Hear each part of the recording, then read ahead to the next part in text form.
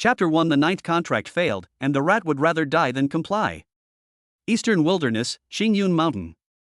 The outer training ground of the beast-taming sect.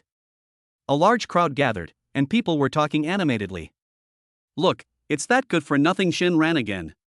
This is the ninth time, isn't it? I bet he'll fail again this time. Bet my ass. Why even bet on this? The butler, expressionless, pulled a furry little mouse out of the cage.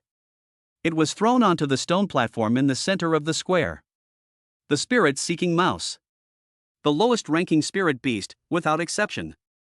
All eyes were on a thin boy in the audience. Shen ran. He took a deep breath and, under countless mocking gazes, stepped onto the contract platform. His fellow disciples who entered the sect at the same time have already advanced their spirit beasts several times. He is the only one who has not yet contracted a spirit beast. Without spirit beasts, one can imagine the predicament of the beast-taming sect. He took on all the miscellaneous tasks for the sect. He endured all the disdain from the sect. He pulled a yellowed talisman from his pocket. This was the last one he obtained by exchanging half a month's worth of sect contributions. Buzz. The talisman paper spontaneously combusted without fire. It transformed into a faint yellow light, enveloping the spirit-seeking rat on the platform. It's done? Shenran's heart was in her throat. The next moment, the spirit-seeking rat inside the light shield suddenly began to struggle violently. His tiny eyes were filled with fear and resistance. It frantically rammed its head against the yellow light shield. Bang! Bang! Bang! Each strike was more ruthless than the last. Finally, with a plop, the little body went limp. A trickle of blood oozed from its mouth, it twitched twice, and then fell completely still. He died. She would rather commit suicide than enter into a contract with him. The entire training ground was initially deathly silent. Immediately, a deafening roar of laughter erupted. Ha ha ha! I'm dying of laughter. Even the spirit-hunting rats have such backbone. Incredible! 9 times. Senior Brother Shen has broken our beast-taming sect's record once again. What's Senior Brother? A piece of trash who can't even form a contract with a spirit beast deserves to be called Senior Brother? The waves of mockery grew louder and louder. Shen ran on the stage was stiff. He crouched down and poked the corpse of the spirit-seeking rat with his finger. It's cold. Translucent. He felt a surge of unease. He transmigrated to this world and worked diligently as a handyman for 3 years. Is he really just a complete waste? Just then, a voice came from behind him. Waste. Shenran turned around, her heart suddenly clenching. Wang Tong. The grandson of Wang Jinchuan, an elder of the outer sect. Beside him stood a stunningly beautiful woman, dressed in a moon-white robe. Her figure was graceful, but her exquisitely beautiful face remained expressionless. The eldest sister of the outer sect, widely recognized as the #1 person in the outer sect. Su Qinghan. Useless trash. The contract failed, so why aren't you getting down here? Don't get in my way and waste senior sister Su's time. Wang Tang's rebuke was extremely harsh. He was carrying a cage containing a small, entirely black leopard. Its fierce eyes clearly indicate it's no ordinary person. Aren't you going to get lost? Seeing that Shenran did not move, Wang Tang felt he had lost face in front of his sweetheart. A flash of annoyance crossed his face. He stepped forward. Without giving Shenran a chance to react, a slap was delivered directly to his face. Bang! A muffled thud. Shenran felt an irresistible force coming from him. He was sent flying out of control. He was at the 2nd level of qi refining, standing before Wang Tang, who had reached the great perfection of qi refining. It's no different from a piece of paper. Thump! He crashed heavily onto the stone slabs at the edge of the square, feeling as if his internal organs had shifted. A sweet taste rose in his throat, and a mouthful of blood trickled down his chin. The audience burst into laughter again. Brother Wang is awesome. Well done. This kind of trash should have been kicked out of the beast-taming sect long ago. Su Qinghan didn't even lift her eyelids once from beginning to end. She walked straight up to the contract table. It was as if everything that had just happened had nothing to do with her. Wang Tang obsequiously handed over the cage containing the moon leopard. Su Qinghan waved her jade hand, and a silver contract talisman flew out. Mysterious runes instantly enveloped the moon leopard. In a short while, the runes merged into the moon leopard's forehead. Contract successful. Oh my god. Senior Sister Sue succeeded to contract a second spirit beast with only a mid-foundation establishment cultivation level. This talent is terrifying. My position as an inner disciple is secure. With Senior Sister's talent, it's not impossible for her to enter the inner sect as a personal disciple. The square was filled with exclamations and praise. This was in stark contrast to his earlier mockery of Shinran. No one paid any attention to the boy coughing up blood in the corner. In this world, the weak do not deserve sympathy. Shinran lay on the ground, surrounded by deafening cheers. Before me stood that figure, surrounded by a crowd, high above everyone else. Humiliation, anger, resentment. Countless emotions surged within him. On what grounds? Why is she so high and mighty, while I can only be trampled on like a dog? Why should I? Just when his consciousness was about to fade, a strange voice rang out directly in his mind. A strong sense of resentment and a desire for conquest has been detected in the host. Conditions met. Jade Beast contract system activating. Activation successful. What is it? Hallucination? Shinran shook his head, but the voice in his mind became clearer and clearer. New player welcome pack has been distributed. Congratulations, host, you have obtained Jade Beast contract talisman Copper X1.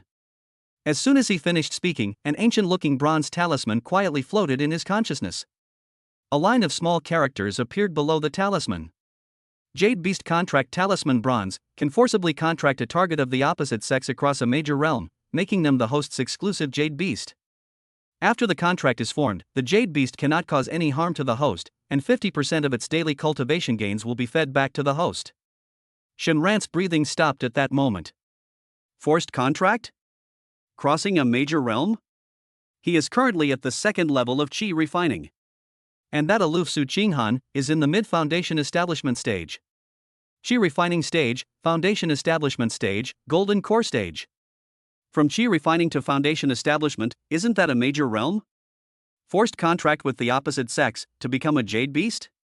A daily reward of 50% of your cultivation level. He struggled to lift his head, his gaze passing through the noisy crowd. He walked past Wang Tong, whose face was full of flattery. He was fixated on that aloof, moon-like figure. The physical injuries and the humiliation in my heart vanished at that moment. Aloof Senior Sister? Genius? First among the outer disciples? He grinned. Saliva mixed with blood dripped from the corner of his mouth. But her smile was frighteningly bright. Aren't you very capable? Don't you look down on me because I'm a piece of trash? Soon, you'll be mine. Chapter 2 Senior Sister, don't be afraid. I'm just giving you a stamp. Shinran coughed up a mouthful of blood. He wobbled as he got up from the ground. Wang Tang's slap. It almost shattered his internal organs. But his consciousness at this moment was frighteningly clear. He ignored the avoidant stares around him. He ignored the deafening cheers from the square. He limped toward the mountainside. That was the only way Su Qinghan could take back to Dingxue Xiaozhu. Seeing his appearance, the surrounding disciples quickly made way for him. They were afraid of getting tainted by this good-for-nothing's bad luck. This piece of trash, has he been beaten senseless? Going further up? Is that a place he can go? Who cares? He's probably looking for a place to jump off a cliff. Shinran ignored these discussions. He endured the excruciating pain and crawled to a bend in the mountain path. He plunged headfirst into the bushes nearby. Every inch of my body is in excruciating pain. But a fire burned in his heart. He brought up the system panel in his mind. Jade Beast contract talisman bronze, 1 remaining. Jade Beast contract slot, 1-1. You only have one chance. It can only succeed, failure is not an option. He lay prone in the grass, silently adjusting his breathing. Not long after, a series of footsteps approached from afar. They've arrived. Shinran squinted through the gaps in the branches and leaves. A figure in moon white walked ahead, her steps light and graceful, exuding a cool and aloof air. It was Su Qinghan. Behind her, a figure was following along eagerly. With a fawning expression, it was Wang Tong.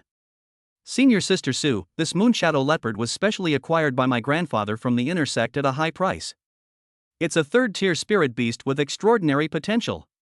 Wang Tong said. He stared greedily at Su Qinghan's graceful back. His gaze was sticky and unsettling, as if he wanted to strip her naked. As for me, I am dull-witted and cannot form a contract with a second spirit beast for the time being. Since you're about to enter the inner sect, I thought I'd just give it to you. Lick it. Lick it hard. Shenran sneered inwardly. The goddess you're currently admiring. It will soon become my personal spirit beast. Su Qinghan naturally felt the disgusting gaze behind her. Her beautiful brows furrowed slightly, and she felt a surge of irritation. If it weren't for the inner sect quota. She didn't want to be with that kind of person for even a second longer. She stopped, turned around, and her voice remained cold. Junior brother Wang, I appreciate your kindness. I know the value of this moonshadow leopard. Once I enter the inner sect, I will definitely exchange it for something of equal value to repay you. I, Su Qinghan, do not owe anyone favors. Upon hearing this, Wang Tang's smile froze for a moment. Is he after a favor? He wants people. But he quickly put on an even more solicitous face. Senior sister, what are you saying? I did this all of my own free will. Besides, my grandfather said that it will happen when you take the test.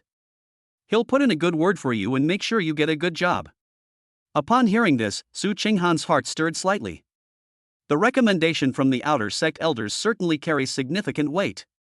She sighed inwardly. Fine, I'll just have to endure it for a few more days. Once inside the gate, the sky is high and the sea is wide. Such ordinary mortals will never appear before him again. She was so upset that she didn't even realize it. In the bushes at our feet. It harbored a faint, almost negligible aura. Just as she was about to turn and leave. A sudden change has occurred. Whoosh! A dark shadow suddenly sprang out from the bushes. Quick! It's almost at its limit. Su Qinghan's pupils suddenly contracted. Her instincts as a foundation establishment cultivator made her want to react instantly. But the distance was too close, and there was no time to react. Smack! A crisp sound. A talisman paper with an ancient bronze sheen. He was pressed firmly against her flat stomach. You're asking for it. Su Qinghan was both shocked and furious. She instantly unleashed her spiritual power, trying to blast the person in front of her away. But it was too late. Buzz. The bronze talisman suddenly burst forth with a dazzling golden light, instantly enveloping her entire body. An irresistible and extremely domineering force. Like a torrent bursting its banks, it surged into her consciousness. Her spiritual power, her foundation establishment stage cultivation that she was so proud of. Faced with this force, it is as fragile as a sheet of paper. It was instantly smashed to pieces. No! Su Qinghan let out a cry of unwillingness in her heart. She could only watch helplessly as the golden light transformed into countless intricate runes. One by one, they were imprinted deep within her soul. Excruciating pain. Humiliation. She felt connected to everything in this world. It seems that everything is being forcibly cut off. Then, it was connected to a completely new one. The source of her intense resistance. Target identified, Su Qinghan. Forced contract in progress? 10%. 30%. 70%. A cold, impersonal system notification sounded in my mind. Shenran pressed down on the talisman tightly. I feel a mysterious connection being established. Wang Tong, standing to the side, was initially shocked, but then filled with boundless rage. Shenran! You son of a bitch! How dare you be disrespectful to Senior Sister Sue? I'll skin you alive today. He saw the figure clearly. It was that piece of trash he had just slapped away. This good-for-nothing not only didn't get far away, but also dared to ambush Senior Sister Sue here. They deserve to die. Wang Tong roared, and his chi-refining perfection-level spiritual power gathered in his palm. Without any mercy, he slapped Shenran on the head. This palm strike brought with it a sharp gust of wind.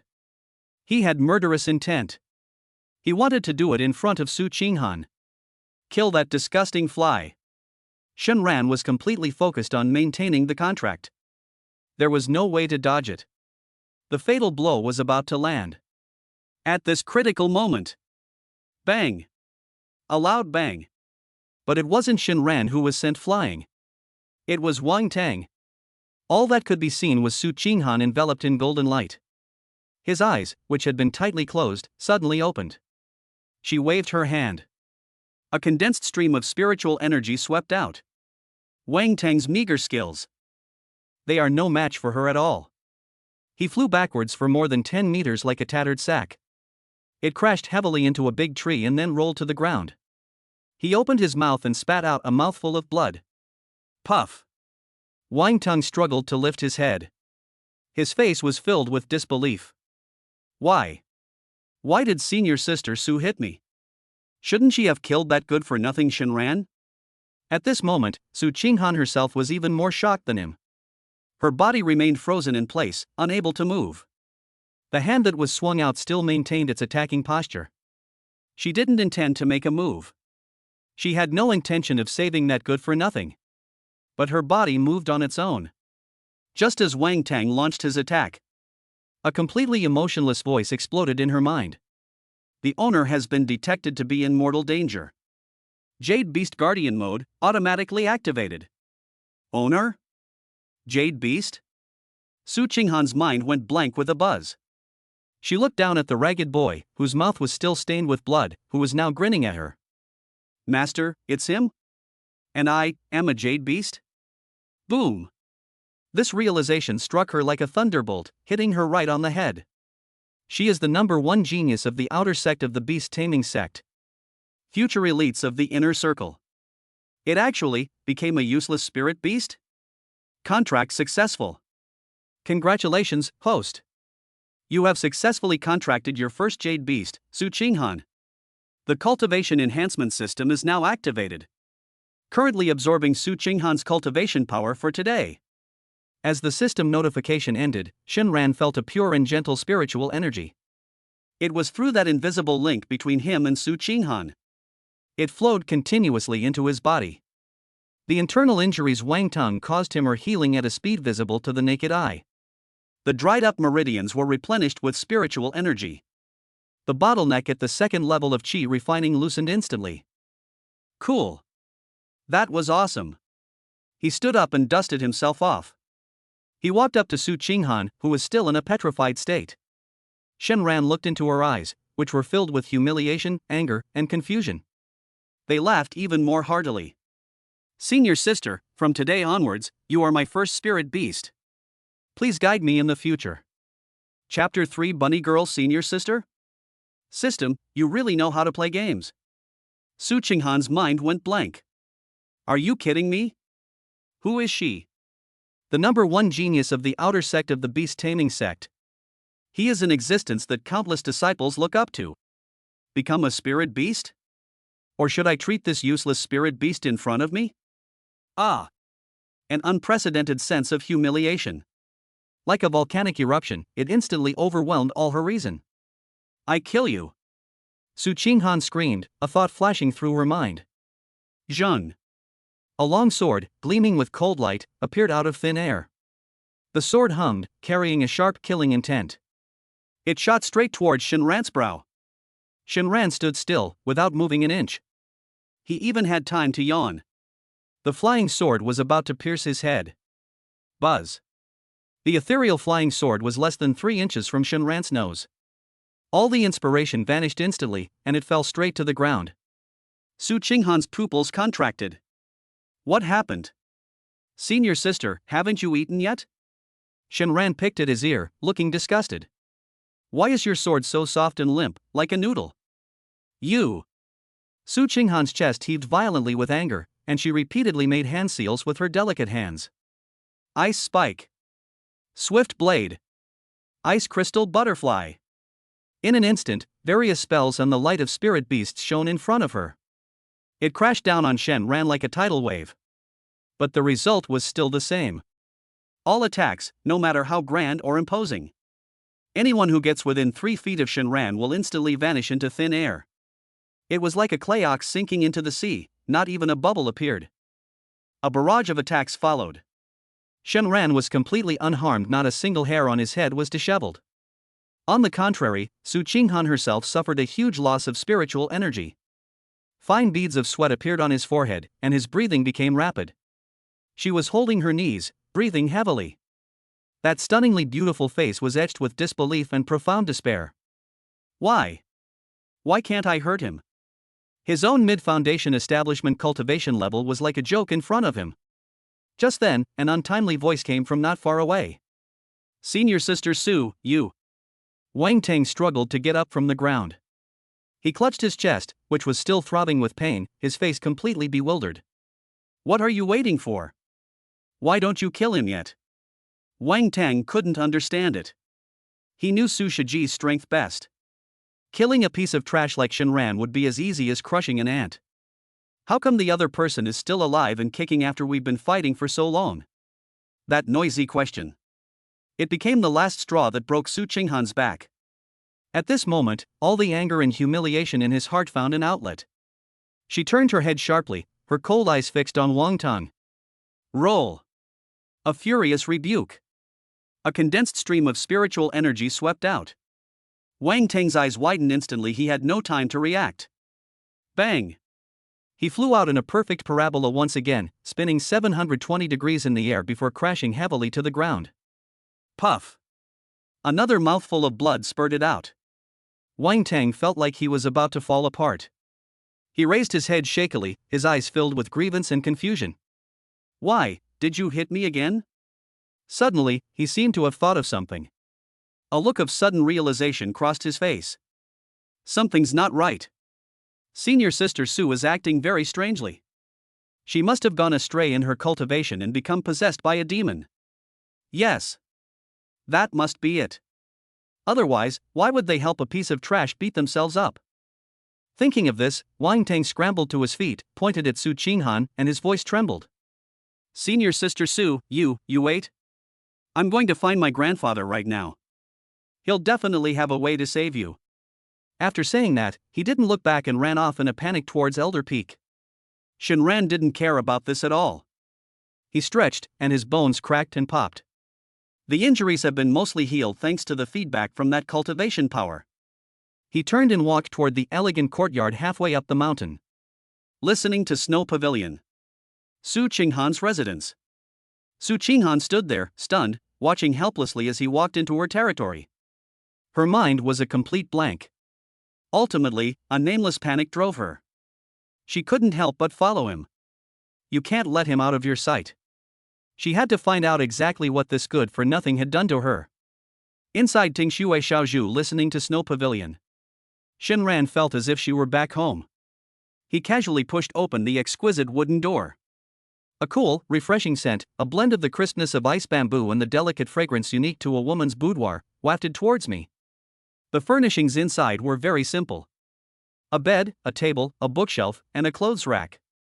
On the clothes rack hung a moon-white outer robe that Su Qinghan had changed out of. Shenran walked over and even reached out to touch it. It's slippery. He walked straight to Su Qinghan's bedside and plopped down on it. Soft. Fragrant. Ah, my senior's bed is still the most comfortable. He leaned back comfortably against the headboard. Su Qinghan followed her in. The first thing she did was to close the door behind her. Click. Not only that, she also used her remaining spiritual power to add a restriction to the door. What happened here must never be known to a third person. What? What did you do to me? Her voice trembled slightly with anger and fear.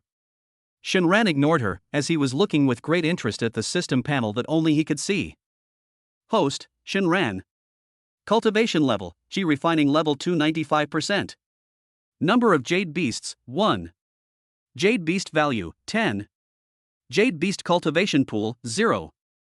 Below the cultivation pool, there is a line of smaller text explaining the process. Of the daily cultivation gains of the Jade Beast, 50% is fed back to the host, 30% enters the cultivation pool, the host can infuse cultivation into any Jade Beast, and 20% goes to the Jade Beast itself. Shenran gasped. Holy crap!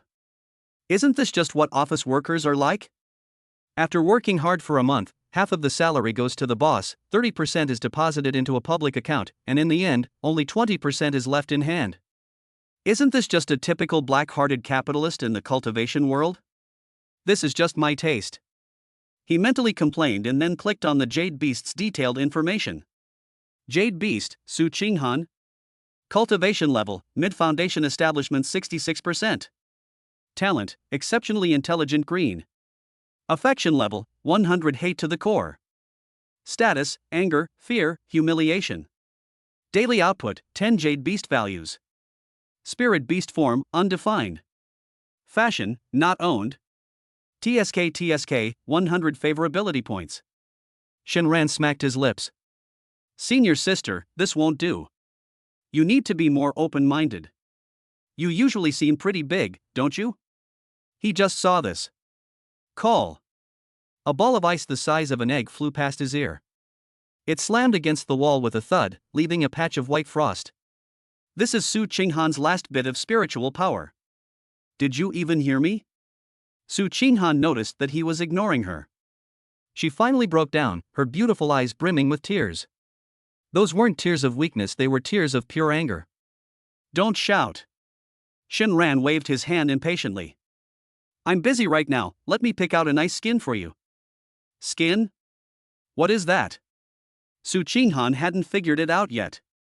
Shenran had already opened the system store.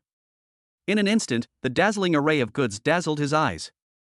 Jade Beast contract slot, 300 Jade Beast values. Jade Beast contract talisman bronze, 500 Jade Beast value.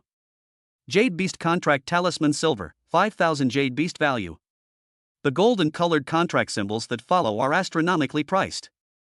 Farewell. Shenran swiped past decisively and saw something else. Fashion, maid cafe, enchantress, cute bunny.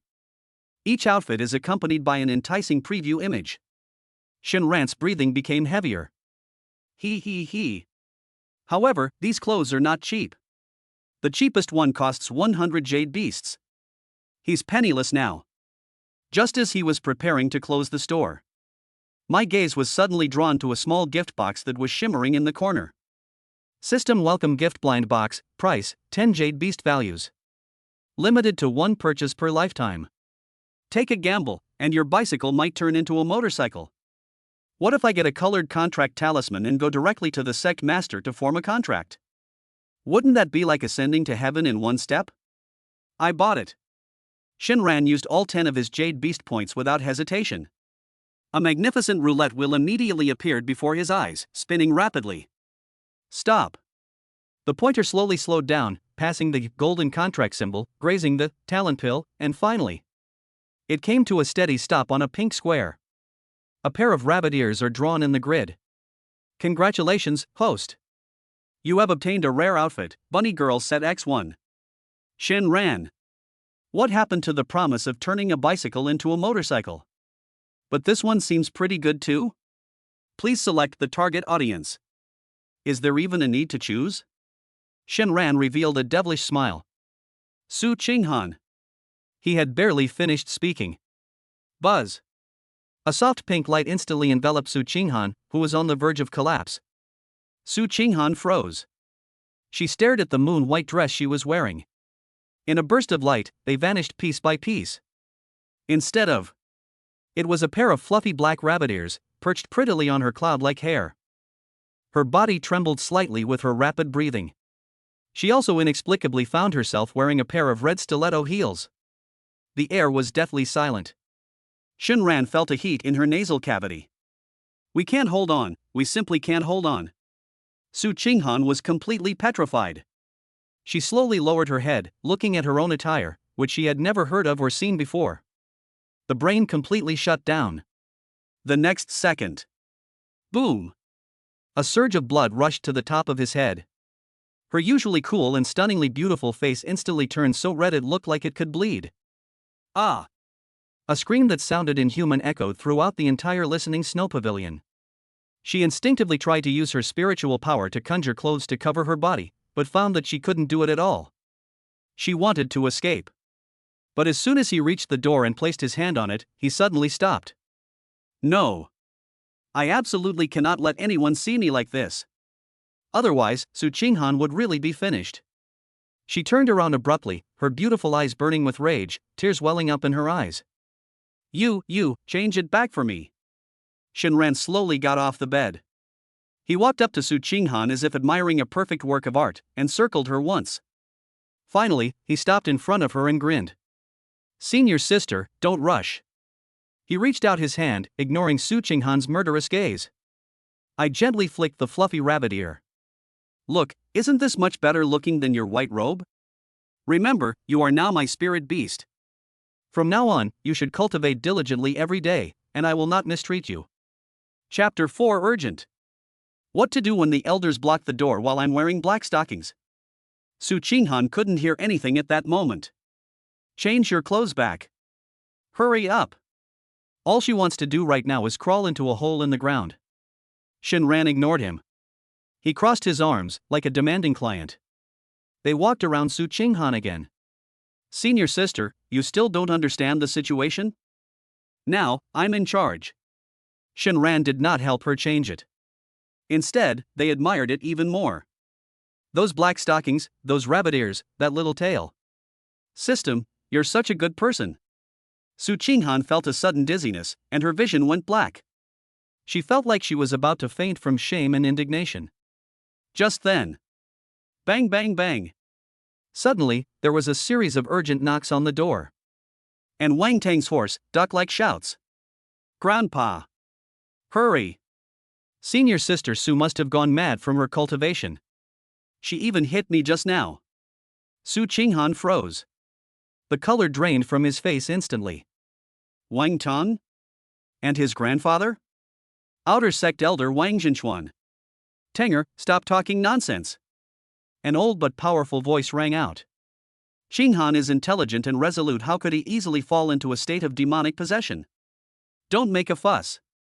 Grandpa. It's true. You'll see if you go in and see for yourself. Wang Tang hadn't finished speaking. The aged voice rang out again, tinged with surprise. Ha! Why is there a restriction on this wooden door? My poor niece, I am Wang Zhenchuan. May I ask that you open the door and see me? It's over. Su Qinghan's mind went blank. A blank page. If Elder Wang and Wang Tang saw me like this, she would rather commit suicide on the spot. Shinran's smile deepened. He looked at Su Qinghan with great interest. That look seemed to say, what should we do? Wang Zhenchuan waited outside the door for a moment. There was no response, and the voice became low. Tanger, step back. It seems something really has gone wrong inside. Wait until I break through this restriction.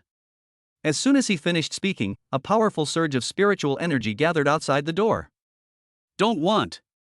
Su Qinghan was terrified and rushed to Shinran. They no longer cared about pride or dignity. She grabbed Shinran's arm, her voice trembling with tears. Please. Help me change my clothes back right now.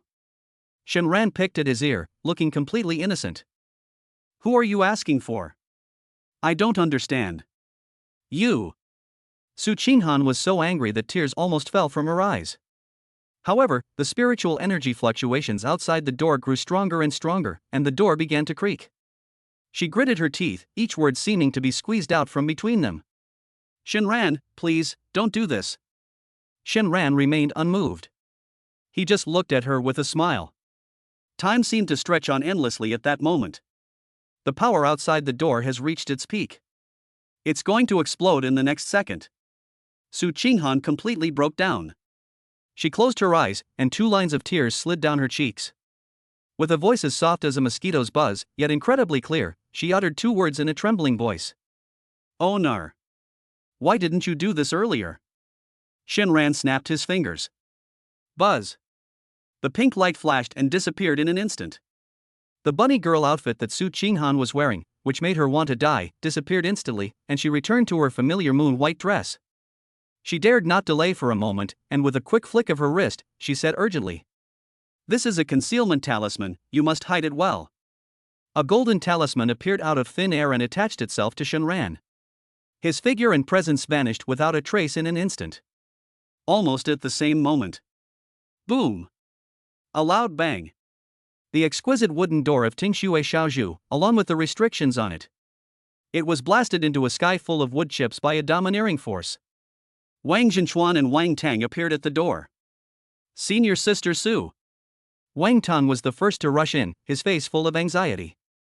Then, he froze. Su Qinghan was sitting cross-legged on the bed. His eyes were closed, and his spiritual energy was stable and swirling around him. Her long, black hair cascaded down like a waterfall, and her moon-white robe was spotless. It made her look like a fairy from the Moon Palace, pure, dignified, and beautiful. Where is there even a hint of demonic possession? Senior Sister Su, you're all right? Wang Tang was dumbfounded. Su Qinghan slowly opened her eyes. There was no emotion in those cold eyes. She stood up and first glanced at the smashed door. His brow furrowed almost imperceptibly. Then, she gracefully bowed to Wang Zhenchuan. Qinghan greets Elder Wang. Thank you for your trouble, Elder. Her voice was clear and cold, with just the right amount of weakness. Qinghan was fortunate enough to obtain a spiritual pill yesterday and is eager to refine it. Unexpectedly, the medicine was too strong, and my spiritual energy leaked out earlier, accidentally injuring junior brother Wang. It was truly my fault. The medicinal effects have now been completely neutralized, and there is no major problem. These words were perfectly watertight. After listening, Wang Tang suddenly understood. So that's how it is. But then he suddenly remembered something and asked urgently. Where's Shenran? Where's that good-for-nothing? He ambushed you earlier, where did he go? He absolutely cannot let that bastard get away with this. Su Qinghan remained expressionless. I've already punished him and sent him away. Wang Zhenchuan stood aside and looked Su Qinghan up and down. Aside from the fact that his breathing was indeed somewhat weak, he was full of energy and had clear eyes. There was no sign of him being possessed by evil spirits. His face immediately darkened, and he turned around and launched into a tirade against Wang Tang. You insolent brat! Such a trivial matter, why are you all so flustered? What kind of behavior is this? How many times have I told you, you must stay calm in the face of trouble? Look at yourself, and then look at how poor they are. It's been so many years, and you're still stuck in the chi refining stage. You can't even get close to foundation establishment. What kind of future do you have? Wang Tang was thoroughly scolded, and he felt so embarrassed he almost shrunk his head to his crotch. After scolding his grandson, Wang Zhenchuan put on a kind smile and walked to the table to sit down by himself. Qinghan, don't mind him, this kid just needs to be taught a lesson. He then changed the subject. By the way, you successfully contracted your second spirit beast today. The inner sect already knows about this, and the sect has high hopes for you. Tomorrow, elderly from the inner sect will personally come down to preside over the review of your inner sect disciple qualification. You'd better perform well then, and I'll put in a good word for you. Upon hearing this, a glimmer of light finally flashed in Su Qinghan's beautiful eyes. Inner gate. As long as we can get through the inner door, her cultivation resources will be dramatically improved. Thank you so much, Elder Wang. I will never forget your kindness. She bowed again. Oh, no need to be so polite, we're all family here. Wang Zhenchuan waved his hand and said meaningfully. In the future, once that good-for-nothing Wang Tang has established his foundation, I will find a way to send him into the inner sect. When the time comes, you two must help each other out and visit each other often. Su Qinghan felt a wave of nausea. To help each other out with someone like Wang Tang? But she dared not show it on her face and could only lower her head and agree. No matter how talented or arrogant she is. Faced with the deeply entrenched power of sex, they had no choice but to bow their heads. After exchanging a few more pleasantries, Wang Zhenchuan left with a disheveled Wang Tang. Su Qinghan personally escorted them to the door, her fists clenched tightly in her sleeves. She wished she could punch that sleazy Wang Tang to death. Just then, a lazy voice drifted out behind her. Senior sister, your talisman is really useful, even the elders couldn't detect it. Shenran's figure appeared out of thin air in the room, leaning against her bedside. Su Qinghan turned around and snorted coldly. What kind of elder is he? He's just a foundation establishment cultivator at the great perfection stage. Her tone was full of disdain. His cultivation level was artificially built up through elixirs and the passage of time. I have no hope of achieving the golden core stage in this life, so I can only act arrogantly and domineeringly in the outer sect. Shenran glanced at her with some surprise. So arrogant? If they try to pressure you with their status again in the future, just ignore them. Shinran sat up in bed and said. Upon hearing this, Su Qinghan felt even more agitated. Easy for you to say. The inner sect examination is extremely rigorous. Sometimes it takes several years for even one person to pass. I must seize this opportunity. Oh? You're so eager to improve? Shinran smiled. He walked up to Su Qinghan and said matter-of-factly. You are now my spirit beast, so I will naturally take care of your cultivation. Be a good boy and listen to me from now on. What does a mere inner sect qualification matter? Su Qing suddenly remembered her identity as a jade beast. I recalled the humiliating outfit I had just worn. Her usually cool and aloof face suddenly flushed red. Anger and humiliation surged up again. You? However, a crisp notification sound rang in Shinran's mind. Bite. Su Qinghan's favorability +1. Current favorability rating, 99. Deeply resentful. Shinran, ? Chapter 5, My senior sister becomes a power bank, while I level up while lying in bed. Shinran looked at the 99 on the system panel. I looked at that little +1 again. Happy. Interesting. That's so interesting. He made some harsh words, but his favorability rating secretly increased by 1 point? Who would have thought this aloof senior sister? Is she still a proud and arrogant person at heart? Shinran's heart stirred, and his gaze roamed unabashedly over Su Qinghan. I have to say, that figure is absolutely stunning. Although the moon-white long dress was loose, it couldn't hide her exquisite curves at all. Especially since she was so angry that her chest was heaving. That breathtaking arc is sure to spark the imagination. No wonder Wang Tang was acting like a simp, fawning over her. You wouldn't believe it, would you? Now, this perfect work of art is mine. Just as Shinran was sizing up Su Qinghan. Su Qinghan was also looking at him coldly. Her mind was racing with calculations. Shinran. Even if she didn't want to hear it, she had already heard of this name countless times. It's not because he's so strong, but because he's so useless. After 3 years of training, he still couldn't contract a single spirit beast. This set a shameful record for the most defeats suffered by a sect. No mentor, no background. All he could do all day was dirty and tiring work in the menial office. In the eyes of someone like Su Qinghan, who is single-mindedly pursuing the Tao and regards talent as everything, people like Shinran are just dust on the path of cultivation.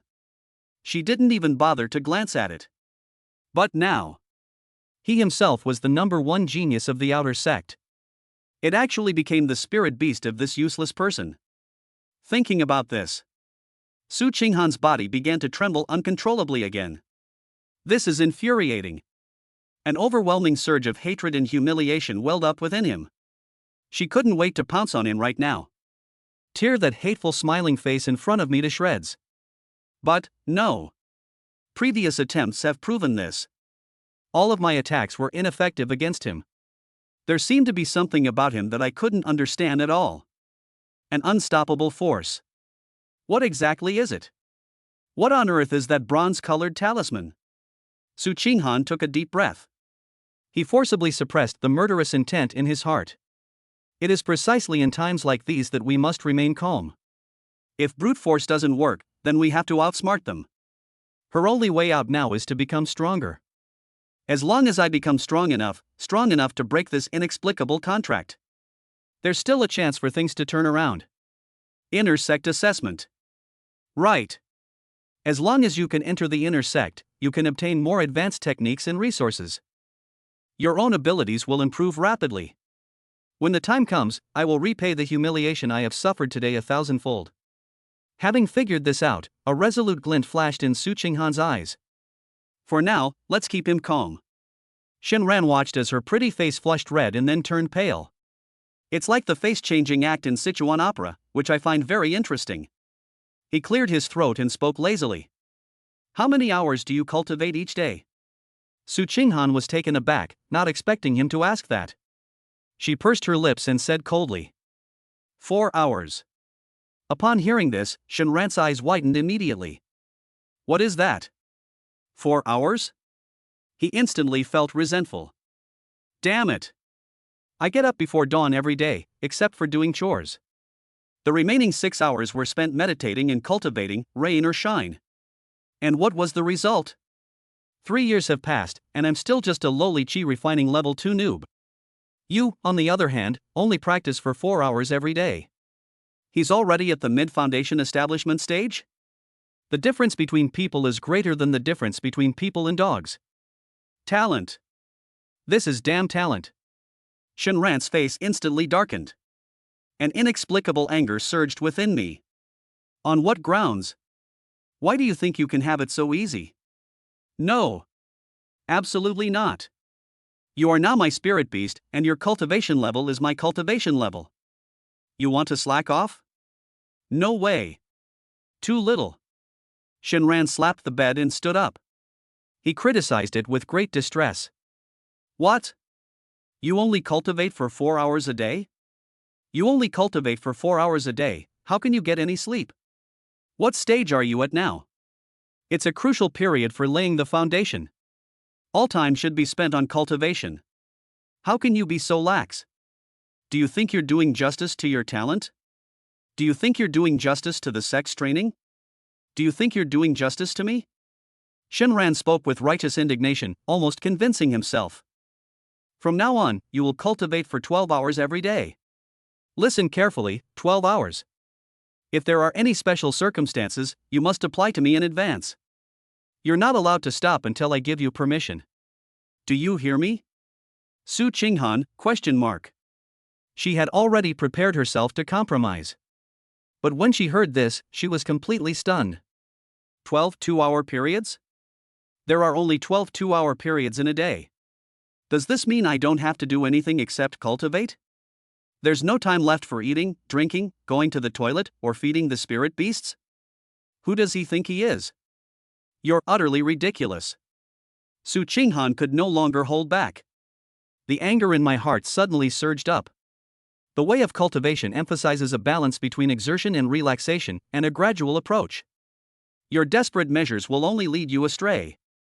She tried to reason with this idiot. Shenran picked at his ear, looking disdainful. Going astray in cultivation? That's because your cultivation method is incorrect. From today onwards, you only need to focus on cultivation. I will take care of the rest. You. Su Qinghan was so angry that she couldn't speak. Her full breasts heaved violently. How? Shenran grinned, revealing a set of white teeth. You seem pretty resentful? He slowly raised his hand and snapped his fingers. Buzz. The familiar, unforgettable pink glow emanating from Su Qinghan reappeared once more. Her body froze instantly.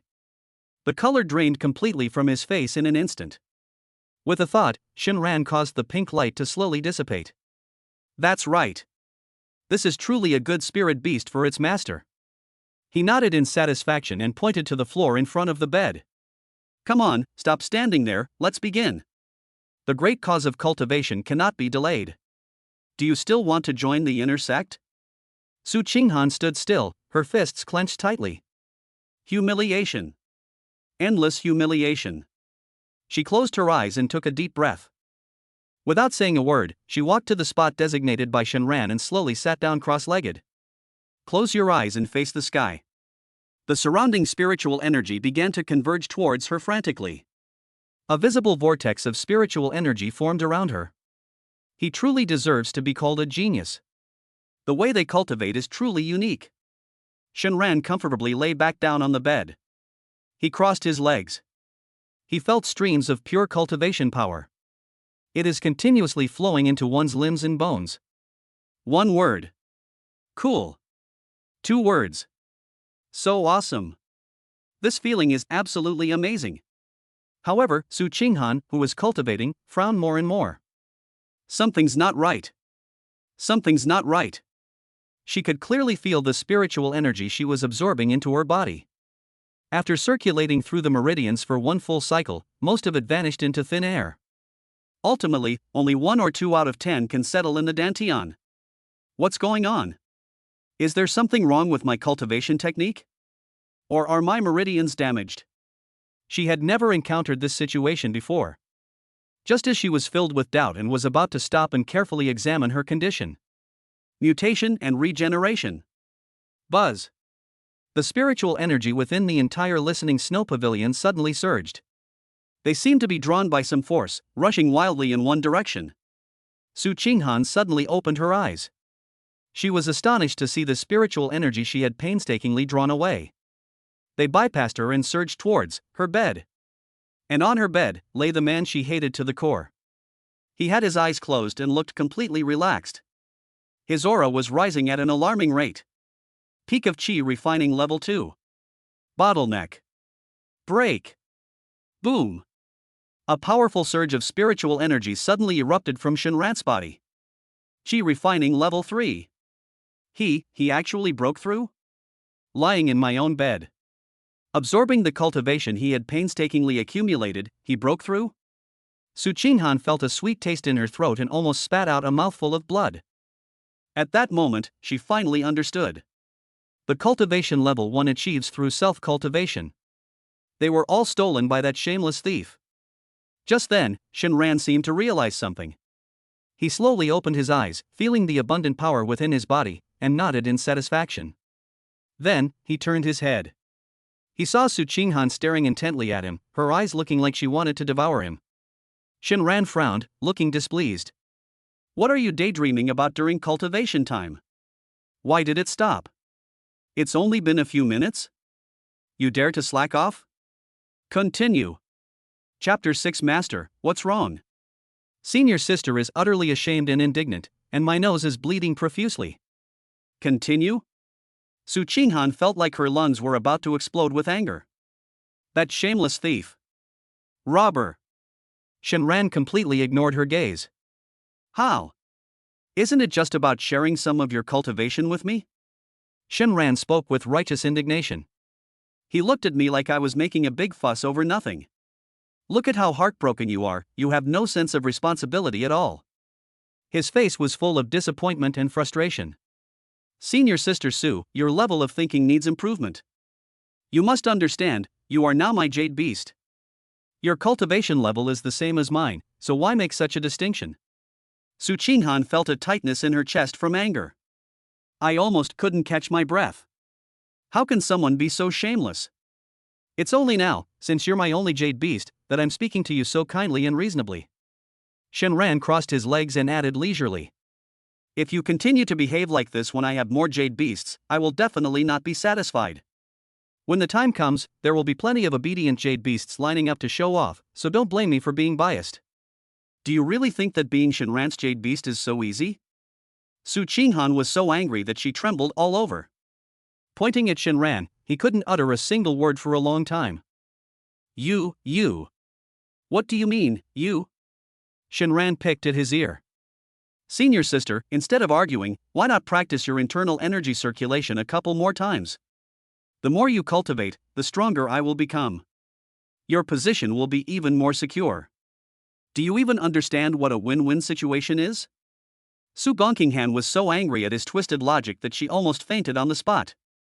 She took a deep breath, then another. Finally, she abruptly closed her eyes. I will no longer look at that hateful face. Tolerate. I'll endure it. A gentleman takes his revenge, even after 10 years.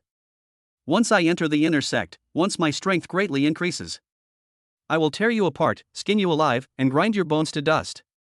She forced herself to calm down. He entered a state of cultivation once again. This time, she was filled with hatred. It frantically absorbed the spiritual energy of the surrounding heaven and earth.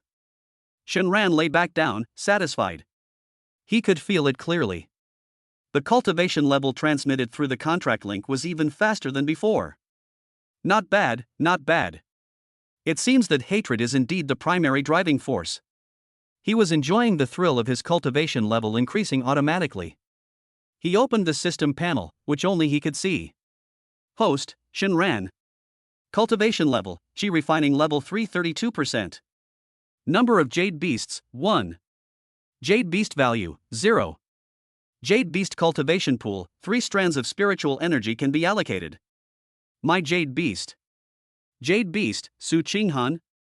Cultivation level, mid-foundation establishment 68%. Talent, exceptionally intelligent green. Affection level, 99 deeply hates. Status, humiliated, resentful, cultivating. Daily output, 10 jade beast values. Spirit beast form, undefined. Owned outfit, bunny girl set x1. Not bad, not bad. There are already 3 strands of spiritual energy in the cultivation pool. This is 30% of Su Qinghan's cultivation results this afternoon, all of it is the essence. The only problem is that the Jade Beast's value is a bit too low. He opened the system store and his eyes fell on 2 key items. Jade Beast contract slot, 300 Jade Beast values. Jade Beast contract talisman bronze, 500 Jade Beast value.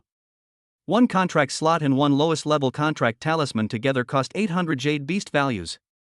Su Qinghan can only produce 10 points a day. That will take a full 80 days.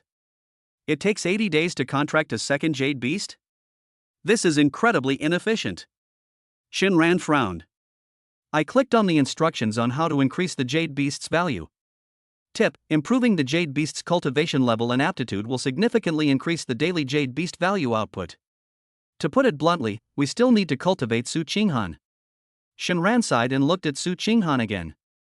Senior sister, your mid-foundation establishment cultivation is not good enough. It's simply not good enough. You'd better work harder for our shared future. Su Qinghan. She didn't want to talk, she only wanted to kill. Shinran gazed at Su Qinghan's curvaceous and alluring figure. And that stunningly beautiful face flushed with anger. A thought suddenly struck me. Cultivating in such a dry and boring way is so meaningless. We need to find some fun. A wicked smile crept across his lips as a thought flickered in his mind. Buzz. A barely perceptible pink light instantly enveloped Su Qinghan, who was focused on her cultivation. The light flashed and disappeared in an instant. Her pristine white dress vanished once again. She changed into that bunny girl outfit. Every curve is breathtaking. At this moment, the owner of all this is keeping his eyes closed. Aloof, pure, and proud. This creates a stark contrast with her alluring and revealing attire. Shinran felt like her nose was about to bleed. He lay on his side on the bed, supporting his head with one hand. He just stared at her without moving. A feast for the eyes. Time passed slowly in this eerie and sensual atmosphere. The sun sets in the west, and dusk is approaching. Shinran stood up and stretched. Although now we have Su Qinghan as our ultimate trump card. But we still need to put on a good show. His current status. He was still that handyman disciple living in the wooden house at the foot of the mountain. He walked to Su Qinghan's side. Looking at that stunningly beautiful face so close to my eyes, I felt great. Practice diligently, I'm leaving now. He patted Su Qinghan on the shoulder and said with a grin.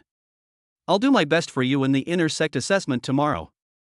Su Qinghan was overjoyed. This demon is finally leaving. She slowly opened her eyes, nodded coldly, and gestured for him to get lost. But the next second, her gaze fell on herself. The air froze. Black stockings.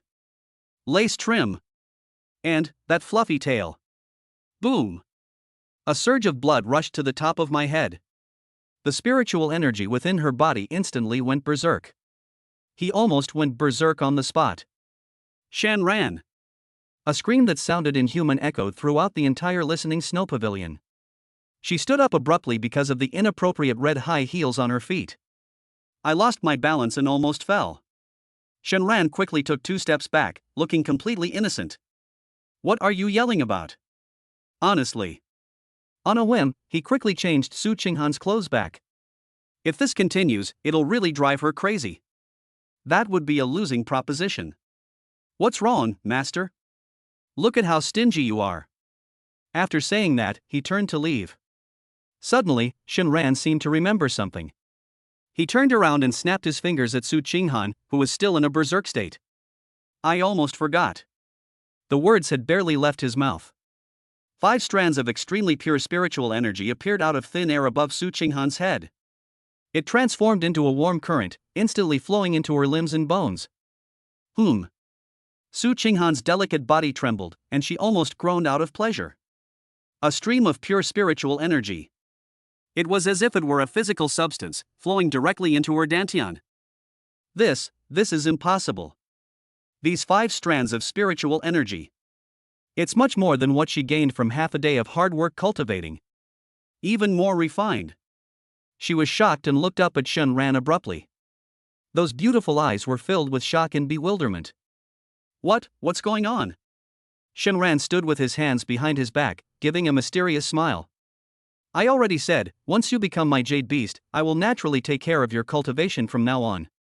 As long as you behave well, you'll get plenty of benefits. After saying that, he didn't linger and turned to leave. Su Qinghan stood there, stunned.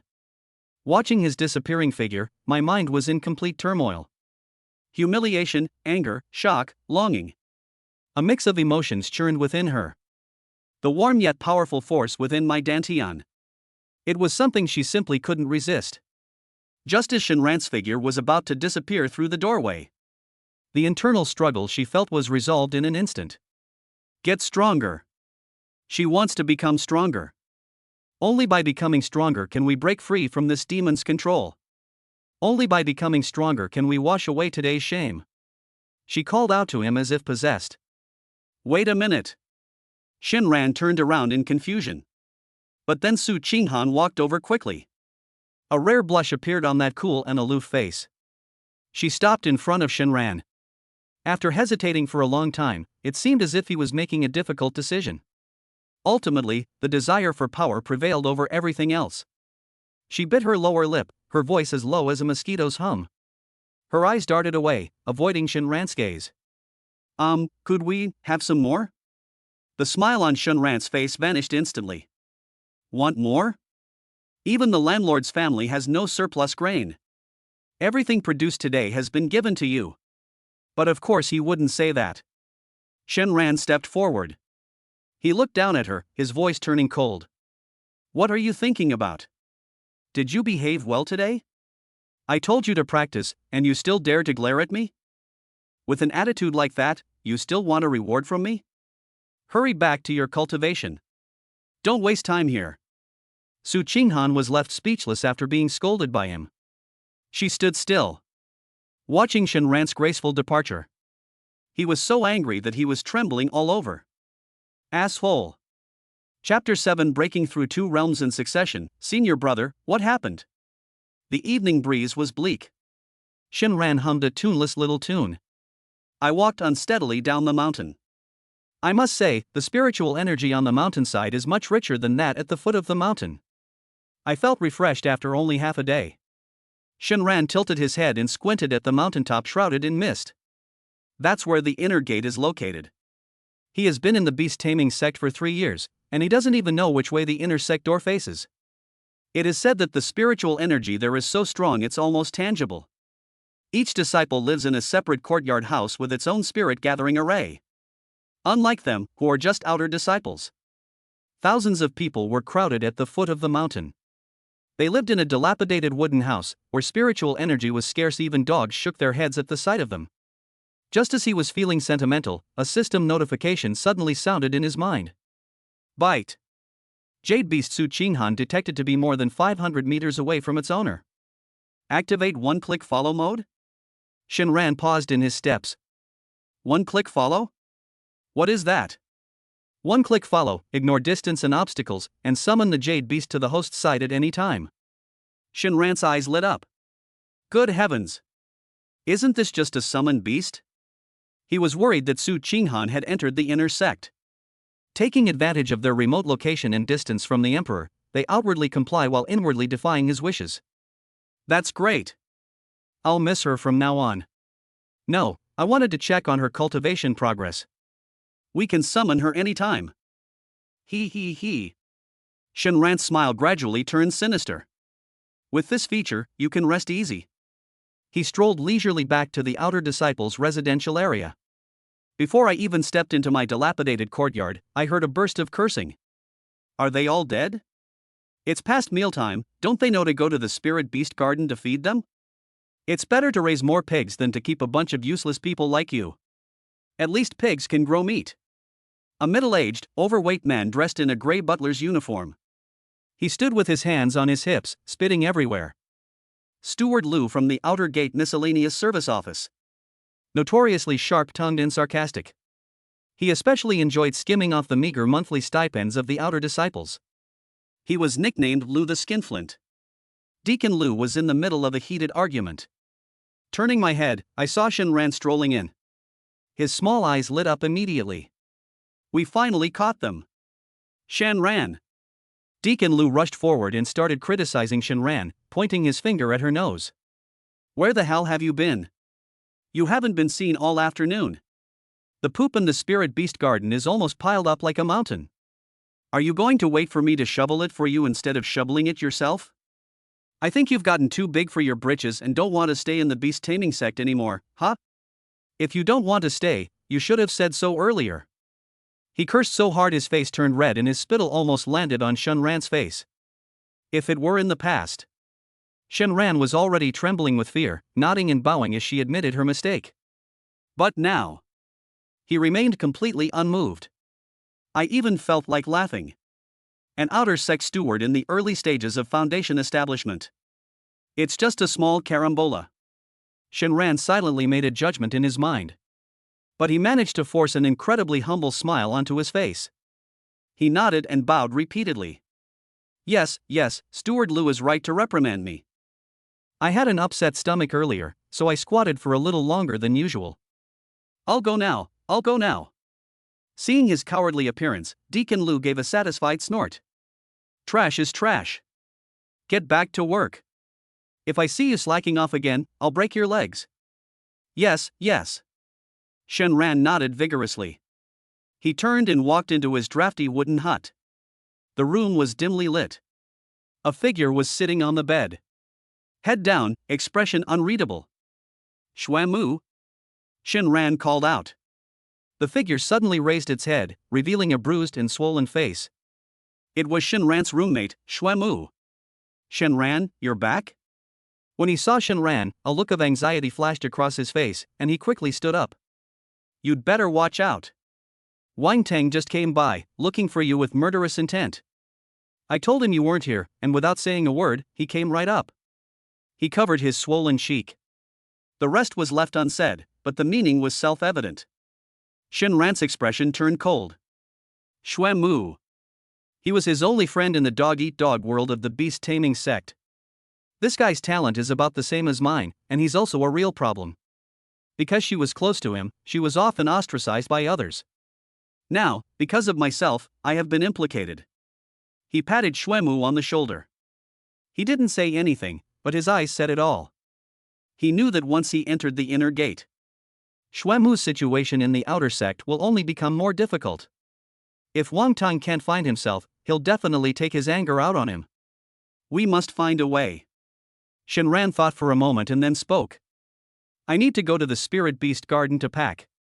Want to come with me? Xuanmu was taken aback for a moment, then nodded emphatically. Walk. He did not hesitate at all. He got up and followed Shinran outside. The spirit beast garden at the foot of the mountain. Dozens of fences divide the area into areas of varying sizes. They kept various low-level spirit beasts in captivity. The air was filled with the fragrance of medicinal herbs and the stench of excrement.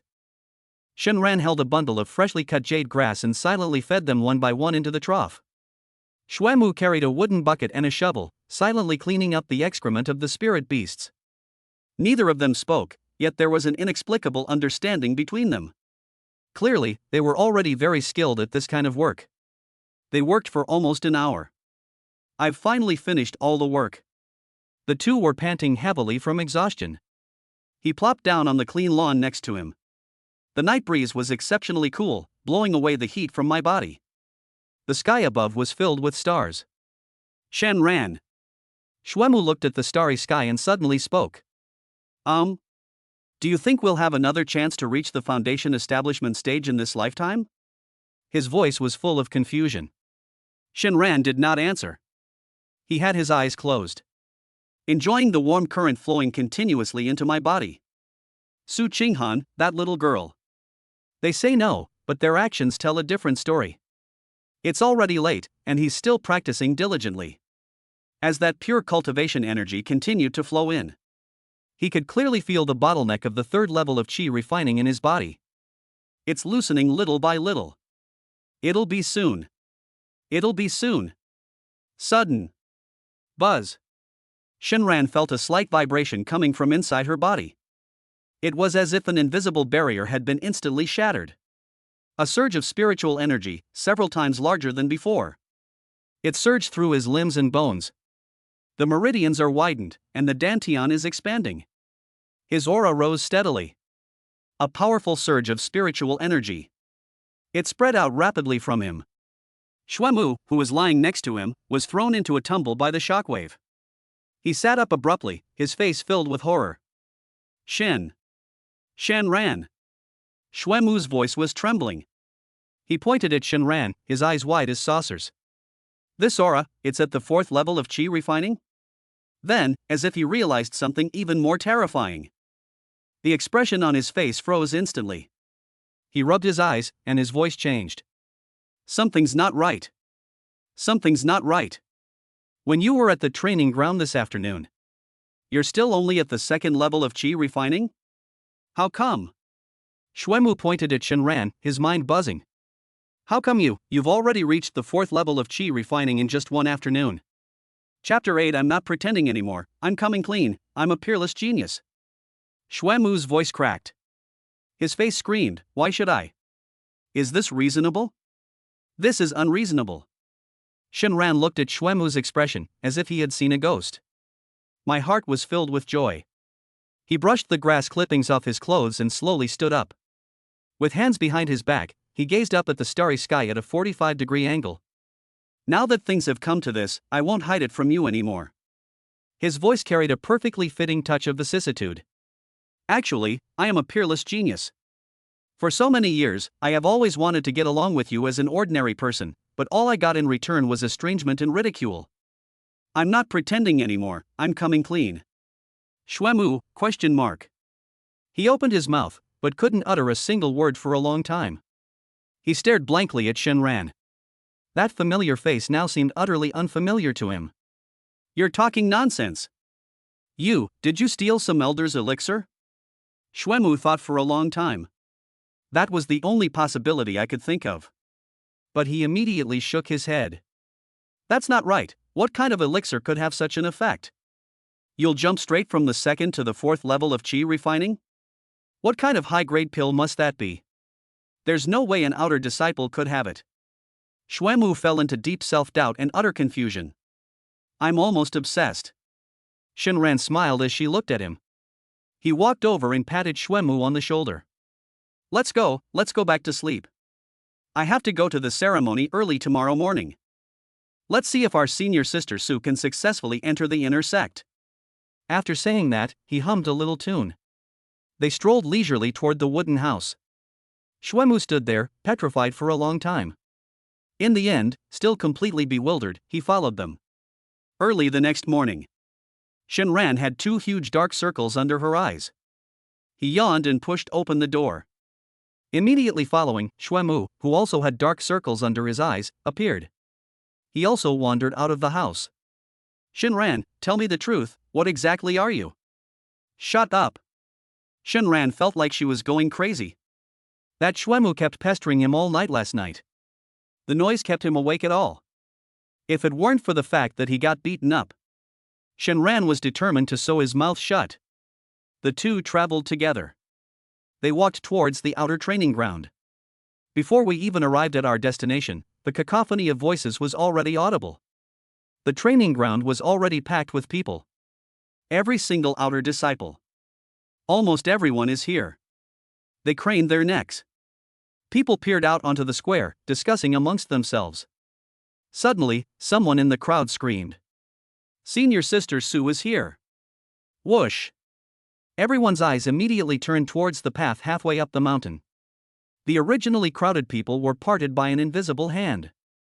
A new channel was automatically created. Under the spotlight, a stunningly beautiful figure walked gracefully towards us. Today, Su Qinghan wore a light purple flowing cloud dress. Her skirt swayed gently with her steps, as if she were walking on clouds. Her long, black hair was tied up with a simple jade hairpin, with a few strands hanging down in front of her smooth forehead. This made her pretty face appear even more pristine, as serene and cool as the moon. She just walked on like that, without looking at anyone. But that innate pride and purity. But it made everyone around him feel ashamed and dare not look him in the eye. My goodness. Senior Sister Sue looks so beautiful today. What is a fairy? This is what a fairy is. If I could marry Senior Sister Sue, I'd be willing to die right now.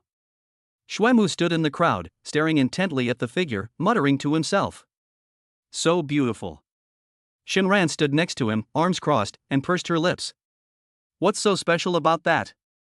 Wearing black stockings, that's what real beauty is. Su Qinghan walked straight to the center of the square and slowly came to a stop. Her eyes were clear and cold. He glanced at the dark mass of people, seemingly unintentionally. Then, it landed precisely on Shinran. She saw it. I saw that despicable guy. He was grinning mischievously at her. Su Qinghan's delicate body trembled almost imperceptibly. An unnamed anger. It suddenly surged up from the bottom of my heart. Last night, after that bastard left, his cultivation level was still being continuously drained away. She practiced diligently all night. They've all done this for him. That shameless bastard. The thought of this made her so angry that her liver ached. She clenched her teeth and abruptly turned her head to the side. I will never look at him again. This subtle movement. But Xuemu, who was standing next to Shinran, saw everything. Xuemu's body froze instantly. He grabbed Shinran's arm excitedly, his voice trembling. Shinran. Did you see that? Did you see that? Senior Sister Sue. Senior Sister Sue seems to have glanced at me just now. Shinran. Bro, you're hopeless. Just then. Call out. A streak of light streaked across the sky. It carried a chilling, oppressive aura. It instantly pierced the sky. They descended onto the stands of the martial arts arena. The light faded. An elderly man dressed in a blue Taoist robe, with an air of otherworldly wisdom. It appeared out of thin air before everyone's eyes. His hair and beard were all white, and his face was thin and gaunt. His eyes, however, were as sharp as an eagle's. A terrifying aura belonging to a golden core cultivator. It emanated unintentionally, yet it dominated the entire scene. Greetings, elderly. Wang Zhenchuan and other outer sect elders. They quickly stood up from their seats and fawned over them. Elderly, your presence is an honor. We are so sorry for not welcoming you properly. Elderly is as dashing as ever.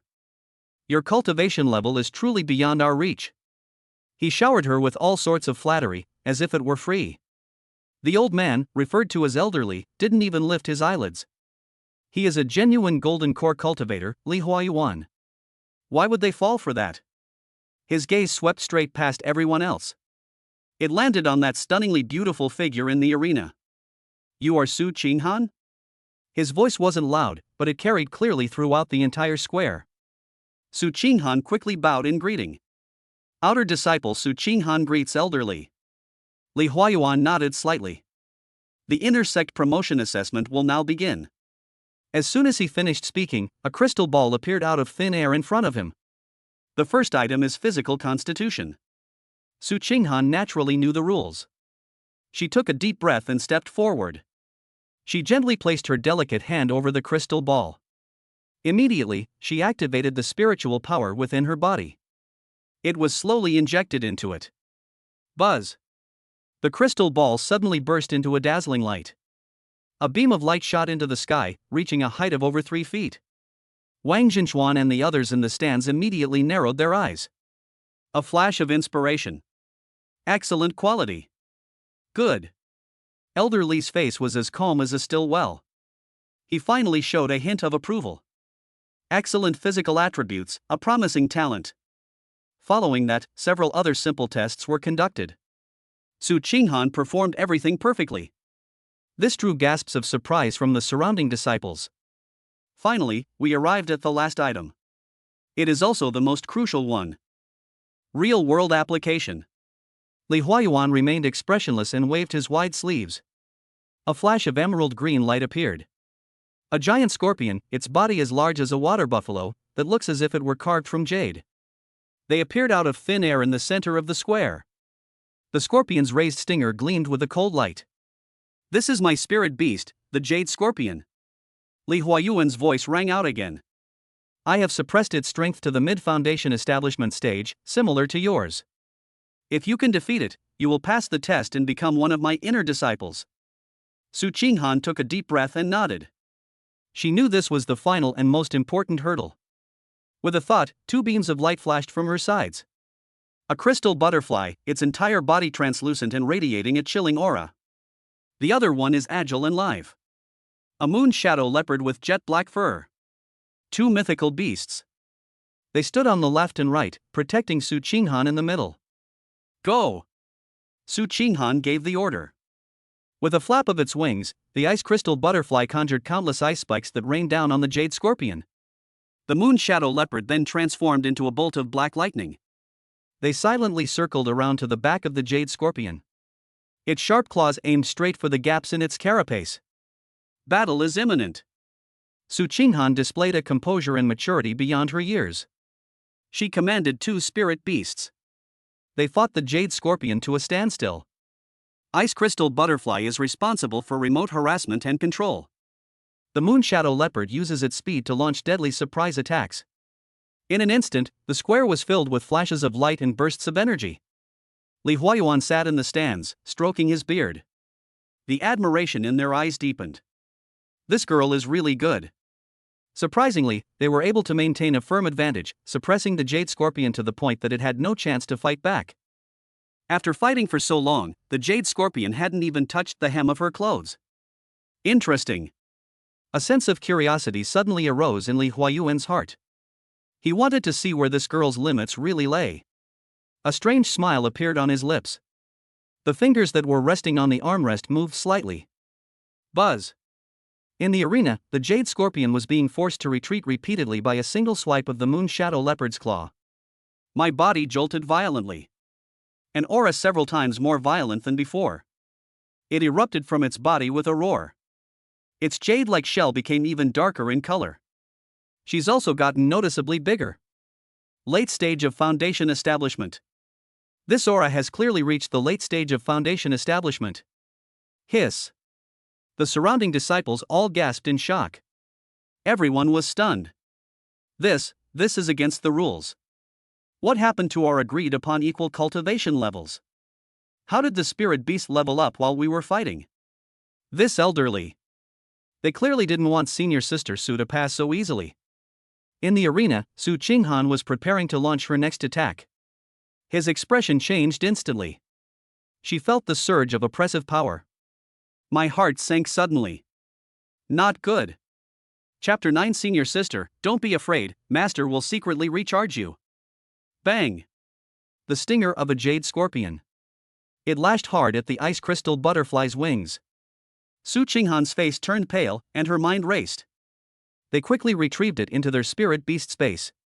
Only one moon shadow leopard remained. They are no match for spirit beasts in the late foundation establishment stage. In the first exchange, it was swept away by the jade scorpion's enormous pincers. He rolled several times on the ground before he could barely stand up. It emitted mournful cries from its throat, clearly indicating that it had also suffered a serious injury.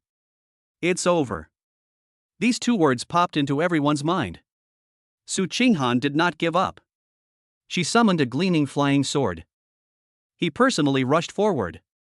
The sword light flashed like water. But this scorpion's suppression wasn't just limited to cultivation level. It is itself a spirit beast of golden core cultivators. His physical body had already been tempered to be incredibly strong. I can't hurt it at all. On the contrary, it was the jade scorpion's casual counterattacks that were the real problem. All of these situations put her in grave danger. Su Qinghan could only dodge awkwardly, and the situation took a sharp turn for the worse. The disciples surrounding the training ground. My heart was in my throat. How do we fight this? Elder Li is going too far. What happened to the agreed-upon battle between opponents of the same level? Isn't this making things difficult for her? Senior Sister Su has already performed very well. Wang Jinchuan and other outer sect elders. They looked at each other, not daring to utter a sound. Li Huayuan is an inner sect elder and a golden core cultivator. Who dares to question what he's going to do? Among the crowd, Shinran frowned. This elderly is a bit underhanded. He opened the system panel. Jade Beast Cultivation Pool, 7 strands of spiritual energy. This is the result of Su Qinghan's hard work cultivating all night yesterday. Originally, he planned to save it up and use it as a reward for her in the future. But now, Shenran glanced at the stunningly beautiful figure in the midst of danger. How dare you bully my jade beast like this? Elder Li sat in the stands. Actually, I was overjoyed inside. Excellent, truly excellent. He remains calm under pressure and has a resilient character. He's a promising talent. He has fully accepted Su Qinghan. The reason for the sudden increase in the Jade Scorpion's strength. I just wanted to see where this girl's limits were. That's enough. If we keep fighting, it might really hurt someone. He was about to speak and announce the end of the assessment. Just then, a sudden change has occurred. In the arena, Su Qinghan was being forced into retreat by the Jade Scorpion.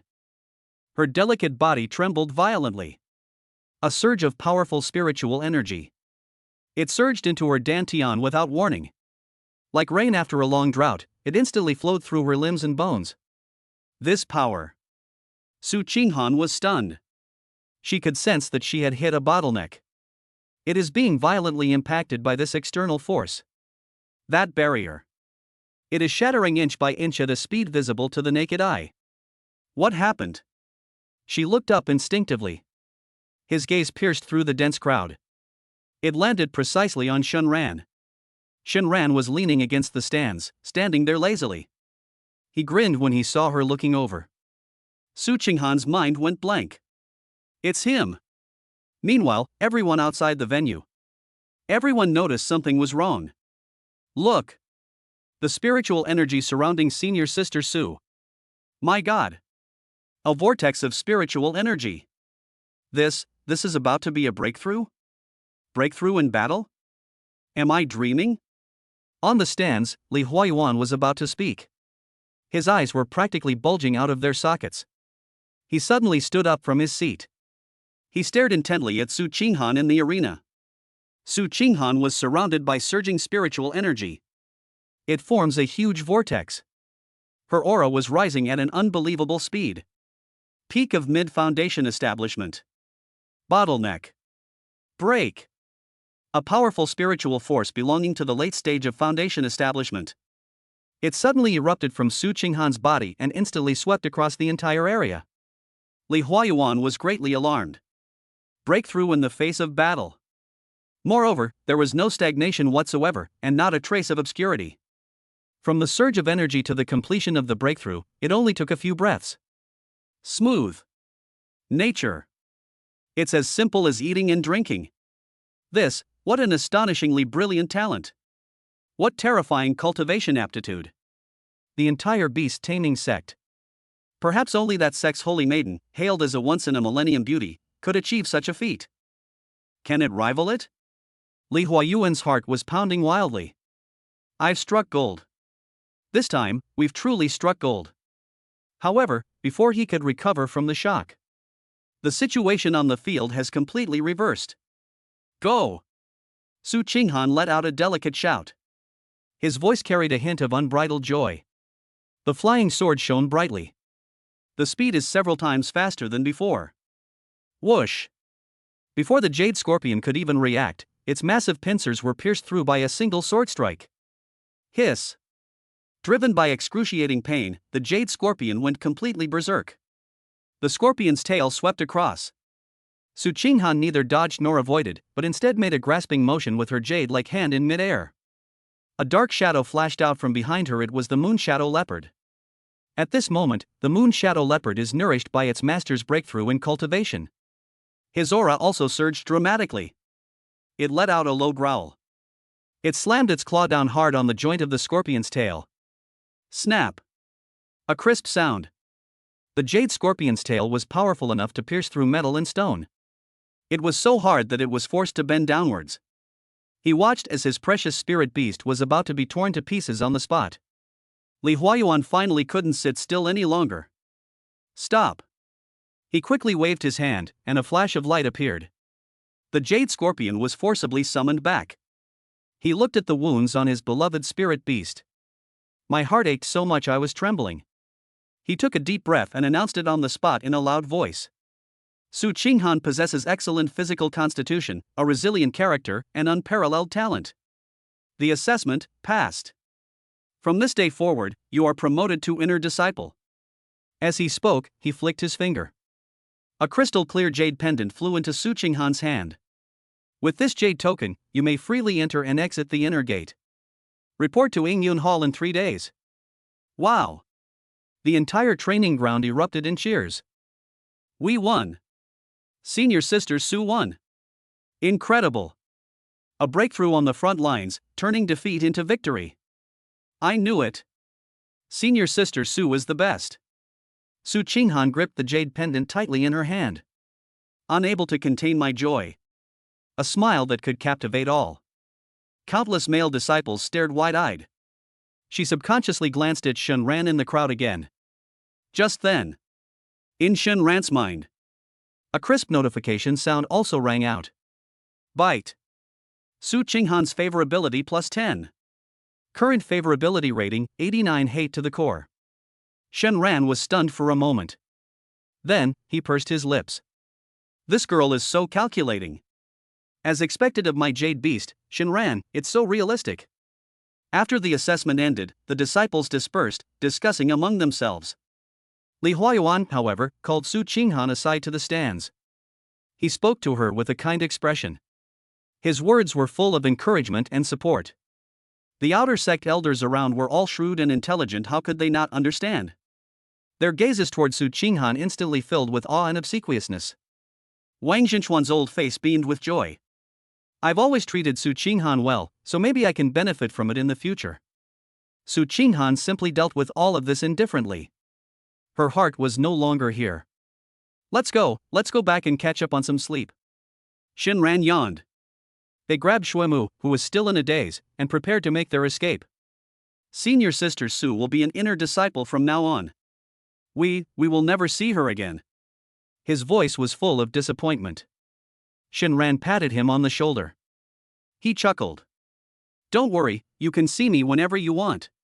Xuemu looked at him with a puzzled expression, about to speak. Sudden. A loud shout rang out from behind the two of them. Stop! Shen Ran and Xuemu turned around. Wang Tang was seen leading a dozen or so lackeys. They surrounded them with unfriendly expressions. Wang Tang's face was covered in bruises. It was Su Qinghan who slapped him yesterday. He stared intently at Shen Ran, his eyes fixed on her. It was as if they wanted to devour him alive. You beast, I finally caught you. What did you do to Senior Sister Su yesterday? Today, I'm going to cripple you. Chapter 10. The entire sect was dumbfounded. Senior Sister Su teleported to save the sect's useless member? Xuemu saw this situation. He was terrified on the spot. Run! Shen Ran, run! He grabbed Shen Ran's arm. You have to go into the crowd. But Shen Ran remained completely still. Instead of running away, they turned around. He slowly straightened his collar. There was not a trace of fear on his face. The disciples who had already dispersed saw that there was another commotion to watch. They swarmed around them again in a flash. The protagonist is still Shen Ran, the laughingstock of the entire sect. This is going to be interesting. It's over. I'm definitely going to die this time. Xuemu was so anxious he almost cried. He looked towards the stands in the distance. The outer sect elders were still fawning over Li Huayuan and Su Qinghan. Nobody was looking this way. Relying on them?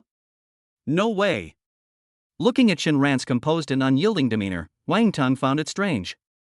Oh? He looked Shen Ran up and down and sneered. Useless trash, you've grown some guts in just one day? You dare glare at me? Wang Tang sensed Shen Ran's presence, and his mockery deepened. So you've broken through. Let me tell you. In my eyes, you'll always be a piece of trash. You were lucky yesterday. Let's see where you run to today. Behind him were several lackeys at the 6th or 7th level of qi refining. They were all eager to get started and gradually closed in. Shen Ran sneered inwardly. Idiot. My jade beast is not far away. If you're so capable, come and try touching me. He pushed Xuemu's hand away and slowly walked forward. 1 step, 2 steps. He walked straight up to Wang Tang. The two were no more than 3 feet apart. The surrounding air seemed to freeze. Everyone held their breath. What's this good-for-nothing trying to do? Does he intend to fight back? Xuemu's heart was pounding in his throat. In this deathly silence, Shinran looked at Wang Tang. With a blank expression, he uttered 6 words. Wang Tang, I'll fuck your mother. The air was deathly still. The wind has stopped. Everyone stared wide-eyed. I suspect there's something wrong with my ears. What did he just say? Xuemu's mind went blank with a buzz. He stared intently at Shinran's retreating figure. His eyes were practically bulging out. Big brother. I know you broke through 2 realms in one afternoon, and you're feeling a little smug. But surely it doesn't have to be this arrogant? That's Wang Tang. Qi refining perfection. Wang Jinchuan's grandson. You're asking for it. The deathly silence lasted only a brief moment. The next second. Whoosh! The crowd erupted in chaos. He's insane. This kid is absolutely insane. He actually dared to insult Wang Tang? It's over, he's definitely done for today. It would be a miracle if Wang Tang could leave him with a whole corpse. Wang Tang himself was stunned and stood there. He couldn't even believe his ears. That face, already distorted by anger. At this moment, the gloom was so intense it seemed to drip water. He stared intently at Shinran. Every word seemed to be squeezed out from between his teeth. What did you say? I said. Shinran repeated it again, in a low voice. Yet it was clearly transmitted throughout the entire venue. Fuck your mother, did you hear me? Ah! Wang Tang has completely lost his mind. He roared to the sky. I'll kill you. Boom! A powerful spiritual force belonging to the great perfection of Qi refining. It erupted from his body with a roar. He swayed, his fist whistling through the air. Strike straight at Shinran's face. Attack him together. Kill him. Wang Tang roared. The dozen or so lackeys behind him also unleashed their magical weapons. A flash of inspiration, and they charged forward with murderous intent. It's over. Xuemu closed his eyes in despair. Shinran remained standing still, unmoved. He even had the leisure to pull the terrified Xuemu behind him. At the same time, on the stands, Su Qinghan was smiling. He answered every question Li Huayuan asked perfectly. Whether it's regular training or insights gained from taming beasts. Her answers were all exquisite and flawless. The more Li Huayuan looked at it, the more satisfied he became. The smile on his face was almost impossible to hide. Wang Jinchuan and others were standing nearby. They went to great lengths to flatter him. In this joyful and harmonious atmosphere, Su Qinghan's body suddenly stiffened. That prompt that filled her with shame and indignation. Once again, it appeared in her mind. Owner has been detected to be in mortal danger. Automatic owner protection mode activated. Su Qinghan's expression changed. Shinran? What's wrong with him again? That bastard. You've caused me trouble again. She frantically mobilized her spiritual power, trying to stop the abnormal movement of the body. But in the face of this force, her will was so fragile that it could be broken at any moment. Li Huayuan stroked his beard and spoke kindly. Qinghan, once you enter the inner sect, if you have any questions about cultivation, you can come to my cave at any time. He hadn't finished speaking. The stunning purple figure before my eyes. A dazzling white light suddenly burst forth from his body. Then vanished into thin air. Li Huayuan, ? Wang Jinchuan, ? All the elders, ? The stands were deathly silent. Everyone stared in disbelief at the spot where Su Qinghan had been standing. My mind went completely blank. Where are they? Where is such a big, living person? Near the training ground. Die. Wang Tang's punch was already close to Shinran's cheek. At this critical moment. Buzz. A white light suddenly shone in front of Shinran. A stunningly beautiful purple figure appeared out of thin air. Her clothes fluttered in the breeze, making her appear like a goddess descending to earth. It was Su Qinghan. Wang Tang's pupils suddenly contracted. Senior sister Sue? How could she? His thoughts hadn't fully formed yet. The figure that had just appeared moved. Quick! It's almost at its limit. It was a hand that was as white as jade and as soft as if it had no bones. It appears to have no lethality whatsoever. However, it was this very hand. They overtook us at a completely illogical speed, arriving late but arriving early. It left a faint afterimage in the air. Smack! A crisp, resounding slap echoed throughout the entire venue. Wang Tang didn't even see what happened. An irresistible and terrifying force came from his left cheek. He was like a kite with a broken string. It rotated 720 degrees in the air, accompanied by a mouthful of flying teeth. With a loud boom, it crashed heavily into the crowd more than 10 meters away. Those dozen or so lackeys who rushed up met an even worse end. All that could be heard was a series of muffled thuds. More than a dozen figures flew through the air. One by one, they coughed up blood, their bones broken and tendons snapped. He fell to the ground without even uttering a sound. He fainted on the spot. It all happened in the blink of an eye.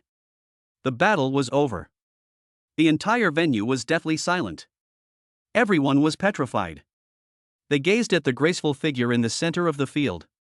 My mind is a complete mess. What just happened? Senior sister Su Qinghan, why did she suddenly appear? Why, did she save Shinran, that good for nothing? Why did she beat senior brother Wang Tang and those dozen or so people so badly? That's Wang Tang, the grandson of the outer sect elder. Su Qinghan stood in front of Shinran. Her eyebrows were furrowed. She looked at her hands. He glanced again at Wang Tong, whose fate was unknown in the distance. Only 2 words remained in my mind. Broken. Chapter 11. Senior sister, stop acting. The Oscars owe you an award. How should we handle this? Just then. Whoosh. A streak of light pierced the sky. They appeared before everyone in an instant. The newcomer was none other than Li Huayuan, an inner sect elder. The moment he landed, a terrifying pressure, belonging to a golden core cultivator, emanated from him. It then spread out like a tide. The outer disciples around them were still whispering among themselves. It felt like a mountain was pressing down on my chest. Even breathing became difficult. But Li Huayuan didn't even glance at them. He didn't even glance at the dozen or so unfortunate souls lying on the ground, their fates unknown. His gaze was fervent. It was locked tightly to Su Qinghan's body. You. Li Huayuan's voice trembled slightly. Was that a spatial technique? Su Qinghan's heart skipped a beat. Spatial magic? What the hell is that? All she knew was that the thought of a spirit beast protecting its master flashed through her mind.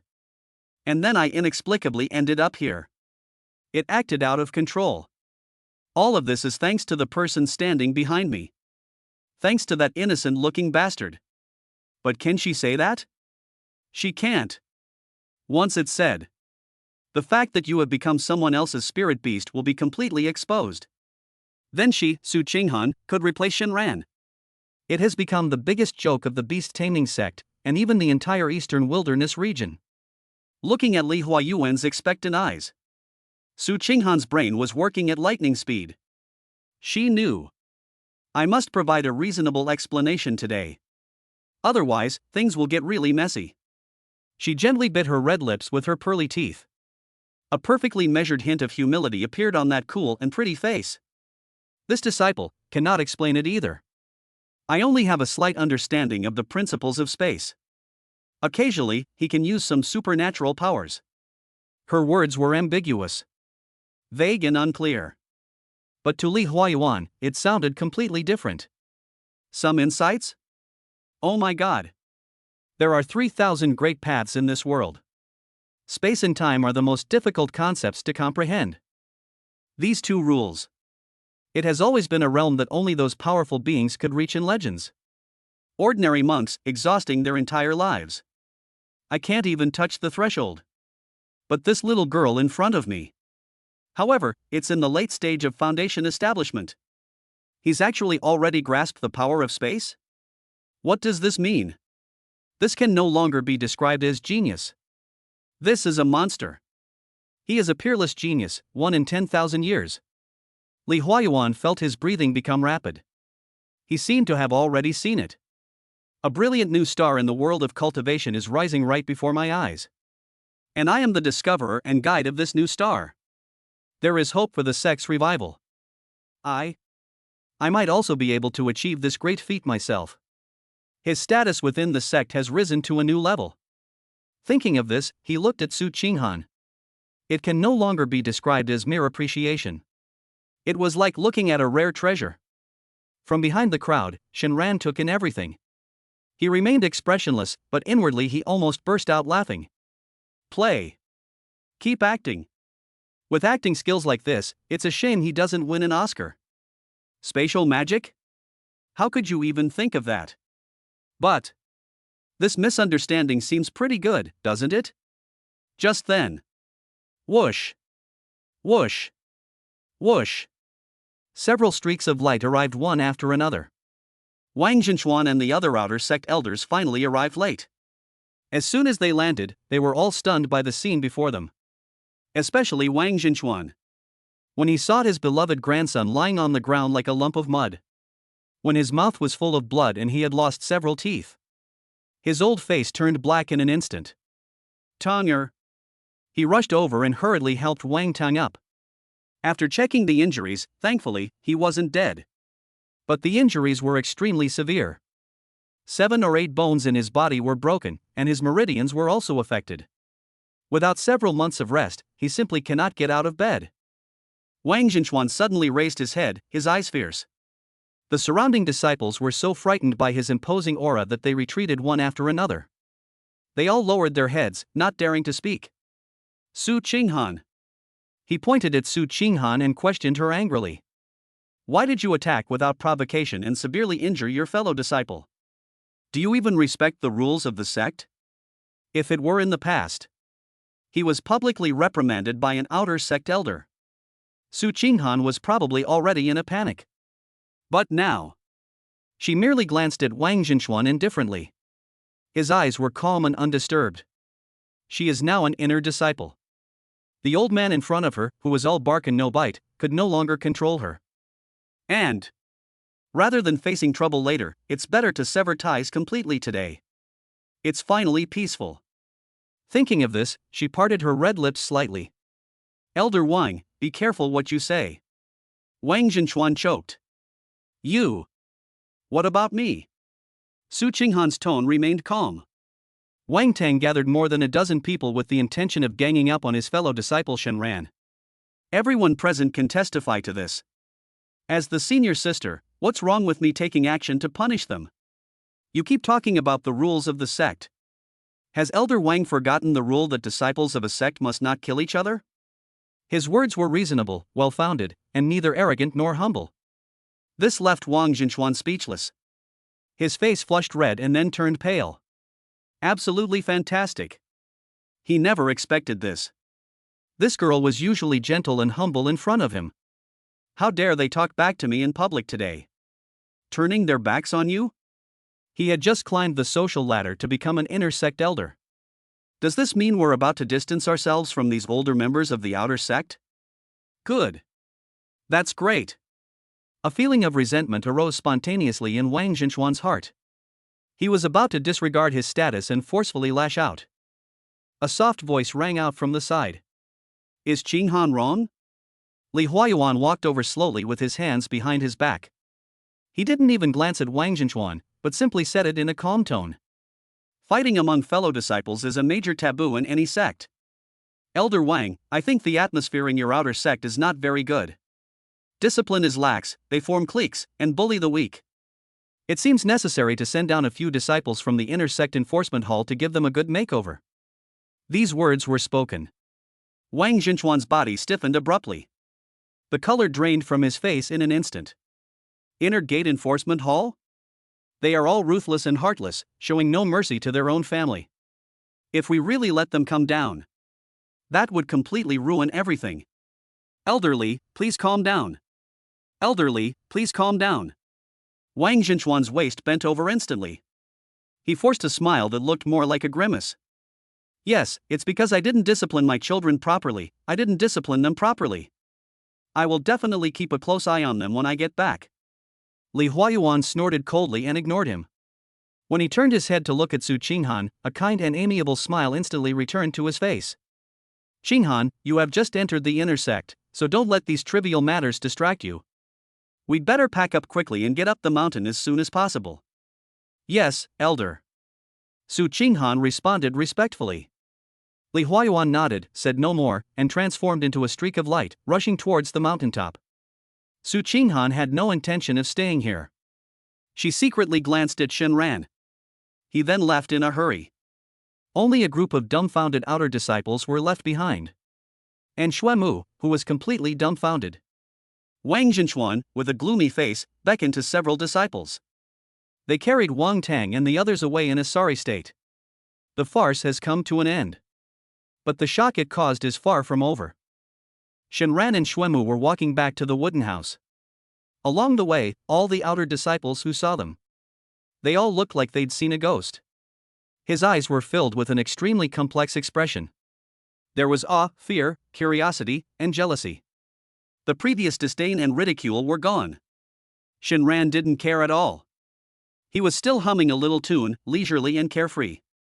Xuemu, on the other hand, felt extremely uncomfortable. The two of them returned to the dilapidated wooden house, one after the other. Closing the door shut out all outside sight. Xuemu finally couldn't hold back any longer. He grabbed Shenran's shoulder and shook him violently. Shenran! Tell me the truth. What on earth happened? Why did senior sister sue? Shenran was so dizzy from being shaken around. Stop shaking. Okay, then I'll tell you another secret. Actually, senior sister Sue has a crush on me. Xuemu was taken aback. He looked at Shenran. A smile that looked more like a grimace appeared on his face. Shenran, can we stop messing around? I have a heart condition, really. Chapter 12 Reaching the Golden Core stage in a month? My senior sister was stunned by my request. Shenran looked at Xuemu's expression of utter disbelief. He just chuckled and said nothing more. He walked to the bed frame on his own. He plopped down on his bottom. He leaned back. Comfortable. He ignored Xuemu standing next to him. Shenran closed his eyes and opened the system panel. Host, Shenran. Cultivation level, Qi refining level 450%. Number of Jade Beasts, 1. Jade Beast value, 10. Jade Beast cultivation pool, 0 strands of spiritual energy. My Jade Beast. Jade Beast, Su Qinghan. Cultivation level, late foundation establishment 5%. Talent, exceptionally intelligent green. Affection level, 89 hate to the core. Status, restless, secretly pleased. Daily output, 20 Jade Beast values. Spirit Beast form, undefined. Owned outfit, Bunny Girl set X1. Ha! The value of Jade Beasts produced daily. It changed from 10 o'clock to 20 o'clock. Shenran's eyes lit up. Su Qinghan just broke through to the late foundation establishment stage and his output doubled. This is a good thing. So, by this calculation, we've collected 800 Jade Beast values. The time to buy the second contract slot and contract symbol. It's been shortened by half. Not bad, not bad. Shenran's gaze continued downwards. It landed in the category of Spirit Beast form, undefined. He clicked on it out of curiosity. The next second, a dazzling array of illusions unfolded in his mind. Good heavens! Shenran almost cried out in surprise. All that could be seen on that interface was... It lists thousands upon thousands of different forms of organisms. Flying in the sky, running on the ground, swimming in the water, burrowing in the soil. Everything you could want. From ferocious and terrifying beasts to highly venomous centipedes and scorpions. From majestic lions and tigers to harmless cats, dogs, rabbits, and mice. There were even some strangely shaped things that he couldn't name at all. Note, the host can customize the Spirit Beast form for the Jade Beast and summon its beast form to fight at any time. Note, initial setup is free, subsequent modifications require transformation pills. Shenran's mouth stretched into a wide grin that reached all the way to his ears. This feature. It's practically tailor-made for him. He stroked his chin and began to think seriously. Su Qinghan is about to enter the inner sect. The mountains are high and the emperor is far away. What if this girl outwardly complies but inwardly defies him? What if I don't cultivate properly? Although there is a one-click follow function. But you can't call her over to supervise the work all the time, can you? We need to have a proper communication with her and establish clear rules. By the way, let her choose her favorite beast form. I, Shenran, am just that democratic. With that thought in mind, he no longer hesitated. A thought crossed my mind. One-click follow. Xuemu was sitting at the broken table, head down, flipping through a yellowed book titled Initial Explanation of Qi Refining in a Daze. His mind was a mess.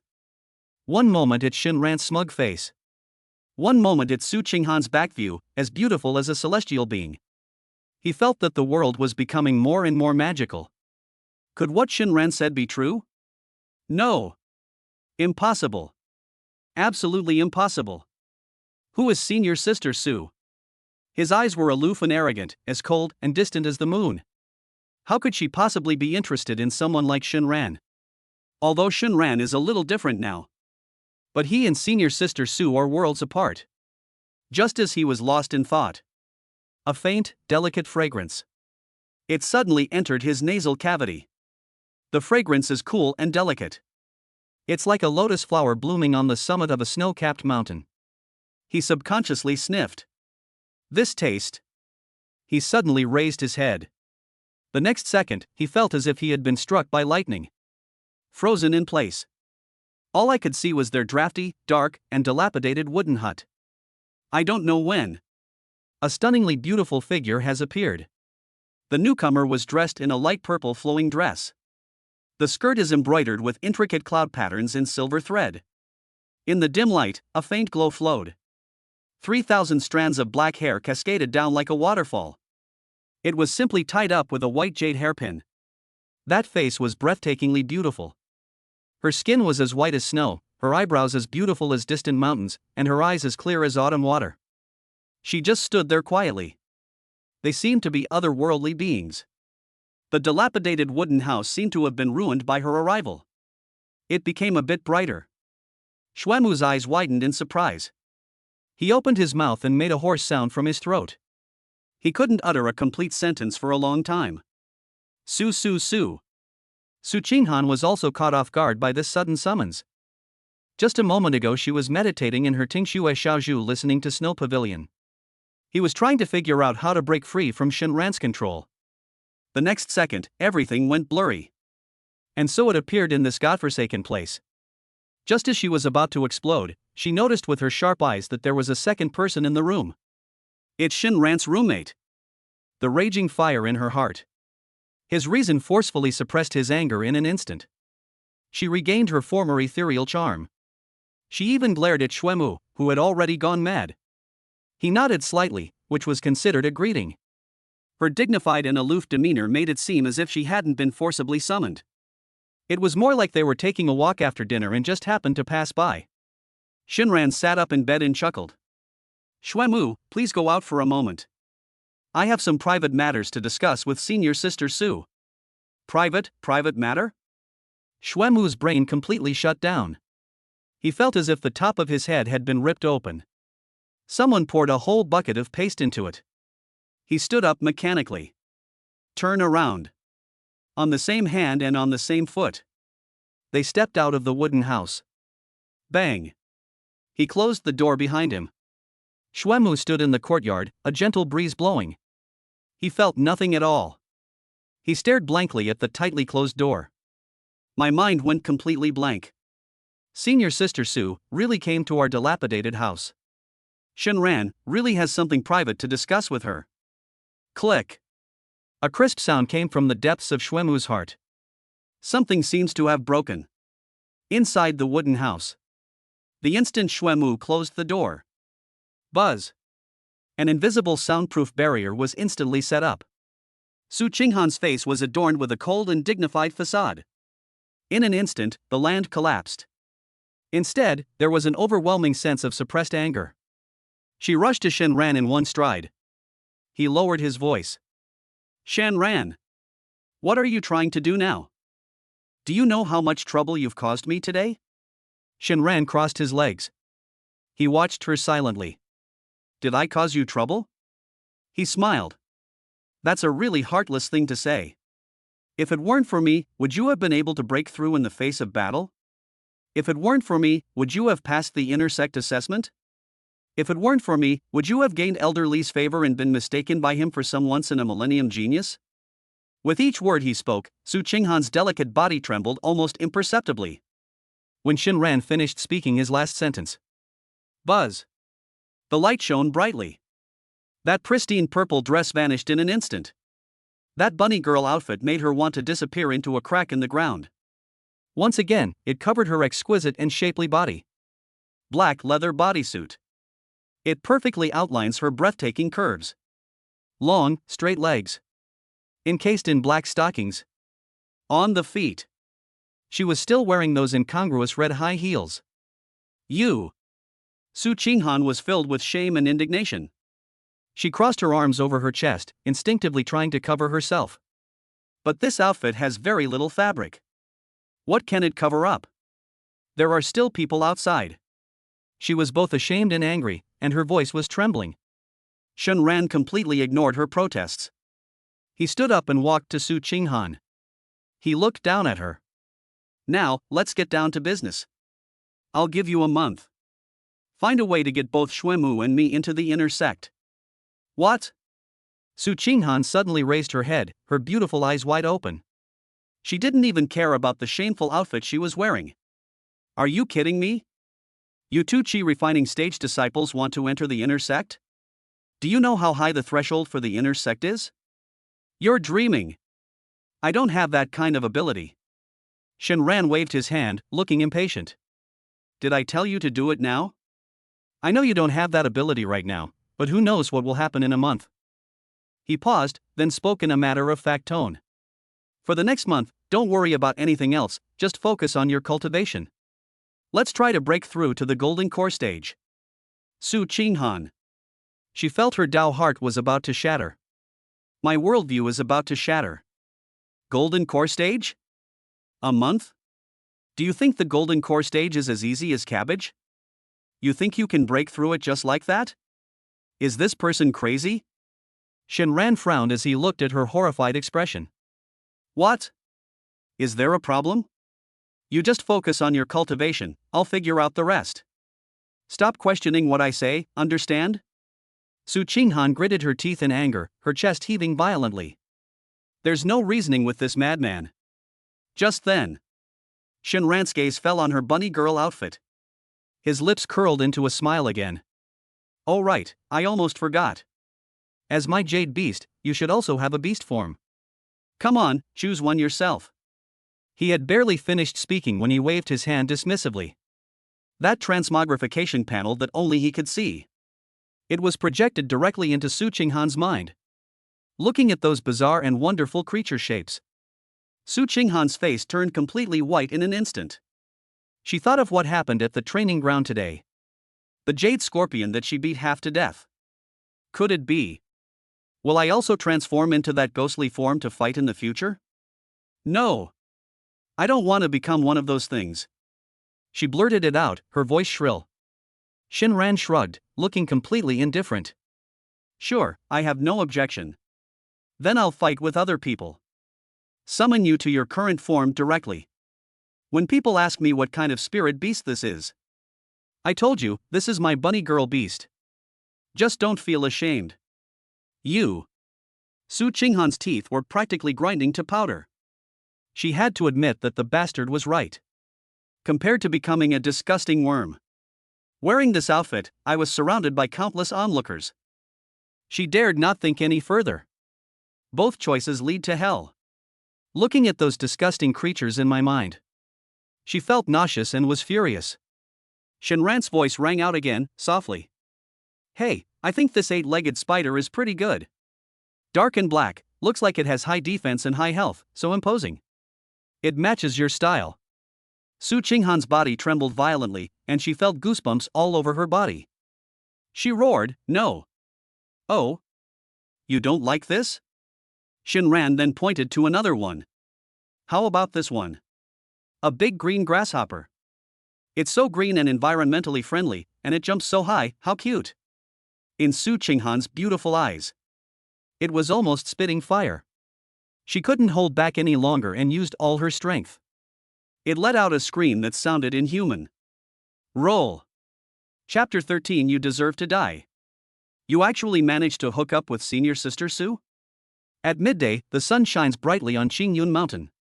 In the dilapidated courtyard of the outer gate area, Xuemu rested his chin on one hand. I sat at the stone table. His eyes were fixed on the tightly closed wooden door. It has been an hour. Shenran and senior sister Su. What exactly are they doing inside? A lone man and a lone woman, alone in a room. He was extremely anxious, like an ant on a hot pan. I wish I could kick that broken door open right now. We rushed in to see what was going on. But he dared not. Even if he had 10 times the courage, he wouldn't dare to bother senior sister Su. But then I thought about it again. Senior sister Su is with Shenran. It seems to be quite good. It's much better than letting that arrogant and domineering Wang Teng benefit from it. But senior sister Su is about to go to the inner sect. Shenran was still outside the gate. Doesn't this mean we'll have to be in a long-distance relationship? With Shenran's talent, he probably won't be able to enter the inner sect in this lifetime. What exactly does senior sister Su want from him? Xuemu's mind was in complete chaos. Suddenly, he shook his head violently. I slapped myself. Pooh! What am I thinking? Who is senior sister Su? She's a fairy from the heavens. Maybe he just happened to have something else to ask Shenran about. Yes, that must be it.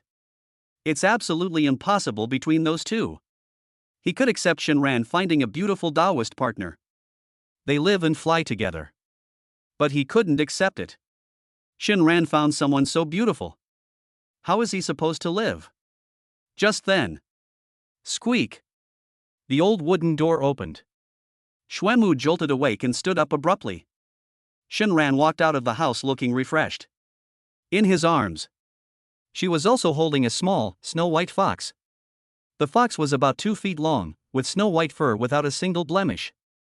It seemed to have a faint halo flowing under the sunlight. A pair of sapphire-like eyes, lively and cunning. Yet, it also exudes a cold arrogance that keeps people at arm's length. It nestled in Shenran's arms, its little head slightly raised, its posture elegant. Xuemu was stunned. He looked at Shenran, then at the fox. Where is senior sister Su? There was no one in the house. Shenran yawned lazily. They left a long time ago. Xuemu was greatly alarmed. When did they leave? I didn't see them? He stayed in the courtyard the whole time. He didn't even blink. Shenran looked at him as if he were an idiot. What's your cultivation level? What's theirs? If someone wants to leave, will you even see it? Xuemu scratched his head. That seems to be true. He leaned closer, his face full of gossip, and lowered his voice. So, you and senior sister Su, really? Shenran raised an eyebrow as if it were perfectly natural. Of course. Xuemu was struck dumb. He took 2 steps back, clutching his chest. His face was filled with an expression of unbearable pain. You deserve to die. Shenran smiled noncommittally. He lowered his head. He reached out and stroked the smooth fur of the little fox in his arms. The little fox seemed to resist, squirming and twisting in his arms. For little paws kicked wildly, as if trying to escape the clutches of evil. A hint of human shame and indignation even flashed in those blue eyes. Xuemu's curiosity was piqued again. What's this? Shenran answered casually. My spirit beast. Xuemu was startled again. When did you get a spirit beast? Aren't you immune to spirit beasts? What kind of spirit beast is this? It's so beautiful. As he spoke, he couldn't help but reach out his hand. I want to pet that cute little fox. But his hand had only reached halfway. The little fox, which had been struggling, suddenly stopped moving. Its sapphire blue eyes instantly turned cold. A sharp surge of spiritual energy suddenly appeared. Bang! Xuemu felt a powerful force coming at him. He was thrown back several meters uncontrollably and landed hard on his buttocks. He was startled and stared blankly at the fox. This little thing has such a bad temper? Shenran glared at him, annoyed. What are you doing? She has a terrible temper, so don't touch her. He hadn't finished speaking. The snow-white little fox suddenly broke free from his arms. It transformed into a white lightning bolt. They ran quickly towards the mountain. The speed was astonishing. In the blink of an eye, they disappeared at the end of the path. 10 days later. Outer Gate Hall of Merit. In the dimly lit hall, outer disciples came and went in an endless stream. Shenran brought Xuemu with him. He was carrying 2 dimly lit soul-binding lamps. I walked up to the counter. Behind the counter, the deacon in charge of registration looked up. When he saw that the person who came was Shenran, his expression changed visibly. What exactly is going on with Shenran? It's only been 10 days. His cultivation level had actually soared from the 4th level of Qi refining to the 6th level. This speed is simply outrageous. Ever since rumors began circulating within the sect that he had a close relationship with Su Qinghan, a newly promoted inner disciple, no one in the entire outer gate dared to cause him any more trouble. Those who used to bully him now avoid him whenever they see him. Even stranger is, I don't know what's gotten into this kid. Lately, he's been bringing his useless roommate along to take on assignments all the time. Moreover, all the clients they received were those who needed to go out and subdue demons. It is a high-level mission that carries some risk, but also offers extremely high rewards for sect contributions. The most outrageous thing is, they always manage to complete their missions in a very short time and return safely. That's really strange. Elder Lu was completely baffled. But a warm smile had already appeared on his face. There's nothing we can do. They now have an inner disciple as a backer. Although Su Qinghan never admitted it, Shenran's cultivation level has improved so quickly. Without Su Qinghan's help, who would believe it? Shenran, Xuemu, the demon-slaying mission in Qingshi town is complete. Each 100 points of sect contribution will be recorded. Shenran handed over the soul-binding lamp and spoke calmly. Our contributions will be converted into Qi-gathering pills. Soon, 2 heavy bags of pills were handed out. Shenran casually tossed it to Xuemu. The two walked out of the mission hall. As Xuemu held the 2 bags of pills, a sense of unease arose in his heart. Shenran, why do you always give me the pills? Don't you want it yourself? Shenran chuckled and patted his chest. I'm a genius, you know? This kind of low-level pill has no effect on me. Holding the pill, Xuemu felt increasingly uneasy. He knew. Each time they went out on a mission, the targets were always insignificant little demons. However, their cultivation levels are all at the 7th or 8th level of Qi refining. The 2 of them simply couldn't handle it. Each time, it was Shenran's mysterious white fox spirit beast that made the move. The monster was dealt with effortlessly. That's why they were able to complete the mission so quickly. But Shenran always gave the reward to himself. Xuemu felt uneasy. He'll think about it again. Shenran is usually so good to me, taking care of me in every way. Ever since senior sister Su entered the inner sect, it has never come down. He couldn't be lonely. So, to oneself. Thinking about this, Xuemu's face turned pale instantly. His gaze toward Shenran instantly became incredibly complex. There was fear and resistance. There was even a hint of awkwardness that was hard to define. Shenran was walking ahead. I felt a chill run down my spine. He turned his head abruptly. They met Xuemu's complicated gaze. Shenran shuddered. I got goosebumps all over. Xuemu. If you look at me like that again, don't blame me for hitting you.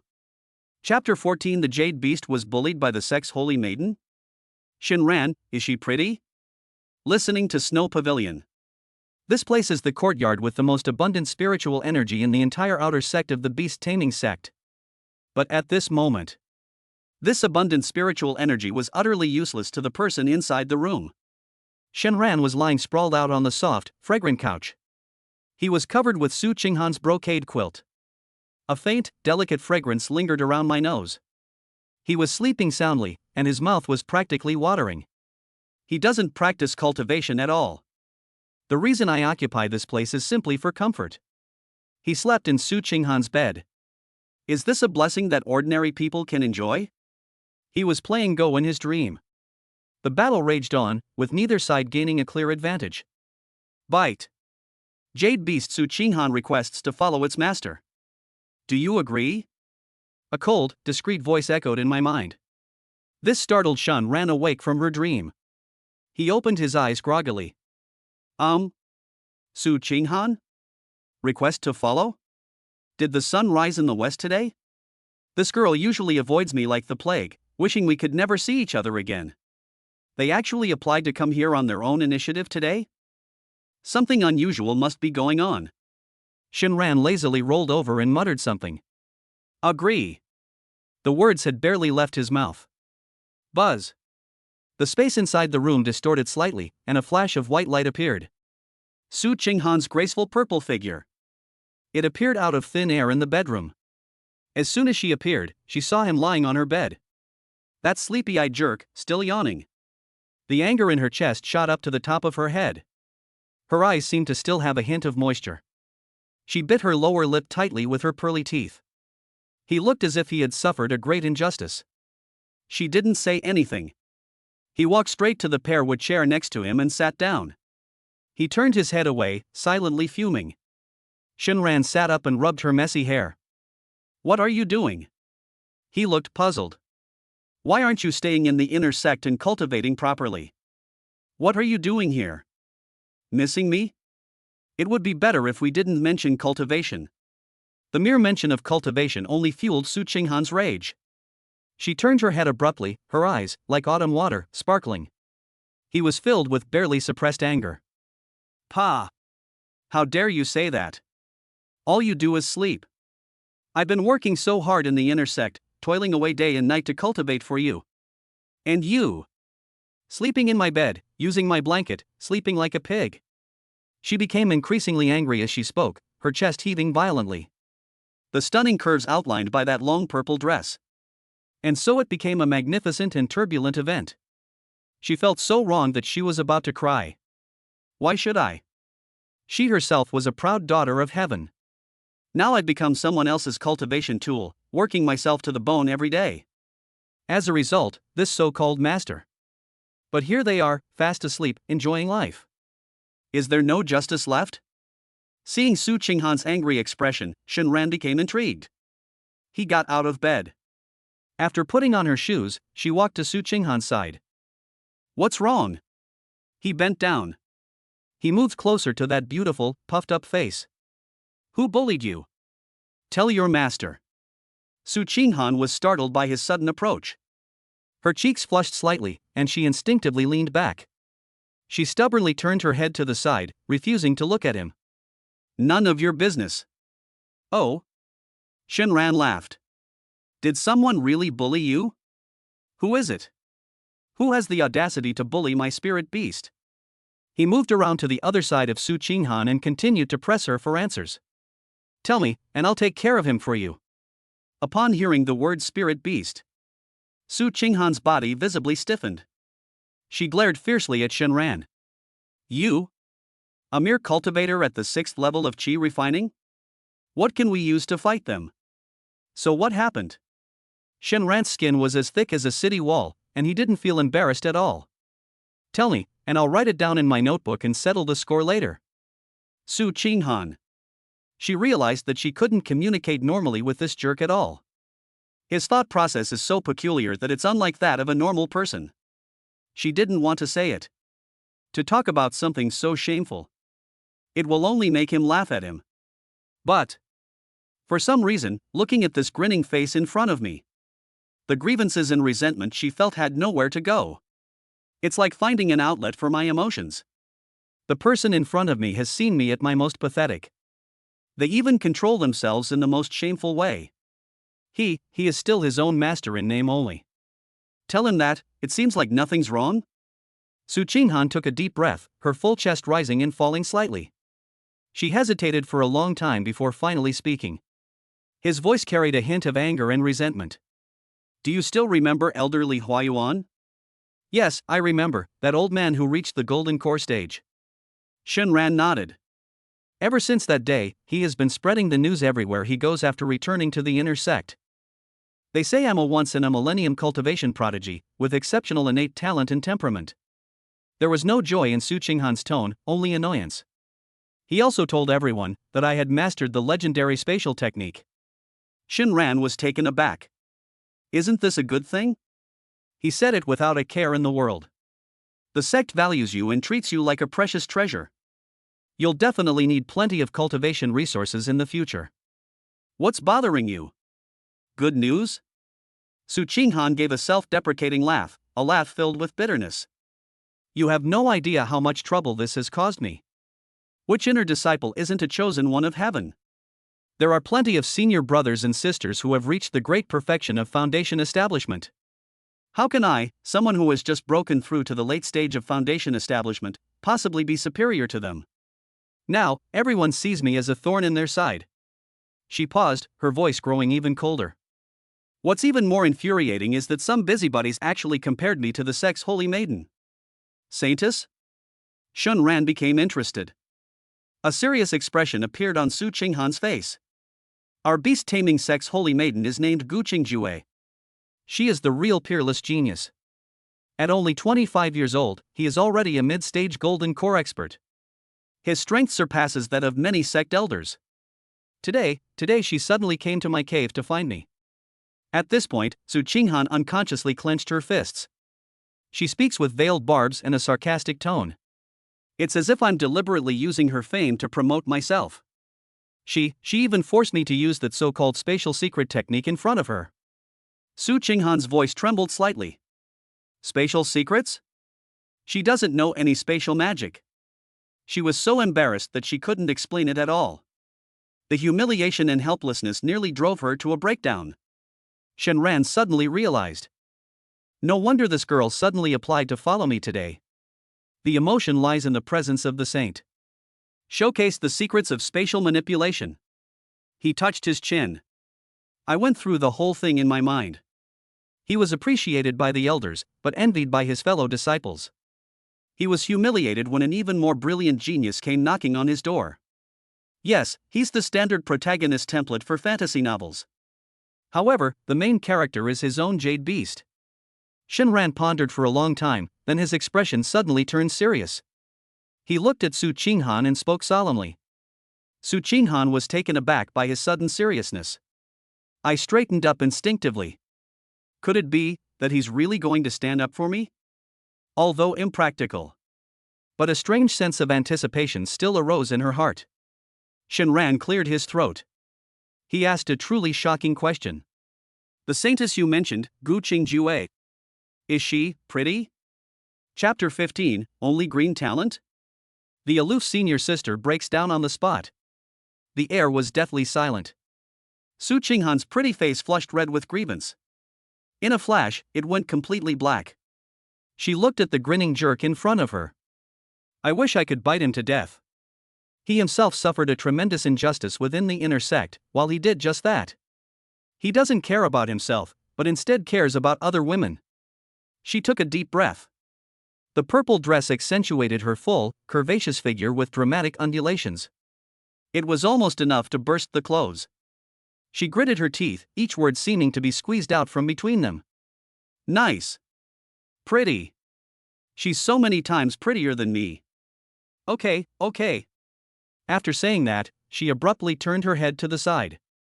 The tears welling up in her eyes could no longer be held back. They turned into tears and slid down her smooth cheeks. Shinran was stunned for a moment when he saw her like this. Then he smiled. This girl has an unusually strong competitive spirit. But. He touched his chin. She sat back down on Su Qinghan's fragrant couch. This is indeed a problem. People in the inner sect were always causing her trouble. I'm constantly being bullied. Making her angry is a minor matter. The key issue is that it affects cultivation efficiency. Her cultivation progressed slowly. Doesn't leveling up while lying down slow down the process? This won't do. This seriously damages my interests as the owner. He was deep in thought. The system panel, which is visible only to myself, was opened. Jade Beast value, 210. Jade Beast Cultivation Pool, 97 strands of spiritual energy. Even if we were to infuse all of this spiritual energy into her now, it only allows her to improve her cultivation level a bit. There's still quite a distance to go before reaching the golden core stage. What should we do? Su Qinghan watched Shenran sitting on the bed. His eyes were fixed, and he remained motionless. She knew. That bastard is definitely looking at things he can't see again. The mysterious force that led her to this state. It was by some strange twist of fate. Her curiosity overcame her anger and resentment. She wiped away her tears and asked in a thick nasal voice, "What are you looking at? Let me see it too." Upon hearing this, Shenran glanced at her. After thinking about it, it doesn't really matter. Anyway, this girl would never betray him in this lifetime. Let her see reality and realize the true gap between her and geniuses. It might even inspire her initiative. Sure. A thought suddenly occurred to him. The next second, the virtual system panel appeared. It was then clearly projected into Su Qinghan's mind. Jade Beast, Su Qinghan. Cultivation level, late foundation establishment 11%. Talent, exceptionally intelligent green. Affection level, 85 hate to the core. State, feeling wronged, angry, curious. Daily output, 20 Jade Beast values. Spirit Beast form, White Fox. Owned outfit, Bunny Girl set. When you see your own information. When they are listed out like objects in such a humiliating way. Su Qinghan's heart skipped a beat. From Shenran's perspective, I seem to really. It's just a spirit beast. Suddenly, her gaze sharpened. It landed on the qualification section. Exceptionally intelligent? That's fairly fair. What does green mean? She looked at Shenran, puzzled. Shenran crossed his legs and explained lazily. Oh, this is the qualification level. From lowest to highest, they are ordinary talent white, extraordinary intelligence green, extraordinary talent blue, immortal appearance purple, divine body gold, and the legendary body of the great Tao colorful. With your green qualifications, you can barely be considered a minor genius. He mentioned each level. Su Qinghan's face paled slightly. When Shenran finished speaking about the last color, her face was deathly pale. My mind went blank with a buzz. Green? Could he be considered a minor genius? Only one level higher than the lowest white? I am very proud of it. His talent for cultivation has been praised by countless people. In the end, it turns out that he was only at a barely beginner level? All along. She always thought of herself as a favored daughter of heaven, a rare and exceptional individual. But now, reality has given her a resounding slap in the face. She didn't even reach the threshold of a true genius. What about the Saintess Gu Qingjue? What color is she? Blue? Or purple? Or perhaps, it's gold? A tremendous sense of powerlessness and frustration. It engulfed her in an instant. Her pride and confidence have always been there. At this moment, it was shattered to pieces. It turns out I was just a frog in a well. It turns out I wasn't a genius at all. Shenran looked at the system panel. Su Qinghan's state instantly changed to mental collapse and unstable Dao heart. His heart skipped a beat. Good heavens! They've gone too far. We mustn't let her develop inner demons. You've become a useless piece of trash. Where can I find another jade beast of such exquisite quality? He quickly jumped off the bed and moved closer to Su Qinghan. Hey, don't do that. It's just green. What's wrong with green? Green is so environmentally friendly. He offered only dry words of comfort. Think about it, there are billions of ordinary people in this world who don't even have spiritual roots. You're already green, you've surpassed over 90% of people. That's amazing. But these words had no effect on Su Qinghan whatsoever. Her face was ashen white. Her beautiful eyes had lost all their luster. It was as if his soul had been ripped out. Shenran knew something was wrong when he saw this situation. Conventional psychological counseling seems to be ineffective. Then we'll have to resort to drastic measures. Isn't it just talent? He cleared his throat, and his voice suddenly rose. Master has a solution. Look at you crying and sobbing like this, what kind of behavior is this? The words had barely left his mouth. With a thought, he accessed the system's shop interface. It was projected directly into Su Qinghan's mind. Su Qinghan's eyes were originally empty. I shuddered when I saw the dazzling array of goods. Especially when her gaze fell upon a pill that emitted a blue halo. Her breath caught in her throat. Talent Pill Blue. Effect: can upgrade a Jade Beast's talent from green to blue, cannot be used at a higher level. Price: 1000 Jade Beast values. Her eyes widened instantly. Talent: can be improved? In an instant, that Dao heart on the verge of shattering. It was like finding a lifeline. She suddenly raised her head and stared intently at Shenran. That look in his eyes was like that of a drowning person seeing the only plank of wood.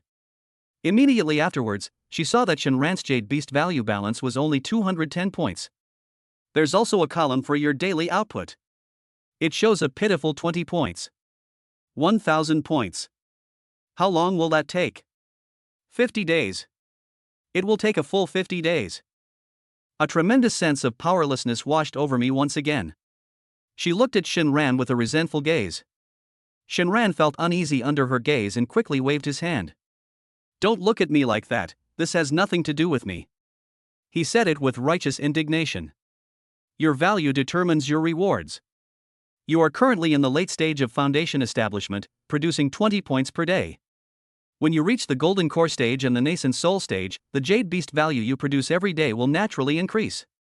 At that time, let alone a mere blue talent pill, you could have purple or gold ones, whatever you want. He patiently guided and persuaded him. Therefore, put away your unrealistic thoughts, focus on cultivating yourself, and improve yourself. That is the right path. The future is in your own hands. Su Qinghan. Although she felt there was something strange about what he said. But it seems, there's some truth to it. They know that their talents still have room for improvement. The despair in her heart finally dissipated considerably. As long as there is hope, everything is negotiable. Suddenly, her gaze. I was drawn to an inconspicuous little box in the corner of the store.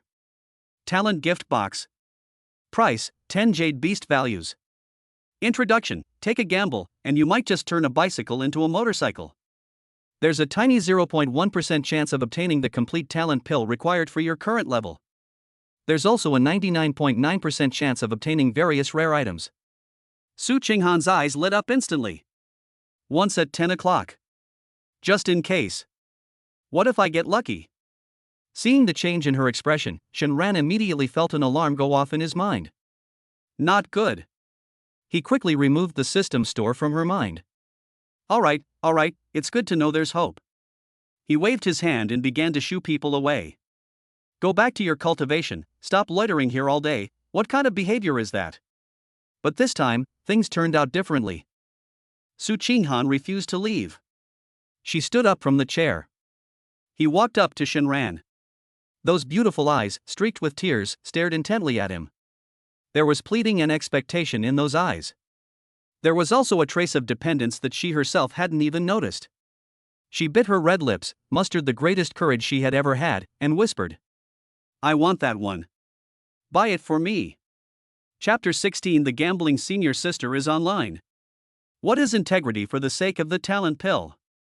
What? Shenran picked at his ear, looking completely bewildered. What to buy? He pretended to be stupid and spread his hands out. Senior sister, we only have 210 Jade Beast points in total, which isn't enough to buy anything good.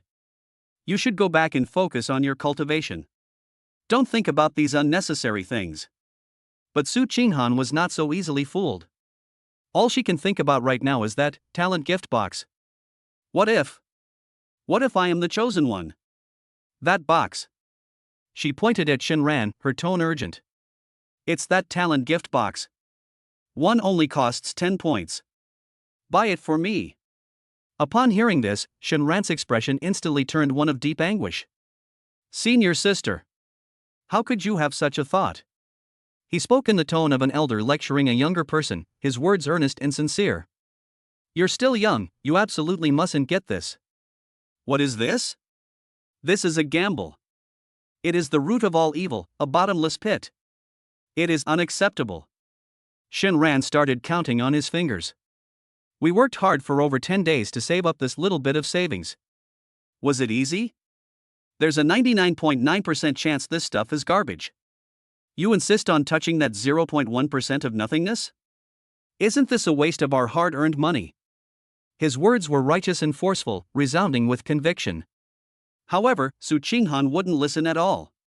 This is all earned through my hard work and cultivation. She argued her case logically. Her cheeks flushed with excitement. Shenran was exasperated by her stubbornness, which made him want to keep going until he hit a brick wall. Oh well, let's just consider it a lesson learned. Make her give up completely. Finally, he sighed helplessly. Fine, I give up. Let's make a deal, we'll only buy one. Just one. No matter what you get, you have to go back and cultivate obediently, and you can't cause any more trouble. Good. Su Qinghan agreed without hesitation. Shenran felt a sharp pain in his heart, and a thought suddenly occurred to him. Ding! Consume 10 Jade Beast points to purchase Talent Gift Box X1. The Jade Beast's value balance instantly increased from 210 to 200. The two of them gravitated towards each other without prior arrangement. They stared longingly at the small box that had appeared out of nowhere on the system panel. The box clicked open. A soft white light flashed by. Congratulations, host, you have received 1 flower. Gifting a Jade Beast will increase favorability by 1 point. The air fell into a deathly silence. A vibrant red rose appeared out of nowhere in Shenran's hand. He rolled his eyes dramatically. With a snap, he tucked the flower into Su Qinghan's arms. Give. Are you satisfied now? I already told you, this thing is a scam. A pure tax on intelligence. Su Qinghan looked at the bright red rose in her arms. He then looked at his talent, which was still green. A surge of indomitable spirit welled up within me. What if the next one is it? Buy me another one. She raised her head, her eyes filled with stubbornness. Upon hearing this, Shenran shook his head vigorously, like a rattledrum. No. Absolutely impossible. You promised one, so you can't go back on your word. Su Qinghan looked at Shenran's resolute expression. I know that forcing it won't work. She hesitated for a moment. As if possessed, she stretched out her small, jade-like hand. She gently tugged at Shenran's sleeve. Let's buy one more. The sound was as faint as a mosquito's buzz. It carried a hint of something she herself was unaware of. Soft and pleading. That tone. Where is that aloof and icy senior sister now? She looks just like a little girl flirting with her lover. Shenran shuddered, goosebumps erupting all over his body. He suddenly took a step back. He looked at Su Qinghan in disbelief. Is this girl crazy? To open the box, they even resorted to acting cute? However, it must be said, the results were outstanding. His heart did flutter for a moment. But reason told him he couldn't be soft-hearted. Cough, cough.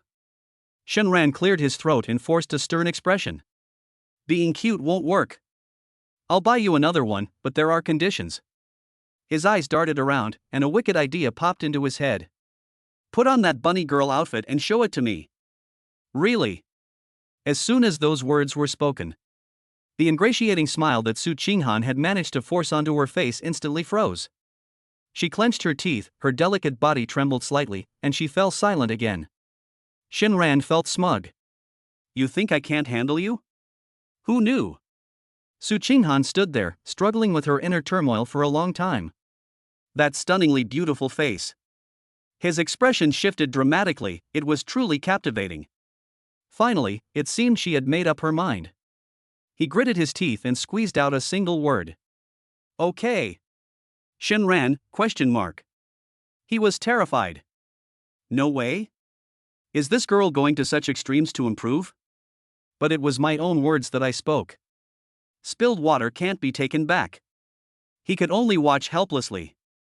The pristine purple dress worn by Su Qinghan flashed with light. In an instant, he transformed into the bunny girl outfit that made his blood boil. The black, tight-fitting leather outfit perfectly accentuated her curvaceous figure. It exudes a dangerous yet alluring luster. Her long, straight legs, encased in black stockings, looked even sexier. She paired it with those red high heels and those fluffy rabbit ears on her head. An extreme sense of contrast hits you immediately. Su Qinghan closed her eyes, feeling utterly ashamed and indignant. Shenran suppressed the urge to have a nosebleed and painfully spent 10 jade beast points. As expected, the result was as predicted. Another flower. At this moment, Su Qinghan's eyes turned completely red. Buy me another one. Impossible. Shenran firmly refused. Unless you give me a back massage. Without saying a word, Su Qinghan rushed over and started punching him repeatedly in the back. All right? Buy it now. Shenran was dumbfounded and had no choice but to buy another one. In the end, it was still flowers. Again. Give me a leg massage. Su Qinghan gritted her teeth and squatted down. She reached out her little hand and pinched his leg haphazardly a couple of times. Shenran bought another one. Flowers. Buy another one. Again? Shenran was completely numb. You call me master, let me hear it. Su Qinghan's body stiffened abruptly. The color drained from his face instantly. She looked up, her eyes filled with tears of humiliation. There was a full half-minute of silence. Just when Shenran thought she was going to give up, a sound softer than a mosquito's buzz escaped from her lips. Oh nar. Shenran felt like she was about to float away. By her mother's. Another flower. Another flower. A flower. Flower. Half an hour later. Shenran lay sprawled out on the bed.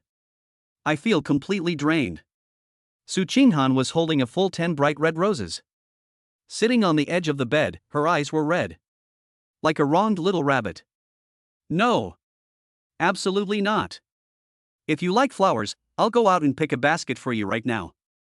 I'm definitely not opening this box. Shenran waved his hands repeatedly. What is this? 100 jade beast points. It's gone just like that. Who knew? Just then, he felt a heat on his cheek. A faint, pleasant fragrance wafted over.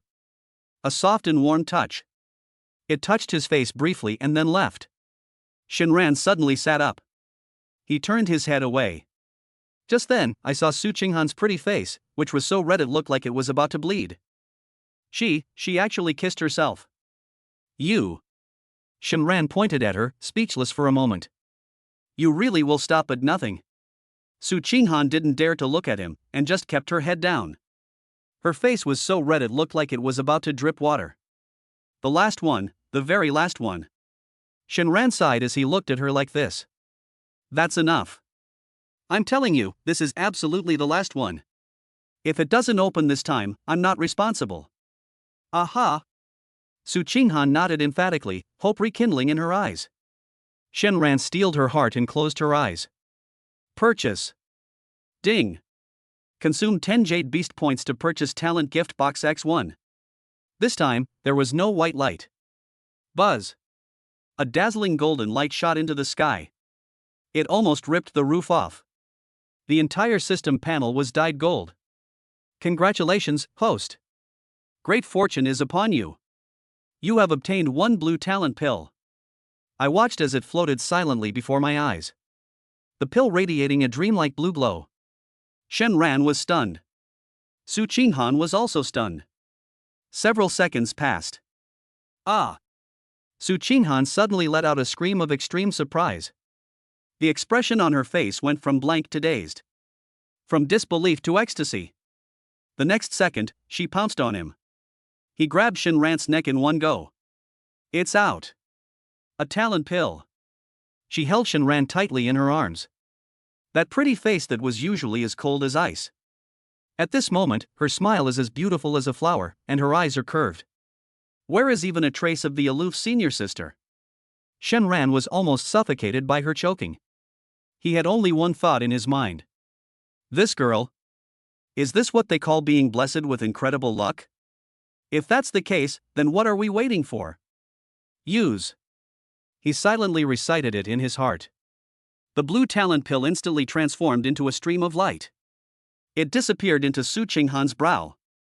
Ding. Congratulations, host. The Jade Beast Su Qinghan's talent has been upgraded to Prodigy Blue. Su Qinghan's body trembled violently. An indescribable, mysterious feeling instantly spread throughout my body. She felt as if her soul had broken free from some invisible shackles. Suddenly, everything became incredibly clear. She subconsciously sat down cross-legged and began to practice her internal energy cultivation. Boom! The courtyard is filled with a rich spiritual atmosphere. As if drawn by some kind of attraction, it transformed into a visible vortex of spiritual energy. It surged wildly into her body. Su Qinghan was stunned. Is this what blue talent is? If the spiritual energy she sensed before was like a gently flowing stream, now, what she faces is a vast and magnificent lake. This cultivation speed is simply heaven-defying. Shenran was also stunned.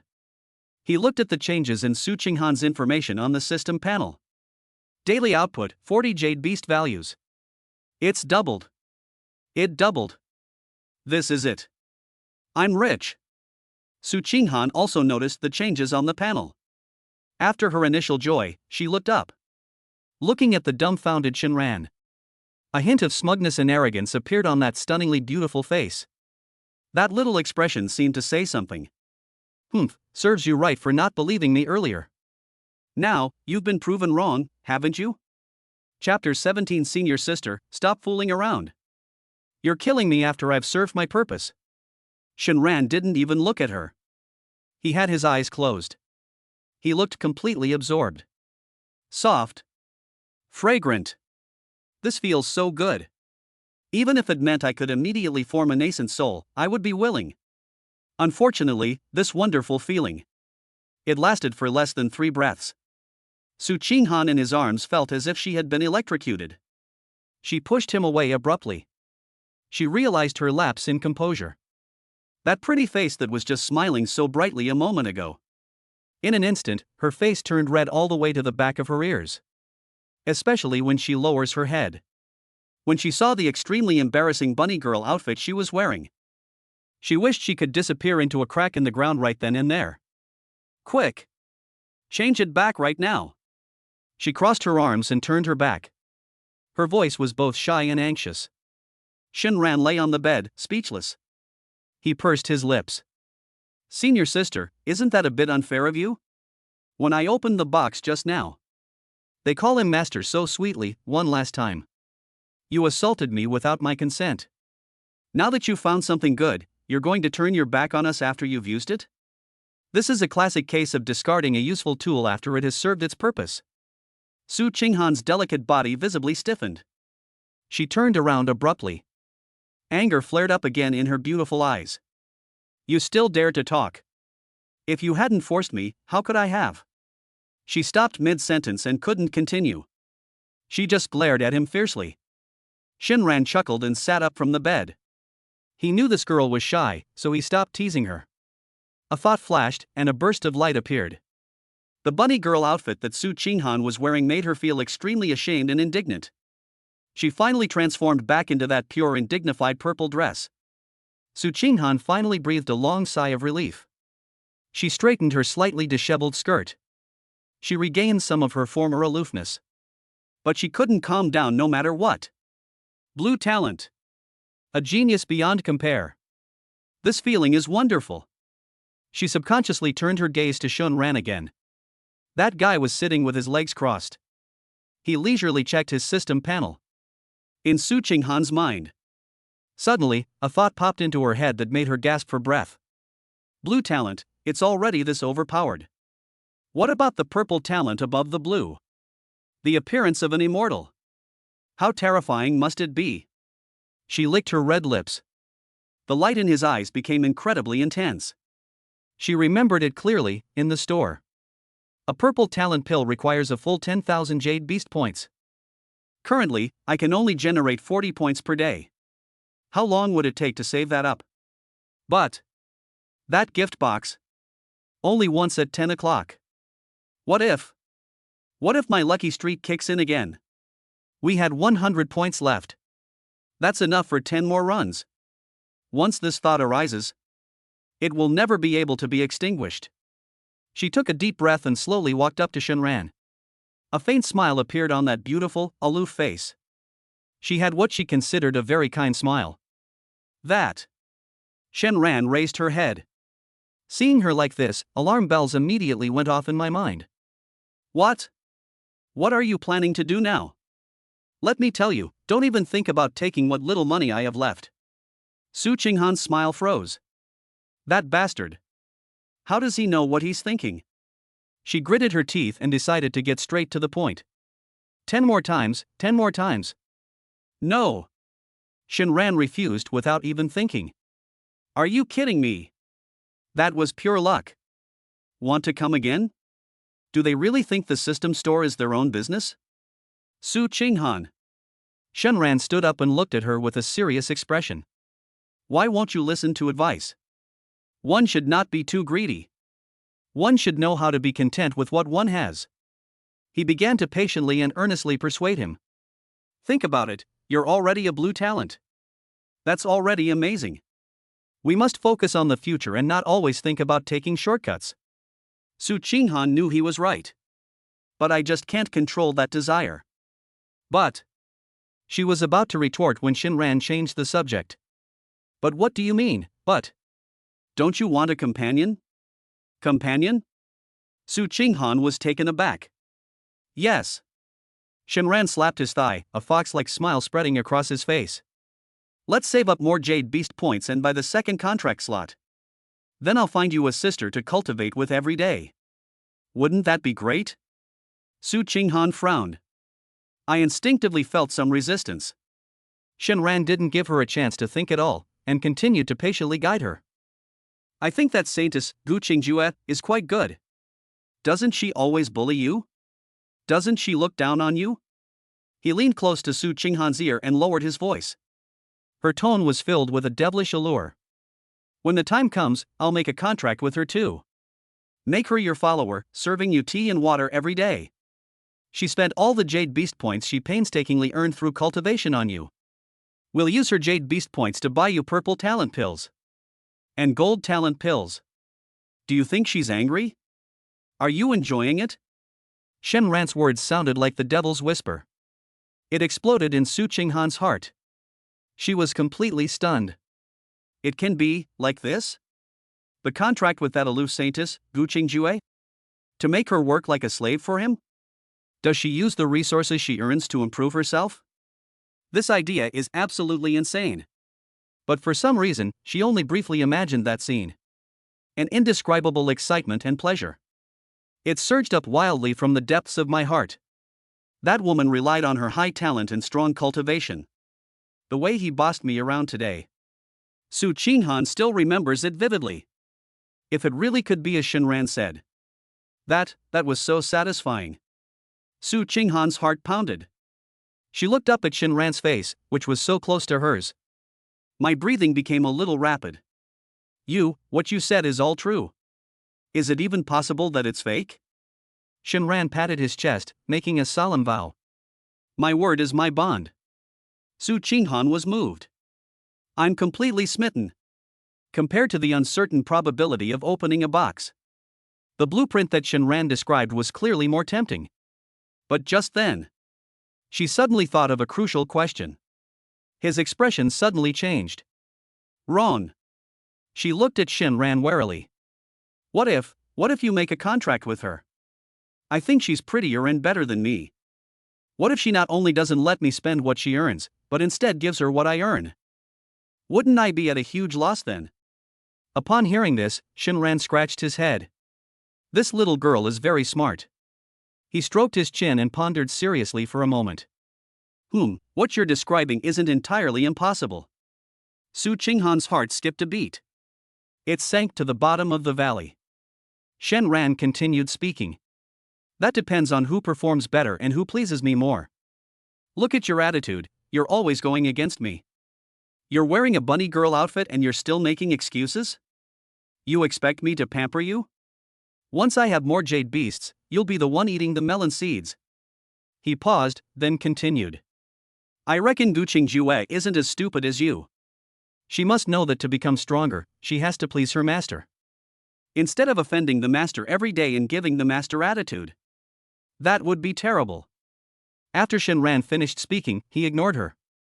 He plopped back down on the soft, fragrant couch. He crossed his legs. I lay down comfortably. Su Qinghan stood there, her face alternating between pale and flushed. She thought Shinran was a bastard. They are absolutely capable of doing something like that. The thought of having to work hard to cultivate myself in the future. The value of the jade beast earned. And all of it will be spent on that despicable Gu Qingjue. And all I could do was watch helplessly. She was so angry that she was trembling all over. I almost bit my teeth to pieces. No. Absolutely not. I disagree. She slammed her delicate hand on the table. This startled Shinran, who was lying on the bed. Just then. Suddenly, a noisy chattering sound came from outside the courtyard. This is it. No wonder this is where senior sister Su used to live. The concentration of spiritual energy here is truly exceptional. Shinran frowned, then rolled out of bed. I walked to the window and looked outside. In the courtyard, Wang Zhenchuan was leading several outer sect elders. Behind them followed two young disciples, a man and a woman. The man had shifty, rat-like eyes.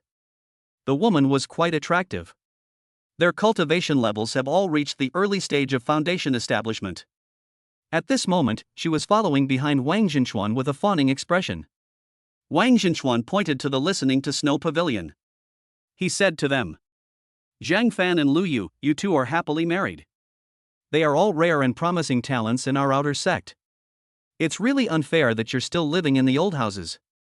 This listening snow cottage is where Su Qinghan lived before he was promoted to the inner sect. The spiritual energy is abundant, making it perfect for you. The sect assigned this place to you because they have high hopes for you. I hope you will not let down the sect and us elders. May you achieve enlightenment and advance to the inner sect as soon as possible. The male disciple named Zhang Fan was practically drooling. The place where Su Qinghan lived. Just thinking about it makes me realize that the goddess's fragrance might still linger inside. Even, you might find some of the goddess's personal belongings. He was so excited that he was trembling all over. Thank you, Elder Wang. Thank you, all the elders. If we achieve anything in the future, we will never forget the kindness of the elders in helping us. Just then. Squeak. The wooden door was pushed open from the inside. Shinran stood at the door with a frown and an unhappy expression. He looked coldly at the few people in the courtyard. What are you doing? It's so noisy in the middle of the day. Can't a person get any sleep? Chapter 18. The boast I made, my senior sister covered it up for me with tears in her eyes. They saw Shinran come out of the house. It wasn't just that young couple. Even the outer sect elders were taken aback. The male disciple named Zhang Fan. His expression instantly turned somewhat unpleasant. Damn it! How did this piece of trash end up here? He was consumed by jealousy over the personal belongings left behind by senior sister Su. No, she's already been defiled by this kid. The thought of this made his heart ache. Junior brother Shen? Zhang Fan spoke with a forced smile. His tone carried a hint of condescension. The sect has already assigned this listening snow pavilion to me and junior sister Lu Yu. Why, are you here? Before Shinran could speak, Wang Zhenchuan has already taken a step forward. His old face was so gloomy it looked like it could drip water. Today, he specifically brought along several elders. Come and catch Shinran red-handed. A few days ago, a disciple secretly reported this to him. They said that Shinran was arrogant and ignorant. They dared to secretly move into Su Qinghan's listening snow abode. He didn't believe it at the time. A mere chi-refining stage weakling, has he gotten himself into audacity? That's great, caught red-handed. Today, he will do it in front of all the elders. Give this kid a good beating. Thinking of his grandson Wang Tong, who is still bedridden and unable to take care of himself. The hatred in Wang Zhenchuan's heart erupted like a volcano. Little beast. He pointed at Shinran's nose and started cursing. Who let you stay here? Have you completely forgotten all the sect rules? His voice was stern, and his imposing aura as a foundation establishment cultivator pressed down on Shinran without any attempt to conceal it. Shinran felt a tightness in his chest. He glanced at Wang Zhenchuan. He then glanced at the few pretentious elders behind him. I understand it perfectly well. This old man is here to cause trouble. But what's there to be afraid of? Su Qinghan is inside the house. If you've got the guts, then kill me today. With her around, Shinran stood up straight. Elder Wang, you're so old, why do you still have such a temper? Starting with insults is unbecoming of an elder. He paused, glanced at everyone, and said confidently. Why can't I live here? This is senior sister Sue's place. She personally told me to stay here. Do you have a problem with that? These words were spoken. The expressions of the elders who came with Wang Jinchuan changed slightly. They looked at each other, their minds filled with doubt. Could it be that those rumors circulating outside are true? Is Shinran really related to Su Qinghan? They dared not think any further. Ha ha ha ha. Wang Jinchuan felt as if he had heard the funniest joke in the world. He burst into laughter, his laughter filled with sarcasm and disdain. Shinran, why don't you take a piss and look at yourself in the mirror to see what kind of person you are? Why should Su Qinghan let you live here? This is absolutely ridiculous. He doesn't believe it 100 times, not even 1,000 times. Who is Su Qinghan? He's so arrogant that he doesn't even respect his own grandson. How could anyone possibly be interested in a piece of trash like Shinran who can't even form a contract with a spirit beast? The reason Su Qinghan offered his help at the outer martial arts arena that day was... It's definitely just an excuse to distance themselves from the outer sect. That despicable woman. A sinister glint flashed in Wang Jinchuan's eyes. He stopped smiling, and his face darkened. Get out of here within 3 breaths. Then he went to the cliff of repentance and faced the wall in meditation for a month. Otherwise, don't blame me for being ruthless and crippling you right now. As soon as he finished speaking, spiritual energy surged in his palm. Hey, Elder Wang, don't be impulsive. A kind-looking, plump elder quickly stepped forward and stopped Wang Jinchuan. The other elders quickly stepped in to smooth things over. They wouldn't dare gamble. If the rumors are true, what if they really cripple Shinran today? If Su Qinghan starts blaming me, things will get complicated. After all, you have to consider the owner before you beat a dog, right? The fat elder walked up to Shinran and said with a smile. Shinran, look, you're all alone. Isn't it a bit of a waste to live in such a big yard? He pointed to Zhang Fan and Lu Yu beside him. Zhang Fan and Lu Yu are a couple and are about to get married. The sect is also taking care of them. Besides, Qinghan has already advanced to the inner sect and will not be coming back in the future. Why don't we just give this courtyard to them? What do you think? The fat elder had a good attitude. Shenran's expression softened somewhat. But he didn't want to give in. On what grounds? Damn it, what kind of bullshit Taoist partner is this? He's in the foundation establishment stage again, and he has a Taoist partner. Now I want to live in a big house. How come he gets all the good things in the world? Shinran felt extremely resentful. His eyes darted around, and a wicked idea popped into his head. So what if you have a cultivation partner? Who doesn't have that? As soon as those words were spoken, the courtyard fell silent once again. Immediately afterwards, put. Someone couldn't help but laugh first. Then, everyone burst into laughter. Zhang Fan almost laughed until tears streamed down his face. Junior brother Shun, have you gone mad? The mockery on Wang Jinchuan's face intensified. Even the elders who had initially wanted to smooth things over shook their heads. This kid, in order to save this yard, has started talking nonsense. That's absurd. Everyone in the beast-taming sect knows that Shinran is the sect's #1 good-for-nothing. To date, no spirit beast has been contracted. Which female disciple would lower herself to become his Taoist partner? The fat elder sighed.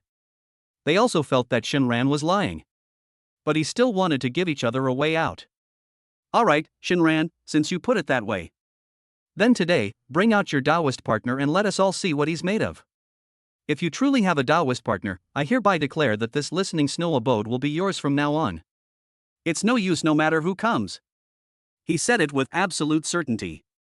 In his view, there was no way Shinran could summon anyone. This was merely a final tactic to force him to give up. Inside the house, Su Qinghan heard the conversation outside clearly. She was so angry that she was trembling all over, and her pretty face turned bright red. That bastard. Shameless. Vulgar. He's going to ruin his reputation. Once he goes out, he will have confirmed his status as a Taoist partner. How will I face people after that? The proud daughter of the beast taming sect. He found a useless chi refining stage cultivator as his Taoist partner? If word gets out, she'll become a laughingstock throughout the entire eastern wilderness. But, thinking about what Shen Ran had just said, the thought of Gu Qingjue, the saintess she both hated and envied, filled her with a deep sense of longing.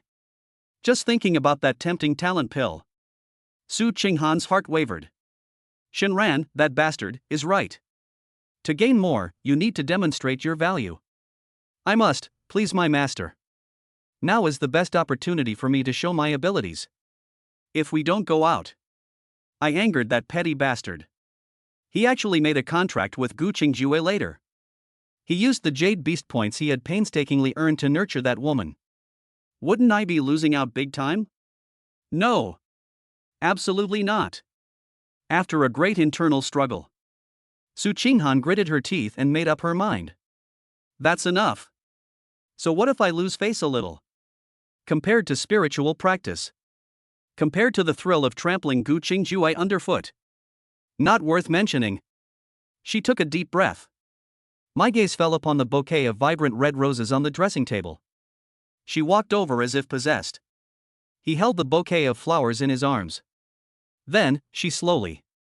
I walked towards the door. In the courtyard, Wang Zhenchuan looked at Shen Ran, who was speechless. The smugness on his face was no longer concealed. What? Can't you call out? Can't keep making this up? He approached Shen Ran step by step. The oppressive aura emanating from him grew heavier and heavier. You little beast, today, I will clean house for the sect. Having said that, he raised his hand high, gathering spiritual energy, ready to slap the opponent. Zhang Fan and Lu Yu wore gloating smiles on their faces. Just then. Squeak. The tightly closed wooden door opened. Everyone paused in their actions. They all turned and looked towards the door. A graceful purple figure slowly emerged from the doorway. She was graceful and had an unparalleled beauty. Her temperament is as pure and aloof as a lotus flower atop a snow-capped mountain. If it's not Su Qinghan, then who is it? The entire venue was deathly silent. Everyone stared wide-eyed. It was as if I had witnessed something incredible. Su Qinghan? What is she doing here? However, what shocked them even more was yet to come. There stood the aloof and otherworldly senior sister Su. In my arms, there was. She was holding a bouquet of bright red roses. Under the petrified gazes of everyone, Su Qinghan held the flowers and moved with light, graceful steps. She slowly walked to Shen Ran's side. Her eyes were like autumn water. He coldly swept his gaze over Wang Zhenchuan and the elders. Her red lips parted slightly, and her voice was clear and cool. Elders, please gather here. I don't know, what advice do you have for me? Chapter 19, The Truth is Out. She is my Taoist partner. Do you have any objections? Wang Zhenchuan raised his hand high. They just stood there, frozen in mid-air. Fighting is not an option, nor is not fighting. Zhang Fan, with his shifty eyes, had a mouth so wide it could fit an egg. His eyes were practically bulging out of their sockets. Even those few outer sect elders who originally wanted to smooth things over. They were all stunned, as if struck by lightning. Su Qinghan? How did she end up coming out of this house? And he's holding a bouquet of flowers? The fat elder was the first to react. He rubbed his eyes hard and spoke in a trembling voice. Qinghan? How did you get here? Shouldn't you be in the inner sect? Zheng Fan's gaze seemed to be drawn in by a magnet. The words landed squarely on Su Qinghan's exquisite face. His heart was bleeding. When he saw Su Qinghan's body. When they were almost touching Shen Ran. Then I saw the glaring bouquet of roses in her arms. Click. My heart is broken again. Look at the expressions on these people's faces.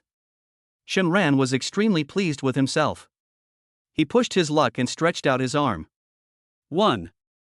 He then embraced Su Qinghan's slender waist, which was so small it could be encircled by a single hand. It feels incredibly soft and elastic to the touch. Su Qinghan's delicate body trembled violently. Her original plan was to come out and make an appearance. Just get rid of these people as soon as possible. I never expected Shinran to be such a bastard. How dare they lay a hand on me in front of so many people? She gasped in surprise, her cheeks instantly turning bright red. But just as she subconsciously tried to break free. In my mind. But then the pie in the sky that Shinran had drawn came to mind. She surprisingly didn't resist. He simply turned his head slightly to the side. This scene was witnessed by everyone. It was no less than a bolt of lightning from the heavens striking down on you. Zhang Fan's eyes widened in disbelief. He was completely dumbfounded. Wang Zhenchuan was so angry that he was trembling all over, burning with rage. Good. What a despicable woman. Her grandson, Wang Tong, is still bedridden from being beaten by her. She, on the other hand, simply ignored it completely. And now, he's actually having a secret rendezvous with the number one good-for-nothing of the sect here. And they're so blatant. Shinran felt extremely comfortable as he held the warm and soft woman in his arms. He cleared his throat. He looked at the elders who were completely dumbfounded. Elders, I have shown you the person as well. What else do you want? Are you going to take my house back? He tightened his grip on Su Qinghan's arm. You don't want senior sister Su to come back to the outer sect to find me in the future, do you? There's not even a place to stay, is there? That's blatant boasting. Those elders, aren't they all shrewd people who have lived for decades? They originally thought Shinran is at most Su Qinghan's lackey. Or perhaps the rumors circulating outside are simply incorrect. But things have come to this point.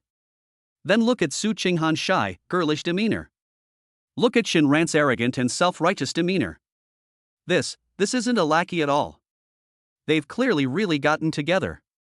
This discovery is absolutely mind-blowing. For a moment, the elders were stunned by the surreal scene before them. I was so shocked that I felt dizzy. The fat elder was the first to come to his senses.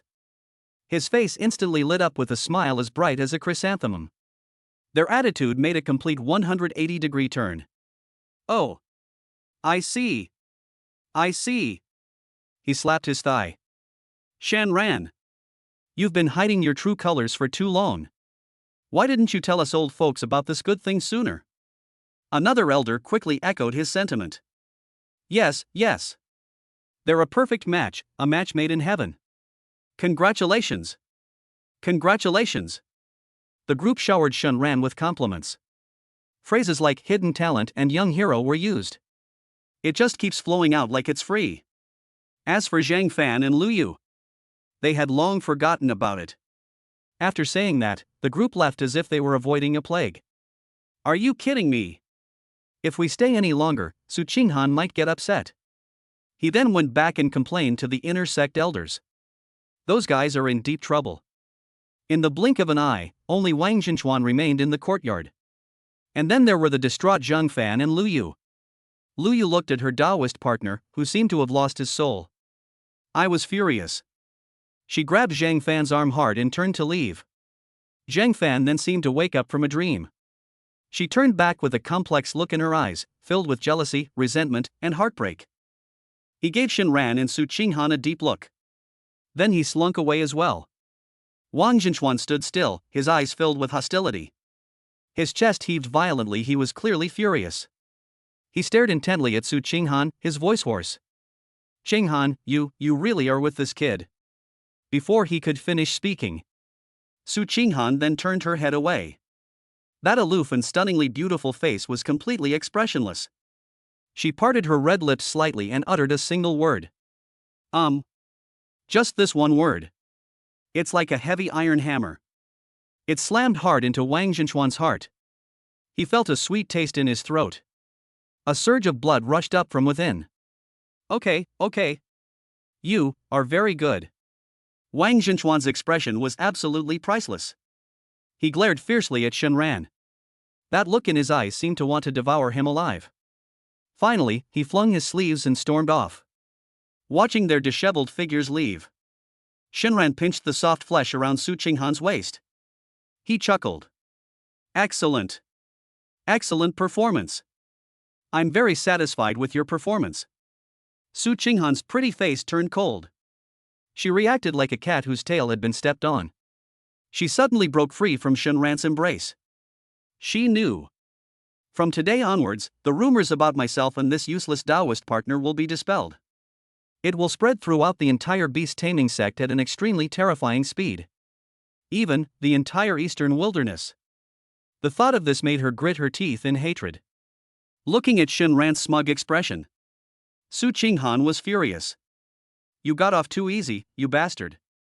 She glared at Shin Ran, then turned to go back to the inner sect. But he had only taken 2 steps. She suddenly remembered something, stopped, and turned around. Are there any high-level missions available in the Outer Sect's Hall of Merit recently? Shin Ran was taken aback, then shook his head vigorously like a rattledrum. It's gone. During this period, Xuemu and I have taken on every case we could. The rest are all trivial matters. Su Qinghan frowned slightly. If you want to enter the inner sect, you must do something that will shock the inner sect, and only then will you have a chance to be promoted exceptionally. These tasks from the outer sect are challenging for you, but they are still far from sufficient. Upon hearing this, Shin Ran also fell into deep thought. That's definitely true. I want to make an exception. You need to have some truly impressive achievements. Suddenly, a brilliant idea struck him, and he slapped his thigh. Got it. He looked at Su Qinghan with excitement. I told you, I made you a spirit beast. Is this news enough to shock them? Su Qinghan barely suppressed the urge to punch him to death. This guy has absolutely no shame. However, Shin Ran's words reminded her. She took a deep breath and suppressed her anger. A bold plan quickly took shape in her mind. Tomorrow, go to the spirit nurturing platform to test the rank of your spirit beast. Shin Ran's eyes lit up. You mean I should put you up there? Su Qinghan's cheeks flushed red instantly. She looked away somewhat awkwardly. He nodded as he looked at the ice crystal bamboo next to him. When the time comes, news of you, the number 1 good for nothing in the sect, also having a spirit beast, will naturally spread like wildfire. If only the spirit beast were of a higher rank. It's only a matter of time before the inner sects are shaken up. Shin Ran's eyes lit up instantly. Yes. How could he not have thought of that? The sect's undisputed number 1 waste. Suddenly, I contracted a mysterious spirit beast of extraordinary quality. This is a gimmick. It will definitely attract the attention of the entire sect. Senior sister. Shin Ran rushed forward and grabbed Su Qinghan's small hand. You really are a genius. Chapter 20. The entire sect watched. The spirit beast of the good for nothing Shin Ran burst the spirit nurturing platform. The next day, just as dawn was breaking. Thump! Thump! Thump! The dull knocking sounded like a death knell. Xuemu had a messy, unkempt hairstyle. I sleepily opened the wooden door. Shin Ran, it's not even dawn yet, what are you doing? He yawned and asked indistinctly. Going to get another mission? Shin Ran looked at him, who looked like he hadn't woken up yet. She raised her hand and gave him a light tap on the back of the head. Hey, I think you're getting a little too cocky. Nobody dares to beat you up now. Don't you know your place? Shin Ran put her hands on her hips. He had an old-fashioned look. The early bird catches the worm. Look at you. The sun's already high in the sky and you still aren't up. What a wimp. Xuemu was sobered up considerably by the slap. He looked completely speechless. The sky was just beginning to lighten with the first hint of dawn. Where did the sun come from that's shining on your butt? Hurry up, wash your face and come with me somewhere. Shin Ran urged. Where are we going? Spirit Cultivation Platform. Yulingtai Nurturing Spirit Platform. It is located in the very center of the entire outer gate area. It was a massive platform carved from a single block of black basalt. It is said to have stood here for hundreds of years. It has witnessed the growth of generations of outer disciples. Its sole function. It is a test of the rank of the spirit beast that the new disciple has contracted. This is where the dreams of outer disciples take flight. It is also a cruel stage where countless people come to realize the harsh reality. As Shin Ran and Xuemu walked towards the spirit nurturing platform, the outer disciples they encountered along the way all cast strange glances at them.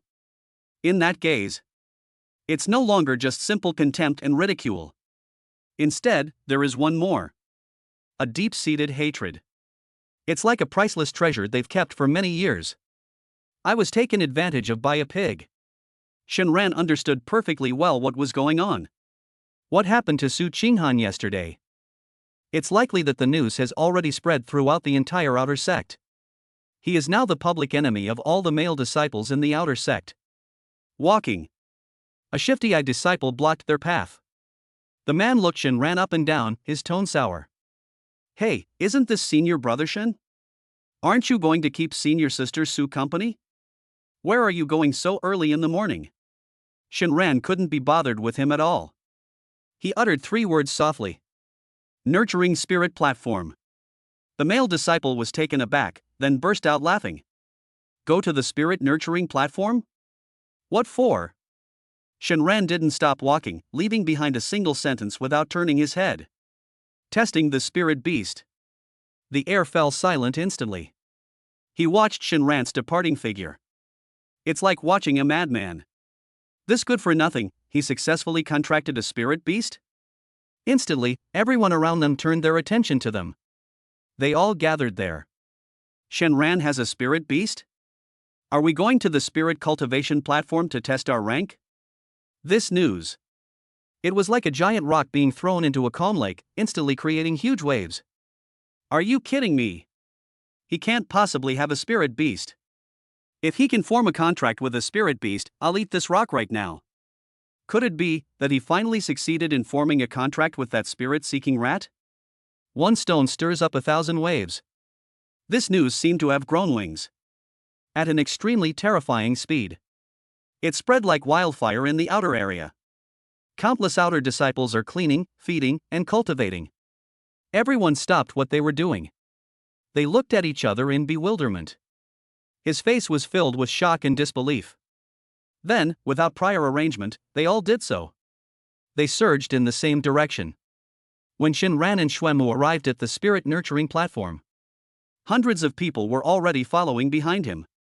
Moreover, this number is increasing at a visible rate. Around the enormous spirit nurturing platform, the place was now packed with people, 3 or 4 layers deep, completely blocking the way. Shenran really has a spirit beast? I don't believe it. Exactly. If he could contract spirit beasts, the sun would rise in the west. Just you wait, it's definitely just a publicity stunt. Discussions and jeers rose and fell. Xuemu looked at this scene. Shenran, how about we come back another day? So many people are watching. Shenran, however, remained calm. They even seemed to enjoy the feeling of being the center of attention. He patted Xuemu on the shoulder and walked to the spirit nurturing platform. Under the gaze of thousands of eyes in the audience, Shenran remained expressionless and slowly extended his hand. A flash of light. A small, pure white fox appeared out of nowhere in his arms. The fox's fur was as smooth as the finest silk. A pair of large, watery, azure eyes, as if containing the stars and the sea.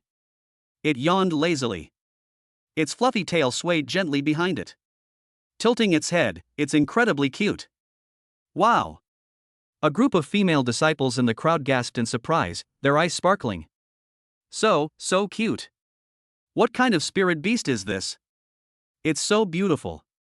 Oh my god, I really want to have one too. Even the male disciples were captivated by the adorable little fox. His eyes were full of envy. This is an adorable looking spirit beast. That's incredibly rare. However, as much as I envy them, some disciples who considered themselves experienced. He quickly revealed a disdainful expression. TCH, just a vase. The more ornamental a spirit beast is, the weaker its combat power is. It's all show and no substance. In my opinion, this little fox is at most a first-tier spirit beast, and it can't even beat a spirit-seeking rat. In his arms, Su Qinghan was being watched like a pet. He was so angry he almost revealed his true colors on the spot. Asshole. These ignorant fools. How dare they compare themselves to the spirit-hunting rat? Shenran seemed to sense her anger and reached out his hand. He gently rubbed her fluffy head. The touch was delicate and smooth. It's absolutely irresistible. He lowered his head and whispered in her ear in a voice only the two of them could hear. Senior sister, do your best. Don't embarrass me. Su Qinghan's body stiffened abruptly. 2 small flames instantly ignited in his azure eyes. Who do you think you are? Shinran held the little fox under the watchful eyes of the world, step by step. They stepped onto the black altar of spirit nurturing. He took a deep breath and bent down. That small, exquisite white fox. It was gently placed in the center of the cold platform. Everyone held their breath. It's here. It's about to begin. The white fox's little paws had just touched the surface of the platform. Buzz. The entire Xianjing platform suddenly trembled. The ancient runes on the platform's surface, which had been dormant for countless years, were instantly illuminated. A soft white beam of light shot into the sky from the center of the platform. White. It's a first-tier spirit beast. Immediately, someone in the crowd shouted out, their tone filled with an "I knew it" attitude.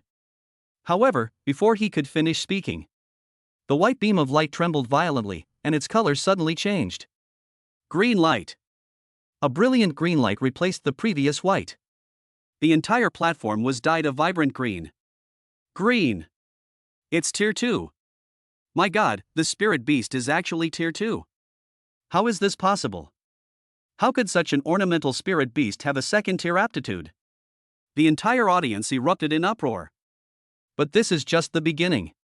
The green beam of light lasted for less than a breath. Another surge. Blue. A light as blue as the deep sea instantly enveloped everything. Blue, blue. A third-tier spirit beast. A deacon standing in the front row. His voice began to tremble, and his eyes widened like copper bells. Tier 3 spirit beast. Everyone's gone mad. How is this possible? The number one good-for-nothing of a sect, without making a sound, actually contracted a spirit beast with superior aptitude? A third-tier spirit beast is standard equipment for inner disciples. This is simply a fantasy. However, the towering pillar of light showed no sign of stopping. Amidst the horrified gazes of the crowd, that blue beam of light has transformed once again. A noble and mysterious purple, bursting forth. Purple, a fourth-tier spirit beast? Some people in the crowd had already rolled their eyes. She was so frightened that she fainted. This is completely beyond their comprehension. The beam of light changed again. A dazzling golden light, like a blazing sun, suddenly rose. Gold, gold, gold.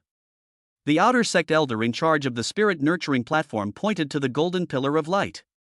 His lips trembled, and he couldn't utter a single complete word. It felt like I was about to have a heart attack any second. 5th rank. A legendary 5th-tier spirit beast. In the entire beast taming sect, which has existed for 1,000 years, only one such beast has ever appeared. Everyone was stunned, their minds went blank, and they completely lost the ability to think. However, this is still not the end. Just as the golden light reached its peak, the entire spirit nurturing platform began to buzz violently. The runes on the platform were flashing wildly, as if they had gone mad. Then, click.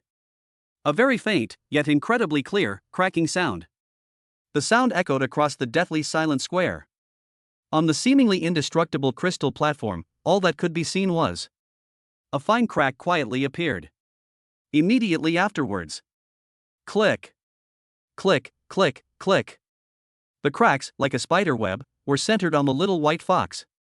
In an instant, it spread to the entire platform. The next second, whoosh. This place carries the glory and dreams of the outer gate for hundreds of years.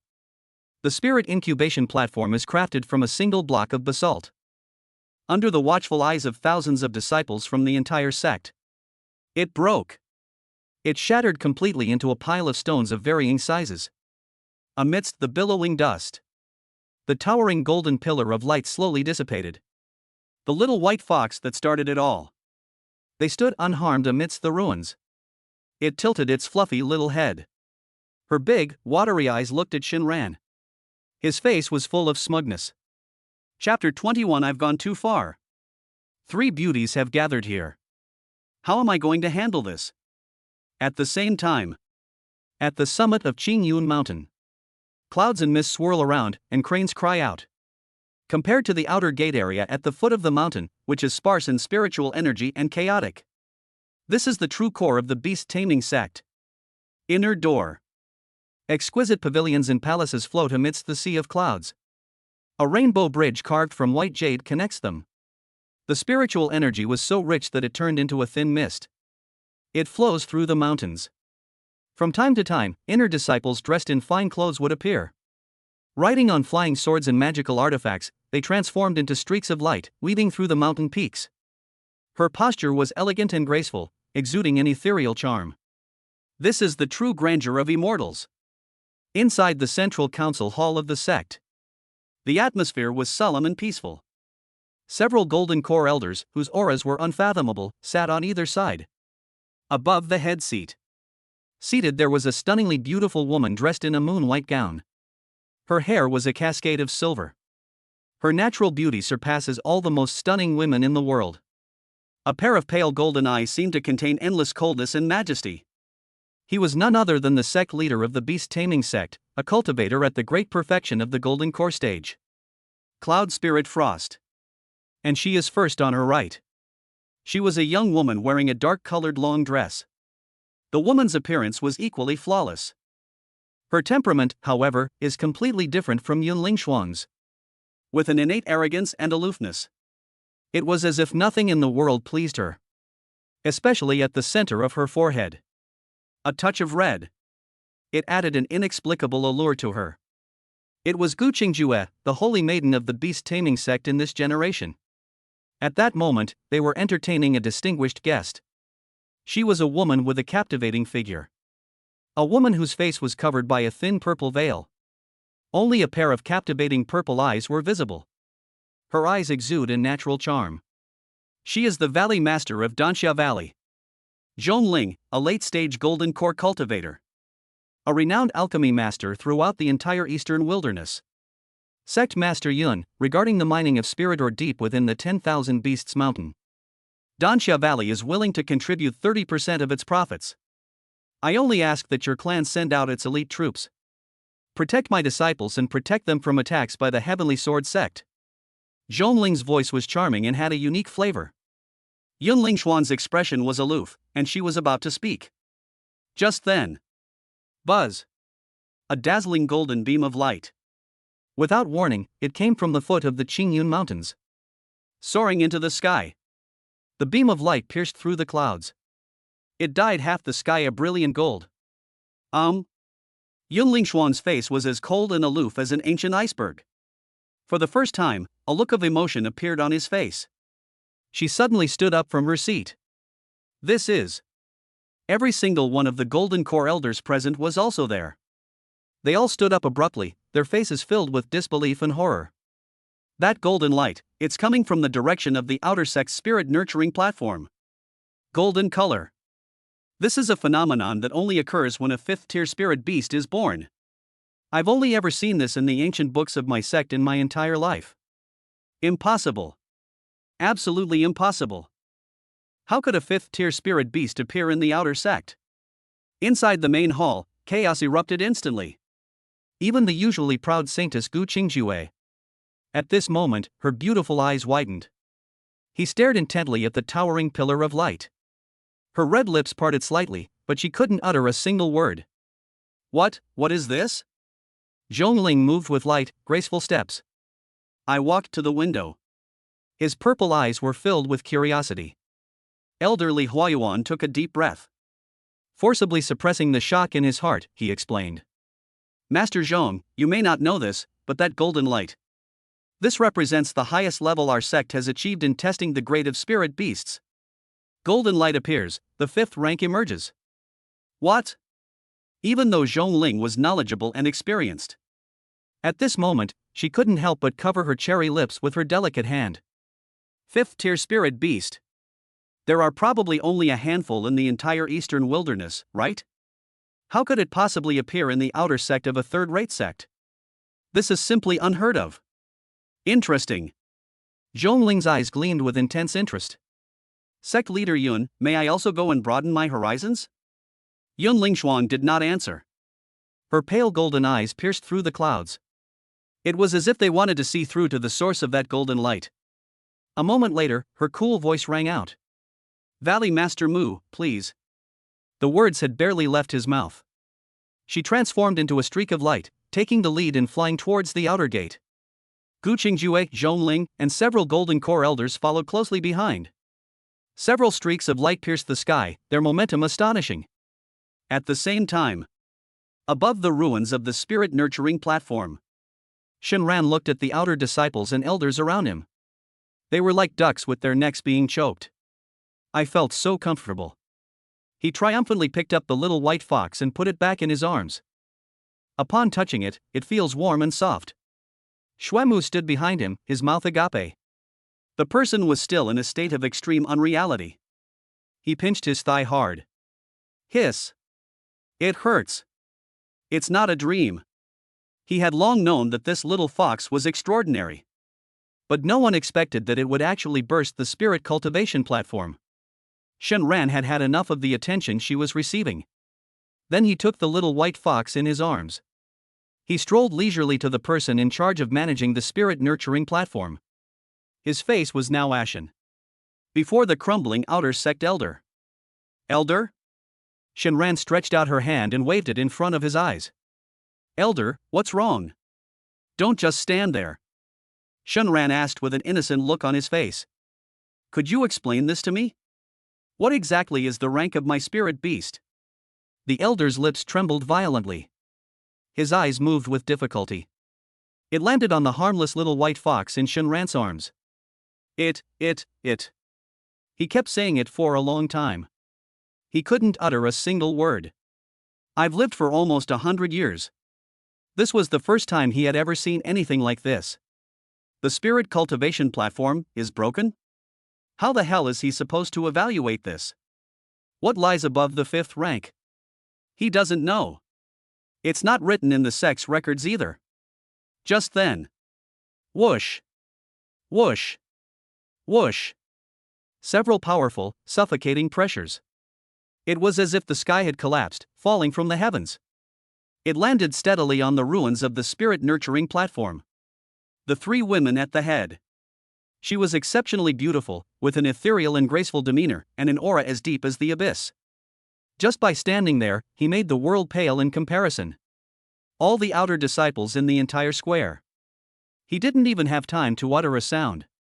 They were all instantly overwhelmed by this terrifying pressure. The pressure made his breathing erratic.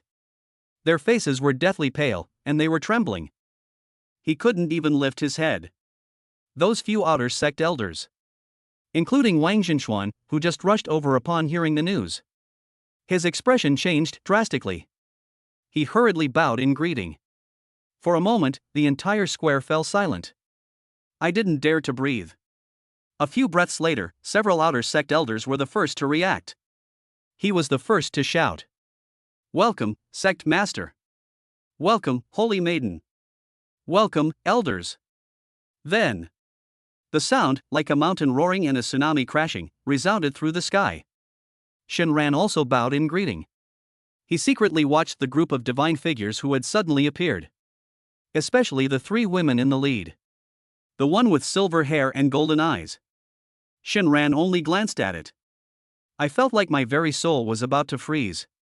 It was an absolute majesty that transcended all living beings. Wow, this is a divine item, and it's even a limited edition with white fur. Shenran quickly gave it a score in her mind. The woman in the black dress next to the sect leader.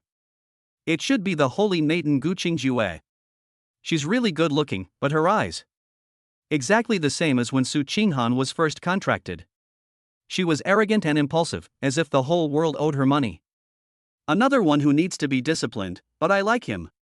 As for the woman in purple with her face covered, she has a hot body. Those purple eyes were captivating. He's obviously not someone to be trifled with. A mystery blind box? That's interesting. I had just mentally categorized the 3 top beauties. Several chilling gazes locked onto him. Shenran shivered.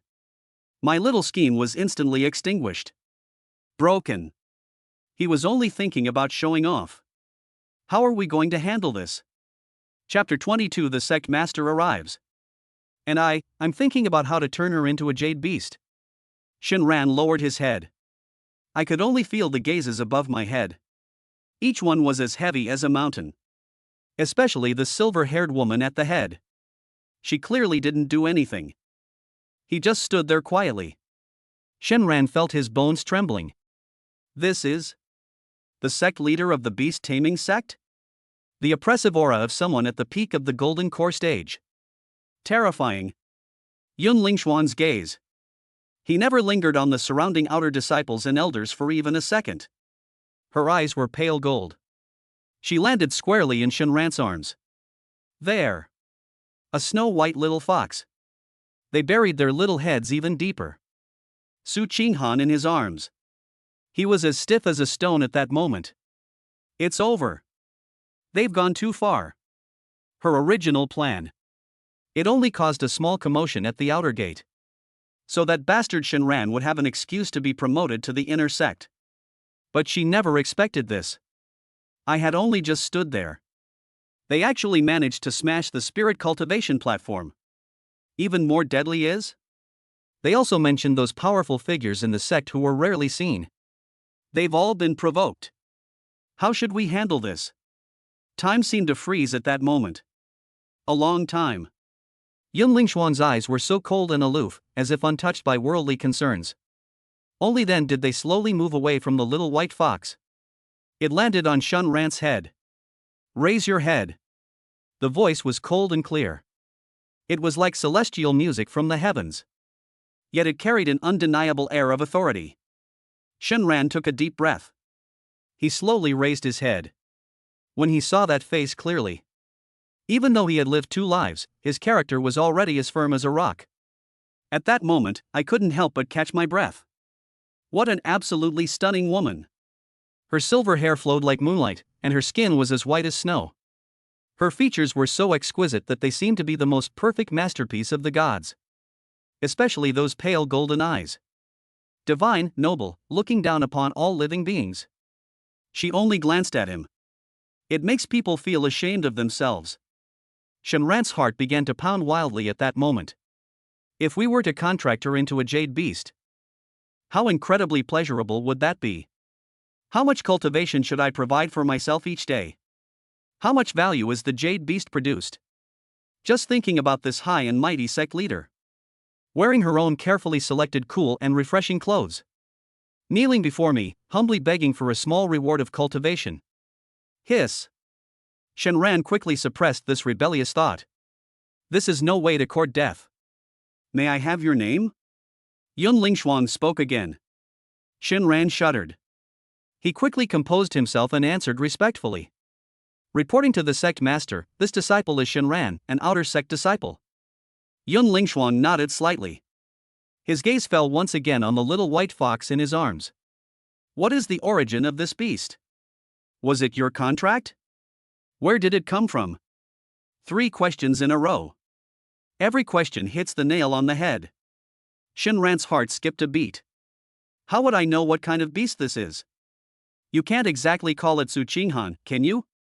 His mind was racing. His face immediately adopted a look of fear mixed with a hint of bewilderment.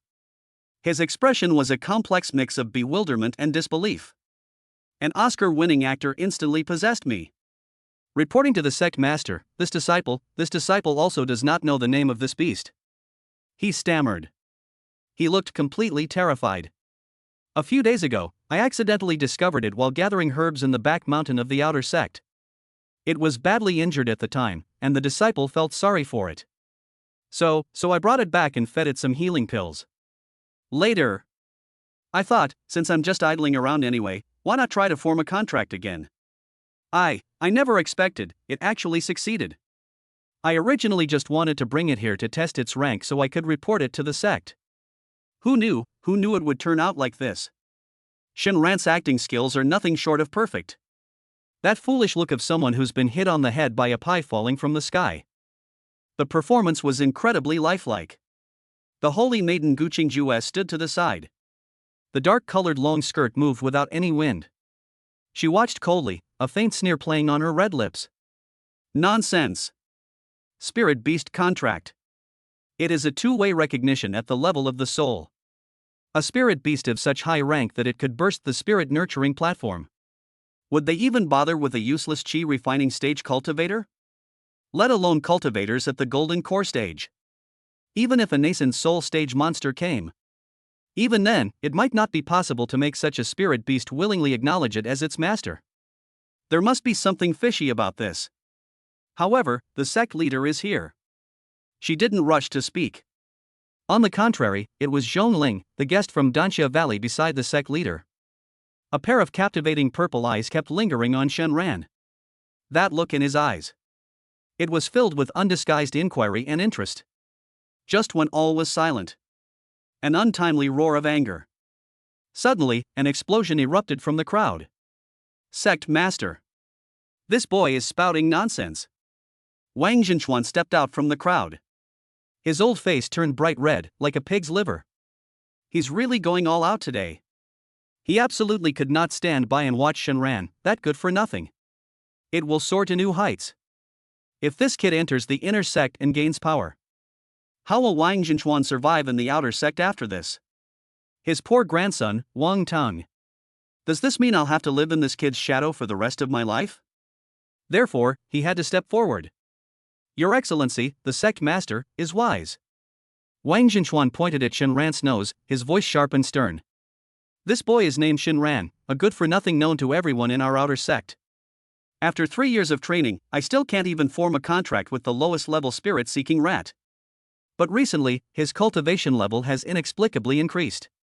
And now they've even brought out such a wondrous spirit beast. There must be a trap here. He became more and more excited as he spoke, spitting as he spoke. In my opinion, he either received some kind of demonic inheritance, or he's possessed by some evil spirit. The destruction of my sect's spirit nurturing platform today is clear proof. His intentions are despicable. I implore the sect leader to see the truth clearly and not be deceived by this villain. Execute this scoundrel on the spot as a warning to others. Wang Zhenchuan's words were passionate and righteous. The outer disciples around him were already insanely jealous of Shenran. I realized it instantly. Yes. Shenran is a good for nothing. How could he suddenly become so awesome? There's definitely something wrong here. Yes. Elder Wang is right. Shenran should be severely punished. He must be a demonic cultivator. Otherwise, how could he possibly contract such a demonic beast? Please, sect master, strip him of his cultivation and expel him from the sect. The crowd was immediately outraged. Shouts of fighting and killing rose and fell. Yunling Xuan's dark eyebrows resembled distant mountains. His brow furrowed almost imperceptibly. She hadn't said anything yet. Beside her was the holy Nathan Guqingjue. She then waved her jade-like hand slightly with some impatience. Buzz. An invisible, immense spiritual power rippled outwards like waves. All the clamoring outer disciples. It felt like someone was choking me.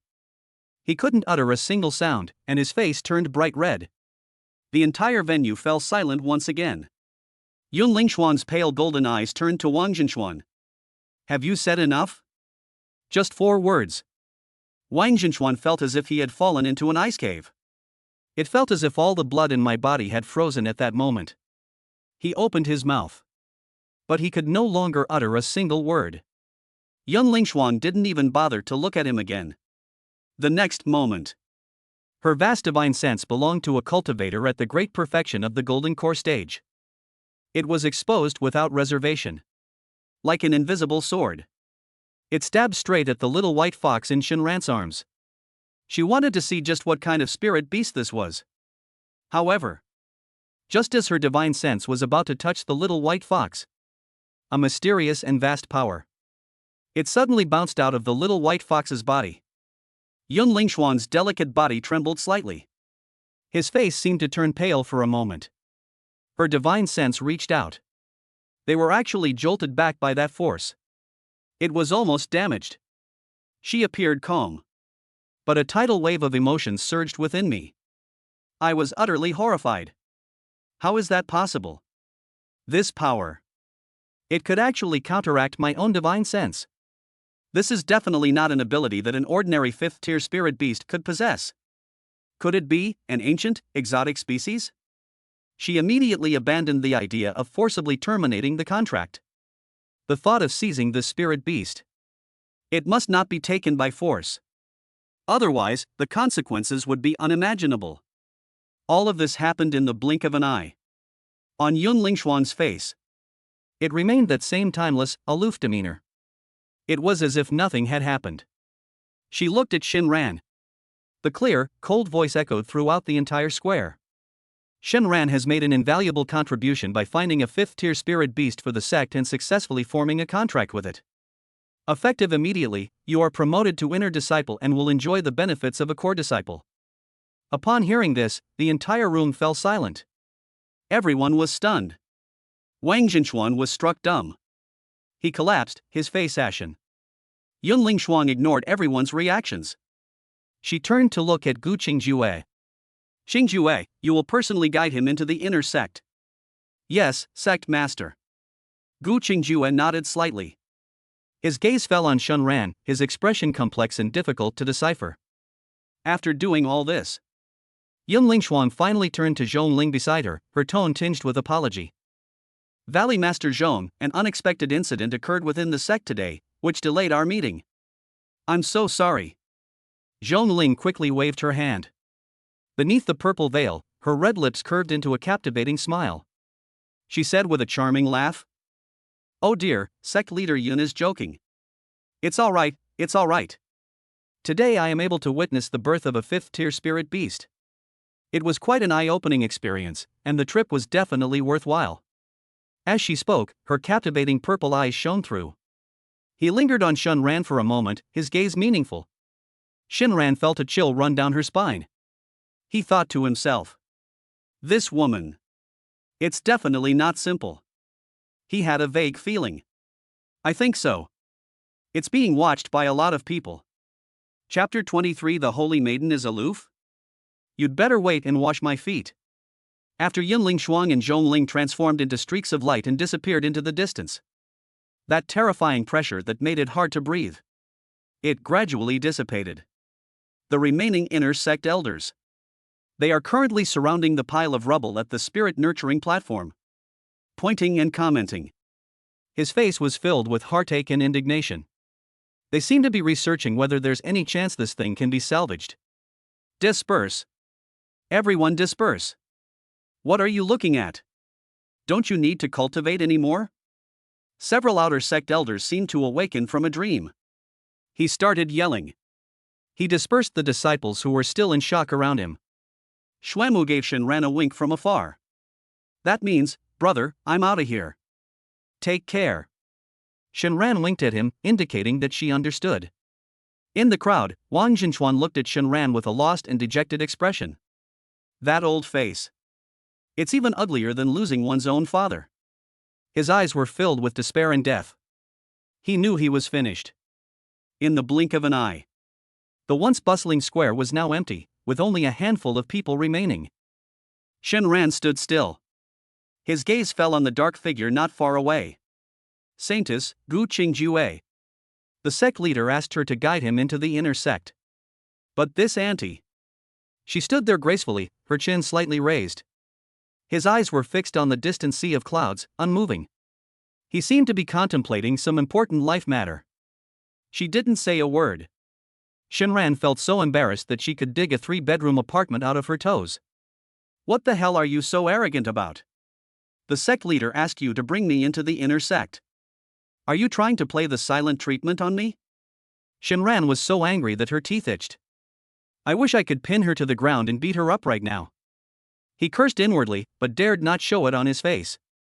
With a thought, he returned the white fox in his arms to his spirit beast space. As soon as I went in, Su Qinghan's voice rang in his mind. See that? I told you, this woman is so annoying.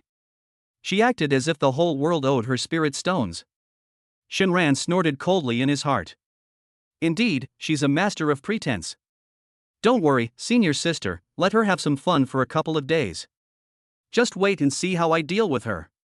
Make her wash my feet every day. Time passed by, second by second. Those inner sect elders who studied the ruins. It seems they've given up. Shaking their heads, they also left one after another. In the vast square, only Shinran and Gu Qingjue remained. The atmosphere grew increasingly awkward. Shinran finally couldn't hold back any longer. If we wait any longer, it will get dark. He steeled himself and took 2 steps forward. He spoke cautiously. Your Holiness, I. He hadn't finished speaking. Gu Qingjue's indifferent eyes. It swept over lightly. That look was as if he were looking at an unknown pile of filth on the roadside. His eyes clearly conveyed a few words. You dare bother me? A surge of anger suddenly welled up inside Shinran. He couldn't wait to open the system store. Exchange for a silver contract charm. We took care of this arrogant woman right there and then. Unfortunately, I was short of money. Left with no other choice. With a strong will to survive, he shut his mouth. Gu Qingjue was distracted by his interruption. He seemed to have lost interest in continuing to daydream.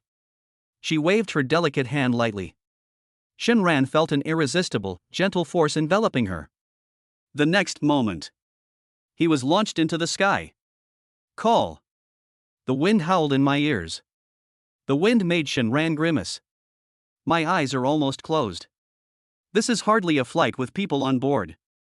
This is no different from being tied to a rocket. It only took a few breaths. Shinran then found himself standing above the inner gate. Below, clouds and mist swirl around. A series of elegant and tranquil detached courtyard houses. They are scattered among the mountains in a well-organized manner. The spring water gurgles, and cranes dance in the air. The spiritual energy permeating the air was so dense that it almost solidified. Compared to the filthy and chaotic slums outside the gate, this place is simply paradise. Shinran didn't even have time to express his feelings. Su Qinghan's voice rang out again. Choose the 8th courtyard on the left. Shinran's heart stirred. Although I didn't understand, I did it immediately. He forced back the tears from his face, which was contorted by the fierce wind. He shouted at Gu Qingjue at the top of his lungs. Your Holiness!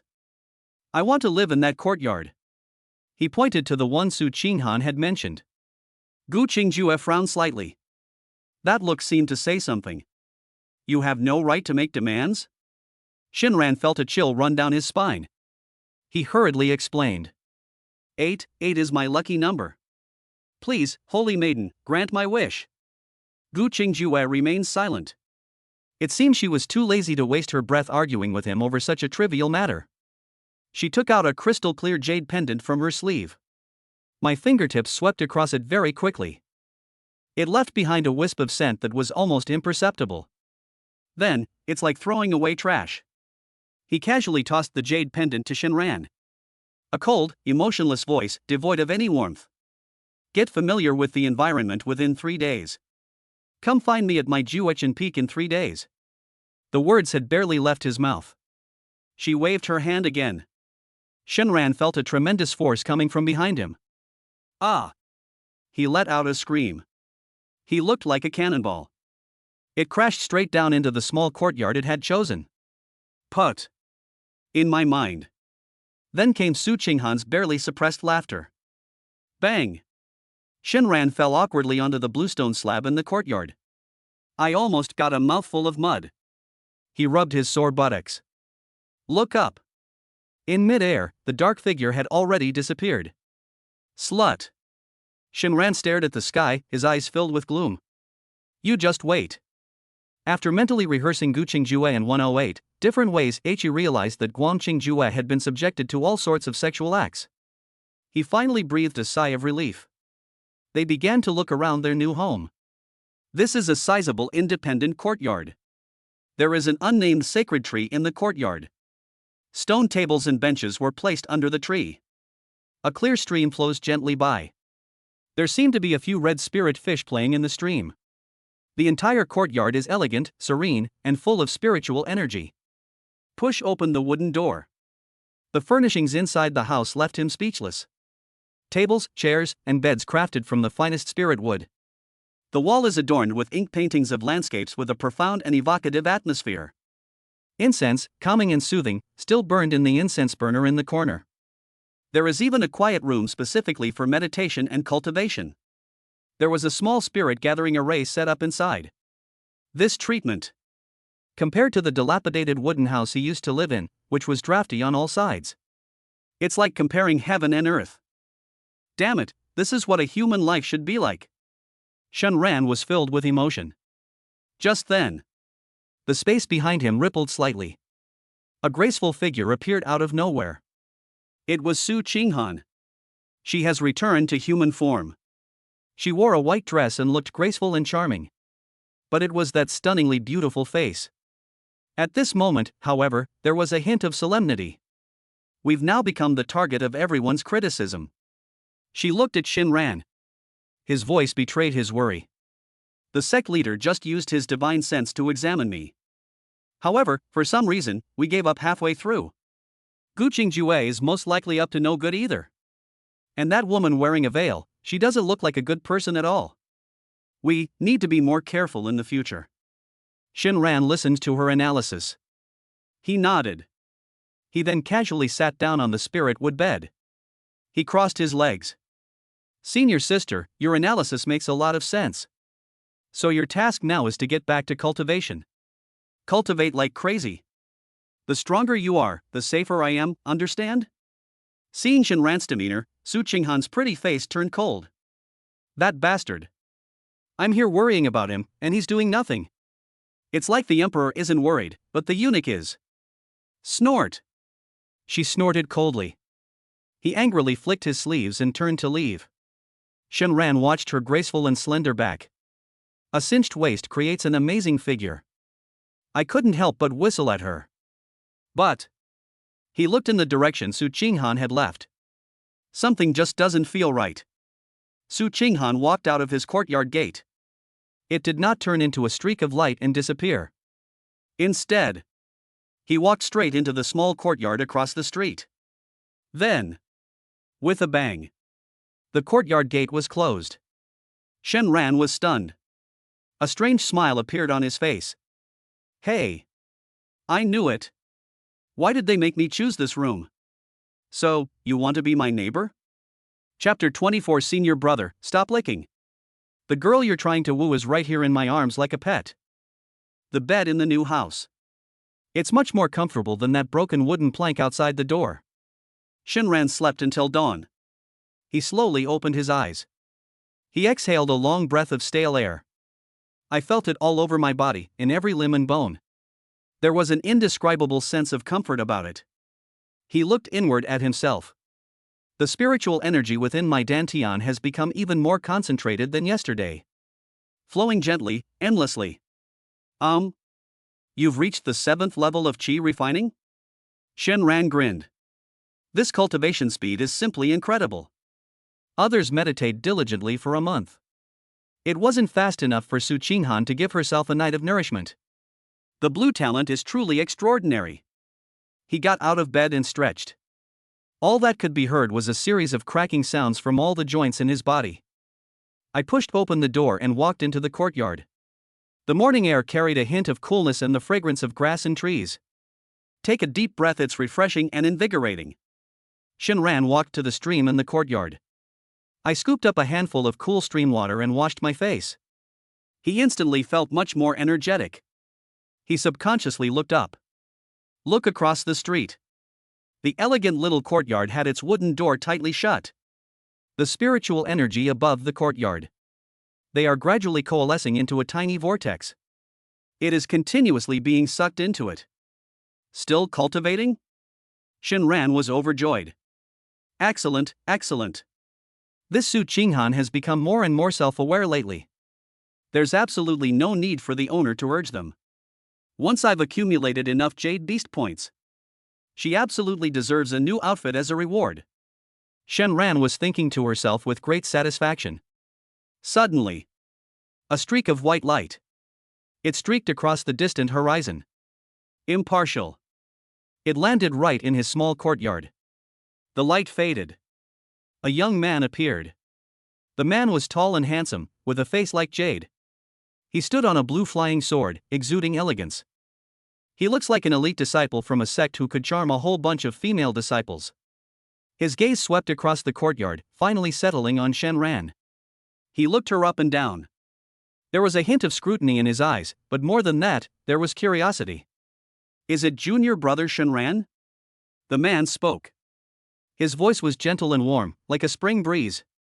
Shenran muttered to himself. However, he still politely cupped his hands in greeting. Indeed, greetings, senior brother. I am Bai Zhe from the enforcement hall. Bai Zhe nodded slightly. He took out a set of neatly folded inner disciple robes and a jade pass from his storage bag. By order of the sect leader. Here comes to deliver the inner disciple's allowance to junior brother Shen. He handed the items to Shinran. These are the inner disciple's attire and jade tokens. With this jade token, junior brother can enter and exit most areas of the inner sect. However, the second floor and above of the scripture pavilion, as well as the places of quiet cultivation for the elders. Please, junior brother, do not trespass. As he spoke, he then handed over a small cloth bag and a jade bottle. Here is my junior brother's monthly salary, 100 low-grade spirit stones. And this bottle of cleansing elixir can help junior brother accelerate his cultivation. 100 spirit stones. There's also a bottle of elixir. Shinran's eyes lit up. He worked himself to the bone outside the gate for a month. The income was only a few spirit stones. They were also frequently shortchanged. The treatment of inner disciples is truly different. Thank you, senior brother. Shinran thanked him repeatedly. They accepted the items without hesitation. Bai Zhe waved his hand and said again.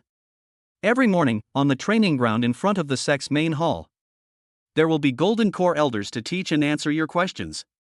However, junior brother, you are only at the chi refining stage now.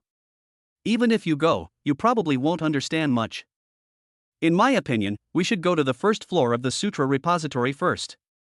Find a few basic cultivation techniques for guiding chi into the body, practice them diligently, and strive to break through to the foundation establishment stage as soon as possible. This senior brother's attitude is really good. Shinran thought to himself. But he discovered. After Bai Zhe finished speaking. But they showed no intention of leaving. He just stood there. Looking at Shinran, he hesitated, as if he wanted to say something but couldn't. A long time. He seemed to have made up his mind then. He opened his mouth. Junior brother Shen. May I see your spirit beast? It's here. Shinran felt a chill run down his spine. I realized it instantly. So much groundwork has been laid beforehand. The relationship is waiting for me here. To put it bluntly, he's just here to gossip. Although Shinran was reluctant to disturb Su Qinghan's cultivation. It affects one's own income. But considering that this senior brother had a good attitude, it wasn't appropriate to refuse outright. As for my senior brother, that's certainly possible. Shinran nodded, feigning generosity. A thought suddenly occurred to him. A vortex of spiritual energy above the small courtyard across the street. It vanished in an instant. The next second. A flash of light. A small, snow-white fox. She appeared out of thin air in Shinran's arms. The little fox was bewildered. She first looked at Shinran blankly. Then he turned his head. He glanced at Bai Zhe standing beside him. In an instant. In those innocent eyes. Two small flames of anger ignited. Asshole. That bastard. He summoned himself again. And in front of outsiders. Does she really think she's some kind of pet for him to exhibit? This is that fifth-tier spirit beast? In Bai Zhe's eyes. It burst forth with a dazzling light in an instant. He stared intently at the little fox in Shinran's arms. My breathing became a little rapid. Amazing. Absolutely amazing. Just watching. You can feel an innate air of nobility. Unheard of. Absolutely unheard of. Bai Zhe muttered to himself. It was as if they were bewitched. As he spoke, he inexplicably reached out his hand. It seemed to want to touch the smooth fur. Shinran hadn't even had a chance to speak. The little white fox in my arms. The reaction was quite intense. It suddenly turned its head. The hand reached out towards Bai Zhe. It bared its tiny, snow-white teeth. A threatening gurgling sound came from his throat. Although his eyes were fierce. But it couldn't hide its adorable charm. Bai Zhe's hand. They froze in mid-air. Shinran smiled helplessly. He reached out and forcibly turned her head, which was baring its teeth, back to its normal position. Please forgive me, senior brother. It's a bit grumpy when it wakes up and shy around strangers. Su Qinghan was so angry that the hairs on her body almost stood on end. Grumpy when you wake up? You're the one who's grumpy when you wake up. Your whole family is grumpy when they wake up. Bai Zhe reluctantly withdrew his hand. A hint of embarrassment flashed across his face. He scratched his head. It's all right, it's all right. In that case, then junior brother, you should focus on your cultivation. I won't disturb you any longer. With that, he turned and walked out of the courtyard. Strangely enough, he did not immediately fly away on his sword. Instead, he walked straight to the opposite door. In front of Su Qinghan's courtyard gate. He first straightened his robes. He cleared his throat. He put on what he thought was a very gentle smile. His voice also became increasingly warm and gentle. Junior Sister Su, are you there? I am Bai Zhe. Today, the Weapon Refining Hall received a new batch of excellent magic weapons. I wonder if Junior Sister is interested. Shall we go and take a look together? The courtyard was quiet. There was not a sound. The smile on Bai Zhe's face. He stiffened slightly. An awkward expression flashed across her face. He called out twice more, trying to figure it out. Junior Sister Su? Junior Sister Su? Answer him. There were still only birdsong in the early morning. He slowly turned his head. They happened to be facing Shenran and the little white fox in his arms. Two pairs of eyes filled with doubt. One person and one fox. She just stared straight at him. The scene was quite awkward at one point. Bai Zhe's face. It turned red instantly. He coughed twice and tried to make amends. Ahem. Junior brother Shen, you are unaware of this. This junior sister Su is very diligent. I suppose he's gone to seek guidance from some elder on cultivation issues now. After saying that, he was as if his butt was on fire. He stepped onto the flying sword as if fleeing. It transformed into a streak of light and vanished as quickly as it flew away. He had just left the little fox in Shenran's arms. Then, with a flash of light, it transformed into human form. Su Qinghan wore a white dress. Her pretty face turned cold. A fierce rage burned in those eyes, which were as clear as autumn water. She was about to speak. Don't rush. Shenran simply reached out his hand. He interrupted her. Immediately afterwards, he took the bottle of cleansing liquid that he had just acquired. It was handed to Su Qinghan. I called you out here for this reason. Here, take it. Su Qinghan was stunned. She instinctively took the jade bottle. Cleansing elixir.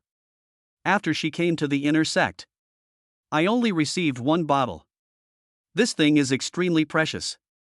Every inner disciple. There is only one bottle available per month. He actually gave it to himself? You don't want it? Su Qinghan looked at him with a complicated expression. Shenran chuckled. He said it was only natural. How could I bear to use such good stuff? I'll definitely keep it and raise my adorable jade beast properly. Ding. Detected fluctuation in the jade beast Su Qinghan's state of mind. Affection +10.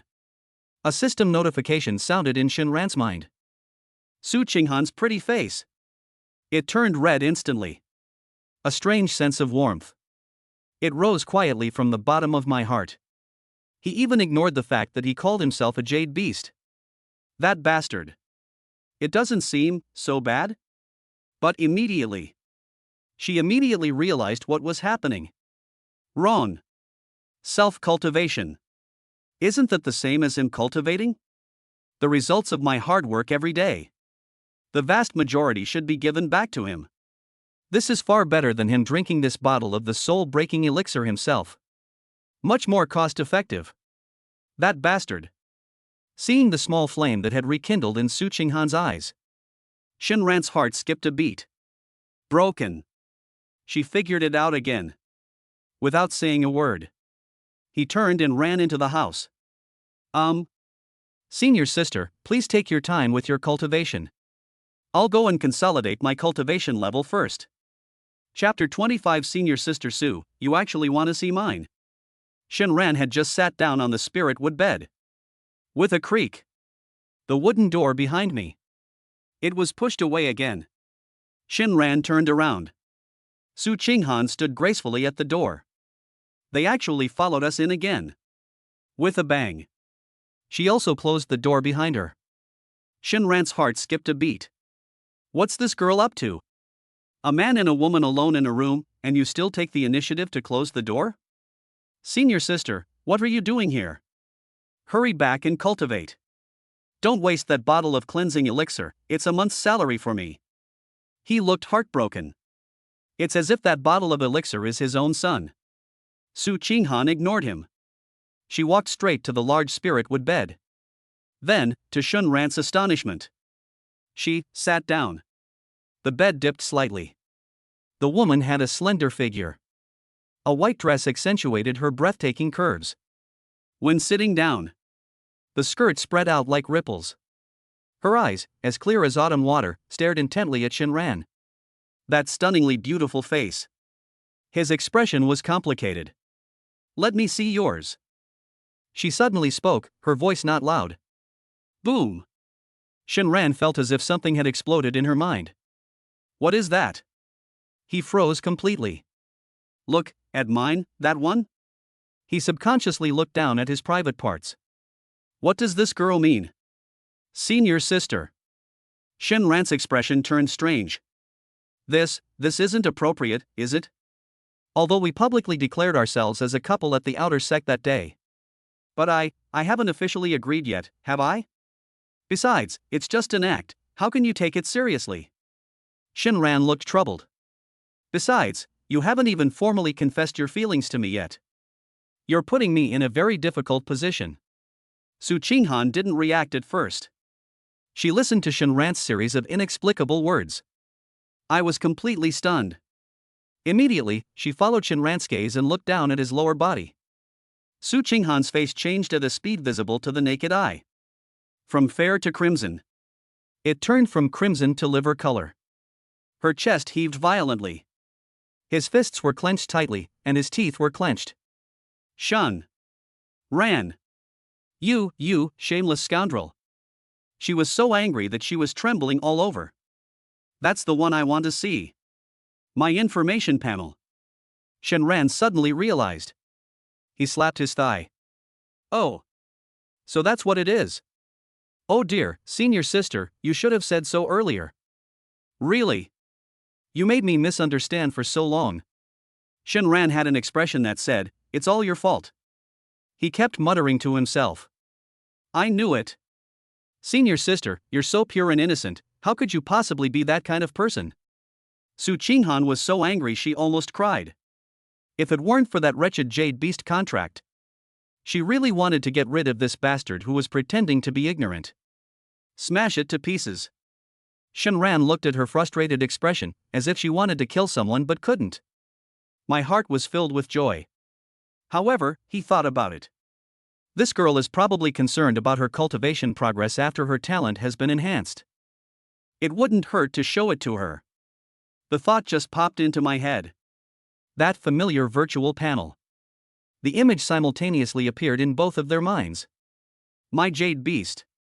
Jade Beast, Su Qinghan. Cultivation level, late foundation establishment 30%. Talent, Prodigy Blue. Affection level, 60 dislike upon first sight. Status, overwhelmed with shame and indignation. Daily output, 40 Jade Beast value. Spirit Beast form, White Fox. Owned outfit, Bunny Girl set X1. Not bad at all, the blue talent is indeed powerful. Shunran nodded in satisfaction. In just one night, his cultivation progress has increased significantly. Su Qinghan's gaze. However, it remained fixed on the affection level, 60 column. Her pretty face was flushed. What's going on? Last time I checked, it was clearly 70. Why did it go up again? I hate this bastard so much. I didn't develop feelings for you. She was like a cat whose tail had been stepped on. He instantly bristled. It's something wrong with this thing. Yes. There must be something wrong. Looking at her adorable attempt to cover it up, Shinran almost burst out laughing. At that very moment, Su Qinghan felt something was wrong again. Those clear eyes turned to Shinran. Anything else? I remember there's another page. Shinran's eyes widened. That's my page. Is your master's page something you can just look at whenever you want? He spoke with righteous indignation and stern words. I'm warning you, Su Qinghan. Don't try to steal my jade beast value again.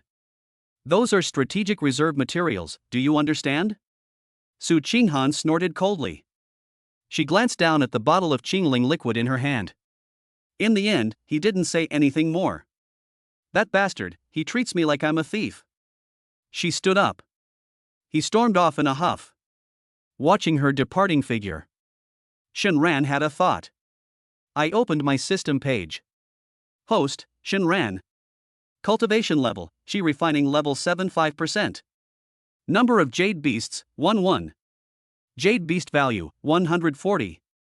Jade beast cultivation pool, 127 strands of spiritual energy. Shinran chuckled. He was afraid that Su Qinghan would see the jade beast cultivation pool. At present, this girl has no idea about the results of her daily practice. 30% of it was deposited into this slush fund. Last time at the martial arts training ground, he instilled his cultivation into her without explaining its source. If she finds out, wouldn't they be constantly pestering me for it? That boosted her enthusiasm for cultivation. Wouldn't that mean a significant discount? Shinran wasn't going to tell her right now. This will prevent her from becoming lax in her cultivation. It will affect my grand plan. 2 days passed quickly. Early that morning, Shinran changed into the brand new inner disciple's robes. A moon-white robe. The ingredients are carefully selected. The cuffs and collar are embroidered with silver cloud patterns. Wear it on your body. He certainly looked much more dashing than the coarse linen clothes worn by the outer sect members. He followed Gu Qingjue's instructions. They headed towards Juechen Peak. The roads inside the gate are all paved with white jade. Walking on it, you can feel the spiritual energy flowing beneath your feet. Only. Shinran looked up at the sky. A series of streaks of light. They occasionally flew over his head. Those senior brothers and sisters in the Foundation establishment stage. Each of them stood on flying swords and magical artifacts, their robes fluttering, exuding unparalleled elegance. He was all alone. Walking alone on 2 legs on the white jade avenue. This scene looks shabby no matter how you look at it. Damn it, that's so undignified. Shinran had some doubts. He looks like a country bumpkin who just came to the city. Wait until I reach the Foundation establishment stage. We absolutely have to get the coolest flying sword ever. I don't know how much time passed. Shinran finally crossed a huge rainbow bridge spanning 2 mountain peaks. We set foot on the land of Juechen Peak. Through these 2 days of understanding, he already knows the entire Inner Gates Law Enforcement Hall. It was set up on Juechen Peak. That goes without saying. This saintess is Gu Qingjue. He's the head of the enforcement hall. Thinking about this, Shinran felt a pang of doubt. I have no idea who that arrogant woman is. Why did you call me here? Although he acted carefree and thoughtless in front of Su Qinghan, but in his heart, more vigilant than anyone else. This inner gate is different from the outer gate. Golden Core experts are everywhere. Before he possessed a jade beast at the Golden Core stage. We must not let our guard down. Thinking this way, 2 figures descended from the sky. They blocked his way. They were 2 people dressed in black.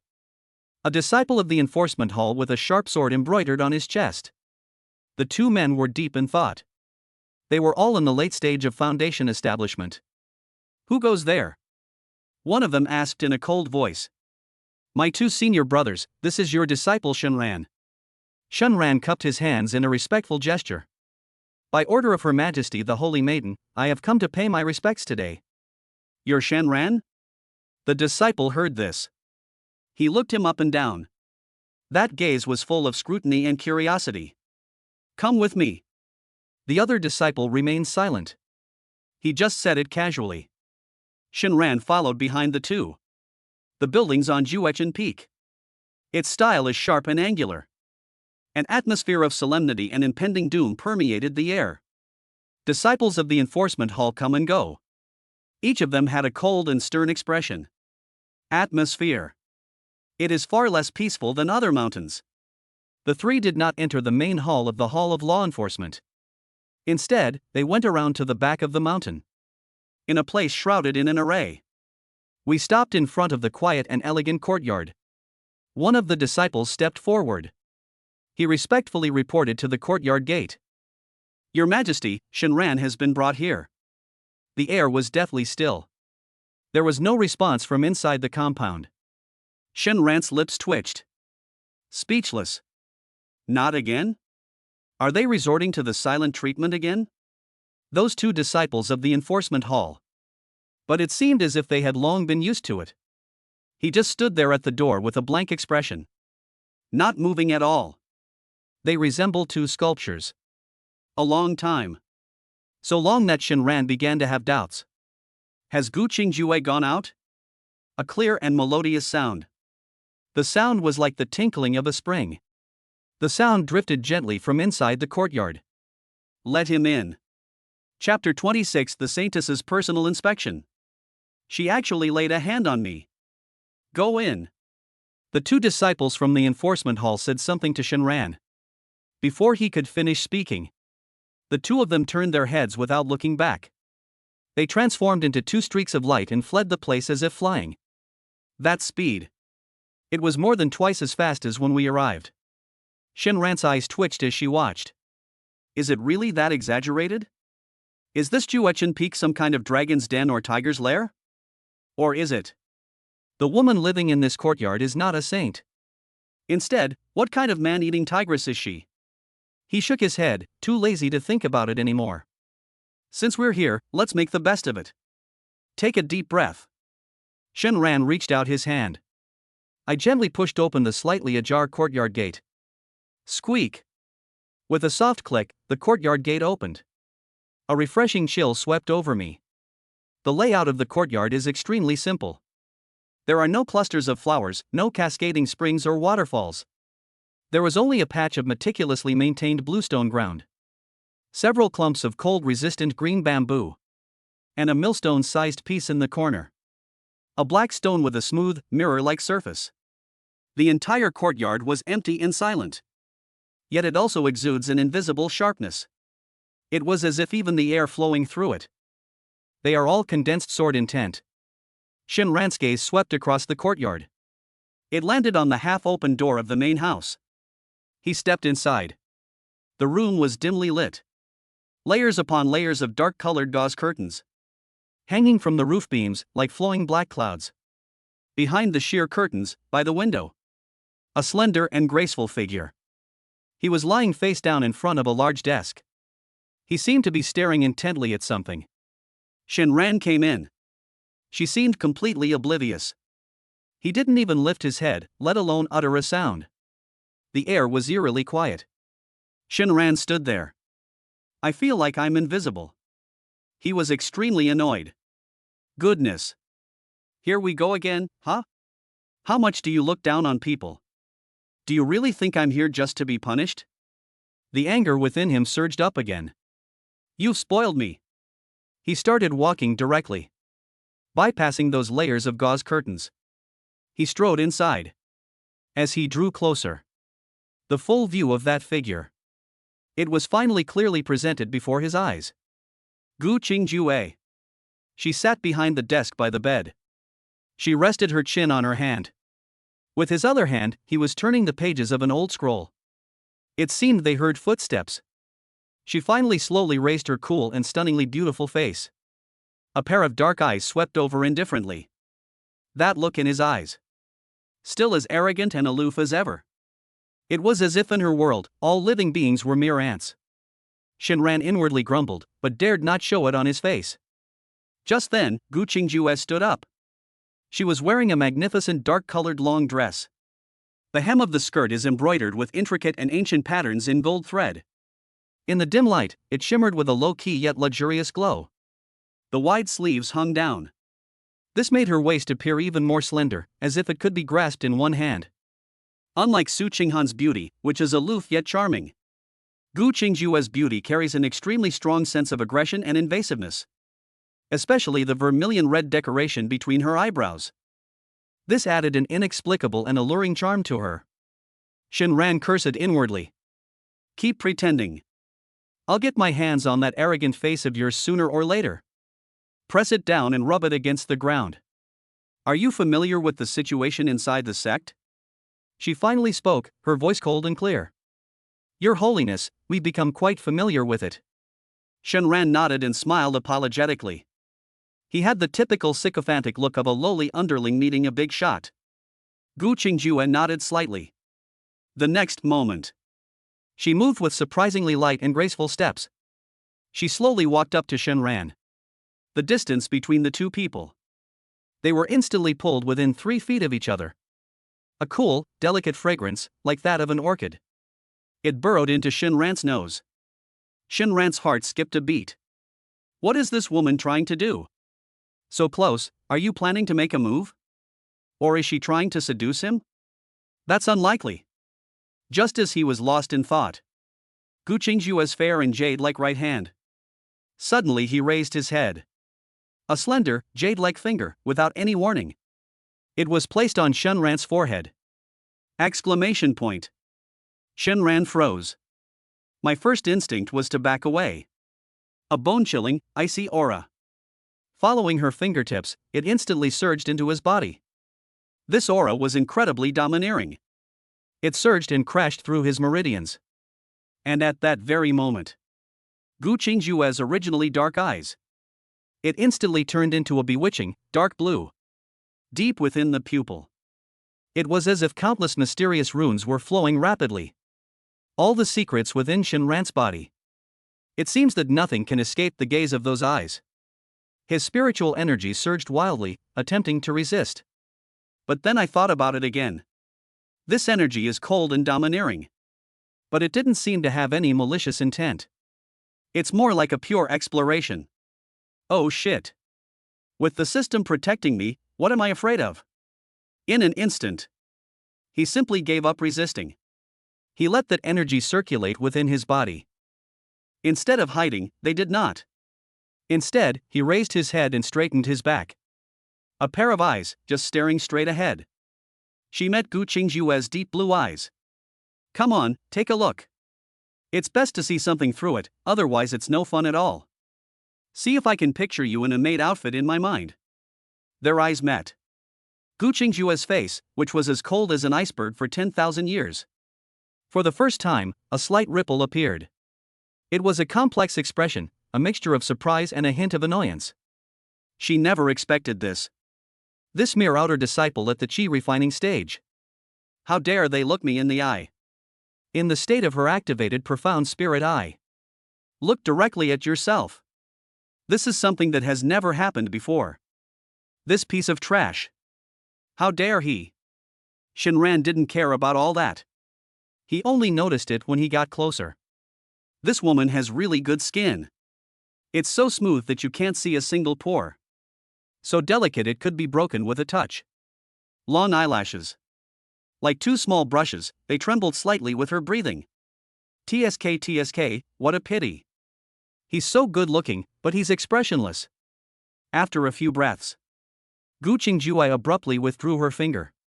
The deep blue in his eyes quickly faded. It has been restored to its original black color. She took a step back without making a sound. He sat back down at his desk. It was as if nothing had happened. Shinran touched his brow. There was still a trace of coldness in the air.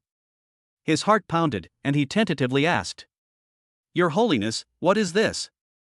Gu Qingjue remained silent. She once again fell into that state of absent-minded silence. No way? Not again? Are you ever going to stop? Shinran roared inwardly. I feel like I'm almost developing Gu Qingjue's fear of silence.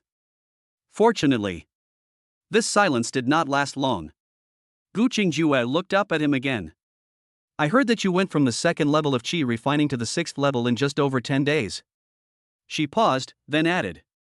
Oh no, now it's already the 7th floor. During this period, have you consumed any rare or precious medicinal herbs or taken any rare elixirs? Her eyes. He just stared at Shinran without blinking.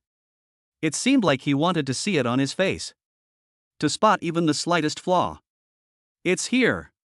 Shinran felt a chill run down his spine. He knew he couldn't avoid this problem. Fortunately, he had already rehearsed it in his mind 800 times. His face immediately displayed a complex expression, a mixture of bewilderment and fear. Reporting to your majesty. He stammered. He looked completely terrified. Brother, this disciple doesn't know what happened either. That night, I dreamt that I fell into a huge whirlpool and almost drowned. After waking up, I felt like I suddenly had an epiphany. The speed at which I can sense spiritual energy has increased several times over. When I start cultivating, it seems like there are no more bottlenecks. Shinran's acting skills are nothing short of perfect. Gu Qingjue simply listened quietly. Those deep eyes revealed no emotion. After Shinran finished speaking, once again, a suffocating silence fell. Shinran's heart was in her throat. Did this girl actually believe it or not? Just when he was about to break down, Gu Qingjue finally spoke again. I heard that you are in the outer sect and have no master? Shinran was taken aback, then quickly nodded. Yes, I have always cultivated alone. Gu Qingjue responded. She slowly stood up from her seat. The dark-colored long skirt moved without any wind. An invisible pressure enveloped the entire room. She looked at Shinran. A cold, clear voice. The words rang out one by one, each one distinct. Would you be willing to become my disciple? Chapter 27. The Holy Maiden forcibly takes me as her disciple? Fine, master, you'll be my pet then. Shinran's eyes widened. His expression was as if he had seen a ghost in broad daylight. Becoming an apprentice? Should I become her disciple? He looked at the aloof and stunningly beautiful woman before him. A face devoid of any earthly warmth. My heart clenched painfully. A weasel is wishing a chicken a happy new year. Shinran's first reaction was not surprise. It's not an honor. It is not a question of what to do, but rather a sign of extreme vigilance. Are you kidding me? I'm just a piece of trash who just climbed up from the outer gate. A chi refining stage disciple who only became known through sheer luck. She is Gu Qingjue, the holy maiden of the beast taming sect, a golden core cultivator. Would they even be interested in me? What is she after? Does he think he's handsome? That's possible. However, the probability is extremely low. Most likely, they want to keep me by their side. Bleeding every day. Slice analysis? The thought of that possibility. Shinran's back was instantly soaked with cold sweat. No, absolutely not. This woman is worse than Wang Jinshuan and Wang Tang, whose wickedness is written all over their faces. It's a million times more dangerous. Gu Qingjue looked at Shinran's expression, which was so wide it seemed like his jaw was about to drop to the ground. A cold laugh escaped his lips. Really? A good for nothing. However, it's understandable. They can become his disciples. This is an incredibly rare opportunity that countless inner disciples would fight tooth and nail for. He was an outer disciple. I was stunned by this windfall. That's normal. She was ready to accept Shinran's tearful, kneeling homage. Who knew? The next second, Shinran took a deep breath. It's as if some major decision has been made. He solemnly bowed to her. Your Holiness, please forgive your disciple. He paused, his tone heavy with sorrow. It felt like cutting off one's own flesh. I cannot obey. Gu Qingjue was about to nod slightly. Accept his inevitable worship. But what did she hear? In her dark pupils, for the first time, a clear look of astonishment appeared. Did I hear that right?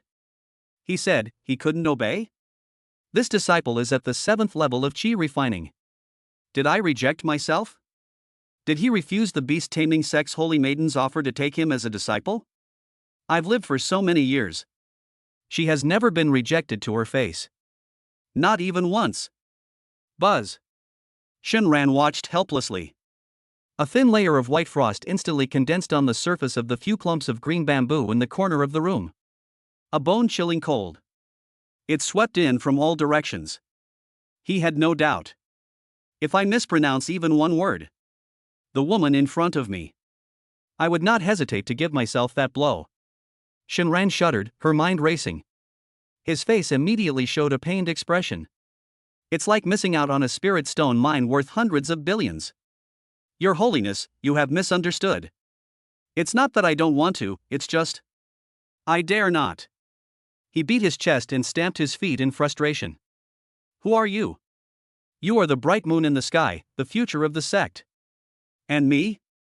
What am I? A chi refining disciple who barely managed to get in from the outer sect through sheer luck. Mediocrity in talent, dull-witted. If I really become your disciple and take you as my teacher, then what will those exceptionally talented senior brothers and sisters in the inner sect think of me? They'll say I, Shinran, got incredibly lucky and married into a wealthy family. But what will they think of you? They'll say that your majesty has misjudged people and has lowered yourself in status. Shinran became more and more excited as she spoke, and her eyes even reddened. I, Shinran, don't care if people insult me a few times. I'm thick-skinned and used to it. But your reputation, your prestige. I must not allow someone like me to be tainted in the slightest. Therefore, please forgive me, but I cannot agree. He spoke with great logic and reason. Every word came from the bottom of my heart. That look was exactly like someone trying to protect their idol's reputation. A loyal little fan who was willing to sacrifice his promising future. However, Gu Qingjue didn't hear a single word. In her mind, there are only 5 characters. It's scrolling back and forth wildly. I got rejected? He rejected me? Looking at the person in front of me, spitting as they spoke. Shinran was having a great time acting. Then I saw his expression that said, I'm doing this for your own good, so please praise me. Gu Qingjue felt a surge of rage. It rushes straight from the dantian to the top of the head. She desperately wanted to kill someone. The air fell into a deathly silence once again. Shinran stood there, feeling like I'm sitting on pins and needles, like I have thorns in my back. It felt like a fishbone stuck in my throat, or like walking on thin ice. He mentally cursed Gu Qingjue's ancestors for 18 generations. Hey sis, give me a response. Whether he is dead or alive. You should at least say something. Let's just keep wasting time like this. That's really scary. A long time. Gu Qingjue's deep eyes. Only then did they finally refocus. She glanced at Shinran. His eyes held a complex expression. There was coldness, there was anger. There was something else that Shinran couldn't understand. Good. She spoke slowly. He only said one word. Shinran was overjoyed. Does this mean they agree? Very good. We finally managed to fool this big shot. He was about to say a few more polite words. Then they slipped away and made a hasty retreat. Gu Qingjue's next sentence. But it brought a smile to his face. It froze instantly. Go back and prepare. I will apply to the sect leader tomorrow. The disciple acceptance ceremony will be held in the main hall of the sect. You, step back. Question mark. The top of Shinran's head. A big question mark slowly emerged. What is that? I just said so much. You didn't hear a single word, did you? I refuse them all. Why are you forcing me to buy or sell? Your Holiness, I. Shinran wanted to struggle a little longer. But as soon as he opened his mouth, Gu Qingjue's icy gaze. It was like 2 invisible swords that pierced through in an instant. Shinran's remaining words. It was instantly stuck in my throat. He couldn't utter a single word. He had a strong premonition. If I dare to say even half a word of no again, today, there's absolutely no way they can get out of this courtyard. He opened his mouth. In the end, it wisely closed its eyes. Faced with absolute strength. No amount of sweet talk will save you from the truth. Yes. This disciple takes his leave. He turned around. He fled from the suffocating room as if he were escaping. He now completely understood why those 2 senior brothers had run so fast. This woman is completely unreasonable. Okay, if that's how you want it to be. Then don't blame me. I took my stunningly beautiful master as my jade beast. It was quite exciting. Looking at Shinran's somewhat disheveled back. They disappeared outside the courtyard gate. Gu Qingjue's face was icy cold. It fades away slowly.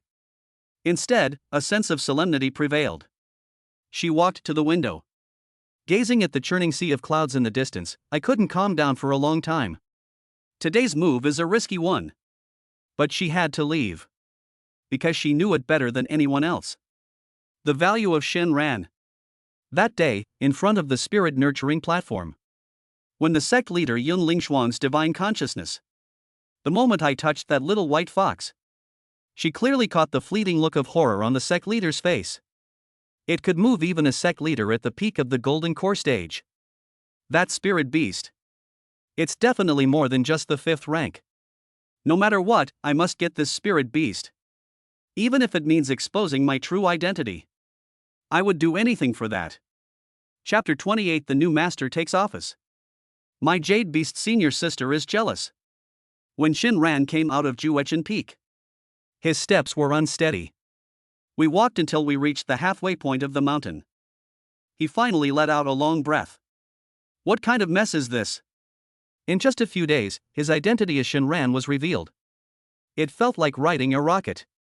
It has completed a triple jump. From an outsider who is easily bullied. He obtained a 5th-tier spirit beast.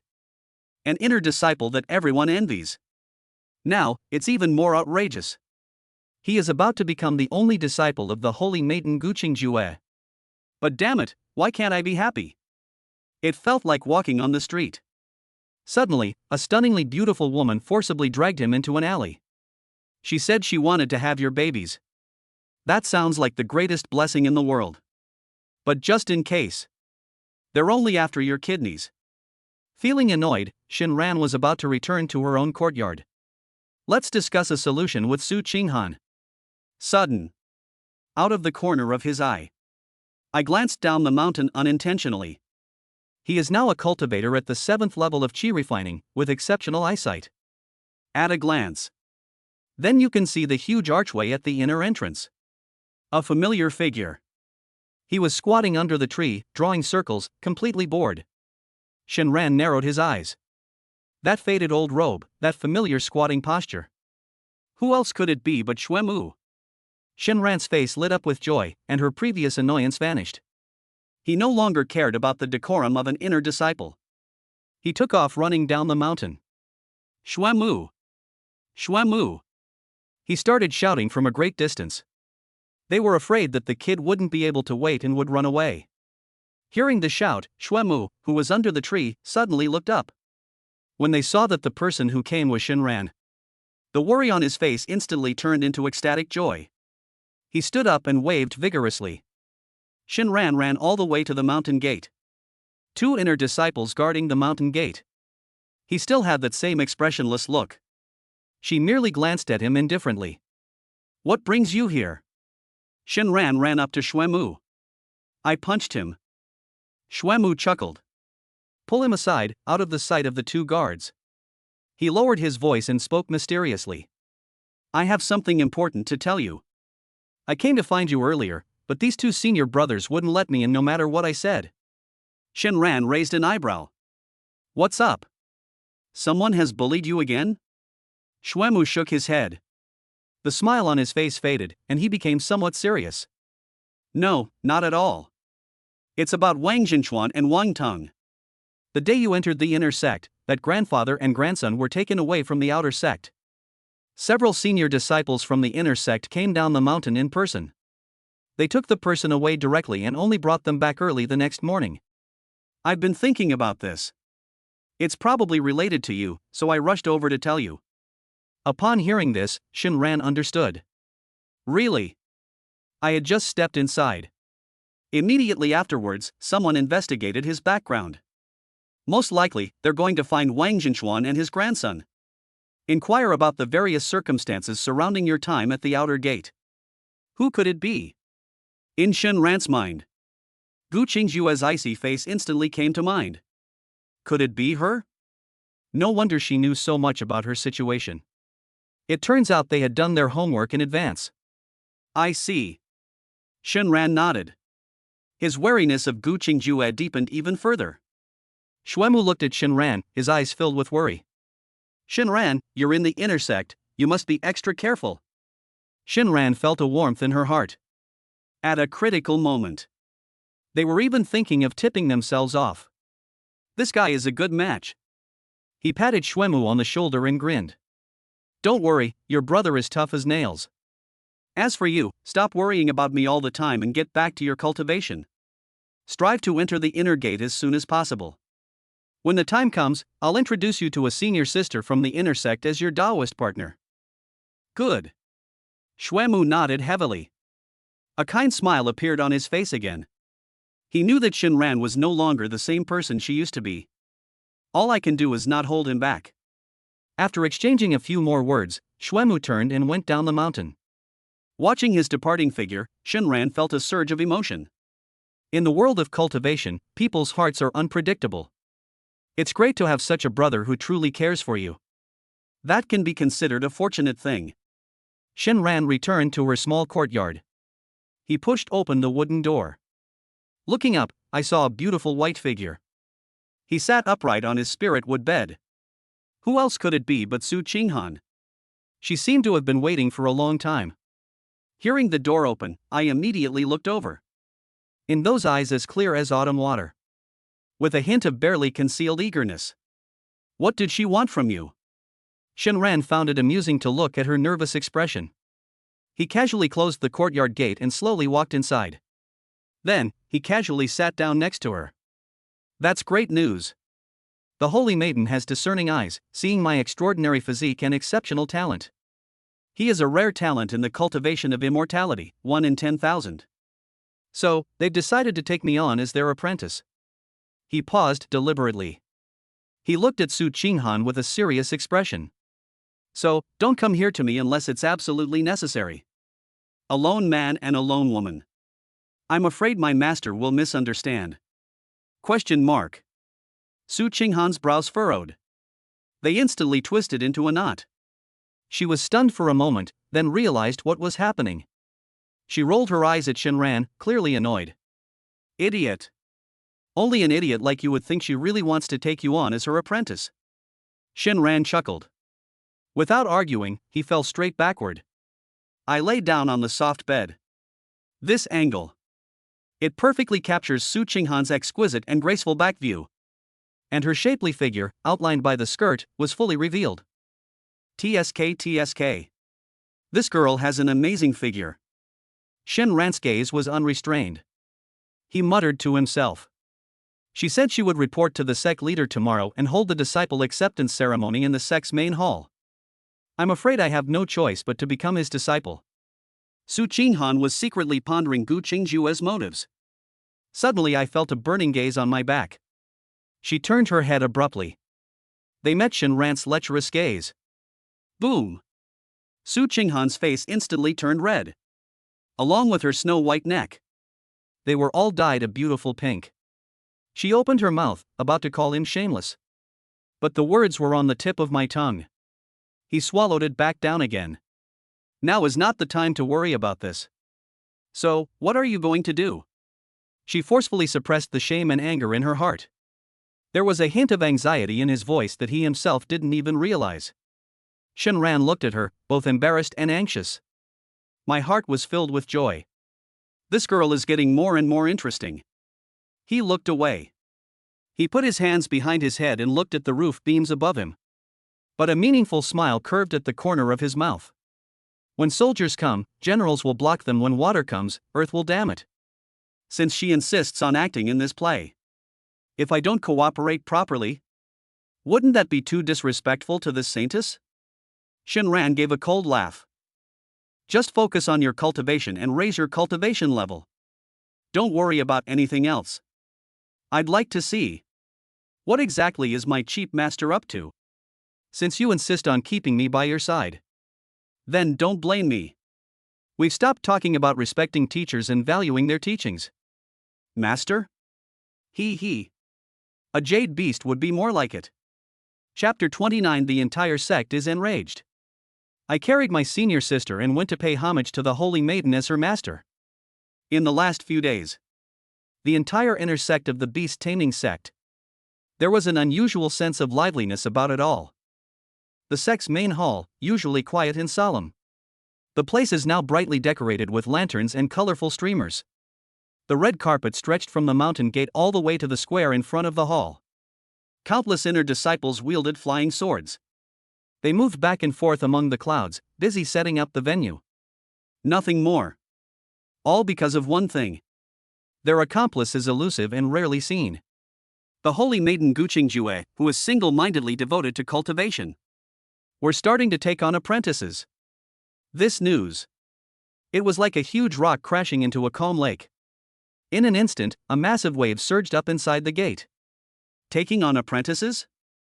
The Holy Maiden is actually going to take on a disciple? Moreover, he accepted a male disciple. One who had just been promoted from the outer sect.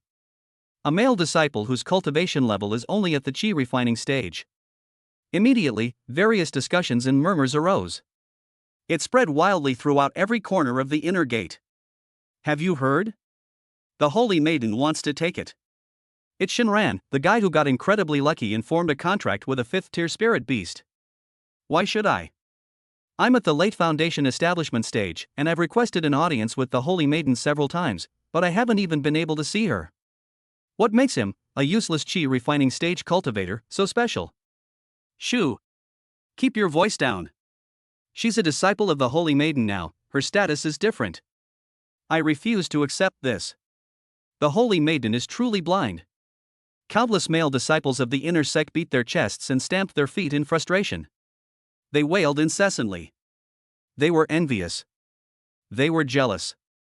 At last, all that's left is gnashing hatred. And at this moment, Shinran was at the center of the storm. I just got out of bed. I slept well all night. Feeling refreshed and invigorated. He looked inward at himself. The spiritual energy within his dantian had become even more abundant. He had already reached the 8th level of chi refining. Su Qinghan's act of repaying kindness is terrifying. He was in a great mood and pushed open the door. I was just about to stretch. But the next second, his movements froze. There was a stone table in the courtyard. A stunningly beautiful white figure sat there quietly. Su Qinghan? Why is she dressed like this today? She changed out of her usual inner disciple robes. She put on a moon-white long dress with cloud patterns. The skirt is embroidered with delicate patterns in silver thread, swaying gently in the morning breeze.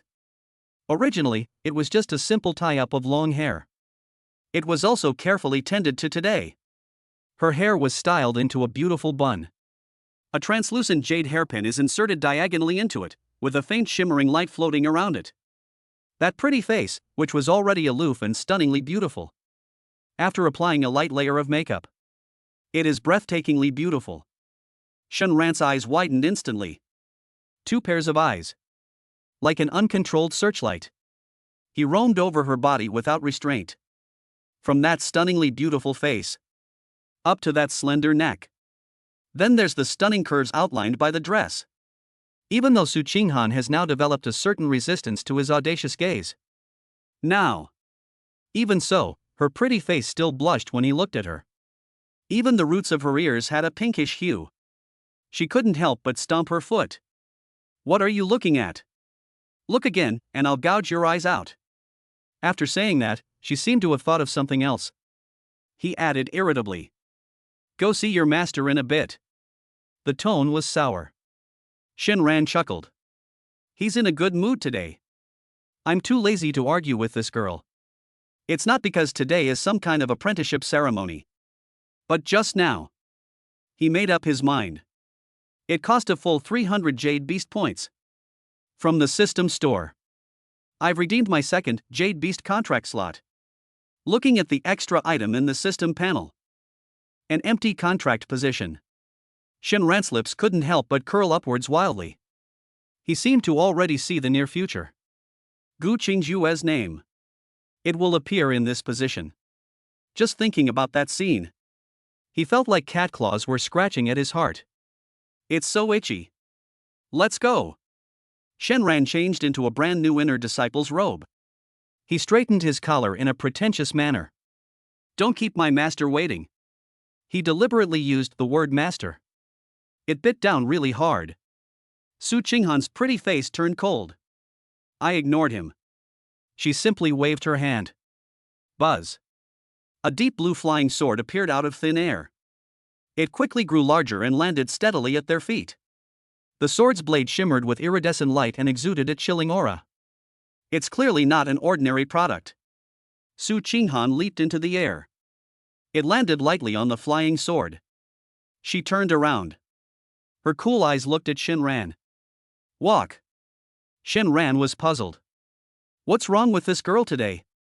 It's about dressing up again. Did she offer to let me ride on her flying sword again? On ordinary days. I talked myself hoarse. She wouldn't even take me on a flight once. Something unusual must be going on. Seeing that Shenran was standing still, Su Qinghan frowned slightly. Are you leaving or not? If not, I'll leave by myself. Let's go. Of course we'll go. Shenran quickly took a step forward. He jumped onto the flying sword. He stood firmly behind Su Qinghan. The flying sword soared into the sky. It transformed into a streak of blue light. They sped off towards the main hall of the sect. It had just taken off. Shenran then very consciously stretched out his hands. He wrapped his arms around Su Qinghan's slender waist, which was so small it could be encircled by one hand. Upon holding it, it felt like a piece of warm, fragrant, and soft jade. Even through the thin fabric of the dress, you could feel its amazing elasticity. The tip of my nose was filled with the faint, sweet fragrance emanating from the young girl. Shenran closed his eyes. His face was full of enjoyment. Don't move. Su Qinghan's body stiffened slightly. He angrily rebuked. I'm afraid of heights. Shenran spoke with righteous indignation. He even deliberately tightened his grip. Surprisingly, this time, Su Qinghan didn't struggle anymore. She didn't scold him anymore. She remained silent, letting him hold her. This made Shenran even more puzzled. This girl. Something is definitely not right today. The flying sword was extremely fast. Just a moment later, they had already swept to the huge plaza in front of the sect's main hall. It descended slowly. At this moment in the square, a large, dark mass of people had already gathered. Hundreds of inner disciples gathered here. When they saw that blue streak of light, all eyes were on them. They all threw it over in unison. The next second, everyone stared wide-eyed. My jaw dropped. What did they see? Shenran. That shameless piece of trash. His hands. They were clinging tightly to the waist of their beloved ice queen, Su Qinghan. The two were so close. They stepped down from the same flying sword. Boom! The entire square erupted in chaos. I didn't see wrong, did I?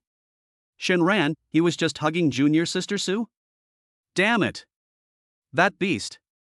He deserves to die. Get your filthy hands off me. If we say. Shenran was accepted as a disciple by the Holy Maiden. They were just jealous. Now. It's already blatantly obvious. The overwhelming hatred was so intense that he wanted to devour the flesh of the person alive. In an instant, hundreds of eyes filled with murderous intent. Like a sharp sword, they all stabbed at Shenran in unison. Shenran's heart pounded. It jumped up and down twice, much to its own dismay. Good boy. If looks could kill, I am probably already riddled with holes. Just then, several powerful auras descended from the sky. Several streaks of light flashed by. It landed steadily at the entrance of the sect's main hall. Leading the group was none other than sect master Yunling Shuang. Beside her, there were several golden core elders with profound auras. As well as his current mentor is Gu Qingjue. Gu Qingjue today. They were also dressed in extremely formal attire. She wore a magnificent palace gown with dark black and gold patterns. Her already perfect figure. This only made it more breathtaking. Her aloof and stunningly beautiful face remained completely expressionless. but the bright red cinnabar hairpin between her eyebrows. She seemed even more alluring than usual. Sect Master Yun Lingshuan surveyed the entire area. A cool, clear voice echoed in every corner. "The apprenticeship ceremony shall begin." The words fell. Shenran was under the watchful eyes of thousands of people throughout the entire sect. I had to bite the bullet. Step by step, they walked towards the high platform of the main hall. On both sides were countless pairs of fire-breathing eyes. Ahead lay the peerless beauty who was about to become his master. "How do I feel? Like getting married?" He was internally ranting and raving. Finally, he walked up to Gu Qingjue. "Follow the procedure. He needs to take an oath. This indicates that one is willing to become a disciple." Shenran cleared his throat. He solemnly cupped his hands in greeting to Gu Qingjue. He said loudly, "Disciple Shenran is fortunate to have the favor of the Holy Maiden and become her disciple today. This disciple hereby swears an oath. I will definitely practice diligently from now on and never slack off. I will dedicate everything to the rise of my sect." So far, this is still quite normal. But then, Shenran changed the subject. "At the same time, this disciple will do his best to serve Master. I won't let my master suffer the slightest injustice. Strive to become a master as soon as possible." He seemed to wake up suddenly. He quickly changed his tune. "Oh no. May I relieve Master's worries and troubles as soon as possible." Upon hearing this, the entire room fell silent. The elder in charge of the ceremony twitched at the corner of his mouth. This kid, did he misread the words? Gu Qingjue's beautiful face, which had been frozen for millennia. A slight ripple appeared. A barely perceptible blush. It flashed past her ear. She glared at Shenran. "That bastard." Then, under the strange gazes of the crowd, Gu Qingjue nodded slightly. "Allow." She accepted the tea offered by Shenran as a formal apprenticeship ceremony. I took a symbolic sip. She waved her hand. One with a simple and ancient design. A golden bell that shimmers with light. It appeared out of thin air and flew to Shenran's side. "This is the mind-cleansing bell, which can calm the mind and dispel inner demons." "Then it is given to you." "Thank you, Master." Shenran accepted the bell without any hesitation. "The ceremony is now complete." The elder announced the start of the banquet. Shenran breathed a sigh of relief and was about to make his escape. A cold, clear voice. Yet it was like a ghost. It rang directly in his ear. "From now on, every morning, come to my residence at Juechen Peak. I will personally supervise your cultivation." Shenran's scalp tingled instantly. He turned his head stiffly, looking at Gu Qingjue's stunningly beautiful face. But all she could manage was a smile that looked worse than crying. Yes. Chapter 30 Public Announcement. "Senior sister, we can't keep our secret engagement a secret anymore." This banquet was held to celebrate the acceptance of a disciple by the holy maiden Gu Qingjue. Extremely high specifications.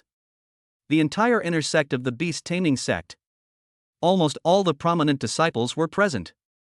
For a moment, the plaza in front of the sect's main hall was filled with people. The place was bustling with noise and the clinking of glasses. Shenran, as the undisputed protagonist of this ceremony, he was instantly surrounded by a group of sycophants. "Junior brother Shen, congratulations." One was tall. A young man whose cultivation has reached the mid-foundation establishment stage. Holding a wine glass, he walked over with a big smile on his face. "Since the founding of our sect, there has never been a precedent of a chi refining stage disciple becoming a personal disciple. Junior brother Shen, you have set a precedent for our sect." He was saying flattering things. But in those words, the faint sour taste couldn't be masked no matter what. Shenran sneered inwardly. Did it set a precedent? I'll be dredging many more rivers in the future. He looked flattered and surprised. He quickly returned the greeting with a cupped hand. "Senior brother, you flatter me. I was just lucky." Yes, Junior brother Shen's luck is truly the envy of us all."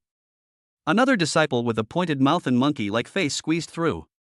"To be able to become a disciple of the Holy Maiden is a blessing we could never even dream of." I hope junior brother Shin will continue to guide me in the future. Definitely, definitely. Shinran smiled. It's pointless to play along with these hypocritical guys. His gaze. But they kept searching through the crowd. Huh? Where did that girl go? I was just thinking about it. He glanced at it out of the corner of his eye. Then I saw a scene in a distant corner. Su Qinghan. He was being confronted by more than a dozen inner disciples. It was surrounded by layers upon layers of people. Those senior brothers. Each of them was impeccably dressed and possessed extraordinary cultivation. At this moment, they all reacted as if flies had been attracted to excrement. Holding a wine glass, they fawned over Su Qinghan, asking this and that. Junior sister Su, I heard you broke through to a breakthrough in battle a few days ago? Truly a prodigy. Would you be willing to discuss cultivation insights with me another day? Yes, junior sister is truly a role model for us all. Junior sister, I have a 300-year-old ice heartgrass here. This will greatly benefit your cultivation, please accept it, junior sister. Su Qinghan stood in the middle. Her stunningly beautiful face. He wore a polite but distant smile. She was already extremely annoyed. These are the chosen ones of the inner circle. How do I deal with those guys from the outer sect? Exactly the same. So utterly despicable. But ironically, it was all these people surrounding her. They were all more accomplished and more experienced than her. She couldn't very well lash out on the spot. I could only force a smile and deal with each situation one by one. That feeling of disgust and resentment. It was about to drown her. Just then.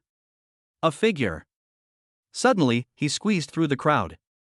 Excuse me, fellow disciples. Before anyone could react, the others realized what was happening. The figure had already passed through the crowd. They came to stand in front of Su Qinghan. Then, to everyone's astonishment, he grabbed Su Qinghan's soft, boneless hand. Senior sister, I've finally found you. Shinran's voice was not loud. Yet it was clearly transmitted to everyone's ears. Moment. The eyes of everyone around. They all shot towards Shinran in unison. They are all elites among the inner disciples. There were even a few. It's still the great perfection of foundation establishment. A prominent figure who was about to break through to the golden core stage. I already dislike Shinran, that good-for-nothing who relied on luck. Now, he is burning with rage. The disciple with the highest cultivation level. His face instantly darkened. Junior brother Shen. What do you mean by this? His voice carried a chilling undertone. Shinran, however, seemed not to notice. He casually pulled Su Qinghan into his arms.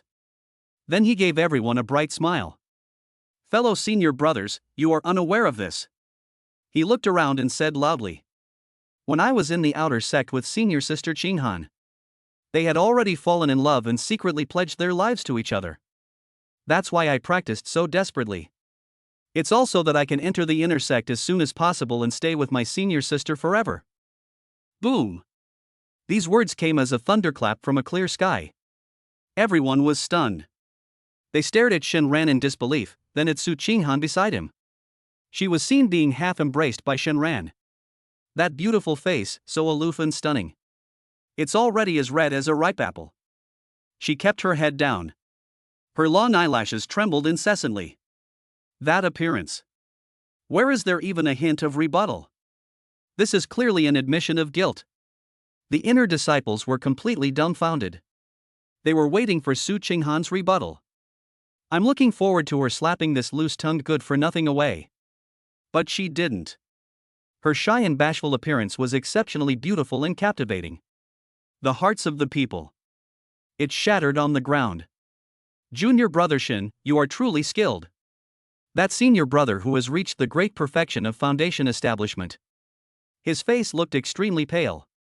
He squeezed out a few words through gritted teeth. Truly, it makes us outsiders so envious. Shinran grinned, revealing a set of white teeth. Fate is a wonderful thing. Su Qinghan leaned against Shinran's chest. Looking at the bastard beside me. With just a few words, he infuriated these arrogant guys.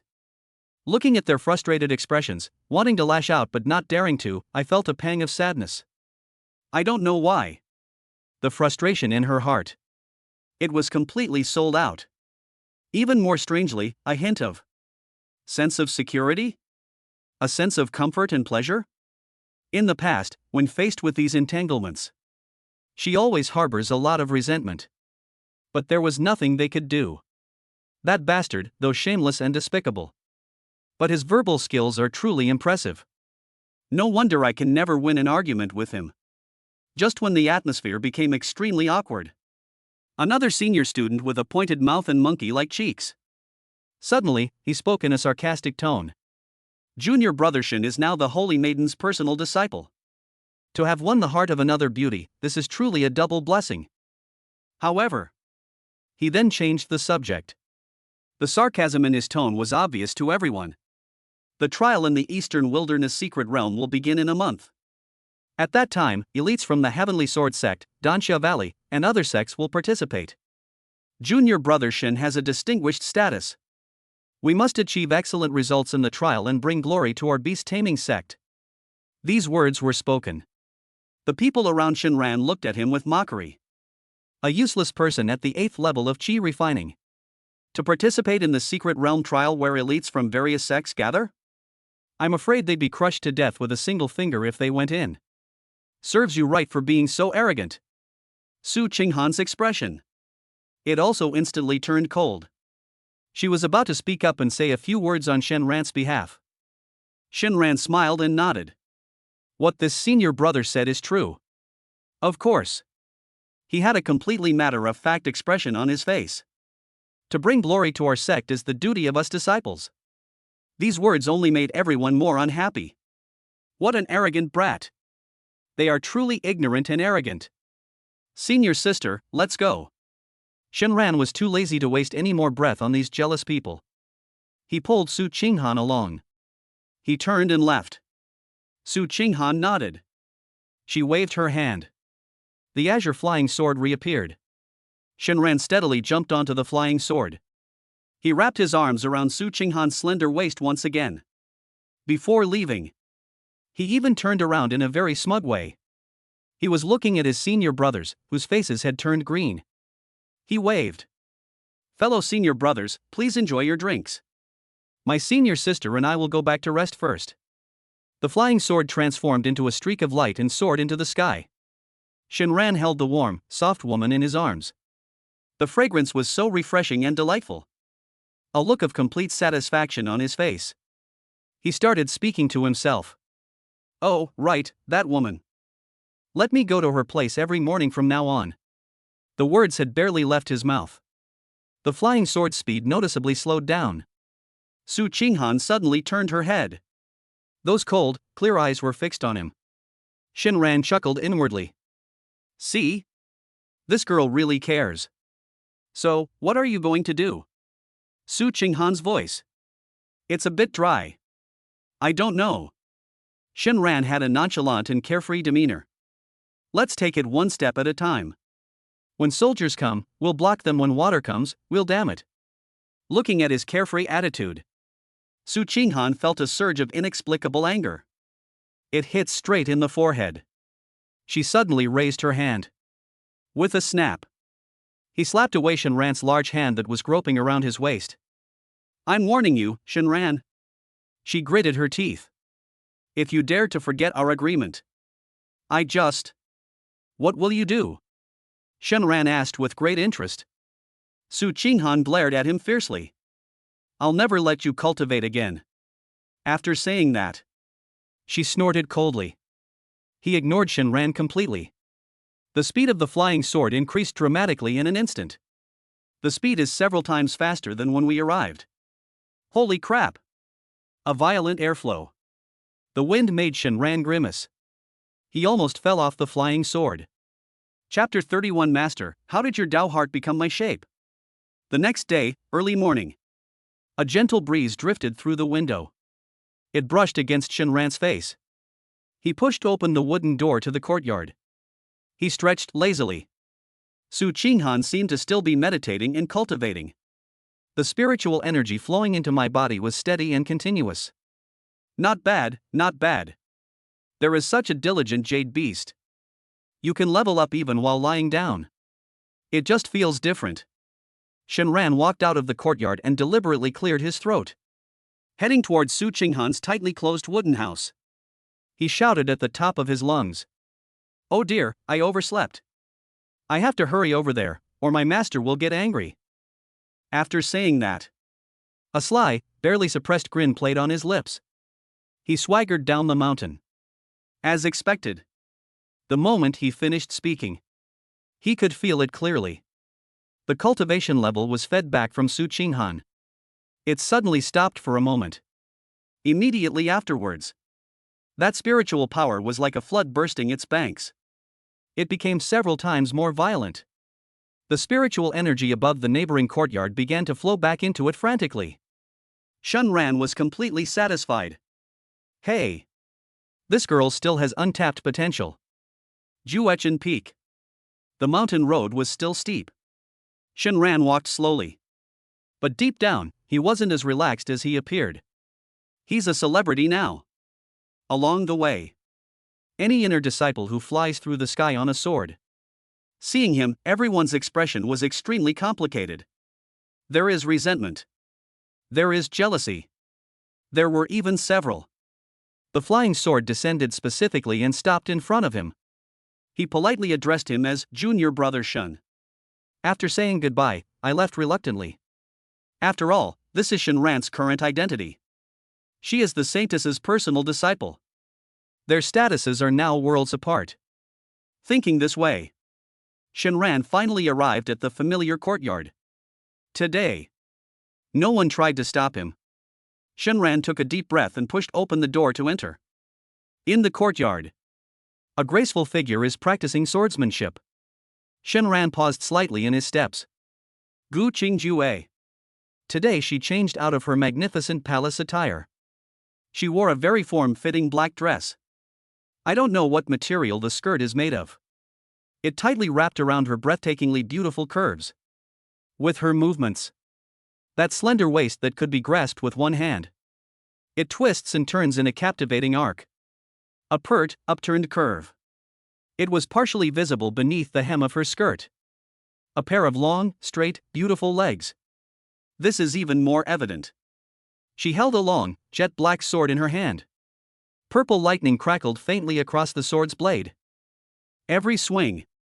They all carried a chilling killing intent and unparalleled sword spirit. Her figure was graceful, like a celestial maiden dancing with a sword. But those sword moves were all deadly and incredibly domineering. What a vixen! However, she was the holy maiden of the beast taming sect. They don't properly practice their beast taming skills. What's the point of practicing swordsmanship? Shenran stood at the gate of the courtyard. There was no sound to disturb them. Just quietly enjoy it. TSK. That figure, those long legs. If she wore black stockings? Hiss. In Shenran's mind, unhealthy images have begun to appear uncontrollably. Half an hour later, Gu Qingjue turned her fair wrist and sheathed her sword. The surrounding sword energy was so intense it stung the skin. It vanished completely in an instant. She turned around, revealing her aloof and stunningly beautiful face. It was still as cold as a block of ice. Why are you only arriving now? Shenran quickly put away the junk in his mind. He put on a respectful expression. Reporting to Master, this disciple has not yet reached the foundation establishment stage and cannot fly on a sword. Yes, they came running. Gu Qingjue gave him a disgruntled look. She's almost forgotten. He was his own disciple in name only. He's a useless chi refining stage cultivator who can't even fly. Come in with me. She left with a single sentence. He turned and went into the house. Shenran quickly followed. But as soon as he entered the door, he sensed that something was wrong. The layout of the room seems to have changed. The once empty room now has several unfamiliar furnishings. Especially in a few corners of the room. Each of them had a dark blue battle flag planted in it. Runes flowed across the battle flags. It emitted a faint fluctuation of spiritual energy. Shenran's heart skipped a beat. Formation? Did she set up a formation here? He subconsciously slowed his pace. What kind of formation is this? He vaguely remembered. It was recorded in the sex records. Black battle flags are mostly used in killing formations. And the blue battle flags. These are generally auxiliary formations for gathering spiritual energy and calming the mind. There shouldn't be any danger, right? At that very moment, Gu Qingjue's cold voice drifted out from the inner room. What are you standing there for? Come in. Shenran made up her mind. What's there to be afraid of? If she really wanted to kill me, she could do it. I'd probably be dead 800 times over by now. Is it really necessary to go through all this trouble? Once he made up his mind, he strode inside. As expected. On the ground in the center of the room, a blue magic circle composed of countless runes. It was shimmering with a faint glow. This is a calming and spirit-gathering array. Gu Qingjue stood beside the formation and spoke calmly. Sit down. Circulate your energy throughout the body for one full cycle. Shenran nodded. I gritted my teeth and went over. He slowly sat down cross-legged in the center of the formation. He sat down. The formation was activated instantly, and a bright blue light shone forth. He immediately began practicing his overused qi-inducing technique. Gu Qingjue stood quietly to the side. A pair of dark eyes. She stared at him without blinking. His brows furrowed deeper and deeper. This kid. The technique is ordinary. The flow of spiritual energy was obstructed. His qualifications were utterly unremarkable. He's an absolute piece of trash. Except for that 5th-tier spirit beast. What secrets does he still hold? And at this moment, Shenran, inside the formation, had his eyes tightly closed. He felt extremely comfortable. A warm, pleasant airflow. Wrap him up completely. Countless pure spiritual energies. They rushed to penetrate his body. My mind became foggy and groggy. So sleepy. So comfortable. I just want to fall asleep right now. Just as his consciousness was about to completely sink into oblivion. Bite. A cold, automated system notification sounded. It exploded in his mind like a thunderclap. Host is about to enter an unknown hypnotic state. To ensure the system functions properly, that absolute clarity program will be forcibly activated. Buzz. Shenran only felt something in his mind. A cool breeze suddenly rushed in. All the drowsiness and confusion vanished. He instantly snapped back to reality. He was suddenly jolted. Hypnosis? That vile woman, she was definitely up to no good. At that very moment, a faint, cool fragrance, like that of orchids. Suddenly it came from in front of me. Gu Qingjue walked over. Shenran was greatly alarmed. But he kept his eyes tightly closed and dared not move. He wants to see. What exactly is this cheap mechanic up to? Gu Qingjue slowly walked up to Shenran. She looked at her unsuspecting apprentice. A cold smile curved at the corner of his lips. She flipped her jade-like hand. A completely black sheet. A talisman covered with eerie red patterns. It appeared in her palm. She glanced at the talisman, seemingly hesitant. But only for a moment. She then slightly opened her mouth. A drop of crimson liquid tinged with a faint gold. It flew out of her mouth. It merged into that black talisman. My heart's blood. Buzz. A talisman that has absorbed the heart's blood. It spontaneously combusted instantly without any flame. It transformed into a wisp of eerie black smoke. The smoke seemed to have a life of its own. It slowly floated towards Shenran and entered through his brow. Warning! Warning! An unknown seed of inner demon has been detected invading the host's soul. The system is automatically cleaning. The system alarms started beating wildly again. At the same time, Gu Qingjue is casting a spell. That aloof face. His expression suddenly hardened. She just felt. That demonic seed formed from the blood of her heart. The moment it entered Shenran's body. It's like a mouse falling into a cat's nest. It only went around once. Not only were they not planted, but they were not planted at all. It turns out. It even carried an overwhelming sense of ferocity. It's turning on you. How is that possible? She panicked. This demonic seed is connected to her soul. If it backfires, the consequences will be unimaginable. She quickly activated all her spiritual power. They wanted to sever their connection with the demons.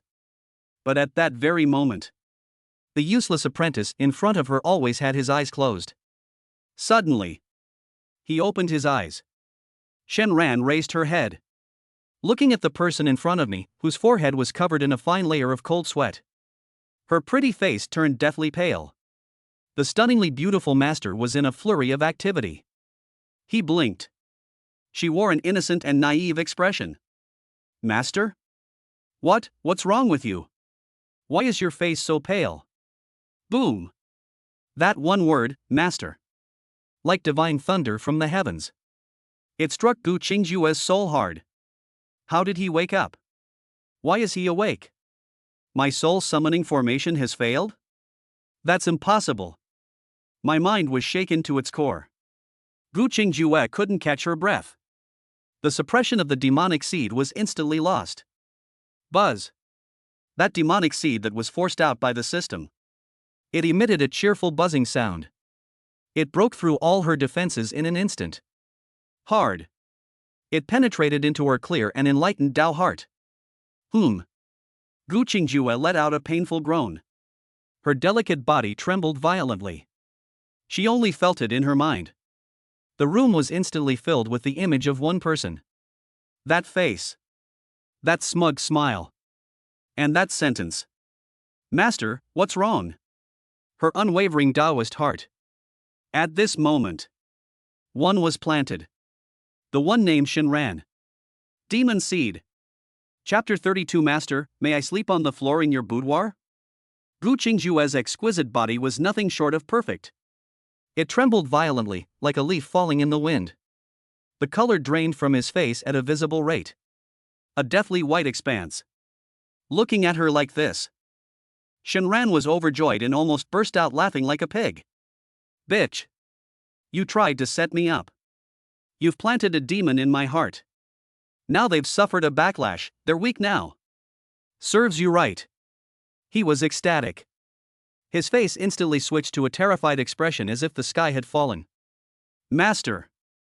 Shenran rushed forward in one stride, his movements exaggerated and his expression flamboyant. Master, what's wrong? Don't scare me. I'm easily frightened. He caught Gu Qingjue's swaying body. Upon touching it, it felt surprisingly smooth and warm. Through that tight black dress, you can feel the amazing elasticity hidden beneath that skin. Dig a hole. The feel of it. A saint is a saint. With that girl, Su Qinghan.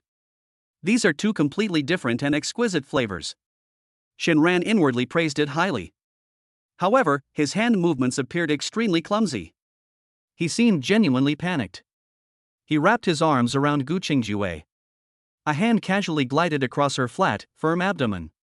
With his other hand, he hurriedly pressed down on her firm, curvaceous figure. Master, stay calm. Stay calm. He called out anxiously. But his hands never stopped moving.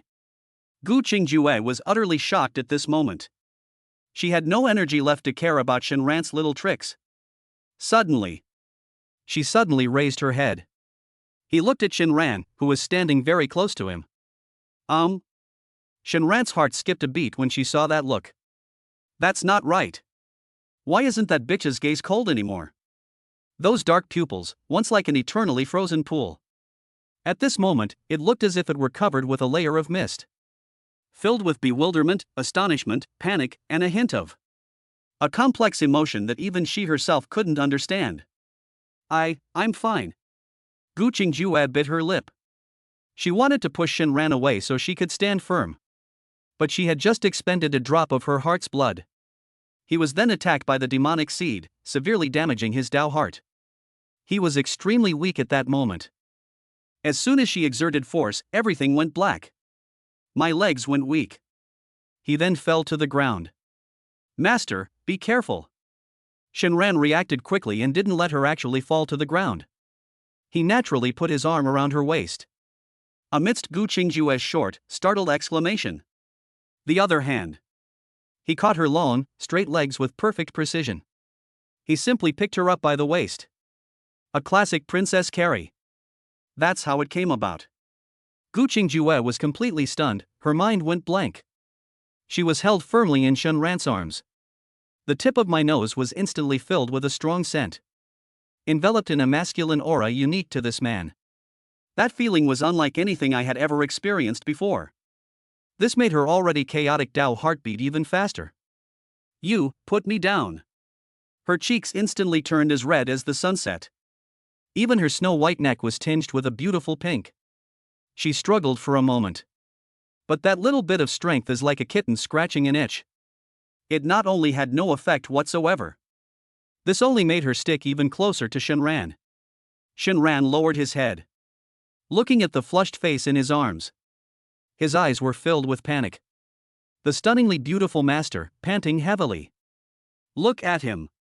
Where is even a trace of her usual aloof and saintly demeanor?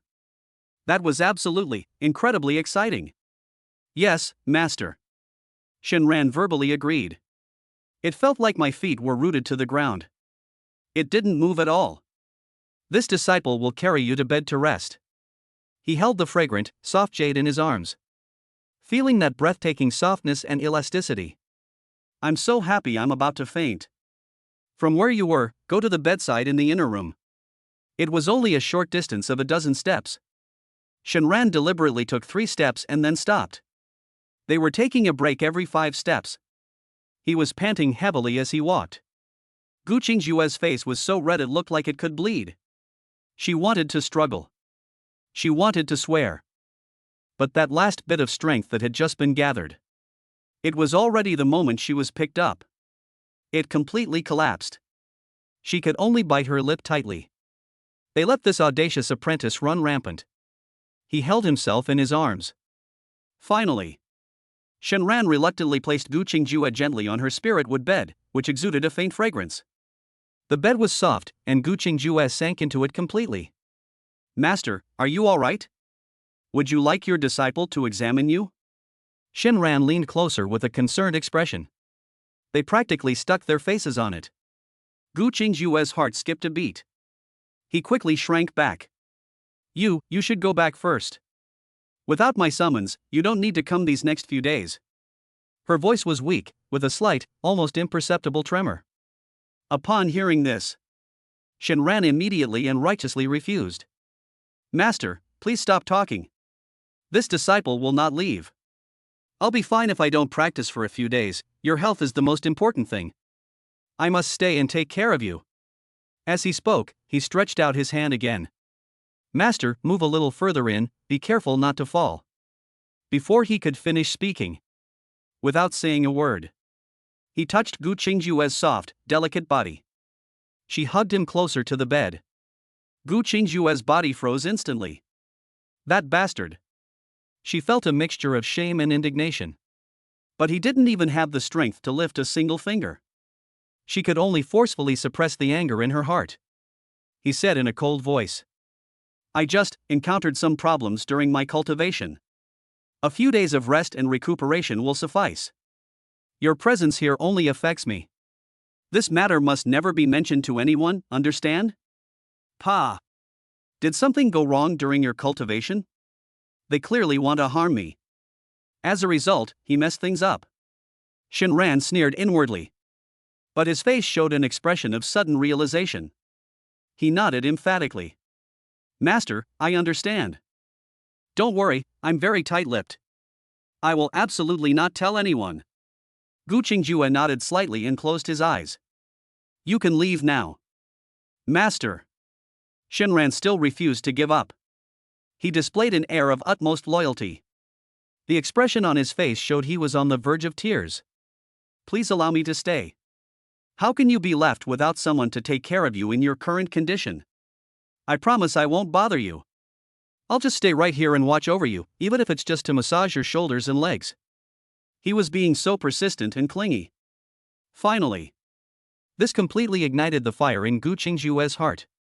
She suddenly opened her eyes. In those dreamy eyes, A chilling killing intent gathered once more. Roll.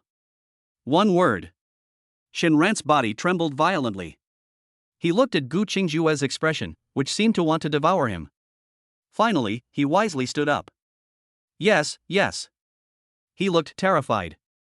Disciple, I'll leave now, I'll leave now. Before leaving, he didn't forget his performance. Master, it's chilly at night, please cover yourself with a blanket. He bent down. She hurriedly grabbed the brocade quilt from the side. The moment the cover was placed over Gu Qingjue, that restless hand. And accidentally, it gently brushed against her shapely curves.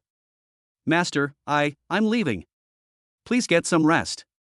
After saying that, Shinran walked towards the door, turning back every few steps. Master, I'm really leaving now. If you need anything, please call me. How about I come over again tonight?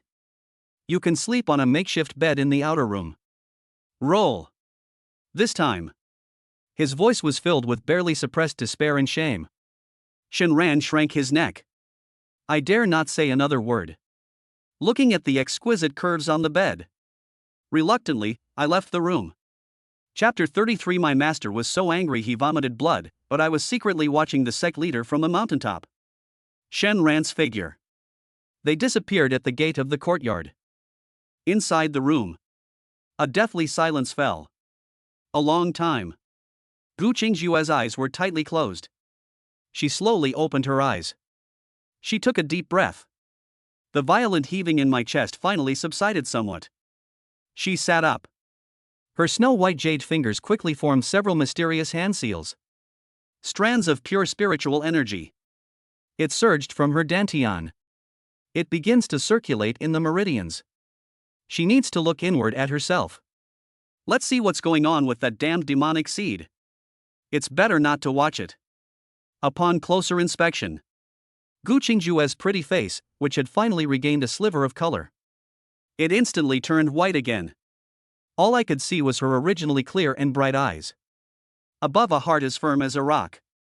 At this moment, a black seed has taken firm root. That seed. Just like the most stubborn parasitic vine. No matter how she tried to activate her technique. How to use spiritual power to cleanse and refine. The seed remained completely still. It even faintly exuded a cheerful atmosphere?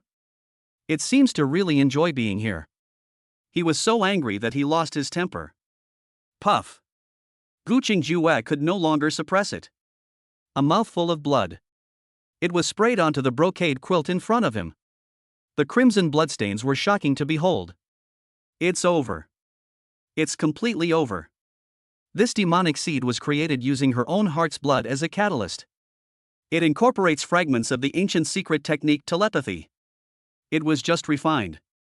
Its domineering nature. It depends on once it's planted. Then one can connect with the other's soul. Every move and thought of the other party. Everything will be under my control. This was originally prepared for Shinran. She was determined to uncover all the secrets hidden from this good-for-nothing. But now, this seed should have been planted in someone else's field. It actually took root and sprouted in our own land. Shinran's cultivation level is currently too low to control the demonic seed. If we wait until he breaks through to the golden core stage, I'm doomed. How so? Gu Qingjue's mind was in complete chaos. She was reflecting on everything that had just happened. This is very unusual. An unusually fast cultivation speed. A fifth-tier spirit beast that appeared out of nowhere. Now, it is even a demonic seed refined by a golden core cultivator using his own lifeblood. They can withstand it all. They might even be able to launch a counterattack. This is something that a chi refining stage disciple could never do. Could it be? He was living in anonymity. A ruthless old devil who plays the field? The thought had just arisen. She extinguished it herself. Impossible. She has already checked. Shinran's bone age and spiritual aura are both incredibly young. There was no sign of possession whatsoever. So why is that? Gu Qingjue couldn't understand it. But I can't worry about that now. The most important thing right now is How to deal with this damned demonic seed? Once the seed of inner demons is planted, it will be difficult to make any further progress in cultivation in this lifetime. Even over time, the Tao heart will gradually be eroded by the demonic seed. In the end, he completely degenerated into a useless person who only knew how to depend on the other party. Just thinking about that scene, Gu Qingjue felt a chill run down her spine. There are only two ways to eliminate it. Alternatively, one could become a Taoist partner with the person who has been implanted with the demonic seed. The two were in harmony of yin and yang, and their hearts were united in the Tao. The inner demons will naturally dissipate without a trace. Or, it means to completely kill the opponent. Both body and soul were destroyed. Let this demonic seed. The root cause has been completely lost. In Gu Qingjue's mind, Shenran's hateful face involuntarily came to mind. And those hands that had just roamed freely over her body. The big hand that took full advantage. To become his Taoist partner? Pooh. She subconsciously spat lightly. She would rather have her Tao heart shattered and her cultivation completely destroyed. Since that's the case, that leaves only one path. A fierce, intense killing intent flashed in Gu Qingjue's eyes. So what if it's a fifth-tier spirit beast? Shenran, you must die. She took a deep breath. Forcefully eliminate all distracting thoughts from your mind. He slowly closed his eyes and began circulating his energy again. The most urgent task is to recover from the injury as soon as possible. At the same time, Shenran was leisurely walking down the mountain road. Completely unaware. He had already been taken by his stunningly beautiful master. He was sentenced to death. He is now. I was savoring the lingering sensation on my hands. TSK. Soft. Fragrant. Cool. That was awesome. The feel, the elasticity. That breathtaking arc. This is incredible. It's a pity I couldn't touch it more often. However, there's plenty of time in the future. Shenran chuckled. I'm so happy I could fly. He knew it very well. This matter is definitely not over yet. That despicable woman, Gu Qingjue. He definitely had no good intentions towards himself. This time it failed. Once she recovers, there's no guarantee it won't happen again. He understood the principle of guarding against thieves for 1,000 days. We can't just sit here and wait to die. We must find a way to take the initiative. Take advantage of her illness and kill her. But what should we do? The contract slots have now been unlocked. All I need to do is advance to the foundation establishment stage. Exchange for another bronze contract token. At that time, this high and mighty holy female master. It's already mine. I need to hurry up and urge Su Qinghan to cultivate properly. Thinking this way, he had already reached the halfway point of the mountain. Just as he was about to turn the corner and return to his own courtyard. Suddenly, he paused, then subconsciously looked up. Not far away, a solitary mountain peak floated atop the sea of clouds. A stunningly beautiful white figure stood there quietly. Her robes fluttered, making her appear like a deity. Cloud Spirit Frost? Lord Sect Master? Shenran was puzzled. Why is it her again? This sect leader. Is there nothing else to do? Why do I stand on this hilltop every day in the cold wind? Is the spiritual energy there exceptionally sweet? He knew that the mountain was called Yuling Peak. It is an absolute forbidden area for the entire beast-taming sect. Apart from the sect leader himself, no one is allowed to approach. Around the mountain peak, more than a dozen powerful magic arrays were set up. It is incredibly mysterious, even a bird cannot fly over it. But Shenran narrowed his eyes. He is now a cultivator at the 8th level of Qi refining. Extraordinary eyesight. He could see it clearly. The magic arrays and light screens surrounding Demon Suppression Peak. It seems a bit unstable. Several of them had dimmed light. Even visible cracks appeared. Is it old and in disrepair? The core forbidden area of the prestigious beast-taming sect.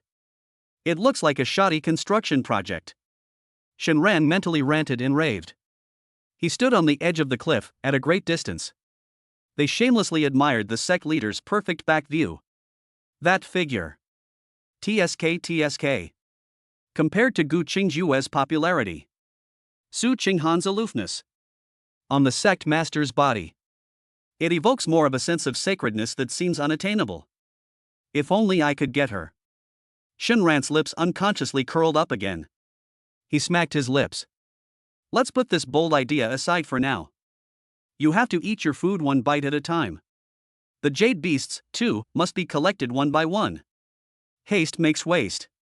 He looked away and didn't linger. He turned and walked towards his own little courtyard. And just as he turned to leave, at the summit of Yuling Peak, the stunningly beautiful figure slowly turned around. Yun Lingshuan's pale golden eyes were devoid of any emotion, passing through layers of clouds and mist. It landed precisely on Shenran's receding figure. She watched quietly for a while. Immediately, his gaze then shifted to the other side. Gu Qingjue was located in the direction of Juechen Peak. On Yun Lingshuan's flawless face, you can't see any expression on his face.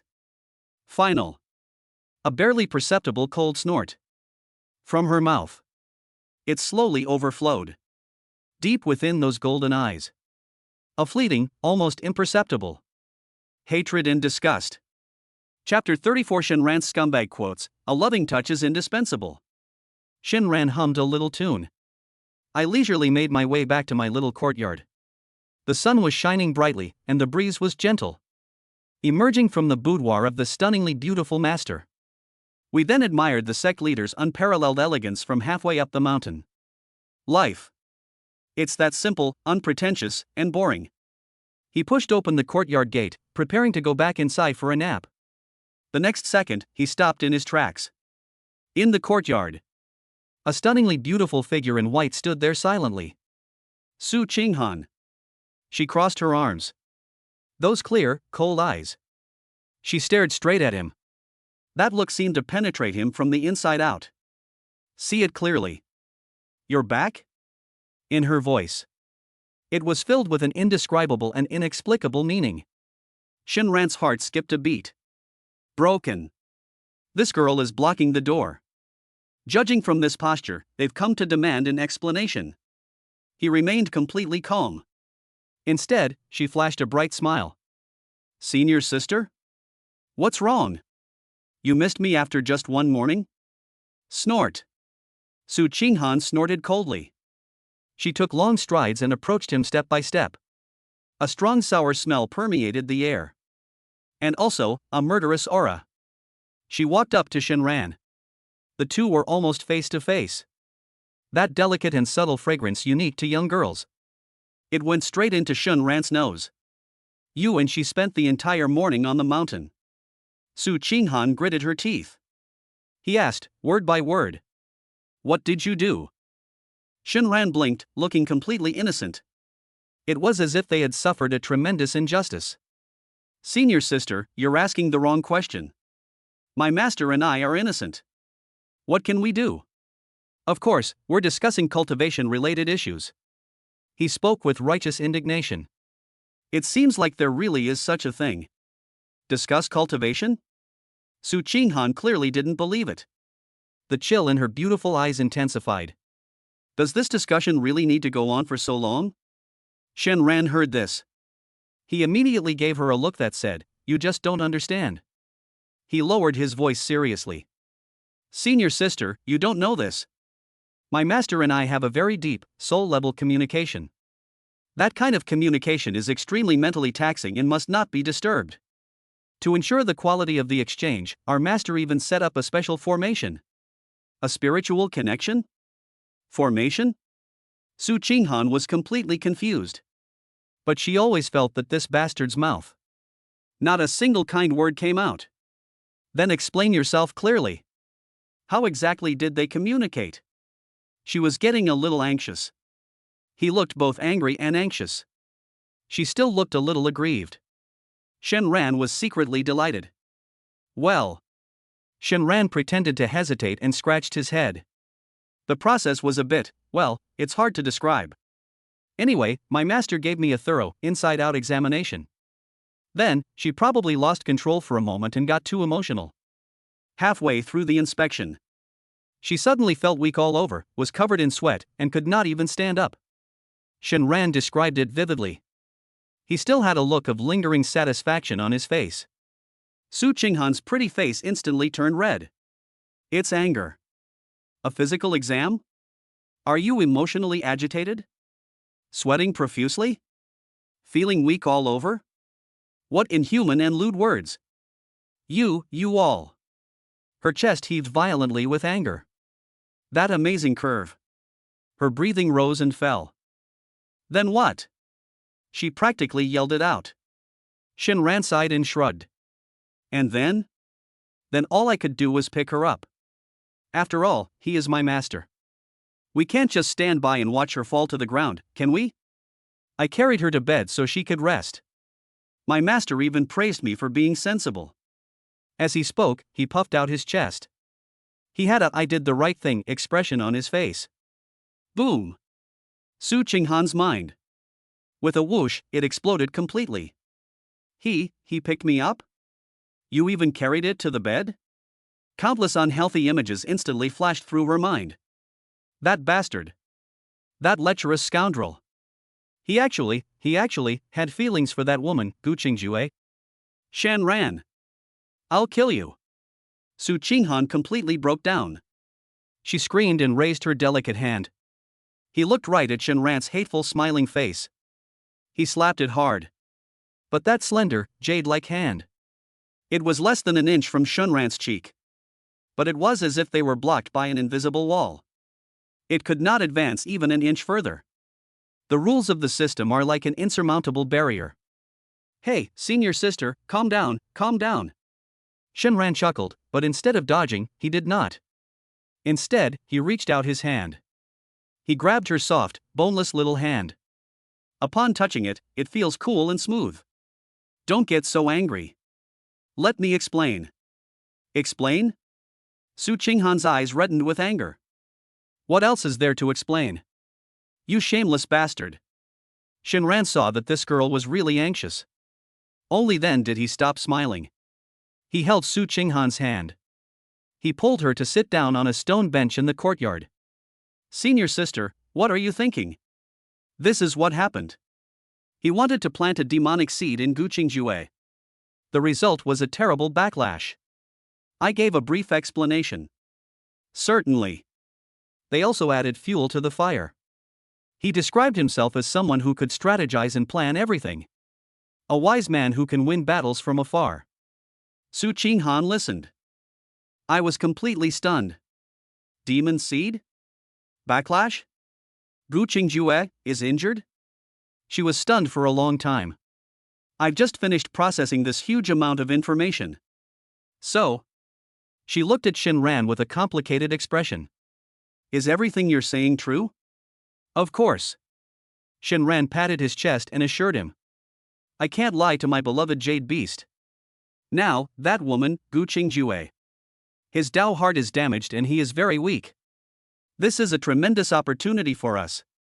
The moment I heard the words good opportunity, Su Qinghan's eyes lit up instantly. She immediately understood what Shenran meant. You mean? That's right. Shenran snapped his fingers. Strike while the iron is hot and kill her. Senior sister, our great cause. We have now entered a critical and challenging phase.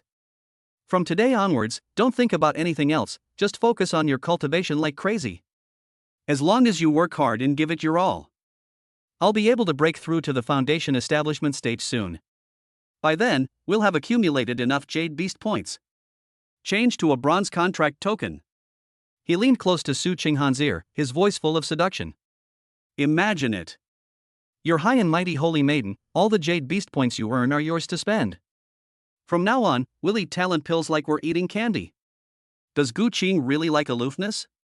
When that time comes, I'll have her serve you tea and water every day, and massage your shoulders and legs. She bullied you, didn't she? Let's bully her back tenfold. These words were like the whispers of the devil. This wasn't the first time Shenran had said this.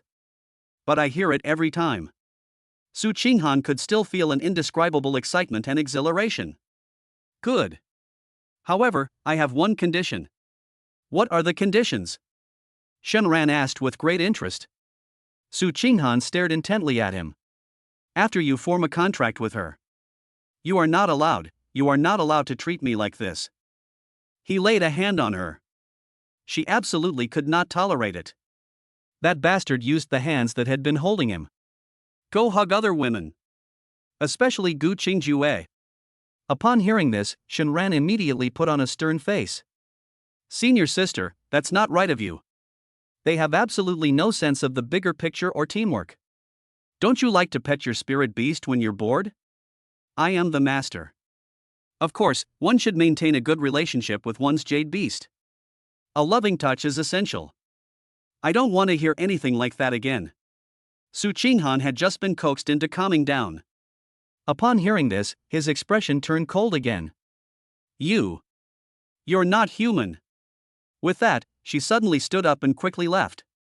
Bang! A loud bang. The wooden door of Shenran's courtyard crashed to the ground. Chapter 35. The ancestor passes away, the sect is in chaos. Master, are you going to take this opportunity to kill me? These past few days, life went on unusually peacefully. Su Qinghan, that spendthrift girl. Ever since I kicked down his door last time, they never appeared again. However, judging from the continuous flow of pure spiritual energy into the body, she practiced her cultivation more diligently than anyone else. Shenran was happy to have some peace and quiet, lying on her small bed. He comfortably felt his cultivation level gradually increase. I've reached the 9th level of Qi refining. He opened the system panel and took a look. Jade Beast value, 360. Good. 4 more days. Su Qinghan, that working class guy.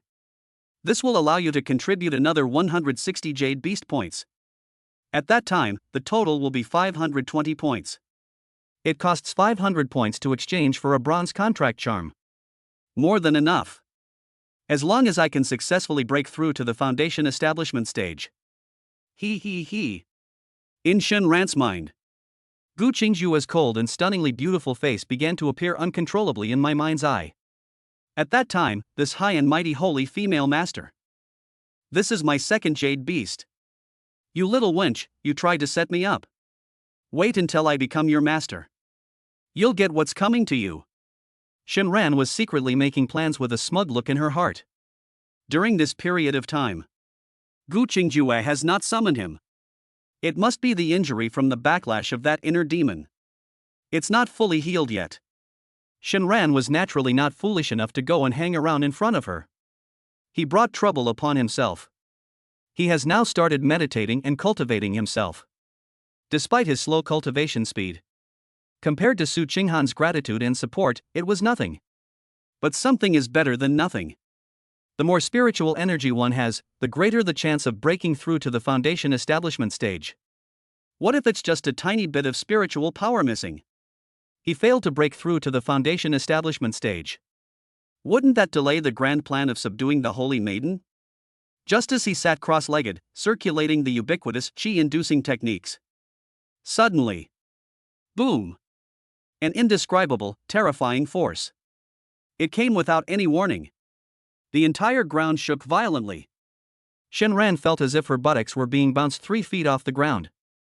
His wooden house. It emitted a creaking sound. It looked like it might fall apart at any moment. The teacup on the table inside the room. He was blasted away. With a snap. It broke into pieces on the ground. Shenran's expression changed drastically. He scrambled out of the house. He looked up. Then he witnessed a scene that he would never forget. All that could be seen were the inner disciples of the beast-taming sect. Almost all of them ran out of their own courtyards. They all looked up, their faces filled with shock and bewilderment. Even Su Qinghan from the next courtyard. He was also standing at the door. They stared solemnly in the same direction. That place is Yuling Peak. Normally, that solitary peak floats above the sea of clouds. It was enveloped by several layers of powerful, shimmering magic arrays. Sacred and majestic. But now, the magic array consisted of several layers, resembling a giant light shield. It's completely shattered. Countless colorful energy fragments. Like shattered glass. It was falling rapidly from the sky. It revealed the pitch-black Yuling Peak.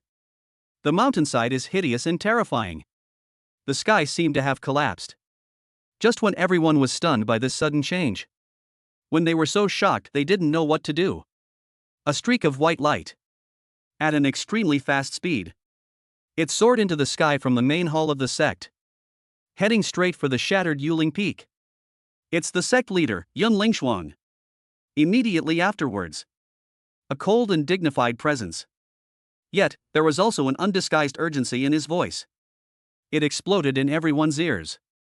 All disciples and elders, heed my command. Return to your residence immediately. No noise, no discussion, and absolutely no unauthorized departure. Those who disobey orders will be severely punished. The sound was like thunder from the heavens. With an unquestionable will. It comes to mind in everyone's heart. The disciples in the square were in a panic. Silence fell instantly. They were like startled quails. He scrambled back to his house. Bang, bang, bang. The sound of doors closing echoed incessantly. It only took a few breaths. The inner gate, which was originally bustling with people. It fell into a deathly silence in an instant. Shenran quickly retreated back into her room. The wooden door was closed tightly. He leaned against the door. I was horrified. Something terrible has happened. Something really serious has happened. How could the magic array on Yuling Peak suddenly shatter? The sect leader's tone. In Shenran's heart. A thick layer of gloom hung over it. He had a very ominous premonition. At the same time, Yun Lingshuang's figure. They have already appeared in front of a hidden cave on Yuling Peak. The stone gate at the entrance of the cave. It has long since turned into dust. A deep, dark cave entrance. Like the mouth of a giant beast. It exudes a chilling aura. Her face. It's extremely ugly. In those pale golden eyes. The usual tranquility and divinity were gone. Instead, it was an unprecedented panic and fear. Her hands were trembling. This is the first time in 100 years that she has been in charge of the beast taming sect. This is the first time I've felt this way. She took a deep breath and forcibly suppressed the emotions in her heart. He walked in quickly. The cave was completely empty. There was only a simple stone bed. On the stone bed, there was a white-haired phantom. He was sitting quietly cross-legged. The faint shadow was very faint.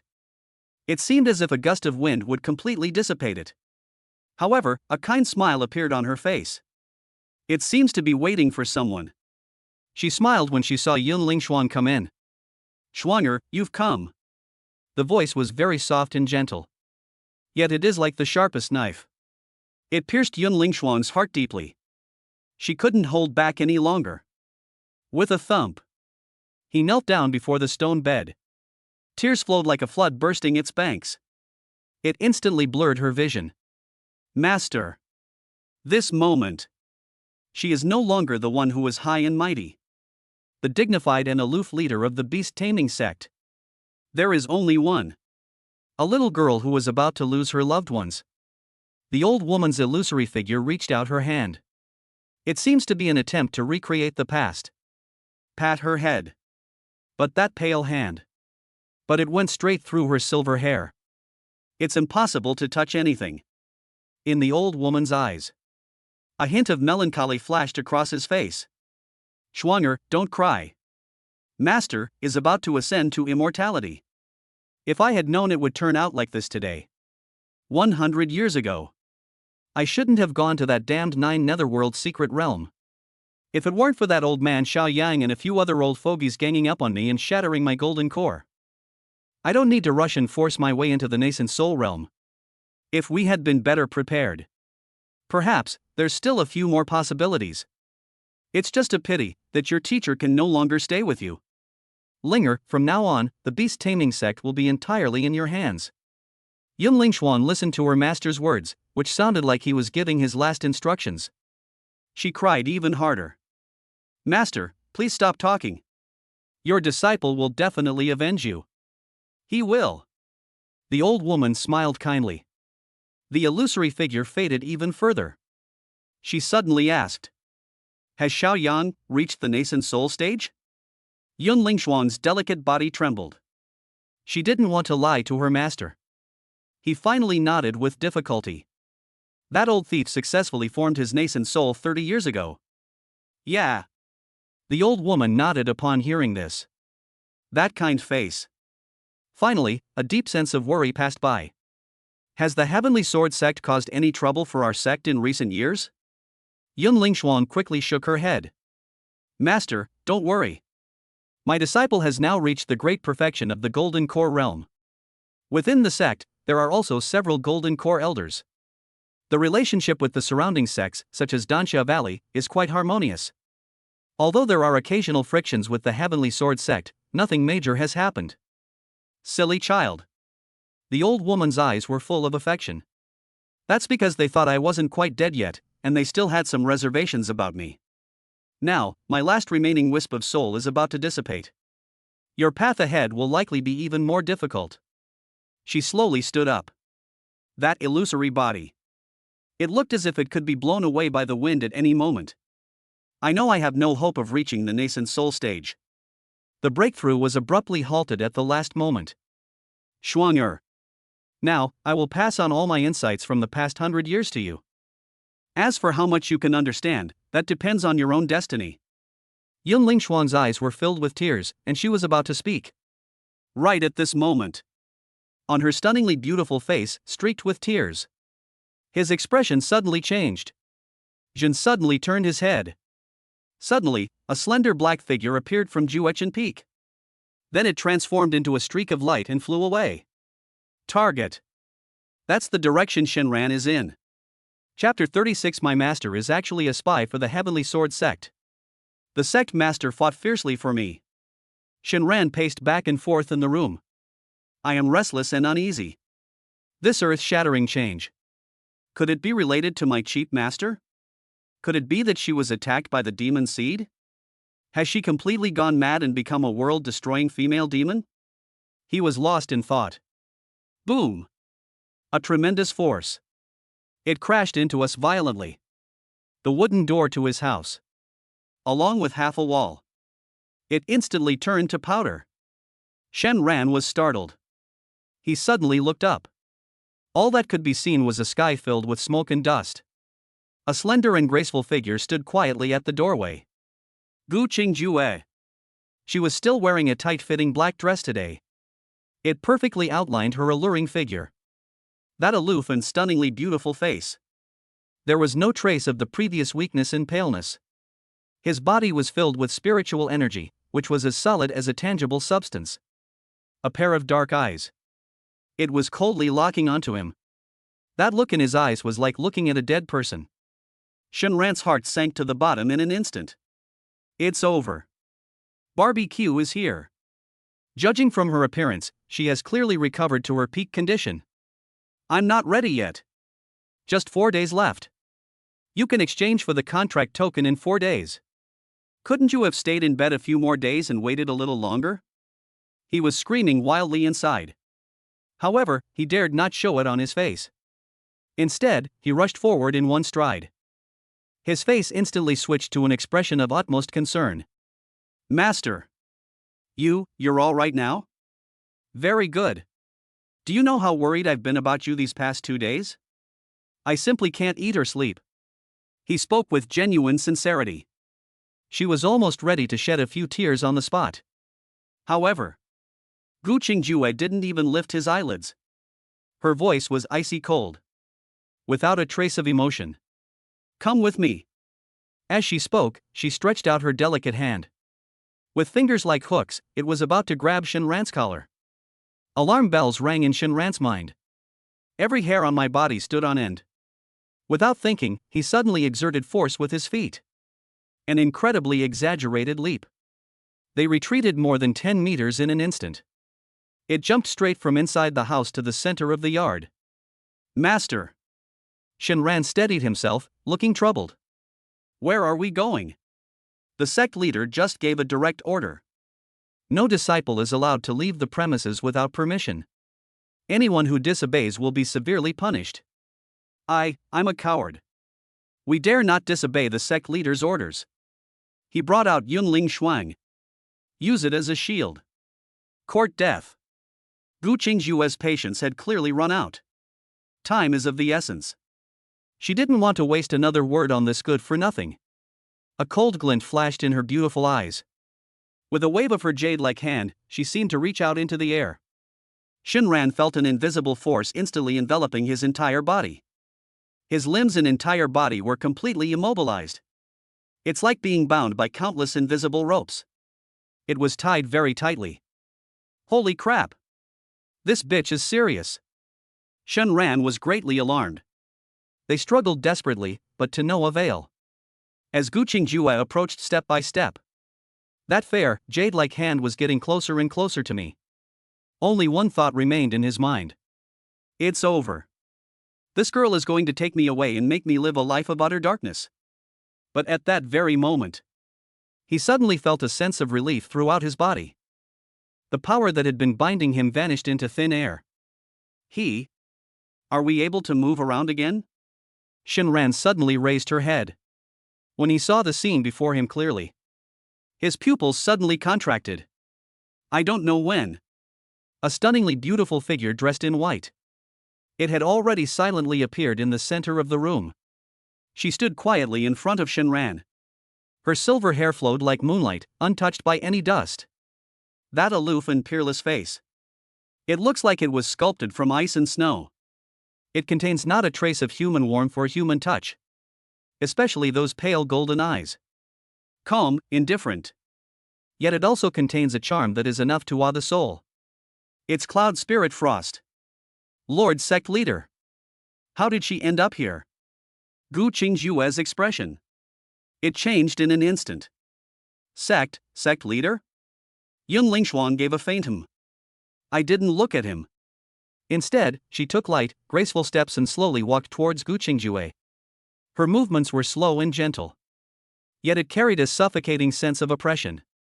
The next moment, under Gu Qingjue's horrified gaze, Yun Lingshuang's fair and slender hand. It was handed out seemingly lightly. Bang! A muffled thud. Gu Qingjue's entire being. It was hit head-on by a tremendous force. She let out a muffled groan. His body flew backward. The powerful aftershocks of spiritual energy exploded outwards. Shinran's wooden house, which was already half collapsed. They are as fragile as paper in the face of this power. It was completely destroyed in an instant. Even the ground itself was torn up in a thick layer. Shinran was also thrown far away by this shockwave. He was gesturing wildly in mid-air. Finally, he landed on his bottom, falling and getting completely disoriented. Holy crap! He grimaced in pain. But now is not the time to cry out in pain. He practically tumbled and crawled to his feet. Without looking back, he took off running down the mountain. He understands. The beast taming sect is no longer a place to stay. What's going on here? The sect leader suddenly appeared. Did they beat up the saintess? If we don't run now, we'll lose our lives here. Far away, Gu Qingjue was knocked back dozens of feet by a single palm strike. His face turned pale and then flushed. She forcefully suppressed the surging blood and qi. His eyes were extremely gloomy. Buzz! A clear, resonant sword cry rang out. A deep blue flying sword instantly shot out from her body. A flash of sword light. It transformed into hundreds of sharp sword energies. A buzzing sound swirled around her, radiating murderous intent. Yun Lingshuang stood with her hands behind her back, standing amidst ruins. Her clothes fluttered in the breeze, and she was spotless. She looked at Gu Qingjue, her voice icy. Is there nothing else your heavenly sword sect can do besides these shady methods? Hidden in our sect for 100 years. Have you found what you were looking for? These words were spoken. Gu Qingjue's face turned completely cold. She already knew? She didn't even think about it. He then transformed into a sword beam and fled. Although she concealed her late-stage golden core cultivation level. But now, he is still far from being a match for Yun Lingshuang, who has reached the great perfection of the golden core stage. But if Shinran is not dealt with, The demonic seed within her will become a major threat sooner or later. Her eyes searched quickly. At a glance, I spotted the figure running wildly down the mountain. She suddenly smiled. A deep sneer curled at the corner of his mouth. So what if you know?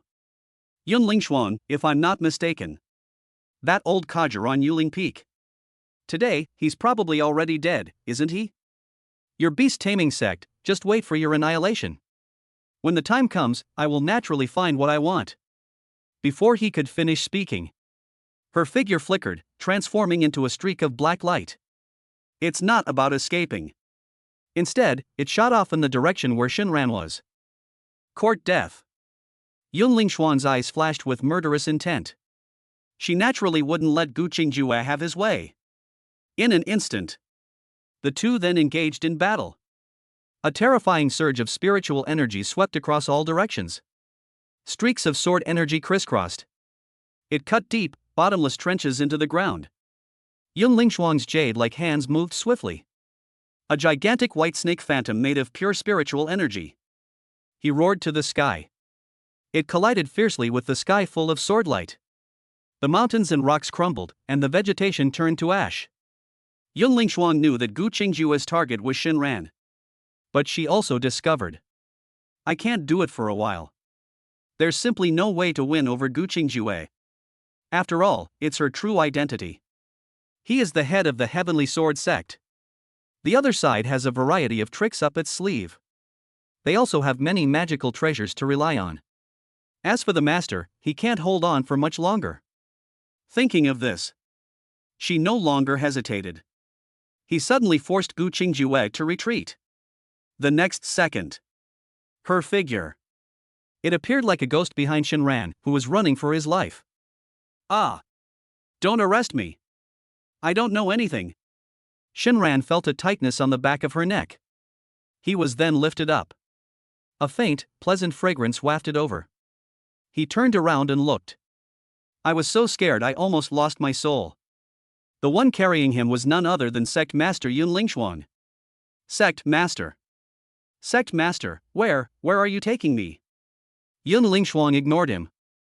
They carried him and headed towards the direction of Yuling Peak. It transformed into a streak of light and flew away. Gu Qingjue's face was extremely ugly as he relentlessly pursued them. In the blink of an eye, Yun Lingshuang landed in front of that familiar cave. She casually tossed Shinran to the ground. Then she flipped her jade hand. It was completely black. An ancient array plate inscribed with countless mysterious runes. It appeared in her palm. She glanced at the black sword light that was closing in on her from behind. Without hesitation, the array plate was placed. Heading towards the ground beneath your feet. He pressed it down hard. Buzz. A massive light curtain shot into the sky. Countless mysterious runes surged out of the array plate. It instantly enveloped the entire cave. The black sword light that was hot on its heels. Suddenly, he paused. Gu Qingjue's figure was revealed. She looked at the impregnable mountain protecting formation before her. In the eyes, for the first time, he showed a look of horror. She actually used the sect protecting formation. Did they protect this small cave? Chapter 37. I angrily berated my stunningly beautiful master, and she fainted from anger. Shinran felt his body relax and his feet become firm. Yun Lingshuang casually tossed it on the ground. He got up. He patted the dirt off his bottom. I looked up. There is no trace of Yun Lingshuang now. He mustered his courage. Peeking into the hole from the entrance. Deep inside the cave, Yun Lingshuang was sitting cross-legged. A white robe was spread out on the ground. She was so holy that she seemed otherworldly. Opposite to her, an illusory figure with white hair also sat cross-legged. An old man and a young boy pressed their palms together. A visible force. Like ripples of energy on water. It flowed slowly between the two. Mysterious and powerful. But outside the cave, behind that impregnable mountain protecting a ray of light, Gu Qingjue was hovering in mid-air. That stunningly beautiful face was filled with disbelief. She saw it. That old geezer in the cave isn't dead yet. But she quickly calmed down. With a single glance, he saw through the truth. That old woman was nothing more than the last remnant of her soul. Is she giving up on breaking through to the nascent soul stage? To forcibly instill all the insights of one's life into Yunling Shuang? This made Gu Qingjue's heart sink to the bottom instantly. Yunling Shuang was already at the great perfection of the golden core stage. All that's missing is the right opportunity. If she really manages to break through to the nascent soul stage using this, given her personality and talent, that day, the sword sect is probably in big trouble. No. We absolutely cannot let her succeed. But this sect protecting formation, she couldn't break it open in a short time by herself. Suddenly, her gaze, it landed on the figure peeking out from the cave entrance. Shanran! Shanran! Go in! Interrupt them! Gu Qingjue's voice was urgent. It was filled with an unquestionable, commanding tone. Go quickly! However, Shanran completely ignored her. He was intently peering into the hole. I tilted my ear and tried to eavesdrop. Although every word the old woman uttered, they were all like celestial scripture. The combination of these elements made him even more dizzy and disoriented. But he had a vague feeling that this thing looks pretty awesome. This is an incredible opportunity.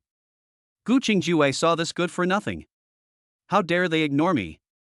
He was stunned at first, then consumed by rage. Shanran! I told you to interrupt them. Didn't you hear me? Finally, Shanran turned around impatiently. He frowned. He was looking at Gu Qingjue outside the light screen. He lowered his voice and scolded. You filthy woman! Don't shout! You're disturbing my studying. Gu Qingjue was completely dumbfounded. Her mind went blank for a moment. This piece of trash. Say what? What, a bitch? He insulted me? How dare he insult me? At that very moment, several streaks of light shot into the sky from various parts of the inner gate. It arrived in an instant and stopped behind Gu Qingjue. It was those golden core elders from the beast-taming sect. They stared at the bizarre scene unfolding before them. Their expressions changed drastically. Gu Qingjue. You have such audacity. Which?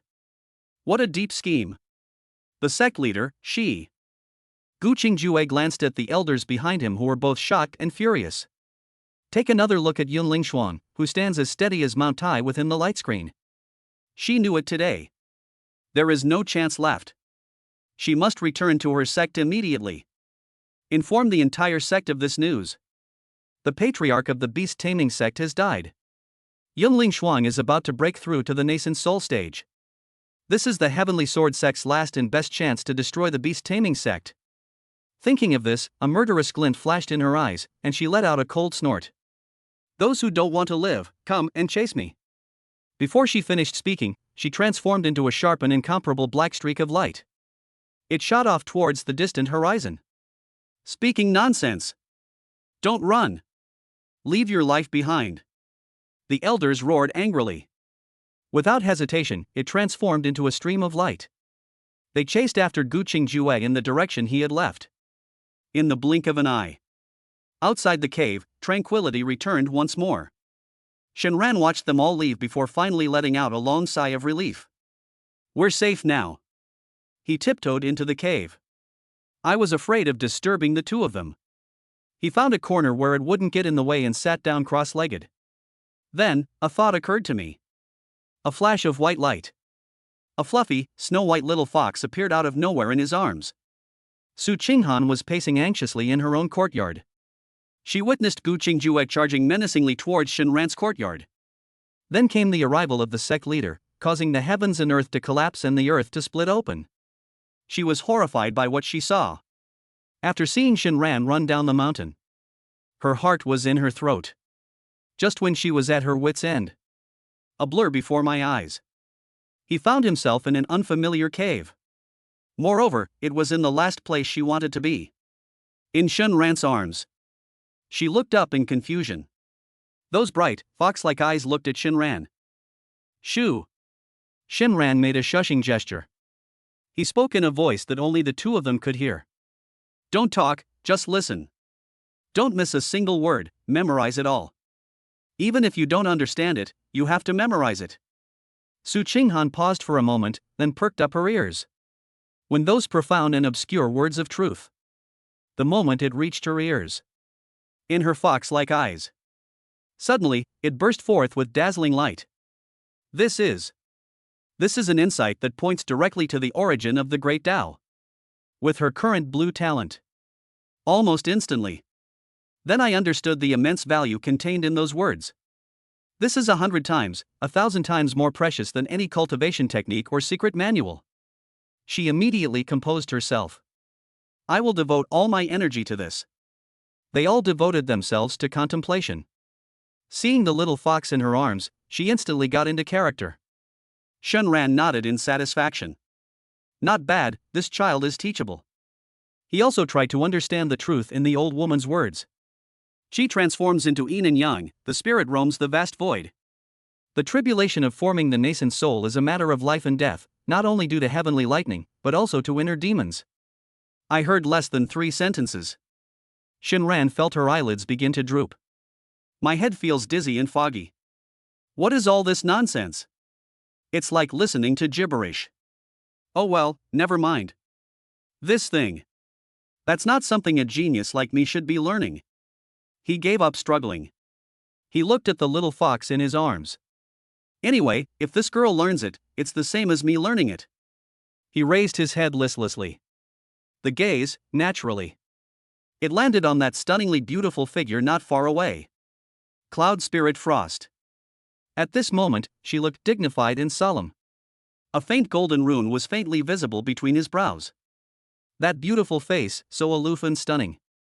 The atmosphere was heavy with solemnity. Her delicate eyebrows were furrowed, and her long eyelashes trembled slightly. Her bright red lips were pressed tightly together. It seems they are under immense pressure. A few strands of silver hair on her forehead. It was already soaked with fragrant sweat. It was pressed tightly against her smooth, full forehead. Looking down along that graceful swan neck. That simple white dress. Also because of the sweat. It clung tightly to my body. It perfectly outlines those breathtaking curves. TSK. Shenran watched with admiration. This sect leader. It's the moon hanging in the sky. Sacred and noble, it can only be admired from afar, and one dares not desecrate it. If only we could get this moon. It was plucked from the sky. I held it in my hand and examined it carefully. In Shenran's mind, some bold ideas began to emerge. What kind of makeup should I give her? Kitten? Puppy? Then, I'll exchange 2 more outfits for her. That maid cafe set is pretty good.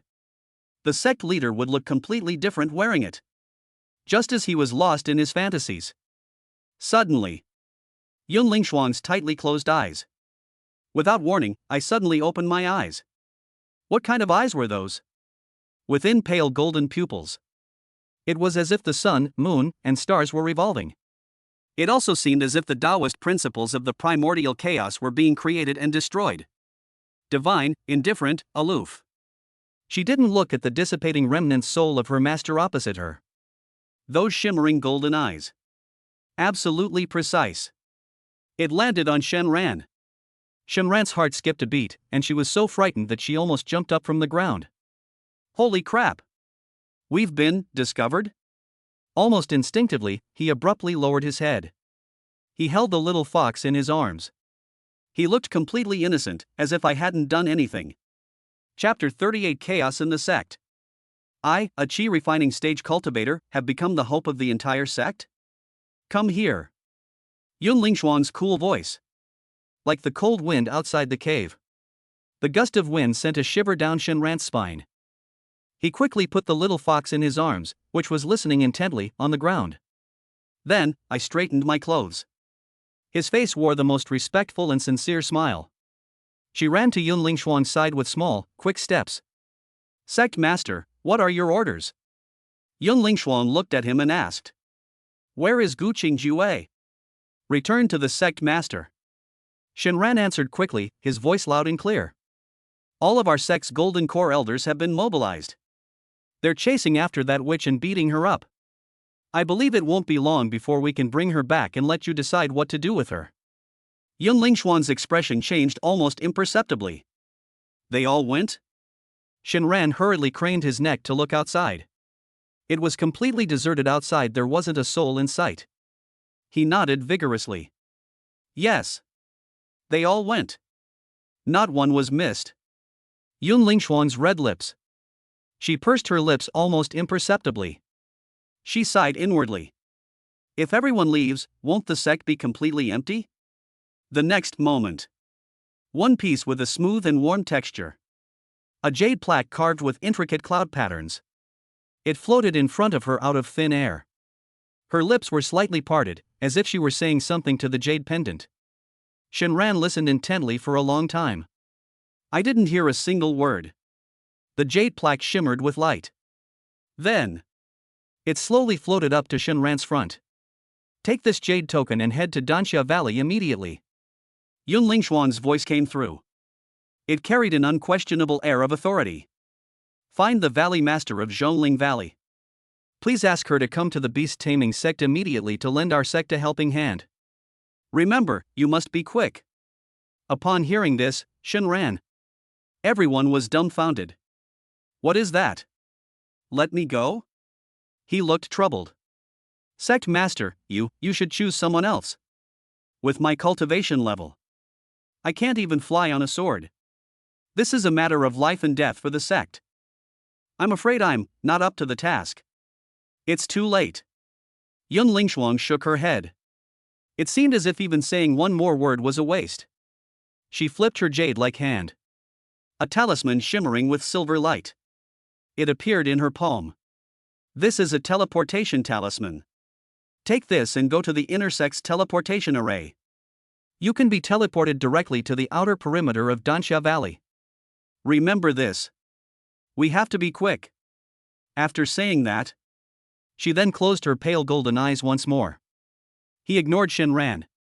She and the old woman in front of her. I re-entered that mysterious and enigmatic state. Shinran held the cold jade token and the priceless teleportation talisman in his hand. A person stands bewildered in the wind.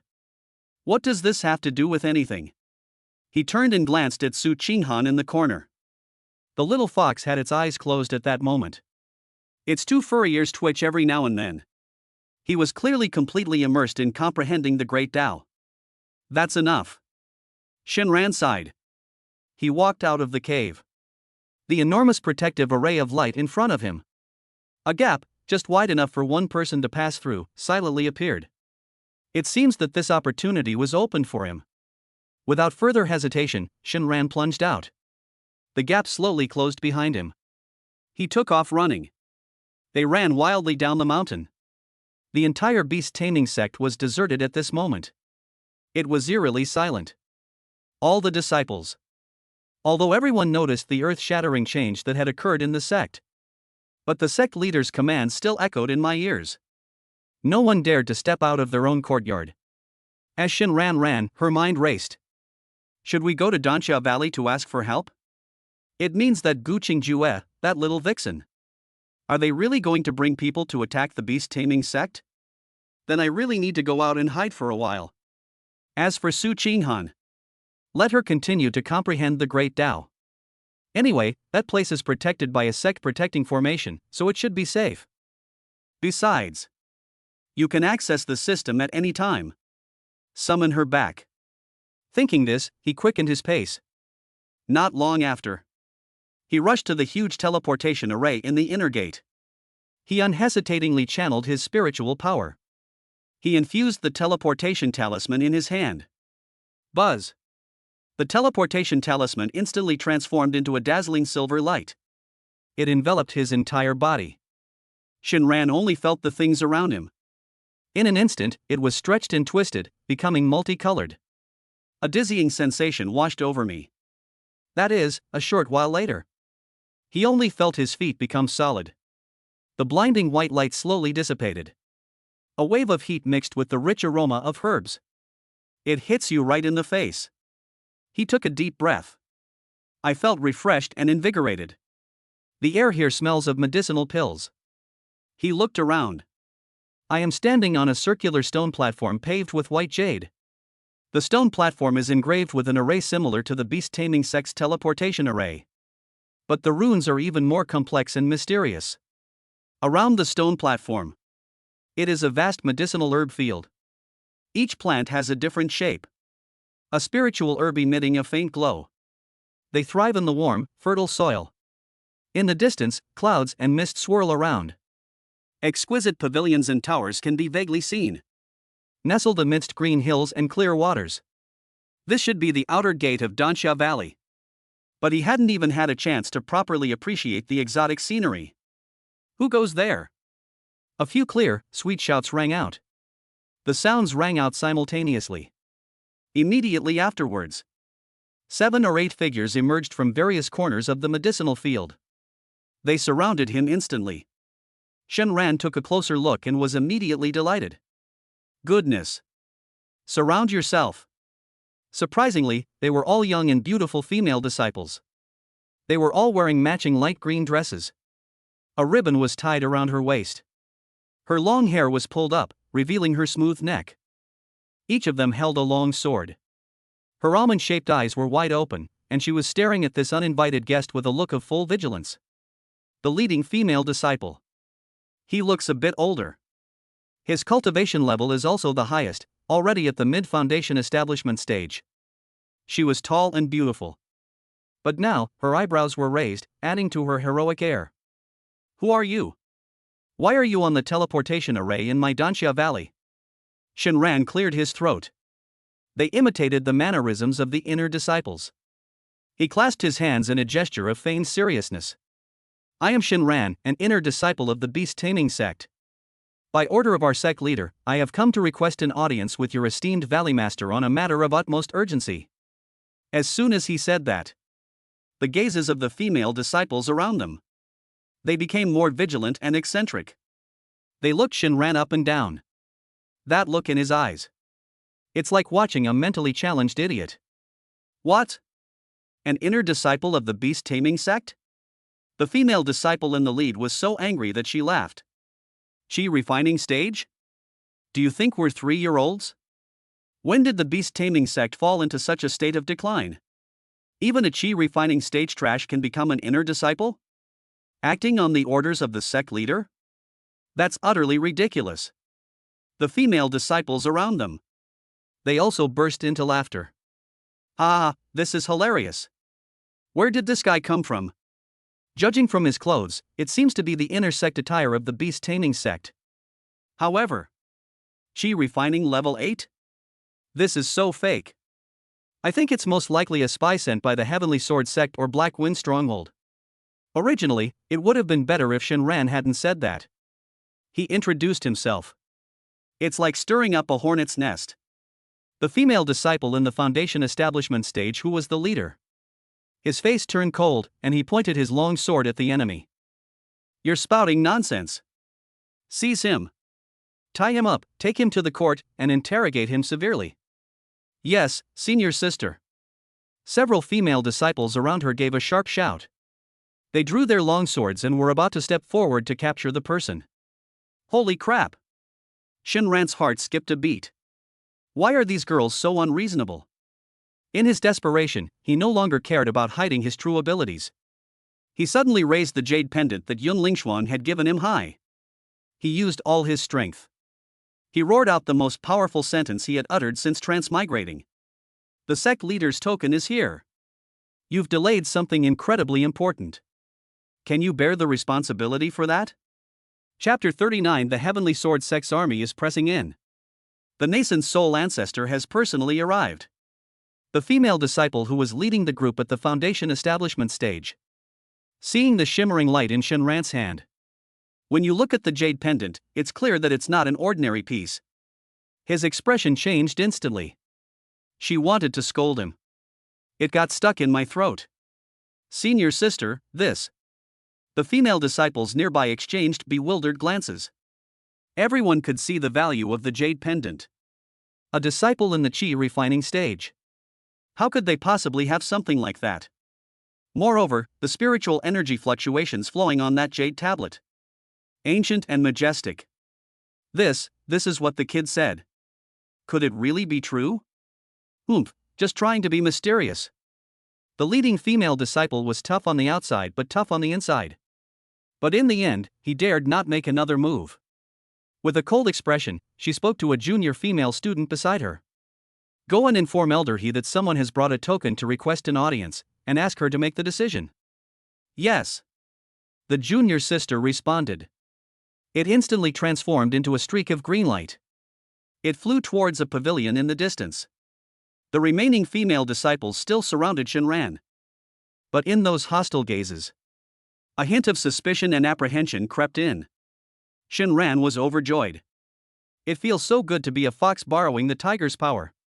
He stood with his hands behind his back. He put on an air of superiority, looking up at the sky at a 45-degree angle. That kind of presence. He seemed to be contemplating the rise and fall of his sect and the general trend of the world. Not long after, a streak of light shot in from afar. It landed steadily in front of everyone. The newcomer was a beautiful woman dressed as an elder. His face was solemn, and his cultivation level was already at the early stage of the Golden Core realm. As soon as she arrived, she looked directly at the jade pendant in Shinran's hand. With just one glance, her expression turned serious. Cloud pattern token? The way he looked at Shinran completely changed. This cloud pattern token is the personal keepsake of the beast taming sect master. Seeing this order is like seeing the sect leader himself. Your name is Shinran? Elder, he asked in a deep voice. I am indeed your disciple. Shinran bowed respectfully, neither humble nor arrogant. Elder, he said no more and waved her hand. A jade gourd, entirely emerald green, instantly grew larger in the wind. It transformed into the size of a small boat, hovering in mid-air. Come up. She leaped onto the gourd first and gave the order to Shinran. Shinran dared not be negligent. He quickly climbed up using both his hands and feet. What are you all looking at? Hurry up and inspect the medicinal herb fields. Elder, he reprimanded the female disciples who were still in a daze. Then, she made a hand seal with her jade fingers. Whoosh! The jade gourd beneath their feet transformed into a stream of green light. It flew towards the depths of Dansha Valley. Only the few female disciples were left, bewildered in the wind. The jade gourd flew extremely fast. Shinran stood on it. All I could feel was the whistling wind in my ears. The ground beneath our feet receded rapidly. Only then did he have a chance to properly observe the scenery of Dansha Valley. Unlike the beast taming sect, Dansha Valley is simply a meticulously crafted garden. Valley after valley has been transformed into vast medicinal herb fields. From above, it is a kaleidoscope of colors, like a palette of colors on earth. The rich aroma of herbs mingled with the humid heat of steam. A thin layer of mist formed, swirling between the valleys. Countless female disciples dressed in green skirts. Like industrious butterflies, they flit busily through the medicinal herb fields. In the air, it is filled with a refreshing fragrance that makes people feel relaxed and happy. What a great place! Shinran sighed inwardly. The female disciples here all look very pretty. Each of them had fair skin and a slender figure. He must have been dealing with medicinal herbs and elixirs for many years. Nourished. Compared to those rough men in the beast taming sect who only know how to tame spirit beasts. Much more pleasing to the eye. Just as he was lost in thought, the jade gourd beneath their feet gradually slowed down. A magnificent building. A massive palace built entirely of white marble. It appeared before my eyes. In front of the palace, the incense burner stands upright, wisps of smoke rising from it. Give me the token and wait here. After saying this, she darted into the palace alone. A moment later, Elder He reappeared. Go in, the Valley Master is waiting for you. Thank you, Elder He. Shinran straightened his clothes. Take a deep breath and step into the main hall. The main hall was spacious and quiet.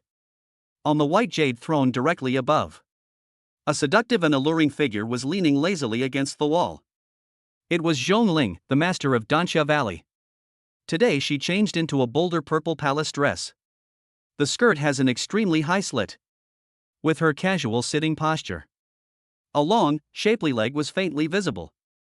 It sparks the imagination. She was not wearing a veil today. A pretty face that can be both angry and happy. It was exposed completely. Those captivating purple eyes. Yet it was more profound than when we last met. She just looked at Shinran quietly. He remained silent. That gaze seemed to penetrate a person's skin. See through all the secrets deep within the soul. Shinran felt uneasy under her gaze. He steeled himself and stepped forward, bowing respectfully. Shinran, a disciple of the beast taming sect, pays his respects to Valley Master Zhong. Zhongling was playing with the cloud pattern token in her hand. It seems I've already read through it. Her voice had a strange magnetism, languid and alluring. It's you? She clearly remembered Shinran. Tell me what happened at the beast taming sect. Tell me everything exactly as it is, in detail. Yes. Shinran dared not hide it. Gu Qingjue will defect. Then the remnant soul of the ancestor appeared. Then there's Yunling Xuan's plan to forcibly break through to the nascent soul stage. He explained everything in detail. Throughout the entire process, Zhongling's expression remained unchanged. In those purple eyes, it was as calm as a deep pool of water. It seemed like Shinran was saying that it's just a story that has nothing to do with her. Until Shinran mentioned it. The old woman was helping Yunling Xuan break through the mirror. Her eyes. Only then did a barely perceptible ripple finally appear. After Shinran finished speaking, he lowered his head and stood quietly. The main hall fell into a deathly silence. Time passed by, second by second. On Shinran's forehead, fine beads of sweat had already formed on his skin. He figured it out. The woman was hesitating. She's weighing the pros and cons. The Heavenly Sword sect now has a nascent soul ancestor in charge. Their strength is at its zenith. As for the beast taming sect, its patriarch has died. It remains to be seen whether the new sect leader will break through to the nascent soul stage. This deal, by any measure, it's a losing proposition.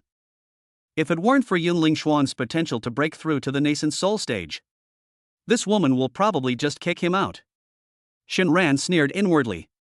This damned cultivation world is truly devoid of any kind souls.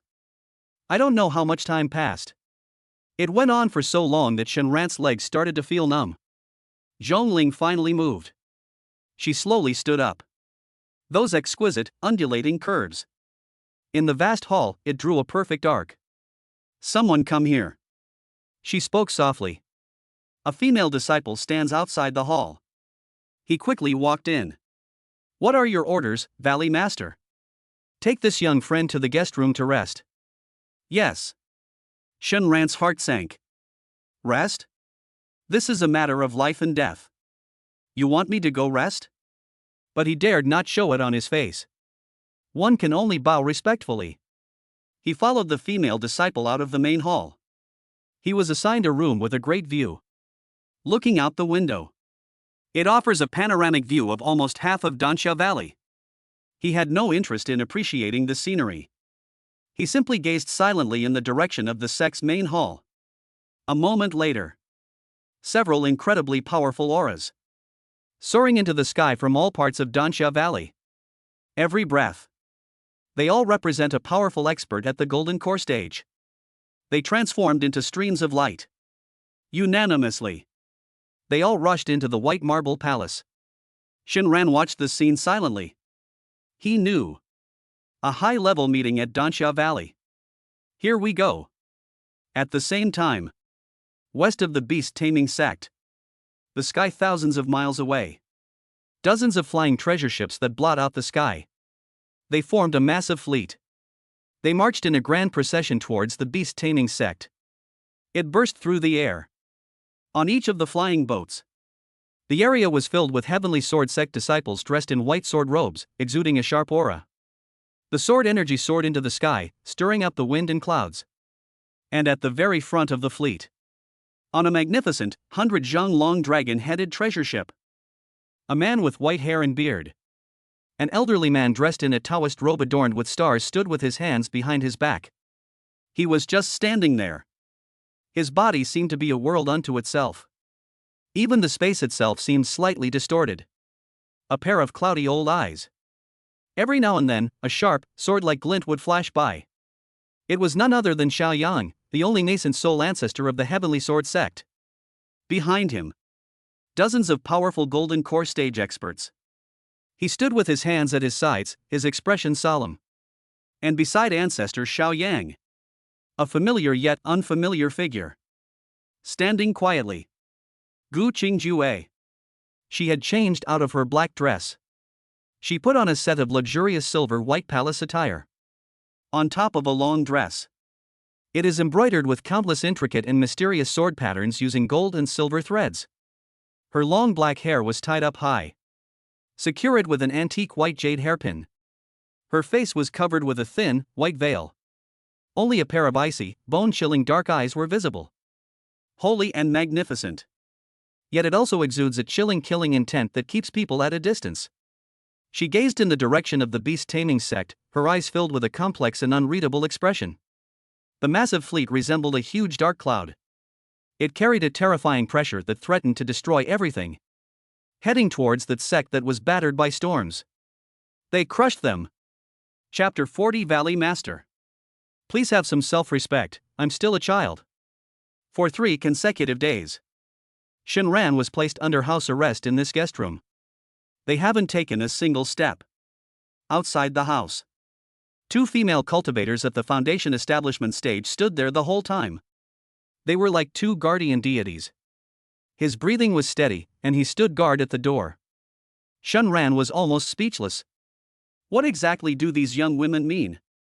To help or not to help? Give me a straight answer. What's the point of hanging like that? He stood by the window, looking up at the sky above the valley. A series of streaks of light shuttled back and forth. They frequently flew towards the direction of the sect's main hall. It flew out of the main hall again. People were coming and going, making it seem unusually busy. Shinran felt irritated. I plopped back down on the bed. He was somewhat uneasy. Zhongling, that woman, knew he had a 5th-tier spirit beast. Could it be? Are you plotting your own scheme? Shinran quickly began to calculate in his mind. Just this morning, he has successfully broken through to the 9th level of Qi refining. 1 day left. Just 1 more day. The accumulated Jade Beast points are enough to exchange for a bronze contract talisman. At that time, as long as I can find a way to break through to the Foundation establishment stage. That is the vastness of the sea where fish can leap freely, and the height of the sky where birds can fly freely. As for that girl Su Qinghan, she did it 2 days ago. They had already withdrawn from that profound state of enlightenment. He resumed his cultivation. I don't know her current situation. But now that you can begin cultivating, it shouldn't be a big problem. Why? Shinran sighed. Look at Danxia Valley's attitude. We want them to send troops to help. It's probably unlikely. He didn't really feel any sense of belonging to the beast-taming sect. If we really reach that point where we're at our wits' end, it's not a big deal. He would take Su Qing and fly away. With the help of the system. Where can't you thrive? Just as he was lost in thought. Outside the house. Suddenly, the clear and respectful voices of 2 female disciples rang out. Greetings, Valley Master. Shinran shuddered. He suddenly sat up in bed. It's here. Squeak. The door was pushed open. A bewitching and alluring purple figure. She walked in gracefully. It was the Valley Master of Danxia Valley. Zhongling. She was still wearing a bold purple palace-style long dress today. As she walked, her long, beautiful legs, which were breathtaking, were faintly visible. A smile played on her pretty face. A pair of captivating purple eyes. It landed calmly on Shinran. She didn't mention anything about supporting the beast-taming sect. Instead, he looked at Shinran with great interest. That gaze. It was as if they were examining an interesting piece of merchandise. Little one, have you been settling in well these past few days? Zhongling's voice. A touch of allure in her languidness. She walked slowly to the table. He poured himself a cup of tea. The movements were graceful. Yet it also exudes an indescribable charm. Shenran quickly stood up. He wore the most standard, harmless smile. Thank you for your concern, Valley Master. I am living very well. Danxia Valley is a place of beautiful mountains and clear waters, and abundant spiritual energy. This disciple is so happy that he has forgotten about returning home. His words were perfectly watertight. Zhongling held the teacup and took a small sip.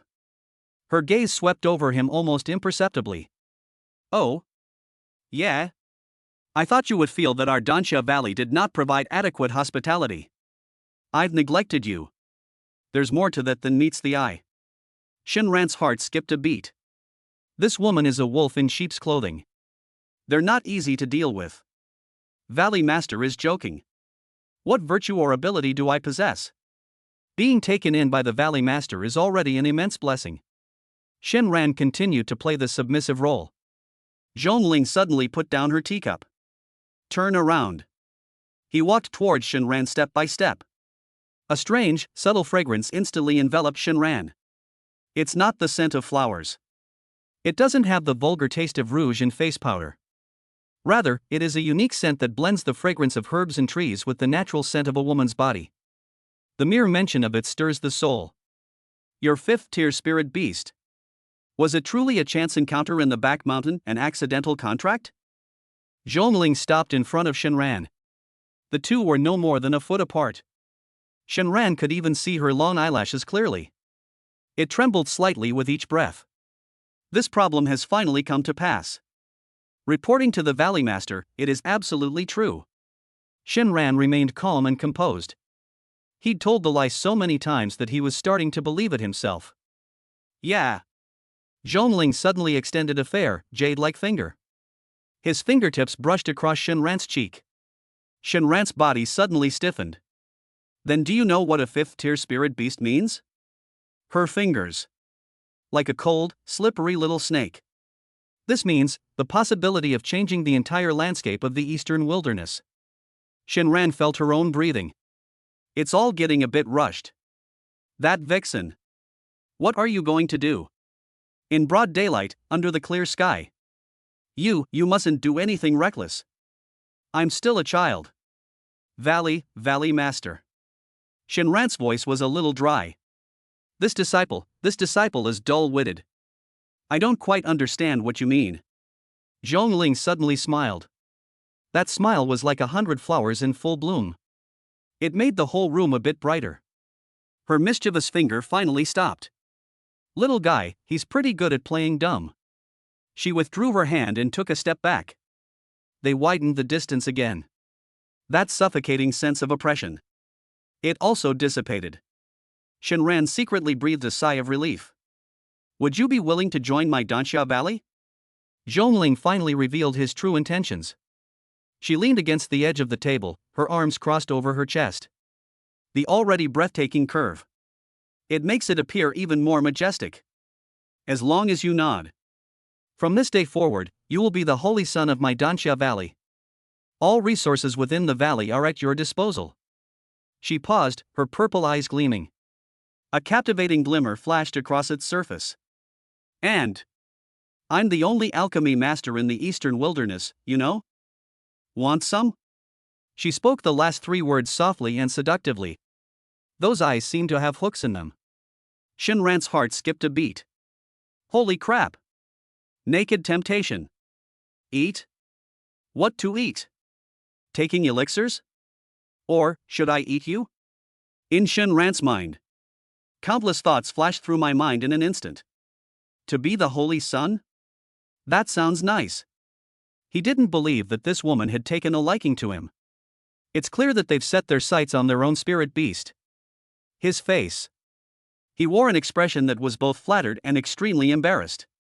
The Valley Master is so kind. This disciple is truly unworthy of such praise. But this disciple truly.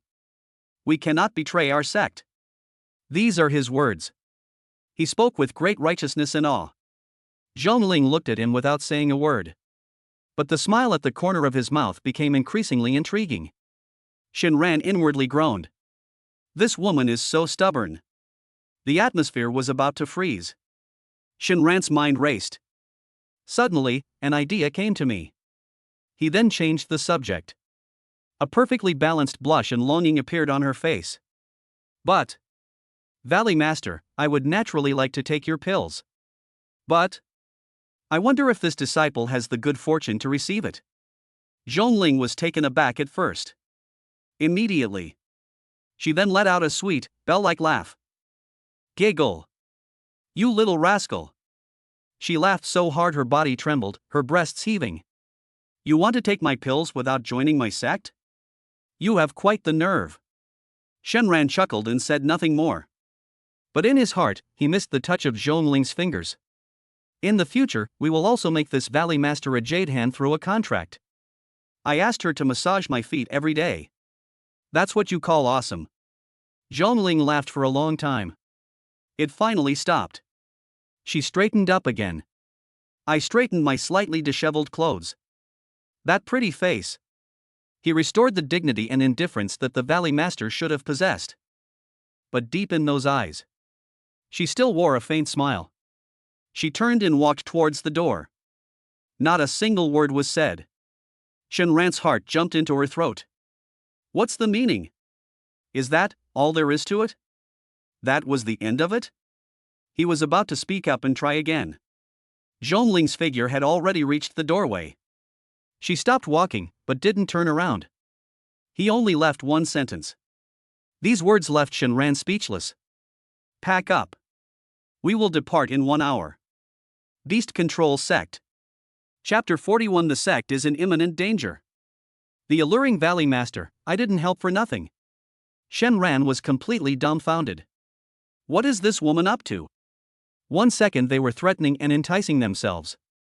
He was both a holy sun and a consumable elixir. The next second. So you suddenly decided to go and support the beast taming sect? Shenran watched Zhongling's alluring and seductive figure disappear through the doorway. I just feel like my brain isn't working properly. 2 hours later. Inside Danxia Valley, the bells tolled endlessly. Several enormous jade flying boats. It slowly rose into the air from a valley. On each of the flying boats, the place was filled with disciples dressed in Danxia Valley attire. They were all at the foundation establishment stage. The lead airship. The deck is the most spacious and luxurious. Zhongling, the master of Danxia Valley. He was reclining on a soft couch covered with snow-white animal hides. Behind her, several golden core stage experts. He stood with his hands at his sides, his breath deep and focused. The entire Danxia Valley. Apart from essential personnel who remained, almost the entire force was mobilized. Shenran. They were then arranged to stand not far behind Zhongling. A very delicate position. It's neither too close nor too far. This would both highlight his identity as a messenger of the beast taming sect. And I deliberately left some distance. His gaze always seemed to wander involuntarily. He glanced at the alluring figure on the soft couch. Zhongling seems to be in a good mood today. That stunningly beautiful face. They just openly displayed it. A long, purple palace-style dress. It outlines her breathtakingly perfect curves. Especially the way she's leaning at this moment. Her skirt slipped down. A long, shapely, beautiful leg. It gleamed with an ivory-like luster in the sunlight, appearing and disappearing intermittently. Shenran felt a strong urge to try it. This vixen. She's a natural beauty. Every move. They all exude a deadly allure. She seemed to have noticed Shenran's gaze. Zhongling slowly turned her head. Those captivating purple eyes. She looked at him with a half-smile. What are you looking at? Her voice. He remained as languid as ever, his expression unreadable. Shenran felt a jolt in her heart. This woman's perception. That's incredibly perceptive. He quickly looked away. A bright smile spread across her face. Cough, cough. This disciple was thinking of Valley Master Zhong's noble character. Such chivalry and courage, unafraid of powerful enemies. I will personally lead the army to save my beast-taming sect from this dire situation. Such kindness, such spirit. He is simply a role model for the eastern wilderness region and an exemplar for us cultivators. This disciple is truly full of admiration. His flattery was delivered with effortless grace, without blushing or skipping a beat. Oh! Zhongling let out a soft laugh. She sat up straight. He picked up a cup of spiritual tea from the small table next to him. I took a small sip. What do you think, little guy?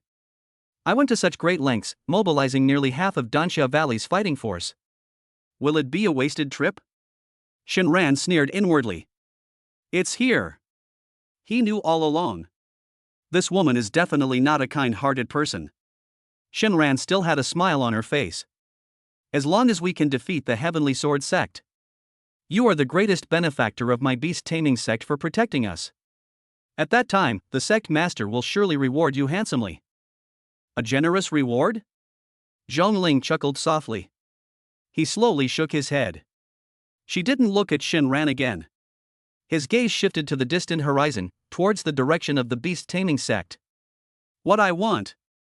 I'm afraid your beast-taming sect wouldn't be willing to give it to me, she said softly. Shinran listened to these words.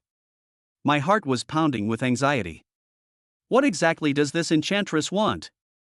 Spirit stones? Mineral veins? Or cultivation techniques? Surely you don't actually want me? The more Shinran thought about it, the more headaches he felt.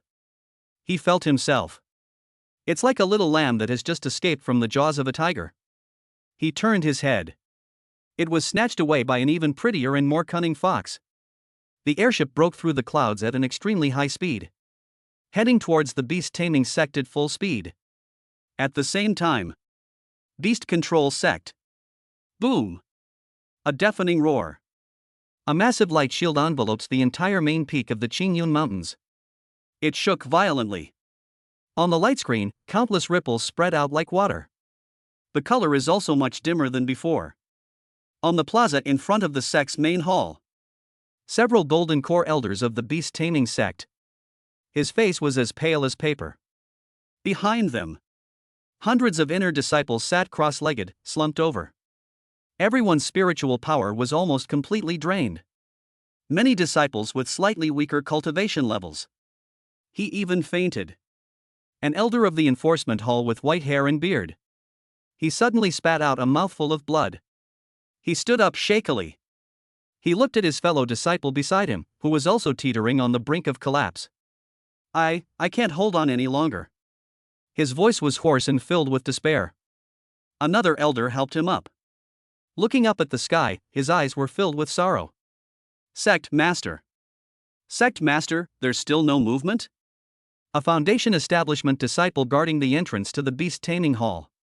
He shook his head, his face deathly pale. Reporting to the elders. The sect leader is still in seclusion. Still in seclusion. On the faces of the elders, the last trace of color faded away. Despair. They looked up. Dozens of flying treasure ships that blot out the sky. It hovered above the beast-taming sect. On every airship, the area was filled with Heavenly Sword sect disciples exuding a sharp aura. Hundreds of sword lights flashed like a meteor shower. They bombarded the sect's protective formation relentlessly. Sword energy surged, and killing intent soared to the heavens. The entire beast-taming sect. They all trembled under this terrifying pressure. Right at that moment. Crack! A faint yet incredibly clear cracking sound. It rang in everyone's ears at the same time. In the square, all the beast-taming sect disciples and elders who were still conscious felt their hearts clench. They looked in the direction of the sound. All that could be seen was the enormous protective array of light. A barely perceptible crack appeared. The crack was as fine as a hair. The Heavenly Sword sect fleet. On the largest dragon-headed treasure ship at the very front. Xiao Yang, the nascent soul ancestor dressed in a star-patterned Taoist robe. In cloudy eyes. Suddenly, a terrifying beam of light burst forth. Break! He uttered only one word. With a flick of a finger. A seemingly ordinary white finger gust of wind. It shot out silently. The next moment, that finger strike was incredibly precise. It touched the hair-thin crack. Buzz. A crack in an instant. Like a spider web, it spread wildly in all directions. Now's the time. Go all out. Behind Xiao Yang, dozens of golden core elders roared in unison. Dozens of terrifying sword beams, capable of destroying the heavens and the earth. At the same time, it crashed down with a deafening roar. Target. It pointed directly at the mountain protecting array that was already covered in cracks. Boom! The heavens and earth paled in comparison. That protective formation that has guarded the beast-taming sect for over 1,000 years. At this moment, like glass shattered by a hammer, it shattered with a deafening roar. Countless fragments of light and shadow. Like dazzling fireworks, it exploded in the air. Then, it transformed into a shower of light and vanished without a trace.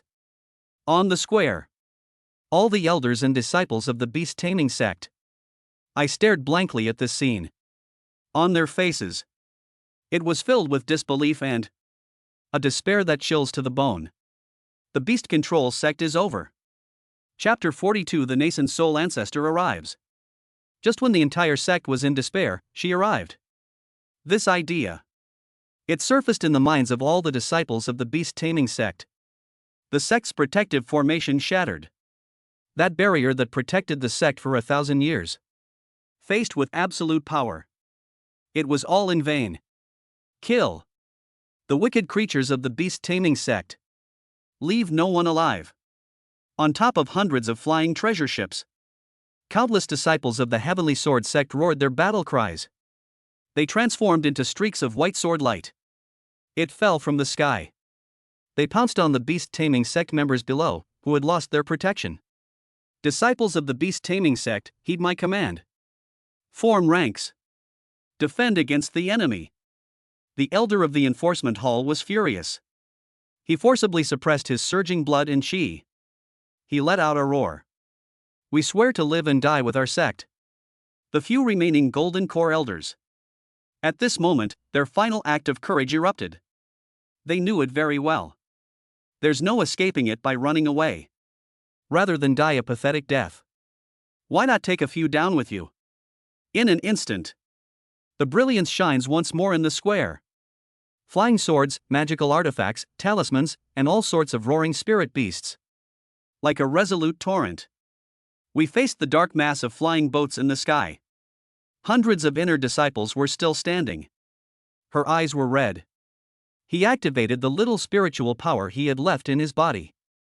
They met the enemy who surged in like a tidal wave. The battle erupted in an instant. Blood and flesh flying everywhere. A disciple of the beast-taming sect has just summoned his spirit beast. The next moment, he was with his spirit beast. Then a sharp sword light appeared. It was cut into 2 pieces at the same time. At the same time, a hawk with iron feathers swooped in from the side. Then they used their sharp claws. It ripped open the throat of a Foundation establishment cultivator. The entire square instantly transformed into a bloody meat grinder. But the beast-taming sect resisted. It was all in vain. Regardless of the number of disciples, it's still about the overall state of cultivation. They were all far inferior to the Heavenly Sword sect, which had the advantage of being well rested and ready to fight.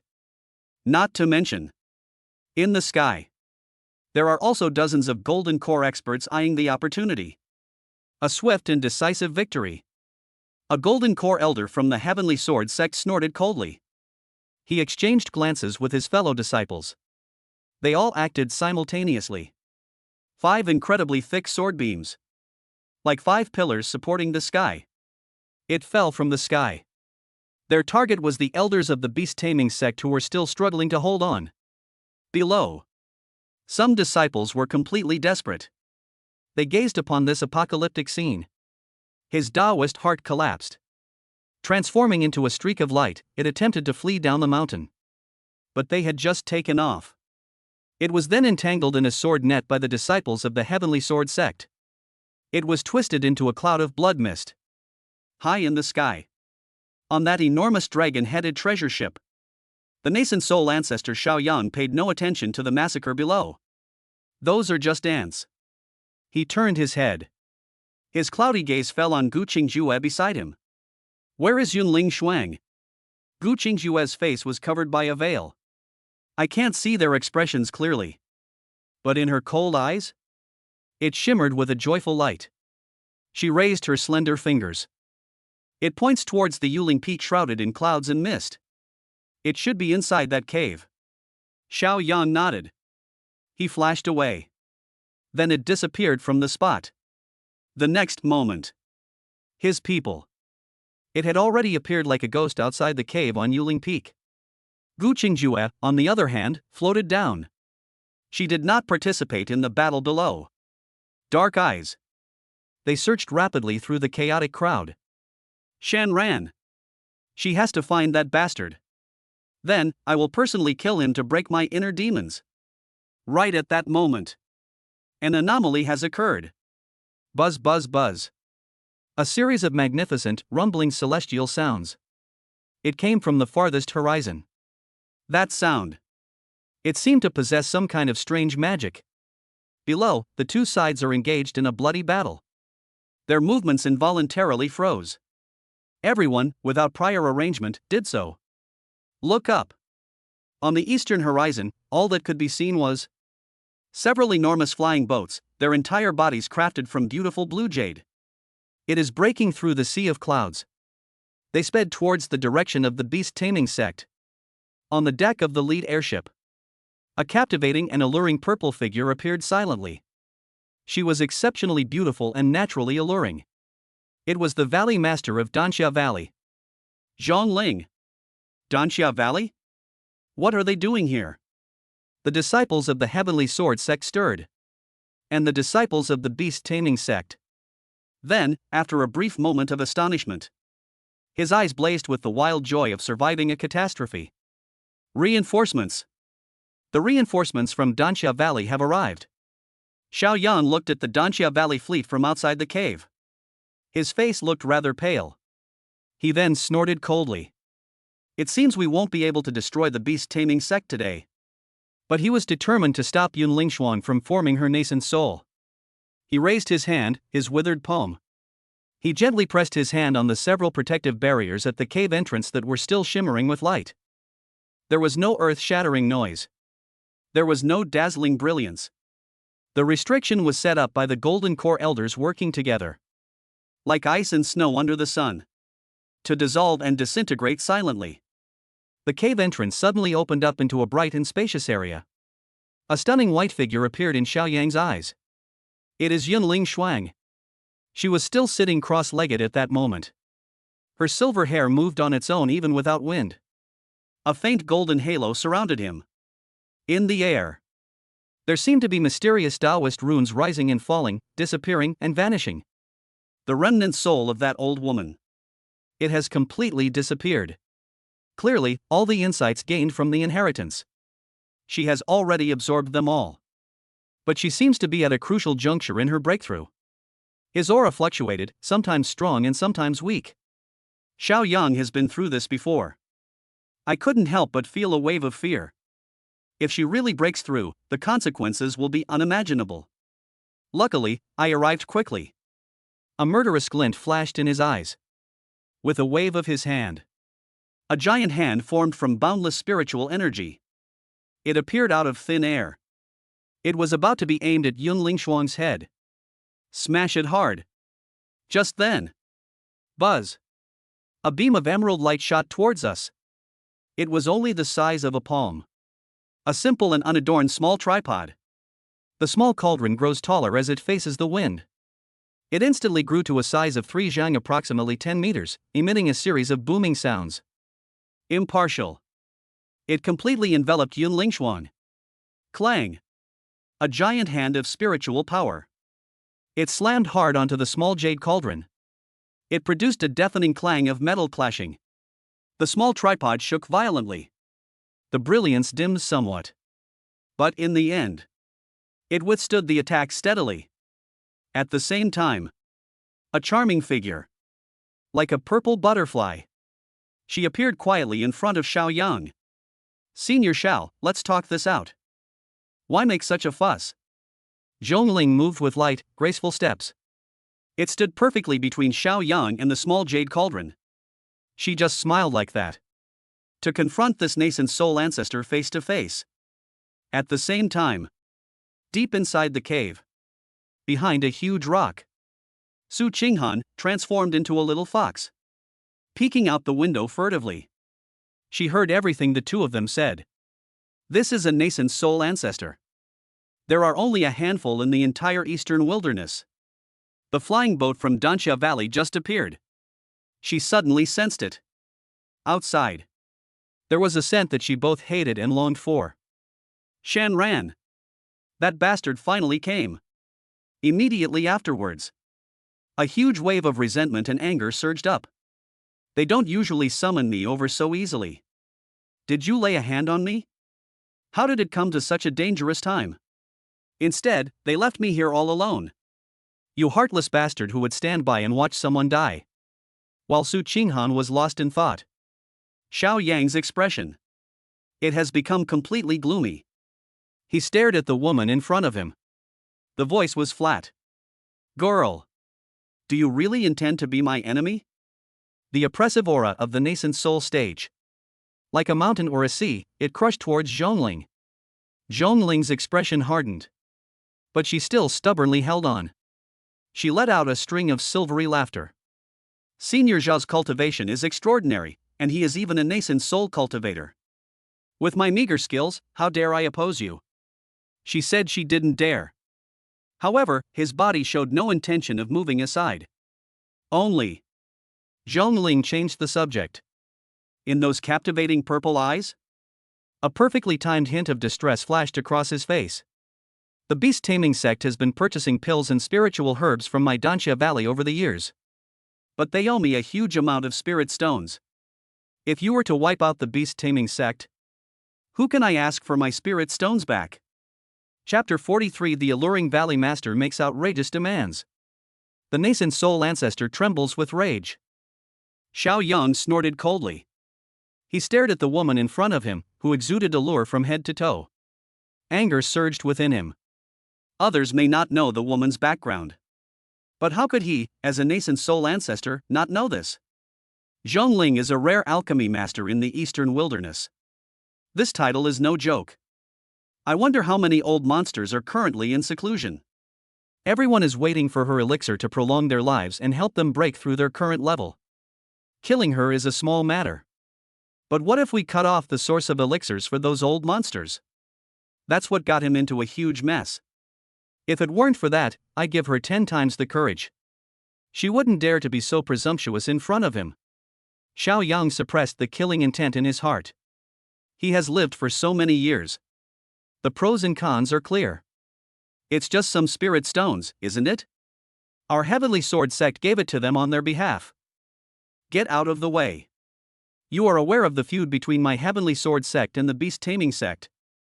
Zhongling sneered inwardly. Your Heavenly Sword sect is now very powerful. If you really manage to destroy the Beast Taming sect, in the future, won't you be the only one to dominate the eastern wilderness? But on her face, she still wore that smile that could melt a man's bones. With Senior Zhao's words, I can rest assured. She extended 3 slender, jade-like fingers. It shook gently. No more, no less, 30 million low-grade spirit stones. Xiao Yang's face instantly turned as black as the bottom of a pot. 30 million? Why don't you just rob it? Even if they emptied the Heavenly Sword sect's treasure trove, it would take a while to gather such a large sum of spirit stones. Girl, are you joking with me? This crazy woman is asking for an outrageous amount. Oh dear, how could I dare? Zhongling explained, feigning grievance. Senior Xiao, you are unaware of this. The pills that Sect Master Yun purchased from me are all top quality, the best of the best. The quantity is large, and the time frame is long. With interest compounding, it naturally accumulates to a considerable amount. If Senior Xiao is willing to repay for them, this humble woman will leave with her people immediately, without a word. She spoke as if she were completely innocent. Xiao Yang's expression. It was so gloomy it looked like it was about to drip water. The aura of Yunling Xuan within the small cauldron was becoming increasingly solid. He couldn't care less about anything else. Let this woman live. The terrifying pressure of the nascent soul stage. Like a real tsunami, it crashed down on Zhongling. Have you thought this through? Do you really intend to become an enemy of my Heavenly Sword sect? Air. Everything seemed to freeze in that moment. The smile on Zhongling's face. It finally began to subside gradually. In her captivating purple eyes, the allure faded. A profound solemnity settled over everything. I wouldn't dare. But Danxia Valley absolutely cannot suffer this loss. She said it. A similarly powerful aura. But it suddenly erupted from her alluring body. Golden elixir perfection. At the same time. Swoosh. Swoosh. Swoosh. Several streaks of light shot out from the flying boat in Danxia Valley. It landed steadily behind Zhongling. They were none other than the Golden Core stage elders from Danxia Valley. They remained silent. He simply unleashed his own inner energy silently. Several powerful auras from the Golden Core stage converged together. It was actually able to rival Xiaoyang's nascent soul stage aura. Shinran huddled in a corner of the flying boat deck in Danxia Valley. My whole body is almost numb. Just now.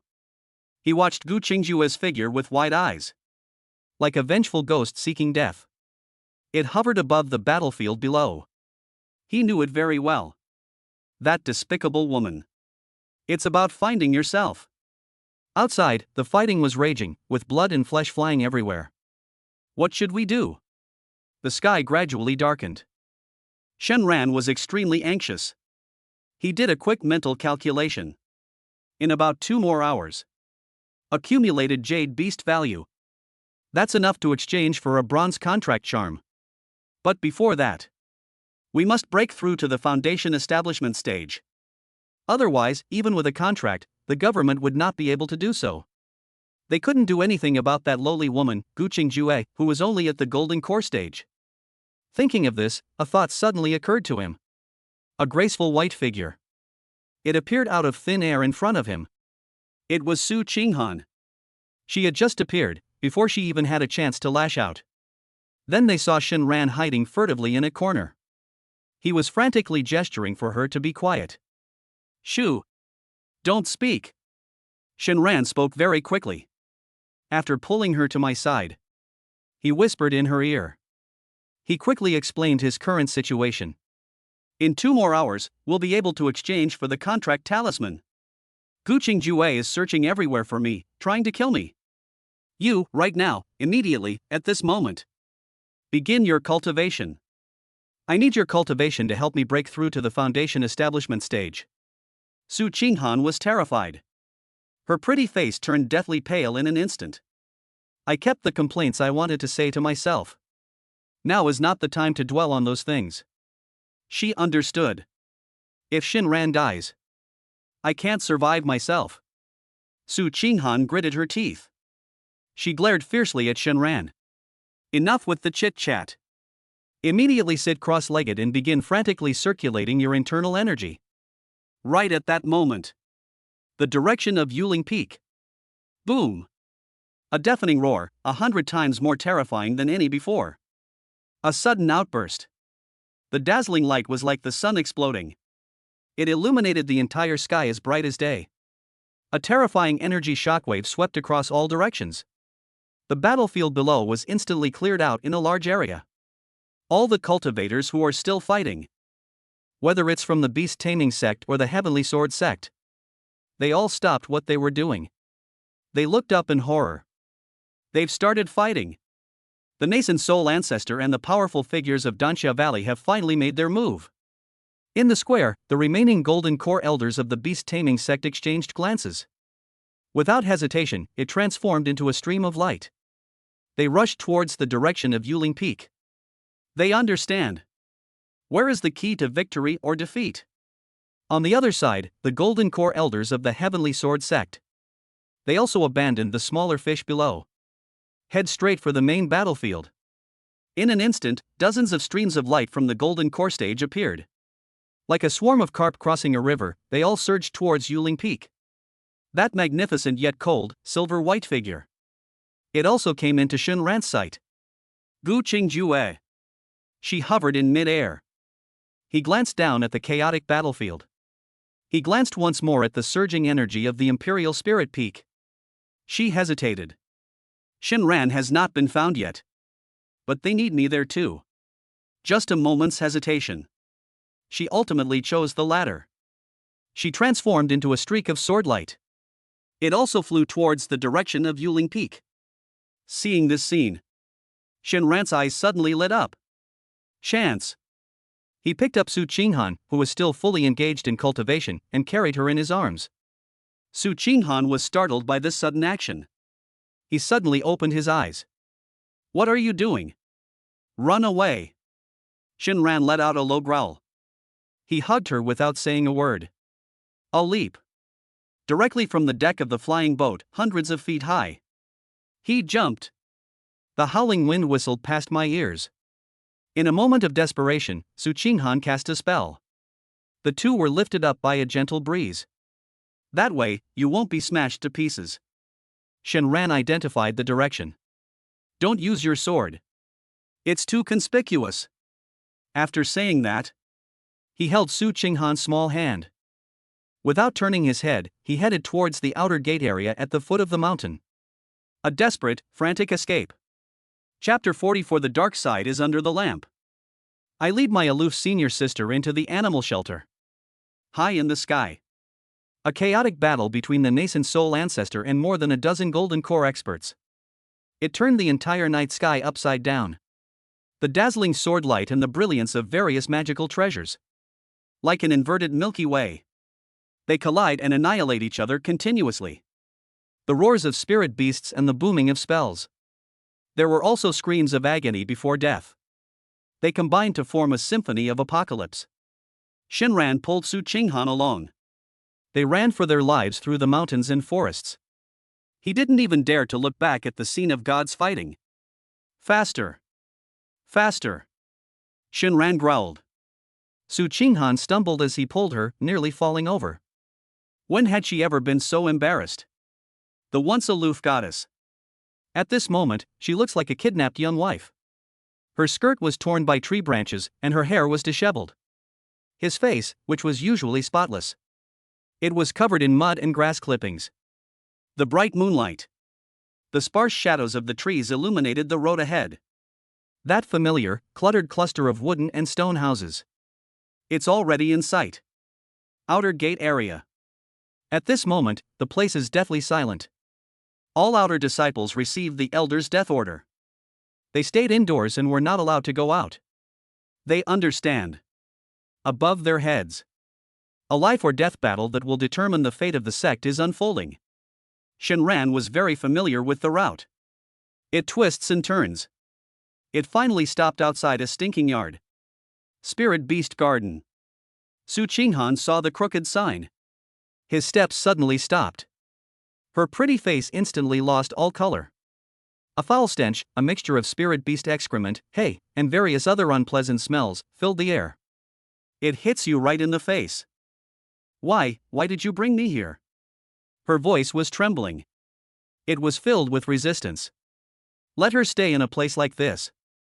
It's worse than killing her. Shut up. Shinran turned around and glared at her impatiently. The most dangerous place is the safest place. This is called the darkest places under the lamp, do you understand? The entire sect is now in complete chaos. Who would have thought we'd be hiding in such a remote corner? Su Qinghan bit her lip and didn't say anything more. She understands the principles. But being rational is one thing. Emotionally, it's a different story. Shinran was too lazy to waste words with her. Open that dilapidated wooden door. He went straight in. Squeak. A what? Inside the house, dozens of low-level spirit beasts were awakened. It made uneasy noises. Get out of my way. Shinran was in no mood to be polite with these little things. He kicked away the two spirit-seeking rats that came up to him in an annoyed manner. Su Qinghan stood at the door, looking at the muddy ground in the yard. And feces that can be seen everywhere. I just felt nauseous. She hesitated, reluctant to take a step. What are you still standing there for? Waiting to die? Shinran urged impatiently. Su Qinghan took a deep breath. Then he slowly exhaled. It was as if they were making a major decision. In the end, she still lifted her skirt. Standing on tiptoe, He walked in with a look of disgust. Shinran looked around. He walked to a relatively clean corner. Right here. He pointed to the cleared space he had cleared. Su Qinghan's lips twitched. But she didn't say anything. Shinran's expression now. It's terrifying. She simply took out a futon from her storage bag. Put it down carefully. Then, sit cross-legged. Shinran leaned against the fence. They cautiously observed the surrounding movements. The night wind carried the sounds of increasingly fierce fighting from afar. He knew. Tonight is destined to be restless. Time passed by, second by second. 2 hours passed in the blink of an eye. The battle is taking place in the direction of Yuling Peak. Instead of calming down, the situation escalated. Waves of energy, capable of destroying the heavens and the earth. It spreads from time to time. It caused the entire Qingyun mountain range to tremble. Shinran leaned against the fence. I anxiously stared at my system panel. Finally. The value of the jade beast has changed. That's enough. Bite. A crisp notification sound rang in Shinran's mind. The bronze contract token has been successfully redeemed. Finally. It's done. A look of wild joy appeared on Shinran's face. He raised his head and looked towards the inner door. The sky there was illuminated by various colors of light, making it as bright as day. His cultivation progress bar. It has already reached 98% of the 9th level of qi refining. Just one step away from laying the foundation. Gu Qingjue? You just wait, you son of a bitch. Once I reach foundation establishment, you'll be the first one I deal with. Just as he was about to make a tough decision, a sudden change has occurred. Boom! A terrifying power that cannot be described in words. Suddenly, it shot into the sky from the deepest part of the intersect, the spirit control peak.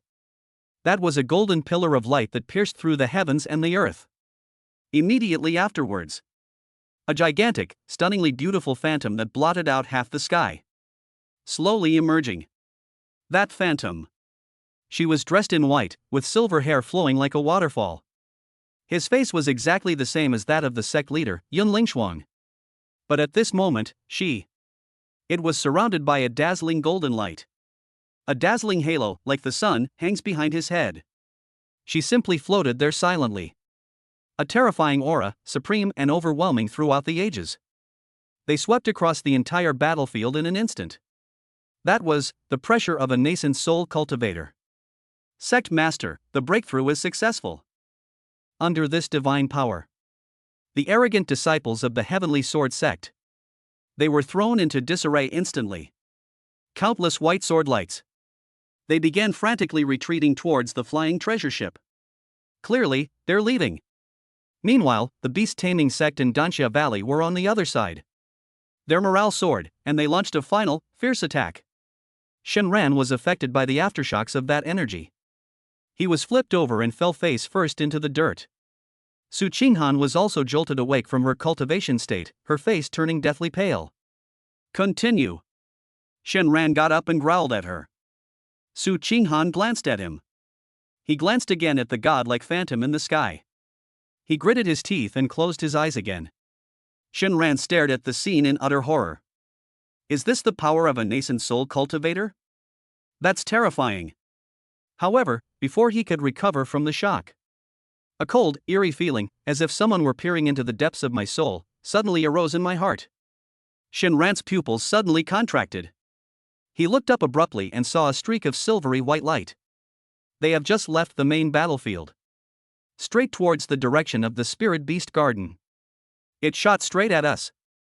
It's Gu Qingjue. She actually caught up with us at that moment. How did you find me?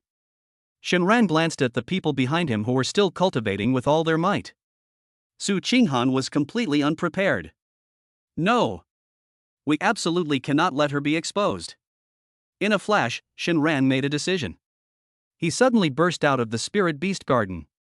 Without the slightest hesitation, they fled for their lives in the opposite direction from Su Qinghan. At the same time, in mid-air, Gu Qingjue's face was as pale as paper. Yun Lingshuang actually broke through. The plan has completely failed. We must retreat immediately. But when I think of that bastard Shinran, an uncontrollable killing intent surged within her.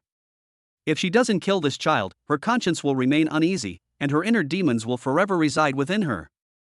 In desperation, she forced out another drop of deep red. The blood of the heart, brimming with boundless vitality. That drop of heart's blood. It instantly turned into a line of blood. It merged into the restless demonic seed between her brows. Buzz. She felt a sharp pain in her head. My vision went black. I almost fell from the sky. This was so she could find Shinran as soon as possible. They spared no expense in depleting their resources.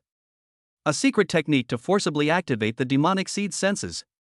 The cost is enormous. But she couldn't care less about that now. A strange blue light shone in her eyes. As far as the eye could see, the whole world shrank instantly. A figure emitting a faint blue light. They were running wildly through a jungle. It appears exceptionally clear. Found it. Gu Qingjue's face. A hint of joy appeared on his face. She increased her speed by another 3 points. It transformed into a streak of light that tore through the night. They chased after that figure frantically. Chapter 45 Master, my grand gift for establishing your foundation is to turn you into my pet. In the dense forest. Shinran felt like her lungs were about to explode. He dared not turn around. The chilling killing intent behind him. Like maggots clinging to bones. They locked onto him tightly. It's getting closer. Call out. A dazzling sword light tore through the night. It flew past him, grazing his back. Boom. There are dozens of large trees in front of us, each as thick as a person's embrace. It fell to the ground with a thud, the cut surface as smooth as a mirror. A terrifying gust of wind blew him away. It rolled several times on the ground before stopping. Cough, cough. Shinran felt as if his internal organs had shifted. He scrambled to his feet and ran even faster. Panting heavily. Sweat blurred my vision. It'll be soon. He screamed wildly in his heart. Hang in there a little longer. Just once. Suddenly. A familiar building silhouette appeared ahead. That was the outhouse outside the gate. Shinran used to work as a handyman here, and he often came here to fetch water for washing. A familiar stench. It got into my nose from a great distance. A thought suddenly occurred to him. Got it. Shinran suddenly swerved. Like a wild dog that's been chased into a corner. He rushed into the building that was emitting a strong smell. In mid-air. Gu Qingjue's figure suddenly stopped. She hovered in front of the outhouse, her delicate eyebrows furrowed tightly. That absolutely beautiful face. It was filled with undisguised disgust. What an idiot! Did he think that by hiding in such a filthy place, he would be spared? Innocent. She raised her slender hand and pointed her fingers like a sword. A sharp sword aura was gathering at his fingertips. She wanted to clean up this filthy building. Chop that bastard inside into dust. Right at that moment. Bang! The dilapidated wooden door to the outhouse was kicked open from the inside. Shinran's figure reappeared. In his hand, he was holding a long-handled dung ladle. The dung scoop was still covered with an indescribable, nauseating, viscous liquid. Take a spoonful from me. Shinran used all her strength. He hurled the dung scoop forward with a sudden thud. A yellow parabola, carrying a strong odor. They went straight for Gu Qingjue's flawless face. Gu Qingjue's expression changed instantly. A wave of nausea and rage emanating from the depths of my soul. It shot straight to the top of the head. Court death. She didn't even have time to think. Boom. The immense spiritual energy of the golden core stage. It erupted from within her body. That filthy thing flying in mid-air. She was about 3 feet away. It was instantly evaporated completely. Not a trace of moisture remained. But that smell. That extremely insulting smell. This completely enraged the high and mighty Saintess. Shinran looked at the stunningly beautiful woman in front of him, who exuded a terrifying killing intent. I was also extremely panicked. He knew what he was doing. That's like completely tearing the sky apart. A saintly woman high above all others. When have I ever been splashed with excrement? Su Qinghan. Hey little girl, hurry up. If you don't perform well, your owner will be chopped up. Master, master? Shunran's face. In an instant, the most innocent and bewildered smile appeared on his face. He seemed to have just seen who it was. Why is it you? I thought it was thieves chasing us. Oh my god, that scared me to death. As he spoke, a look of relief, as if he had survived a disaster, crossed his face. He took 2 steps forward with a grin. It was as if the madman who had just thrown excrement was not him at all. Gu Qingjue's pretty face was frosty. The murderous intent in his eyes was almost tangible. She knew. Shenran already knew that he was going to kill him. That bastard is still putting on an act here. Right at that moment. The direction of Yuling Peak. That golden phantom radiating divine might. Valiant has reached its peak. Immediately afterwards, several flying treasure ships belonging to the Heavenly Sword sect. In a disheveled state, it turned around, transformed into a streak of light, and fled in panic. We lost. Heavenly Sword sect suffered a crushing defeat. Gu Qingjue's expression. Suddenly, everything changed. No. If I don't leave now. Once it falls into Yun Lingshuang's hands, it would be a fate worse than death. Thinking of this, the murderous intent in her eyes became no longer concealed. We must kill this bastard before we leave. Buzz. A flying sword gleaming with spiritual light. It appeared out of thin air and hovered beside her. The tip of the sword was aimed directly at Shenran's brow. Wait. Shenran stared at the flying sword, its killing intent palpable. Terrified, he immediately shouted. Master! Spare my life. I am willing to give you that 5th-tier spirit beast. These words were spoken. Gu Qingjue's flying sword, which was about to strike, suddenly stopped. A flicker of interest flashed in her cold eyes. She originally wanted this 5th-tier spirit beast. That's why this grand scheme was set up. Although the plan has failed, if we could obtain this spirit beast, then those 2 drops of heart's blood won't be wasted. Shenran was overjoyed when he saw her pause in her movements. There's hope. He dared not delay, and a thought immediately crossed his mind. A talisman with an ancient, bronze sheen. It appeared out of thin air in his hand. He held the talisman in both hands. With a pained and reluctant expression, she walked step by step to Gu Qingjue. Master. Disciple knows that you have a great fondness for this spirit beast. Your disciple is deeply grateful for your appreciation and guidance, Master. This 5th-tier spirit beast is yours. His expression was as sincere as could be. That look of painfully parting with something. He truly seemed like a good disciple who cared deeply for the sect and respected his teachers. Gu Qingjue looked at the talisman in his hand. I looked again at his face, which was full of sincerity. She sneered inwardly. I don't believe you. However, this talisman. She could sense the power of the talisman. It contained an extremely ancient and profound law that she had never seen before. What's this? She asked coldly. This is a contract transfer talisman that I obtained with that spirit beast in an ancient cave. Shenran started talking nonsense. As long as you have this talisman, I will sever the spiritual link with the spirit beast. This 5th-tier spirit beast will then recognize you as its master. Gu Qingjue's heart stirred. Contract transfer symbol? Could there really be such a wondrous thing in the world? She reached out her hand with some skepticism. He took the bronze talisman from Shenran's hand. The talisman felt icy cold to the touch. She brought the talisman to her eyes and examined it carefully. How do I use it? In that split second when she was distracted. Inside Shenran's body. Boom! A force that has been accumulating for a long time. The pure spiritual energy transformed from Su Qinghan's frantic cultivation. Like a flood bursting its banks. It instantly broke through that incredibly solid barrier. Qi refining level 9. Peak. Breakthrough. Foundation building stage. An aura several times stronger than before. It erupted from Shenran's body with a roar. It's done. He succeeded. Gu Qingjue was startled by this sudden aura. Suddenly I looked up. She was horrified to discover this. The useless disciple in front of him was only at the chi refining stage a moment ago. His aura was surging wildly at an incredible speed. In the blink of an eye, he steadily stepped into the early stage of foundation establishment. At the same time, she saw Shinran's face.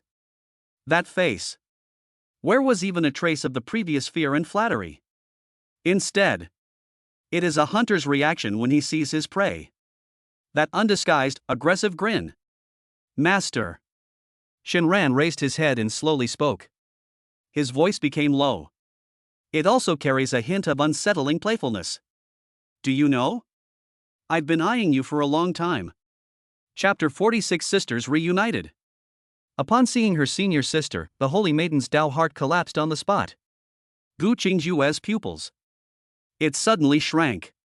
She didn't have time to think about Shinran's outrageous words. The instinct of a late-stage golden core cultivator. Let her be in that instant. They realized the deadly danger. She did it almost instinctively. He was about to throw away the bronze talisman that was emitting an eerie light. But it was too late. Shinran had just finished speaking. Buzz. The talisman seemed to come alive. It instantly transformed into a golden light. It completely enveloped her exquisite body. What is that? Gu Qingjue's face paled. The next moment, dozens of golden chains formed from the power of laws she could not comprehend at all. Appeared out of thin air. They ignored the spiritual power protecting her. It pierced through her magnificent long dress. It directly invaded the depths of her soul. An irresistible and incomprehensible domineering force. It began to force itself into the deepest part of her soul, imprinting another person's mark. Shinran stood still. With his arms crossed over his chest and a carefree smile on his face, he was a man who had no inhibitions. This was his first time. This is the first time I've seen this woman's face. He showed such a panicked and helpless expression. Those eyes always held a hint of disdain and aloofness. This moment is filled with fear. That pretty face that was usually as cold as ice. At this moment, it was as pale as paper. It's so beautiful. Especially that startled, deer-like look. Compared to her previous aloof and unapproachable demeanor, she was much more approachable. It's much more moving. Ding! Late-stage golden core cultivator detected, Gu Qingjue. The target possesses an extremely high degree of resistance. A forced contract is being initiated. Contract progress, 10%, 30%, 60%. System notification sound. In Shinran's mind, it was like the most beautiful celestial music. His unrestrained gaze. Without any attempt to conceal it, Gu Qingjue's perfect face and breathtaking figure were on full display. Scanning back and forth. A lofty saintess? An undercover agent for the Heavenly Sword sect? A ruthless and cruel master? From today onwards, these identities will all become history. No. In Gu Qingjue's mind, that same cold voice rang out again. Initiating a Jade Beast contract with host Shinran. Once the contract is formed, you will become the host's exclusive Jade Beast, and you will be unable to cause it any harm. What? Jade Beast? Make me Shinran's Jade Beast? Are you kidding me? An unprecedented surge of shame, indignation, and rage. It instantly overwhelmed her reason. She would rather self-destruct her golden core. Their souls and spirits were annihilated. We will never accept such an absurd fate. Get out of my way. Gu Qingjue let out a sharp roar. Boom! The terrifying aura of the late golden core stage. At this moment, it bursts forth completely without reservation. The immense spiritual power erupted like a volcano. A visible storm formed around her. She will use her greatest strength. Crush these eerie chains that have invaded your soul completely. However, a scene that filled her with despair unfolded. Her terrifying power was enough to split mountains and shatter rocks. The moment I touched those golden chains, it was as if scorching hot snow had met a red-hot iron. Dissolved silently. It didn't even cause a ripple. Like a clay ox sinking into the sea, vanishing without a trace. How so? What the hell is this thing? Fear surged like a tide. It drowned out her last bit of pride. A moment later. Ding!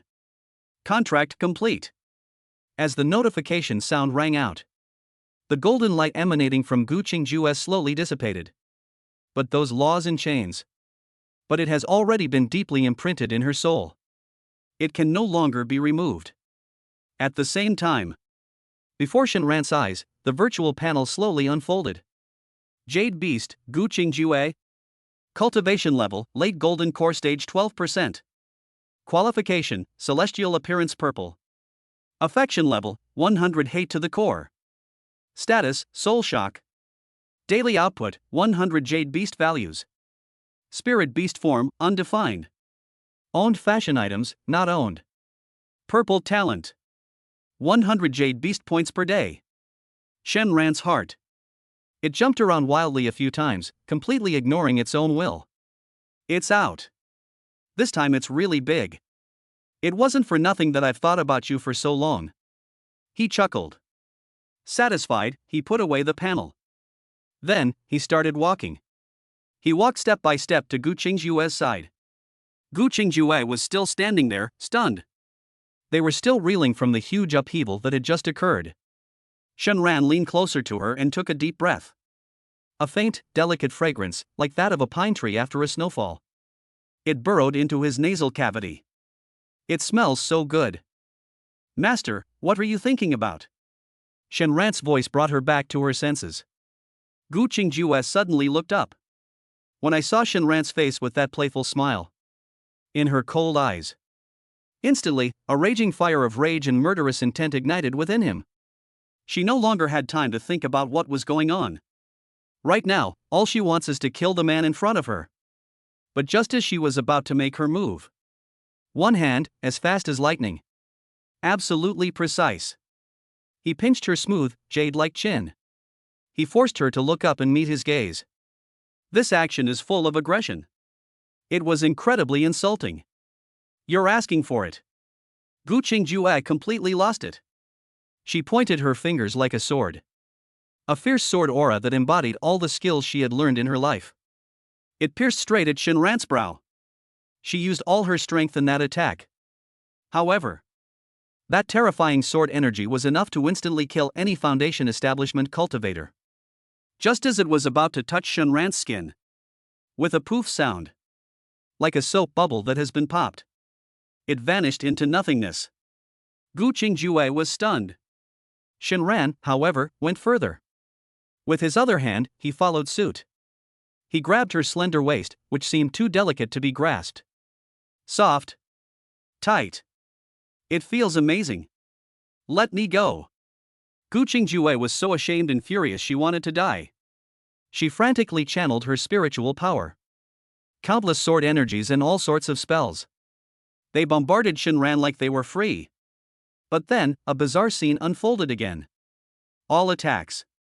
They all dissipated automatically just before they came into contact with Shenran's body. From a distance, a stunningly beautiful woman in white was in the arms of a man in a blue robe. It twisted and turned desperately. How do you interpret that scene?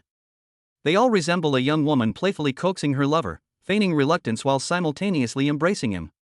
She twisted and turned, but couldn't muster any strength. Stop fooling around.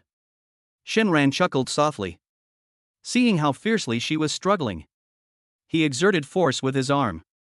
He grabbed her long, beautiful legs, which were covered by a white dress. And just like that, a perfect Princess Carrie was born. Ah! Gu Qingjue let out a gasp. She was held firmly in Shenran's arms. Warm breath. The spray landed on her neck, sending shivers down her spine. Her cheeks were so red they looked like they were about to bleed. In my heart, it was filled with unprecedented fear and anger. What on earth is going on? Why were my attacks completely ineffective against him? What exactly did he do to himself? Shenran didn't care what she was thinking. He was holding the newly made Jade Beast. They strode towards the Spirit Beast Garden. I've only taken a few steps. He snapped his fingers. A graceful white figure. It appeared out of thin air in front of him. They were just in the Spirit Beast Garden. Su Qinghan, who diligently cultivated for him. Su Qinghan first sensed the stable aura emanating from Shenran. Foundation building stage. It's done? A look of joy appeared on her face. He then slowly opened his eyes. But the next second, her smile froze on her face. What did she see? She saw the one who had always been there. A mortal enemy looming over me. That high and mighty one. The arrogant saintess Gu Qingjue. At this moment, Shenran was treating her like a submissive wife. Hold it in your arms. And it's still struggling desperately. It feels good. Shenran noticed Su Qinghan's gaze. With a wicked grin, he placed his hand on Gu Qingjue's waist. I gave it a light pinch. Gu Qingjue exclaimed in surprise. My whole body suddenly stiffened. She saw Su Qinghan suddenly appear. Seeing myself so ashamed. Such a pathetic posture. He was actually seen by the woman he hated the most. Her rationality completely collapsed. Go to hell. She didn't have time to attack Shenran. Instead, he vented all his anger on Su Qinghan. Buzz. Her natal spirit soared. It transformed into a streak of light, piercing straight into Su Qinghan's heart. Su Qinghan was startled. She never expected this. Gu Qingjue will suddenly try to kill me. Just as that spirit sword was about to pierce through her chest. A cold, automated system voice. At the same time, it echoed in the minds of Shenran, Su Qinghan, and Gu Qingjue. Warning, jade beasts must not attack each other. That menacing spirit sword. It suddenly stopped in mid-air. Then, it fell limply to the ground. Gu Qingjue stared wide-eyed at her beautiful eyes. He stared intently at Su Qinghan, who also looked utterly bewildered. An idea that is utterly absurd. It surfaced in her heart. Her voice trembled. It was filled with disbelief. Could it be that you also? Chapter 47. The Holy Maiden's cursing sounds like she's being coquettish? How strange, let her curse a few more times. Gu Qingjue cannot hurt herself. This understanding. This emboldened Su Qinghan instantly. Her beautiful eyes, usually as clear and cool as autumn water. At this moment, it carries a hint of scrutiny and dissatisfaction. He stared intently at Shenran. Is it comfortable? The sound wasn't loud. But it had a sour taste. Shenran chuckled, but instead of letting go, he did not loosen his grip. Instead, he hugged the saintess in his arms even tighter. That amazing softness and elasticity. It was clearly transmitted through the arm. Sweet and soft. Comfortable. He answered confidently and assertively. Su Qinghan's face instantly darkened. You bastard. My mother toiled away in that awful place, the spirit beast garden. I'll train like crazy to help you break through to the foundation establishment stage. You're something else. A breakthrough. Is he just sitting here having romantic escapades with other women? He's still my arch-nemesis. You still dare to say it's comfortable? An unnamed anger. It went straight for the top of her head. She was about to have an outburst. Suddenly, the three of them looked up at the same time. All that could be seen in the distance was the night sky. Several powerful auras transformed into streaks of light and sped toward the outer gate. Extremely fast. He is a golden core elder of the sect. The people from the Heavenly Sword sect have all fled. They've come down to clean up the battlefield. Gu Qingjue's expression changed drastically in an instant. If they block us here, the consequences would be unimaginable. She didn't even have time to settle scores with Shenran anymore. Use all your strength. She suddenly broke free from Shenran's embrace. Those cold eyes. It was filled with deep-seated hatred. She glared at Shenran and Su Qinghan with a fierce look. You just wait. Before he could finish speaking, she swayed slightly. It turned into a streak of light. They fled down the mountain in a disheveled state. Trying to run? Shenran watched her hurried figure disappear. A smile spread across his face. He wrapped his arms around Su Qinghan's slender waist. He opened his mouth lazily. Look. As expected of the Holy Maiden, even her escape is so beautiful and unique. Su Qinghan. She slapped Shenran's restless hand away. What time is it? Why aren't you bringing her back right now? Su Qinghan was furious. Okay. Shenran snapped his fingers. A thought crossed my mind. One click follow. Gu Qingjue had just flown less than 100 feet away. She felt an irresistible force of law enveloping her.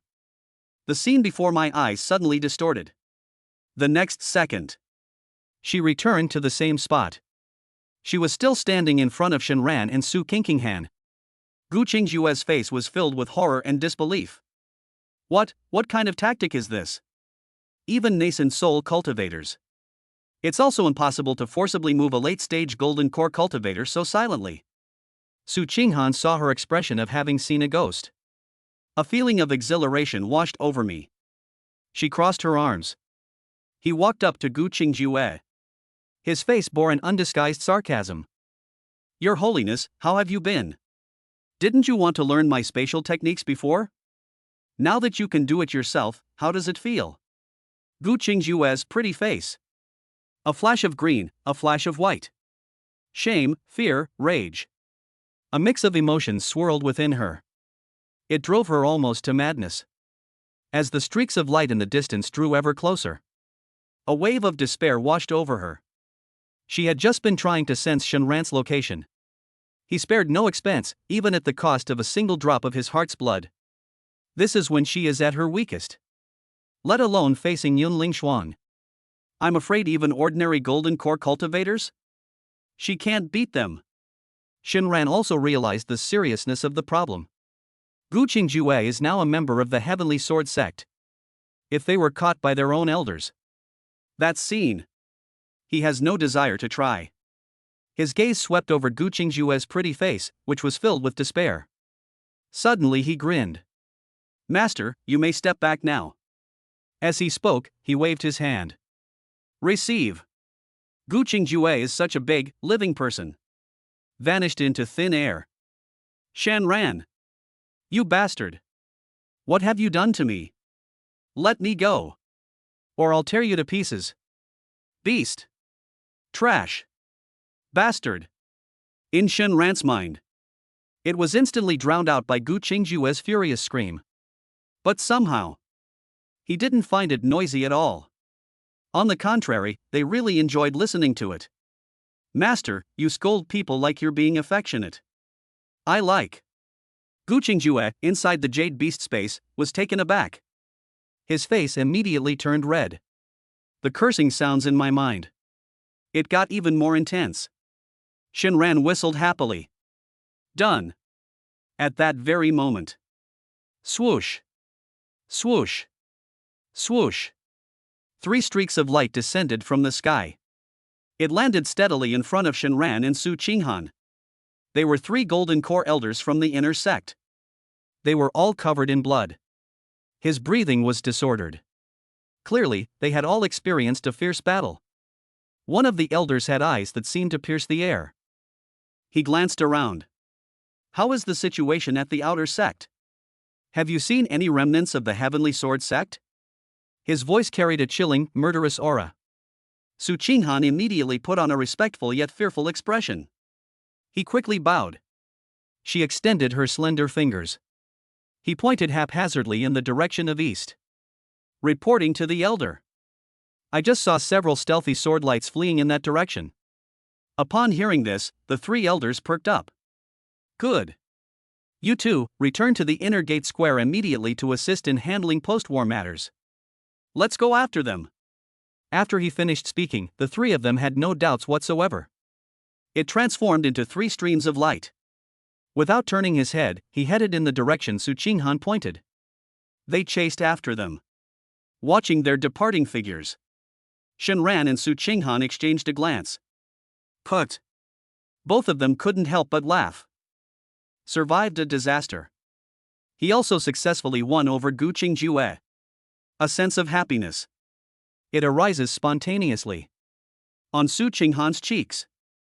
A charming blush rose to her cheeks. Let's go back. I'm going to teach the saintess a lesson. Shenran was in a great mood.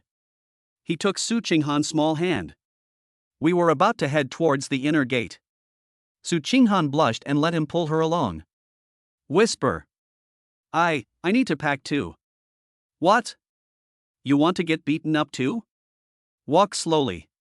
When they returned to that familiar bluestone square, The scene before my eyes. The smiles on their faces slowly froze. The entire square. It had turned into a shocking blood-red scene. In the air. The air was thick with an overwhelming stench of blood. Countless mutilated corpses. Piled up in every corner of the square. There are disciples of the beast-taming sect. There were also disciples of the Heavenly Sword sect. Most of their spirit beasts also died beside them. The blood stained the bluestone ground dark red. Hundreds of beast-taming sect disciples are still alive. They were silently walking through the pile of corpses. They numbly identified the corpses of their fellow disciples. Then carefully lifted up. They were neatly arranged on one side of the square. No one spoke. On everyone's face. They were all tinged with a heavy sadness and a sense of desolation. Those vibrant faces from the past.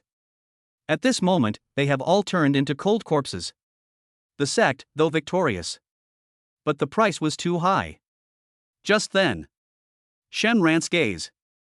Attracted by the two figures standing in front of the sect's main hall. One of them had silver hair that flowed like a waterfall of moonlight. She was dressed in a plain white dress. It was the sect leader who had just broken through to the nascent soul stage. Cloud Spirit Frost. And beside her, there was also a woman with a seductive figure standing there. A woman in purple robes, naturally alluring. It was Zhongling, the master of Danxia Valley. The two stunningly beautiful people stood together. It seemed to capture the chilling atmosphere of this bloody battlefield. It all diluted the meaning a bit. Just as Shenran was sizing them up, Zhongling's purple eye suddenly shifted slightly. It landed with incredible precision on Shenran in the crowd. A playful smile curved her lips. He turned his head to look at Yun Lingshuang beside him. It seems they said something. The next moment, Yun Lingshuang's pale golden eyes were devoid of any emotion. They slowly turned towards Shenran and Su Qinghan. Her red lips moved slightly. A clear, cold, and unquestionable voice. The words echoed directly in Shenran and Su Qinghan's minds. You two, come here. Chapter 48 Discarding the donkey after it has gone its millstone? The sect master wants to give me away. Shenran and Su Qinghan both felt a jolt in their hearts at the same time. The two dared not delay in the slightest. We crossed that blood-soaked square. He walked quickly to the front of the main hall. Disciple Shenran. Disciple Su Qinghan. Greetings, Sect Master, Valley Master Zhong. The two bowed respectfully. Zhongling's captivating purple eyes. The first thing that happened was Shenran. He looked her up and down. She covered her mouth and let out a soft laugh. That laughter was captivating to the core. Little brother, I've been looking for you for ages. There was such a lively fight down there just now. Everyone else is fighting and shedding blood for their sect, but I haven't seen you anywhere. Shenran felt a chill run down his spine. He scratched his head. A simple, awkward smile appeared on his face. Reporting to the Valley Master, this disciple's strength is too weak, truly, unworthy of being mentioned. Rushing in would only cause trouble for the sect, so I hid to avoid dragging everyone down with me. What he said. He's as cowardly as can be. Su Qinghan, who was standing to the side, couldn't help but twitch her lips as she listened. Hide it? You're embracing and pinching the saintess who's at the golden core stage. They're having a blast. That bastard. They lie without even blinking. Zhongling's smile deepened. I was just about to say something more. Yun Lingshuang's clear, cold voice. But it rang first. She first glanced at Shenran, then turned her gaze to Su Qinghan. He recalled the rumors he had heard inside the gate. In those pale golden pupils, a barely perceptible hint of amusement flashed across his face. Su Qinghan. Su Qinghan's heart tightened, and she quickly replied. Disciple is here. Gu Qingjue has defected, leaving the position of Holy Maiden vacant. You are exceptionally talented and of impeccable character. From this day forward, you will be the new Holy Maiden of the beast-taming sect. What? These words were spoken. Su Qinghan was completely stunned. Happiness came so suddenly. She dreamed of trampling that woman Gu Qingjue under her feet. Unexpectedly, Gu Qingjue brought this upon himself. This incredible windfall just fell right into my lap. Saintess.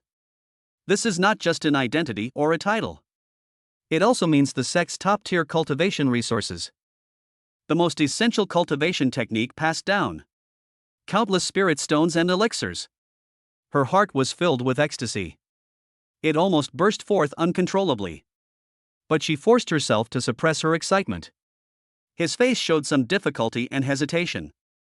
Thank you for your kindness, Sect Master. However, I am not yet at the Golden Core stage, so I'm afraid it would be against the rules. Yun Lingshuang shook her head slightly. It's all right. I observe that your aura is solid and your spiritual power is pure. Having reached the great perfection of foundation establishment, I can break through to the next realm at any time. The Golden Core is only a matter of time. She paused, her voice gaining a touch of authority. I hope that in the future you will set an example by diligently cultivating yourself and serving as a role model for all disciples of the sect. Su Qinghan's face lit up with joy. The weight on my heart was finally lifted. She immediately knelt down and kowtowed deeply. Disciple Su Qinghan will certainly live up to the sect leader's high expectations. Shenran watched from the side and was happy for her. He puffed out his chest, feeling quite pleased with himself. Su Qinghan became a saintess. Wouldn't that make you even more powerful when you cultivate in the future? If it feeds back into one's own cultivation level, wouldn't it increase rapidly? Hee, my good jade beast, I haven't spoiled you for nothing. That being said, this time, we went to Danxia Valley to seek help. He had made a tremendous contribution.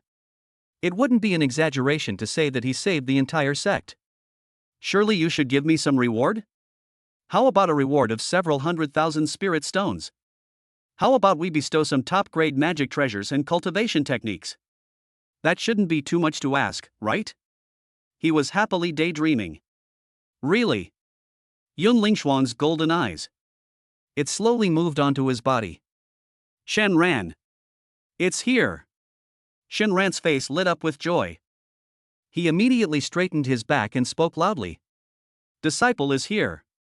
Yun Lingshuang looked at him.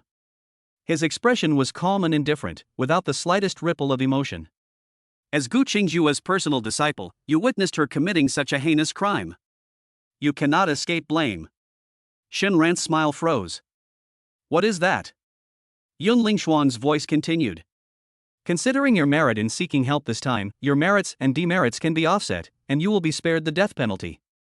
According to the sect rules, your cultivation should be abolished and you should be expelled from the sect.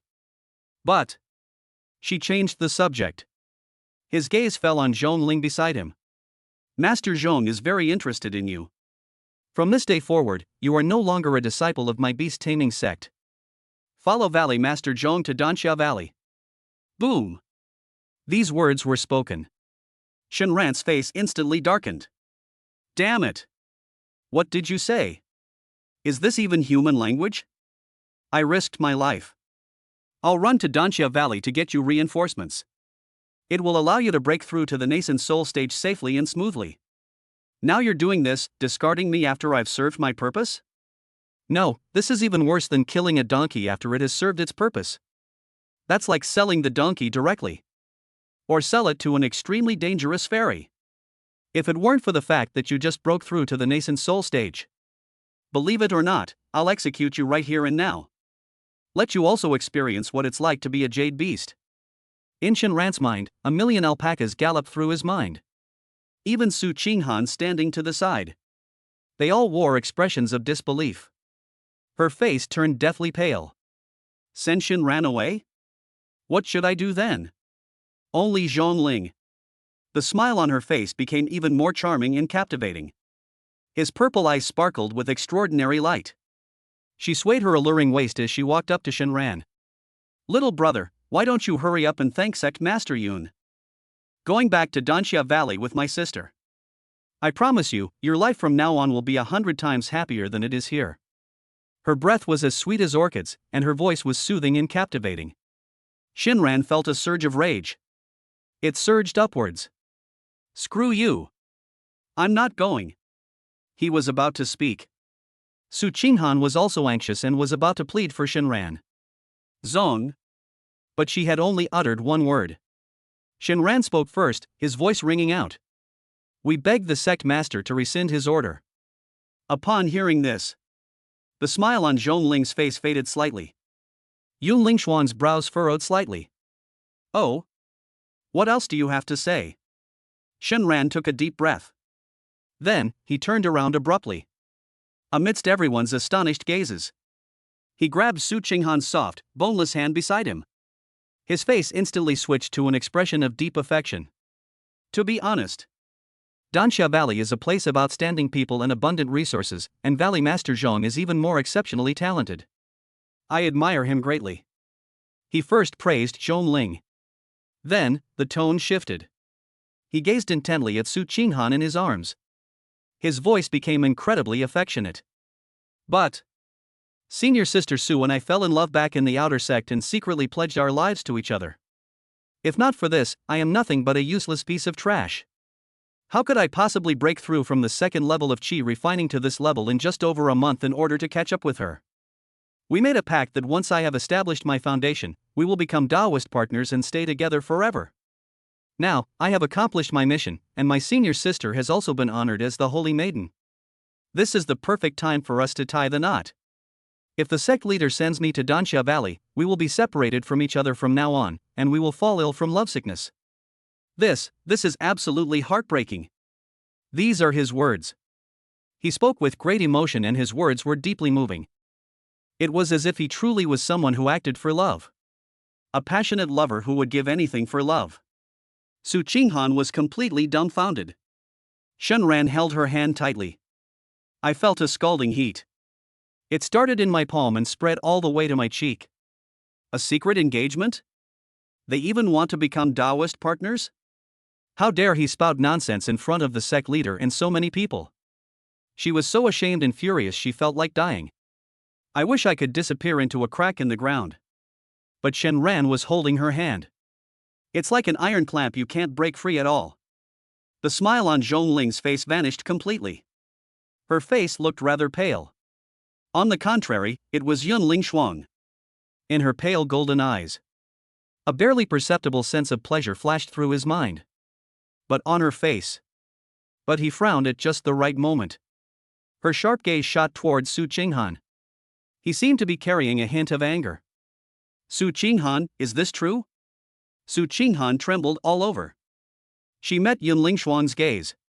She glanced again at Shenran beside her, who had a deeply affectionate look on his face. Final. She was under the tense gaze of everyone. He lowered his head. He spoke in a voice softer than a mosquito's buzz. Reporting to the sect master, this is indeed true. The words fell. Yun Lingshuang remained silent. A moment later, she then turned her head. He looked at Zhong Ling, whose face was already quite pale. A troubled expression appeared on his face. Master Zhong, look at this. Who is Zhong Ling? She's a real shrew. She instantly understood the key to it. You, Yun Lingshuang. Are you waiting for me here?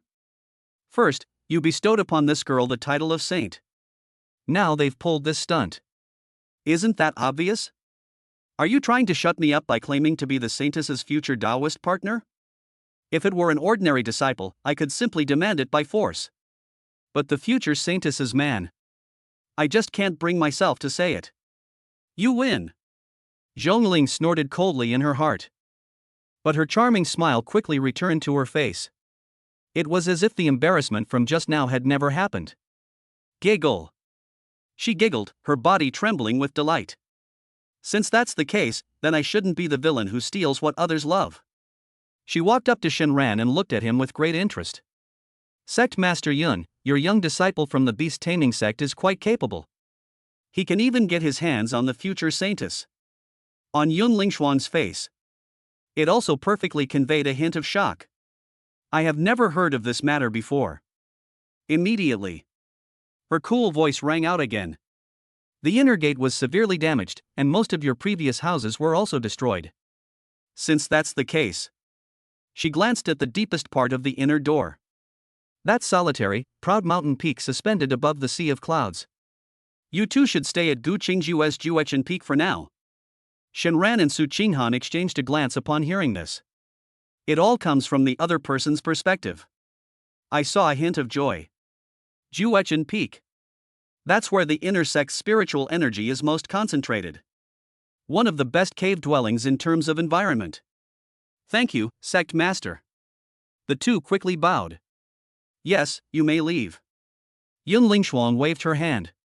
Shenran pulled the still somewhat dizzy Su Qinghan and turned to leave. Just as they turned around, Yun Lingshuang's pale golden eyes.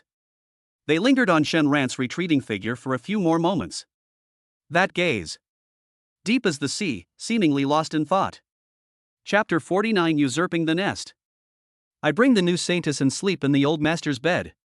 The moon and stars are sparse. The summit of Juechen Peak remained as serene and cold as ever. This place seems to be a paradise within the sect. The fierce battle that took place down the mountain, it didn't affect this place at all. An elegant pavilion stands quietly on the edge of a cliff. The area was shrouded in mist and clouds. This is Gu Qingjue's residence. Shenran and Su Qinghan stood side by side.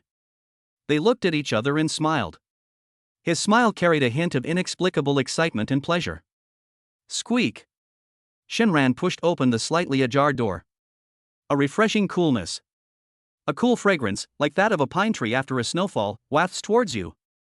This is a flavor unique to Gu Qingjue. The furnishings in the attic were extremely simple. Apart from a stone bed and a desk, there was nothing else. Everywhere he went, he exuded an aloofness that kept people at arm's length. Just like its owner's personality. Shenran walked in without any hesitation. He plopped down on the soft, fragrant couch. The bed still seemed to retain Gu Qingjue's body temperature and fragrance. Su Qinghan's pretty face flushed slightly. After hesitating for a moment, I sat down next to him. The two of them sat on Gu Qingjue's bed. A sense of satisfaction, unlike anything he had ever felt before, rose in Shenran's heart. A thought suddenly occurred to him. Buzz! A white figure appeared out of thin air in front of the two of them. It was Gu Qingjue. At this moment, her face was pale. His eyes were filled with fear and confusion. The space she was just in. It was pitch black, yet incredibly mysterious. No matter how she tried to channel her spiritual power, none of them could shake it in the slightest. Even more bizarrely, she could see everything happening outside clearly. A conversation between Shenran, Yun Lingshuang, and Zhongling. She heard it all clearly. At that moment, she looked around. I saw familiar houses. This is her house. But on that bed that belonged to her, there was a despicable couple sitting there. An indescribable sense of humiliation and resentment. It instantly shot up to the top of her head. She stared intently at Shenran's unbridled gaze. And Su Qinghan's gloating expression. The anger was completely ignited. What are you looking at? Look again and I'll gouge out your dog eyes. She rebuked him sharply. However, this angry rebuke, far from frightening Shenran, this only made his smile even brighter. He was not angry, but pleased. He turned to look at Su Qinghan beside him, as if he had discovered a new continent. Look, look. When you were first contracted by me, you looked exactly like her now. He's just as fierce. Su Qinghan was initially gloating. Upon hearing this, the smile on his face vanished instantly. She straightened her face and glared fiercely at Shenran. You're not allowed to compare me to her. I'm not as stupid as her. Watching this pair of adulterers, the wife singing and the husband following suit, they humiliated themselves in a back-and-forth manner. Gu Qingjue was so angry that he trembled all over. I felt like dying. She wanted to escape. But reason told her that she couldn't escape. It won't hurt the two people in front of you at all. The moment the thought crossed my mind, that bastard would forcibly summon me back. She had become like a fish on a chopping board, completely at the mercy of others. She felt uneasy. I have no idea what kind of humiliating fate awaits me next. The only good news today. Perhaps it was that bastard Shenran who didn't give himself to Yun Lingshuang. Otherwise, given Yun Lingshuang's methods, I felt like I was living a life worse than death. For the time being, her life is not in danger. Shenran joked with Su Qinghan for a while, and was in a great mood. He stretched out that dishonest hand. He grabbed Su Qinghan's slender waist, which seemed so delicate it could be grasped with one hand. Upon touching it, it is surprisingly soft and firm. Su Qinghan froze, her cheeks instantly turning bright red. She instinctively tried to twist her body and break free. To everyone's surprise, Shenran acted completely out of character. He let go of her hand immediately. "Have you thought this through?" Shenran spoke lazily. She glanced at Gu Qingjue beside her, seemingly casually. "Now, I don't only have you to hug." Upon hearing this, Su Qinghan was suddenly taken aback. "That bastard. He actually dared to threaten me?" A surge of embarrassment and anger rushed to my head. Her face turned so red it looked like it was about to bleed. After hesitating for a moment, she shifted her position slightly. She moved even closer to Shenran. That soft, delicate body. It was almost touching Shenran's arm. Who said you couldn't hug me?" Her voice was barely audible, with a hint of annoyance and coquettishness. "That's a good boy." Shenran felt very satisfied and chuckled. His arm wrapped around her again. This time, Su Qinghan's body stiffened, but she did not resist anymore. Shenran was satisfied and then turned his gaze away. It was moved back to Gu Qingjue's body. His eyes were full of aggression. "Master, no, I called you the wrong person. Qingjue, come here. Sit down next to me." Gu Qingjue's pretty face. It instantly turned bright red. "Let her go. Just like that bitch Su Qinghan, sitting next to that bastard? You're dreaming." She practically spat out those 3 words through gritted teeth. "Oh?" Shenran raised an eyebrow. "Still don't understand the situation, huh? You dare to put on airs with me? Do you really think you're some high and mighty master of mine?" His voice suddenly turned cold. "You shameless, despicable woman. To steal your disciple's spirit beast, you didn't hesitate to plant a demonic seed in your personal disciple. How could you do such a thing? Your heavenly sword sect, haven't you always considered yourselves a prestigious and righteous sect? How could they still resort to such despicable tactics?" He seemed genuinely angry as he said this. He suddenly stood up from the bed, approaching step by step. He stared intently at Gu Qingjue's stunningly beautiful face. I don't know why. I was being stared at by his eyes. In Gu Qingjue's heart, an uncontrollable shiver ran through me. She was taken aback by Shenran's words. His face turned pale and then flushed as he spoke. That was her darkest secret. Now this bastard has so blatantly exposed it in public. She forced down the panic in her heart. He was trying to regain his pride. "Ha, you think you're worthy of being my disciple? Just an ant." "Ants?" Upon hearing this, Shenran laughed instead of getting angry. He laughed loudly. Gu Qingjue felt uneasy at the sight of his laughter. He suddenly appeared in front of Gu Qingjue. In her horrified gaze, he reached out his hand with lightning speed. He grabbed her smooth, flawless chin. Gu Qingjue's pupils suddenly contracted. She wanted to resist, to dodge. "I want to cleave this rebellious man in two with a single sword stroke." However, her cultivation level was extraordinary. Everything seemed to vanish in his presence. Shenran's hand was like a red-hot iron clamp. He held her firmly in his grasp. No matter how hard she struggled, she couldn't break free even a fraction. At that very moment, Shenran's voice carried a hint of mockery, yet was icy and chilling. It rang in her ears. "Ants? Very good. Then may I ask, Your Holiness, the Holy Maiden? How do you feel now, as the jade beast of me, an ant like Shenran? You will depend on me, this ant, for the rest of your life. What would it feel like to cultivate for me and be used by me?" Upon hearing this, Gu Qingjue was even more horrified. A fear I'd never felt before. It drowned out her pride. But verbally, she still refused to admit defeat. "You bullshit." Shenran pinched her chin. He pushed forward suddenly. Bang! Gu Qingjue stumbled. He stepped back. His back slammed heavily against the cold wooden wall. Shenran casually flicked his sleeve. She turned around and returned to Su Qinghan's side. Su Qinghan was enjoying watching the excitement. Upon seeing Shenran return, the expression on her face instantly changed. In those clear, cold eyes, it was filled with anger and indignation. It's as if it's saying, How dare that bitch talk to you like that? Shinran saw this and chuckled inwardly. He knew. A proud woman like Gu Qingjue. We will never give in so easily. However, he didn't care. He has plenty of time and methods to slowly train him. He embraced Su Qinghan's soft waist again. His face regained that cynical smile. Come on, ignore her. Let's take a look at this new holy maiden first. What does the attribute panel look like? Chapter 50. The truth comes out. Senior sister turns into a fox. Master, what will you turn into? Shenran had already seen Gu Qingjue's profile. That's why I'm bringing it out now. All for the purpose of humiliating Gu Qingjue.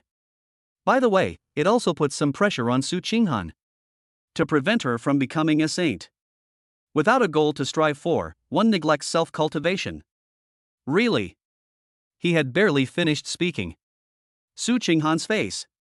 He then showed a nervous yet expectant expression. Gu Qingjue, standing to the side, looked completely bewildered. Panel? What panel? The next moment, Shinran's mind stirred. Buzz. A virtual light screen that only the three of them could see. The image appeared simultaneously in the minds of the three people. Jade Beast, Gu Qingjue. Cultivation level, late golden core stage 12%. Qualification, celestial appearance purple. Affection level, 100 hate to the core. Status, angry, fearful. Daily output, 100 Jade Beast values. Spirit Beast form, undefined. Owned fashion items, not owned. When you look closely at the qualifications section, the words glaring purple were displayed. Su Qinghan's face turned pale instantly. Really? This woman's talent surpasses mine. Her aptitude is blue. It was last time that Shinran forcibly raised his level using some kind of talent pill. Even so, I still can't catch up with her. A tremendous sense of fear and unease. Like a cold tide. It instantly engulfed her. She instinctively hugged Shinran's arm even tighter. That soft, delicate body. It was almost entirely covered. It was as if they were afraid of letting go. The man in front of you will be snatched away by the woman next to you who is more talented. Meanwhile, on the other side was Gu Qingjue. At this moment, he was filled with shame and indignation. What is this? Her cultivation level, her aptitude. Even the deep-seated hatred she felt for Shinran at this moment. All the most private information. It was displayed so nakedly on the screen. They stripped her naked, piece by piece. What difference does it make if we're exposed to this despicable couple? Especially this pair of adulterers. I'm still here looking at her messages. Pointing fingers and making judgments. Wow, purple talent, the appearance of an immortal. Shinran clicked his tongue in amazement. It was as if they were appraising a rare treasure. It has to be the master, his foundation is just too good. Wow, look. It can produce 100 Jade Beast points a day. He excitedly nudged Su Qinghan beside him. Qinghan, we'll be able to collect enough Jade Beast points by tomorrow. I bought her a new outfit. Hearing this, Su Qinghan felt a pang of jealousy. But more than anything, there is a sense of crisis. Gu Qingjue's output is more than twice that of hers. Doesn't that mean? Is she less valuable to Shinran than Gu Qingjue? Gu Qingjue listened to Shinran's humiliating words. He was so angry that he was trembling all over. Jade Beast value? Fashion? She couldn't understand any of those words. But she could sense the undisguised nature of it. Utter malice and insult. Aside from shame and anger. In her heart, there is also a deeper level of horror and fear. What kind of tactic is this? This involves directly probing the depths of another person's soul. And the ability to visualize all its information. She had never even heard of it, let alone seen it. This was completely beyond the comprehension of a late-stage golden core cultivator like her. What kind of evil magic is this? At that very moment, Shinran felt the stiffness in Su Qinghan's body in his arms. And that somewhat unpleasant expression. He chuckled inwardly, but pretended not to know anything on his face. What's wrong, my adorable Jade Beast? Who made you unhappy? Su Qinghan raised her pretty face, which could be both happy and angry. Her eyes were slightly red. She stubbornly shook her head. No. It's nothing. He looked like he was about to cry. Like a defeated little beast, it had lost all its fighting spirit. Shenran felt a surge of joy upon seeing this. This is exactly the effect I wanted. If I don't put some pressure on you, how will you know to work hard? However, after a slap, it's time to give a sweet treat. He reached out his hand. He affectionately stroked Su Qinghan's soft, flowing hair. Alright, don't feel wronged. You've been doing a great job lately, helping me break through my limits and helping me with my acting. Master, here's a reward for you. The words had barely left his mouth. Shenran's mind stirred. Within the Jade Beast cultivation pool, there are 355 strands of spiritual energy that have accumulated over a long period of time. He extracted everything in an instant.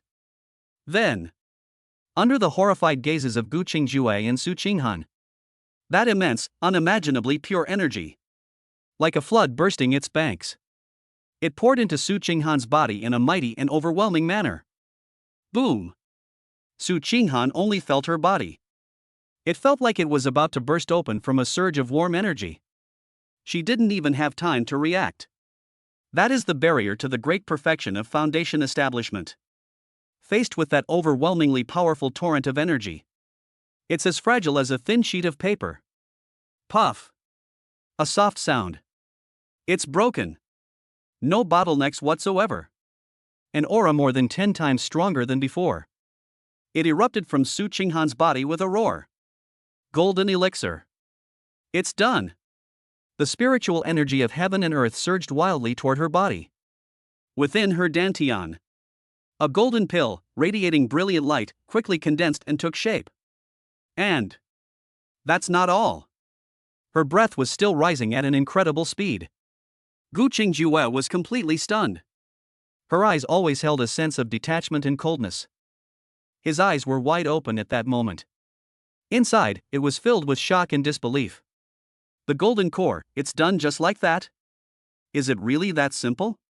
She recalled how she had tried to form her golden elixir back then. He secluded himself in the cave for a full year. Finally, after expending countless rare and precious materials. Success! But what about Su Qinghan? That bastard just patted my head. And then he broke through? How is this possible? What on earth is going on? Her gaze suddenly shifted to Shenran. I saw that face with a confident, playful smile. It's him. It must have been him. However, he had only just reached the foundation establishment stage. How could he possess such extraordinary abilities? Just how many secrets is this man hiding? A moment later, the powerful aura emanating from Su Qinghan slowly subsided. She felt the golden elixir shimmering within her body. And that ceaseless, powerful magic. He was completely immersed in immense joy. She is also a golden core expert. She looked up with overwhelming joy. Looking at Shenran's smiling face, she could no longer contain her excitement. He suddenly wrapped his arms around Shenran's neck. On his face, he took a big, loud cheep. Immediately, she then felt that her action was too bold. Her pretty face instantly changed. Her ears turned red. He quickly let go. She lowered her head, not daring to look into Shenran's eyes. Ha ha ha. Shenran burst into hearty laughter. He pinched Su Qinghan's burning hot cheeks. How about it? I told you, being my jade beast wouldn't be a bad deal, would it? He turned his head. His gaze fell on Gu Qingjue, who was already petrified beside him. Don't be fooled by the fact that she's more capable than you now. It won't be long before I make you surpass her in every way. When that time comes, I'll have this former saintess serve you tea and water every day. Upon hearing this, Su Qinghan's face lit up with joy. The unease and fear in my heart vanished instantly. She looked up. The gaze directed at Gu Qingjue. It was already brimming with undisguised provocation and smugness. It's as if it's saying, see? So what if he's talented? Shenran loves me. Immediately afterwards, Shenran seemed to remember something. He released Su Qinghan. She slowly walked up to Gu Qingjue. Under Gu Qingjue's wary and uneasy gaze, He waved his hand. Buzz. Su Qinghan, who had just been blushing shyly, vanished into thin air. Instead, it was a little fox, pure white with smooth fur, wagging its fluffy tail. She appeared in his arms. Even though Gu Qingjue already had a guess in her heart. But when she saw it with her own eyes. Su Qinghan, this living, breathing person. And just like that, it transformed into a spirit beast right before my eyes. That kind of visual impact. It still brought her an unprecedented shock. Master. Shenran stroked the smooth fur of the little white fox in his arms. He looked at her with a smile. Weren't you always very interested in my 5th-tier spirit beast? Now you know what's going on, right? He gently put the little fox down from his arms. The fox transformed into human form in mid-air. She transformed back into Su Qinghan's appearance. A hint of smugness lingered on her pretty face. Shenran's voice. Like the whispers of a demon. Now, you are also my spirit beast. With your celestial-like appearance and talent, I estimate, your rank is quite high. It might even be a 6th-tier spirit beast. He looked at Gu Qingjue's face, which was as pale as paper. The smile on his face grew even brighter. Oh, right. Next, it's time to choose a spirit beast form for you. Chapter 51. Master breaks down and begs for mercy. No. Don't turn me into a pig. Spirit beast form? When I heard that sentence, Gu Qingjue was completely dumbfounded. That bitch Su Qinghan. It will turn into a fox. What about yourself? I want to become someone who can be petted. Are they animals to be watched by others? No. No way. An unprecedented fear and resistance. This caused her already pale face to lose all color instantly. Don't even think about it. Her voice was sharp and trembling slightly. In those cold eyes. For the first time, he showed genuine panic. I'd rather self-destruct my golden core and be annihilated, soul and spirit. It will never turn into that kind of thing. Oh? Shenran raised an eyebrow. Instead of getting angry, he laughed even harder. He took a step and slowly walked up to Gu Qingjue. Master, don't be so sure of yourself. Try to show me one. He moved his face closer. It almost touched Gu Qingjue's delicate cheek. A faint scent. The cool fragrance, like that of a pine tree after a snowfall, grows ever stronger. Can you explode it? Don't forget, you belong to me now. You can't do anything without my permission. Gu Qingjue's body suddenly stiffened. She looked at Shenran's face, which was so close to hers. A face with a devilish smile. In my heart, the last line of defense. It also began to teeter on the brink of collapse. She sensed it. He was unable to mobilize his spiritual power to destroy his own golden core. That bastard, he's telling the truth. Seeing that she was no longer speaking, Shenran nodded in satisfaction. He snapped his fingers. That's more like it. You see, I'm actually a very democratic person. Buzz. A virtual light screen. He appeared out of nowhere in front of Gu Qingjue. Above the light screen. It is currently displaying a scrolling image of various mythical beasts. Come on, Master, I'll give you a chance to choose for yourself. Shenran pointed to the light screen. He began to introduce them in great detail, as if they were his own treasures. Look at this, a little miniature pig, white and chubby, so adorable. Wouldn't it be so useful to be able to dig up medicinal herbs in the future? On the light screen, a pink piglet is rolling around in the mud. They look adorably silly. Gu Qingjue's face instantly turned green. Turn her into a pig? And this one, look at it, it's shiny and glossy. It runs very fast on 6 legs and has an extremely strong vitality. He's known as the unkillable cockroach. The scene shifts to an enormous cockroach waving its antennae. Vomit.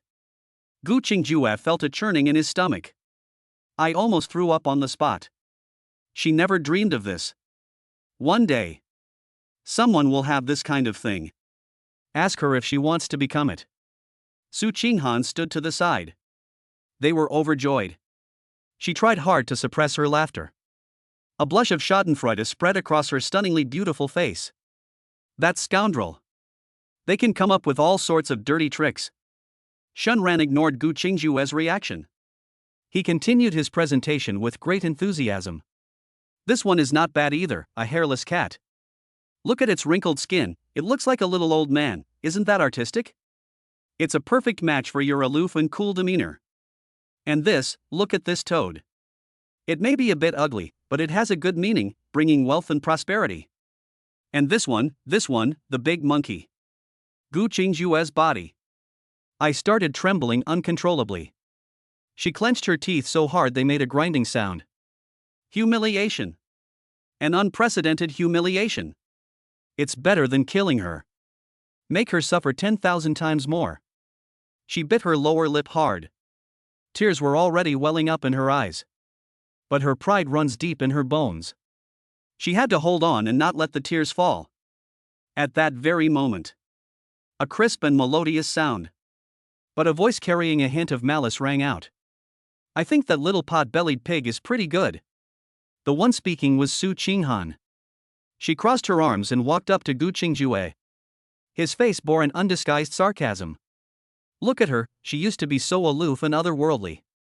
From now on, let her eat pig swill every day.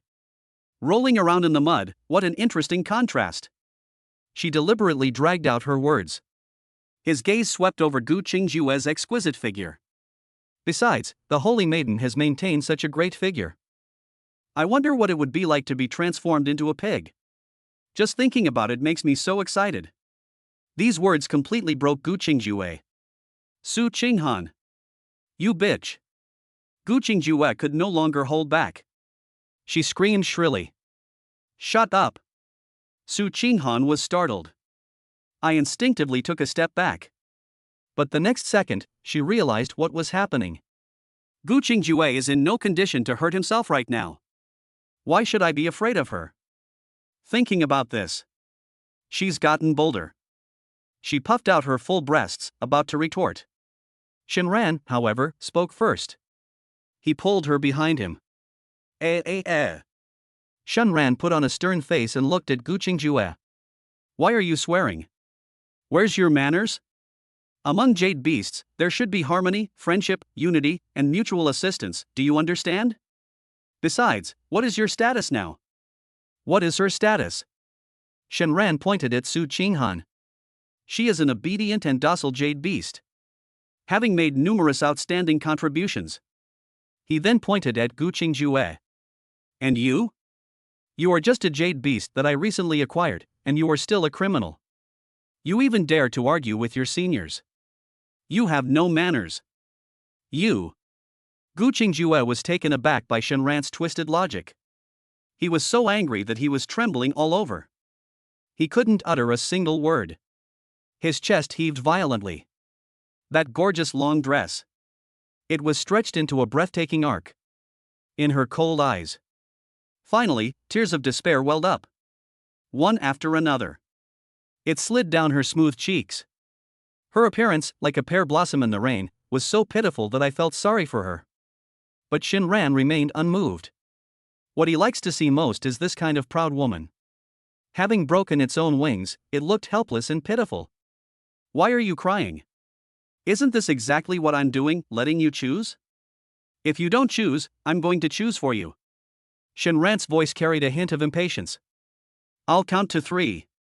3. Gu Qingjue's body trembled violently. 2. Fear, like a tidal wave, completely overwhelmed her. Her gaze lingered on the bizarre and fantastical objects on the light screen. It swept rapidly through the most disgusting form. She'd rather die than become one of those things. 1. Just as Shenran was about to speak, Gu Qingjue finally broke down. She cried out, her voice trembling and choked with sobs. Don't want. I choose.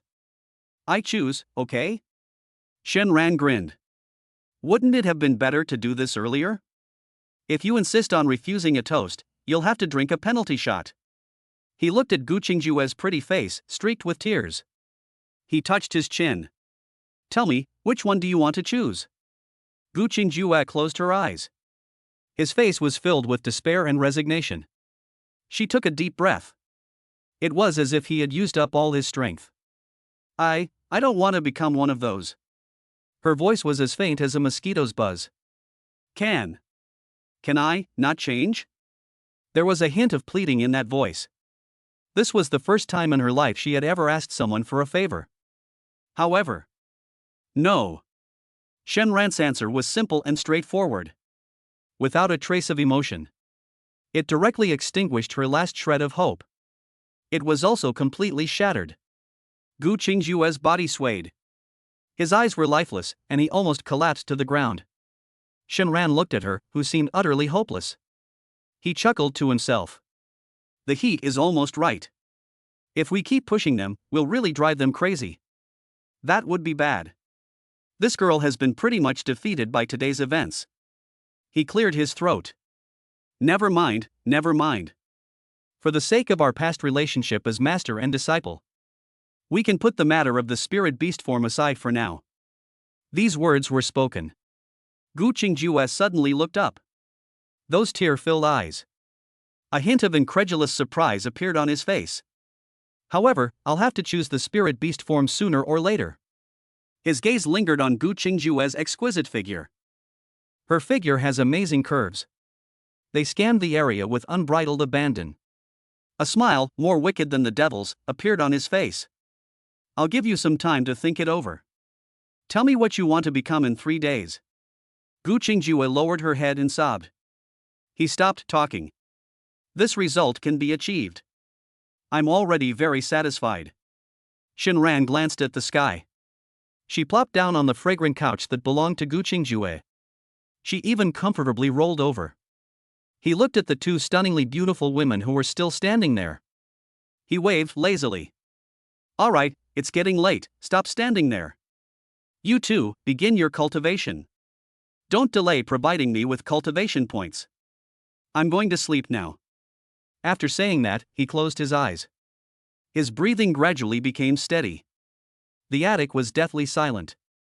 Su Qinghan looked at Gu Qingjue beside her, who was distraught and still had tears on his face. He snorted coldly. He then sat down cross-legged. Gu Qingjue. I stood there for a long time. He pondered what Shenran had said. Provide cultivation points? What's the meaning? In the end, in those empty eyes, a deep-seated hatred and resentment ignited within him. But he could only sit down in humiliation. Soon, two pure spiritual energy fluctuations rose up in the silent attic. Intertwined, surging. And the one who started all of this. She has drifted off to sleep peacefully. Chapter 52 Backyard on Fire? The two fairies tear each other apart and start pulling each other's hair. The sky was bright. Shenran jolted awake from her sleep. He was not awakened by the morning light. Instead, I was awakened by a chaotic commotion. You bitch. Let go of my hair. You're the slut. Your whole family are sluts. You dare scratch my face? I'll fight you to the death. Shenran turned her head blankly. The scene before my eyes. It completely dispelled his sleepiness. In the center of the room, Su Qinghan and Gu Qingjue. Two stunningly beautiful fairies who should have been aloof and untouched by worldly affairs. They are currently wrestling. There is no spiritual power, no magic. It is the most original and purest. A war between women. Su Qinghan held onto Gu Qingjue's long, smooth, black hair tightly. His face was full of anger. Gu Qingjue was not to be outdone. Slender fingers were trying to leave a few marks on Su Qinghan's delicate face. Both of them were disheveled, with their clothes in disarray and their hair in a mess. Su Qinghan's white dress was now torn askew. Her fair and rounded shoulders were exposed, and there was still dust on the hem of her skirt. Gu Qingjue was wearing a magnificent dark-colored long dress. It's not much better. The front of her clothes was torn open. A breathtaking expanse of pure white is faintly visible. Her face was usually as aloof and ethereal as a fairy. Their faces were flushed red with anger and exertion. Fine beads of fragrant sweat even appeared on his forehead. Where is even a trace of the demeanor of a golden core expert? At this moment, they looked like two ordinary women fighting over a man in the marketplace. But I must say, even in such a disheveled state, both of them were still stunningly beautiful. She has shed that ethereal and aloof aura. Instead, it revealed something that would never be seen in ordinary times. It possesses a unique, wild charm. Shinran frowned. Goodness. I woke up to find my backyard on fire? He quickly got up and strode over. What are you doing? Stop it, all of you. He had one in each hand. They easily separated the two who were still locked in combat. Su Qinghan saw Shinran coming over. That fierce spirit vanished without a trace in an instant. Her eyes reddened. Tears welled up in her beautiful eyes. She looked utterly aggrieved. She extended her slender fingers, pointing at Gu Qingjue, who was also tidying his clothes across from him. He said angrily, "She won't let me cultivate." What? Shinran's face instantly fell. He glared at Gu Qingjue. They won't allow cultivation? This is outrageous. Isn't this fucking trying to mess with me? This is a matter of principle. Gu Qingjue felt a chill run down her spine when she saw his fierce gaze. She's genuinely scared of this bastard now. God knows what strange and bizarre ways he'll come up with to torture himself this time. She quickly waved her hand and hurriedly explained. I just wanted to ask her a question. Not only did she not tell me, but she verbally abused me. Shinran looked her up and down. You are a cultivator at the late stage of the Golden Core realm. What questions do you need to ask her, someone who just advanced to the Golden Core stage? Do you even believe what you're saying? On Gu Qingjue's face, a flicker of hesitation and embarrassment crossed his mind. She hesitated for a long time. He then spoke in a very low voice. The spiritual power I cultivated has all disappeared. She sat down in humiliation last night. Circulate the qi through the body according to the exercise method. But every time he painstakingly condenses a wisp of spiritual energy in his dantian. That wisp of spiritual energy would then vanish into thin air, disappearing without a trace. She tried all night. As a result, most of his cultivation level disappeared. This filled her with unprecedented panic. Shinran was delighted upon hearing this. He was not surprised at all. Instead, he looked at her with a grin. Don't you think my cultivation level seems to have increased after I took a nap? Gu Qingjue's heart stirred. She subconsciously released her divine sense. He carefully examined Shinran's body. Upon this investigation, she was suddenly startled. Really? The aura emanating from Shinran. It's much stronger than when it was first established last night. This growth rate is simply astonishing. She suddenly remembered what Shinran had said before going to bed last night. Don't delay providing me with cultivation points. Then she thought of her lost spiritual power. A guess that plunged her into an icy abyss. It instantly took shape in her mind. No wonder this bastard's cultivation has progressed so rapidly. It turns out that Su Qinghan had been helping him improve his cultivation all along. And now, she herself has become his Jade Beast. Then one's own cultivation will also benefit him. So it turns out, the so-called Jade Beast. Not just pets that are at his beck and call and humiliated by him. Moreover, it was a cauldron that provided him with cultivation energy. Shinran looked at Gu Qingjue's rapidly contracting pupils and her pale, bloodless face. I knew she had figured it out. He nodded in satisfaction. That will save me the trouble of explaining myself. He reached out his hand. On that stunningly beautiful face. I gently touched it. It feels smooth and cool to the touch.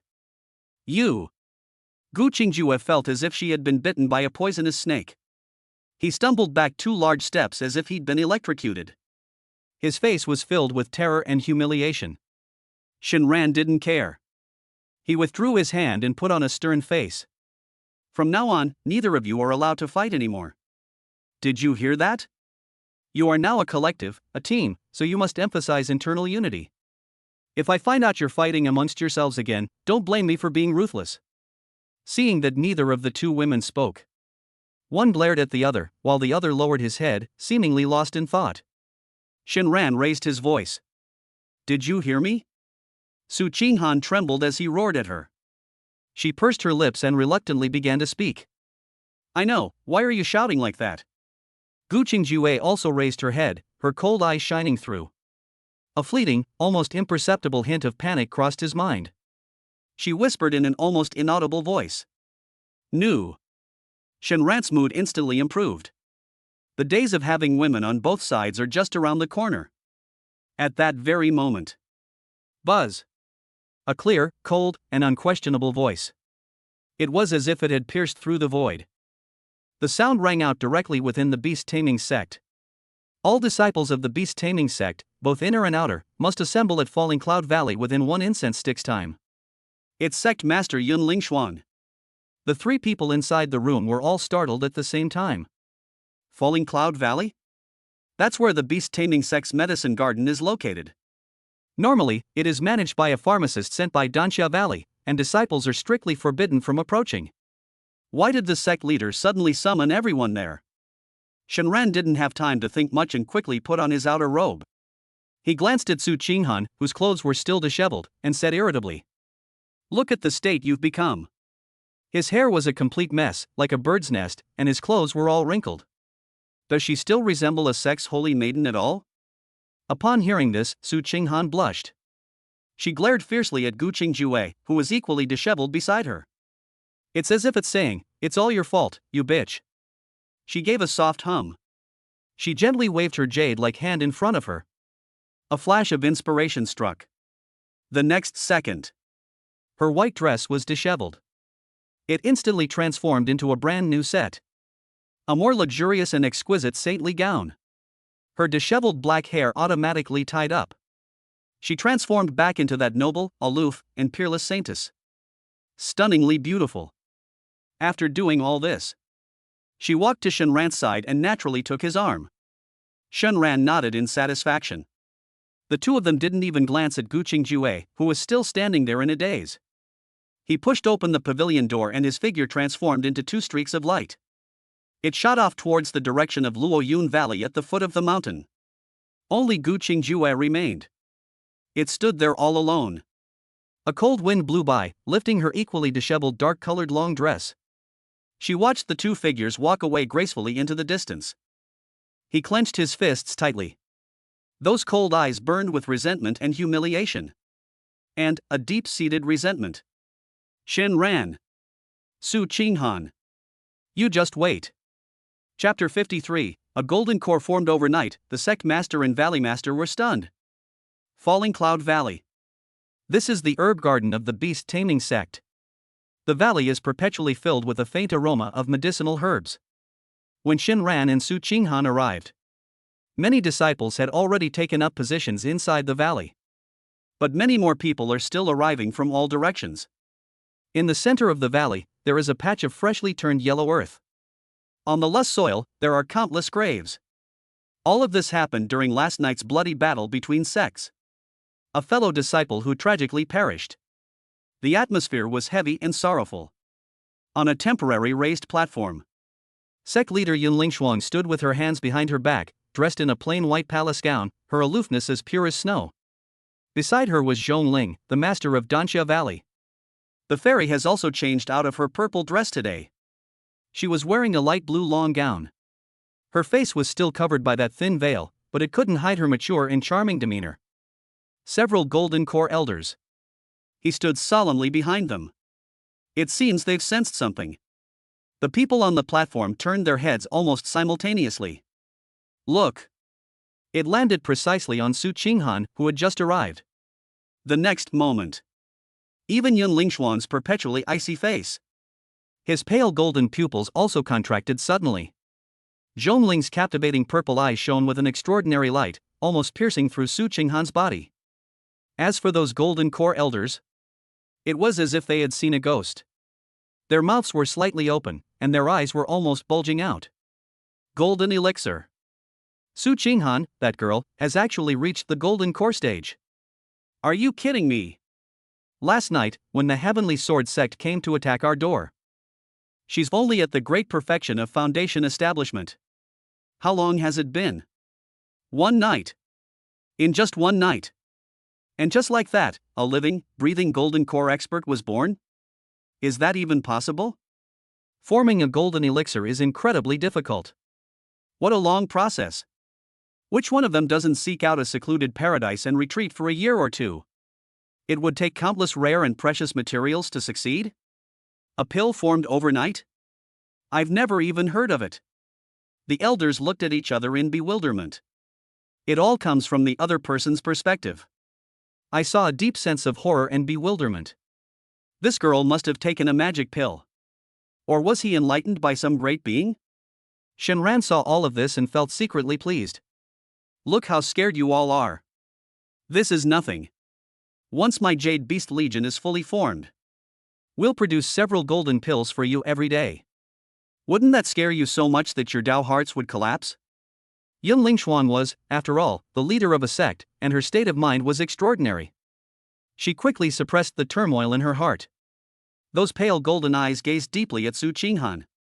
Then, she glanced at Shenran beside her, seemingly casually. She waved to Su Qinghan. Su Qinghan subconsciously looked at Shenran. That look in his eyes seemed to be asking a question. What do I do? Shenran grinned at her. He gave her a look that said, go ahead and don't worry. Su Qinghan felt much more at ease. She straightened her full chest and strode forward with her long, straight legs. Amidst the astonished and uncertain gazes of the disciples, he walked step by step up to the high platform. Shenran scratched his head with a simple and honest expression. He found an inconspicuous corner and blended into the crowd of disciples. He kept his achievements and fame hidden. Not long after, all the surviving disciples of the sect have gathered here. Thousands of people gathered in the valley, yet remained completely silent. Only an atmosphere of sadness permeated the crowd. Suddenly, someone spoke up. Then the discussion grew louder and louder. Senior Sister Su, her aura, is that of a golden core cultivator? Am I seeing things? No way. Absolutely not. Holy crap. It's real. Look, even the sect leader has let her stand next to him. That's a position that only golden core elders can stand in. Outrageous. Absolutely outrageous. When Senior Sister Su entered the inner sect, she was only in the late foundation establishment stage, right? It hasn't been that long. This talent, it's simply inhuman. Amidst the crowd, suppressed whispers rose like a tidal wave. All eyes were focused on the high platform. On Su Qinghan, who was stunningly beautiful and like a newly born goddess. Envy, jealousy, shock, and many other feelings. Certainly. It has also attracted the attention of many people. It landed on Shenran, who was in the corner. Look, even that good-for-nothing Shenran seems different now. Foundation establishment stage? He's broken through to the foundation establishment stage too? I heard, he and Senior Sister Su have already secretly gotten engaged, is that true? Bullshit. Senior Sister Su is such a person, how could she possibly be interested in him? It must be a rumor. A sour, sarcastic voice rang out. A rumor? I think it's probably true. Just look at how fast Shenran's cultivation is improving. If you say there's nothing fishy going on, nobody will believe you. Could it be dual cultivation? These words were spoken. A collective gasp immediately filled the air. Countless male disciples were heartbroken. Shenran listened to these discussions. I was so happy. That's right. Make a bold guess. What you can think of is just the tip of the iceberg. What you wouldn't believe is what makes it exciting. At that very moment, Yun Lingshuan took a step forward. An invisible pressure instantly enveloped the entire area. All the noise came to an abrupt halt. Today, I have gathered everyone here for 3 reasons. Her voice was as cold and emotionless as ever. But every word was clearly heard by everyone. First, let us pay tribute to our fellow disciples. She slowly turned around and looked at the hundreds of new graves behind her. Last night, the sect suffered a great calamity, with 137 fellow disciples killed. He sacrificed his life to protect the sect, his blood spilled across the sky, and he tragically perished. They are the heroes of the beast-taming sect. All disciples, observe a moment of silence. The words fell. Everyone lowered their heads, and the atmosphere grew increasingly somber. A moment later, Yun Lingshuan's voice rang out again. This time, however, her voice carried a chilling coldness. Secondly, revenge. The Heavenly Sword sect is a wolf in sheep's clothing, treacherous and disloyal, launching a sneak attack on our sect. This enmity is irreconcilable. I, Yunling Xuan, hereby swear an oath. In this life, I will surely flatten 100 Swords Peak and make the Heavenly Sword sect pay for their blood debt. Boom! One sentence ignited the anger in the hearts of all the disciples. A blood debt must be paid in blood. Crush 100 Swords Peak. Suppressed roars echoed through the valley. Yunling Xuan raised her hand, silencing the crowd. Her gaze shifted to Zhong Ling beside her, and she nodded slightly. Thirdly, it is gratitude. In times of crisis, Master Zhong of Danxia Valley stepped forward to offer timely assistance. This kindness will never be forgotten by our beast-taming sect. Zhong Ling covered her mouth and smiled, her purple eyes curving into crescent moons. Sect Master Yun, you're too kind. Our two families have always been of the same blood and have always helped each other. It's only right that we help each other. She says nice things. Shinran inwardly scoffed. I don't believe you. Yunling Xuan didn't say anything more. She turned around. His gaze fell on Su Qinghan. This is the main event of today. Gu Qingjue, as a holy maiden, colluded with foreign enemies and betrayed her sect. Her crimes are unforgivable. From this day forward, she is stripped of her title as a saint. After discussion with the elders, we have reached a unanimous decision. Her voice suddenly rose. Su Qinghan, an inner disciple, will succeed as the new holy maiden of the beast-taming sect. These words were spoken.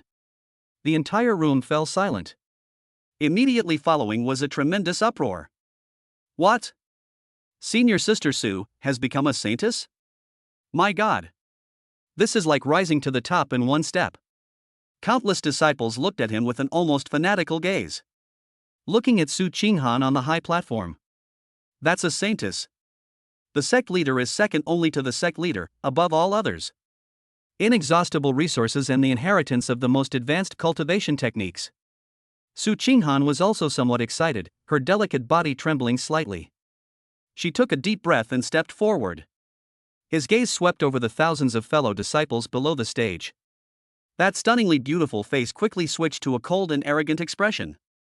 Disciple Su Qinghan will certainly live up to the sect's high expectations. I will diligently cultivate, annihilate all the villains of the Heavenly Sword sect, and avenge my fallen comrades. A few polite words, spoken with force and conviction.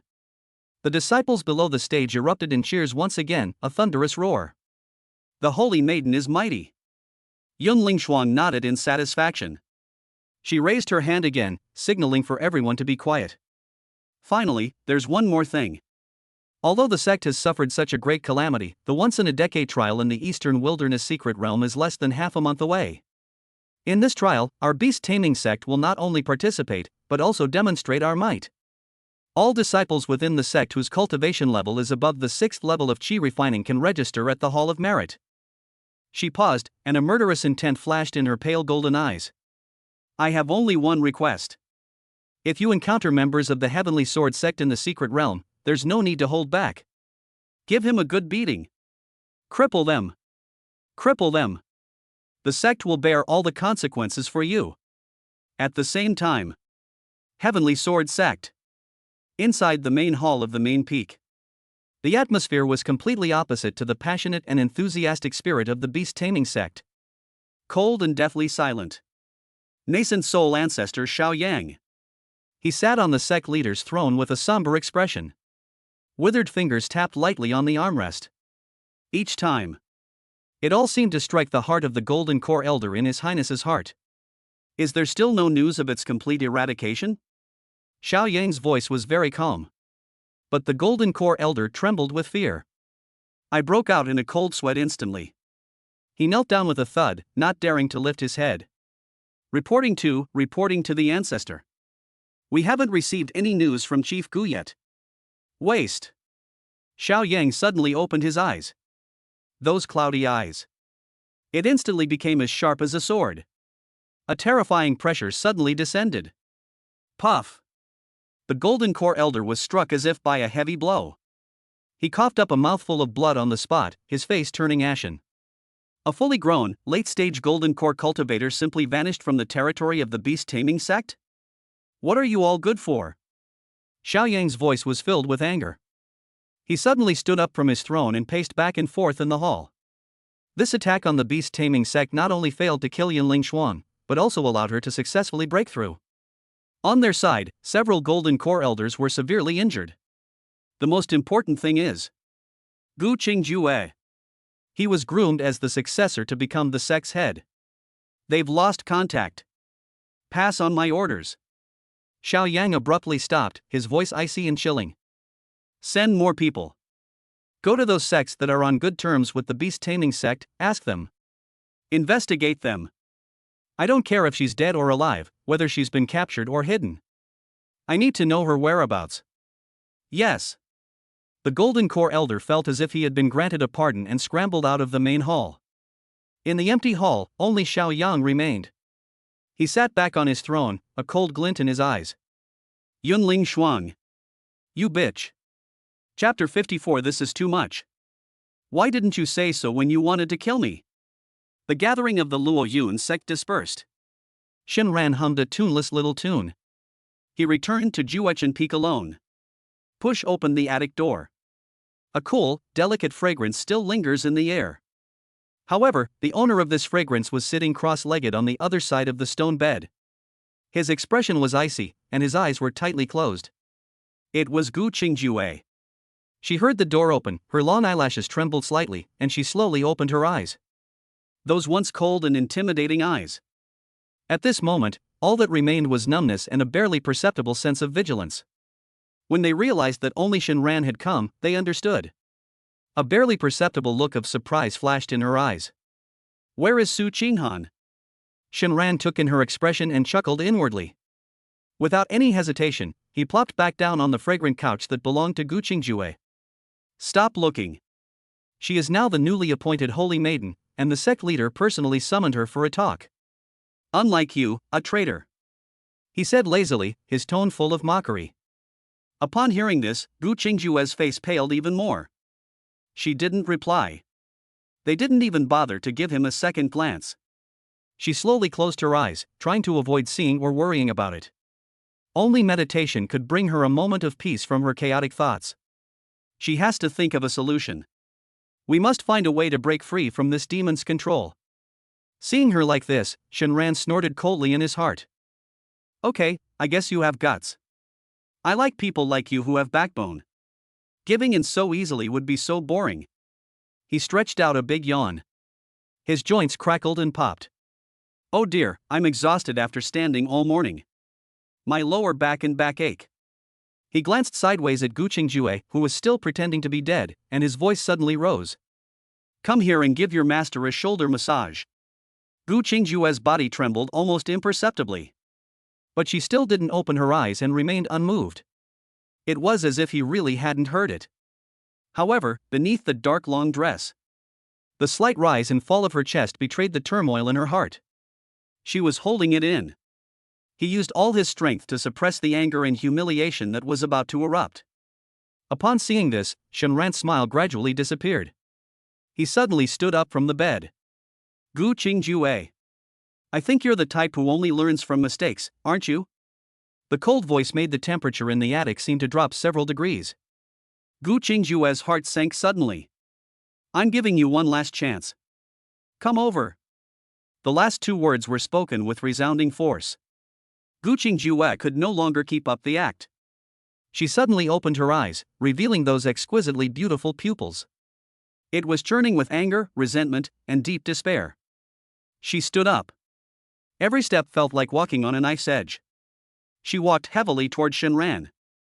At that very moment, Shinran suddenly waved his hand. Stop. Gu Qingjue froze, staring at him blankly. Shinran sat back down on the bed and crossed his legs. His face once again wore the devilish, playful smile. I just asked you to come here, but you didn't appreciate the opportunity. Now, I've changed my mind. He stared intently at Gu Qingjue's astonished face and spoke, word by word. I want you to crawl over here. Gu Qingjue heard this. Her beautiful eyes widened, and a fierce flame instantly ignited within them. Those jade-like hands, hidden in her sleeves, were clenched into fists. Her silver teeth were grinding together, making a loud clattering sound. That bastard. He actually dared to humiliate me like this. Climb over? Gu Qingjue is the head of the Heavenly Sword sect, the former holy maiden of the beast taming sect, and a powerful expert in the late Golden Core stage. Who has ever dared to speak to her in that tone before? She stared intently at Shinran's face, which wore a mocking smile. He squeezed out a few words through his teeth. Shinran, don't push your luck. Oh? Upon hearing this, Shinran laughed instead of getting angry. This is outrageous. When you tried to kill me, didn't you feel like you were going too far? When you tried to control me with the demon seed, didn't you feel like you were going too far? Now that it's your turn, you feel like you've gone too far? His smile vanished instantly, and his voice turned icy cold. Get up here. Gu Qingjue's face was extremely ugly. Imagine yourself crawling on the ground. Tears welled up and I could no longer hold them back. It was swirling wildly in my eyes. Just now, while Shinran was away, she made up her mind. A gentleman takes his revenge, even after 10 years. No matter what that bastard does next, I have to endure it. I'll endure until I find an opportunity to break this damned contract. But when the word climb came out of Shinran's mouth, all her mental preparation collapsed. Seeing that she was still standing there, trembling all over, unmoved, Shinran smiled. He leisurely shifted to a more comfortable position. Good job, you have guts. You can just stand here. But I must warn you, that girl Su Qinghan will be back soon.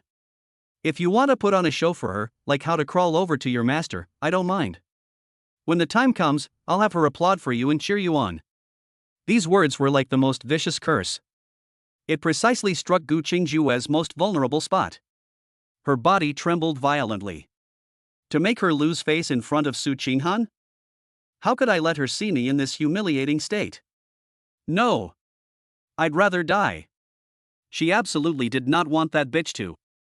Seeing such a wretched side of myself. No. Don't. She finally broke down, her voice trembling with tears. Then what are you waiting for? Shinran's voice was like a death knell. Gu Qingjue bit her red lips so hard they almost bled. Large tears streamed down her smooth cheeks. It fell to the cold ground with a thud. The humiliation in her heart, like a flood bursting its banks, completely overwhelmed her. Finally, under Shinran's amused gaze, she slowly lowered her noble head. She bent down. That exquisite and shapely figure. It outlines a breathtakingly perfect curve. Shinran felt his mouth was dry and his mind was wandering. Goodness! Who could withstand this? Climb over here. Shinran's voice was slightly hoarse. Gu Qingjue lowered her head, not daring to look into Shinran's eyes. She knelt down slowly and humiliatingly. The magnificent skirt, like a withered black lotus, lay spread on the ground. Then, on that stunningly beautiful face, there was endless despair and humiliation. Heading in the direction where Shinran was, he crawled over, one step at a time, in humiliation. The skirt rubbed against the cold, hard ground. It makes a rustling sound. This moment. A sense of satisfaction and conquest, unlike anything he had ever felt before, rose in Shinran's heart. Cool. That was fucking awesome.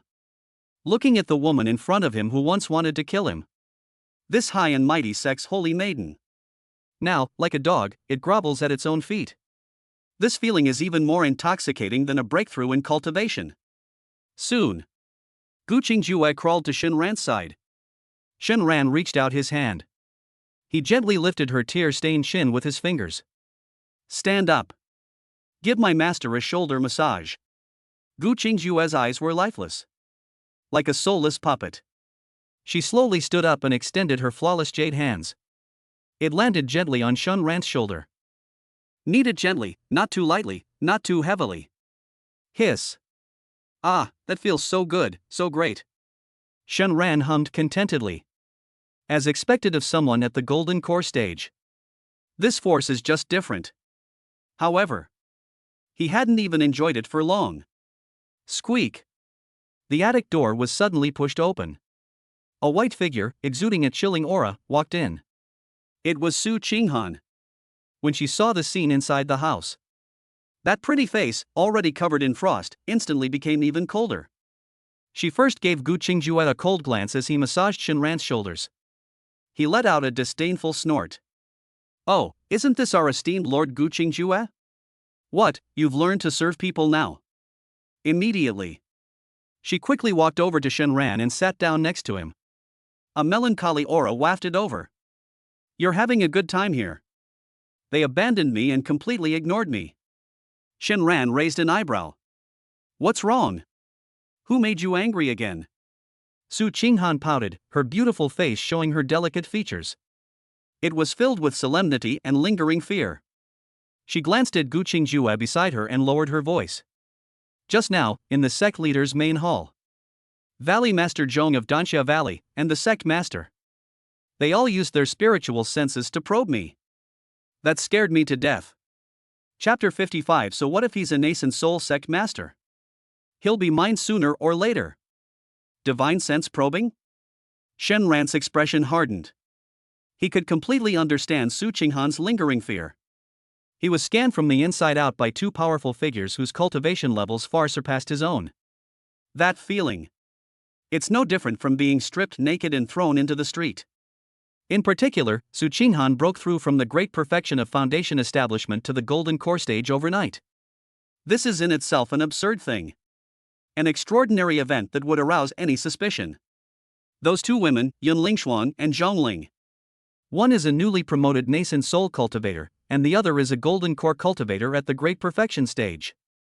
Which one of them isn't an old monster who has lived for hundreds of years, the most cunning of all? They may not say it, but they definitely started to suspect something. However, the beast taming sect is currently severely weakened and is in dire need of manpower. Su Qinghan, the newly promoted golden core cultivator, has become a saintess. They temporarily suppressed their doubts and did not investigate further. But this incident is like a ticking time bomb. It could be detonated at any time. What are you afraid of? Shenran looked at Su Qinghan's pretty face, which still showed lingering fear. A dismissive smile appeared on his face. He reached out and gently pinched Su Qinghan's smooth cheek. Don't worry. Both of them will be mine sooner or later. These words were spoken. Su Qinghan and Gu Qingjue, who was massaging his shoulders. Their movements froze simultaneously. The two of them turned their heads at the same time. He looked at Shenran with an expression as if she were a madman. You're insane? Su Qinghan cried out in disbelief. The voices all changed tone. You still want to harm the sect master and Valley Master Zhong? The sect leader, she's a nascent soul cultivator now. Nascent soul. What does that mean? He was considered a giant in the entire eastern wilderness. They are truly at the very top of the pyramid. The golden core and the nascent soul, though differing by only one character, are worlds apart. 10 golden elixir great perfection. It might not even be able to harm a nascent soul cultivator in the slightest. Shenran, this guy who's only in the early stages of foundation establishment. How dare he utter such arrogant words, saying he would turn nascent soul cultivators into his own people? This is beyond audacious. This is utterly reckless. In Gu Qingjue's icy eyes, a strong sense of sarcasm also flashed across his face. What an arrogant and ignorant ant! Although I was defeated by him. But that was just luck. He got lucky thanks to that strange talisman. Facing a true nascent soul expert, he wouldn't even know how to spell the word death. Of course. Shenran looked completely at ease. It was as if they were talking about something perfectly normal. He suddenly felt the pressure on his shoulder loosen. The comfortable massage sensation has disappeared. He frowned. She glanced at Gu Qingjue, who was standing beside her with a look of astonishment, with displeasure. So what if you're a nascent soul cultivator? Shenran's voice. He had a fearless and reckless attitude. When I was in the chi refining stage, I dared to set my sights on those in the late golden core stage. Now that I've reached the foundation establishment stage, is it strange that I'm eyeing a nascent soul cultivator? As he spoke, he pointed at Gu Qingjue. Gu Qingjue's face flushed red instantly, a mixture of shame and anger. That bastard. Su Qinghan looked at Shenran's self-righteous appearance. She glanced at Gu Qingjue beside her, who was trembling with anger but dared not retaliate. She blinked her beautiful eyes. Like. That seems to make sense? That bastard back then. Isn't he just a mere chi refining stage disciple? And what was the result? Even the Holy Maiden Master, who was at the late Golden Core stage, was still won over by him.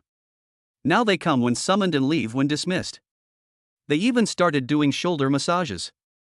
With that thought in mind, he decided to go and deal with the nascent soul sect master. It seems not so hard to accept after all? Su Qinghan's thought process. Without realizing it, she had been led astray by Shenran. Shenran was making plans in his mind. That woman, Yunling Shuang, has already broken through to the nascent soul stage and is temporarily unable to move. That bronze contract symbol. One can only cross one major realm. Unless you break through to the golden core stage yourself, don't even think about it. But Zhongling, the alluring valley master of Dansha Valley. But it's still the great perfection of the golden core stage. This goal can certainly be put on the agenda. We have to get rid of her before she breaks through to the nascent soul stage. Otherwise, wait until she also becomes a nascent soul cultivator. Who knows when that will be? Yes, that's what we'll do. Suddenly, Shenran seemed to remember something. He turned his head sharply, his gaze falling on Gu Qingjue, who was standing silently beside him. Without saying a word, he reached out and embraced her. With a short, startled cry from Gu Qingjue, he pulled her soft, delicate body directly from behind onto the bed. He told her to sit down on his other side. One left, one right. On the left is the newly crowned saintess, Su Qinghan. On the right is the former holy maiden, Gu Qingjue. Two peerless beauties who have captivated countless disciples. At that moment, they were all held in his arms. Shenran felt a surge of relief. This is what life is all about. Master, I'm very curious. Shenran lowered his head. The tip of his nose almost touched Gu Qingjue's delicate earlobe. A faint, pleasant fragrance wafted into my nostrils. What is your purpose in infiltrating my beast-taming sect? These words were spoken. Gu Qingjue's body stiffened abruptly, and his eyes began to dart around. Don't lie to me. Shenran frowned and interrupted her. Whether you're lying or not, you can't hide it from me. A cold voice. This made Gu Qingjue's heart sink to the bottom. She knew he was telling the truth. Under that damned contract, nothing about me could be hidden from him. Silence. A long silence followed. The atmosphere in the attic became somewhat oppressive. Su Qinghan also looked over curiously.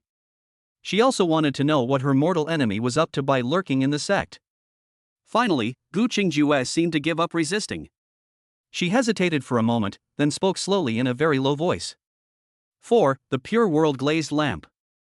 A Pure World Crystal Lamp? Shenran and Su Qinghan exchanged a glance. They both saw the confusion in each other's eyes. What is this thing? That was over 100 years ago, the former sect leader of the beast-taming sect, who was also Yunling Shuang's master. An acquired spiritual treasure obtained by chance in an ancient secret realm. Gu Qingjue's voice carried a hint of resentment. This treasure does not have powerful offensive or defensive capabilities, but it has an extraordinary effect. That is, to cleanse the heart of the Tao. Any cultivator who uses this treasure to reflect upon themselves can wash away their inner demons and cleanse themselves of worldly dust. Let your Tao heart become clear and pure, and more in harmony with the great Tao of heaven and earth. Hiss. Shenran and Su Qinghan both gasped simultaneously. Cleansing the mind of Tao? This effect is simply incredible. It is important to know that the higher one's cultivation level, the more difficult it is to guard against inner demons.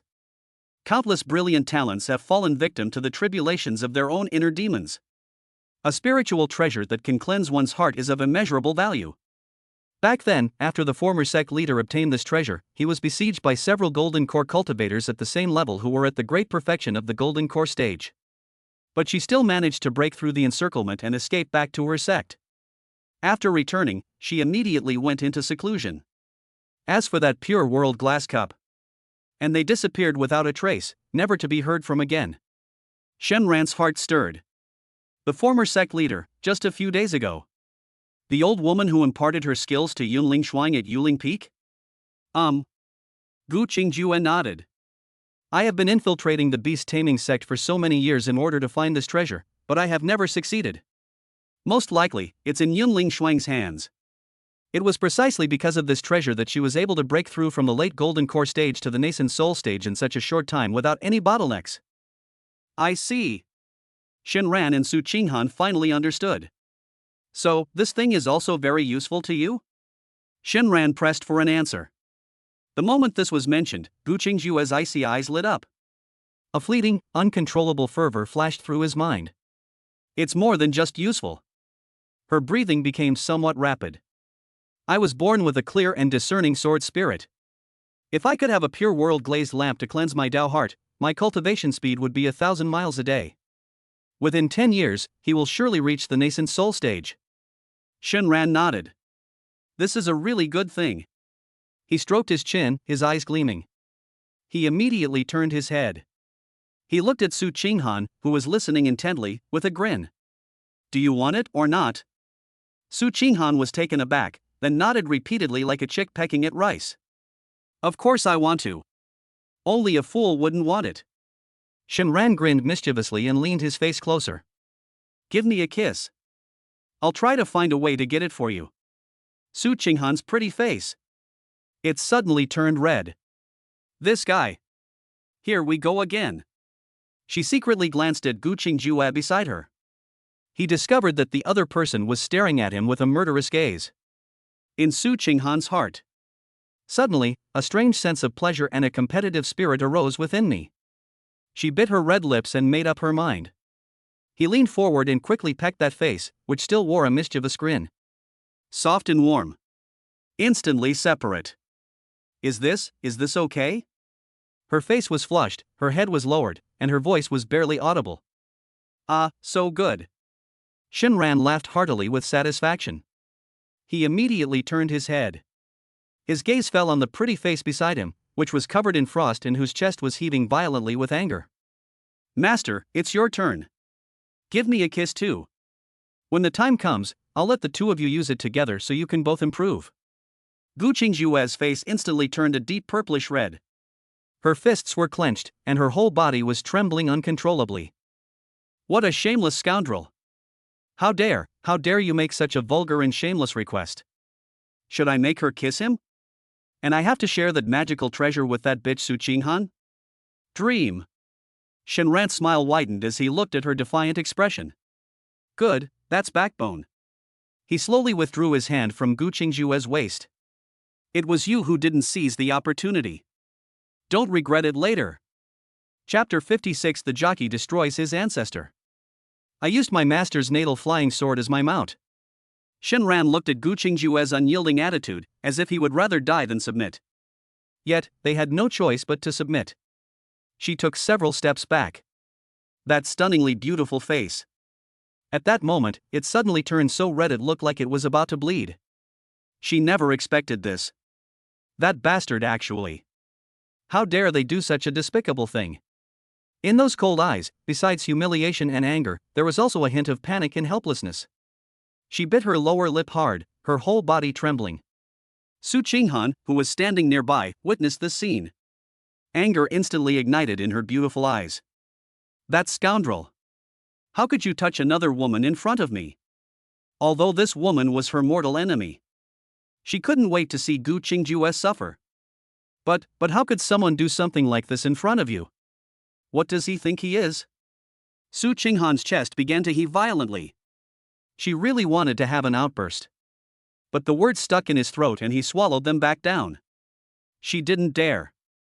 She was afraid that if she opened her mouth, this bad guy would become even more aggressive.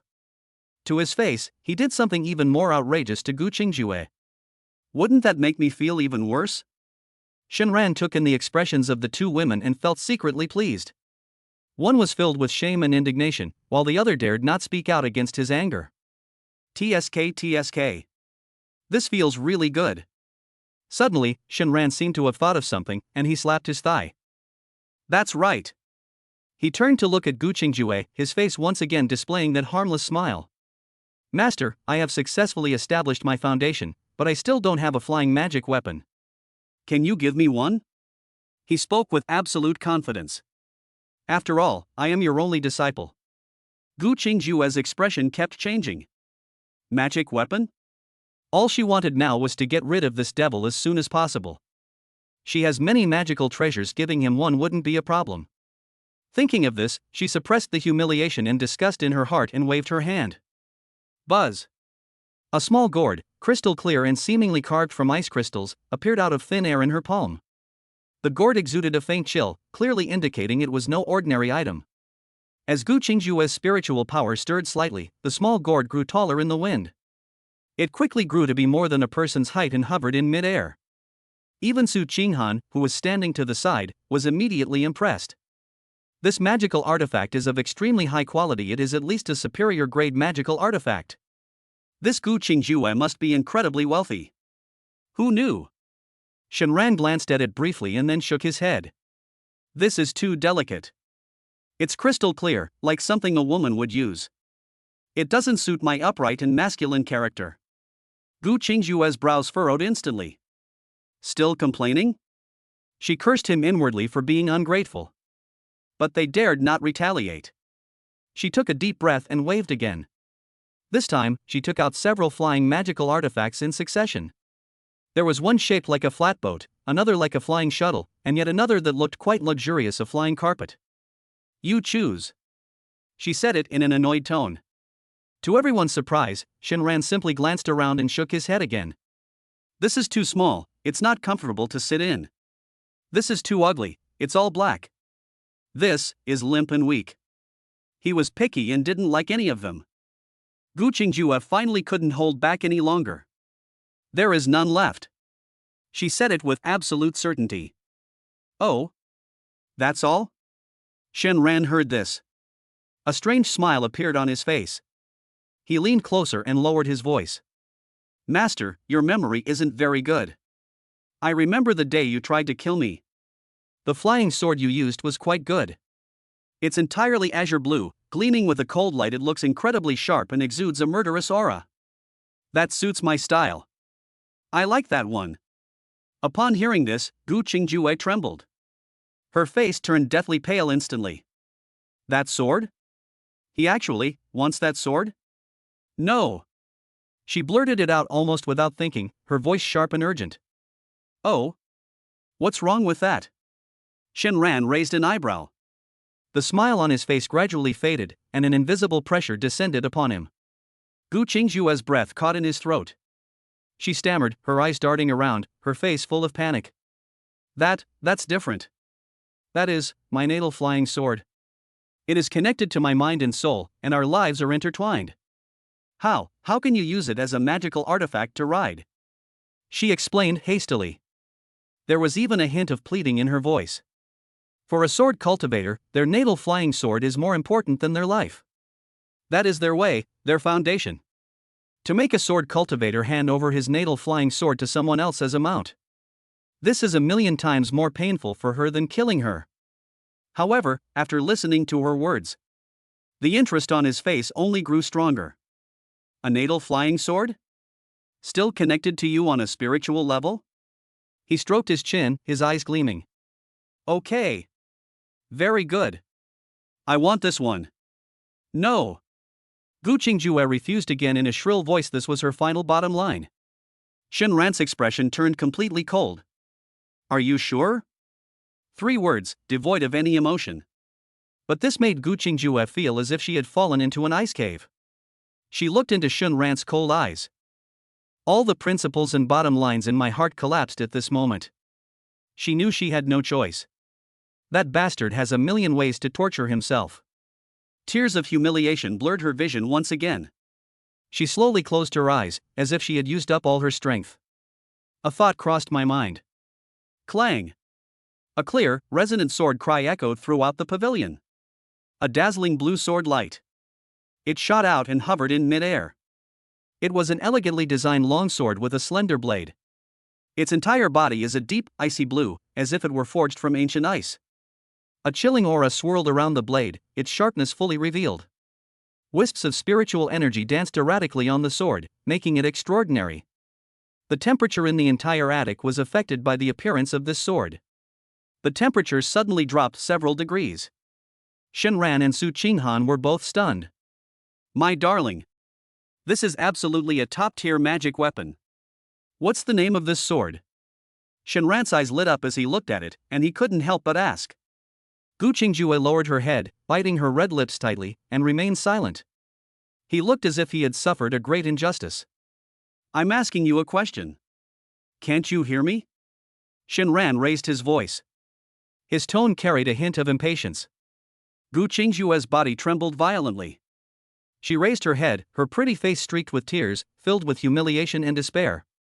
She used a barely audible one. With a sob in her voice, she stammered. Call. Qingjue. These words were spoken. The expressions on Shun Ran's and Su Qinghan's faces became incredibly interesting. Absolutely? Is this sword called Qingjue? Shinran was taken aback at first, then laughed. He laughed so hard he almost fell off the bed. Ha ha ha ha. Qingjue? What a wonderful name. What a wonderful name. I like. He rushed forward in one stride. He ignored Gu Qingjue's gaze. He reached out and grabbed the hilt of the Qingjue sword. It feels cool to the touch, but not bone-chilling. Instead, it has a unique, warm, and smooth feel, like jade. What surprised Shinran even more was the moment he grasped the sword. A wonderful feeling of being connected by blood and mind arose spontaneously. How could this be? Gu Qingjue's eyes widened. Those tear-filled eyes were filled with disbelief. My own natal flying sword. To think that she didn't resist this bastard at all? Far from resisting, they did not. She could even feel waves of affection and joy. How is this possible? Could it be that damned contract that's behind this? What exactly is this contract? It possesses such heaven-defying power? Shinran didn't care what she was thinking, he was very excited. A thought crossed my mind. Buzz. The pure sword instantly grew to the size of a door panel and hovered steadily in mid-air. Without saying a word, Shinran plopped down on it. The ice blue blade is broad and steady. He sat down, and it was even more comfortable than he had imagined. He turned his head and looked at the two women who were still standing there, stunned. He waved triumphantly. All right. You two, you're not allowed to slack off. You have to cultivate diligently, understand? Master, I'm going out for a drive. Before he could finish speaking. Whoosh! A flash of icy blue sword light. Carrying Shinran, it instantly rushed out of the attic. It transformed into a streak of light and disappeared into the horizon. Only two stunningly beautiful women remained in the attic. Su Qinghan glanced at the receding sword light outside the window. He then turned to look at the dejected man beside him. Gu Qingjue's face was as pale as paper. With a pft, she couldn't hold back any longer and burst out laughing. They laughed so hard they were shaking, gloating. Shinran, that bastard. They really know how to make things difficult for people. But seeing Gu Qingjue looking so badly bullied in Su Qinghan's heart, I felt a strange sense of comfort. Serves you right for bullying me. Chapter 57. Will patience bring peace? I choose to eliminate the root cause. He rode the wind, stepping on the Qingjue sword. This feeling was far more pleasant than I had imagined. The heavens and earth rushed backward beneath my feet. The wind howled in his ears, and his body was filled with abundant spiritual energy. Shinran couldn't help but burst into laughter. This is true cultivation. This is the life he wants. However, just as he was becoming complacent, a thought suddenly came to mind, like a bucket of cold water poured over one's head. Wrong. This sword is Gu Qingjue's natal flying sword. Given Gu Qingjue's previous status as a saintess within the sect, there are probably quite a few people who recognize this sword. He just swaggered around, flying through the sky on her sword. Doesn't this mean that the words "I have a very close relationship with Gu Qingjue" are engraved on my forehead? A cold sweat instantly broke out on Shinran's back. Holy crap! He couldn't help but mutter a curse under his breath. Gu Qingjue, that damned woman. How could you not even remind yourself of something like this? His intentions are truly despicable. With a thought, the spiritual energy within him surged. He carefully poured the energy into the Qingjue sword beneath his feet. Buzz! The sword has an ice blue blade. The light dimmed instantly. The chilling aura and sharp edge also subsided. Immediately afterwards, under Shinran's control, the shape of the sword twisted and changed. The original elegant and luxurious design has become somewhat rustic. The sword even had some rough textures on its blade. It looks like an ordinary magic weapon that has been used for many years. After doing all this, Shinran finally let out a long sigh of relief. Thank goodness. That almost ruined everything. It seems I'll have to keep a low profile from now on. He adjusted his direction and flew towards the outer gate area. After establishing his foundation, he felt better than ever before. They were full of energy, and their senses became more acute. The mountains and forests below change, and the houses gradually become denser. A moment later, the familiar scene of the outer gate area appeared before their eyes. A sword light descended from the sky. This naturally attracted the attention of many disciples below. Look! Someone from the inner sect has arrived. Which senior brother is it? That sword light, it's so fast. Amidst the murmurs, Shinran's figure appeared. It slowly landed at the edge of the outer training ground. When you can see the face of the person who came. The expressions on the faces of all the disciples below became incredibly interesting. Shinran? It's him. Why is he back? Didn't he follow senior sister Su into the inner sect? His aura. Foundation establishment stage? I'm not seeing things, am I? He's reached foundation establishment too. An uproar erupted in the crowd. He was once a piece of trash whom they used to laugh at and bully at will. Now, he has actually become a foundation establishment cultivator. Moreover, they flew down from the sky on flying swords. The intense visual impact was hard for everyone to accept. The disciples around him were extremely unwilling. But Shinran's status is now completely different from what it used to be. No matter how unwilling they were, they had no choice but to bite the bullet and step forward to pay their respects. Greetings, Senior Brother Shin. Greetings, Senior Brother Shin. The greetings, rising and falling, were filled with flattery and awe. Shinran acted as if he hadn't heard. He didn't even glance at these people. Every single one of these people. How they used to laugh at themselves. How can you look down on yourself? He remembers everything perfectly. Now you want to get close to me?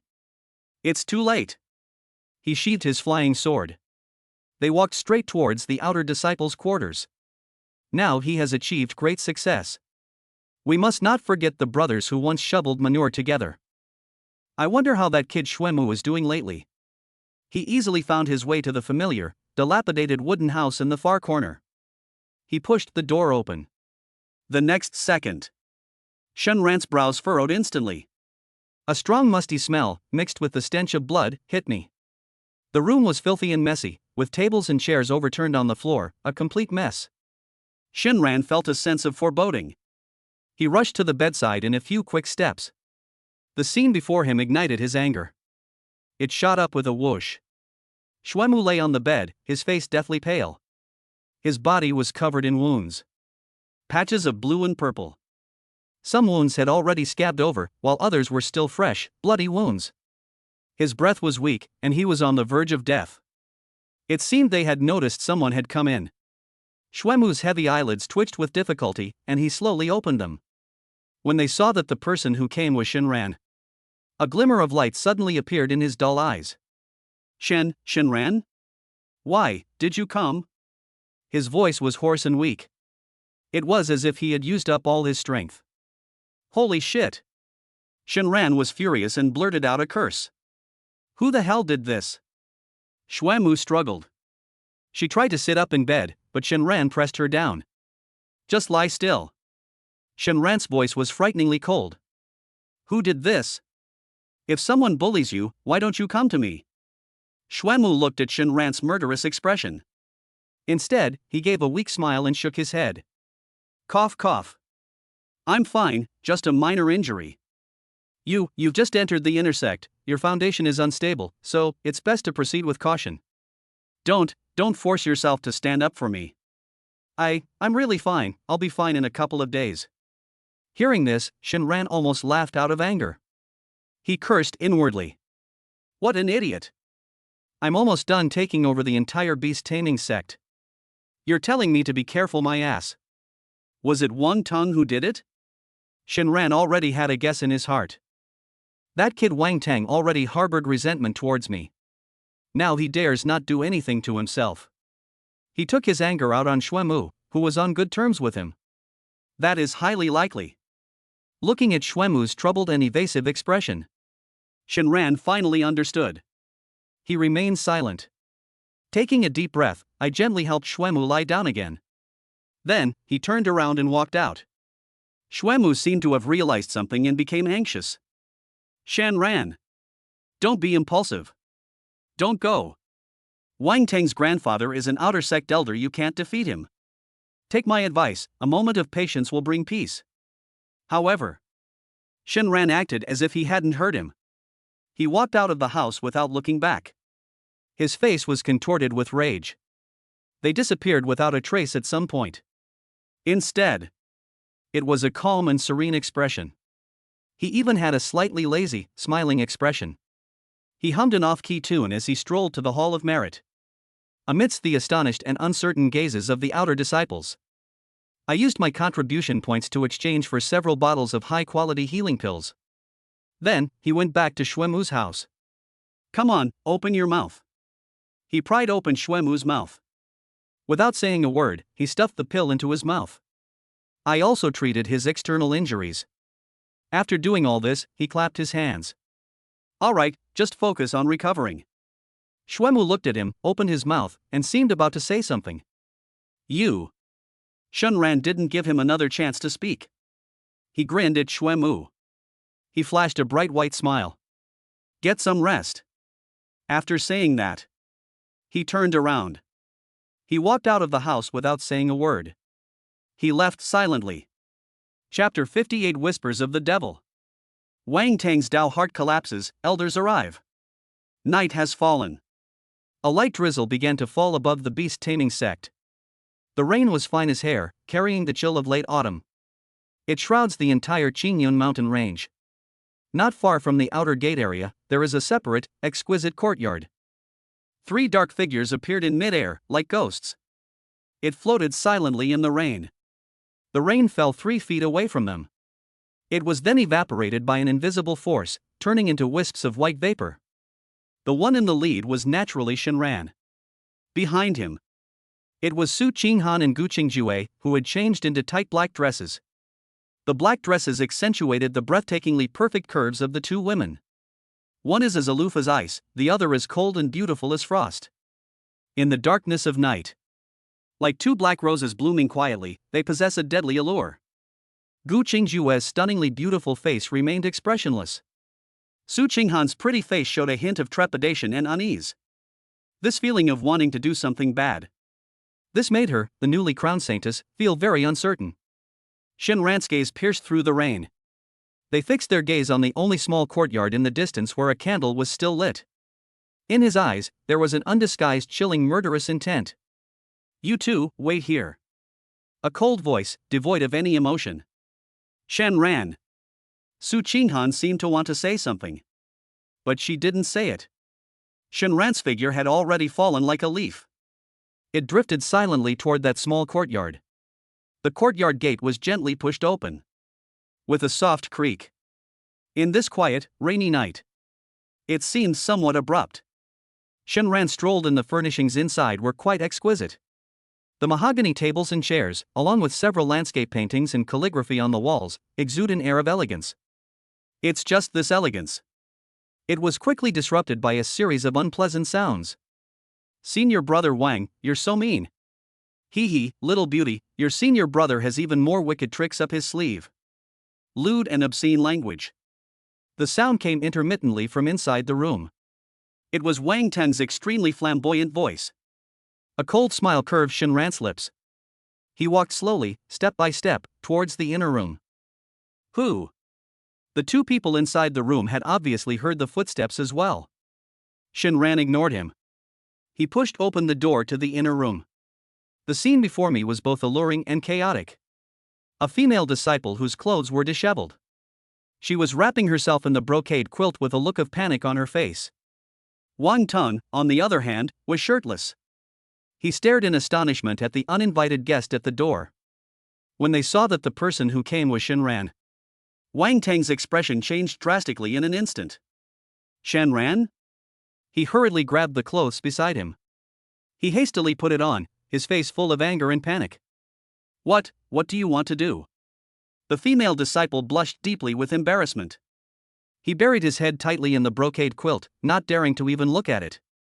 Shenran acted as if she hadn't seen her, her gaze landing on Wang Tong with amusement. Wang Tong, isn't your target senior sister Su? What? Giving up so quickly?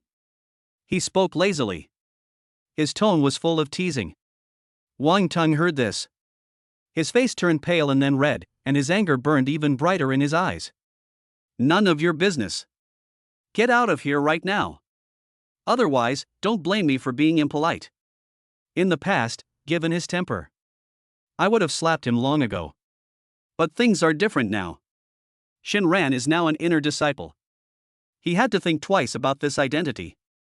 Shenran seemed not to have heard his threat. He walked in on his own, marveling at the sight. You've been licking Sister Sue's boots for so long, but you probably haven't even touched her little hand, have you? Not like me. Shenran paused. A wicked smile appeared on his face. Now, she has to warm my bed every night. Boom!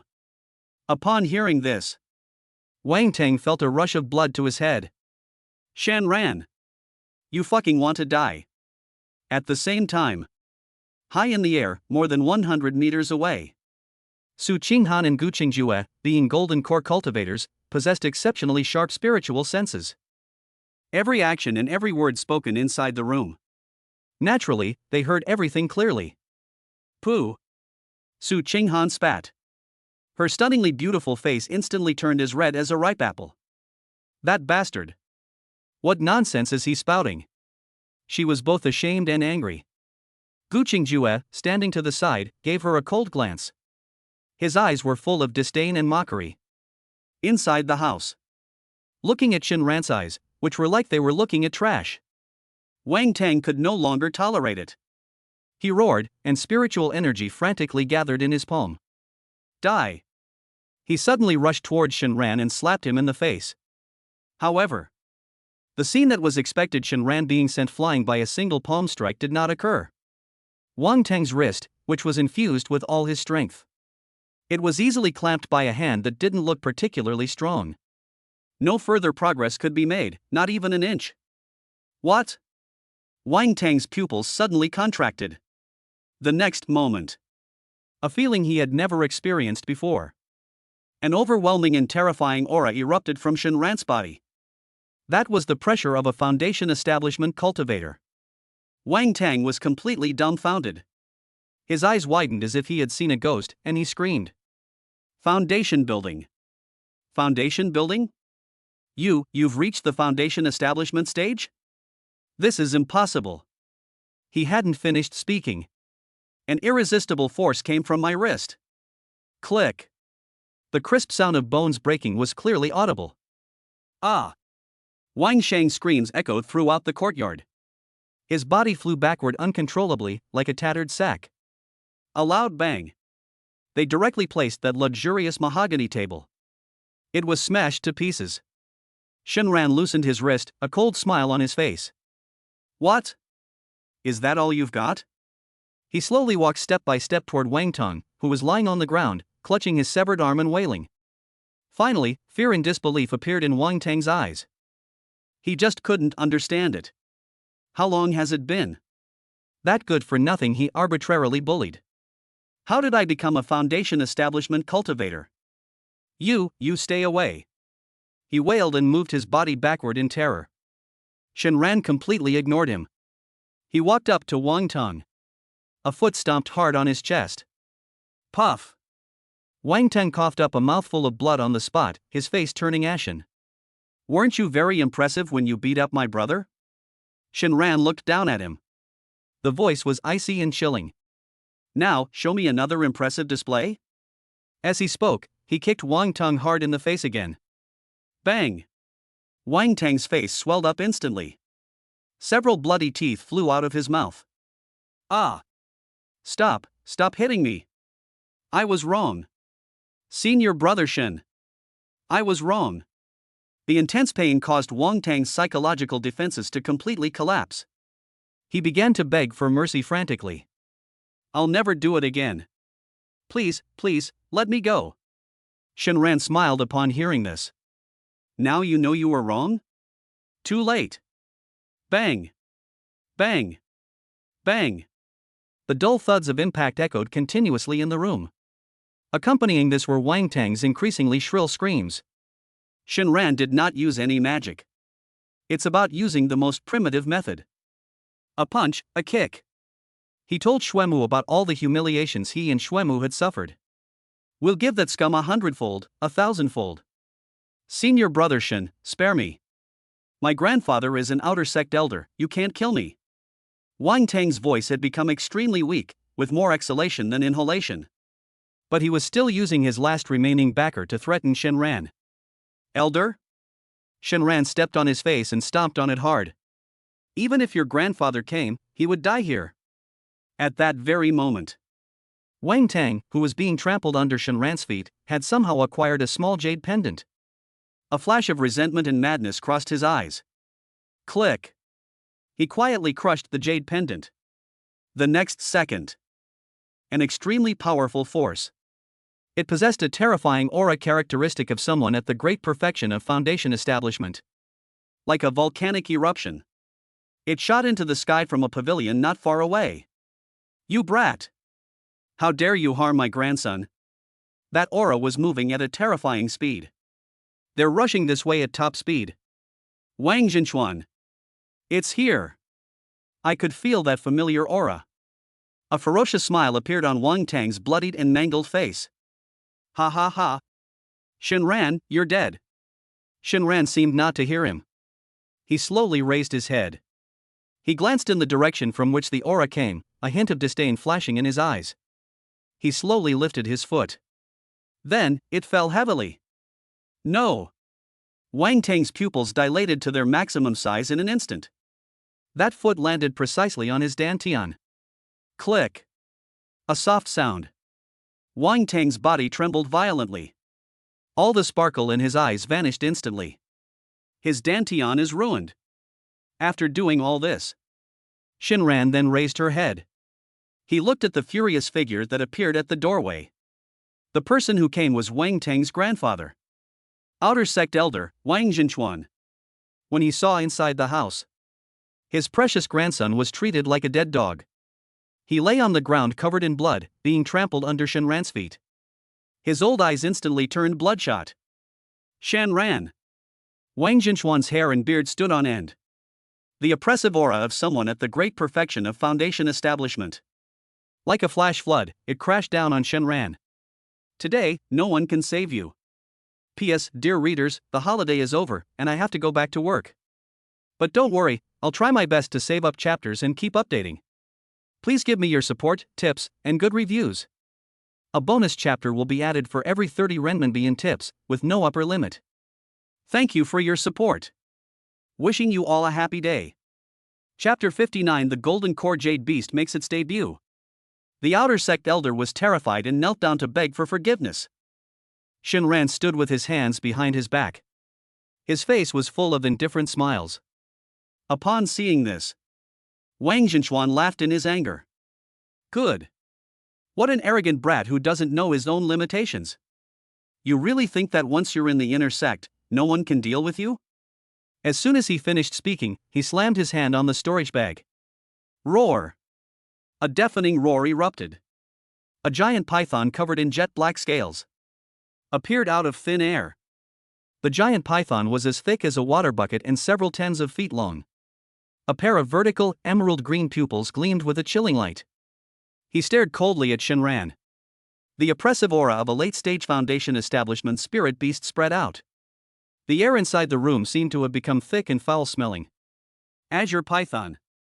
Wang Tang was vomiting blood on the ground to the side. Upon seeing the familiar giant python, a venomous glint instantly flashed in its eyes. Grandpa! Kill him! I want him utterly annihilated. I want him to die without a burial place. Tonger! Don't speak, guard your mind. Wang Jinchuan hurriedly stopped him, but his eyes were full of cruelty. He stared intently at Shenran. I know you have a 5th-tier spirit beast. But with your mere early Foundation establishment cultivation, how much of its power can you possibly unleash? Today, you have no choice but to die. Upon hearing this, Shinran's smile widened. Yeah? He stretched lazily. Then let me show you my spirit beast. The words had barely left his mouth. A ripple suddenly appeared in the space in front of Shinran. It was like a pebble being thrown into a calm lake. Immediately afterwards, space distorted. Two stunningly beautiful figures slowly emerged from the distorted space. On the left, she wore a tight black dress, her figure graceful and aloof like an ice lotus atop a snow-capped mountain. On the right, she also wore a tight-fitting black dress, her curves breathtaking, her cold beauty like a frost flower blooming in the dark night. It was Su Qinghan and Gu Qingjue. On their pretty faces, they all carried a hint of shame and humiliation that were hard to conceal. They heard Shinran's words clearly. Mythical beast. He actually treated her like a spirit beast. It was summoned in front of outsiders. What a disgrace. However, the terrifying aura emanating from the two of them belonged to Golden Core experts. When it is released without reservation, the entire room seemed to freeze instantly. Golden Core? The smugness and cruelty on Wang Zhenchuan's face froze instantly. His eyes widened, as if struck by lightning. He was completely dumbfounded. A chill ran from the soles of my feet straight up to the top of my head. His legs went weak and he almost collapsed to the ground. Qinghan? His voice. Because of extreme fear, it became sharp and twisted. Wang Tang, standing to the side, looked as if he had seen a ghost. Blood kept spilling from his mouth. But he still struggled. He looked incredulously at the figure that haunted his dreams. Senior Sister Su. That was something he had been pursuing for a long time. The goddess who never even glanced at him. How did she end up here? However, Su Qinghan remained steadfast from beginning to end. They couldn't even be bothered to give him a glance. Wang Zhenchuan's gaze lingered on Su Qinghan's face. In horror, she moved to another equally beautiful face. The moment he saw the person clearly, he was terrified. Holy Maiden? He recognized him. This is the former Holy Maiden, Gu Qingjue. Although the sect has already announced that Gu Qingjue has betrayed the sect. But this did not lessen his horror. Instead, it made him even more terrified. Why is the runaway saintess with Shinran? And look at their appearance. It's clear that Shinran is in charge. What exactly happened? What did Shinran just say? Are they his spirit beasts? Two top-tier figures at the Golden Core stage. One is the newly appointed saintess, and the other is the former saintess. They're all Shinran's spirit beasts? This is impossible. What's wrong with this world? Looking at Wang Zhenchuan and Wang Tang, whose worldviews had been completely shattered and who were questioning the meaning of life, I could see their expressions. Shinran was extremely pleased with himself. As for that majestic azure serpent, under the suppression of the auras of the two Golden Core experts, they were already prostrate on the ground. The enormous snake trembled, not daring to even lift its head. Cut this little black worm into pieces for me. Shinran spoke calmly. It was as if he were giving an order for something trivial. Su Qinghan's eyes. It turned icy cold instantly. She lightly flicked her jade-like fingers. Whoosh! Whoosh! Whoosh! Several extremely sharp streaks of spiritual energy appeared out of thin air. In an instant, the enormous azure python was cut into several pieces. The foul-smelling snake blood splattered everywhere. The severed snake body was still twitching and writhing wildly on the ground. Puff! With his natal spirit beast killed, Wang Zhenchuan suffered a severe blow to his mind. He coughed up a mouthful of blood on the spot, and his life force instantly weakened. Shinran walked leisurely to Wang Tang. With one hand, he held his head up like a chick. Then, he kicked him right in front of Wang Zhenchuan. Wang Zhenchuan was trembling. She hurriedly picked up her grandson, who was barely breathing. Tears streamed down his face. He had lost all his authority as an elder. He scrambled to his knees and began kowtowing frantically. Shinran. We were wrong. We were really wrong. Please, let us go. I'm willing to cripple my cultivation. I'll take Wang Tang and leave the beast taming sect. I promise I will never appear in front of you again in this lifetime. Please, give us, my grandson and my grandmother, a way to survive. Shinran, however, ignored it. He slowly turned around, his gaze falling on Su Qinghan's pretty face. "Kill them." He said it casually. Upon hearing this, Su Qinghan's expression changed slightly. "Shinran." She spoke instinctively. "Killing fellow disciples is a major taboo in any sect." She spoke instinctively. Although she is now Shinran's jade beast. But she has the identity of a saintess, and the rules of the sect. She hadn't forgotten. Wang Zhenxuan heard this. A glimmer of hope for survival flashed in his eyes. He grasped at the last straw, prostrated himself on the ground, and kowtowed frantically. "Yes. Yes. Saintess Su is right. Please let us go. We promise that we will not tell anyone about what happened today." Upon hearing this, Shinran was taken aback. He never expected Su Qinghan to say such a thing. Immediately, his face darkened. He slowly, step by step, walked up to Su Qinghan. Those eyes, which had originally held a hint of amusement. At this moment, only endless cold remains. "What? Tired of being a saintess? Trying to play the saint?" His voice sounded like it came from the deepest hell. Seeing Shinran's terrifying expression, Su Qinghan's heart sank. A fear originating from the depths of her soul instantly overwhelmed her. This guy is usually a smirk and doesn't know any better. But when he shows that expression, I'm genuinely scared. She suddenly woke up. Everything I have now is thanks to Shinran. Her identity as a saintess, and her cultivation level as a golden core cultivator. Without Shinran, I am nothing. Her face turned deathly pale instantly, devoid of any color. No. That's not what I meant. She explained in a flustered manner. I'll kill them. However, just as Su Qinghan was about to take action to make up for her mistake, a black figure was faster than her. It was Gu Qingjue. She remained a detached observer throughout. When Su Qinghan uttered the words, "Killing fellow disciples is a major taboo in any sect," the corners of her mouth. It raised a faint, almost imperceptible curve to her lips. But when she saw Shinran's terrifying expression, she knew her chance had come. Whoosh! Gu Qingjue's figure flashed, like a ghost. She waved her delicate hand lightly. Sword energy danced wildly in front of him. Put! Put! Put! On Wang Tang and Wang Zhenxuan. Dozens of bloody holes appeared instantly. The two didn't even have time to utter a scream. The sparkle in his eyes vanished completely. Immediately afterwards, Gu Qingjue waved her jade hand. A ball of black flame. The bodies of the two were completely wrapped up. In the blink of an eye, the grandfather and grandson were burned to ashes. Not even a trace was left. After doing all this, she withdrew her spiritual power. He retreated without expression. However, in the way she looked at Su Qinghan, a hint of undisguised mockery and sarcasm flashed across his face. It's as if it's saying, "Let's see what you do now." This sudden turn of events left not only Su Qinghan stunned. Even Shinran was surprised. How clever is Su Qinghan? She instantly understood Gu Qingjue's intention. That bitch. She wanted to remain in Shinran's heart. Leave a bad impression of being disobedient. If I had killed those two people, things would have been fine. But now, it was Gu Qing who delivered the fatal blow. Then there's the matter of disobeying Shinran's orders. It can never be erased. Su Qinghan's expression. Instantly, they turned deathly pale.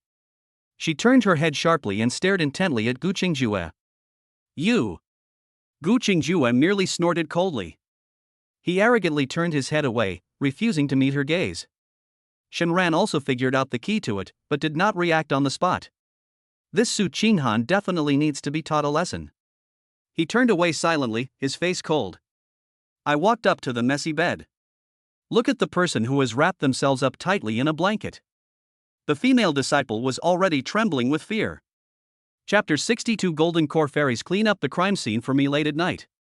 The female disciple seemed to have noticed Shinran's arrival. His body trembled even more violently. She slowly raised her head and looked at Shinran.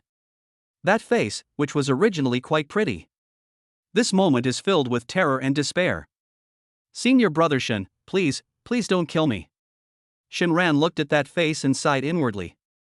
He had met this woman a few times. He is a low-ranking disciple of the herb garden. She had low cultivation level but was quite attractive. He was often bullied. I just don't know when she got together with that good-for-nothing Wang Tang. The woman's face was deathly pale. Looking at the mess and ashes all over the ground, his eyes were filled with despair. She was well aware of the cruelty of the cultivation world.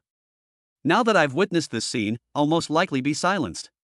But the will to survive still made her tremble as she pleaded with all her might. Senior brother Shun. I haven't done anything wrong. My relationship with Wang Tang was merely a transaction. Please spare my life. I swear on my Dao heart that I will never reveal a single word of what happened today to anyone. If you disobey, may I be struck by lightning and my soul be annihilated. Shen Ran's gaze fell on her. He stared intently at her. A long time. He waved to Gu Qingjue beside him. Gu Qingjue frowned slightly, but still walked over as instructed. Erase all of her memories of tonight. Shen Ran gave the order in a calm tone. A hint of disapproval flashed in Gu Qingjue's eyes. An unnecessary act of kindness. However, she did not refute it. Given her current status, she has no right to refute. She stretched out her slender fingers. He gently touched the female disciple's forehead. A barely perceptible wisp of blue light flashed and disappeared. The female disciple's gaze instantly became blank. Immediately, his eyelids rolled back, and he fell into a deep sleep. After doing all this, Shen Ran turned around and looked at the two women behind him. Clean this place up. He pointed to the mess inside the house and the broken wooden planks on the floor. Leave no trace. Then, go back to cultivate. After saying that, he ignored him. He slowly walked out of the small courtyard, which was filled with the smell of blood and debauchery. Outside the house, the rain intensified. The cold rain pelted down on him. His clothes were quickly soaked. With his current cultivation level at the early stage of foundation establishment, it's not enough to evaporate all the surrounding rainwater like a golden core cultivator. He took a deep breath of the air, which smelled of earth and rain. My mind cleared up a bit in an instant. Immediately, he walked towards Xuemu's dilapidated house. He was born twice. This was his first murder. To be honest, he wasn't bloodthirsty. But they also know that the law of the jungle applies everywhere. If it weren't for this incredible stroke of luck I had, sooner or later, it will die at the hands of people like Wang Tang, just like an ant. Evil will be punished. You can't blame anyone else.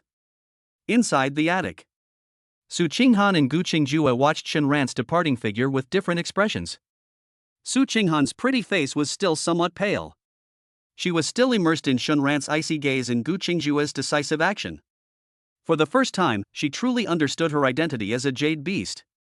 With such a clear understanding, she was nothing more than a tool in his hands. If you don't obey, you could be replaced or even abandoned at any time. Gu Qingjue. He simply watched her with a leisurely air. That pretty face, cold as ice. There was a hint of mockery in his voice. How? Saintess Su. What are you still spacing out for? Didn't you hear what Shinran told you to do? You want me to do it for you? Upon hearing this, Su Qinghan trembled and abruptly raised her head. A fierce rage ignited in those clear, beautiful eyes. That bitch. She's provoking me. To drive a wedge between himself and Shinran. However, she could not refute it. My hesitation just now. This has already displeased Shinran. If even this small thing can't be done well, then the consequences. She dared not think any further. She gritted her teeth. He suppressed the humiliation in his heart and his resentment towards Gu Qingjue. With a wave of her jade hand, a surge of spiritual energy stirred up the ashes on the ground. It was sent out the window and disappeared into the rainy night. Immediately afterwards, several more water-based spells were cast. Wash the bloodstains off the ground clean. Gu Qingjue watched coldly from the side. I felt a sense of relief. The lingering resentment of the past few days has finally dissipated somewhat. Until Su Qinghan was almost finished tidying everything up. She slowly walked to the table that Shinran had smashed. She gently raised her jade-like hand. A ball of pitch-black flame appeared out of nowhere. Silently, the shattered pieces of wood were burned into nothingness. The whole process was clean and efficient. After doing all this, she glanced again at Su Qinghan, whose face was pale. After giving a cold snort, he turned and transformed into a streak of light, rushing towards Juechen Peak. Su Qinghan stood there, her fists clenched, trembling with anger. She knew. I lost today. This scheming woman. When Shinran pushed open Xuemu's dilapidated wooden door, Xuemu was leaning against the bed, staring blankly at the rain outside the window. I heard the door open. He was startled at first. Immediately, a look of surprise flashed in his eyes. Shinran! Are you all right? Seeing his worried expression, Shinran felt a warmth in her heart. He smiled and sat down on the edge of the bed. What could possibly be wrong with me? After taking the elixir, Xuemu's energy and spirit clearly improved considerably. His complexion regained some color. One tongue, he. Xuemu hesitated, his eyes filled with worry.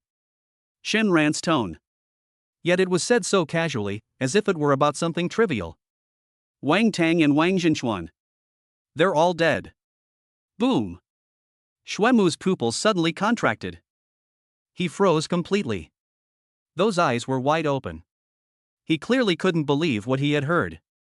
Dead? You killed them all? How is this possible? Shinran waved his hand dismissively at his expression. You don't need to think about it too much. This matter has nothing to do with you. Even if this hadn't happened today, I would have killed them sooner or later. Just focus on your cultivation, there's no need for any psychological burden. After saying that, Shinran took out a bag of spirit stones from his pocket. He casually placed it on the table in front of Xuemu. There are 100 low-grade spirit stones in here. Use it sparingly. That should be enough for you to cultivate to the foundation establishment stage. If you need anything in the future, come find me at the inner sect. After saying that, he stood up, turned around, and left. Xuemu was completely dumbfounded. His mouth was open. He stared blankly at the storage bag on the table. She stared blankly at Shinran's departing figure. He couldn't utter a single word. 100 low-grade spirit stones. For an outer disciple like him. That's an enormous sum of money. He watched Shinran's retreating figure. Suddenly, I felt so unfamiliar. This is still the same person who used to scavenge spirit beast droppings with me and get punished together. Is it Shinran, who got beaten black and blue in the training ground together? He didn't know. All he knew was that, starting today, between him and Shinran, an insurmountable chasm has already separated them. Chapter 61. A sense of crisis bursting forward. The Saintess Senior Sister's little tricks for winning favor. In recent days, the entire beast taming sect. It completely caused an uproar. The outer sect elder Wang Zhenchuan and his beloved grandson Wang Tang have mysteriously disappeared. They were nowhere to be found, neither alive nor dead. For a time, panic gripped the sect, and all sorts of rumors spread. The most widespread rumor was about what happened after the great battle that day. The remnants of the Heavenly Sword sect didn't have time to escape. He infiltrated the beast taming sect, waiting for an opportunity to take revenge and kill. After all, Wang Zhenchuan was a cultivator at the great perfection of foundation establishment. They can get rid of him quietly. They must be at least of the same level, or even a golden core expert. This is no small matter. The news spread very quickly. It even alarmed the sect leader, Yun Lingshuang. She went to the outer gate herself. In the end, all that remained were a few words of comfort. No useful clues were found. This matter has become an unsolved mystery. At the same time, the instigators of all this are currently staying in the small building on Juechen Peak. Rumors and gossip from the outside world. It did not affect them in the slightest. Shinran lay sprawled on the armchair, legs crossed. He held a juicy spiritual fruit in his left hand. They were munching away with a loud crunch. In his right hand, he held a folktale novel he had bought from the market down the mountain. They watched it with great interest. The book is titled The Overbearing Master Falls in Love with Me. Not far in front of him, two stunningly beautiful women were sitting gracefully on a futon. His hands formed a mudra, and his body was surrounded by spiritual energy, clearly indicating that he was diligently cultivating. Hiccup. Shinran let out a burp and casually threw away the fruit pit he had just finished eating. He put down the storybook in his hand and stretched comfortably. His gaze swept over the two stunning beauties before him with great interest. Looking at their graceful and charming figures. Feeling the pure spiritual energy flowing continuously into my body. Shinran felt extremely relieved. That's fucking bad. This is what you call a heavenly life. Today, Gu Qingjue is still wearing a tight-fitting black dress.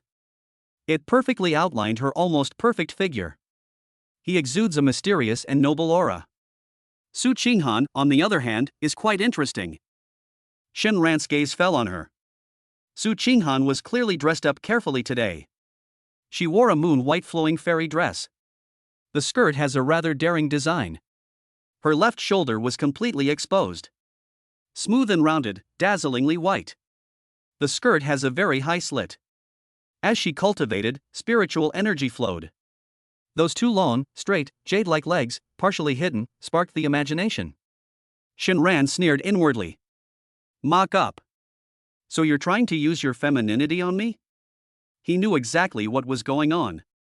Ever since that night, after he killed the Wang family grandfather and grandson. In addition to issuing daily training orders. I haven't said another word to her since. I couldn't even be bothered to touch her. This girl is probably anxious. He feared that his position as the number one Jade Beast was in jeopardy. That's why she tried every means to seduce him. Shinran chuckled inwardly. It's urgent, isn't it? You're going to be so anxious. You think I can't handle you? Thinking this, Shinran's mind stirred. The system panel has been opened. Host, Shinran.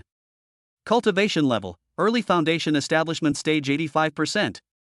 Number of Jade Beasts, 22. Jade Beast value, 720. Jade Beast cultivation pool, 420 strands of spiritual energy. My Jade Beast. Jade Beast, Su Qinghan.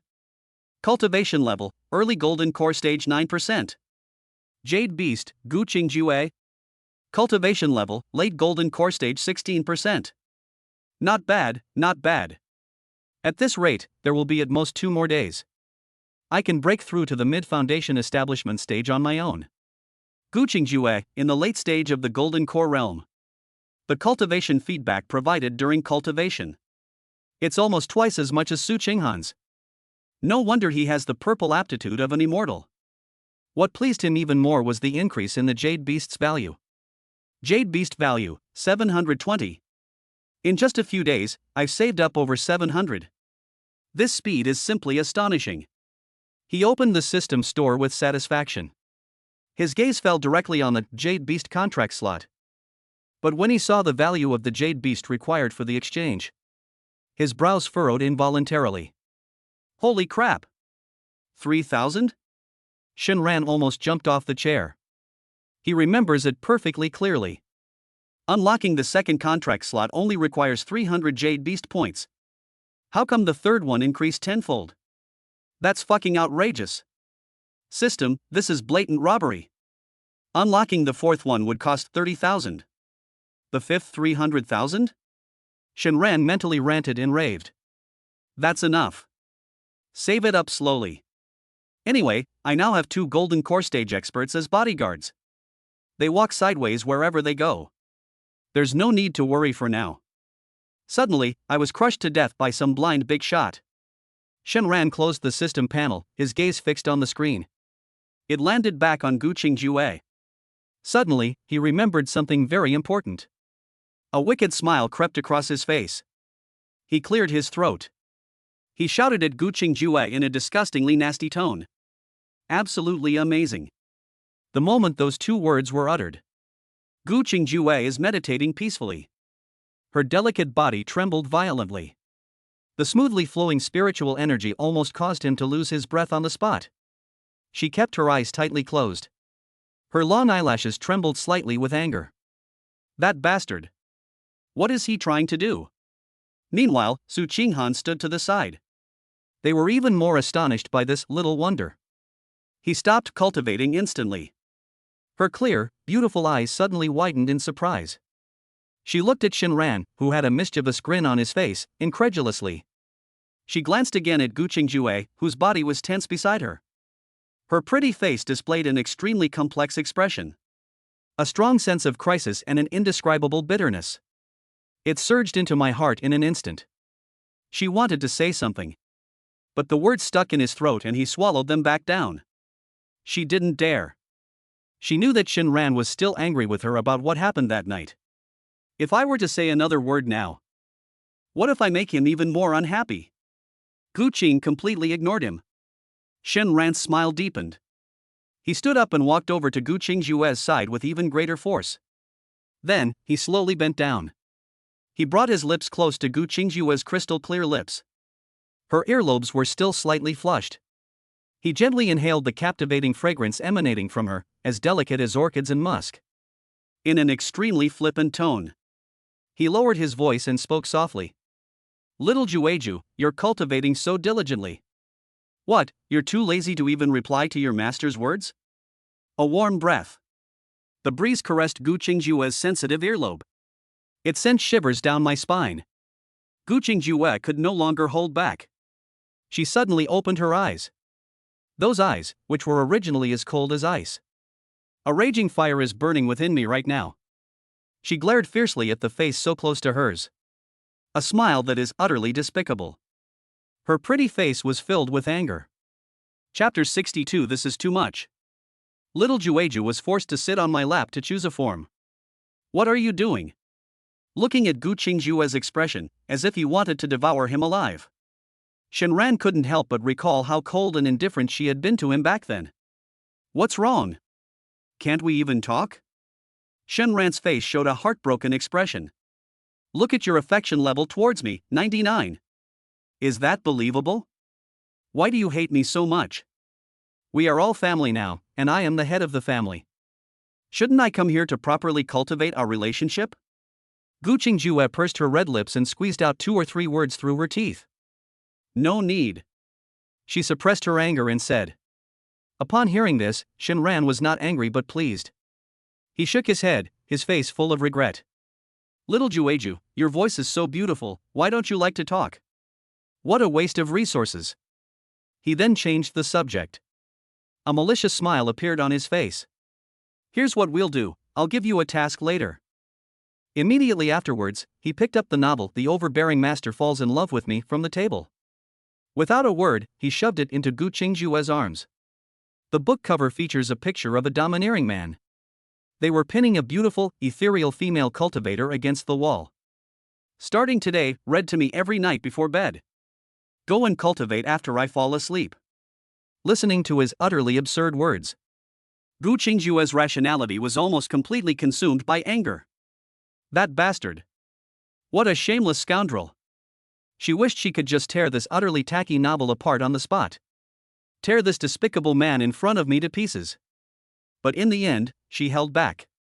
She knew that resistance would only bring more humiliation. With a wave of her hand, she dismissed the book that she found utterly disgusting. She abruptly put it into her storage space. She took a deep breath and forced herself to look away. The voice asked coldly. Is there anything else? Looking at her expression, which seemed to want to kill him but had no choice but to swallow her anger, he felt a surge of emotion. Shinran was incredibly pleased. Something's wrong. Of course something's wrong. Shinran's smile grew even brighter. I'm letting you choose the form you want to take. Have you thought it through? How can a jade beast not have a spirit beast form? Upon hearing this, Gu Qingjue's delicate body stiffened abruptly. The day has finally come. Shinran hadn't mentioned it for the past few days, still clinging to a sliver of hope. They thought the demon had forgotten about it. I haven't thought about it yet. Her voice carried a hint of panic that she herself was unaware of. Shinran responded with an "oh." Then slowly, he plopped down on Gu Qingjue's fragrant couch. Okay, since you can't think of one, I'll choose one for you. He touched his chin in a pretentious manner. Let me think, this is it. The giant red-bottomed spider. 8 legs, all hairy, a perfect match for your ruthless nature. Don't want. Gu Qingjue's face turned deathly pale in an instant. Red butt, a giant spider? Just imagining that scene. She felt a sudden dizziness. My stomach was churning, and I almost threw up on the spot. She stammered. You show me that again, what can I choose? It would have been better to do this earlier. Shenran patted his thigh. He beckoned to her with his finger. Come sit down, I'll choose with you. Boom. Gu Qingjue's cheek. It turned bright red instantly, almost as if it were bleeding. She stared wide-eyed at her phoenix eyes. He looked at Shenran in disbelief. That bastard, what did he just say? He wants me to sit on his lap. This is outrageous. This is an absolute disgrace. Su Qinghan, standing to the side, was struck dumb, her entire body frozen in place. A bittersweet feeling that is hard to describe. It surged into my heart like a tide. How could he treat Gu Qingjue like this? How could he? Her eyes welled up with tears without her even realizing it. No need. Gu Qingjue gritted her teeth. He squeezed out 2 words through his teeth. I'll choose right here. Yeah? Shenran waved his hand leisurely, the smile on his face gradually fading. I think you still don't understand your own situation. He sighed. Fine, since you're so unwilling, I'll just choose for you myself. That big red-bottomed spider is pretty good. Don't want. Gu Qingjue screamed, completely breaking down. I'll sit. She stared intently at Shenran. It was as if they wanted to etch his hateful appearance into their very bones. Shenran just stared straight at her. He had an expression that said, hurry up, stop dawdling. Finally, Gu Qingjue took a deep breath. It was as if he had used up all his strength. He took those heavy steps. She walked up to Shenran. His body trembled violently from extreme humiliation and anger. After struggling for a long time, she slowly, very slowly. She sat on Shenran's lap. Just as her delicate body fell, a large, burning hot hand. He swiftly wrapped his arms around her slender waist. Warm, fragrant, and soft jade embraces me. Shenran squinted his eyes contentedly. This feels so good. Immediately afterwards, a screen of light appeared. It slowly appeared before their eyes. The top is listed with all sorts of bizarre and wonderful mythical beast forms.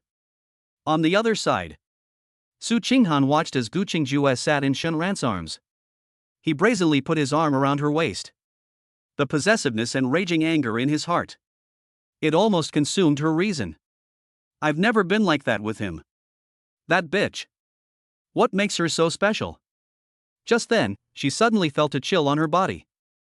She looked up abruptly and met Shenran's icy gaze. Shenran's brows were furrowed, and there was no trace of a smile on his face. What are you doing? Why aren't you cultivating yet? A cold voice, devoid of any emotion. Gu Qingjue also subconsciously turned his head to look at Su Qinghan. When she saw Su Qinghan's tearful expression. After that, her eyes were filled with jealousy and resentment. She was taken aback at first. Immediately, a cold, mocking smile appeared on his lips. The next second, under Su Qinghan's utterly shocked gaze, Gu Qingjue slowly extended her snow-white, jade-like arm. She took the initiative to wrap her arms around Shenran's neck. Su Qinghan felt a lump in her throat after being rebuked by Shenran's words. Then I saw Gu Qingjue's provocative expression and actions. She felt a surge of blood rushing to her head. All I wanted was to escape this suffocating room immediately. But she didn't dare. She knew that if she left now, Shenran will definitely be even angrier at himself. And that bitch really got her way. Thinking of this, she forcibly suppressed all the grievances and resentment in her heart. Slowly close your eyes and regulate your breathing. He adopted a posture as if he were practicing meditation. But in reality, she showed absolutely no signs of cultivation. In his ears, he could hear the faint sounds of Shenran and Gu Qingjue discussing something. Like a demonic chant, it kept coming. How about this little white rabbit? It's round and chubby, so cute. Don't want. And this 9-tailed spirit cat? It's quite beautiful too. Dislike. The 2 voices, one after another, one sentence after another. It reached Su Qinghan's ears. It infuriated her, yet she was helpless. I don't know how much time passed. So long that Shenran felt her legs go numb from Gu Qingjue sitting on her. The two seemed to have finally reached a consensus. This is it. No sooner had Shenran finished speaking than a soft light. Suddenly, it enveloped Gu Chengjue's body. The light flashed and disappeared in an instant. The stunning beauty who was sitting in Shenran's lap has disappeared. Instead, it was a small snake, only about a foot long, with a completely dark and deep black body. It was quietly nestled in his palm. Su Qinghan secretly opened one eye and peeked over. Upon seeing this, she sneered inwardly. Bitch! And they deliberately chose such a cute one. The little snake looked as if it were carved from the finest black jade. It shimmered with a deep, mysterious luster under the sunlight. Its body is small. Yet it exudes an innate nobility and elegance. What's most amazing is its eyes. His eyes were cold and aloof, carrying an indifference that looked down upon all living beings. Just like Gu Qingjue himself. And on its tiny head, it even had a pair of small, crystal-clear horns, like those carved from black jade. This gives it an air of mystery and nobility. It added a touch of indescribable mystery and cuteness. Ha, not bad, not bad. Shenran looked at the little snake in his palm with great joy. I couldn't resist reaching out my finger to tease the little horn on her head. The little snake turned its head away in disgust. She deftly dodged his groping hands. The next moment, the light flashed again. The little snake instantly transformed into human form. She still had that cold, aloof demeanor. She looked at Shenran with displeasure. Is that enough? Are you satisfied now? Excellent, excellent. It suits your style perfectly. Shenran nodded with satisfaction. Gu Qingjue then stood up from his embrace. I straightened the slightly disheveled hem of my skirt. She hesitated for a moment. It seems like they're making a decision. Finally, she raised her head. He looked at Shenran and spoke. Can I ask you something? Chapter 63 A Cunning Plan. Master, you can run all you want, I'll admit defeat if you can escape. Shenran was slightly taken aback upon hearing this. He looked at Gu Qingjue's icy, pretty face. At this moment, however, he carried a rare air of awkwardness and anticipation. I couldn't help but feel curious. This woman, no matter the time, always has an expression that looks like she wants to devour me alive. Why the sudden change of heart? Oh. Shenran leaned back into the bed, shifting to a more comfortable position. What is it? Tell me. Gu Qingjue seemed to realize that his request was somewhat far-fetched. Her red lips parted slightly, but she hesitated for a moment. She took a deep breath. As if having made up his mind, he finally spoke. I want to go back to the Heavenly Sword sect. These words were spoken. Su Qinghan, who was pretending to cultivate nearby, immediately perked up her ears. Go back? Returning Heaven Sword sect? That bitch must be trying to escape. Alarm bells rang loudly in Su Qinghan's mind. Shenran, you absolutely mustn't agree. If you agree to her request, you'll be the biggest fool in the world. However, another idea began to grow wildly, like weeds. If Gu Qingjue really leaves, wouldn't Shenran then only have himself as the Jade Beast by his side? At that time, Juechen Peak will be his, and Shenran will be his too. No one will be competing with me anymore. For a moment, two voices clashed fiercely in Su Qinghan's mind, leaving her in a state of utter confusion. Shenran chuckled upon hearing Gu Qingjue's words. He crossed his legs and looked her over with great interest. Little Jueju, your plan is truly ingenious. Why go back? You're mine now. Born to be my beast, dead to be my beast, you can't escape. Hearing Shenran's almost humiliating words, Gu Qingjue forcefully suppressed the anger in his heart. Instead of getting angry, she eagerly began to explain. That's exactly why you can rest assured that I can go back. She took a step forward. Those cold and aloof phoenix eyes were now filled with sincerity. Do you think I can run away? Shenran looked at her and touched his chin. That's true. So what exactly do you want to do when you go back? Gu Qingjue was delighted to see that he did not seem to refuse outright. He quickly threw out the explanation he had prepared beforehand. I am the head of the Heavenly Sword sect. My cultivation resources in the Heavenly Sword sect are inexhaustible. All sorts of rare magical treasures, top-grade elixirs, and mountains of spirit stones are stored in my cave. She became more and more excited as she spoke, as if she could already see that bright future. If you let me go back, I can use these resources to improve my cultivation level as quickly as possible. The faster I cultivate, the faster your cultivation will grow, right? Her eyes were full of anticipation. His sincere expression made it seem as if he was genuinely thinking of Shinran's best interests. After listening, Shinran's face showed a deeply moved expression. Wow! He let out an exaggerated shout and sat up straight. Little Jueju, I'm so happy that you have this awareness. Our family needs a good jade beast like you with ambition. Su Qinghan, standing to the side, watched Shinran's persuaded expression. He was so anxious that he almost went berserk on the spot. What an idiot! What a fool who's been blinded by beauty! You actually believed her blatant lies? Su Qinghan really wanted to speak immediately. He scolded Shinran until she woke up. But the words stuck in her throat, and she swallowed them back. No. I can't say. It's good that this woman is gone. It's best if they never come back. Thinking of this, Su Qinghan could only suppress her anxiety. Close your eyes and pretend you didn't hear anything. Shinran was already sneering inwardly. He's not stupid. Even a fool would know that Gu Qingjue couldn't possibly be that kind-hearted. She now hates herself to the core.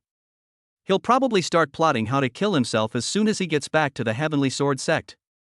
But his face, however, showed a serious expression of thought, as if he had truly been persuaded.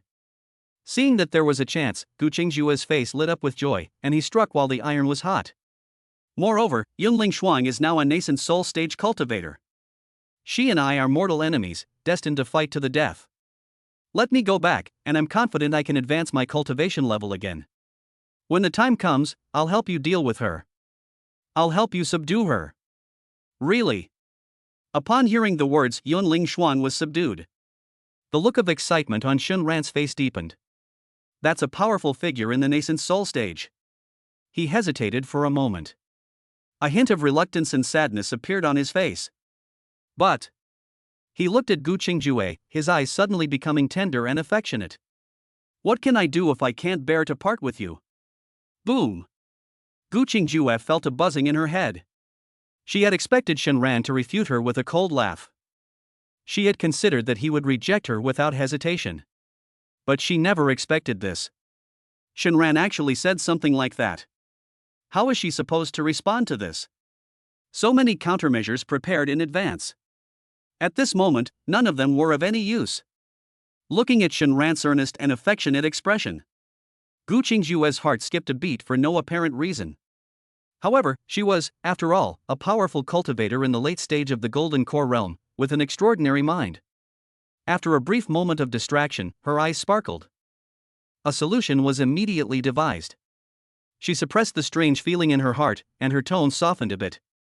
Right now, cultivation is the most important thing. Anyway, I've already been bound to your contract, and there's still a long road ahead.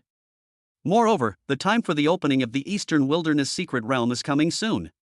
All the major sects will send people to participate, and the Heavenly Sword sect will naturally go as well. Then, won't we meet again? At this point, she seemed to feel it wasn't safe enough and added another sentence. The sound was as faint as a mosquito's buzz. Besides, if you really want to, well, you can summon me anytime, right? I can't escape.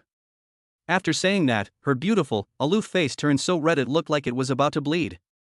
Shinran chuckled inwardly upon hearing these words. That makes so much sense. It's absolutely flawless.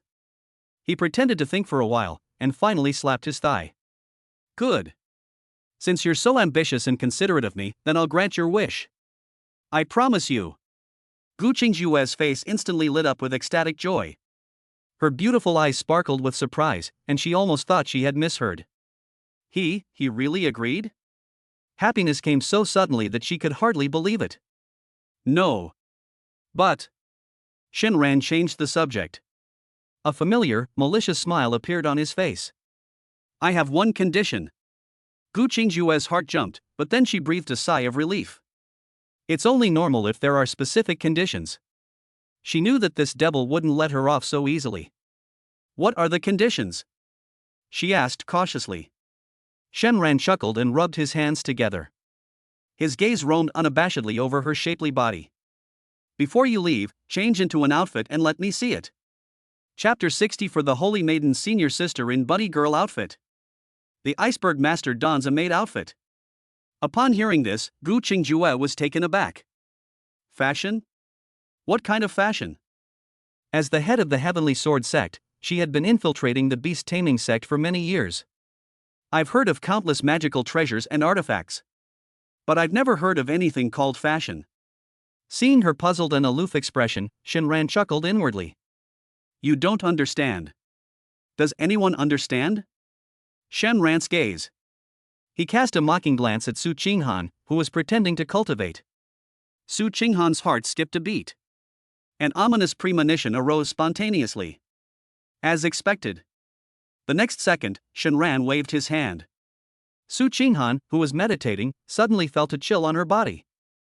That familiar yet hateful pink light that she would never forget. It enveloped her completely once again. You. Su Qinghan opened her eyes instantly. Those clear, beautiful eyes were filled with fear and shame. She suddenly stood up from the cushion, trying to break free. But that pink light, like a maggot clinging to a bone, left her no chance to resist in the slightest.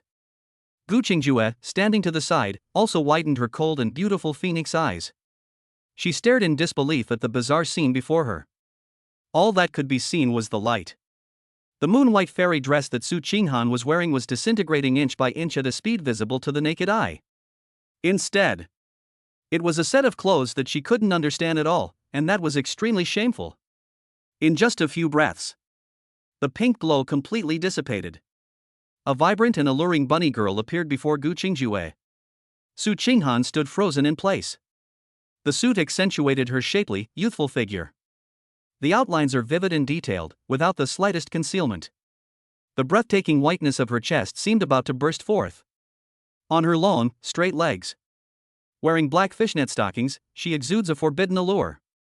What humiliated her the most was it was the one behind her that swayed slightly as her body trembled. A fluffy white rabbit tail. And the pair of breasts on her head that trembled gently with her breathing. Pinkish white rabbit ears. Boom! Su Qinghan felt a rush of blood to her head. Her entire pretty face instantly turned as red as if it were about to bleed. She wished she could disappear into a crack in the ground right now. In front of Gu Qingjue, his mortal enemy. Let her see me like this shameless state. This is worse than killing her. Gu Qingjue was completely dumbfounded. Her face was like an iceberg, forever frozen. For the first time, he showed a blank expression. She stared blankly at Su Qinghan, then at Shenran, who had a mischievous grin on his face. My mind went completely blank. This is fashion? Surprisingly, she felt no schadenfreude whatsoever. Instead, they were filled with fear. Because she clearly remembered that Shenran had just said, let her wear something like this too. Oh my god. Just thinking about that scene. Gu Qingjue felt a sudden dizziness and almost fainted on the spot. Just then, Shenran walked gracefully to Su Qinghan's side. He reached out and gently pinched the fluffy rabbit's tail. It feels good. Ah! Su Qinghan was like a startled little rabbit. He suddenly jumped forward and let out a short cry of surprise. She turned around and glared at Shenran, both ashamed and angry.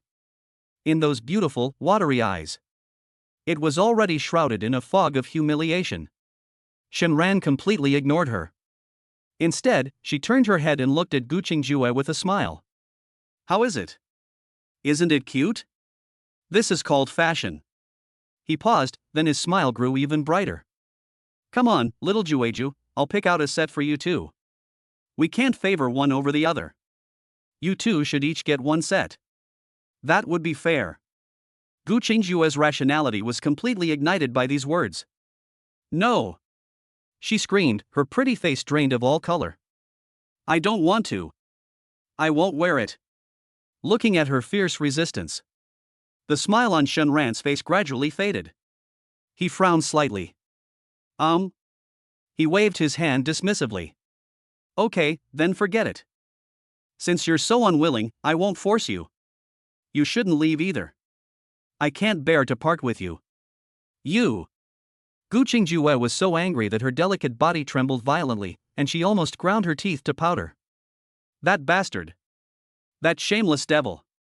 She stared intently at Shenran. She glanced again at Su Qinghan, who seemed to want to bury herself in the ground. In my heart, I am torn between heaven and man. Wearing that shameless thing. No! Absolutely not. She, Gu Qingjue, is the head of the Heavenly Sword sect and a powerful expert in the late Golden Core stage. How could you wear that kind of thing? But if he doesn't wear it, he won't be able to return to the Heavenly Sword sect. If we can't return to the Heavenly Sword sect, we'll never be able to break this hateful contract. Am I destined to be this bastard's jade beast for the rest of my life? Should we let him humiliate us and manipulate us? No. She was not reconciled. She looked at Shenran and said in a trembling voice, "Could we change it to something else? Besides this?" However, Shenran acted as if he hadn't heard her at all. He turned around. He then began to admire Su Qinghan's bunny girl outfit with great interest. From those long, slender legs, one could see all the way to that incredibly thin waist. Finally, my gaze fell on the pair of rabbit ears that rose and fell slightly with each breath. Amazing! Su Qinghan felt her body burning up under his unbridled gaze.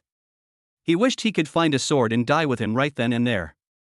Gu Qingjue was so angry at his completely disregarding attitude that she almost vomited blood. She took a deep breath. Take another breath. I'll endure it. Shenran. You just wait. Once I return to the sect, I will ask my master to intervene and dissolve this damn contract. I will grind you to dust and annihilate your soul. A long time. She seemed to have used up all her strength. He squeezed out 3 words through his teeth. Okay. I'll wear it. Hearing this, Shenran finally raised his head in satisfaction. That's right. He walked up to Gu Qingjue. That familiar wicked grin returned to his face. Immediately afterward, Shenran opened the system store. Under Gu Qingjue's uneasy gaze, they began to make their selections. This is too expensive, this doesn't look good. As Shenran watched, he muttered to himself. The jade beast is currently worth only a little over 700. Most rare outfits are unaffordable. A long time. His gaze. They finally settled on one fashion item. Maid cafe outfit, 100 jade beast values. A wicked smile instantly spread across Shenran's lips. This is it. He had long wanted to see what his aloof and icy former holy maiden master would look like, dressed as a maid and serving him. Just thinking about that scene is exciting. Seeing the wicked smile on Shenran's lips, Gu Qingjue's heart sank to the bottom. She had a premonition. What awaits me is definitely not something good. I've made my choice. Shenran clapped his hands and grinned at Gu Qingjue. The next second, he waved his hand. Another familiar pink light instantly enveloped Gu Qingjue completely. Gu Qingjue's heart was practically in his throat. She nervously closed her eyes. I don't even dare to look at what I'll become. Su Qinghan, who was standing to the side, also temporarily forgot her shame. Curious, she turned her head to look at Gu Qingjue in the light. She was filled with anticipation. What kind of shameless clothes will that bitch wear? After a few breaths, the light slowly faded away. When they saw Gu Qingjue's appearance at that moment, whether it's Shenran or Su Qinghan, they all stared wide-eyed, their breath catching in their throats. At this moment, Gu Qingjue was seen. She was wearing a black and white maid outfit. She wore a small white apron with delicate lace trim tied around her chest. It made her slender waist appear even more delicate. Beneath the hem of her skirt were a pair of long, shapely legs. On her fair thighs, she wore white stockings with lace trim. It extends all the way down to the bottom of the skirt, sparking endless imagination. On her feet were a pair of exquisite black high heels. This made her look even taller and more attractive. The most dangerous part was the top of her head. She was also wearing a black, fluffy cat ear headband. Coupled with her stunningly beautiful face, flushed red with extreme shame and indignation. And those cold, phoenix eyes, filled with humiliation and bewilderment. It is indescribable. It's a charming blend of nobility, aloofness, shyness, and cuteness. Explosion instantly. Gulp. Shenran couldn't help but swallow. Su Qinghan was completely stunned. She had to admit it. This bitch, wearing that outfit, really? It's damn good looking. Ah. Gu Qingjue looked at herself and then at the two men's eyes. Finally unable to bear it any longer, she covered her face with her hands and let out a scream of despair. She felt like she was going crazy. Shenran, however, was extremely pleased with himself. He sat down on Gu Qingjue's fragrant couch with an air of nonchalance. He waved to the two stunningly beautiful women in front of him. Both of you, come here. Su Qinghan bit her lip, though she was extremely unwilling. But she still twisted her body. She walked step by step to Shenran's side and sat down to his left. Gu Qingjue's high heels made her very uncomfortable. She staggered and nearly fell. In the end, she forced herself to endure the overwhelming shame and walked to Shenran's right side. She had just sat down. Shenran then spread his hand wide. Gu Qingjue's body was as stiff as a stone. She was held around the waist by Shenran's hot, large hand. I felt like all the blood in my body was flowing backward. She fought off the urge to faint immediately and asked in a trembling voice. Is it okay now? Can I leave now? Shenran slowly opened his eyes and shook his head. Not yet. Why? Gu Qingjue's face turned deathly pale instantly, and her voice became several degrees shrill. You're lying to me? Shenran remained silent. The smile on his face had vanished without him noticing. Instead, a hint of amusement appeared. His gaze was fixed intently on the system store screen in front of him. In that dazzling array of goods, a special prop is emitting a faint blue light. Jade Beast Necklace. Price, 300 Jade Beast values. Effect, when the Jade Beast wearing this bracelet is dispatched on a mission, the host can activate a monitoring perspective at any time to observe its every move and word. Note, engraving is available on the collar free of charge. Chapter 65. This is not a collar, it is my love. Master puts on his exclusive brand with tears in his eyes. Looking at the description of the collar, Shenran's heart stirred. This thing. Isn't this thing tailor-made for Gu Qingjue? Didn't she want to go back to the Heavenly Sword sect? Didn't you want to run away? Wear this and let's see how you run. Just as Shenran was pondering his schemes and plots, an unbearable tremor came from beside me. Gu Qingjue was dressed in a maid outfit and wearing a cat ear headband. The flames in his eyes were almost bursting forth. She saw the wicked smile on Shenran's face that she hated to the core. However, no further action has been taken yet. That bastard. What else does he want? Isn't this level of humiliation enough? Finally, Gu Qingjue could no longer bear it. She suddenly reached out her delicate hand and grabbed Shenran's arm. The voice became shrill due to extreme anger. Are you kidding me or what? Shenran was brought back to her senses by her words. He put away the system panel, his smile growing even brighter. Bite. Jade Beast value 300. Congratulations, host, you have obtained Jade Beast Collar X1. The next moment. Under the astonished gazes of Gu Qingjue and Su Qinghan, an exquisitely beautiful necklace. It appeared out of thin air in Shenran's hand. The necklace was made entirely of an unknown silver metal, slender and elegant, shimmering with a soft luster. Rather than a necklace, it is more like a priceless and exquisite piece of jewelry. At the very center of the necklace hangs a long, narrow purple crystal. The crystal was polished to have sharp edges and corners, and there seemed to be flowing light slowly rotating inside. It exudes a mysterious and noble aura. Wow! Even Su Qinghan, who was standing to the side, was filled with shame and indignation, immersed in the humiliation of being a bunny girl. Everyone who saw this collar couldn't help but let out a soft gasp of amazement. What beautiful gemstones! Gu Qingjue was completely stunned. Her cold phoenix eyes. He stared intently at the purple crystal. His eyes were filled with shock. What's this? What does he want to do? Shenran chuckled.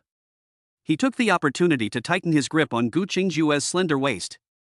This caused her soft, voluptuous body to press even more tightly against his own. Who's playing a trick on you? He lowered his head and brought his mouth close to Gu Qingjue's ear. We are about to part ways, so as your host, I naturally want to give you a farewell gift. When you see it in the future, it will be like seeing me. Gu Qingjue felt her mind go completely blank. Gift? A gift for me? That bastard, he. Why did he suddenly change his personality? Could it be that I just agreed to wear this shameful maid outfit? Did that satisfy him? Looking at that ridiculously beautiful collar, Gu Qingjue's heart was inexplicably in turmoil. This scene was witnessed by Su Qinghan. But it tore her heart apart. Gift? He actually wants to give a gift to that bitch Gu Qingjue. Such beautiful gemstones. Su Qinghan's eyes instantly reddened. An indescribable bitterness and grievance overwhelmed her like a tidal wave. On what grounds? Eccentric. He's just biased. That big liar. Everything he said before was a lie. Su Qinghan bit her lip tightly. He silently denounced Shenran's crimes. I felt like my heart was about to break. Shenran, however, did not notice Su Qinghan's tearful expression at all. A flash of light. The silver chain instantly shrank a few inches. It fits her beautiful neck curve perfectly. The purple crystals hung perfectly between her delicate collarbones. For her shameful cat-eared maid outfit, it added a touch of indescribable eeriness and allure. Seeing this scene, Su Qinghan felt even more heartbroken. They really look so good together. It's really so beautiful. Shenran! You heartless bastard! Just then, the smile on Shenran's lips grew increasingly wicked. A thought suddenly occurred to him. Buzz. Suddenly, the purple crystal burst forth with a dazzling light. Amidst the astonished expressions of Gu Qingjue and Su Qinghan, a line of delicate and clear small characters. It slowly emerged from the surface of the crystal.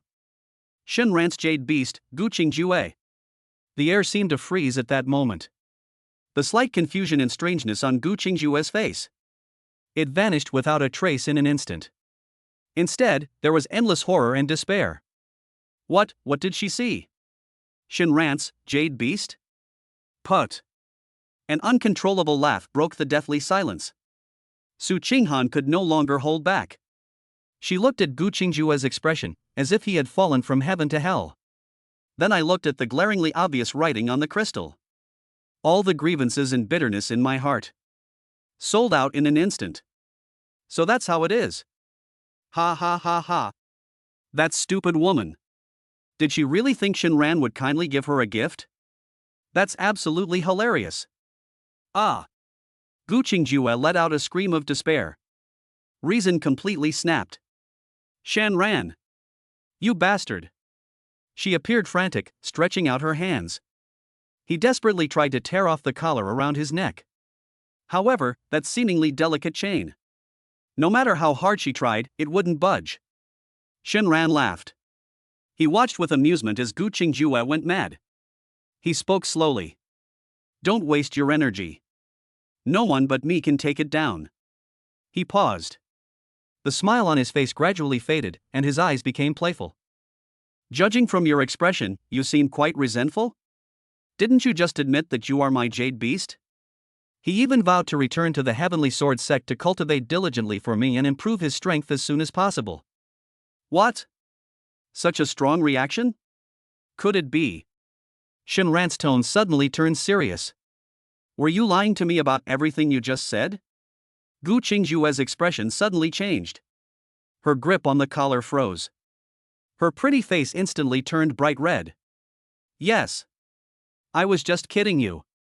I wish I could tear you to pieces. These words roared wildly in her heart. But she didn't dare utter a single word. She knew that once she admitted it, she would never be able to leave. But we can't let everyone see that. She tried to defend herself, her voice trembling with tears. This is even more humiliating than having words tattooed on her face. How could we let everyone see this? Shenran shook his head. His face showed an expression that said, "How could you be so stupid?" Immediately afterwards, he reached out his hand. He gently touched the cool, purple crystal. The crystal deftly flipped 180 degrees. That line of shameful little words. It was instantly hidden, pressed tightly against her skin.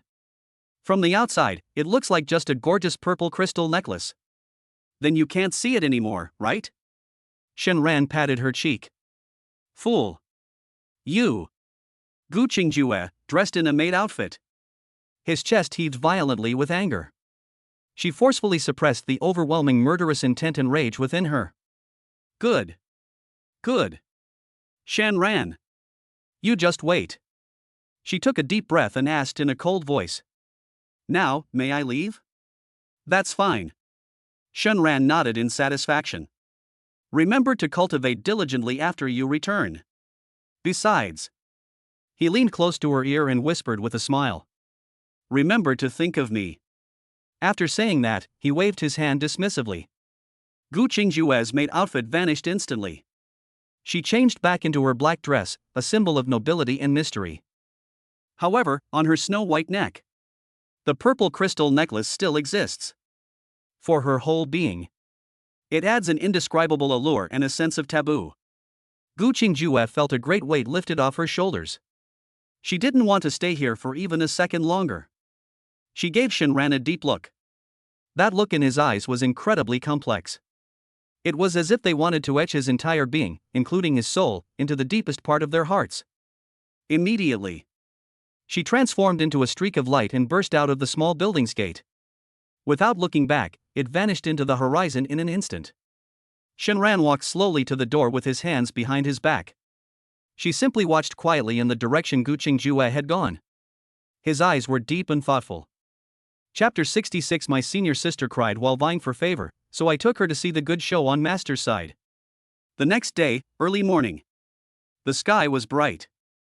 A streak of light pierced through the clouds and landed in front of the gate of Juechen Peak. It was Su Qinghan.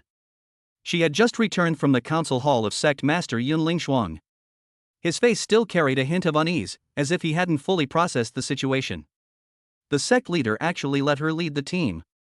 Participate in the Eastern Wilderness Secret Realm trial in half a month.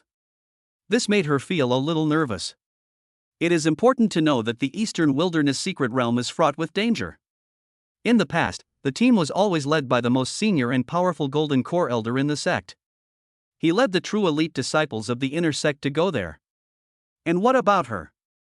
She had only been promoted to the inner sect a few days ago, and hadn't even warmed her seat as the Holy Maiden. He was about to be entrusted with such an important task. This feels like a dream. Several disciples of the enforcement hall who were on patrol saw Su Qinghan. He quickly stopped and bowed respectfully. Greetings, Your Majesty. Su Qinghan merely glanced at them indifferently. She gave a soft in response. Watching the disciples' departing figures, Su Qinghan raised her head and looked at the magnificent building. Enforcement Hall. That place was once the center of Gu Qingjue's power. Lord Sect Master, why have you been so slow in appointing me as the new head of the Law Enforcement Hall?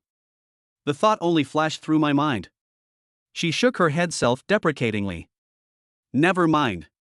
Once you become a hall master, you'll be swamped with sect affairs and will definitely become even busier. At that time, there will be less time for cultivation. I'm going to upset that living devil in the house again. Just thinking about that living devil. Su Qinghan felt a sudden pang of bitterness in her heart for no apparent reason. He's a real man, after all. It was because I hesitated for just a moment that night. He's actually holding a grudge against himself and hasn't been able to speak properly since. Really? It's all that bitch Gu Qingjue's fault. If she hadn't rushed to help, how could I have let Shinran misunderstand? She took a deep breath and forcibly suppressed the myriad thoughts in her mind. A gentle and charming smile appeared on her face. She gently pushed open the door of the small house. He called out softly in a cloyingly sweet voice that even gave himself goosebumps. I'm back. Inside the house, Shinran was lying sprawled out on the fragrant couch that belonged to Gu Qingjue. His gaze was fixed on the carved ceiling above him. Concentrating intently, remaining completely still. It was as if they hadn't heard Su Qinghan's call at all. Su Qinghan's heart skipped a beat. She silently closed the door and walked to the side with practiced ease. He brewed a pot of fragrant tea for Shinran, its aroma radiating a spiritual aura. Then, it was placed respectfully on the small table beside him. Shinran, the sect master summoned me today. They said they wanted me to lead a team to participate in the Eastern Wilderness Secret Realm. Silence remained in the air. Shinran didn't even lift his eyelids. Su Qinghan cursed inwardly. Don't you also find Gu Qingjue's cold demeanor unbearable? Now look at you, you're learning it so well. You bastard. But she dared not utter the slightest disrespect in her words. She suppressed her grievances and whispered another sentence. Then I'll go cultivate now? The air remained deathly silent. Su Qinghan's heart sank completely. The grievances, like a floodgate bursting open, instantly washed away all her pretense. My eyes welled up with tears. Crystalline tears welled up uncontrollably. It's been so many days. How could this man be so stingy? She took a deep breath. She suddenly turned around and plopped down on the edge of the bed. She reached out her little hand and grabbed Shenran's sleeve. Those clear, beautiful eyes were now blurred with tears as they looked at him. Shenran, I was wrong. Please don't be angry anymore, okay? Her sobbing voice, thick with nasal tones, was filled with boundless grievance and pleading. Shenran then seemed to wake up from a dream and slowly turned her head. He looked at Su Qinghan's pitiful appearance, her face streaked with tears. A perfectly timed look of surprise crossed his face. Ah? When did you get back? Boom! This statement was like the last straw that broke the camel's back. Su Qinghan's psychological defenses completely collapsed. He did it on purpose. I've been back for so long already. Opening the door, making tea, and talking. He's deliberately ignoring me. Large tears, like beads from a broken string, fell down with a pattering sound. She no longer cared about the dignity and posture of a saint. Wow! She suddenly threw herself into Shenran's arms and burst into tears. Shenran! What are you doing? Wa'ada! Why did you do this to me? I know I was wrong, I really know I was wrong. That day, the day I was just worried that you killing your fellow disciple would make things worse, so I wanted to remind you. I didn't say I refused. I didn't mean to disobey at all. It's all that bitch Gu Qingjue's fault. She deliberately tried to sow discord between us. How could you be so easily fooled? I was already ready to do it, wah. A warm, soft body embraced me. Shenran was completely bewildered. What's going on? I was just watching Gu Qingjue's live broadcast with great interest. Why did this little girl suddenly throw herself into my arms and cry so bitterly? He looked down at the child in his arms, who was crying uncontrollably. The delicate woman's body trembled uncontrollably. I felt my clothes quickly becoming soaked with tears. Shenran sighed inwardly. That's enough. This girl has been thoroughly disciplined by me. He reached out and gently patted Su Qinghan's back. He then casually touched her soft, flowing hair. Listen to those suppressed sobs. He comforted her softly. Okay, stop crying. I see. I'll give you one more chance. Be a good boy and listen to me from now on. Su Qinghan was in his arms. She slowly raised her pretty face, which was streaked with tears and looked pitiful. A pair of bright red eyes looked at him expectantly. Really? Shenran nodded heavily. He patted the spot next to him. Come here, lie down next to me, I'll show you something good. A hint of hesitation flashed in Su Qinghan's eyes. In the past, she might have hesitated a bit. But today, she wouldn't dare. They were afraid that this living devil would change his mind again. She nodded obediently and quickly kicked off her embroidered cloud shoes. Then, like a frightened animal, like a kitten eagerly seeking its owner's protection, she carefully nestled into Shenran's arms. She pressed herself tightly against him, not daring to move an inch. Just then, she suddenly felt a bright light before her eyes. A huge screen of light appeared out of thin air in front of her without any warning. The image on the light screen was crystal clear. And at the center of the picture is none other than Gu Qingjue. She was sitting cross-legged in a cave filled with spiritual energy, seemingly meditating. The purple crystal necklace around her neck shimmered with an eerie luster under the illumination of the cave's luminous pearl. Su Qinghan blinked her big, watery eyes. My mind and spirit were shaken. What is this? He can see Gu Qingjue even from so far away? She turned her head sharply and saw the familiar, knowing, mischievous smile on Shenran's lips. This moment. She understood everything. All the grievances, all the resentment, all the jealousy. In that instant, everything vanished into thin air. Turn out to be. So that's how it is. She couldn't help but gasp in surprise. You let her go on purpose?" Upon hearing this, Shenran glanced at her speechlessly. That look in his eyes was like he was looking at a fool. "What do you mean? It's fine if Gu Qingjue thinks I'm stupid. Do you think I'm a fool too?" Chapter 67. So what if he's a nascent soul ancestor? They joined forces to break the seal, and he vomited blood on the spot. Su Qinghan was taken aback by his question, and a blush quickly spread across her pretty face. I didn't," she stubbornly retorted. She shrank closer to Shenran, afraid that the man might be overthinking things.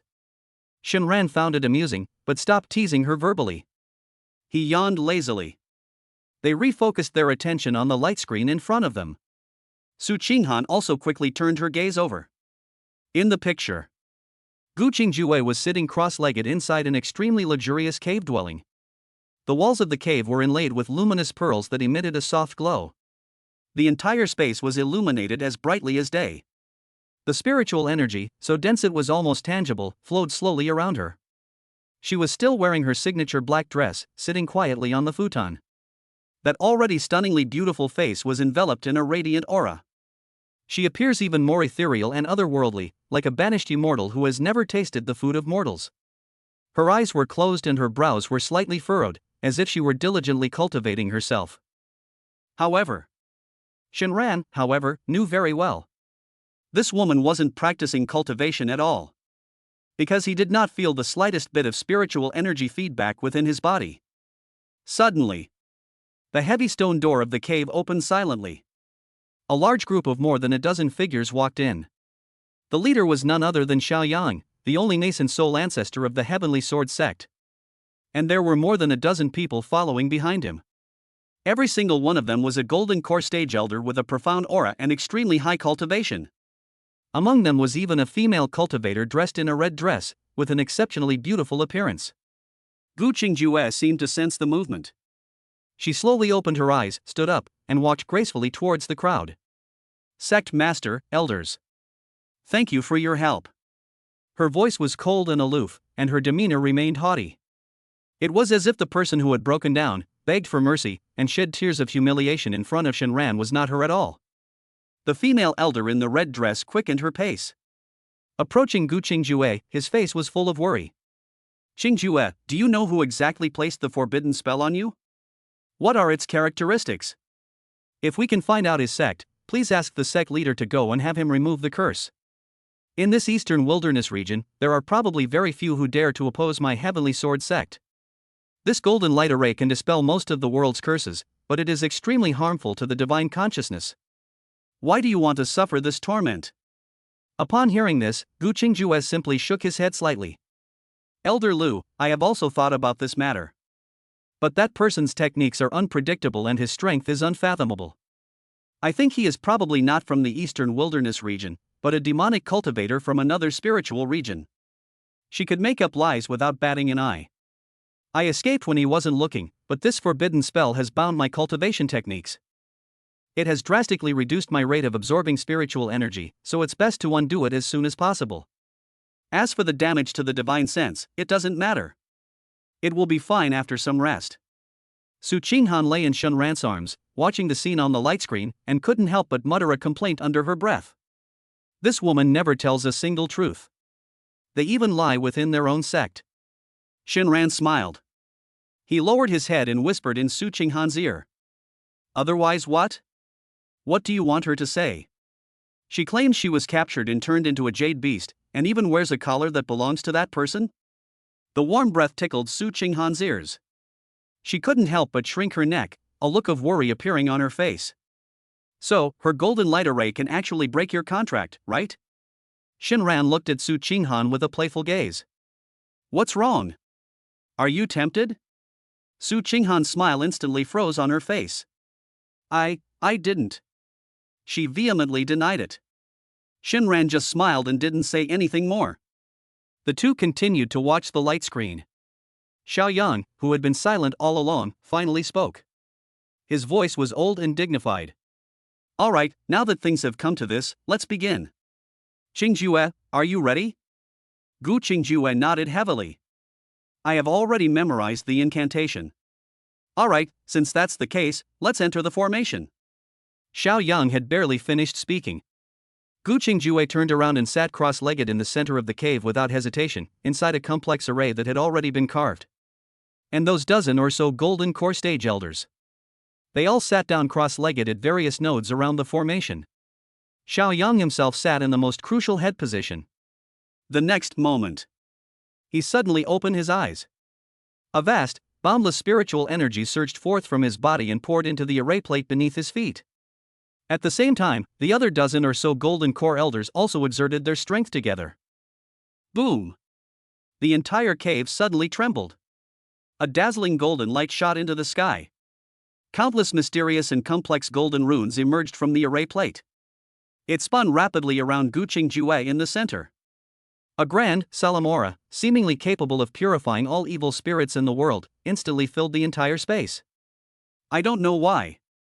Even thousands of miles away, Su Qinghan, lying in Shenran's arms, subconsciously clenched her fists. Time passed, second by second.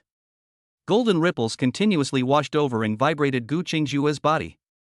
Suddenly, puff! A wisp of barely perceptible black demonic energy. It was suddenly forced out from Gu Qingjue's crown. Under the golden light, it vanished instantly. That was the very seed that Gu Qingjue planted to deal with Shenran, but it backfired and devoured him. But now, this demonic seed is completely unimportant. What's truly deadly is that damned contract deep within her soul. Gu Qingjue's expression gradually turned ugly. She was horrified to discover this. That invincible golden light, said to be able to purify all things. When he touched the chains of contracts that imprisoned his soul, it turns out, it vanished in an instant. Like a clay ox sinking into the sea, it cannot be moved in the slightest. She was not reconciled. She doesn't believe in superstitions. This is a top-tier barrier-breaking formation set up by a nascent soul ancestor and more than a dozen golden core elders. If even this cannot be resolved, then I'm afraid I'll really be dominated by that demon for the rest of my life. Thinking of this, a hint of madness flashed in Gu Qingjue's beautiful eyes. She desperately mobilized the power of the formation. Time and again, it relentlessly eroded the chains within my soul. It seemed that he was getting annoyed by her reckless provocation. The long dormant chain of contracts suddenly trembled. A force far exceeding that of a nascent soul cultivator. It is an awe-inspiring and immense power that far exceeds the comprehension of this world. They launched a sudden counterattack. In an instant. Puff! Gu Qingjue, standing in the center of the formation, turned deathly pale in an instant. A large mouthful of blood gushed out like a blood arrow. At the same time, that terrifying power flowed through the connection of the golden light array. Instantly, it flowed along the spiritual energy channels and backfired on everyone in the formation. Puff! Put! In an instant, a horrific scene unfolded. Regardless of those dozen or so high-ranking golden core elders, it was still Xiao Yang, the nascent soul ancestor. At the same time, everyone's bodies trembled violently, and they suddenly vomited a mouthful of blood. Xiao Yang's expression changed drastically in an instant. He didn't even have time to wipe the blood from the corner of his mouth. He used all his strength. Only then did he finally sever his connection with the golden light array in horror. He looked on in horror. The dozen or so elders around him were all pale-faced and listless. It seemed that their divine senses had been impacted by that supreme power, and they were unable to even resist. In his shock, he suddenly formed a sword shape with his fingers. An unparalleled sword aura suddenly slashed out. Boom! That seemingly indestructible array plate was shattered into pieces by his sword. With the array plate disconnected, the golden light that filled the sky finally began to dissipate slowly. Those dozen or so golden core elders were finally granted a pardon. They slumped to the ground, panting heavily. Gu Qingjue, standing in the center of the formation, looked ashen-faced. His eyes were filled with endless despair. Ha ha! Inside the small pavilion on Juechen Peak, Shenran couldn't help but laugh out loud as he watched the scene on the screen. And Su Qinghan in his arms. He was already terrified and covered in cold sweat. What terrifying power is this? Even the combined efforts of a nascent soul ancestor and more than a dozen golden core elders could not break it? They were even severely injured by the sudden collective backlash. She stared intently at the light screen in front of her. In my heart, a raging storm had already begun. Inside the light curtain, Xiao Yang glanced at the distraught Gu Qingjue with a gloomy expression. His gaunt face was devoid of any expression. A long time. He stood up. Everyone, return to your caves to heal your wounds. Qingjue, you recover here, and your master will find another way to help you. After saying that, he flicked his sleeves and left without looking back. The other elders also stood up shakily. As they left, their expressions towards Gu Qingjue were filled with complexity and sympathy. See here. Shenran casually waved his hand, turning off the light screen. He turned his head and looked at Su Qinghan, who was already terrified and at a loss for what to do, with a wicked smile. How about it? He spoke slowly. Are you still trying to run away? Chapter 68. The Holy Maiden helps me change my clothes. This damnly sweet wife feeling. Su Qinghan's delicate body stiffened at Shenran's question. She looked at Shenran's face, which had a half smile on it. She felt that all her little thoughts had been seen through by this man. Run? Would she dare to run away now? I didn't. Su Qinghan shook her head vigorously, like a rattledrum. I never intended to run away. She was eager to explain, fearing that Shenran would misunderstand. Her beautiful, watery eyes were filled with sincerity and fear. Shenran found it amusing to look at her like this. It seems that today's drama, which served as a warning to others, was surprisingly effective. He released the soft, delicate body from his arms and waved his hand lazily. All right, go cultivate. Looking at his nonchalant expression, Su Qinghan wondered whether he had actually believed him or not. She felt uneasy, but dared not ask any more questions. He could only obediently get up from the bed, sit on the futon not far away, and start his cultivation for the day. Days passed by. Before they knew it, the day arrived for their trial in the Eastern Wilderness Secret Realm. This is said to be the Secret Realm. It appeared on a vast plain 300 miles north of Dansha Valley. Sect Master Yunling Shuang is now a nascent soul stage expert. It requires the cooperation of nascent soul cultivators from other sects to open the entrance to the Secret Realm. Therefore, she had already left 2 days earlier. When they left, they were incredibly menacing. Shenran had no doubt. If she were to see Xiao Yang, the nascent soul ancestor of the Heavenly Sword sect, she would probably start a fight on the spot. This time, we're heading to the Secret Realm. The sect leader directly handled all matters related to the Secret Realm trial. The entire responsibility was handed over to Su Qinghan. Even the most respected late-stage Golden Core elders in the sect didn't utter a single question. This kept Su Qinghan extremely busy. These past 2 days, she's either selecting elite disciples from within the sect or overseeing assessments. Consequently, the time available for daily cultivation has decreased significantly. This made her live in constant fear. They were afraid that the living devil inside might be displeased. That's why she returns to Juechen Peak every day after finishing her work. They were all extremely gentle and obedient to Shenran. She even went so far as to try and please this man. She even changed into that shameful bunny girl outfit and paraded around in front of him. Now, she's completely going all out. Anyway, I'm completely bound to Shenran for the rest of my life. This man not only makes her stronger, but he also possesses such incredible abilities himself. Their future achievements are limitless. For some reason, when she looked at Shenran recently, she suddenly felt. He doesn't seem so bad anymore. Early morning. Shenran was awakened by the rustling sound of clothes being put on. He frowned and lazily turned his head away. The next moment, his gaze suddenly sharpened. Not far away, Su Qinghan was wearing an extremely elegant pure black dress. The fabric of the skirt seemed to be a special material I had never seen before. It was jet black and deep, as if it could absorb all the light around it. Only on the collar, cuffs, and hem of the skirt. Embroidered with a dark gold silk thread, circles of mysterious and intricate ancient cloud patterns. The wide waist belt accentuated her slender waist, making it appear even thinner. A golden token of the sect's holy maiden hangs in the center of the waistband. The tassels on the token swayed gently with her movements. She looked less aloof than usual. It possesses an indescribable air of mystery, nobility, and elegance. Shenran's heart stirred at the sight. She seemed to have noticed Shenran's gaze.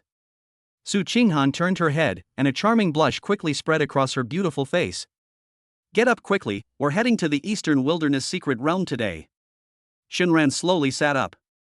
They stared wide-eyed at Su Qinghan's attire. Su Qinghan felt a little embarrassed by his blatant gaze. But a hint of pride couldn't help but rise in my heart.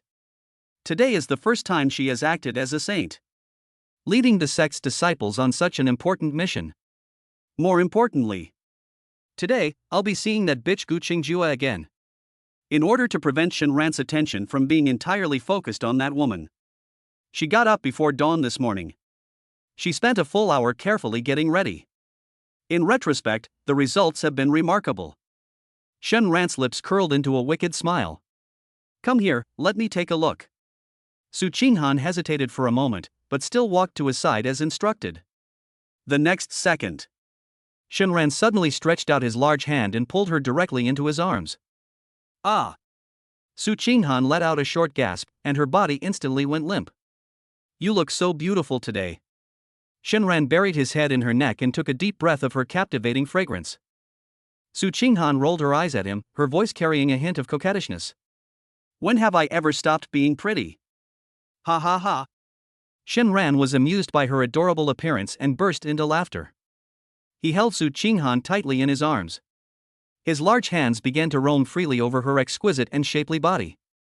Not long after, she wore that gorgeous long dress that she had finally managed to put on. It was all crumpled up and became a mess. Su Qinghan was so exasperated by his antics that her body went limp. Stop fooling around. We're about to set off. A few more moments passed. Su Qinghan finally broke free from Shinran's clutches. She stood up, straightening her disheveled clothes. With a flushed face, she gave an order to Shinran with dissatisfaction. You are not allowed to see Gu Qingjue today. Shinran chuckled as he looked at her embarrassed and angry expression. She probably won't be able to come today. Upon hearing this, Su Qinghan was suddenly taken aback. The act of tidying up clothes stopped. What's wrong? Shinran simply smiled mysteriously. He wore an expression as if he knew a secret was about to be revealed. I won't tell you. Snort! Su Qinghan gave a soft snort and turned her head away. Playing tricks and deception. I don't want to know. Despite saying that, she still stepped forward. She stretched out her slender, delicate hand. He carefully straightened Shinran's slightly wrinkled collar. That action. She was as gentle as a young wife packing her husband's bags for a long journey. Let's go. The words had barely left his mouth. The two then transformed into a streak of light and soared into the sky. They headed straight for the ships that had been waiting for a long time. A giant spirit boat hovering high above the beast taming sect. It flew over. Chapter 69. The Holy Maiden sits on my lap and personally imparts her knowledge. This secret realm is something else. The two landed steadily on the deck of the huge spirit ship at the very front. This spirit boat, both in its size and the arrays carved on it, both are far superior to the other two. On the flagpole at the bow of the ship, the sect's banner fluttered in the wind. The deck was already filled with elite inner disciples. Each of them was dressed in the same sect-style Taoist robe. His breathing was steady, and his eyes were sharp. But when they saw Su Qinghan and Shinran, there was some noisy discussion on the deck. It came to an abrupt end in an instant. All eyes turned to Shinran. No, to be precise. It landed on Su Qinghan's delicate hand, which was intimately linked with Shinran's arm. Envy, jealousy, confusion, resentment. A complex mix of emotions swirled wildly in the disciples' hearts. On what grounds? Shinran just got incredibly lucky. I don't know what sweet words they used to win the heart of the Holy Maiden. What merit or ability does he possess? Many male disciples had already cursed Shinran 1,000 times in their hearts. Su Qinghan was also scolded as a result. This Holy Maiden has such high cultivation and such great talent. Why did you fall for Shinran? However, regardless of what they might be thinking. However, he dared not show the slightest disrespect on his face. They could only bow in unison. Greetings, Your Majesty. The sound, like a mountain roaring and a tsunami crashing, resounded through the sky. Su Qinghan was already used to this kind of scene. Her cool and pretty face remained expressionless. She simply nodded faintly. Set off. At a command. The Golden Core Elder who was waiting on the side immediately activated the spirit boat's formation. Buzz. The three enormous spirit ships trembled slightly. Immediately, a light blue glow appeared around the ship. They slowly rose into the air, their speed increasing. Ultimately, they transformed into three streaks of light, shooting towards the horizon. Inside the cabin of the spirit boat. It was a completely different world from the bustling scene on the outer deck. The entire top deck of the ship. They were all decorated into an extremely luxurious living room. The ground was covered with a thick carpet made of the fur of an unknown monster, which was soft and silent when stepped on. The walls are inlaid with luminous pearls that emit a soft glow, illuminating the entire cabin as bright as day. A table carved from a single piece of warm jade is placed in the center of the cabin. Above, there were also several plates of vibrant fruits and delicate pastries. And at this moment, Shenran was pressed against the cabin window. With its rear end sticking out, it watched with great interest the mountains and rivers rushing past below. The continuous mountain range, like the spine of a giant dragon, appears and disappears in the clouds. The vast plains are crisscrossed by crisscrossing paths. The scattered villages are like chess pieces on a chessboard. This god's eye view felt incredibly novel to him.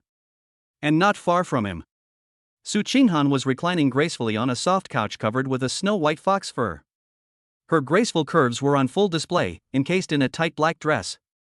A pair of long, straight, jade-like legs, casually crossed, evoked the imagination. In her hands, she was holding a picture book made of some unknown material. The paper was covered with neat, small handwriting.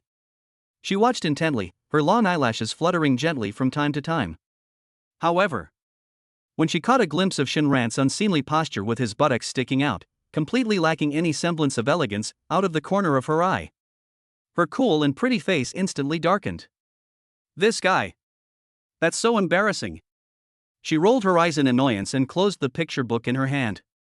Then, he slowly stood up from the soft couch. She walked gracefully to Shenran's side. A faint, delicate fragrance instantly wafted into Shenran's nostrils. Stop looking. Su Qinghan's voice carried a hint of helplessness. Be careful not to fall. Come here, I'll tell you about what happened in the Eastern Wilderness secret realm. Upon hearing this, Shenran turned around, still feeling unsatisfied. He plopped down on a chair next to him. Then, he patted his thigh. The meaning is self-evident. Boom! Su Qinghan's pretty face instantly turned as red as if it were about to bleed. That bastard. She glared at Shenran with a mixture of embarrassment and annoyance, but still walked over awkwardly. Finally, she slowly sat on his lap. Just as her delicate body fell to the ground, a large, burning hot hand. He swiftly wrapped his arms around her slender waist. He held her tightly in his arms. Su Qinghan's body went limp instantly. She struggled for a moment, but found it was futile, so she had no choice but to let him be. Then, she unfolded the picture book in her hand again. Clearing his throat, he got down to business. This Eastern Wilderness secret realm is no small matter, you must not treat it lightly. Although the Eastern Wilderness Immortal Alliance has established rules. In the secret realm, disciples from different sects must stop when they have made a point, and must not kill anyone. But every year, many disciples still die forever in the secret realm. Shenran's hand restlessly caressed her soft waist. Feel the amazing elasticity and smooth texture. He asked absent-mindedly. What's the background of this Eastern Wilderness secret realm? Su Qinghan shook her head, a hint of longing flashing in her eyes. I don't know the specifics either. According to the sect's records, this place is a blessed land left behind by an ancient great master after his death. Among them, there are countless opportunities and hidden treasures. She paused, then suddenly remembered something. Do you still remember that pure world glazed lamp that Gu Qingjue mentioned that day? It was most likely obtained by the old sect leader from this Eastern Wilderness secret realm. Shenran was taken aback upon hearing this. Can a golden core cultivator enter a secret realm? If we Foundation establishment stage cultivators go in, won't we just get kicked around like a football? He was speechless. Su Qinghan glared at him, annoyed. What's your hurry? I haven't finished speaking yet. Immediately afterwards, she extended her slender finger and touched the picture book in her hand. This Eastern Wilderness secret realm can be roughly divided into 3 levels. The outermost layer is a huge mountain range that stretches for hundreds of miles and is called Ling Mountain. This floor is where Foundation establishment cultivators explore and search for treasures. Among them are many rare and precious herbs and medicines. Occasionally, fragments of ancient magical artifacts can also be found. However, you need to be careful. Su Qinghan's expression turns serious.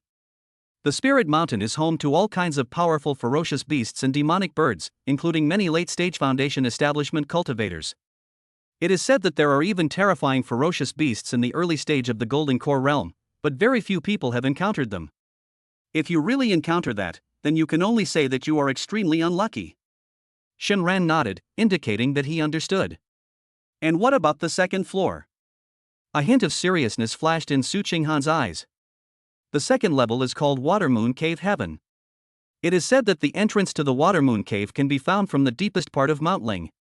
The opportunities inside far surpass those of Mount Ling, but the dangers there are also far greater than those of Mount Ling. Generally speaking, only cultivators at the Golden Core stage will enter it to seek opportunities. I'll most likely be going here too. As she said this, she subconsciously looked up and glanced at Shenran. I am currently only at the early stage of the Golden Core realm. You'd better keep an eye on my condition at all times. If I encounter any danger, remember, you must call me back immediately. Shenran looked at her like this and chuckled inwardly. On his face, however, he gave me a look that said, I've got your back, and nodded heavily. Su Qinghan breathed a sigh of relief when she saw that he had agreed. Then he continued. As for this last layer, it is called the Pure Land of Lapis Lazuli. This is a very special area.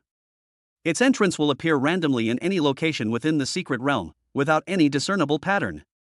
This kind of place offers unimaginable opportunities, but it is also extremely dangerous. It is said that an ancient monster at the nascent soul stage once perished here. Therefore, only those nascent soul cultivators dare to venture into such places and risk their lives. After listening to Su Qinghan's words, Shenran already had a general understanding of this so-called Eastern Wilderness secret realm. Su Qinghan felt both angry and anxious looking at Shenran's indifferent expression. I won't be by your side, so please be extra careful. She hesitated for a moment, her pretty face blushing slightly. Anyway, you don't rely on these rare and precious materials for cultivation. At that time, you can just wander around the outermost part of Mount Ling. With your cultivation at the early stage of Foundation establishment, you absolutely must not go any further. Upon hearing this, Shenran immediately became displeased. Who do you think you are? Su Qinghan saw his ungrateful attitude. An unnamed anger suddenly flared up inside him. Humph. My good intentions have been completely wasted. Don't call me when you're beaten half to death. Don't interfere with my search for opportunities. Shenran was also amused. Okay. Then if you encounter danger, don't expect me to bring you back. You. Su Qinghan was so angry that she trembled all over. She suddenly reached out her hand and slapped it. He slapped away the large hand that was wreaking havoc on his waist. Then, she suddenly stood up from Shenran's embrace. Fine, then you can just wait for me to be bitten to death by the monster. Then, you can go find your Guqing Jue. After saying that, she walked back to her soft couch in a huff. She turned around, her back to Shenran. I'm never talking to him again. Chapter 70 Nascent souls are everywhere. Shenran set his sights on the topmost one. The spirit boat broke through the sea of clouds. Extremely fast. Before long, they arrived at the location where the secret realm had been opened. Shenran saw it from a great distance. At the edge of that vast plain, where the sky meets the earth, there is an enormous circular space. It is slowly twisting and rotating. It resembled the maw of a giant beast ready to devour its prey. And around that distorted space, it was already packed with people, densely packed with cultivators. Countless enormous flying magical artifacts and spirit birds of various shapes and sizes. It floated in mid-air, obscuring the sky and blocking out the sun. Banners fluttered, creating a magnificent spectacle. That's the entrance to the secret realm. Su Qinghan, standing beside Shenran, could no longer hold a grudge against him. She walked to the side of the ship and glanced out. A rare look of seriousness appeared on her usually cool and pretty face. She then straightened her dress, which had been crumpled by Shenran. He turned around, snorted coldly, and glared at Shenran. Only then did he push open the cabin door and walk out. Not long after, The beast-taming sect's enormous spirit ship stood amidst the envious or awe-inspiring gazes of the cultivators. It slowly came to a stop in the front row, in an empty seat that had been reserved for the sect. Shenran followed him out. The scene before me can only be described as breathtaking. This is the grand gathering of all sects in the entire eastern wilderness. Various flying magical artifacts float in the sky.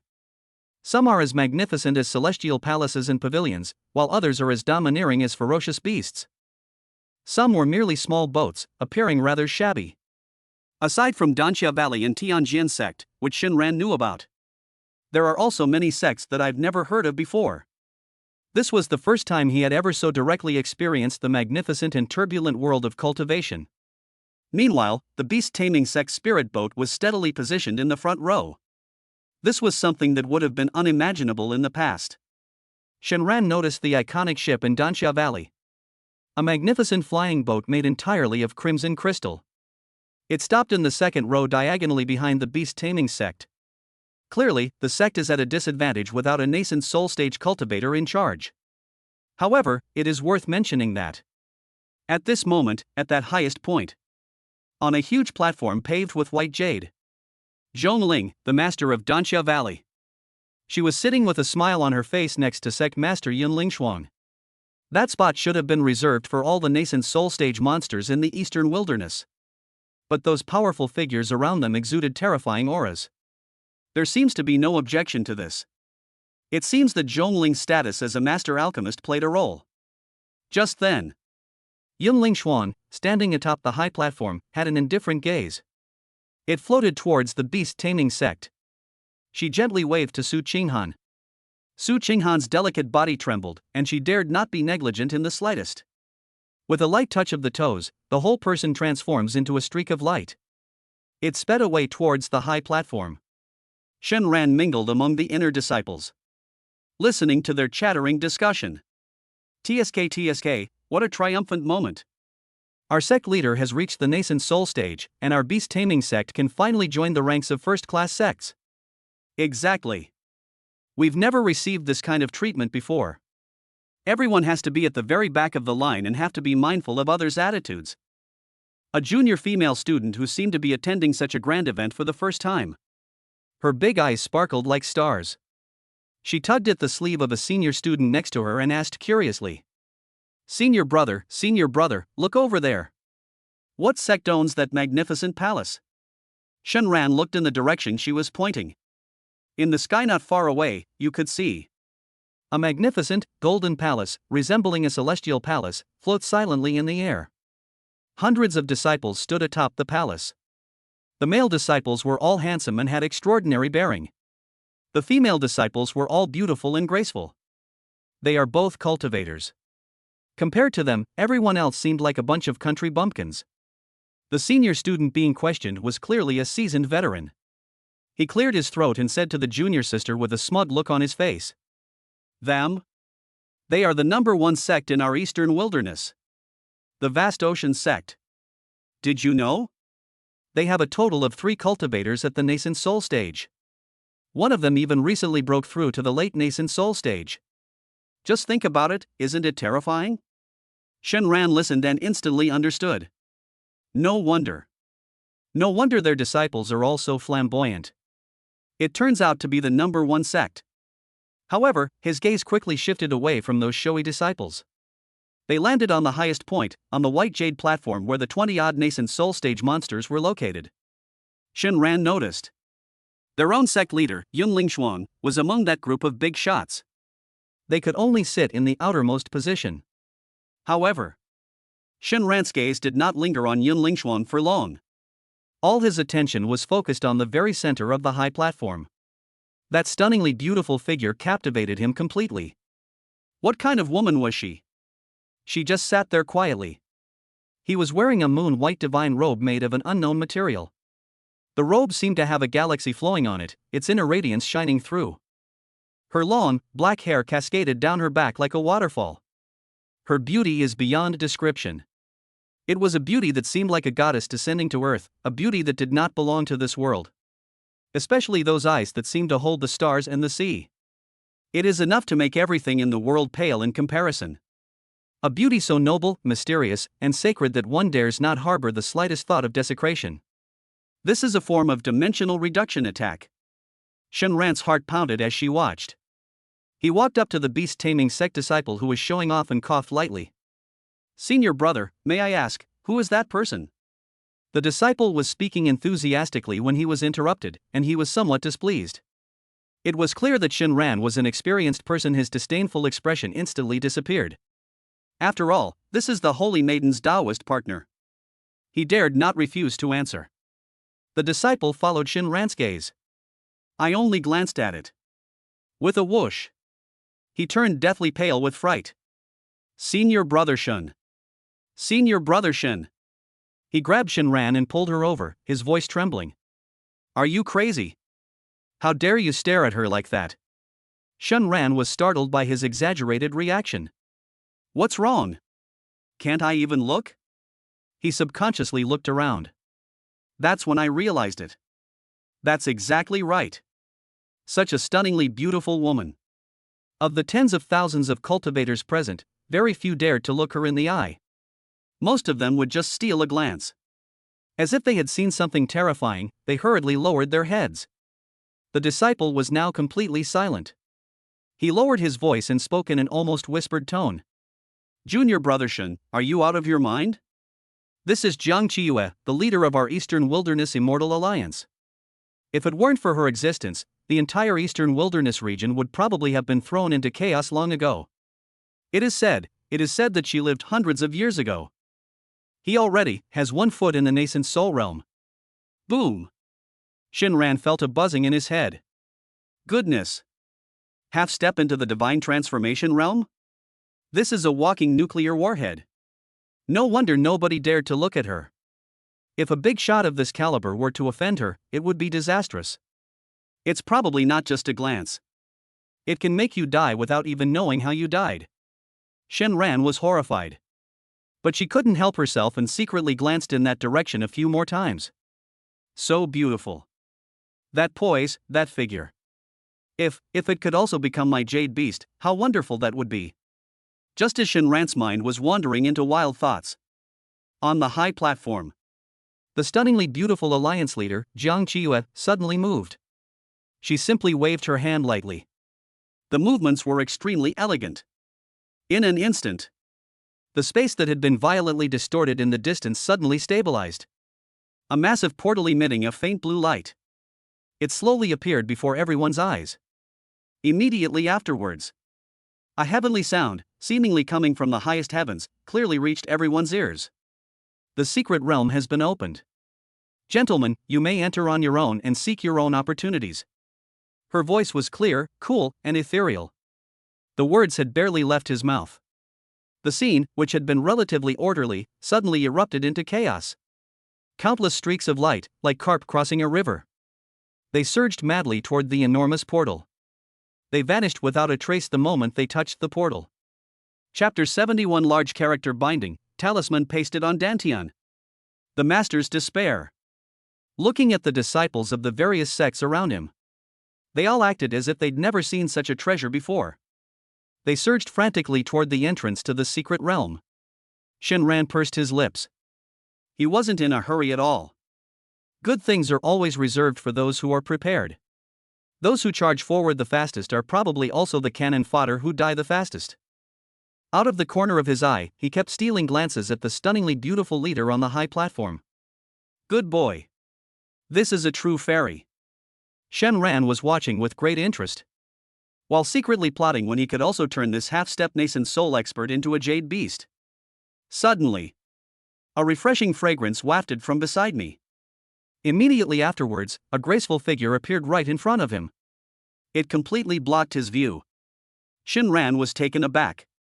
He looked up and met Su Qinghan's clear, beautiful eyes, which held a hint of anger.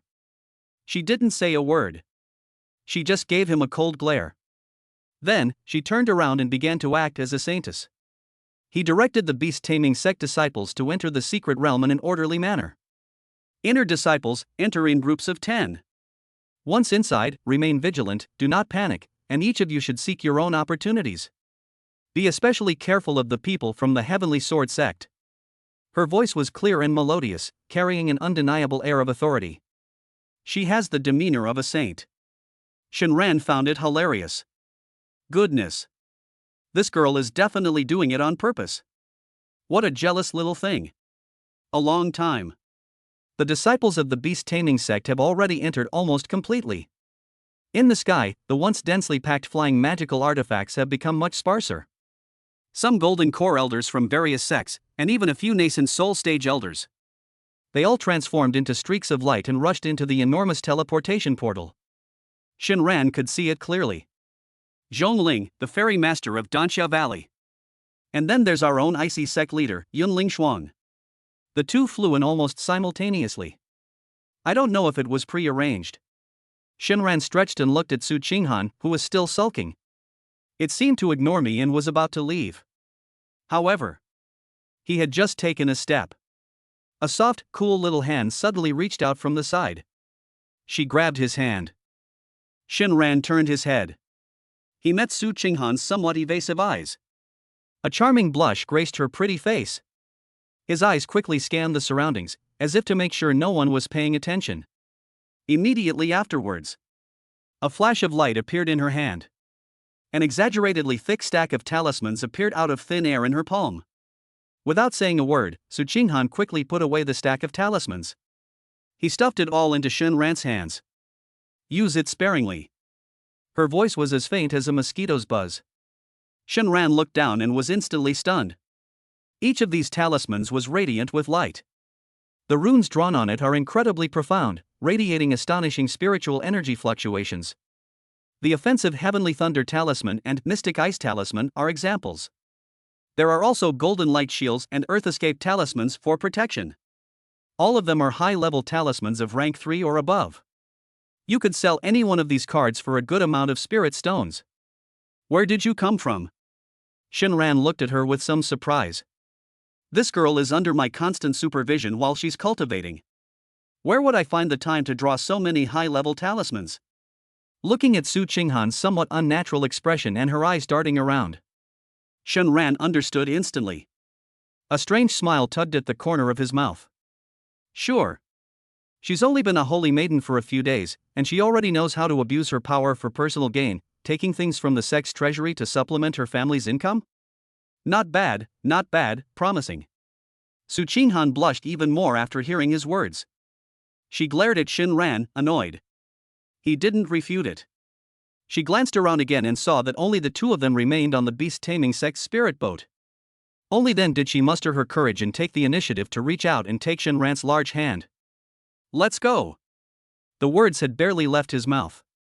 The two transformed into streaks of light and rushed straight into the enormous blue portal. As soon as I entered the portal, Shinran then felt a violent, distorting sensation in the surrounding space, as if the world were spinning. Immediately afterwards, he suddenly felt his hands go empty. The soft, cool little hand that he had been holding tightly vanished in an instant. Before he could react, the scene before my eyes suddenly changed. When they landed again, there was no trace of Su Qinghan anywhere around. The scorching sun shone down from above without any obstruction. The air was filled with a primal scent of grass, trees, and soil. Looking around, everywhere you look, there are towering ancient trees, strangely shaped vines, and exotic flowers and plants that you've never seen before. In the distance, the rolling mountains resemble a sleeping giant, lying prostrate on the earth. Occasionally, the roars of unknown ferocious beasts can be heard from the depths of the mountains and forests. Shinran seemed to be deep in thought. It seems that the teleportation in this secret realm is indeed random. He looked around. There was no rush to explore. Are you kidding me? My current cultivation level is only at the mid-stage of foundation establishment. Running around in such a dangerous place is tantamount to courting death. He found a tree with lush foliage. A huge ancient tree, large enough to cover the figures of several people. He plopped down in the shade of a tree. Then, a thought occurred to me. It directly opened Gu Qingjue's shared monitoring view. He knew. This little girl has been suffering a lot lately. A light curtain appeared. All that could be seen on the light screen was Gu Qingjue was in a dark and gloomy stone chamber. She was tightly bound in midair by more than a dozen huge chains as thick as an arm. Two snow-white lotus-shaped arms were suspended high, forming a big shape. On those pitch-black chains, it is engraved with dense runes, shimmering with a profound light. Clearly, this is no ordinary item. Beneath her feet were two enormous arrays, slowly rotating. One of them was frantically draining the spiritual energy from her body. This left her unable to resist. The other one exudes a strange aura that imprisons the soul. Even more deadly is? A bewitching pink talisman was also affixed to her dantian. A pink glow flowed gently around her lower abdomen. Gu Qingjue at this moment. Her once stunningly beautiful face was now deathly pale, devoid of any color. Those once proud and aloof phoenix eyes had become dull and lifeless, filled with death and despair. It had lost all its former radiance. Shenran looked at the scene before him and sneered inwardly. That'll teach you to disobey. You're still thinking about running away. You're still thinking about finding someone to break my contract. The feeling of being personally suppressed by the sect and master you trust most. You must be feeling unwell. Chapter 72. Little Jueju begs to be recalled from afar.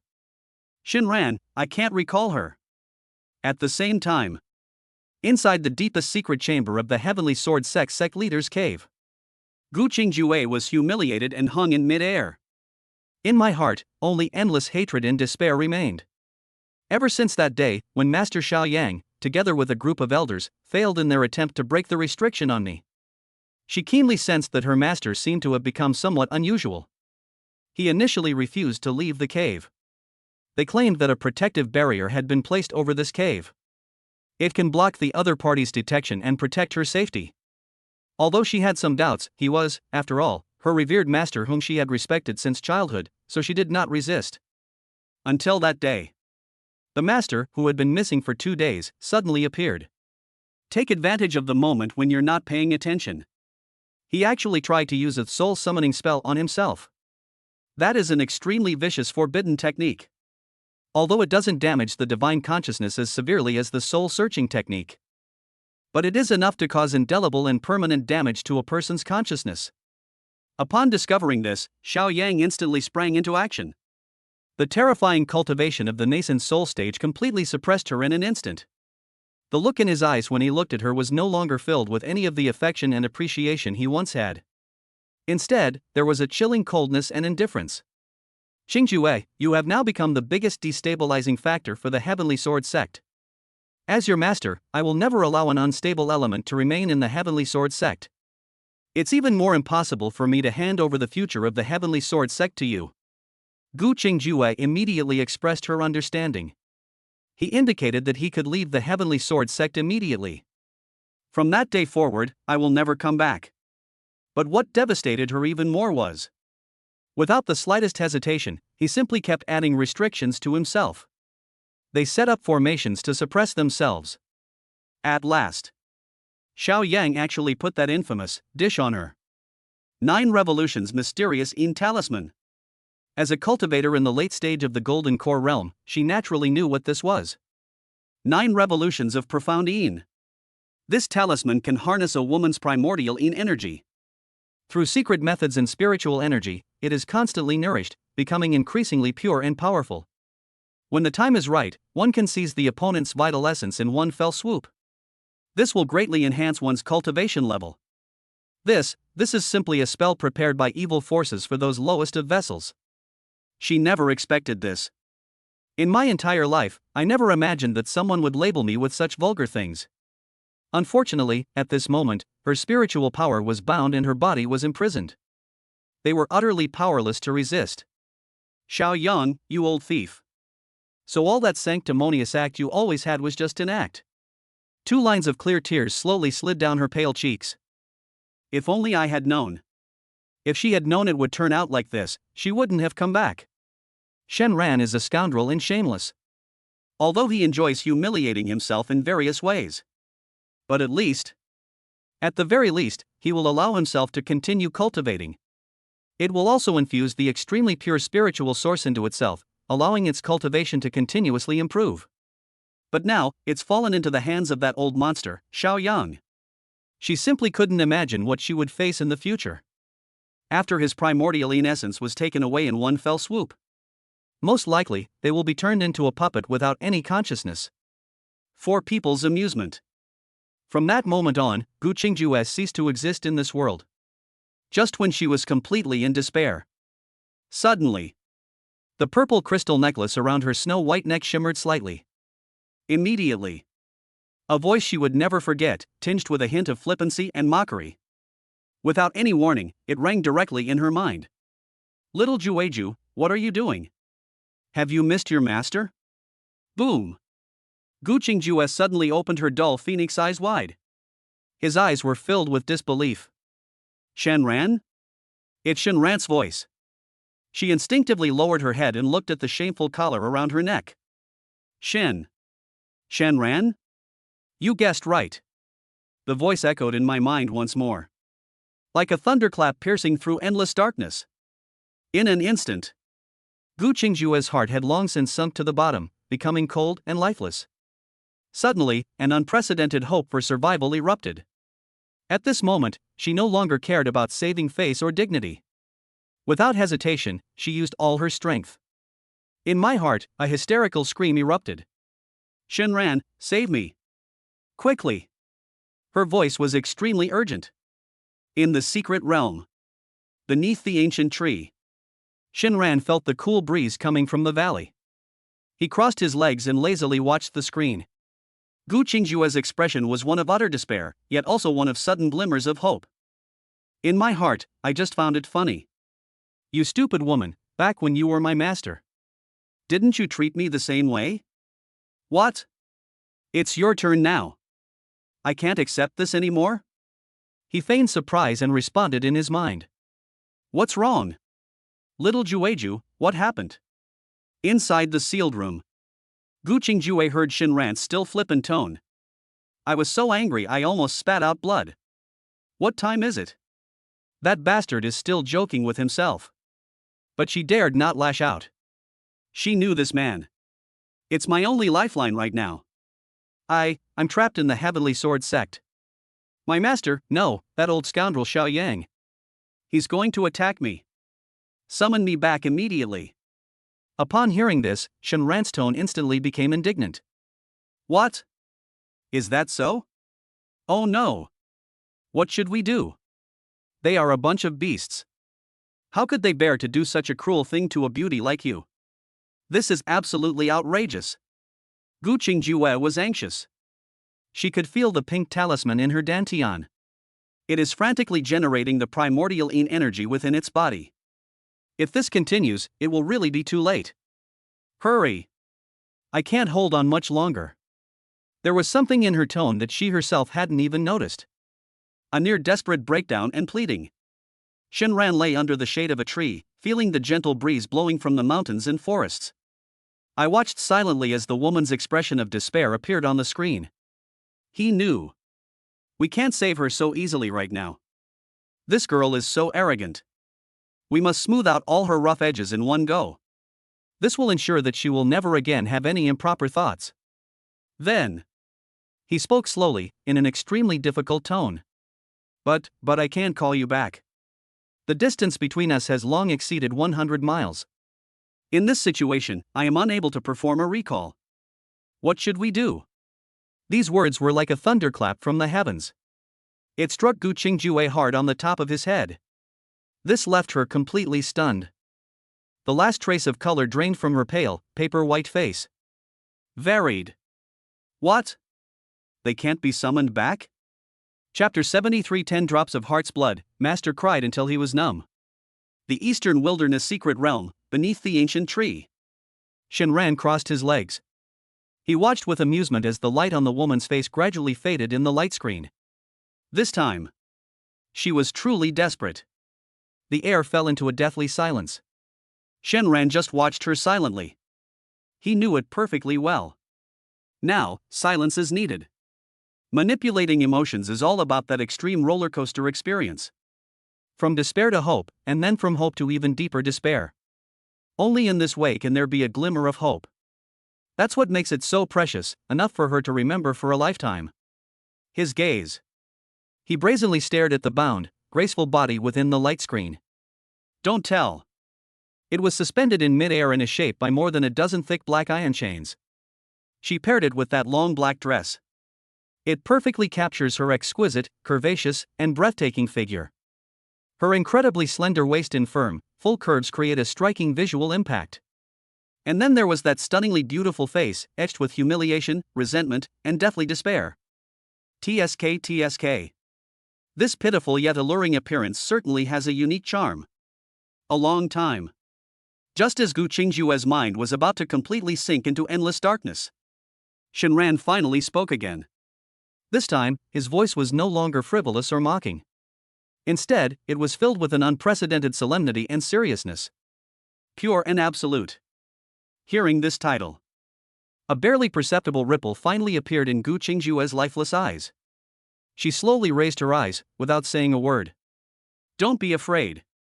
Shenran's voice was resolute. I'll save you. Gu Qingjue's eyes remained indifferent.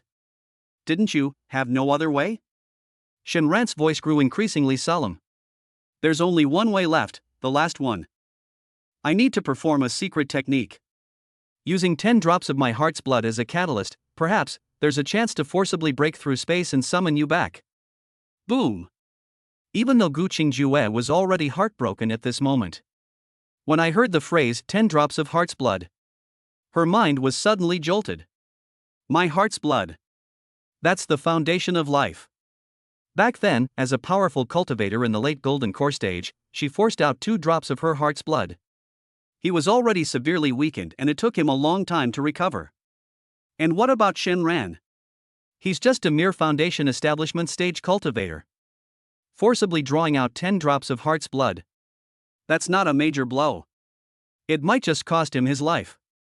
She didn't believe it. She couldn't believe it. Shenran was such a shameless devil. They would go to such lengths for their own sake. After all, he had tried to kill him several times before. You. She wanted to say something, but when the words reached her lips, she couldn't utter a single one. She didn't believe it. But she desperately wanted to believe. Little did they know. Shenran had already noticed the subtle changes in her facial expression. There's hope. This girl is about to take the bait. Shenran chuckled inwardly, but his face remained impassive. He slowly took out a soundproof card from his storage bag. With a smack, it stuck to his body. It completely enveloped the space within 3 feet around it. No way. This godforsaken place is fraught with danger and far from peaceful. What if I get too caught up in the performance later? If we attract something we shouldn't have, then things could get really messed up. After completing all these preparations, Shenran took a deep breath and composed herself. The next second, he started with 0 frames and suddenly let out an extremely shrill wail. Ah! This was a sudden scream. Gu Qingjue, who was in the secret room, was so frightened that he trembled all over. Shenran, what's wrong? Little, absolutely. Shenran's voice suddenly became extremely weak, accompanied by heavy breathing. It hurts so much. Gu Qingjue's eyes widened in shock. Could he really be? Before she could think about it carefully, another, even more intense scream exploded in her mind. This time, Shenran's voice was almost hoarse from shouting. Gu Qingjue listened to the heart-wrenching screams. I don't know why. My heart leaped into my throat. A fine layer of sweat appeared on his forehead due to nervousness. Shenran observed all of her reactions. This girl actually believed it. Therefore, he acted with increasing intensity, his cries growing more and more pitiful and weak with each one. The 3rd drop. The 4th drop. When the 9th drop was played. On the other side of the screen, Gu Qingjue's cold phoenix eyes were already brimming with tears. Crystalline tears silently slid down her pale cheeks. In her heart, there was hatred, humiliation, confusion, regret. A mix of emotions. In the end, all that remained was a feeling that terrified her. My heart aches. Shenran, on the other hand, was already as weak as a thread. It was as if he was about to die on the spot. Finally, the screams stopped. Shenran fell silent. He quickly reversed his breathing. He forced his spiritual energy to run rampant within his body. His handsome face turned deathly pale in an instant, and his lips lost all color. That look is actually quite convincing. He stopped talking. Gu Qingjue was completely panicked. Shan Ran. Shan Ran. How are you? Say something. A long time. Shan Ran's extremely weak voice slowly rang out. Pure and absolute. Ready? I have come to save you. The words had barely left his mouth. Inside the sealed room. Bound by chains, Gu Qingjue felt the surrounding space suddenly twist violently. The surrounding area is restricted. And the array personally inscribed by nascent soul ancestor Xiao Yang. At this moment, it's as if nothing exists. In an instant, Gu Qingjue's figure vanished from the spot. Splash! The black iron chains that bound her lost their target.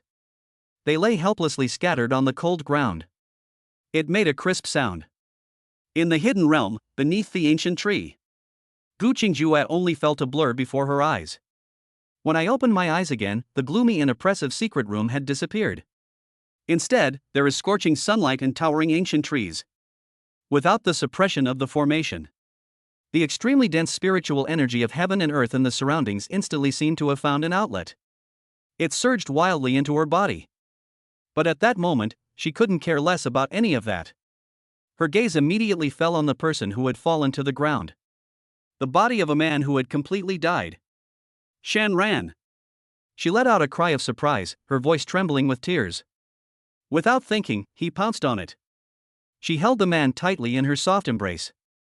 Shan Ran. How are you? Wake up. Don't die. Feeling the soft, fragrant touch in my arms. And the amazing elasticity that clung tightly to my cheeks. Shan Ran almost couldn't help but burst out laughing on the spot. Comfortable. Comfortable. Gu Qingjue extended her trembling jade-like fingers. It was gently placed on Shan Ran's brow. A pure and gentle spiritual energy instantly flowed into his body. Shan Ran was startled. We dare not let her investigate any further.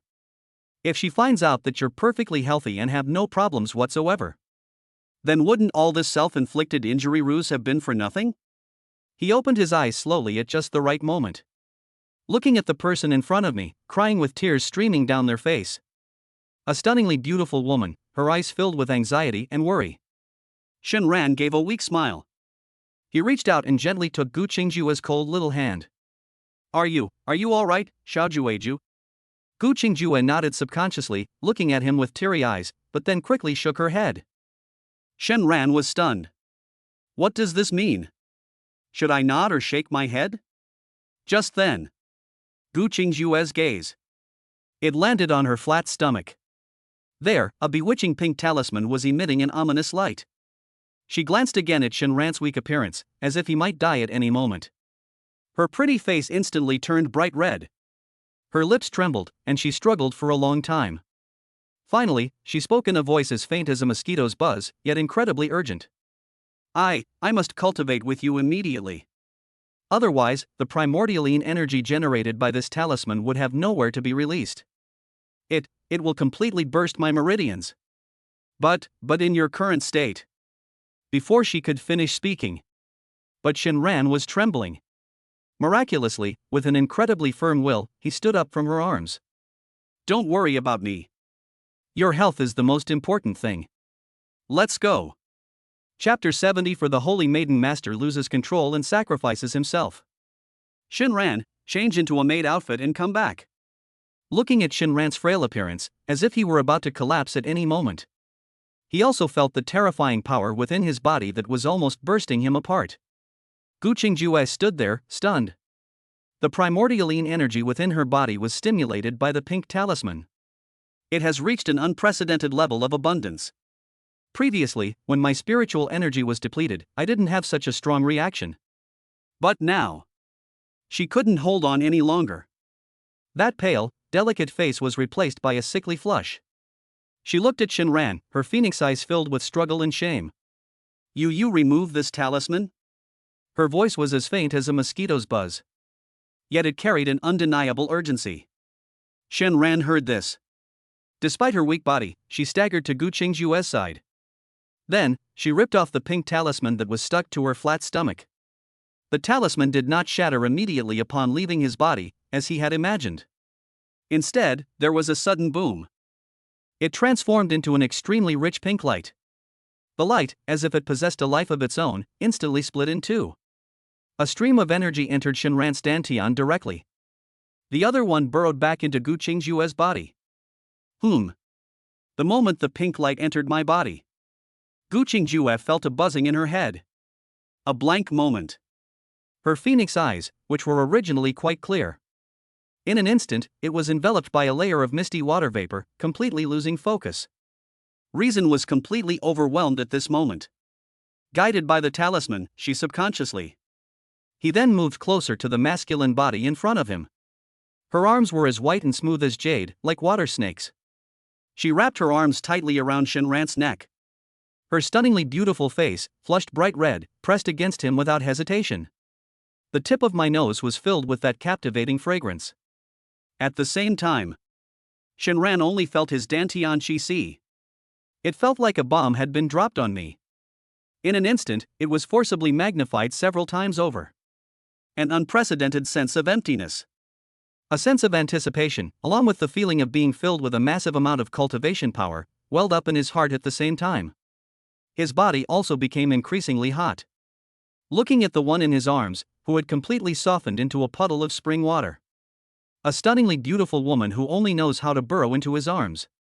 Shenran cursed inwardly. Oh shit. Surely we can't just stay here? This is so indecent in broad daylight. Without the slightest hesitation, he grabbed Gu Qingjue's long, firm thighs. He held her firmly in his arms in a princess carry. Immediately, the Qingjue sword was drawn. Shenran held Gu Qingjue in her arms, her toes barely touching the ground.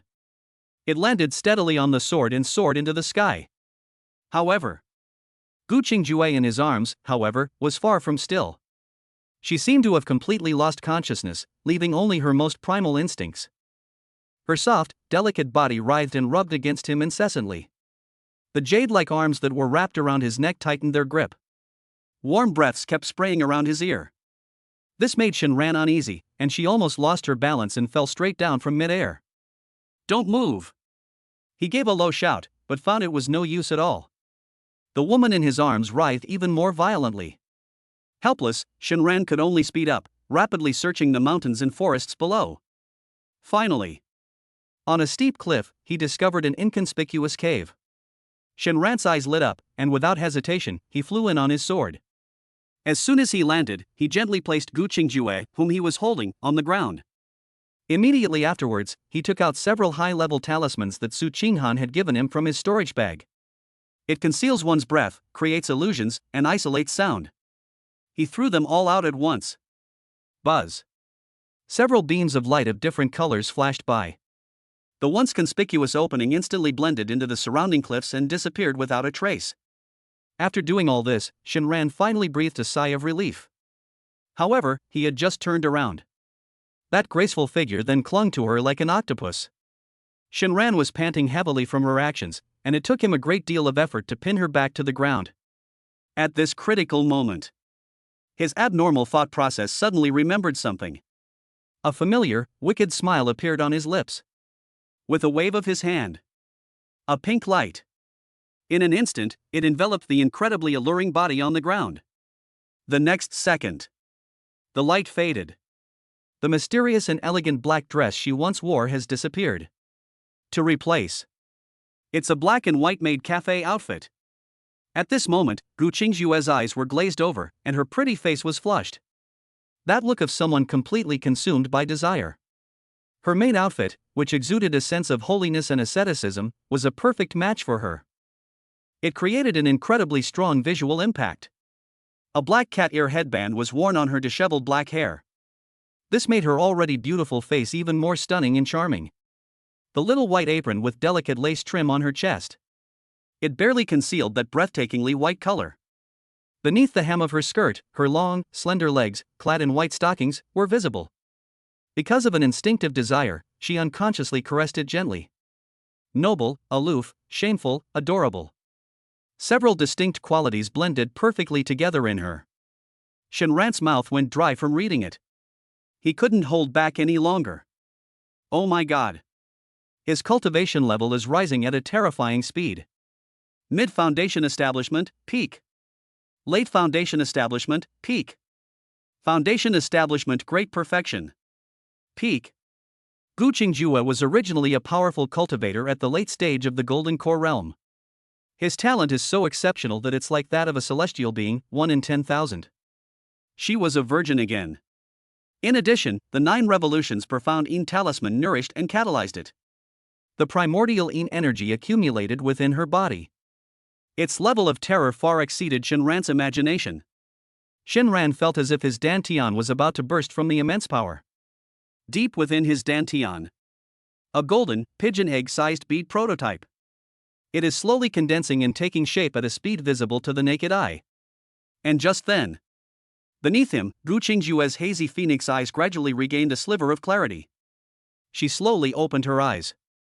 At first glance, I saw the energetic and tireless man on the body. Where is even a trace of that weak, life or death state she had before? She understood instantly. I was tricked by this bastard. An indescribable sense of shame and indignation surged straight to the top of my head. Then, her gaze fell on herself. When she saw the extremely shameless maid outfit she was wearing, she was completely stunned. However, before she could even react, an even more terrifying surge of spiritual energy suddenly erupted from Shinran's body. She could clearly sense that Shinran was condensing his golden core. This is one of the most crucial moments in a cultivator's life. The slightest mistake could shatter the golden core, leading to death and the dissipation of one's cultivation. She didn't care about feeling ashamed or indignant. Almost instinctively, she spoke up to remind him. Focus on condensing your golden core. Don't think about anything else. Her voice trembled slightly with barely suppressed shyness. But more than anything, it was a concern that she herself was unaware of. She began to actively cooperate with Shinran. He was guiding the spiritual energy within his body. It enters his body in a gentler and more efficient way. A moment later. Boom! A terrifying energy more than 10 times larger than before. It suddenly burst forth from Shinran's body. The golden spiritual energy surged like a tsunami, instantly engulfing the entire cave. The high-level talismans that Shinran had previously placed at the entrance of the cave. Under the impact of this force, they didn't even last a moment before they were shattered into pieces.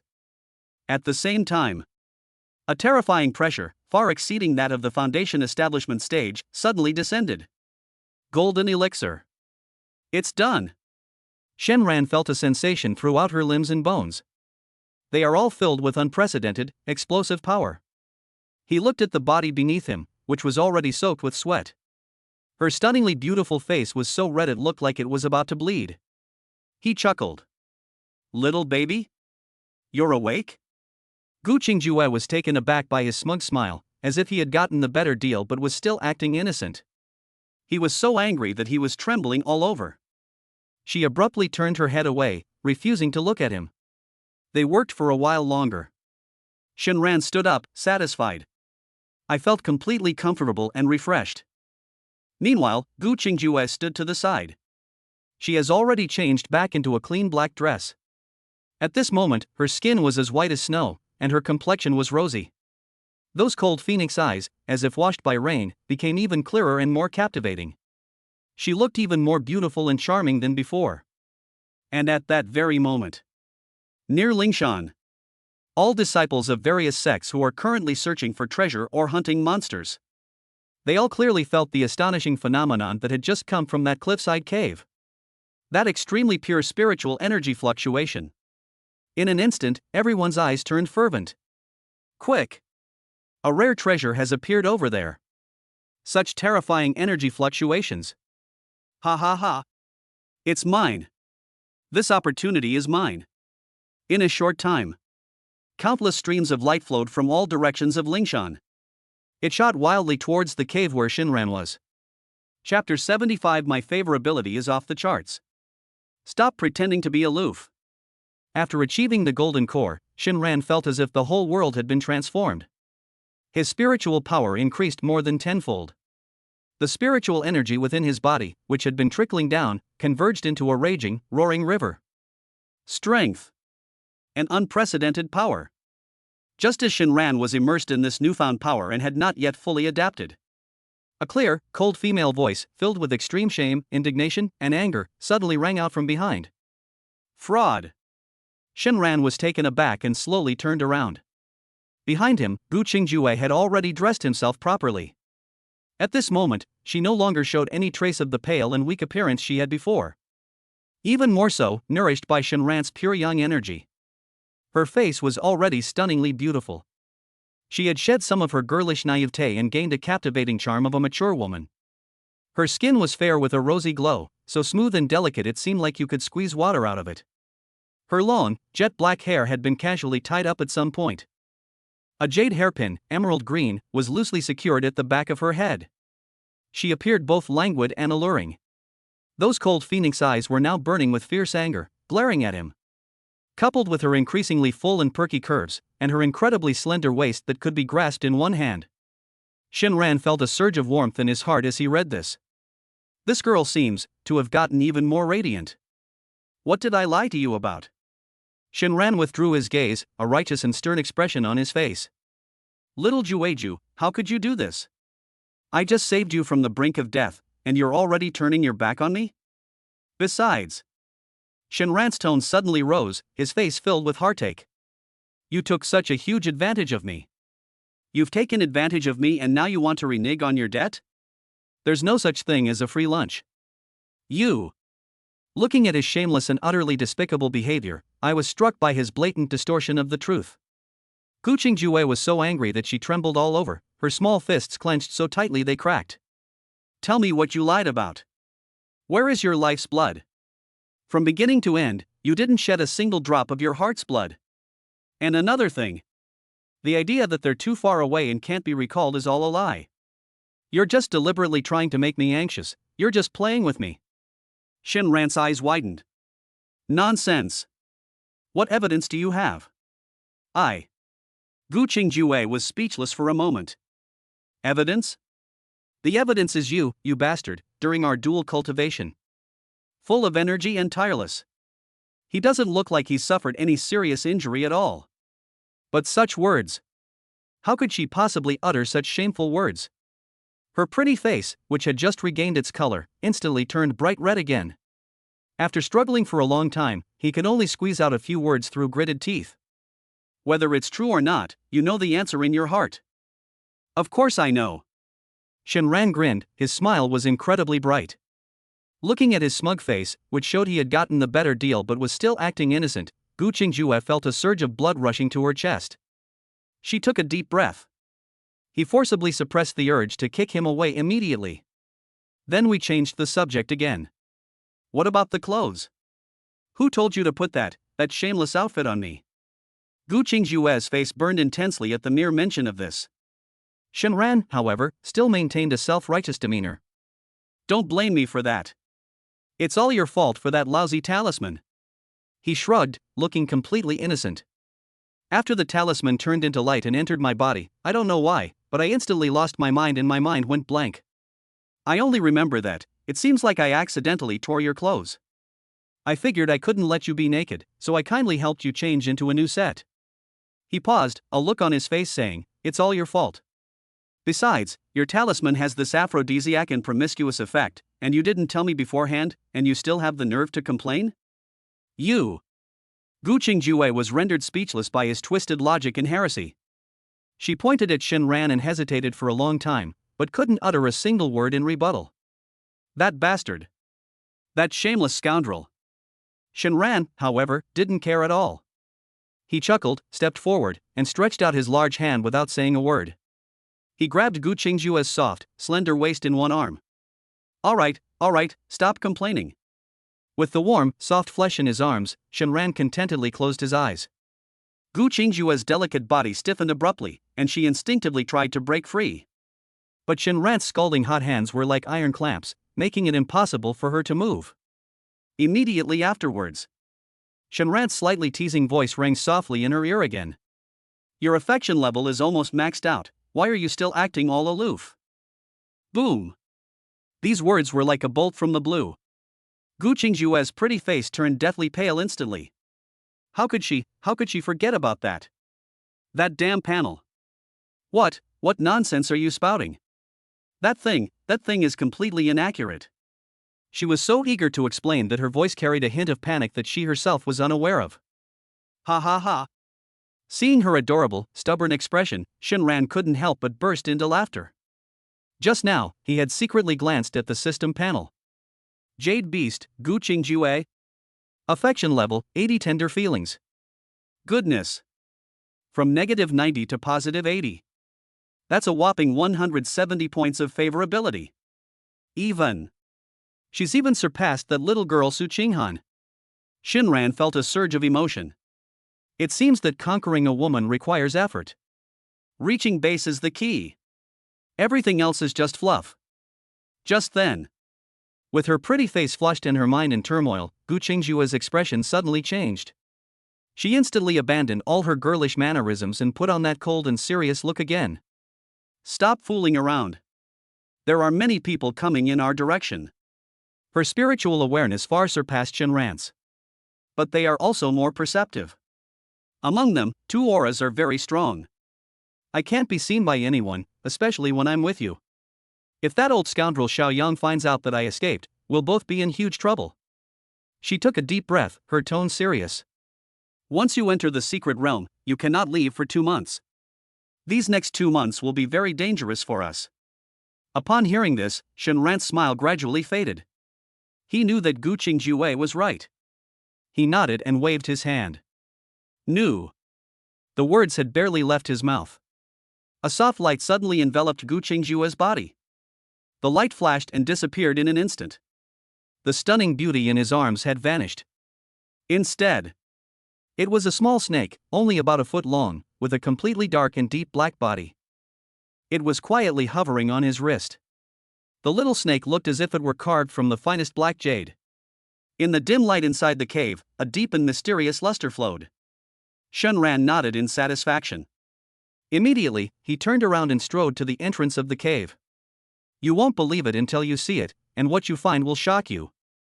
In the distance, countless streaks of light could be seen on the horizon. Like raindrops, they were shooting wildly in his direction. A rough count reveals at least several hundred. Shinran was instantly stunned. Holy crap! Am I being targeted by a cluster missile? It's obviously too late to run now. It seems. That's all I can do. Chapter 76 Haoran sect is nothing.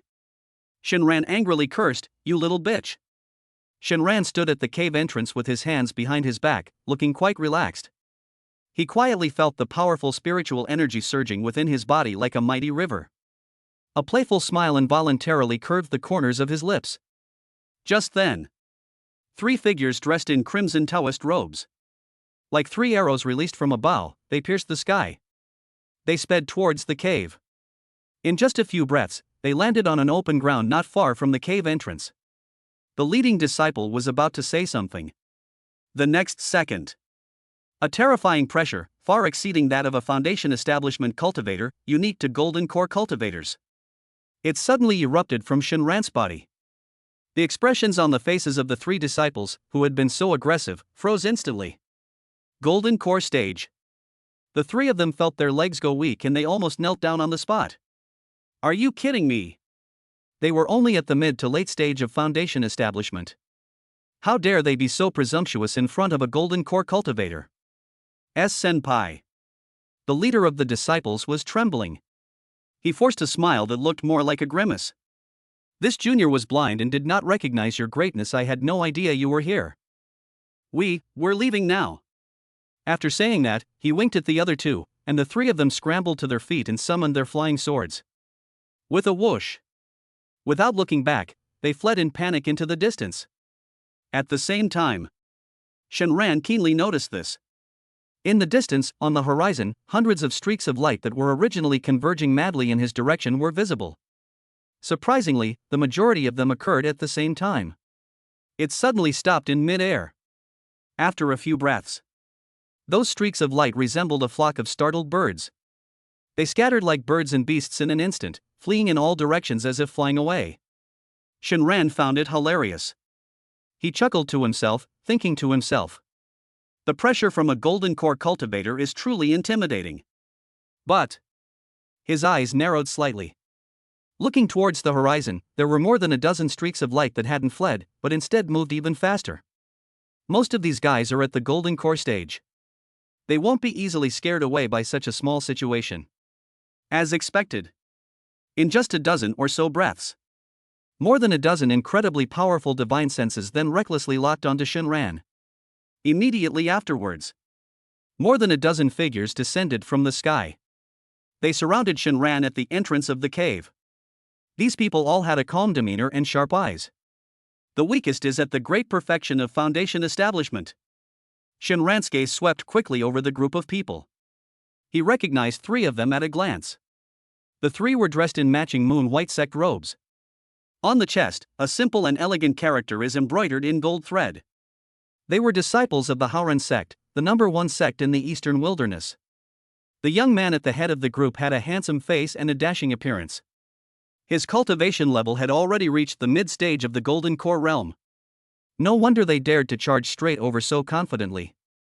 A man and a woman were also with him.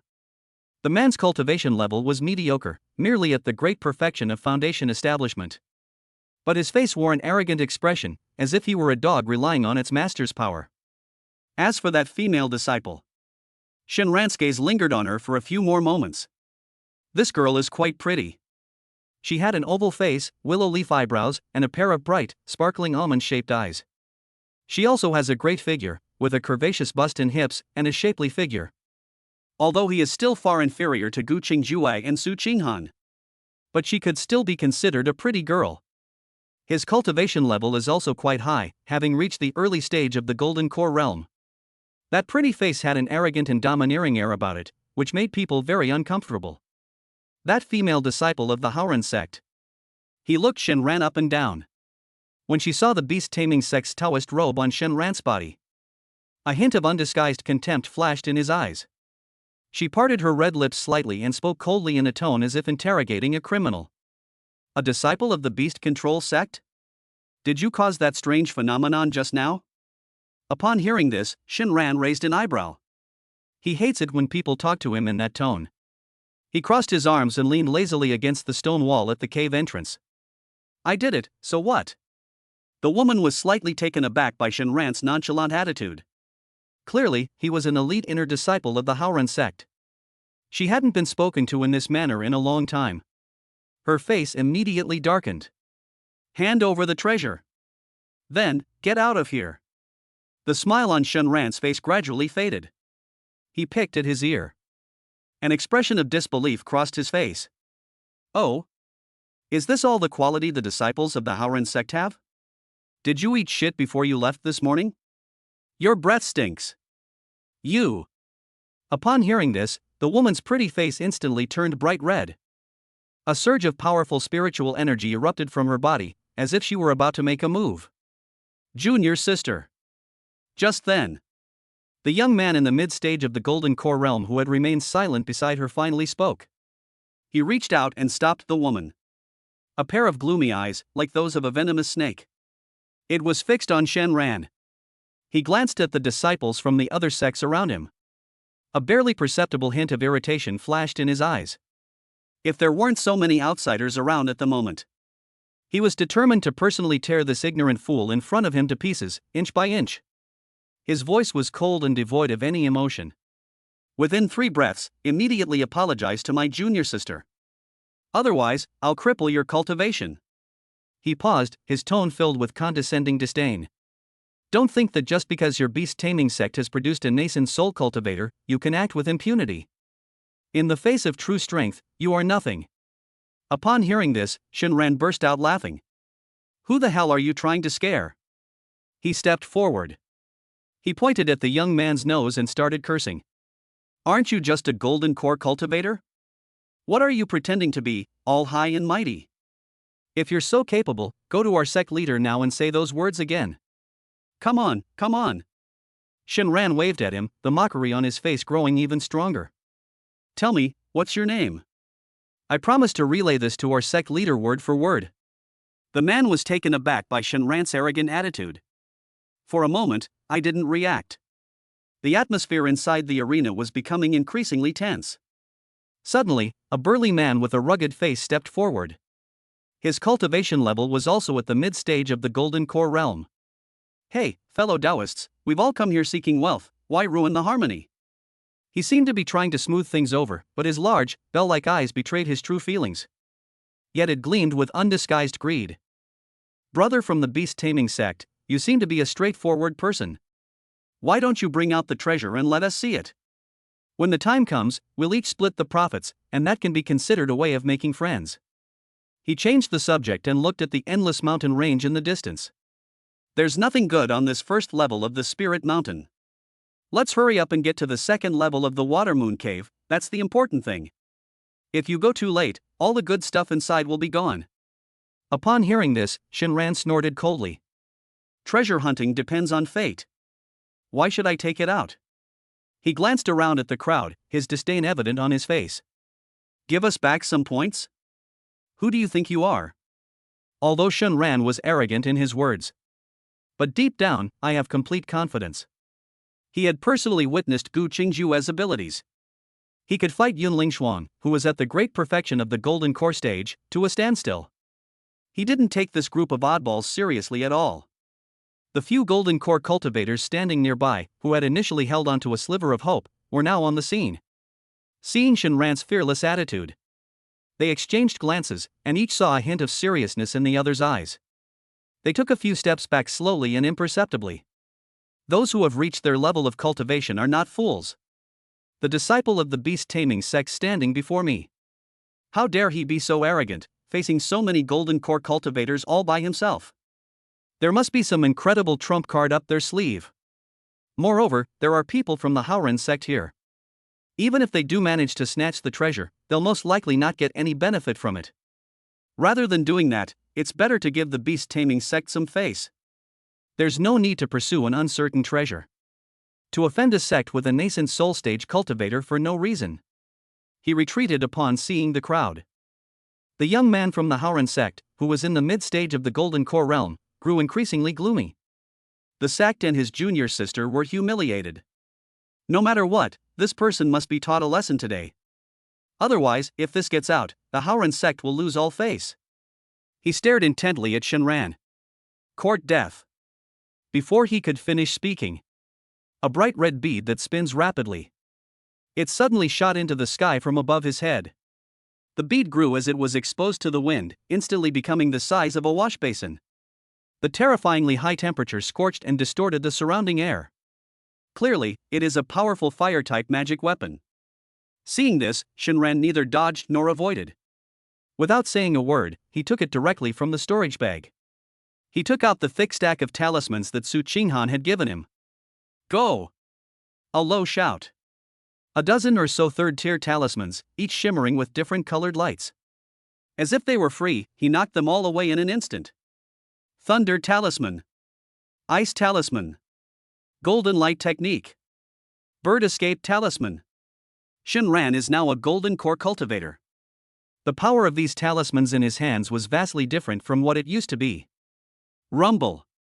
In an instant, the raging lightning bolt instantly tore through the sky. It struck the crimson fireball precisely, dimming its light. Immediately afterwards, a bone-chilling cold swept out, turning into frost covering the sky. The earth froze instantly. Before they could react, a golden talisman suddenly exploded. The blinding light made everyone's vision go white. I instinctively closed my eyes. The terrifying energy fluctuations were like a tsunami. It instantly and completely submerged that area. Take this opportunity. Shenran lightly touched the ground with his toes, and his whole body shot into the sky like a cannonball. It sped off into the distance. If you've got the guts, come and chase me. As he was leaving, he didn't forget to look back. He gave the middle finger to the chaotic energy center. Look. He glared fiercely at the female disciple of the Haoran sect who was casting a spell to defend herself. Especially you. You little slut. Chapter 77 Master displays divine power, sword formation slaughters Golden Core. Shenran flew at high speed through the air. Behind him, 3 streaks of light relentlessly pursued him. They were those 3 disciples of the Howren sect. As he flew, he couldn't help but complain to himself. My cultivation level has improved too quickly, and I don't even have a suitable cultivation technique or magic weapon. It would be too disadvantageous to fight with someone like this. The small snake on my wrist seemed to move slightly. Immediately afterwards, Gu Qingjue's voice, tinged with a hint of coldness and disdain, resounded directly in his mind. Who told you to be so unambitious and only know how to exploit our cultivation? Someone like you, even if you were lucky enough to condense a nascent soul. He's just a useless nascent soul cultivator. Upon hearing this, Shenran showed no anger whatsoever. Instead, he nodded in deep agreement. Oh, my little one, you're absolutely right. From now on, we can't just exploit your cultivation. We need to squeeze every last drop out of your cultivation techniques and magical treasures. You. Gu Qingjue's heart skipped a beat when he called her little darling. That bastard.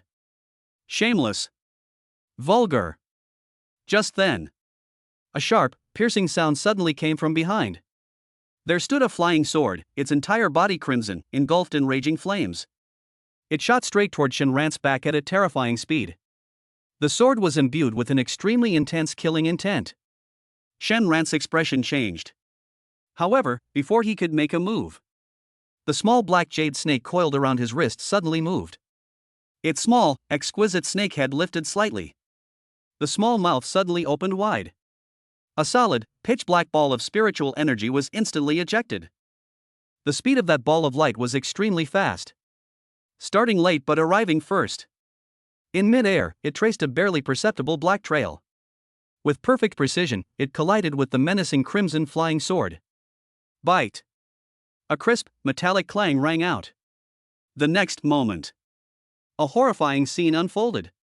The menacing crimson flying sword was struck by the small black orb of light the instant it was struck. The flames burning on it. It was as if it had encountered its nemesis, and it was extinguished instantly. The light on the sword's blade had dimmed. It let out a mournful cry of unbearable burden. With a whoosh, like a kite with a broken string, it flew back. In the distance, the young man from the Howren sect who was in the mid-stage of the Golden Core realm suddenly turned pale. He instinctively reached out and caught his natal flying sword.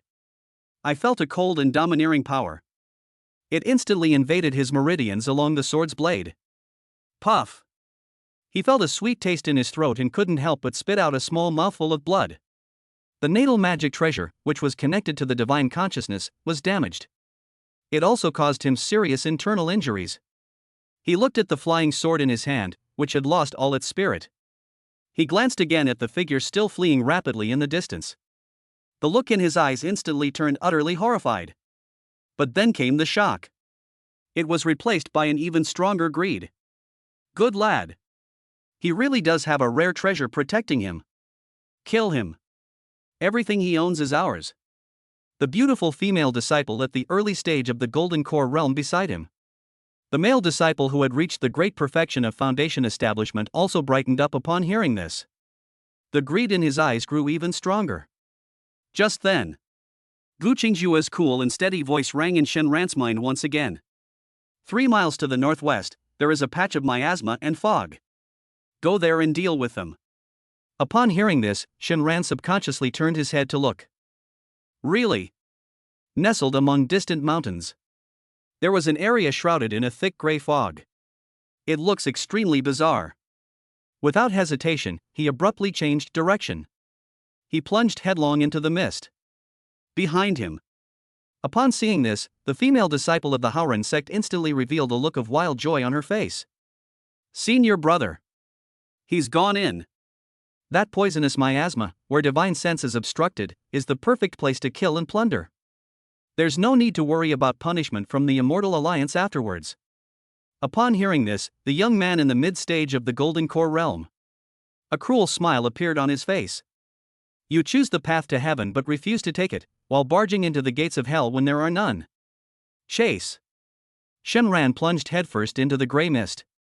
A chilly, damp atmosphere rushed towards me. Visibility instantly dropped to less than 3 feet. The power of divine consciousness. They were suppressed to an extremely terrifying degree. Just then, He only felt a flash of light before his eyes. A stunningly beautiful figure appeared out of thin air before him. It was Gu Qingjue. Shenran looked at the beautiful woman in front of him. She was still wearing that mysterious and elegant black dress. The whole person was like a flower that had been thoroughly watered by rain and dew. A stunningly beautiful black rose in full bloom. Every move they make is captivating and thrilling. Just as Shenran was staring blankly at it, Gu Qingjue's cold phoenix eyes. Suddenly, a strange, eerie blue light flashed. She saw through the fog in an instant. "They've come in." Her voice remained cold and aloof. She turned her head, glanced at Shenran, and said in a tone that left no room for argument, "You stay here and lead them to this spot."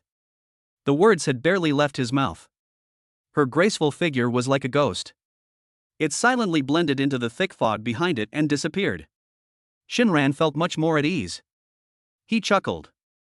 He cleared his throat and began his performance. "Hey! You dogs of the Haoran sect. Weren't you guys after your grandpa? Why are you so slow, like a woman? Especially that little slut. Come here right now, I'll spank your little ass until it's a bloody mess." His voice was full of malice. It traveled far and wide in the silent mist. As expected. In just a few breaths, 3 figures, radiating boundless rage, appeared not far in front of Shenran. Shenran's gaze instantly turned utterly lewd. It landed directly on the female disciple's exquisite and shapely body. The woman blushed and felt extremely uncomfortable under his blatant gaze. Her already full breasts heaved violently with extreme anger.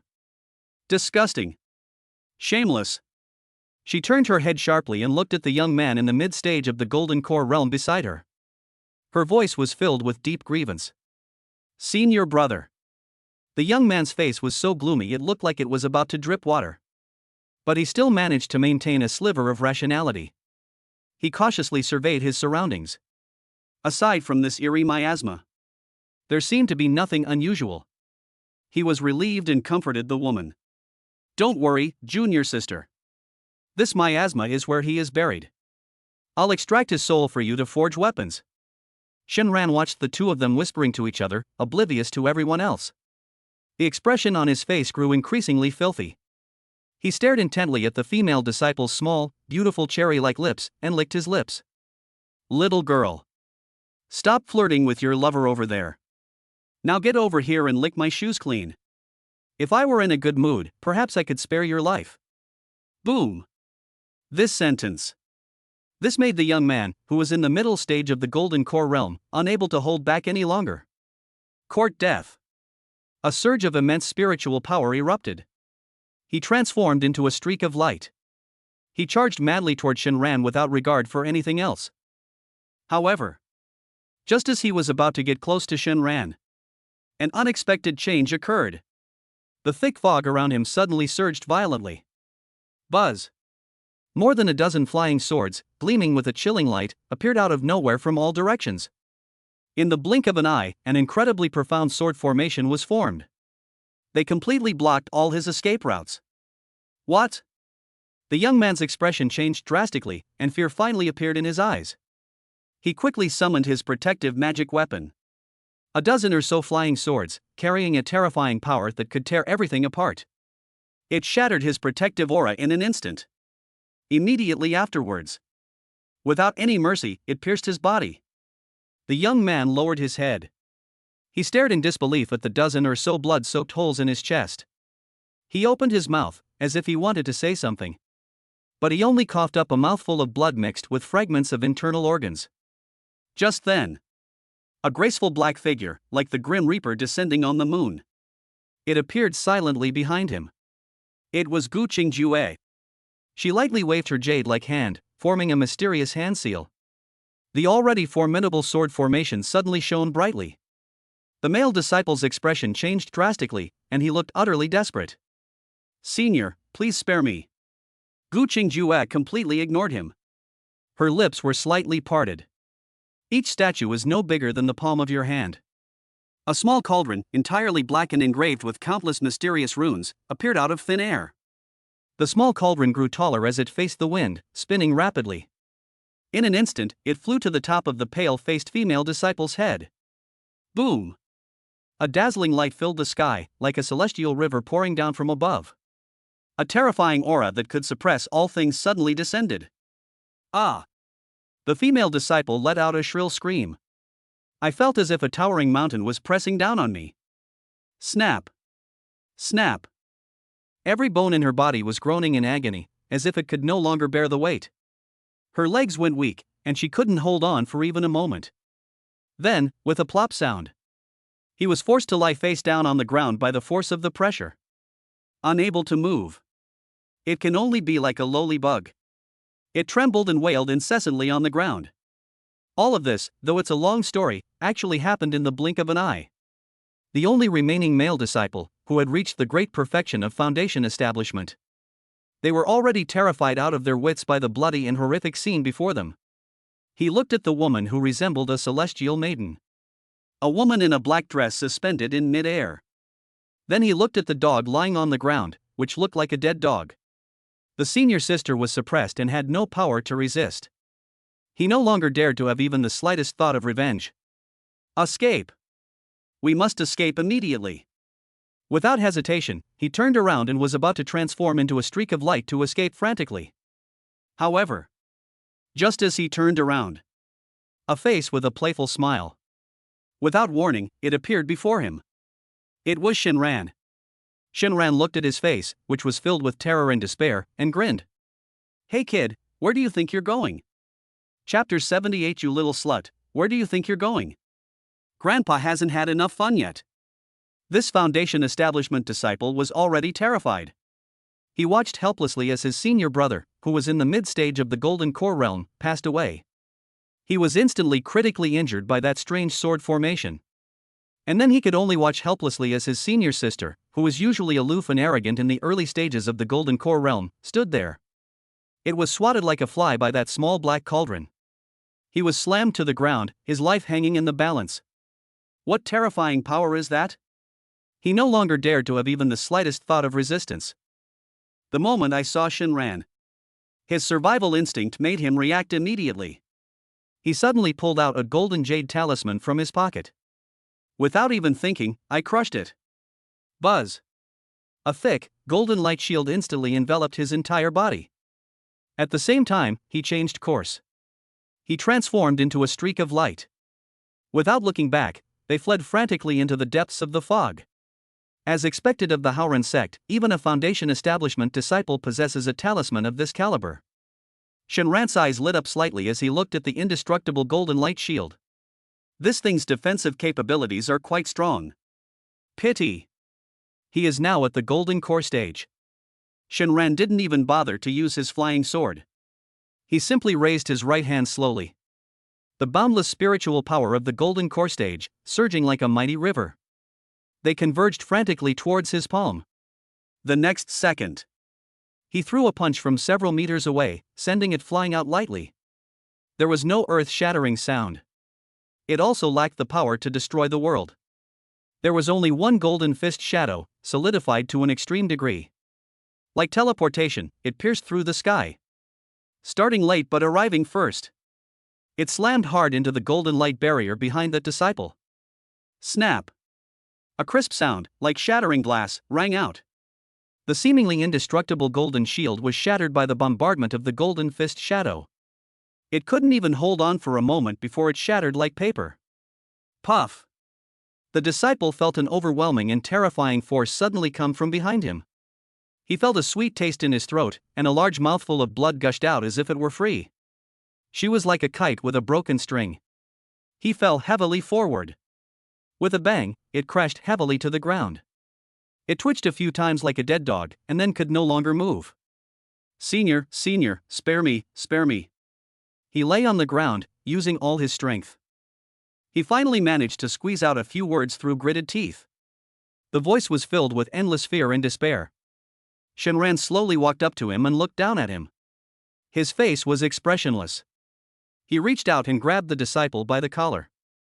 It was like dragging a real dead dog. Step by step, they dragged him toward Gu Qingjue's location. Silence reigned in the thick fog. Gu Qingjue stood there quietly with his arms crossed. In front of her, the young man from the Howran sect, who was at the mid-stage of the Golden Core realm, was lying on the ground, barely alive. His body was covered with more than a dozen bloody holes that were visible from front to back. Blood had already soaked the ground beneath him. It was dyed a shocking dark red. His injuries were extremely serious. But Gu Qingzhue still spared his last breath. They awaited Shenran's decision. Shenran tossed the Foundation establishment disciple aside like trash, leaving him lying next to the young man. Then, he slowly squatted down. Looking into the young man's eyes, one could see the life force rapidly slipping away, along with endless resentment and fear. Shenran smiled. "Weren't you being very arrogant just now? Weren't you going to extract my soul so you little slut, could refine weapons? What's going on now?" The young man's lips trembled, and he made gurgling sounds in his throat, as if he wanted to say something. But the surge of blood silenced all his words. Looking at his limp and listless appearance, Shenran felt utterly bored. He turned his head. He looked at the Foundation establishment stage disciple who was lying on the ground, his face pale and his body trembling like a leaf. "You, come here. Help your senior brother up. He's about to die. Before he dies, let him take one last look at his precious junior sister." Upon hearing this, the disciple's face instantly turned even more ashen than that of a dead man. He looked at Shenran, then at his senior brother on the ground, who was covered in blood. His voice was trembling. "Senior, I dare not." Shenran's face instantly darkened. A simple syllable. But it was like a death knell from the deepest hell. The disciple was so frightened that he didn't dare to hesitate for even a moment. He scrambled to the side of the young man in the mid-stage of the Golden Core realm. Her voice was trembling with sobs. "Senior brother. I'm sorry. I'm sorry." Immediately afterwards, he closed his eyes, as if he couldn't bear to look at his senior brother's miserable appearance. With trembling hands, he slowly lifted his bloodied and mangled upper body. With his help, the young man's previously unfocused pupils managed to refocus. His gaze, almost unconsciously, fell on something not far away. Above that graceful figure suppressed by the small black cauldron. The next moment, his pupils suddenly contracted. There he was, his usually arrogant and haughty junior sister. At this moment, they are being suppressed on the ground in an extremely humiliating manner. That originally elegant and neat moon-white Taoist robe. It was already a mess of mud and dirt, and even had several holes in it. It revealed a large expanse of her snow-white, smooth skin. Her once stunningly beautiful and arrogant face. At this moment, it was pressed firmly against the cold and dirty ground. It was slightly deformed from being pressed. Her once smooth, black hair was now spread out in a messy, overgrown manner, like weeds. Her cherry-like mouth was now filled with a mixture of dirt and saliva, making her look extremely disheveled. The whole person was like a mother snake whose 7 inches were pinned down by a boulder. He seemed to have already fainted. Where is even a trace of the usual ethereal grace of the Howran sect fairy? He felt an indescribable surge of grief and despair rising straight to the top of his head. His body trembled violently from extreme anger. Looking at him like this, Shenran's mischievous smile grew even stronger. He slowly walked to Gu Qingzhue's side. I glanced at the statue that was spinning around. A small black cauldron that constantly emanates terrifying power. He chuckled. "My little darling, this magic weapon of yours is amazing. Don't let her get really killed by this." Gu Qingzhue crossed her arms in front of her chest. Those two breathtakingly full mounds were squeezed together, making them even more astonishing. She rolled her eyes at Shenran, annoyed, and didn't say anything. But a thought still crossed my mind. Buzz. The violent energy on that small black cauldron instantly subsided a bit. The female disciple who was lying on the ground. The terrifying pressure that had been pressing down on him, almost crushing him into mincemeat, suddenly eased. She woke up suddenly. Huff, ha, huff. She greedily inhaled the damp air around her, breathing heavily. I looked up. He happened to witness his senior brother's miserable state. Her expression changed drastically in an instant. "Senior brother." She let out a mournful cry, her voice trembling with tears. Immediately, her shapely body began to wriggle laboriously on the ground. "She wants to climb. She has to climb out of this damned area." Shenran didn't stop him, and just stood aside with his arms crossed, seemingly quite interested. Admiring the beautiful woman crawling picture in front of me. A moment later, The woman used all her strength. They were about to climb out of the area suppressed by the small black cauldron. However, just as her fingertips were about to touch that safe area, a figure appeared behind her without warning. Shinran slowly squatted down. He stretched out his hand. With one swift motion, he grabbed her smooth, white ankle, which was taut from the force of her grip. And then, inch by inch, they dragged her back. "You little slut." Shinran's voice carried a hint of amusement. "Where are you going to crawl?" The woman suddenly turned her head. He looked at the face behind him, so close yet radiating a wicked grin. Everywhere I looked, there was a look of horror. Because she saw it clearly. The seven-colored light pouring down from that small black cauldron was enough to suppress even a golden core cultivator, rendering them unable to move. When it flowed onto Shinran, it actually parted automatically to both sides, just like flowing water. Not a single thing could fall on him. Under the glow of those seven-colored treasures, his handsome face was filled with a mixture of light and shadow. Like a god. Chapter 79. Master is jealous. One sword kills the fox spirit. What exactly do you want? The female disciple from the Haoran sect spoke with an uncontrollable tremor in her voice. Shinran pulled her to his feet and slowly squatted down. Not far away, under the watchful eyes of her dying senior brother, Shinran reached out and pinched her rather pretty little face. "What do I want to do?" Shinran gradually increased the pressure on his hands. That little face gradually deformed and twisted in his hands. "First you insulted me, and now you're trying to steal my opportunity. They even chased me into this misty place, intending to use my soul to forge a weapon.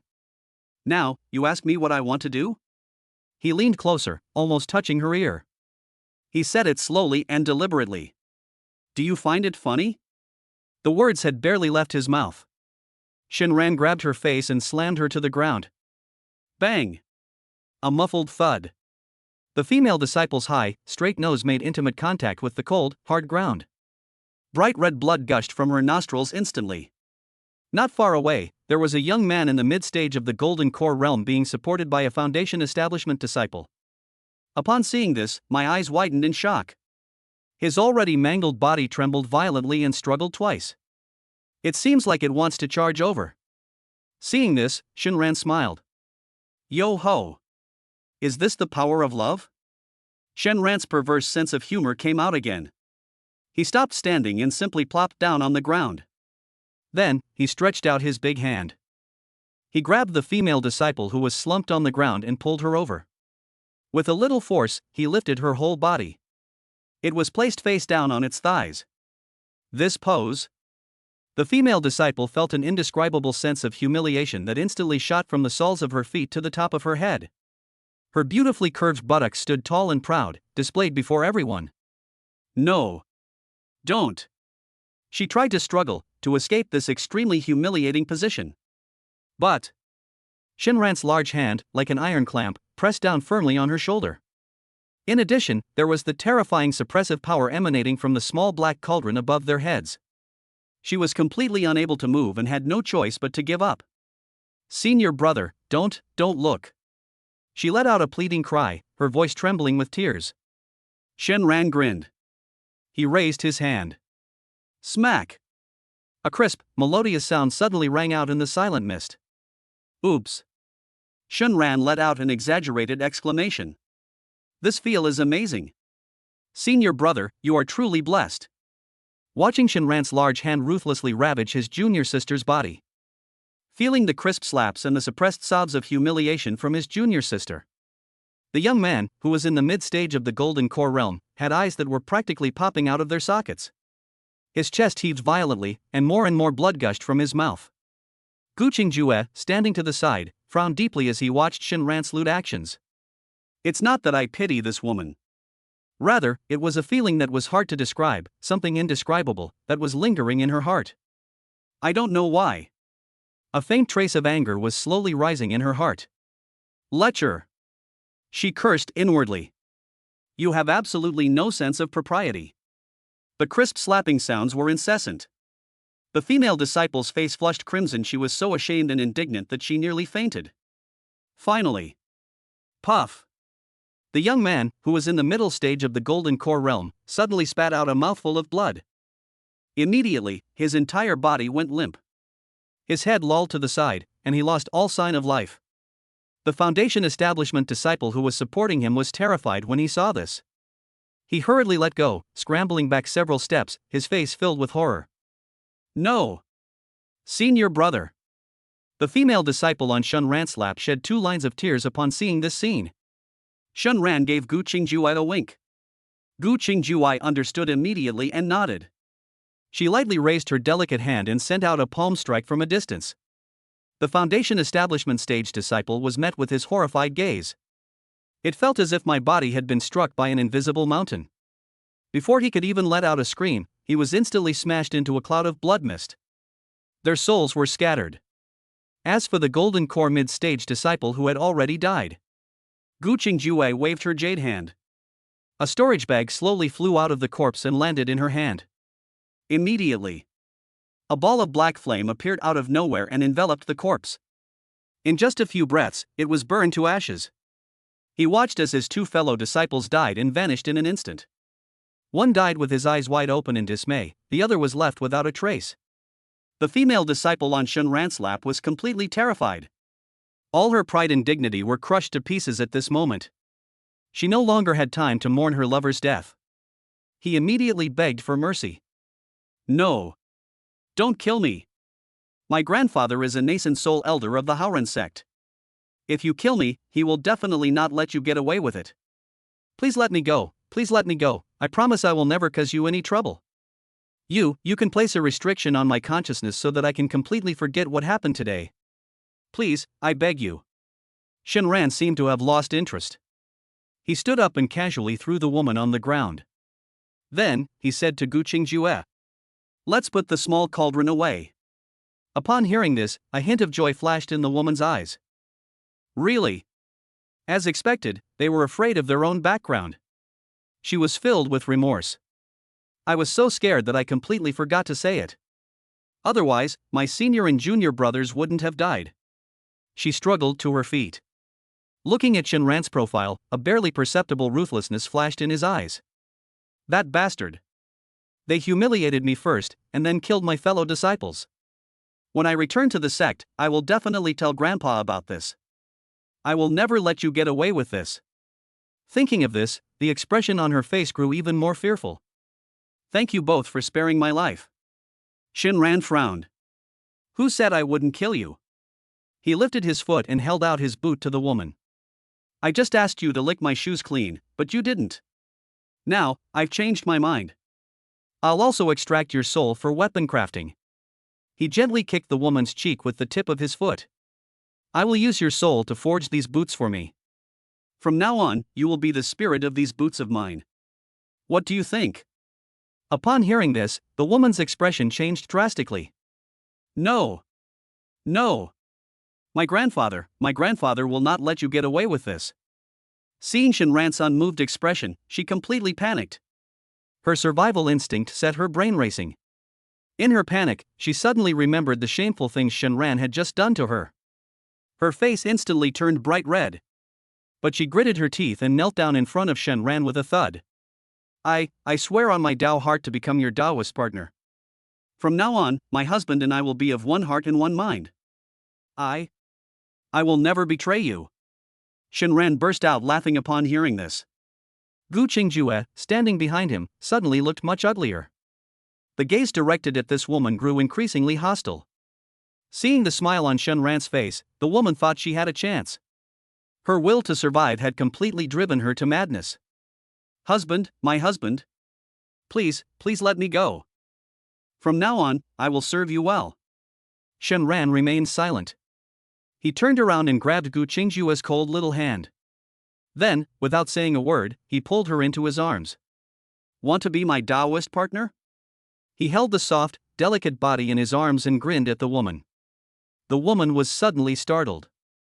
In the urgency of the situation, all she knew was that the woman in the black dress possessed unfathomable cultivation. Only then did she finally see what the other person looked like. What an absolutely stunning face it was.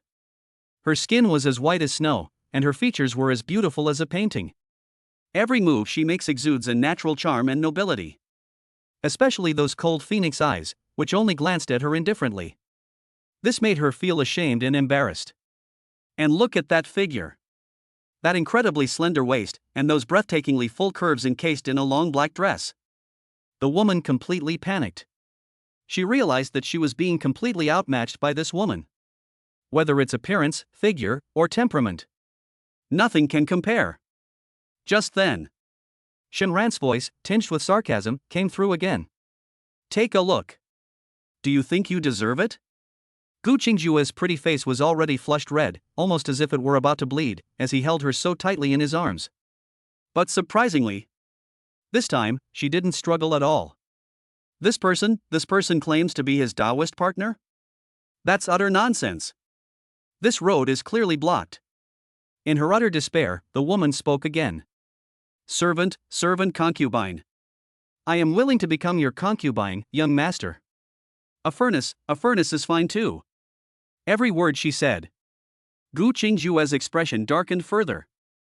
This time, before Shinran could speak, Gu Qingjue, who was in his arms, suddenly flashed. The woman kneeling on the ground only felt a dark shadow flash past her eyes. The next second, a bright red line of blood suddenly appeared on her snow-white neck. The vitality in her eyes vanished instantly. He collapsed limply to the ground. Shinran was taken aback. He stared at Gu Qingjue, somewhat stunned. What are you doing? Gu Qingjue snorted coldly. Have you had enough fun?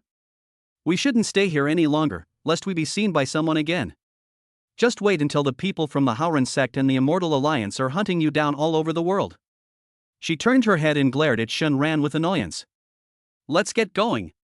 Chapter 80. A half-step nascent soul's word decides the fate. The holy maiden snatches the treasure, and the sect master is envious. At the same time, Eastern Wilderness Secret Realm, 2nd level. Water Moon Cave. The scenery here is completely different from the primitive and rugged wilderness of the 1st level of the Sacred Mountain. A thin, gauze-like, 7-colored mist filled the air. In the center of this world that is like a fairyland, a towering tree, whose wondrous nature defies description, stands silently. Its entire body is shimmering with 7-colored light. The enormous canopy of the tree blocked out the sun. Hanging among the lush foliage are dozens of unique, crystal-clear fruits that resemble glass. The fruit shimmered with light and color. This is the core of Shueiyue Cave. The crystal sacred tree. Now, beneath this sacred tree stood a dozen or so figures. Each of them exuded a terrifying aura. Surprisingly, they were all old monsters at the nascent soul stage. And a little further behind them, it also gathered hundreds of elites from various sects at the golden core stage. Their faces were filled with longing and eagerness. He stared intently at the ripening fruit on the tree. Among the nascent soul cultivators, leading the group was none other than Jiang Qiyue, the leader of the Eastern Wilderness Immortal Alliance. She just stood there quietly. A moon-white divine robe, woven from an unknown material. It seemed as if a river of stars flowed above it, its inner radiance shining forth. Her figure was elegant and mysterious, like a deity. She did nothing. Not even the slightest trace of its aura was released. Yet, it naturally became the absolute center of this world. Behind her, a group of people who usually stomp their feet. These are nascent soul stage monsters who can shake a region to its core. At this moment, they all waited quietly. However, they each had their own ulterior motives. Yun Lingshuang stood on the outermost side. Her pale golden eyes seemed to have a faint, almost imperceptible quality. He glanced at Xiaoyang, the sect leader of the Heavenly Sword sect, not far away. A chilling killing intent flashed in the depths of his eyes. Beside her stood Zhongling, the valley master of Danxia Valley, smiling radiantly. She is the only golden core cultivator qualified to stand here. The air was eerily silent. Finally, an elderly man dressed in the robes of the Haoran sect, with an air of otherworldly grace and profound aura, stepped forward. He stood slightly behind and to the side of Jiang Qiyue, bowing slightly. He was none other than the supreme elder of the Haoran sect, a great cultivator in the late nascent soul stage. By Jing Tian. He spoke in a deep voice, breaking the deathly silence. Fellow Taoist Jiang. Each time, only a few dozen of these glazed sacred fruits are produced. Dividing this among a dozen or so of us is a bit tight. If it were to be distributed among those juniors in the golden core stage, I'm afraid that's a waste of resources. His words expressed the sentiments of the vast majority of nascent soul cultivators present. This crystal clear sacred fruit was a treasure they had always dreamed of. However, Zhang Qiyue didn't even turn around. A clear, ethereal sound, seemingly otherworldly, slowly rose into the air. The Eastern Wilderness Immortal Realm is already ranked last among the 7 great immortal realms. The younger generation is facing a severe talent gap. If we do not nurture it further, within 100 years, our Eastern Wilderness will be in danger of being devoured by other immortal realms. Her voice was as calm as water. Yet it carried an unquestionable and supreme majesty. The crystal sacred fruit is available to all who see it. This is the new rule I have established. Upon hearing this, the old Taoist Bai Jingtian's expression slightly hardened. He then bowed again. What fellow Taoist Jiang said is absolutely right. It is I who am old and pedantic. After saying that, he silently retreated and dared not say another word. Zhang Qiyue nodded faintly and said nothing more. After a few breaths, she slowly raised her hand, which was as white as mutton fat jade, and waved it in the air. Buzz! The entire crystal tree suddenly trembled violently. In an instant, rays of light shone everywhere, and 1,000 auspicious colors appeared. Those dozens of crystal clear sacred fruits hanging from the branches. It was as if they were being drawn by some mysterious force. They all fell off at once and floated in mid-air. Zhang Qiyue lightly tapped with her jade-like fingers. A dozen or so of the sacred fruits transformed into a dozen or so streams of light. It flew precisely into the hands of each nascent soul cultivator. Zhongling also received one. And the remaining 30 or so. It was like a celestial maiden scattering flowers. It shot off towards the direction where the group of golden core cultivators were in the distance. Boom! The scene instantly erupted in chaos. Be mine. Get out of here. Ha ha. I got it. The light of various magical artifacts and the booming sound of spiritual energy colliding instantly resounded through the sky. The entire scene descended into complete chaos. In the crowd, a graceful figure in a long black dress was prominently featured among them. It was Su Qinghan. Unlike the others, she didn't rush forward recklessly. Instead, they calmly observed the situation. It was found in a crystal clear sacred fruit. The moment it collided with another golden core cultivator's magic weapon, it was bounced back. She moved. She lightly touched the ground with her toes, moving as gracefully as a startled swan. With a swift movement of her jade-like hand, she firmly grasped the sacred fruit in her grasp. The moment of success. She didn't hesitate at all. He didn't even glance back at the chaotic battle behind him. He transformed into a streak of light, without looking back. They fled frantically into the depths of the water moon cave. Far away, Yun Lingshuang's gaze remained fixed on Su Qinghan. When she saw Su Qinghan successfully snatch a glazed sacred fruit and then decisively escape, her pretty face, which always looked like an iceberg. Surprisingly, a hint of joy appeared on his face. This glazed sacred fruit is of great value to golden core cultivators. It is the supreme treasure for breaking through bottlenecks and consolidating the foundation of one's path. But for nascent soul cultivators. But it has another ingenious use. If it weren't for the fact that she was still here, waiting for news of the opening of the legendary Pure Land of Lapis Lazuli, she couldn't wait to catch up with him. Take that fruit from Su Qinghan's hand. At that very moment, suddenly, something strange happened in the crowd. There was a small, thin figure. The old man in the early nascent soul stage, who was also wearing the robes of the Haoren sect, suddenly changed his expression. He suddenly pulled it from the storage bag at his waist. He took out a jade pendant the size of a palm. But the jade tablet was already covered with fine, spiderweb-like cracks. A gentle breeze blew by. With a whoosh, the jade pendant shattered into pieces right before his horrified eyes. Finally, it turned into a handful of dust and scattered in the wind. The old man's body suddenly stiffened. The next second, his cloudy old eyes widened instantly. The pupils suddenly contracted. Yenner. A roar like the mournful cry of a wild beast. It was squeezed out with difficulty from deep in his throat. Immediately afterwards, a terrifying killing intent, violent to the extreme, erupted like a volcano. It burst forth from his thin body. Boom! The surrounding nascent soul cultivators were all startled by this sudden killing intent and turned to look. Bai Jingtian, standing to the side, had his brows furrowed even more. He stepped to the side of the thin old man and shouted in a deep voice. Junior Brother Liu! What are you doing? The old man, known as Junior Brother Liu, had bloodshot eyes and looked like a madman. He stared intently at the handful of ashes in his hand. Every word seemed to be squeezed out from between his teeth. Yenner. He was murdered. Chapter 81. Master's pretty face blushed. This dual cultivation technique is so vivid? Deep in the sacred mountains. Inside a hidden cave. Who gave you permission to make this decision on your own? I'm telling you, you're just jealous. You're usually so quiet, I never imagined you were such a jealous woman. You just can't stand me talking to other girls. Just wait and see what I'll do to you when I get back. Shenran's indignant voice was like a demonic chant. We searched all the way from that misty forest to this secluded cave. His mouth never stopped. Gu Qingjue sat cross-legged on a clean blue stone, closing his eyes to regulate his breathing. He forcibly suppressed the anger in his heart. He ignored Shenran's words. That bastard. They killed someone, stole things, and gained an advantage. Now, they're even turning around and blaming me. I've seen shameless people, but I've never seen anyone this shameless. She really couldn't understand it. How could I have let a guy like that? Thinking of this, her ears began to burn again. Finally. Shenran seemed to have run out of steam with her scolding. He stopped and plopped down on the ground. Take the contents of those 2 storage bags.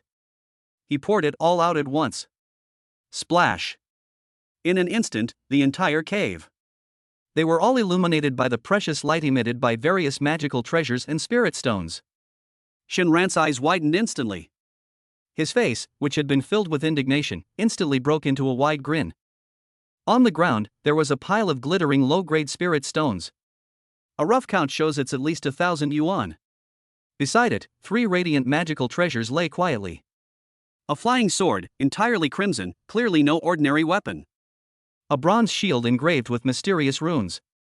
There is also a small, exquisite golden pagoda. In addition, there are several pieces of armor that look extremely valuable. Several bottles of elixirs, and several jade slips containing cultivation techniques. We're rich. We're rich. Shenran looked at the pile of treasures in front of him, his mouth practically watering. He picked up the ancient bronze shield and touched it again and again with great affection. Gu Qingjue slowly opened her eyes, looking at Shenran's naive and money-grubbing appearance. In her cold phoenix eyes, a hint of a smile flashed across his face. Look at your pathetic self. They're just ordinary stuff. It's only good for fooling country bumpkins like you who've never seen the world. Upon hearing this, Shenran immediately became displeased. He retorted, sticking his neck out. Hey! It's easy for you to say that when you're not the one suffering.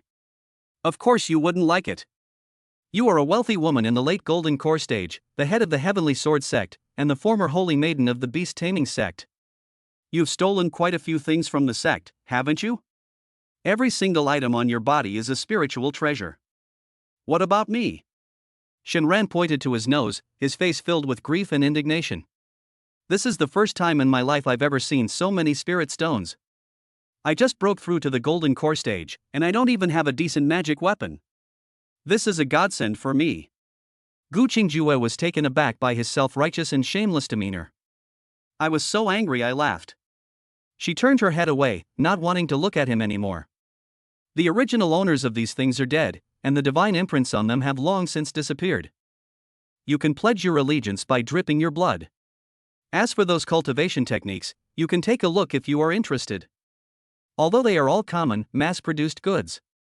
But it is still somewhat useful to you. Upon hearing this, Shenran's face lit up with joy. Without any hesitation, he immediately began to search through the pile of treasures with great interest. Suddenly, his movements paused.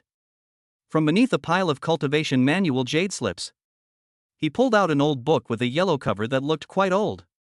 On the cover, 4 large characters were written in a vigorous and elegant style. The Secret Manual of Acacia. Shenran's eyes lit up instantly. Little baby. Come quick. Come and see. Holding the ancient book, he approached Gu Qingjue with a mysterious expression and presented it to her like a treasure. Look what a wonderful thing this is. This thing is practically made for the two of us. Gu Qingjue frowned slightly as she looked at his lewd expression. But I still took it instinctively. She randomly turned to a page. The next second. Boom! Her face was already fair and rosy, making her incredibly beautiful. In an instant, it turned so red it looked like it was about to bleed. All that could be seen on the pages of the book was shameless. Gu Qingjue screamed, like a cat whose tail had been stepped on. Without a second thought, he picked up the hot, unwelcome ancient book. It slammed hard into Shunran's face. Go practice by yourself. Shunran had anticipated this, chuckled, and caught it steadily. He looked at Gu Qingjue's ashamed and indignant appearance. The wicked smile on his face grew even more pronounced. That won't do.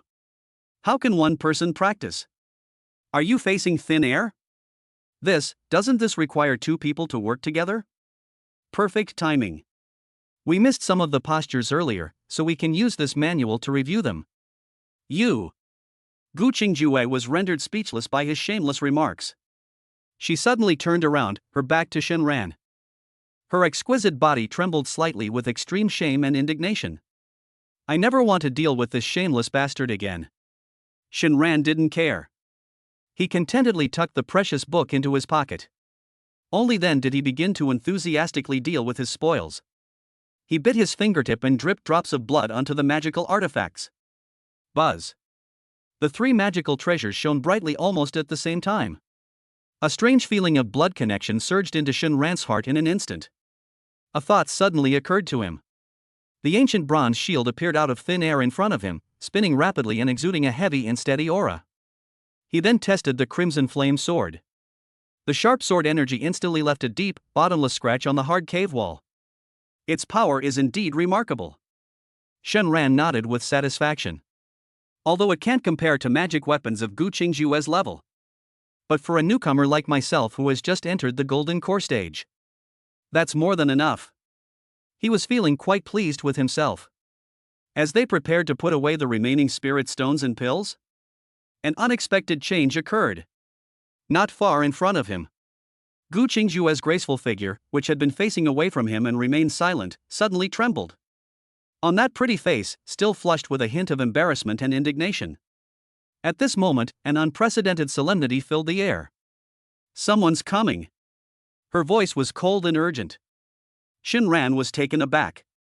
Before he could react, a series of incredibly powerful auras suddenly erupted from the entrance to the second level of the secret realm. All that could be seen was the distant horizon.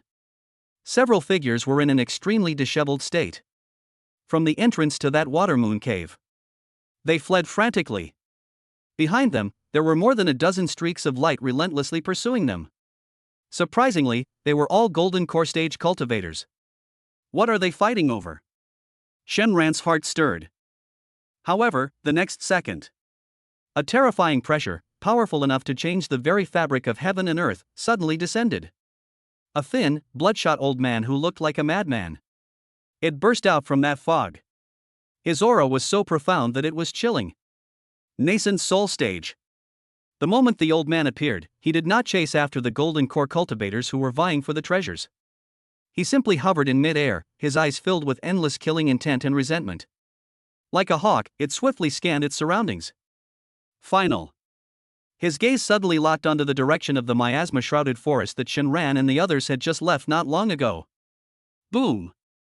Without the slightest hesitation, the old man's figure transformed into a blood-red rainbow that tore through the sky. Filled with overwhelming killing intent, he shot straight towards the forest.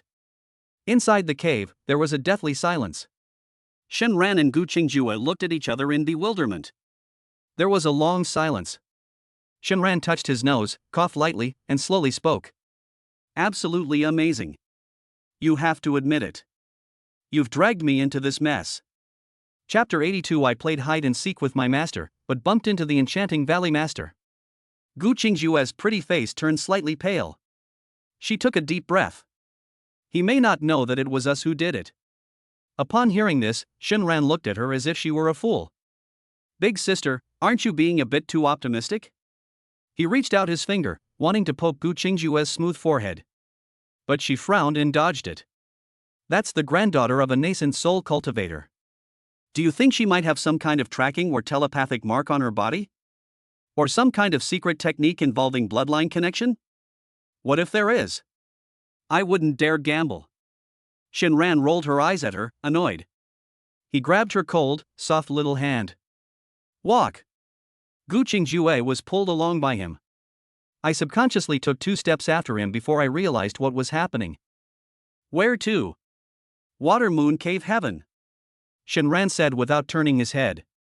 Let that old man search for himself in that shabby forest. There are so many nascent soul stage cultivators in the Water Moon Cave Heaven, and there are also people from the Eastern Wilderness Immortal Alliance. Even if the old man knew it was us who did it, those who want to commit murder inside should think twice.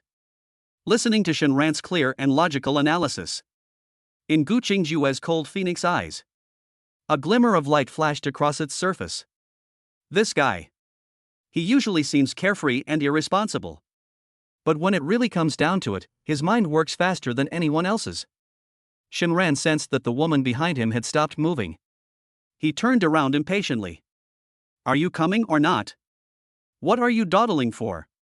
He looked Gu Qingjue up and down, sizing her up and down. What? Are your legs going weak with fear? Do you want your owner to carry you? No need. Gu Qingjue blushed and glared at him fiercely. That bastard, that little bit of goodwill I just started to feel for him. It vanished in an instant. Without further hesitation, the two transformed into 2 streaks of light. They shot off at top speed toward the entrance to the secret realm shrouded in colorful mist in the distance. Whoosh! The 2 plunged headlong into the entrance of the Water Moon Cave. The view before me suddenly opened up. Colorful rays of light swirled across the sky, while cranes and deer frolicked in the forest. It's simply a paradise on Earth. They dared not linger for a moment, and flew frantically deeper into the depths. It flew for more than half an hour. We were now quite a distance from the entrance. The 2 finally breathed a sigh of relief. It slowly landed in a valley. I just flew here. They discovered that from time to time, beams of light of various colors would shoot into the sky from within this Water Moon Cave. The beams of light can be large or small, strong or weak. It must be within this grotto heaven. The various opportunities and treasures hidden there. Shinran felt the power of his golden core stage. He glanced again at the stunningly beautiful henchman in the late golden core stage beside him. His mind immediately started working. That nascent soul elder will most likely have to stay in the outer sect for a while longer. It's not easy for me to come all this way. We can't go home empty-handed, can we? The greater the risk, the higher the reward. This is a golden rule in the world of cultivation.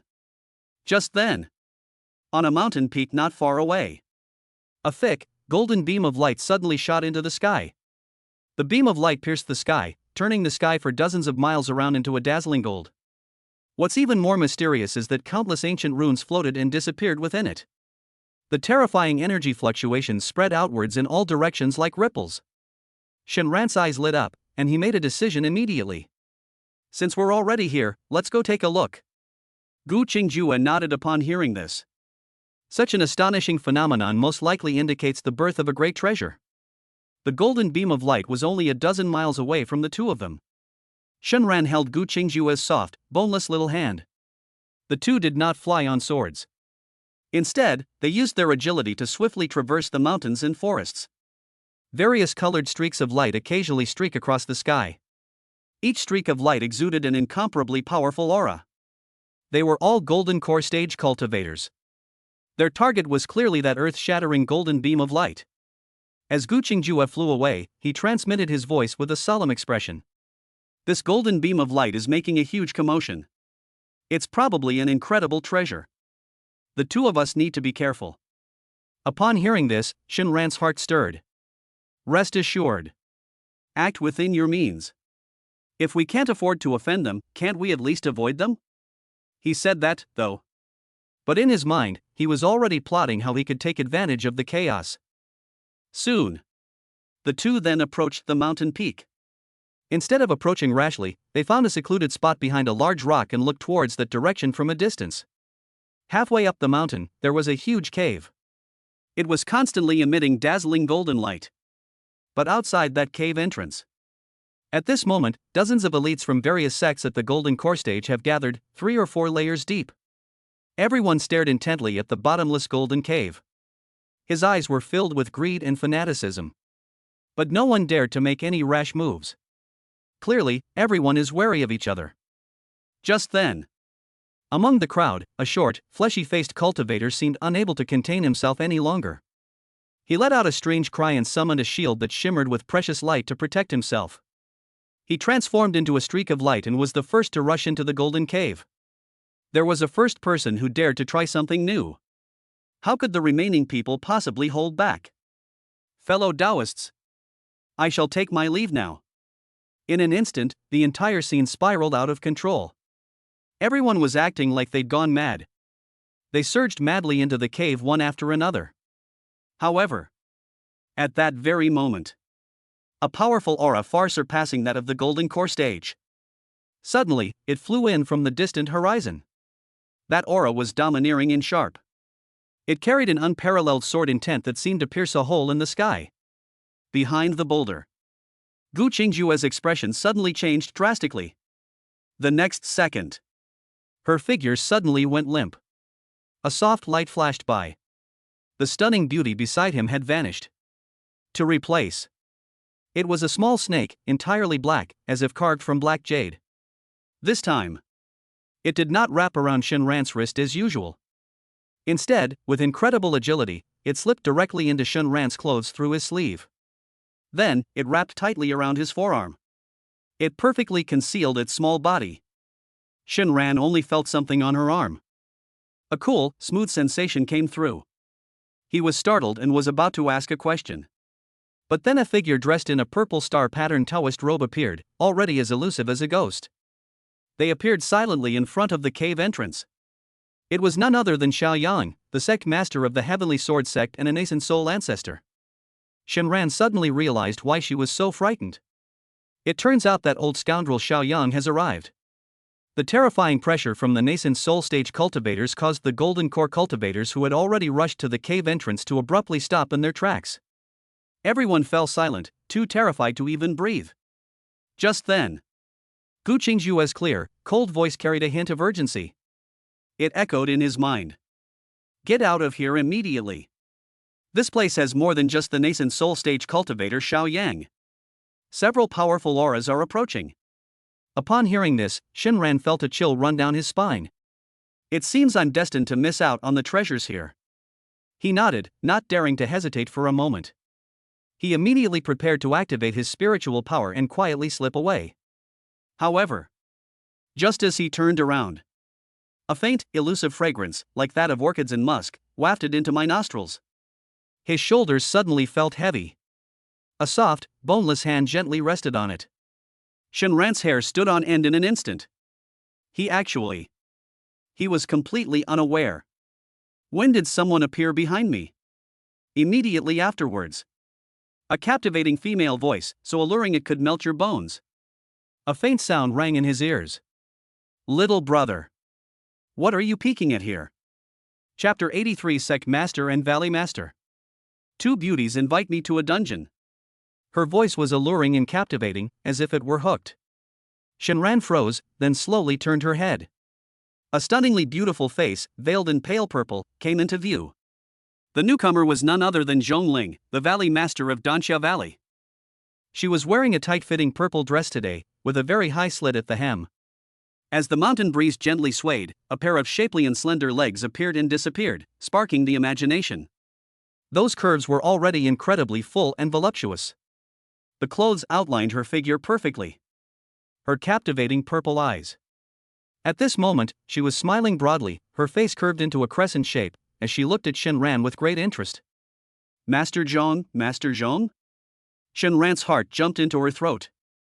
Although they were acquaintances, he showed no sign of relaxing at all. Joke. This woman is a ruthless person who will devour people without spitting out the bones. Shenran forced a smile and was about to bow with his hands clasped in greeting. Their gazes suddenly froze. He saw it behind Zhongling. Another woman was also standing quietly. The woman was dressed in a magnificent, moon-white palace gown. The hem of the skirt was embroidered with intricate and mysterious patterns using unknown gold thread. With each breath she took, a faint chill emanated from her. Her silver hair flowed like a waterfall of moonlight. It was loosely tied up with a simple jade hairpin. She just stood there quietly. It seemed not to belong to this world, it was sacred and inviolable. It was none other than their own sect leader, Yun Lingshuang. Zone, sect master. Shen Ran's expression was rather unpleasant. Broken. How did we manage to attract these two great Buddhas? Yun Lingshuang's pale golden eyes were devoid of any emotion. The light brush swept over Shen Ran's body.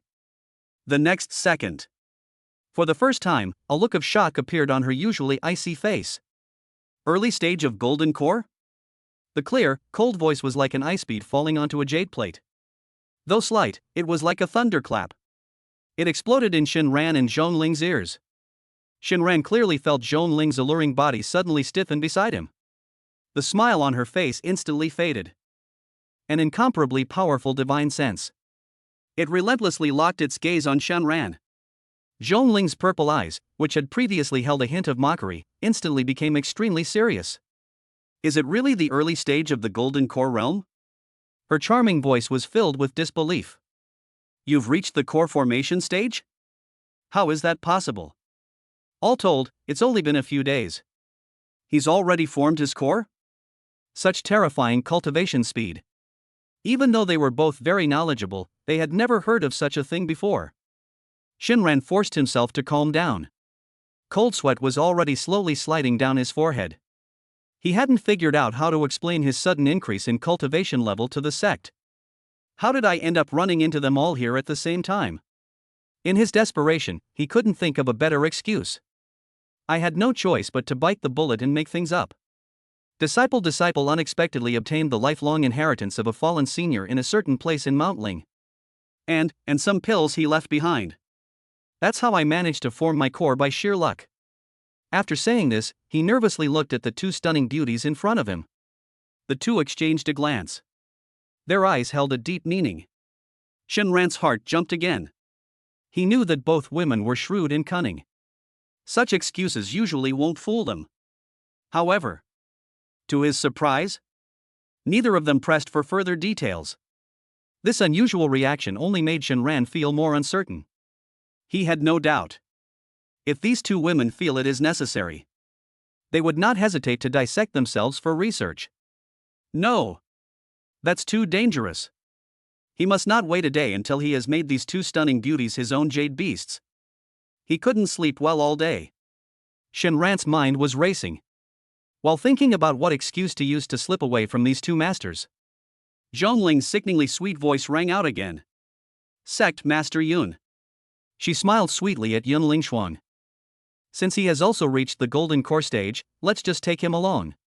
Maybe it will be useful later. Shinran felt a buzzing in his head. He suddenly raised his head and looked at Zhongling in disbelief.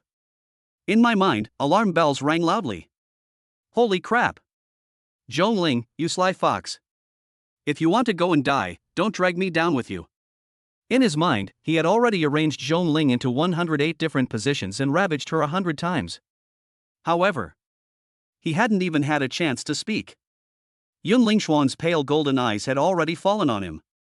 Shinran's heart skipped a beat.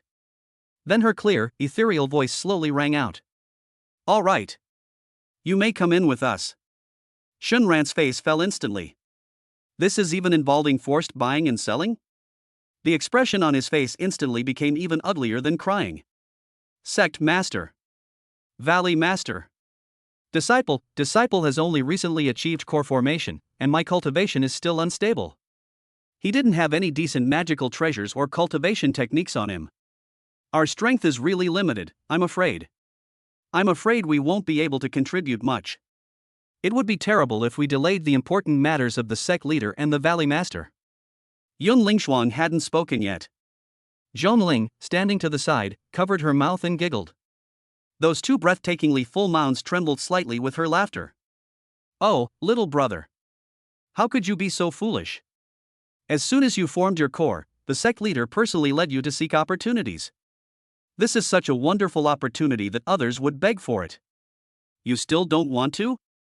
You're such a silly little thing. As she spoke, she extended her slender, jade-like finger and gently tapped Shinran's forehead. Shinran felt a faint fragrance enter her nose. In his heart, however, he cursed the demon's ancestors for 18 generations. I don't believe you for a second. You wicked vixen. What is the meaning of finding an opportunity? I think you guys just want me to go in and scout as cannon fodder. Shinran wanted to say something more.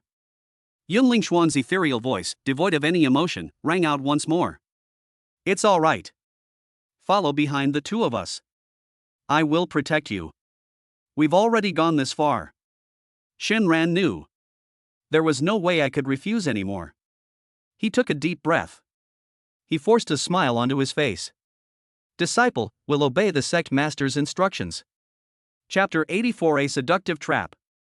The alluring valley master actually throws herself into his arms. Shinran silently followed behind Yunling Xuan and Zhongling.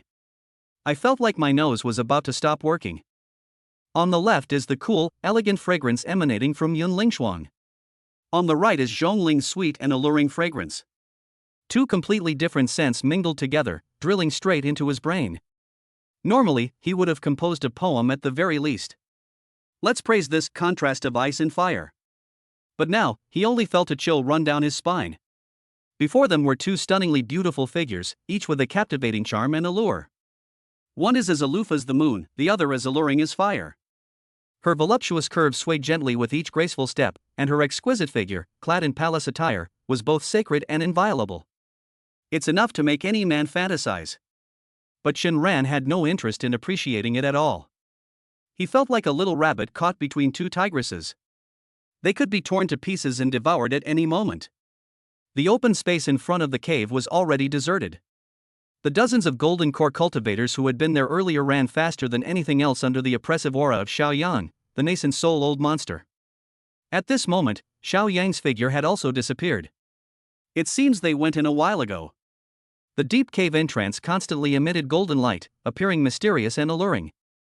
Just then, Gu Qingjua's cold voice carried a hint of solemnity. It echoed in his mind. These two women are most likely up to no good. Especially be careful of that fairy in Danxia Valley. Shinran rolled her eyes inwardly. Nonsense, of course I know.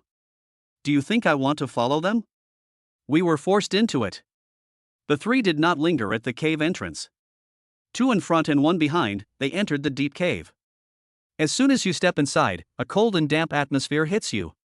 The entrance to the cave is very narrow, allowing only two people to pass at a time. The stone wall was covered with slippery moss. It also emitted a faint, strange smell that was hard to describe as either fragrant or fishy. They walked for about 10 feet. The view before me suddenly opened up. A huge circular stone chamber, hundreds of feet wide, appeared before the three of them. In the center of the stone chamber was a huge, tightly closed stone door. The stone gate is carved with countless mysterious and complex runes. These runes were slowly circulating at an extremely slow pace. It emitted a pale blue glow, forming a massive array. The soaring golden light emanated from behind this stone gate. In front of the formation lay two corpses. It was those two golden core cultivators who couldn't contain themselves and rushed in first. Their deaths were extremely bizarre. One was kneeling on the ground, and the other was lying on the ground. His face showed no pain or fear, but rather an extreme madness. It was as if I saw the eerie smile of the most beautiful thing in the world. Shinran stared at their bizarre deaths. I felt a chill run down my back, and a cold sensation shot from the soles of my feet straight to the top of my head. This is fucking. Did they die laughing? Sect Master Yun. Zhongling's charming voice broke the deathly silence. She dropped the playful smile from her face. Her captivating purple eyes were now filled with solemnity. The deaths of these two men were suspicious. Judging from the looks of it, it doesn't seem like that old bastard Xiaoyang did it. Yunling Xuan's pale golden eyes. He merely glanced at the two corpses before looking away. She nodded slightly, her voice still cool and clear. It seems we've fallen for the trap set by this formation. This is the first checkpoint here. Zhongling looked around and made sure there was no one else lying in ambush. So, Xiao Yang has already gone inside? I think so. Yunling Xuan gently touched her head. Zhongling's gaze fell on the mysterious array on the huge stone gate. Her luscious red lips were slightly pouted. She even had a touch of girlish charm. Sect Master Yun, please do it. With a master like you here, I won't embarrass myself by showing off my skills. She smiled sweetly and subtly flattered him. Yunling Xuan didn't waste any words. She walked slowly forward to the huge stone gate. Then, she slowly raised her slender hand, which looked as if it were carved from mutton fat jade. Gently, I touched the slowly flowing blue array before my eyes. The next second. Buzz. The entire formation suddenly shone brightly. A misty, dreamlike blue light burst forth like a tidal wave. It directly enveloped Yun Lingshuan and Zhongling, who were standing at the very front. Shenran stood behind the two of them and could see it clearly. The moment the blue light enveloped the two women, the look in their eyes changed. On Yun Lingshuan's perpetually unchanging icy and beautiful face, surprisingly, a hint of confusion and vulnerability surfaced in his eyes. Her thin, cool lips parted slightly. Seemingly subconsciously, she uttered a soft, dreamlike whisper. Master. Zhongling, who was standing next to her, reacted even more violently. Her previously composed and alluring face turned deathly pale in an instant. In those captivating purple eyes, it was filled with unprecedented, extreme fear. It felt like I was seeing the most terrifying thing in the world. Shinran felt a buzz in his head. Holy crap! Illusion Array. It can still affect top-tier illusion arrays that are powerful enough to affect nascent soul stage monsters. Only one thought remained in his mind. Run! Without thinking, he suddenly turned around. He channeled all his spiritual power and prepared to flee frantically back to the cave entrance he had come from. However, just as he turned around, the blue light that had originally enveloped only the two women suddenly expanded outwards. As if it possessed a life of its own, it instantly engulfed his body. Shinran felt a blur before her eyes and a wave of dizziness wash over her. Immediately afterwards, a small, fair, smooth, and boneless hand. Without warning, she grabbed his wrist. That hand looked delicate, but its strength was astonishing. With a sudden burst of force, Shinran felt an overwhelming force coming from him. He was instantly pulled back. He stumbled and his body went limp. I felt as if I had bumped into a warm and soft cloud. The tip of my nose was filled with that cloyingly sweet fragrance that made my heart flutter. Shinran turned her head with difficulty. But then I saw Zhongling's pretty face, which had been filled with fear. At this moment, her eyes were filled with spring-like allure, and her gaze was as seductive as silk. She was looking at him with a charming expression. She had opened her arms without anyone noticing. He held his unsuspecting body tightly. She was pulled into his breathtakingly soft embrace. Those captivating purple eyes seemed to be dripping with water at that moment. She slowly brought her luscious red lips close to Shinran's ear. The warm breath tickled his ears. Little brother. Trying to run away again? Chapter 85. Four beauties throw themselves into my arms. The sect master and valley master call him husband. Shinran was startled by these two sentences. I felt a tingling sensation on my scalp and my whole body was covered in goosebumps. What does this sly fox mean? Wasn't she under a spell? What's going on with that seductive look, this guy throwing himself into my arms?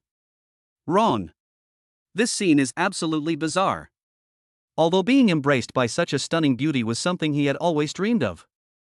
But at this moment, Shinran felt a chill run through his body. The danger was extreme. He struggled violently. The immense spiritual power of the Golden Core stage erupted suddenly. She actually managed to break free from Zhongling's soft embrace. Whoosh! With a flick of his wrist, the crimson flame sword that he had just acquired instantly appeared in his hand. His body was filled with surging spiritual energy, and crimson flames burned fiercely on the sword. Who exactly are you? You're just putting on a show, I'm not buying it. Shenran's voice was icy as he stood with his sword in hand, staring intently at Zhongling before him. However, upon hearing this, Zhongling's captivating purple eyes gleamed. A thick layer of mist instantly appeared. Her already alluring face was now filled with grievance. Her red lips were lightly bitten, and she looked as if she was about to cry. She was truly pitiful to behold. Little brother, you're so fierce. I just wanted to get closer to you. Her voice was charming and alluring, with a seductive quality. Alarm bells rang in Shinran's mind, and he dared not look at her again. This woman has probably practiced some powerful seductive arts. He quickly looked around. All around was shrouded in mist. Nothing could be seen clearly. Visibility was extremely low. It was as if the entire world had shrunk to just the fairy in front of him, who was looking at him with resentful eyes. Right at that moment, Shinran felt a fragrant breeze wafting from behind her. Immediately afterwards, a pair of soft, slender arms gently encircled his neck from behind. My husband. The voice was clear, cold, and ethereal. Yet it also carries an unprecedented sweetness that is enough to melt any man's bones. Shinran froze. He turned his head abruptly. The next second, his pupils dilated violently. Zone, sect master. The one holding him and calling him husband was none other than himself. It was none other than their own nascent soul stage cultivator, the icy sect leader Yunling Shuang, who seemed like a goddess descended from the heavens.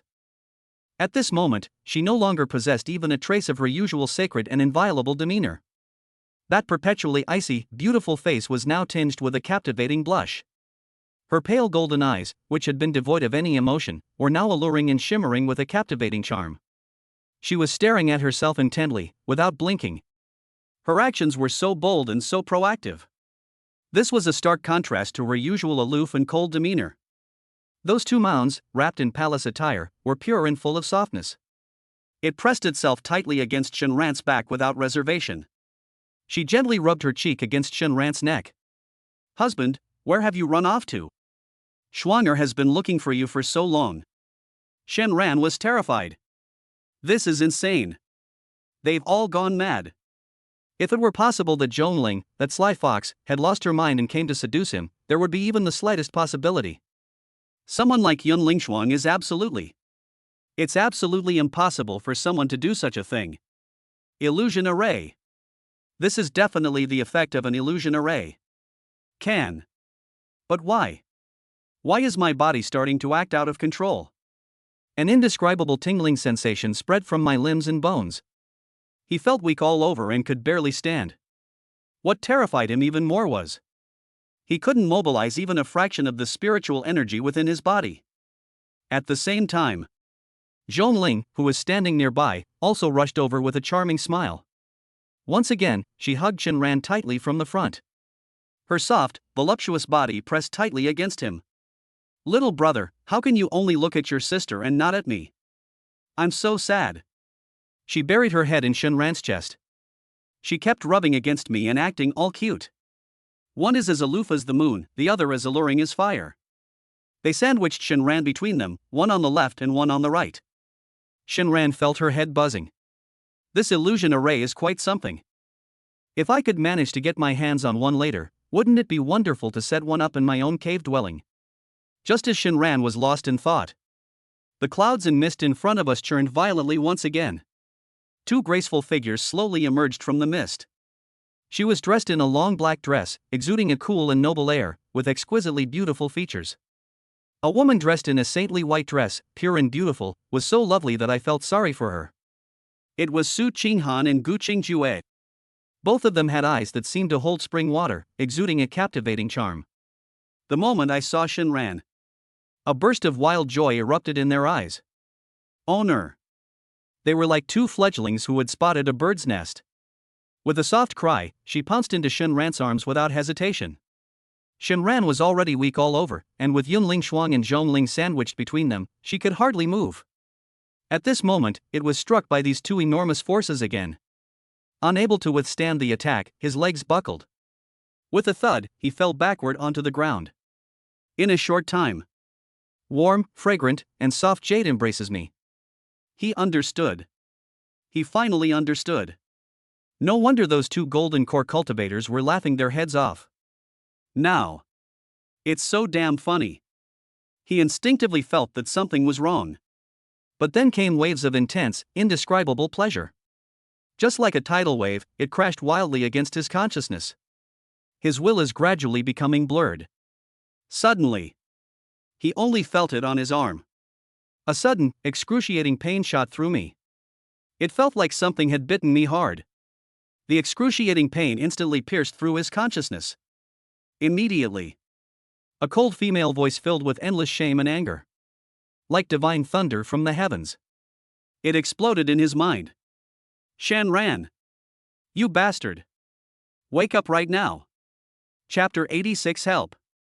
This illusion array understands me so well, even the sect leader calls me husband. Shenran jolted awake, his eyes instantly regaining their clarity. He could only see a thick, almost impenetrable blue mist in front of him. Like the receding tide, it dispersed rapidly. The surrounding scenery became clear again. However, the sensation on his body still felt so real. So warm and soft. The four exquisite and beautiful bodies were still tightly wrapped around him. They seemed to sense a sliver of clarity in Shenran. Their faces showed expressions of astonishment. The next second, their movements became bolder and more energetic. Zhongling was lying on his chest. Those captivating eyes were now filled with allure. Her little hands were already restless, reaching for Shenran's belt. Little brother, you're so naughty, how could you be distracted? The Yunling Shuang in his arms had an even more stunningly beautiful face. She kept snuggling into his arms, her breath sweet as orchids. Husband, ignore them, look at me. Shenran was now completely clear-headed. He ignored the four troublesome demons on his body. His gaze swept quickly toward the distance. Not far away, in front of that enormous stone gate, Yun Lingshuang remained standing there quietly, her figure peerless and independent. However, a hunched figure had appeared in front of her without her noticing. She was an old woman with white hair and beard. Her face was covered in wrinkles, and she was looking at Yun Lingshuang with an incredibly loving gaze. Shenran's heart stirred, and he made a guess. He turned his head again and looked at Zhong Ling on the other side. The alluring and charming valley master of Danxia Valley was now filled with horror, her delicate body trembling. Before her, I don't know when, a terrifying monster appeared, its entire body engulfed in crimson flames. That monster had two horns on its head and was covered in scales. Its divine power was astonishing, just like the legendary Qilin. Its pair of beastly eyes were fixed intently on Zhongling. It exudes a terrifying aura capable of destroying the world. Shen Ran understood. Both women are still trapped in the illusion and haven't come out yet. This illusion array is mostly designed to evoke the deepest obsessions or the things that the person entering it fears most. This causes them to lose their composure, gradually sinking into depravity until death. So it is. Shenran looked down at the four stunningly beautiful women in his arms, who were riding their bodies with great effort. This proves that all of these are fake. It's a phantom. It is an illusion array created based on one's own thoughts. This illusion array really knows me. Shenran chuckled inwardly. The four illusory figures seemed to have noticed Shenran's distraction and became even more eager to seduce him. Especially the icy sect leader Yunling Shuang, whose personality is quite contrasting. At that moment, it actually raised its head. Warm, red lips gently kissed his earlobe. Husband, concentrate a little. Shenran trembled all over from her words. However, he had already taken precautions. With a calm and stable mind, one will naturally not fall victim to the attack again. He was about to stand up and break the boring illusion. But just then, his abnormal thought process suddenly remembered something. Wait a moment. He paused. Are you kidding me? Those two big shots, Yun Lingshuang and Zhongling, haven't woken up yet. How come I, a newbie who just formed my core, was the first to wake up? If they find out, how am I supposed to explain myself when they ask me about it?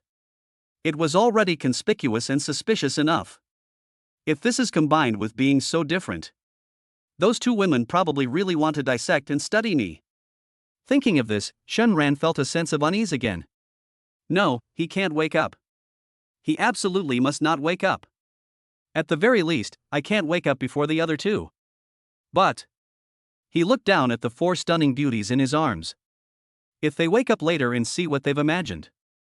It was the four of them. Where would I put my old face then? Especially Yun Lingshuang and Zhongling, what if their true forms saw this? They won't kill me on the spot, will they?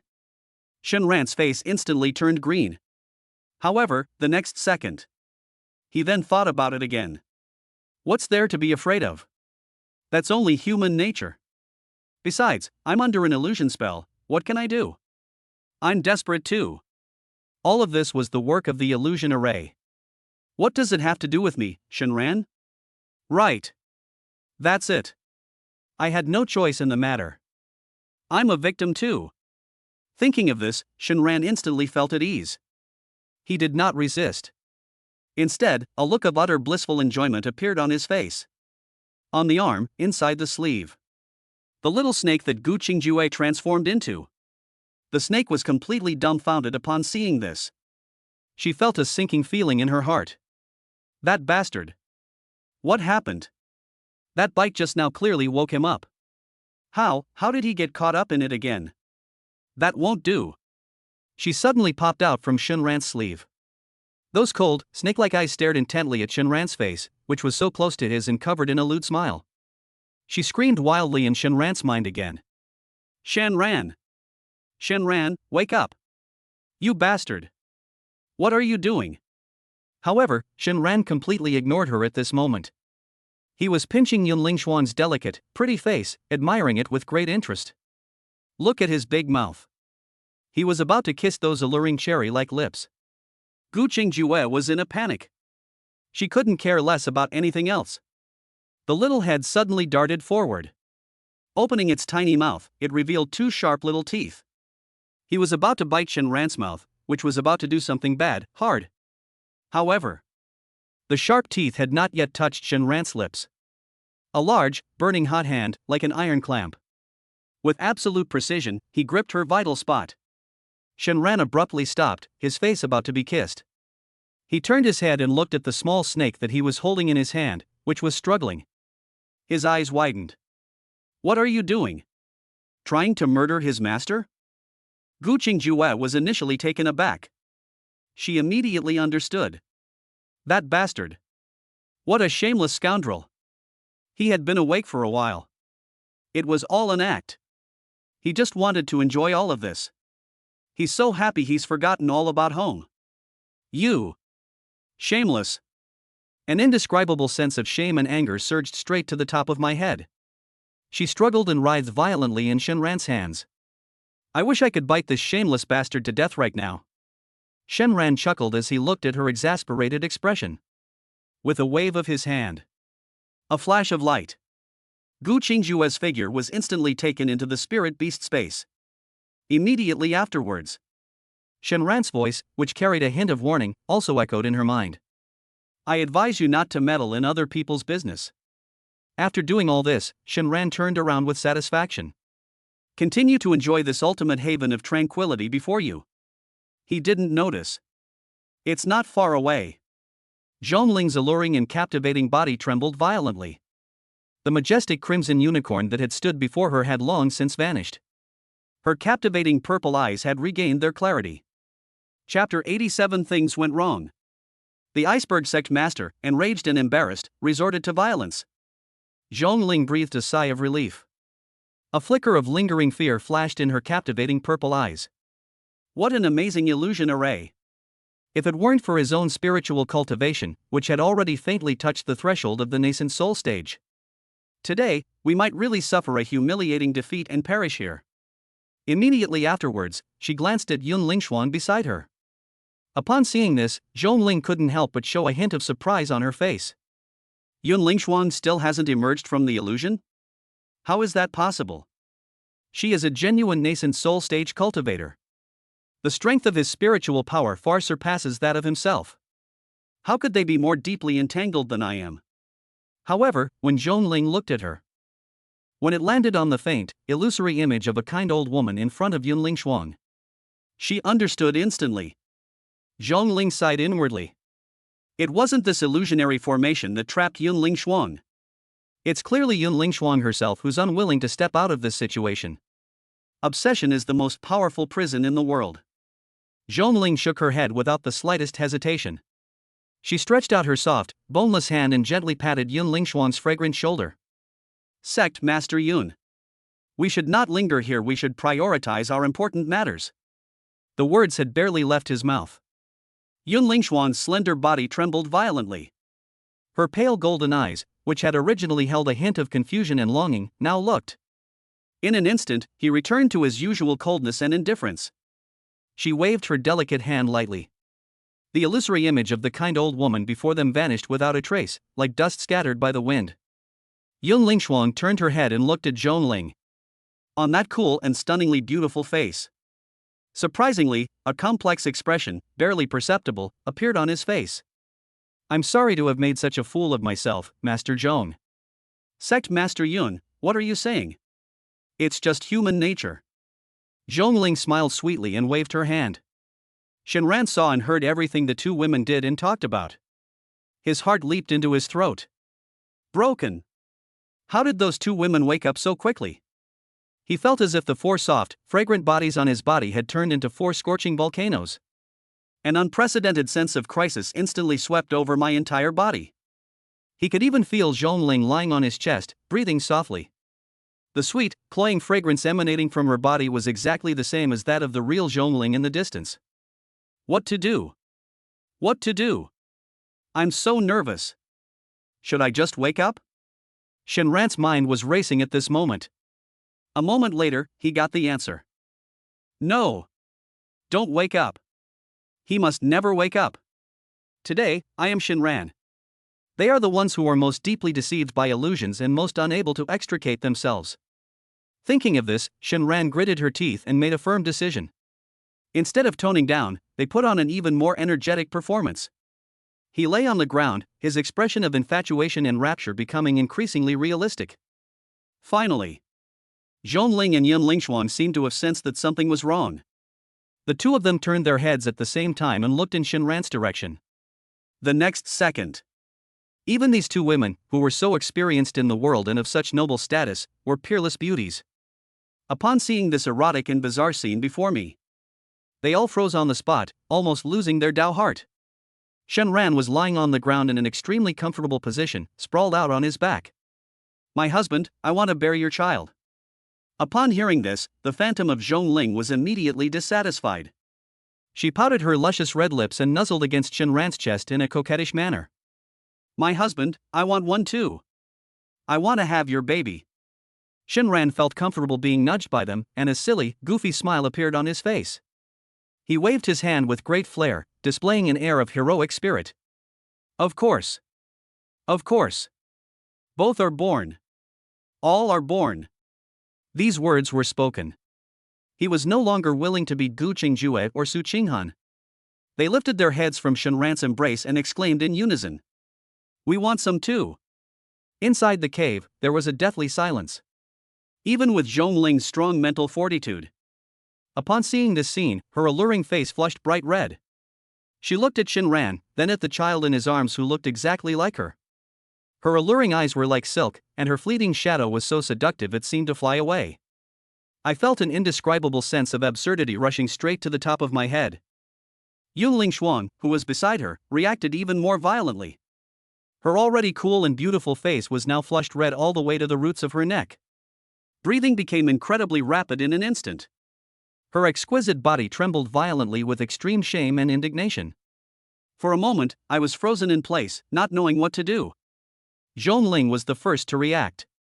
She swallowed hard. In the eyes of those looking at Shenran, besides shock, there was even a hint of admiration. This little guy. That's really audacious. She turned her head again and looked at Yun Lingshuang, who was almost fuming with anger, beside her. Seeing her in such an unprecedented state of disarray, Zhongling suddenly found it extremely funny. She parted her red lips slightly and teased in a playful tone. Sect Master Yun. This disciple of your sect has quite a lot of ambition. You'd better watch out. In the future, you must be careful not to fall into his trap and let him succeed. Boom. This sentence was like the last straw that broke the camel's back. Yun Lingshuan could no longer maintain her former sacred and aloof demeanor. Especially when she saw it. Shenran's wicked hand. Suddenly, it began to get restless, following the collar of its own phantom and reaching into that snowy white, full area. She was absolutely furious. You bastard! A clear, cold shout, filled with endless shame and anger, suddenly rang out. Before the words were even finished, a terrifying energy fluctuation far exceeding that of the golden core stage suddenly erupted from her graceful body. That immense energy, like a flood bursting its banks, instantly swept through the entire stone chamber. Shinran only felt a blur before her eyes. The 4 illusory images of soft, fragrant jade on his body couldn't even last a moment. Just like bubbles, they all vanished with a pop. Immediately afterwards, an unparalleled, terrifying force slammed into him. He didn't even have time to scream. She was like a kite with a broken string. He was blasted away. Chapter 88. The sect leader blushed, the valley master was jealous, and I was caught in the middle pretending to be a grandson. Shinran rolled several times on the ground before stopping. Even though he had activated his spiritual power to protect himself beforehand. This blow still made his blood boil, and he almost vomited blood on the spot. Fortunately, although Yunling Xuan was extremely angry. But it seems they didn't really intend to kill him. Shinran crawled out of the ashes, covered in dust and dirt. His face displayed just the right amount of bewilderment and fear. He seemed like an innocent teenager who had just woken up from a nightmare and hadn't yet figured out what was going on. He spotted Yunling Xuan and Zhongling standing not far away at a glance. Those 2 stunning beauties who were usually aloof and unapproachable. At this moment, her pretty face was as red as a ripe apple. Especially Yunling Xuan. That face, which had always been like an iceberg, was now flushed red, even the roots of his ears were bright red. A pair of pale golden eyes, filled with anger, stared intently at him. This scene is quite rare. Although I felt quite pleased with myself. But he dared not delay at all. He scrambled and crawled to the 2 of them. Without a second thought, he bowed deeply. Thank you for saving me, Sect Master. This formation is incredibly powerful. If it weren't for the sect leader's timely intervention, I'm afraid I would have died here today, my soul would have collapsed. He was crying his eyes out. He spoke with such sincerity and earnestness. He kept his head down and avoided eye contact with them. His gaze was fixed on Yunling Xuan's shapely, long legs, which were covered by palace attire. Just now, I was in an illusion. He didn't even mention what he had actually seen. He was calculating in his mind. Yunling Xuan, that woman, is usually so pure and noble, valuing her reputation more than her life. This is an extremely shameful thing. Even if you beat her to death, she would never bring it up on her own. As expected. Yunling Xuan was furious. Her pretty face, which was so red it looked like it was about to bleed, became even hotter. She really wanted to kick this shameless guy away. But unfortunately, I can't find a suitable reason. What to do? They were also caught in an illusion and were out of their minds. Moreover, it was I who forced him to come in with me. Ultimately, I also bear some responsibility. As for the filthy thoughts he harbored in the illusion. Yunling Xuan took a deep breath and forced herself to calm down. She can understand. After all, there's the difference in appearance between herself and Zhongling. It ranks among the top in the entire eastern wilderness. Although she disdained it in her heart. But she also knew. Of all the men in the eastern wilderness, probably 9 out of 10 have this thought. Moreover, in his illusion, there were also Su Qinghan and Gu Qingjue. It seems that any woman who has even a little bit of beauty that this kid has ever seen is his obsession. This doesn't prove anything. This only proves that this child is lecherous and of despicable character. That's what she was thinking. It seems I'll need to have a serious talk with Su Qinghan later. I have no idea what kind of sweet talk this kid used. He actually managed to get that girl to take a liking to him. Thinking of this, she felt a surge of anger again. Yunling Xuan snorted coldly, but ultimately said nothing. She turned away, no longer looking at Shinran. At this moment, the enormous stone door slowly opened. A deep and long passage was revealed, its destination unknown. Without saying a word, she took the first step and went inside. Seeing this, Shinran breathed a sigh of relief. He patted the dust off his clothes. It seems we've passed this hurdle. However, he didn't even have time to be happy. A delicate and alluring fragrance wafted from beside me. Zhongling did not follow behind Yunling Xuan. Instead, she moved gracefully to Shinran's side. Little brother. Her captivating purple eyes curved into crescent moons with a smile. She was practically pressed against Shinran. Those breathtakingly full breasts, intentionally or unintentionally, brushed against his arm. She parted her red lips slightly, leaned close to Shinran's ear, and breathed softly. You were just in an illusion. Why are you focusing all your attention on your sect leader? Could it be that I'm not pretty enough, not alluring enough? Boom! Shinran felt goosebumps instantly rise all over his body. My scalp was tingling from being fried. Holy crap! How could I forget about that vixen? Yunling Xuan was too embarrassed to say it, out of consideration for her reputation. That sly fox might be different. Faced with her immediate challenge, Shinran's mind raced. But his face still wore that blank and innocent expression. Master Zhong, Master Zhong? What are you saying? This disciple doesn't understand. Seeing that he was still pretending to be stupid, Zhongling couldn't help but cover her mouth and chuckle. Those two breathtakingly full mouths trembled slightly with her laughter. Still pretending? It's one thing if you have those kinds of thoughts about my sister. But you actually dared to even think about your own sect leader? She stretched out her slender, jade-like finger and gently poked Shinran's chest.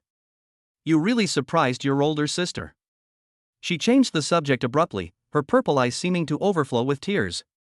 However, your sect leader is high and mighty, so don't even think about it. My sister is quite interested in you. Why don't you ditch your holy maiden partner and come to my Danxia Valley? I promise you'll have a night of revelry and all your desires will come true. Cold sweat instantly poured down Shinran's forehead.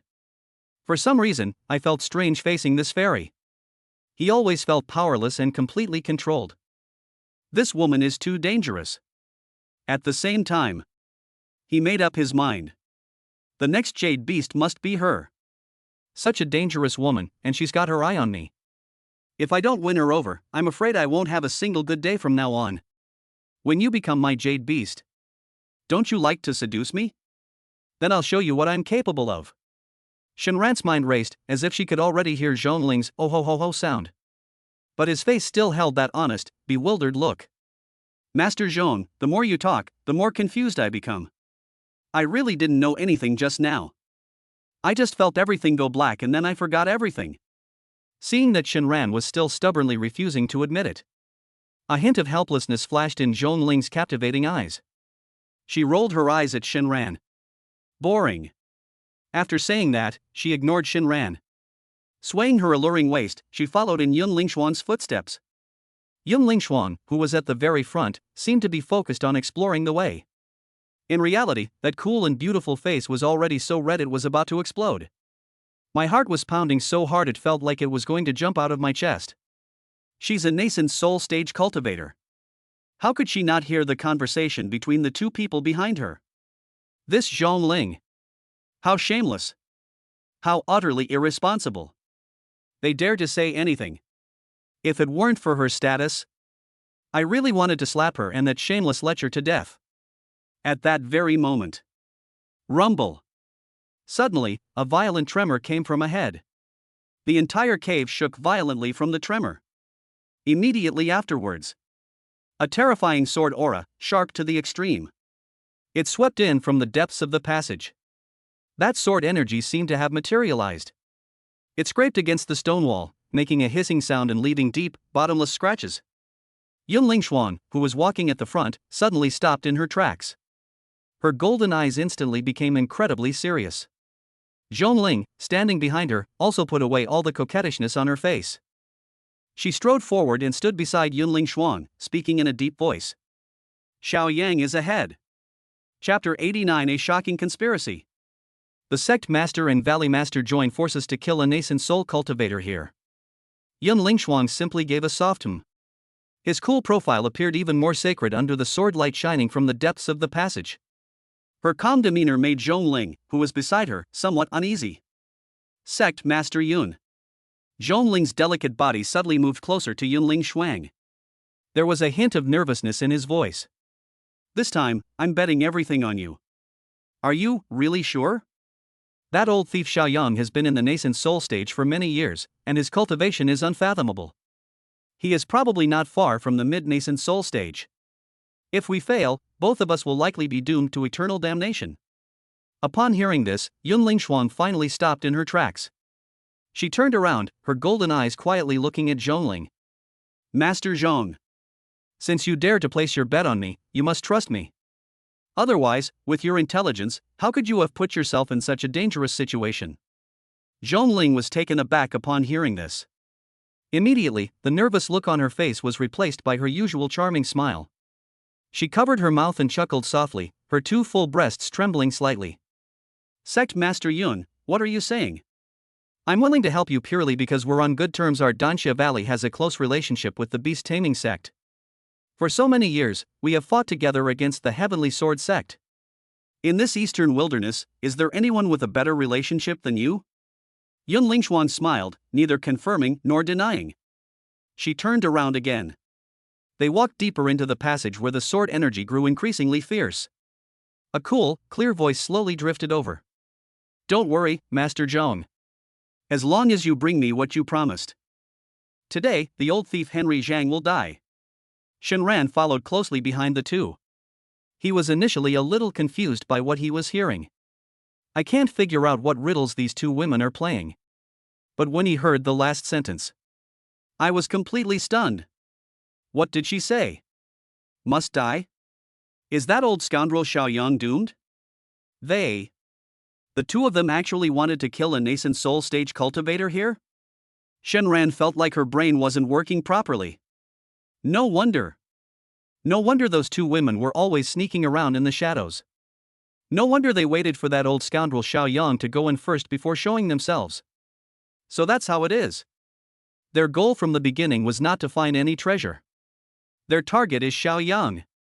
Thinking of this, Shenran felt a chill run down his spine. A chill ran down my spine. It's going to be a battle of gods in a minute. What a world-destroying scene it must be if nascent soul stage cultivators were to fight to the death. With his small body that had just broken through to the golden core stage, he was able to achieve this. How many hits can it withstand? Those two women brought me in, they had no good intentions whatsoever. This is fucking ridiculous. Chun Chun is just using him as cannon fodder. This won't do. Shenran was frantically plotting how to find a chance to slip away. Just then, the incessant cursing that had been echoing in my mind suddenly disappeared. Gu Qingjue's somewhat solemn voice echoed in his mind. Shenran, be careful. That old thief Xiaoyang has unfathomable cultivation, possesses numerous rare treasures, and is extremely ruthless. If it's a fight to the death, I don't think the two of them would be his match. You'll have to play it by ear later. If things get bad, escape as soon as possible. Upon hearing this, Shenran silently agreed. Immediately, his gaze fell upon him. He was immediately drawn to something that Zhong Ling had pulled out in front of him. It was an ancient bronze mirror, no bigger than the palm of your hand, with a simple and unadorned appearance. There was no luster on the mirror's surface. But the moment Zhong Ling infused it with spiritual power. Buzz!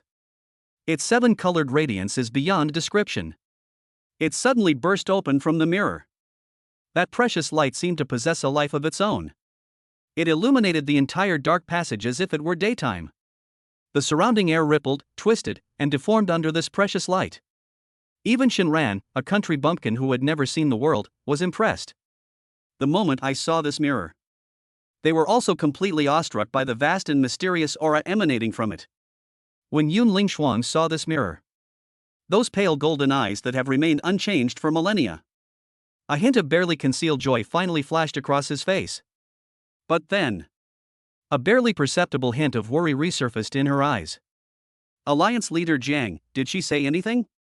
Upon hearing this, Zhong Ling revealed a smug smile. She held the precious mirror in her palm.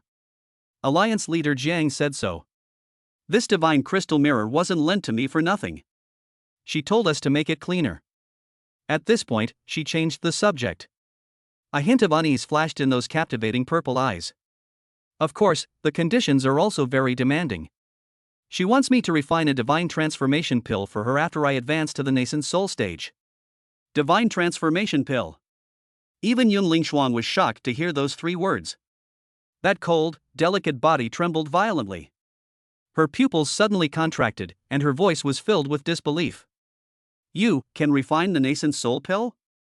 Zhong Ling chuckled and put the precious mirror away. Sect leader Yun, this is a secret concerning someone's life and fortune, please don't pry any further. All you need to know is that I paid a huge price to persuade this great deity. You can't go back on your word after it's done. Yun Lingshuang gave her a deep look and slowly nodded. That's natural. Shenran, standing behind the two of them, listened in a daze. What is that? So these two women are planning to kill Xiaoyang here. Did you report to the Eastern Wilderness Immortal Alliance leader named Zhang Qiue? No wonder those two were so bold. So, there's a powerful figure at the half-step nascent soul stage backing them up and even lending them a magic weapon. But isn't this Zhongling only at the great perfection of the golden core stage? Does she have such powerful backing? How could they possibly be connected to that alliance leader Jiang? Can it also refine the divine transformation pill? Is it true or false? That's just bragging. At the same time, in his mind, Gu Qingjue's somewhat excited voice rang out again. If they can really kill Xiao Yang, the Heavenly Sword Sect is mine. No. They're ours. Shenran's mind began to race with calculations. If Xiao Yang really dies here, wouldn't that mean we could openly and legitimately let Gu Qingjue return to the Heavenly Sword Sect and take over its territory? This seems like a surefire way to make money. Just as his mind was racing, calculating the gains and losses, suddenly, a faint, sweet fragrance wafted from beside me. Zhongling had turned around without anyone noticing. Those captivating purple eyes were looking at him with a smile. Little brother. She parted her red lips slightly, her voice charming and alluring. You've been listening for so long. Did you all understand? Chapter 90 is over. Being used as a power bank by two beauties, what a huge loss. Zhongling just looked at him with a smile. Like a cunning fox. Shenran felt a chill run down her spine. Can I fucking say I didn't understand? He forced a smile that looked more like a grimace and nodded repeatedly. I understand. Shenran took a deep breath. But? Sect Master, Valley Master. My cultivation is too low. I truly do not know what I can do for you too. Yun Lingshuang turned her head, her pale golden eyes calmly landing on him. She waved her hand. A bead the size of a human head, entirely emerald green, radiating a soft glow, appeared out of thin air. Slowly, it floated to Shenran's front. This is the spirit-containing pearl. A cold, clear voice echoed in the dark passageway. The use of the Divine Glass Spirit Mirror by Valley Master Zhong consumes a great deal of spiritual energy. Later, you will hide in the shadows and replenish Valley Master Zhong's spiritual energy at any time. Simply channel your spiritual power into this jade bead, and then use your divine sense to lock onto it. Shenran subconsciously took the warm, smooth bead. He was completely stunned. Damn it! This guy is using himself as a power bank. Looking at the two stunningly beautiful women before him, Shenran felt a mixture of grief and indignation. I am the dignified host of the Jade Beast contract system. They've always been the ones exploiting others. When have I ever been exploited by anyone? If this gets out, how will I ever be able to survive in the underworld again? But the thought of the terrifying scene of nascent soul stage cultivators fighting to the death later on is unbearable. Shenran immediately chickened out. Fine, I'll just use it as a power bank. It's better than rushing in as cannon fodder and getting slashed by someone. You two bitches, just you wait, Grandpa. They still want to exploit me. I'll make you cry for your parents later. Shenran felt indignant. His face immediately adopted an extremely solemn expression. He held the spirit-stabilizing pearl in both hands and nodded vigorously. Disciple. I guarantee the mission will be accomplished. After he finished speaking, he cautiously raised his head and glanced at Yun Lingshuang. That handsome face. It was filled with just the right amount of fear and unease. I just hope a fight breaks out later. Sect Master, you must take good care of me. With my small frame, I'm afraid I can't even withstand a single sword strike from that old thief Xiao Yang. Yun Lingshuang frowned almost imperceptibly as she looked at his pathetic state. But in the end, he didn't say much. Do what you're supposed to do. You don't need to worry about the rest. Upon hearing this, Shenran felt somewhat relieved. He was about to nod and bow and say a few more nice words. A delicate and alluring fragrance wafted from beside me. Zhongling was unaware of when. She moved gracefully to his side. Her alluring and voluptuous body was almost pressed against his. Little brother. She covered her mouth and giggled. Those two breathtakingly full mounds. Her body trembled up and down with her laughter, the arc of which was astonishing. I'll be counting on you later. I, as a sister, cannot control such a powerful magic weapon by myself. As she spoke, she gave Shinran a captivating wink. Shinran felt a burning sensation in her nose and almost had a nosebleed on the spot. That vixen. You're trying to seduce me again. He forced himself to calm down and nodded repeatedly. The three of them did not delay any longer and continued on their way.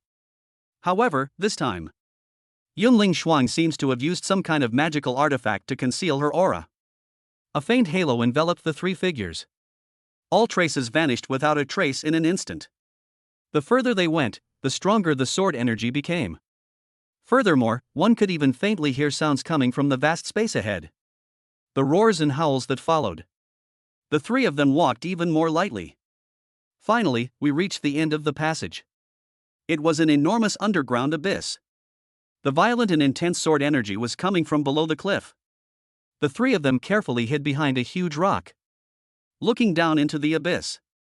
I only glanced at it. Shinran gasped in shock. All that could be seen was the cliff face of the deep abyss.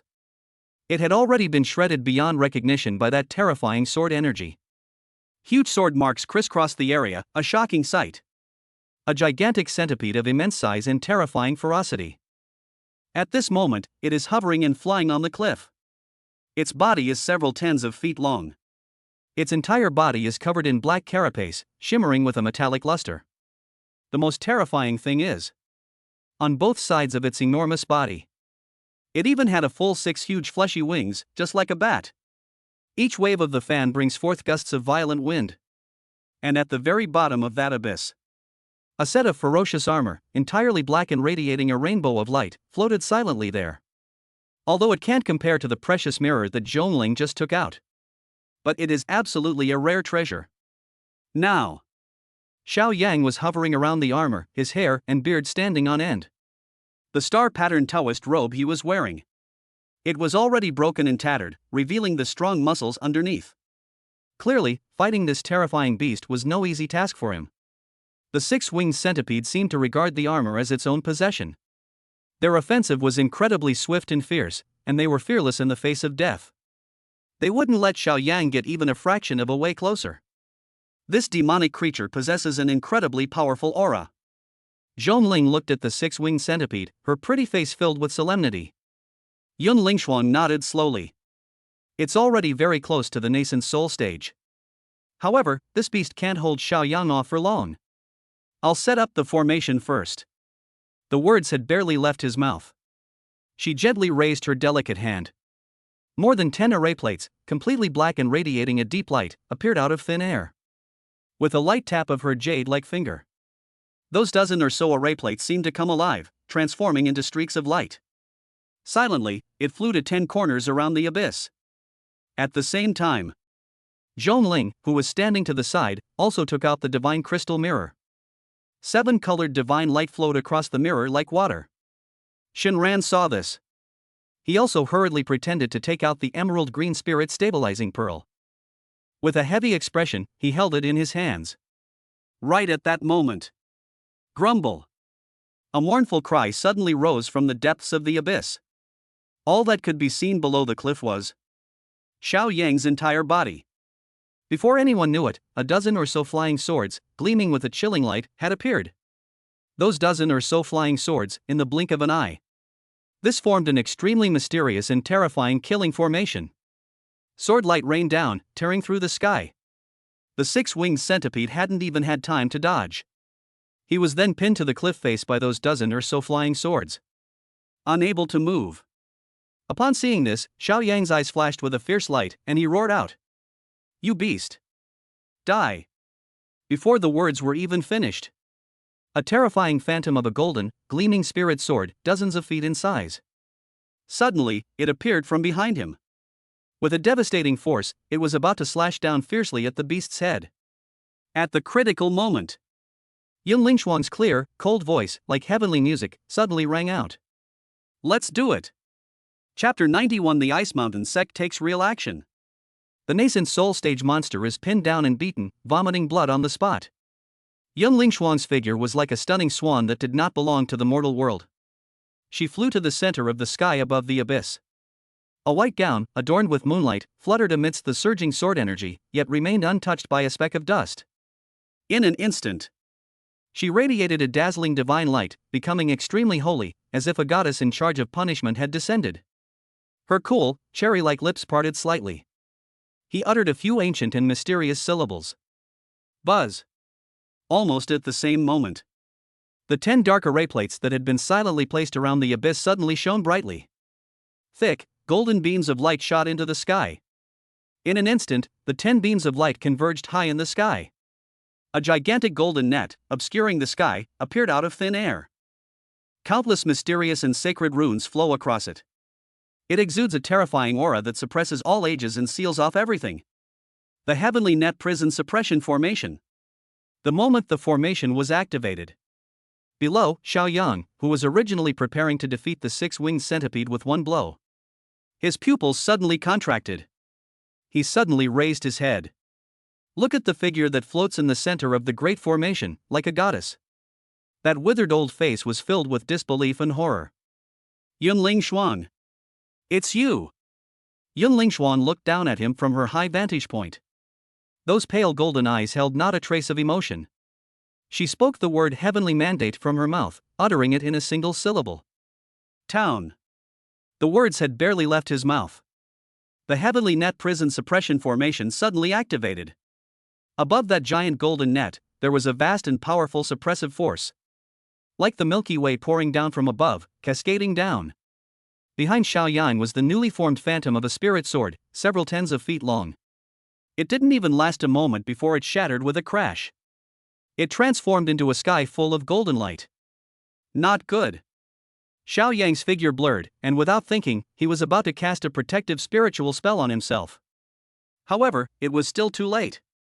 An unparalleled, terrifying force pressed down on him. He felt as if his body had been struck head-on by an ancient divine mountain. His entire body plummeted like a meteorite. Boom! A deafening roar. A huge crater was smashed into the ground. Dust swirls. As the smoke and dust cleared, Xiaoyang's slightly disheveled figure slowly emerged. At the same time, the dozen or so flying swords that had originally imprisoned the six-winged centipede emitted a series of rapid sword cries. Whoosh whoosh. They transformed into more than a dozen streaks of light, and in an instant, they flew back to Xiaoyang's front. They formed an impenetrable defensive sword formation, protecting him firmly. Yunling Shuang. Xiaoyang was disheveled, his eyes were bloodshot, and he looked like a madman. You're asking for it. Yunling Shuang snorted coldly, her voice clear and cold, yet it echoed throughout the entire abyss. Xiaoyang.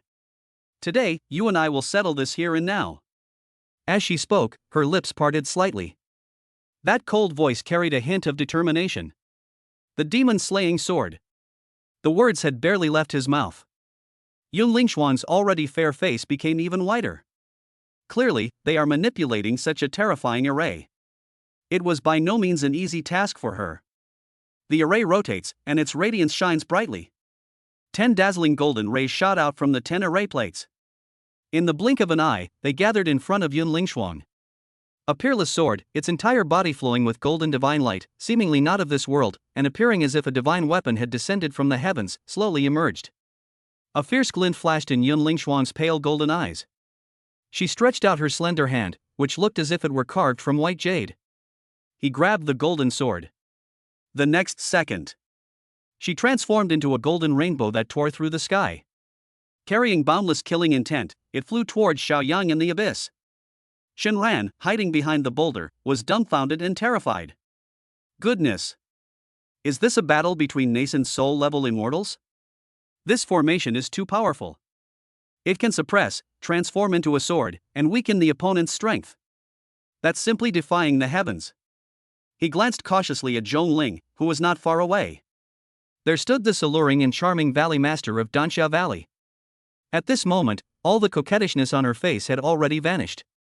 Holding the 7-colored mirror, she hid behind the boulder, her expression extremely solemn.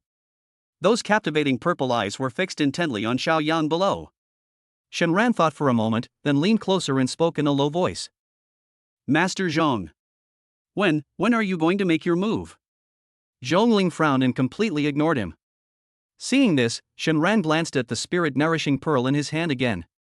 He asked another question as if possessed. That valley master Zhong. I'll replenish your spiritual energy later. Would you prefer a gradual replenishment or a complete fullness all at once? He hadn't finished speaking. Zhongling's alluring face, which was filled with solemnity, suddenly turned around. Those captivating purple eyes were now filled with a fierce and malevolent light. Shut up! A sharp rebuke. Shen Ran was startled and shrank his neck sharply. Silently, they shrank back. Damn it! Why are you yelling at me? You sly fox! What's so great about that? At the same time, the battle below has already become extremely fierce. Boom! Boom! Boom! The entire abyss trembled violently under this devastating energy. Sword energy surged and spiritual power roared. Yun Lingshuang held the demon-slaying sword, her figure graceful yet filled with resolute killing intent. Each swing of the sword brings forth a golden sword beam that tears through the void. Xiao Yang, on the other hand, looked extremely disheveled. Under the suppression of this heavenly net prison suppression formation, his strength was forcibly reduced by 30%. With the tide turning and the tide rising, he quickly found himself at a disadvantage. They could only rely on the profound sword formation and the endless stream of magical treasures to desperately defend themselves and hold on. A few more moments passed. Yun Lingshuang seemed to have seized upon a weakness in Xiao Yang's defenses. She flipped her jade-like hand. It was no bigger than the palm of your hand, yet it was radiant with light and color. An exquisitely crafted 7-story pagoda appeared out of thin air. The pagoda grew taller in the wind, and in an instant, it transformed into a colossal tower tens of feet tall. Atop the pagoda, divine light shone brightly. A suppressive force suddenly descended. Xiao Yang felt a sudden heaviness on his body, as if he were being crushed by 10 mountains at the same time. He stumbled and was forced to kneel on one knee with a thud. Puff! He felt a sweet taste in his throat, and then vomited out a mouthful of blood. Yun Lingshuang's exquisite body trembled slightly due to the excessive consumption of spiritual energy. She forced herself to speak again with difficulty. Town. The formation shifted, and the light shone even brighter. The pagoda's power, combined with the suppressive force of the grand formation, creates a powerful synergy. Xiao Yang could no longer hold on. He was pinned to the ground, unable to move. Right at that moment, Yun Lingshuang suddenly turned her head. Those pale golden eyes were fixed on the direction where Zhongling was. A clear, cold shout echoed through the sky. Valley Master Zhong. Now! Chapter 92 Exciting. Used as a power bank by two beauties, I faked my death. Zhongling was already poised to act. On that alluring body, spiritual energy erupted like a volcano. Without holding anything back, she poured all her immense spiritual power into the ancient bronze mirror in her hand. Buzz! A buzzing sound, seemingly from the primordial era, suddenly resounded through the sky. In an instant, the divine crystal mirror shone with boundless light. The 7-colored divine light surged wildly like a boiling tide. On the mirror, the sun, moon and stars revolve, and mountains and rivers are born and die, as if containing an entire world. An unparalleled divine might, powerful enough to make heaven and earth tremble, descended with a thunderous roar. The next second, a massive, incredibly thick, 7-colored beam of light, seemingly capable of piercing through the heavens and earth. It shot out from the mirror. Wherever the beam of light passed, space distorted. It let out a mournful cry of unbearable burden. The earth-shattering power terrified Xiao Yang, who was already unable to move under its influence. He struggled to lift his head. When he saw the 7-colored beam of light, carrying boundless divine power, hurtling towards him, the old man's face instantly lost all color. His pupils contracted to their maximum size in an instant. Divine crystal mirror. Jiang Qiyue. He didn't have time to think. I simply can't understand it. Why did the treasure in Jiang Qiyue's possession end up in the hands of the Valley Master of Danxia Valley? Why would that aloof woman, who never interfered in sect conflicts, allow them to attack her? All he knows is this. I absolutely cannot withstand the full force of this treasure. No! A blood-curdling scream, piercingly shrill. It was squeezed out with difficulty from deep in his throat. In a panic, he mobilized his spiritual power. The dozen or so protective flying swords in front of him shone brightly. He even pushed his natal magic weapon, the Starry Sky Taoist robe, to its limit. Starlight swirled on the Taoist robe, as if it had transformed into a real starry sky, trying to resist the fatal blow that was about to fall from the sky. His survival instinct made him completely abandon all dignity as a nascent soul ancestor. Sect Master Yun. Let's talk this out. It's a misunderstanding. It's all a misunderstanding. However, high in the sky, the figure, who seemed like a goddess, appeared to have heard nothing at all. Yun Lingshuang held on to her last breath. The killing intent in his eyes was extremely intense. She forcefully wielded the golden sword in her hand, which was formed from the power of the array. Put! A dull thud as a sharp blade pierced flesh. The golden sword pierced through Xiao Yang's chest without any resistance. They pinned his bloodied and mangled body firmly to the ground. Almost at the same moment, that earth-shattering, seven-colored beam of light crashed down. Boom! The entire abyss shook violently under this attack. Countless pebbles rolled down from that cliff. It felt like the end of the world had arrived. The seven-colored beam of light struck Xiao Yang. Yun Lingshuang's figure also slowly descended from mid-air. As soon as she landed, her exquisite and shapely body was revealed. He stumbled and nearly fell. Her once beautiful and aloof face was now as pale as paper. A trickle of bright red blood also seeped from the corner of his mouth. She felt a splitting headache, as if her mind was being torn apart. The heavenly net prison suppression formation consumes far too much mental energy. She could sense that the 10 array plates were already showing unstable fluctuations. Yun Lingshuang dared not delay for the slightest and quickly sat down cross-legged to begin regulating her breathing. No matter what, we must keep the formation running. Shenran, hiding behind the boulder, saw everything clearly. His heart was already filled with turbulent waves. That's incredible. These two women are too fierce. A nascent soul cultivator was utterly crushed and rubbed into the ground by the two of them working together? Just then, Gu Qingjue's incredibly excited voice echoed wildly in his mind. He's dying. Shenran. He's dying. That's great. That's great. Shenran hadn't had a chance to respond yet. Suddenly, Zhongling's charming voice, tinged with a hint of urgency, rang out from the side. Quick! I can't hold on much longer. Shenran suddenly turned his head. But then they saw the usually alluring and charming Valley Master of Danxia Valley. At this moment, his face was frighteningly pale, without a trace of blood. The power of that divine crystal mirror was devastating.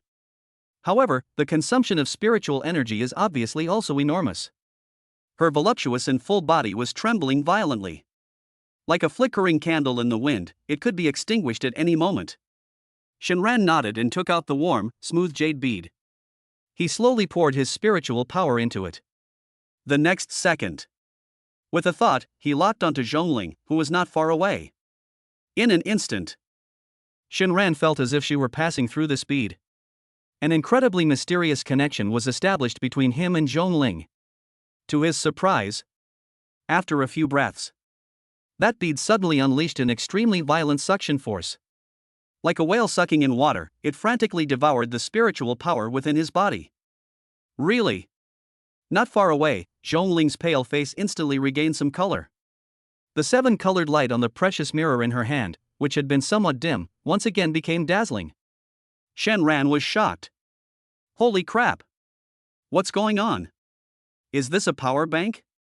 This is clearly a water pump. At this rate, it won't be long before I'm completely drained. Shenran felt a surge of anxiety. There's no time to worry about anything else. I'm sorry, you too. Shen, must retain the spiritual power to escape. Without a second thought, he severed his connection with the spirit pearl. Snap! A soft sound. The emerald green bead slipped from his hand and fell to the ground. Shenran, on the other hand, rolled his eyes. He collapsed, limp and weak. He fainted on the spot. Zhongling was startled when she sensed the interruption in the supply of spiritual energy. She turned her head abruptly when she saw Shenran lying unconscious on the ground not far away. Her pretty face instantly turned ashen. Waste! She couldn't help but mutter a curse under her breath. But right now, it's the final, crucial moment. Xiao Yang below, although not quite dead yet. But it definitely won't last much longer. We absolutely cannot give up at this time. Zhongling felt a surge of anxiety and gritted her teeth. With one hand, she struggled to keep the magic mirror running. With his other hand, he moved with lightning speed, tapping several times on his dantian. With these few movements of hers, her already pale face looked even more unsightly. His body trembled even more violently. But the radiance emanating from the precious mirror in her hand. But once again, things stabilized. Finally, we can hold on a little longer. At the same time, not far away, Yunling Xuan, who was meditating, also noticed the weakening of the treasure mirror's power. She slowly opened her pale golden eyes. At a glance, he saw Zhongling struggling to hold on. And, not far away, Shenran, who had already collapsed to the ground. Shenran's head was hanging precariously over the edge of the cliff. He remained completely still. Clearly, its spiritual power was completely drained by that spirit-gathering pearl. Yunling Xuan couldn't help but feel a little anxious. But when she looked down at Xiao Yang, who was no longer human, she felt a little more at ease. He continued to unleash his various magical treasures in an attempt to resist. But that was already the last gasp of their power. They can't make any waves anymore. On the cliff, Shenran secretly squinted her eyes open a crack. Quietly, observing the battlefield below. Suddenly, a single thought sent a chill down his spine. That six-winged centipede that Xiao Yang just beat half to death. It actually disappeared. The instant he realized it, a very faint, rustling, strange sound suddenly rang out beside him. Shenran was greatly alarmed. That sound. It was the sound of a centipede crawling on the cliff. Listen to the direction of the sound. They came precisely in my direction. Chapter 93. I faked my death to watch the show, and two beauties were forced into a desperate situation. Holy crap! Shenran's heart tightened, and he was about to suddenly attack. Suddenly, a hideous, enormous head, gleaming with metallic luster, suddenly emerged from the cliff edge beside him. Those huge compound eyes were fixed on one direction. Shenran glanced at him out of the corner of his eye. I breathed a huge sigh of relief. Fine. This beast isn't looking at himself. Instead, not far away, was the alluring figure struggling to keep the magic mirror running. Zhongling. Shenran felt reassured and continued to lie motionless on the ground. Let's wait and see. Anyway, it's not like they came for me. Just then, the six-winged centipede suddenly opened its terrifying mouthparts, which resembled a guillotine. Hiss! A sharp screech echoed through the sky. Its massive body shot out from below the cliff like an arrow released from a bow. They rushed straight towards Zhongling. Zhongling was already exhausted of spiritual energy and was struggling to stay afloat by sheer willpower. At this moment, she was so frightened by this sudden turn of events that her face turned pale. Ah! An uncontrollable scream of terror escaped from her luscious red lips. Just then, the beast's incredibly sharp mouthparts were about to tear her alluring and voluptuous body to shreds. At the critical moment, Zhongling didn't care about anything else anymore. She gritted her teeth and forcefully mobilized the last bit of spiritual power in her body. He pointed the divine crystal mirror in his hand at the six-winged centipede that was pouncing towards him. Buzz! A beam of seven-colored light shot out from the mirror once again. However, this time the beam of light was much dimmer than before. Put! The beam of light struck the six-winged centipede with perfect accuracy. The beast let out an extremely shrill scream, and its massive body stiffened. Immediately, it was like a kite with a broken string. It plummeted straight down into the abyss. Boom! A tremendous roar came from below. This unexpected turn of events resolved Zhongling's crisis. But it also gave Xiao Yang, who was already on the verge of death from being suppressed, a chance to catch his breath. At the same moment that the seven-colored beam of light disappeared, Xiao Yang felt an overwhelming, earth-shattering suppressive force emanating from his body. The excruciating pain, which felt as if it were tearing his very soul apart, suddenly subsided. He suddenly raised his head and looked up at the cold, aloof figure high in the sky, whose strength was already waning. A glint of intense resentment flashed in his eyes. Just then, Gu Qingjua's cold, urgent voice exploded in Shenran's mind. It's the blood-burning technique. He's going to fight desperately. This method can consume one's own essence and blood, allowing one to unleash several times the strength in a short period of time. But afterwards, the caster will also be extremely weak, like a cripple. Shinran felt a chill run down his spine. All that could be seen was the abyss below. Suddenly, an extremely powerful crimson light erupted from Xiao Yang's body. He suddenly stood up. His entire body transformed into a blood-red rainbow, flying backwards. At the same time, he flicked his finger. A blood-red sword aura of extreme sharpness. It shot towards Yun Lingshuang, who was already at her last gasp. All of this happened in the blink of an eye. Shenran was completely dumbfounded. Puff! Yun Lingshuang was already severely injured, so how could she possibly dodge this attack? The crimson sword energy struck her squarely. Her exquisite body trembled, and she spat out another mouthful of blood. Yun Lingshuang struggled and got up from the ground. She turned her head and looked at Zhongling, who was also teetering on the brink of collapse, not far away. A sharp, urgent shout escaped from her lips. Valley Master Zhong. Zhongling's pretty face turned deathly pale.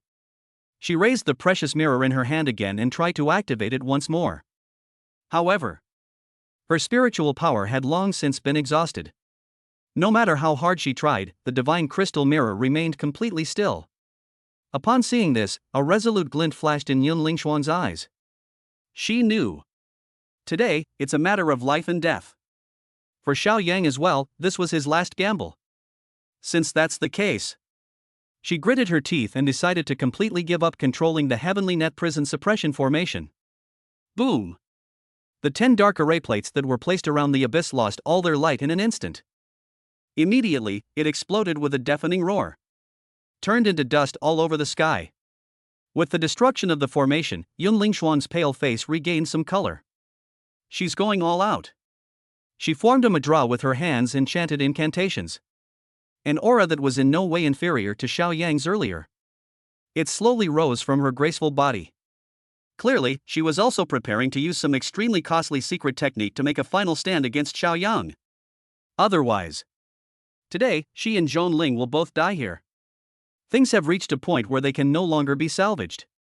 Just as she activated her secret technique, her gaze was fixed on Xiao Yang in the distance. An unexpected change occurred. Xiao Yang, who was already at his wits' end, did not attack her. Instead, he turned around. It flew towards the bottom of the abyss, towards the six-winged centipede that was already on the verge of death. A flying sword gleaming with a chilling light appeared out of thin air and landed in his hand. The six-winged centipede had been severely injured by Zhongling's magic mirror and was barely breathing. Lying on the ground, it twisted and twitched incessantly. A smile of extreme fanaticism appeared on Xiao Yang's face. He held the flying sword and fiercely stabbed it into the head of the six-winged centipede. Grumble! The beast let out an extremely shrill cry, and its massive body convulsed violently a few times. Immediately, there was no more sound. Something unexpected happened. The corpse of the six-winged centipede transformed into a dazzling ray of light. It flew into the bottom of that abyss, into that hideous black armor.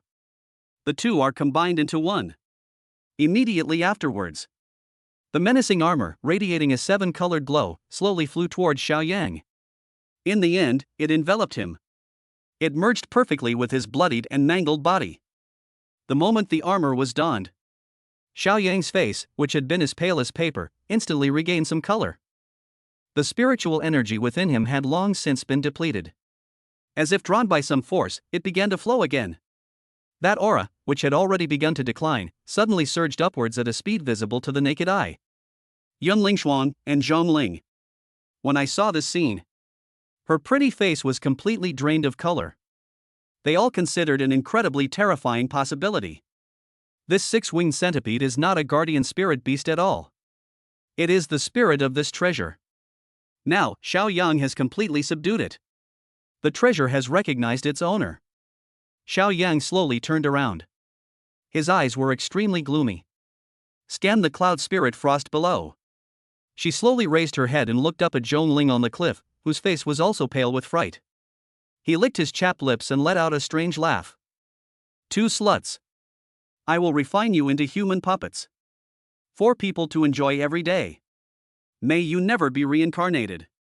Chapter 94 Desperate Situation. The sect master's last trump card ignites the entire scene. It's over.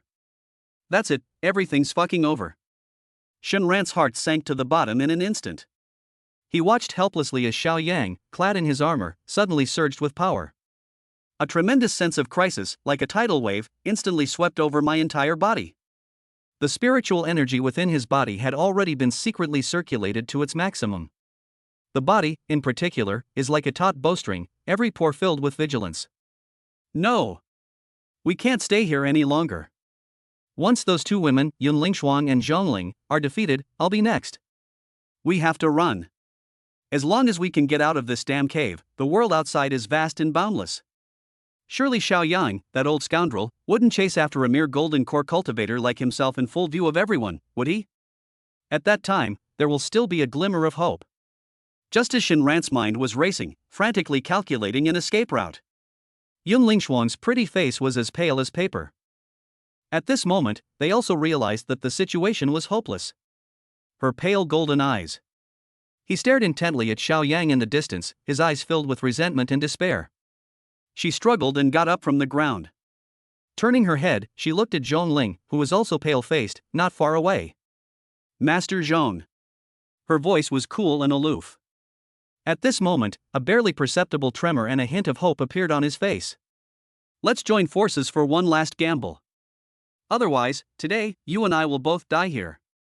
However, the response she received was Zhongling's incredibly complex and alluring face. There stood the usually charming and sophisticated valley master of Danxia Valley. At this moment, those captivating purple eyes darted around rapidly. In just a few breaths, she made up her mind.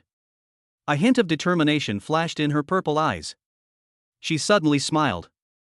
Sect leader Yun, I'm sorry. At this point, you'd better pray for your own good fortune. Before the words were even finished, Zhongling's alluring and voluptuous body suddenly turned around. She didn't even glance at Shinran. His entire body transformed into a purple streak of light.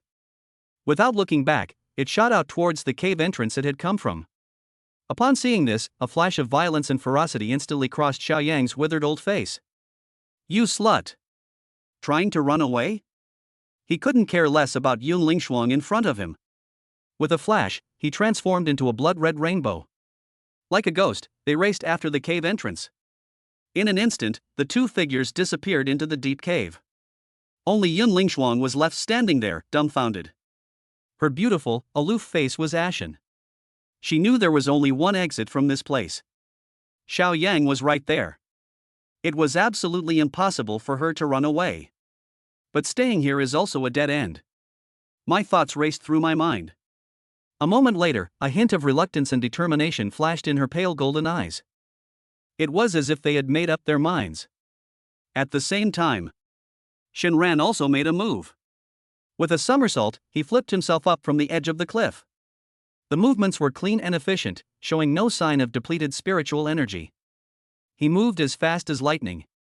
In the blink of an eye, he hid behind a huge rock not far away. This is a blind spot. It is extremely difficult to detect any activity here, no matter which direction you look from. Immediately afterwards, with a thought, he completely concealed all the aura emanating from his body. He felt as if he had become one with that cold rock. He only hoped. Later, when that old scoundrel Xiao Yang is dealing with Yun Lingshuang, I can sneak away when they're not looking. However, before he could even catch his breath, a powerful and domineering aura once again flew back from the direction of the cave entrance. It was Xiao Yang. In his hand, he was holding a beautiful figure in purple. It was Zhongling, who had tried to escape earlier. At this moment, she had already fallen into a coma. A trickle of bright red blood oozed from the corner of his mouth.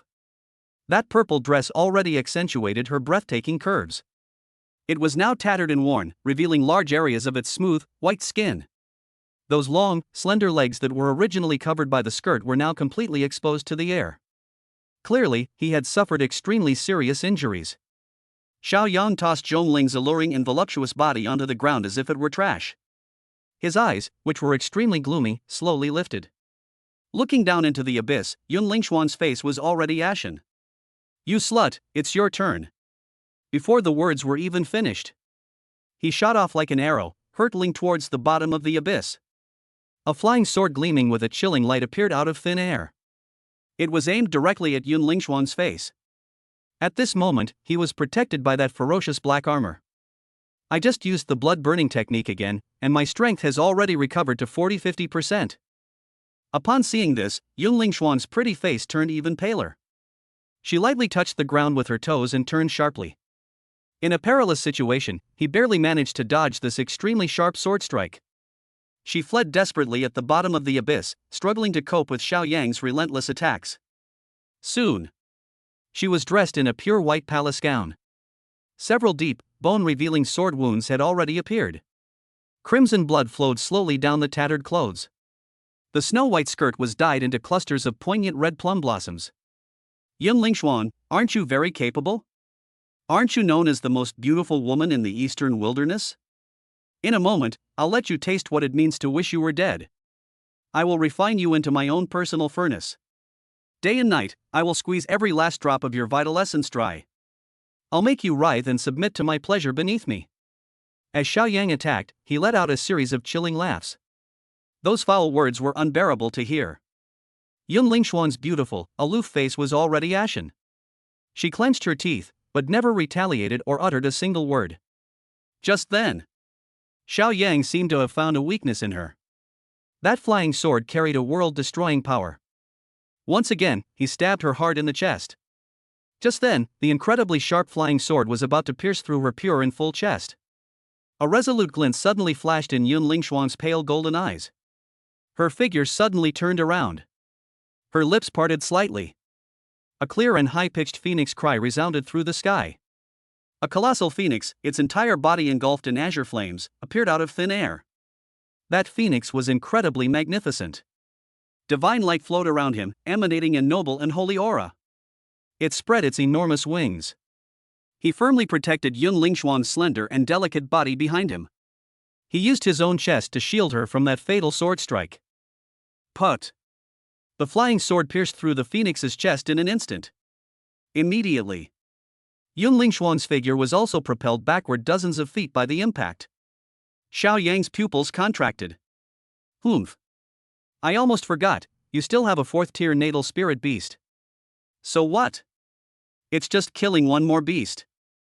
A fierce glint flashed in his eyes as he yanked out the flying sword that was still stuck in the phoenix's chest. The sword shone with brilliant golden light.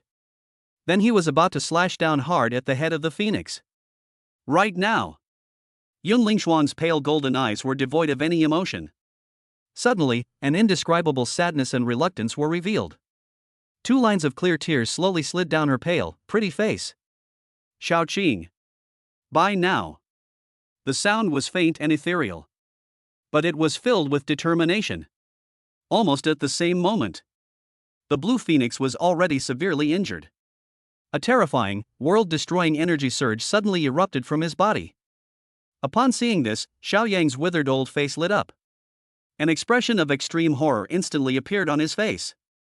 You actually self-destructed your natal spirit beast. Without a second thought, he turned and tried to flee. However, it was still too late. Boom! Chapter 95. The old man still wants to drain my life force?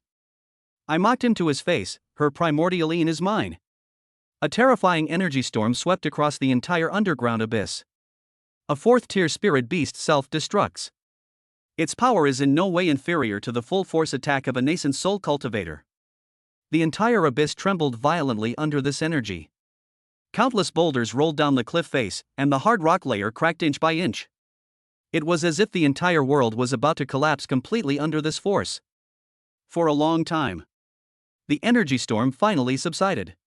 The smoke and dust slowly dissipated. Shenran emerged from behind a huge rock, covered in dust and dirt. He patted the dust off his clothes. He glanced with lingering fear at the bottom of the abyss, which had long since turned into ruins. Goodness! That's fucking terrifying. This woman is truly ruthless. He smacked his lips, his gaze sweeping quickly across the room. Not far away, Zhongling's alluring and voluptuous body lay quietly on the ground. Shinran's gaze then turned to the bottom of the abyss. The next second, his eyes widened instantly. In the center of the ruins, all that could be seen was Yun Lingshuan lay there quietly, also unconscious. She wore a pure white palace dress. It had already been blasted beyond recognition in the explosion. Large swathes of skin, as delicate and smooth as mutton fat jade. Exposed to the air without any cover. Those long, straight, jade-like legs, originally covered by palace attire. At this moment, it also reveals its amazing curves without reservation. Her silver hair, like a waterfall of moonlight, was scattered messily across the ruins. 2 lines of dried tears still clung to that aloof and exquisitely beautiful face. The whole person was like a flawless work of art that had been smashed. It is filled with a broken, yet deadly allure. Shinran swallowed hard. Immediately, his gaze swept quickly across the ruins. Where is Xiaoyang now? Dead? Was it blown to smithereens? Just as he was filled with doubt, a graceful figure appeared silently beside him. It was Gu Qingjue. She glanced at Zhong Ling, who was unconscious not far away, and then at Yunling Shuang, who was barely clothed, below. On that aloof and stunningly beautiful face, there was a somewhat complicated expression. Xiaoyang is dead? Her cool voice rang in Shenran's ears. Shenran shrugged. With such a huge explosion, he's probably dead. Gu Qingjue frowned slightly, her eyes quickly scanning the entire cliff. A nascent soul cultivator who had lived for hundreds of years died just like that? She always felt that things weren't that simple. Suddenly, Shenran's gaze suddenly narrowed. He saw it in the direction of the deep cave entrance in the distance. There was an extremely faint pale blue light in shadow. It was fleeing frantically out of the cave at an extremely high speed. Look! Shenran shouted in a low voice. Gu Qingjue looked in the direction he was pointing, and her pretty face instantly tightened. It's a nascent soul. Xiaoyang, that old thief's nascent soul. He's not dead yet. The next second, Gu Qingjue's figure then transformed into a black streak of light. It flew towards that pale blue dot of light. Seeing this, Shenran quickly mobilized all his spiritual power and followed closely behind. Now, Xiaoyang's nascent soul's expression was extremely grim. He never expected this. That bitch Yunling Shuang actually dared to self-destruct her natal spirit beast. That crazy woman. The death of her natal spirit beast was a devastating blow to her cultivation foundation. She probably will never have the chance to improve in this lifetime. Fortunately, I just got the black nether armor. In that earth-shattering explosion, it protected his nascent soul. Otherwise, he might really be going to die here today. He turned around, his gaze gloomy. He stared intently at the faint, graceful figure amidst the distant ruins. Cloud Spirit Frost. You just wait. Once I reshape my physical body, I will make you wish you were dead. Just then, his expression suddenly changed. A powerful and domineering aura was hurtling towards him at an even faster speed. What? He turned his head abruptly.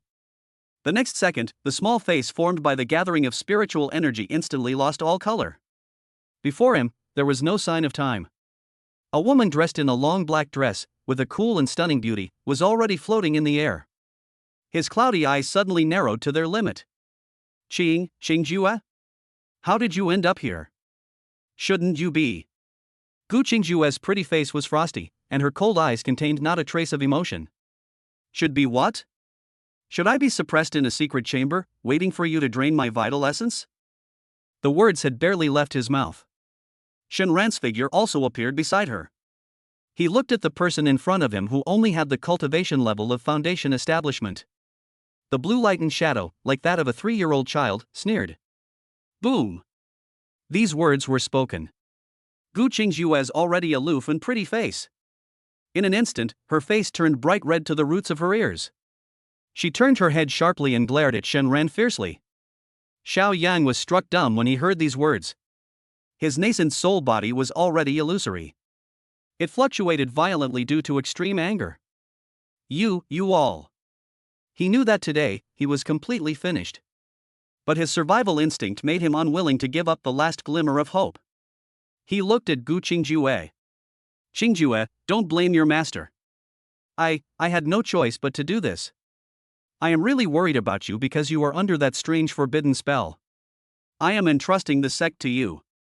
You know that the sect is the culmination of my life's work.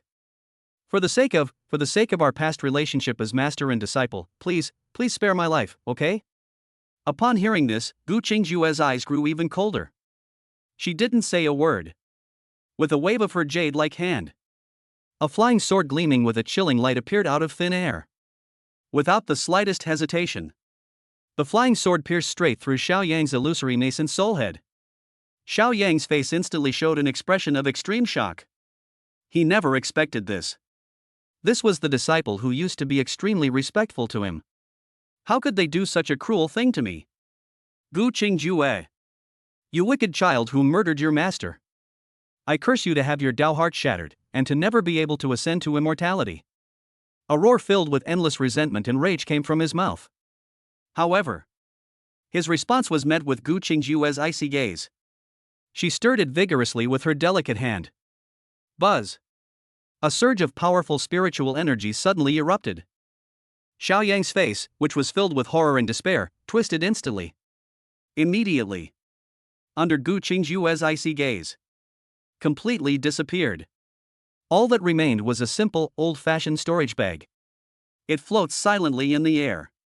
Chapter 96. Good heavens, this armor can transform. The demonic Shinran, even Master's heart is in turmoil. Shinran's face lit up with joy. He reached out and beckoned. The antique-looking storage bag landed steadily in his hand. The storage bag of the nascent soul stage monster. Goodness! This is truly a windfall. Shinran was so excited that her hands were trembling. Even the beautiful, aloof face next to her changed upon seeing the storage bag. His eyes inevitably revealed a hint of envy. Others may not know. She knew it all too well. Xiao Yang, the sect master of the Heavenly Sword sect. An old monster that has lived for hundreds of years. His life savings are probably all in here.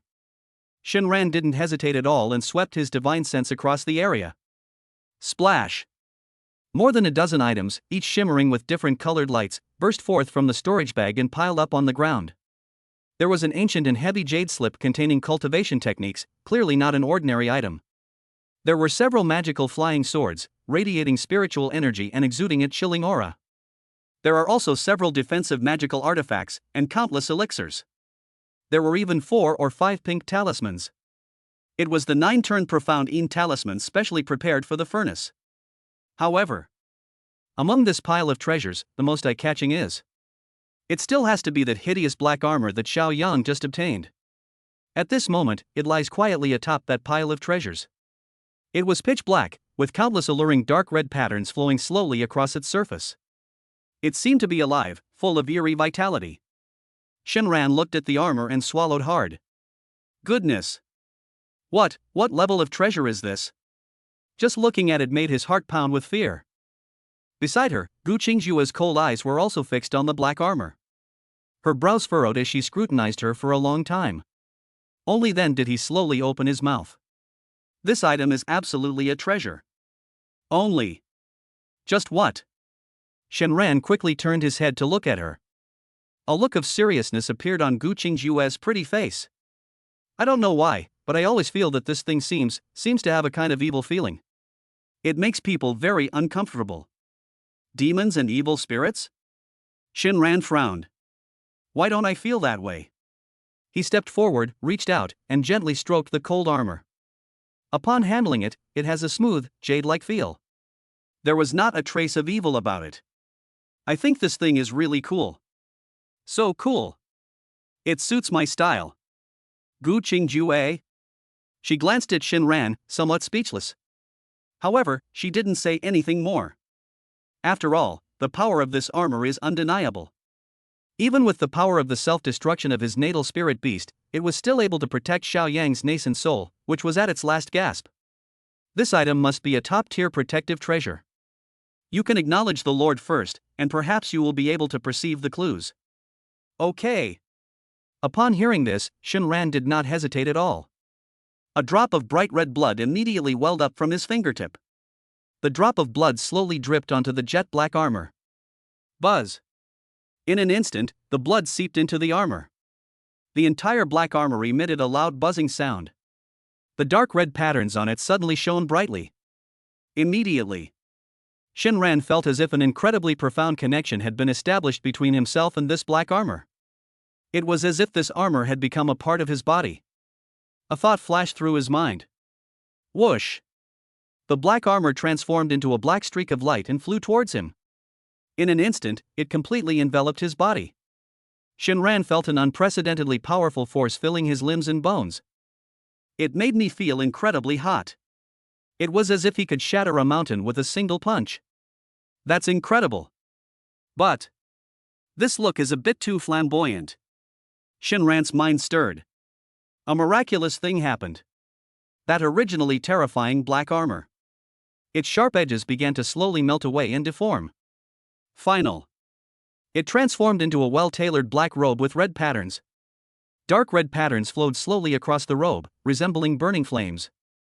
This made Shinran's already tall and straight figure appear even more slender. Coupled with his already handsome and extraordinary face. Surprisingly, it exuded a bewitching and eerie charm. Gu Qingjue stood not far away. When she saw Shinran like this, that cool and beautiful face suddenly turned red. I don't know why. Her heartbeat quickened for no apparent reason. That bastard. Dressed like this. It's not bad looking. Shinran chuckled. Clearly, he was extremely satisfied with his new look. He then used his blood to bind each of the magical treasures and spirit swords on the ground to his own, and put them into his possession. Just then, Gu Qingjue's gaze suddenly fell on one of the ancient jade slips. Starfall sword technique. Her cool, clear eyes lit up slightly. This. I want to learn it. Upon hearing this, Shinran waved his hand dismissively. The sword manual then transformed into a streak of light and steadily flew to Gu Qingjue's front. Gu Qingjue's pretty face lit up with joy. She quickly took the sword manual and carefully put it into her storage bag. Alright, we need to get out of here right away. The commotion here is quite significant. It's hard to guarantee that other people won't come looking for it. She had barely finished speaking. I suddenly felt a tightness around my waist. A large, burning hot hand had somehow already firmly encircled her slender waist. Gu Qingjue's pretty face flushed red. What are you doing? She struggled frantically, trying to break free from that restless, large hand. Hurry up and leave. However, Shinran acted as if he hadn't heard at all. Instead of letting go, he suddenly exerted force with his arm. Once again, he pulled her soft, delicate body fiercely into his arms. His furry head was buried directly between her snow-white, slender neck. Greedily, he inhaled her alluring fragrance. He let out a series of heavy, labored breaths. Gu Qingjue was filled with shame and indignation. That bastard. Why are you in such a hurry? Wasn't it just recently done? What time is it now? In such a dangerous situation, instead of thinking about escaping for their lives, they actually had the mind to do this kind of thing. Shinran. You're insane. Wake up. Let's go. As she spoke, she struggled violently in Shinran's arms. However, the more she struggled, the bastard behind her hugged her even tighter. The large hands that encircled her waist were like iron clamps, making it impossible for her to move. Gu Qingjue was furious. Something's not right. Something's not right. That bastard, he's usually unreliable and never serious. But he would never make such a basic mistake in matters of life and death. What's going on today? Thinking this way, she turned her head with difficulty. I wanted to catch a glimpse of the bastard's face behind me. The next second, her clear, cold eyes suddenly narrowed to their limit. A tremendous storm raged within him. All she could see was Shinran nestled between her necks, greedily inhaling her body fragrance. Those eyes, which were usually full of amusement and playfulness, now, it turned completely crimson. Among them was an extremely alluring red light, flashing wildly. That appearance was clearly. They've completely lost their minds. Chapter 97. Master begs for forgiveness with tears in his eyes. Shinran, I can't control myself. A feeling of extreme danger. It instantly engulfed Gu Qingjue completely. Shinran, what's wrong? Wake up! She screamed, her voice filled with unbelievable terror. However, the man on top of her seemed not to hear her at all. In those bloodshot eyes, there was only the most primal, most insane desire. His large, burning hot hand was no longer satisfied with that slender waist that could be encircled by one hand. Instead, it followed that breathtaking curve and recklessly swam upstream. With an irresistible, domineering force, it left a trail of burning heat on her delicate, smooth skin. Gu Qingjue was filled with shame and fear, her heart and soul were shattered. She instinctively tried to unleash her spiritual power to violently shake this madman away. However, the immense spiritual power surged the moment it touched Shinran's body. It vanished without a trace, like a clay ox sinking into the sea. It didn't cause the slightest ripple. Gu Qingjue's brows furrowed deeply. Then it suddenly dawned on her. I am his jade beast. Under the contract, any attack she makes is prohibited. None of them could cause him the slightest harm. In front of this man, she was a powerful cultivator in the late stage of the Golden Core realm. She was no different from an ordinary woman who couldn't even kill a chicken. This thought sent a chill down her spine. In that very moment of panic she was in, Shinran's actions have become increasingly daring. He was like someone who had found a beloved toy and began to explore it tirelessly. Gu Qingjue was pinned to the ground, her hands tied behind her back, unable to move. That beautiful, aloof face was already streaked with tears. She struggled desperately, but her strength was insufficient. Under Shinran's large, iron-like hand, they appeared so pale and powerless. Sizzle! A crisp sound of tearing fabric rang out. Her already tattered black dress was completely torn apart. Large swaths of snow-white skin were exposed without any cover to the cold air. Gu Qingjue turned her head sharply, her cold eyes now filled with pleading and sorrow. Shinran, wake up! Here, this isn't allowed. Her voice trembled, choked with sobs. When we get back, okay? I'm going back now, I'll do whatever you say. Please. But. The man seemed to have completely lost his hearing. In his world, only the most primal instincts remained. He bent down onto that smooth, jade-like back. One hot, burning mark after another was left behind. Immediately afterwards, a tearing pain made Gu Qingjue shudder violently. She bit her lower lip hard, trying not to make a sound. Tears of humiliation, like beads from a broken string, streamed wildly from her eyes. At first, it was fierce resistance and endless humiliation. She twisted and turned desperately, trying to break free from this nightmarish confinement. However, the body pressing down on her was like an unshakable mountain. All her struggles seemed so pale and powerless. Then came endless pleas. He could say whatever he wanted, good or bad. Shinran simply refused to let her go. Gradually, she gave up. Those clear, cold eyes slowly closed. I admit it. Anyway, my life is already inextricably linked with his. That's settled then. She just hoped this madman would end soon. After all, this is an extremely dangerous place. However, time passed by, second by second. Instead of stopping, he became more and more violent and ferocious. It was as if they wanted to completely crush her and swallow her whole.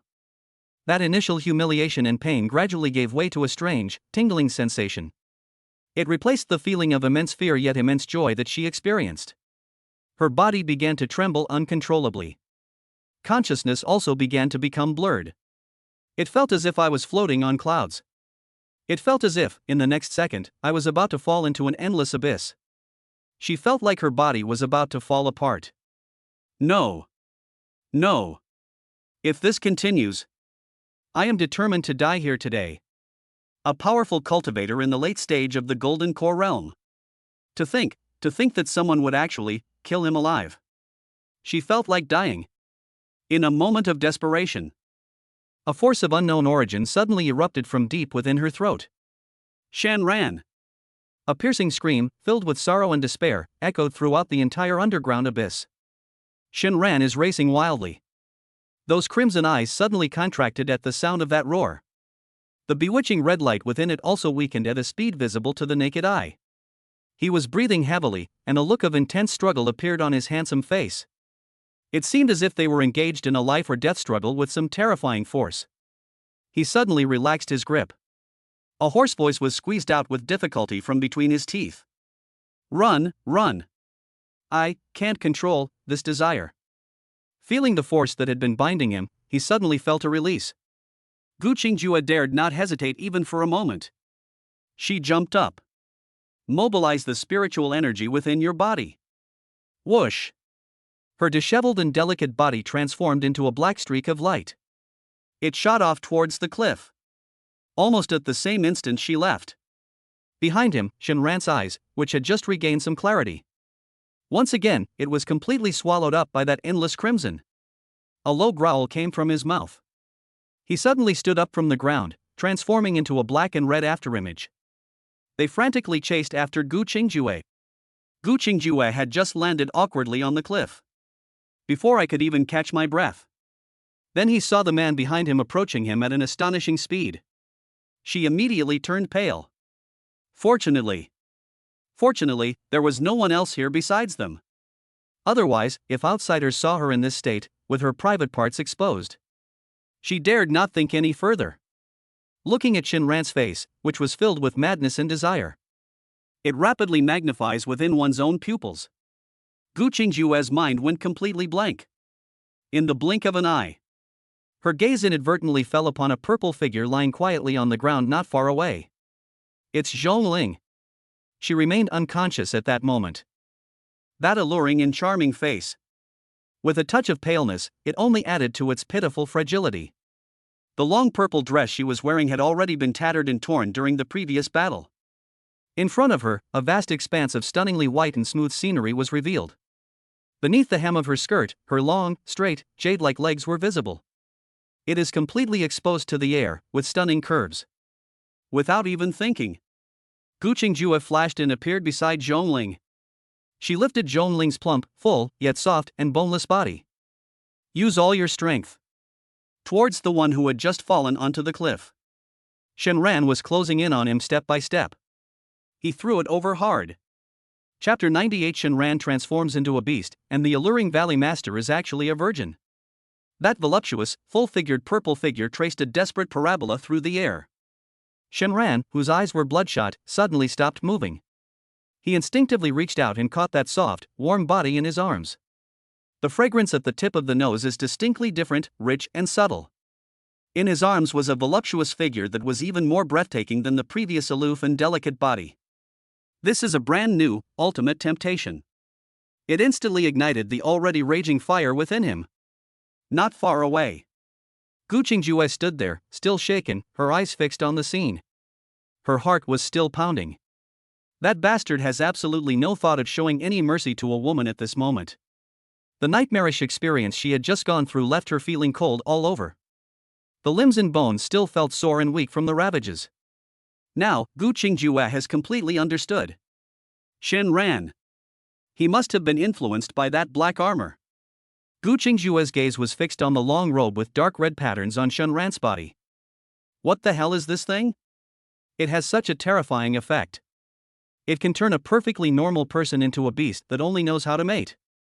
In all my years in the cultivation world, I have never heard of such an evil treasure appearing anywhere. Her pretty face turned pale and then flushed red with uncontrollable embarrassment and anger. The tearing pain in my body was still incredibly clear. If it weren't for my desperate last-minute effort. That roar brought back a sliver of clarity to his mind. I am afraid. I'm afraid I'm really not up to it anymore. She dared not think any further. With a wave of her jade hand, a brand new black dress appeared out of nowhere, covering up the large expanse of alluring exposed skin once again. After doing all this, she felt a little safer. Her gaze returned to what was ahead. Looking at that alluring figure, roughly held in Shinran's arms and unable to move, Gu Qingjue's eyes became incredibly complicated. There was not a shred of sympathy in my heart. Zhongling, Valley Master Zhong. Don't blame me. If you have something to blame, blame your bad luck. To save his own life, he abandoned Shinran without hesitation. Now he treats me like this. Consider this your retribution. Just as she was inwardly sneering, Shinran has already made a new move. He threw the soft, boneless body in his arms onto the cold, rocky ground as if it were trash. Zhongling, who had fallen into a deep coma, let out a painful groan. However, Shinran ignored it. His tall frame bent down directly onto it. Those large, burning hands roamed unrestrainedly over her voluptuous curves. The actions were filled with the most primal possessiveness. Sizzle!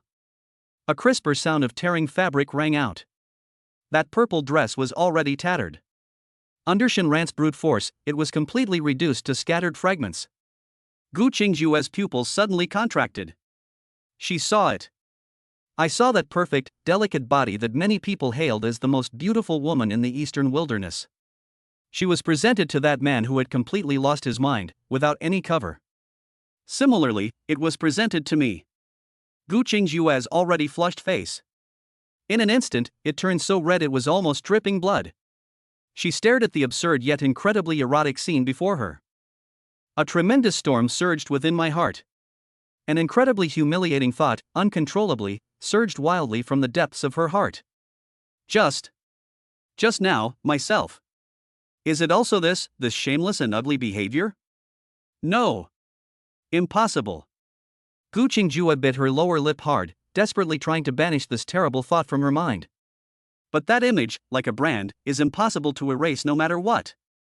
Just then, she keenly noticed it. The strange black robe Shinran was wearing had, at some point, changed from having dark red patterns that had originally flowed slowly. At this moment, they are becoming more and more numerous and brighter. It seemed to have absorbed some kind of nourishment, exuding an extremely bewitching vitality. Gu Qingjue's heart skipped a beat. She suddenly remembered something. Xiao Yang. That old scoundrel. After putting on this black armor, he uttered those foul words to Yun Lingshuang. What exclusive furnace, what day and night, draining your vital essence. Those words were vulgar and shameless. This is simply not something a nascent soul cultivator who has lived for hundreds of years would say. In the past, she would never have believed it even if you beat her to death. So it seems. Most likely, it was Xiao Yang from just now. Just like Shinran at this moment, he was also affected by this black armor. Even a nascent soul cultivator with a will as firm as a rock is like this. It's not surprising that Shinran, who has only just entered the golden core stage, has turned out like this. This armor. That's really weird. But what exactly is the purpose of this black armor? Why did it urge Shinran to act in this way? As she pondered, Shinran over there suddenly made a move. Zhongling, who was deep in a coma, had her eyebrows tightly furrowed. Pain was etched on her alluring and charming face. She seemed to sense something and let out a very faint moan. Immediately afterwards, the sound was then suppressed. A muffled groan filled with extreme pain completely replaced it. Looking at Zhongling's disheveled and humiliated appearance. Looking at her once stunningly beautiful face. At this moment, tears had already covered her face without her realizing it. It was filled with pain. Gu Qingjue was completely stunned. She could hardly believe her eyes. That aloof woman, whose beauty was renowned throughout the entire eastern wilderness. That shrewd and charming master of Danxia Valley, who manipulates countless men at will. One day, it actually appeared before me in such a way. No matter how charming and alluring she is on a daily basis. No matter how powerful or skillful she once was. Now, she is. Like a butterfly with broken wings, it can only be slaughtered at will. Just as Gu Qingjue was speechless with shock. A glaring splash of blood. Without warning, it came into her view. That touch of crimson against the backdrop of snow-white frost. It was so striking, so shocking. A buzzing sound went through Gu Qingjue's mind. A blank page. This infamous beauty, Master Zhong. It turns out. She's still a virgin? Chapter 99. This bastard got off easy. Master helped him with his stamina extraction with tears in his eyes. Gu Qingjue stared blankly at the glaring crimson. He stood frozen in place, as if struck by lightning. My mind went completely blank. How is this possible? Zhongling. The Valley Master of Danxia Valley is a woman renowned throughout the eastern wilderness for her social skills and shrewdness. With her golden core cultivation, she moved among a group of nascent soul stage monsters with ease and grace, like a fish in water. It is widely rumored that she had countless suitors. It is said that it was the private property of a very important person. Even Gu Qingjue herself had always thought so. She felt that Zhongling's current status was not only due to her superb alchemy skills, but also undoubtedly due to the protection of that powerful figure behind her. But today, the scene before her eyes completely overturned her worldview. Shocking. Unparalleled shock. Gu Qingjue's cold eyes scanned back and forth between the alluring body that was still twitching unconsciously not far away and the man who had completely transformed into a beast. Really? You got off too easy, you bastard. Gu Qingjue was overwhelmed with mixed feelings and her thoughts were in turmoil. A fairy who has reached the great perfection of the Golden Core realm. She was also the most famous beauty in the entire Eastern Wilderness. She is still a virgin. How many people are secretly coveting it? So you got your hands on me without even realizing it? Suddenly. Her gaze suddenly narrowed. She saw it. Behind Shinran's waist. With his violent movements, an ancient-looking storage bag was shaking violently. That's his storage bag. The incident happened so suddenly that Shinran only dripped blood onto the magical artifact inside to bind it to her as his own. Before he could even use his divine sense to close the bag, he was still in danger. At this moment, the opening of the storage bag was wide open. An incredibly audacious idea. Like wildly growing weeds, it instantly appeared in Gu Qingjue's mind. And it quickly captured her entire mind. She no longer cared about her shame and vanished in a flash. It then silently flew up behind Shinran. The man, as expected, was completely unaware of her arrival. In his world, there is only the most primitive conquest and exploitation. Gu Qingjue waved her jade-like hand. Several talismans emitting a faint pink glow quietly appeared in her hand. It was the spoils of war that had just been obtained from Xiaoyang. 9 Revolutions Mysterious Yin Talisman. Her face flushed red. She had personally experienced the power of this thing. This is a top-tier talisman for dual cultivation. It can maximize the stimulation of the primordial Yin energy within a female cultivator's body. And then perfectly, he transferred it to the male cultivator. Gu Qingjue looked at the talisman in her hand, then glanced at Zhongling, who was already unconscious. The last trace of hesitation in my heart vanished completely. Although this is the primordial Yin of the golden elixir great perfection. If there isn't enough time to use the secret method of nurturing, the effect will be greatly reduced. But it's still better than just wasting it. Now, she is Shinran's woman. It was also his jade beast. From the moment the contract is signed. The two of them were in the same boat. Shinran has become stronger. For me, there are only benefits and not a single drawback. Thinking this way. Without further hesitation, Gu Qingjue quickly formed hand seals with a thought. Go! She gave a low shout. A pink talisman instantly transformed into a stream of light. It silently adhered to Zhongling's body. Buzz! A faint pink light curtain, like a giant silkworm cocoon. Slowly, it completely enveloped the two tightly intertwined bodies. All of this has been done. Gu Qingjue's already flushed face turned even redder, almost as if it were about to bleed. She stared at the erotic yet absurd scene before her. I felt my heart pounding so fast it felt like it was going to jump out of my throat. An incredibly strange, never-before-seen feeling surged wildly from the depths of my heart. Pooh! That shameless bastard! She spat lightly, then quickly turned her head away, not daring to look again. But then there's that uncontrollable glint in my eye. Yet it remained firmly locked onto that pink cocoon of light. Not a single second should be missed. A few breaths later. Her gaze then swept towards the cave entrance in the distance. I thought about it.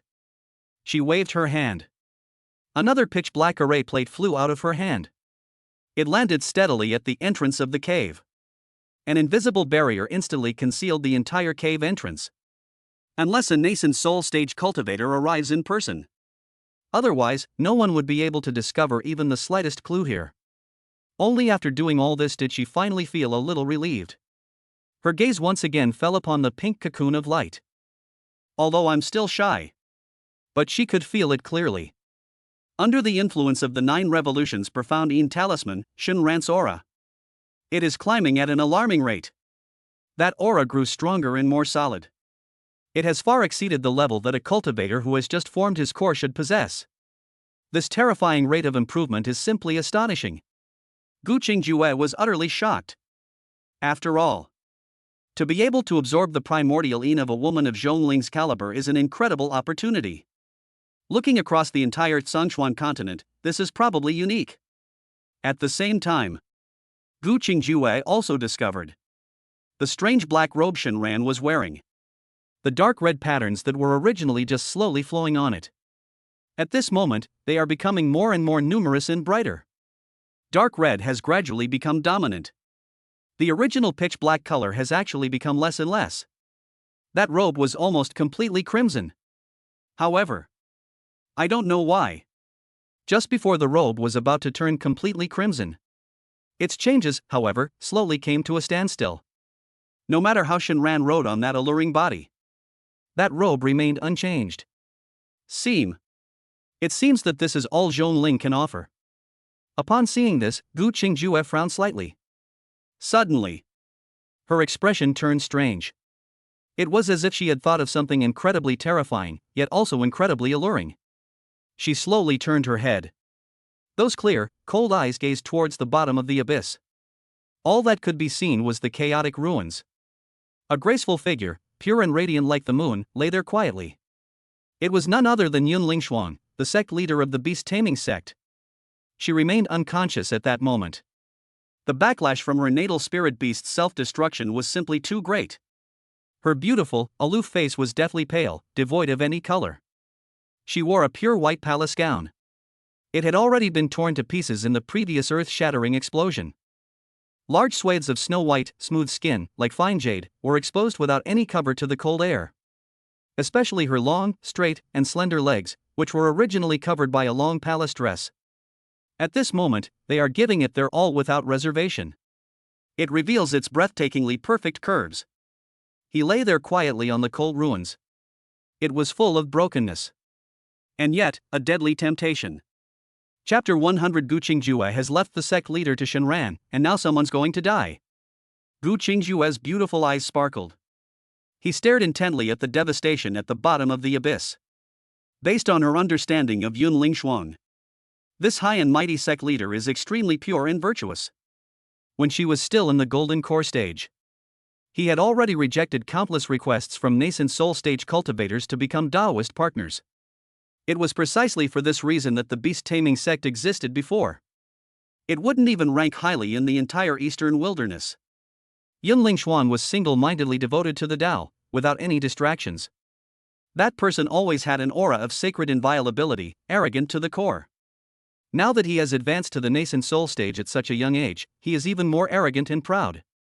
Perhaps, he really does have the idea of trying to break through to the legendary nascent soul realm. They would probably scoff at the idea of becoming a Taoist couple with someone else. So, Gu Qingjue was absolutely certain. Yun Lingshuang is absolutely pure and immaculate. The primordial essence preserved to this day by a nascent soul stage cultivator.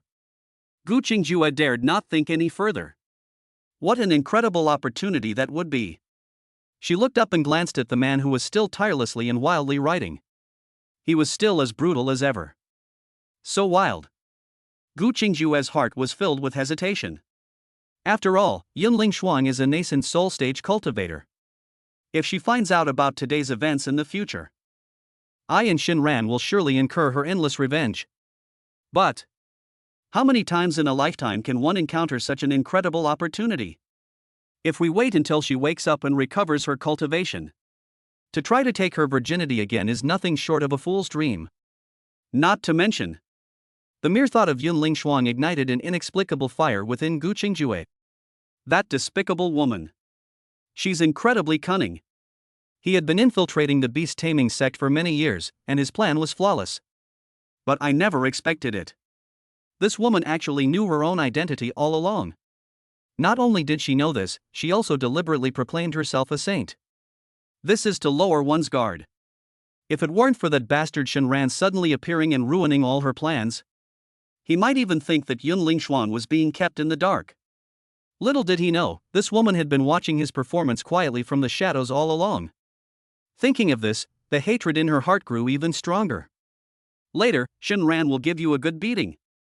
Thinking this way, in Gu Qingjue's clear and cold phoenix eyes, the last trace of hesitation vanished completely. Instead, there was a cold, resolute determination. Without further hesitation, she flashed away. It transformed into a streak of light and flew towards the bottom of the abyss. In the blink of an eye, she landed in front of Yun Lingshuang. The sight before her made even her cold heart tremble slightly. In the past, he was the aloof and icy sect leader, like a goddess descended from the heavens. At this moment, he lay in that cold ruin, utterly disheveled. Her face was cool and exquisitely beautiful. His face was deathly pale, devoid of any color, with a trace of bright red blood still clinging to the corner of his mouth. Her original long silver hair was like a waterfall of moonlight. They were now scattered on the ground, covered in dust. She wore a pure white palace dress. It had already been torn to pieces in the previous earth-shattering explosion. Large swathes of snow-white, smooth skin, like the finest jade. Exposed to the cold air without any cover. That slender waist, so delicate it could be grasped in one hand. That flat stomach without an ounce of fat. Especially her long, straight, and slender legs, which were originally covered by a long palace dress. At this moment, it reveals its breathtakingly perfect curves without reservation. He lay there quietly on the cold ruins. It was filled with a sense of fragmentation. And the fatal temptation. Gu Qingjue looked at the scene before her, which was full of stark contrasts. I don't know why. Thinking of the tragic fate that Yun Lingshuang would soon face. For no apparent reason, an indescribable sense of pleasure rose within her. She bent down and grabbed Yun Lingshuang's cold arm. They roughly lifted her up from the ground. That beautiful, delicate body that was usually sacred and inviolable.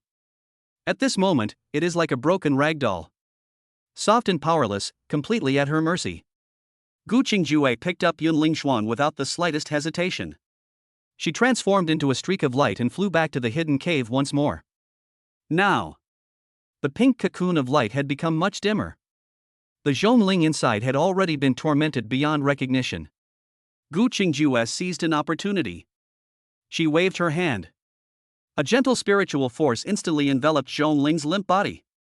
With a sudden burst of force, he then forcibly pulled her aside. Shenran, who was speeding along at full speed, suddenly stopped. He slowly raised his head.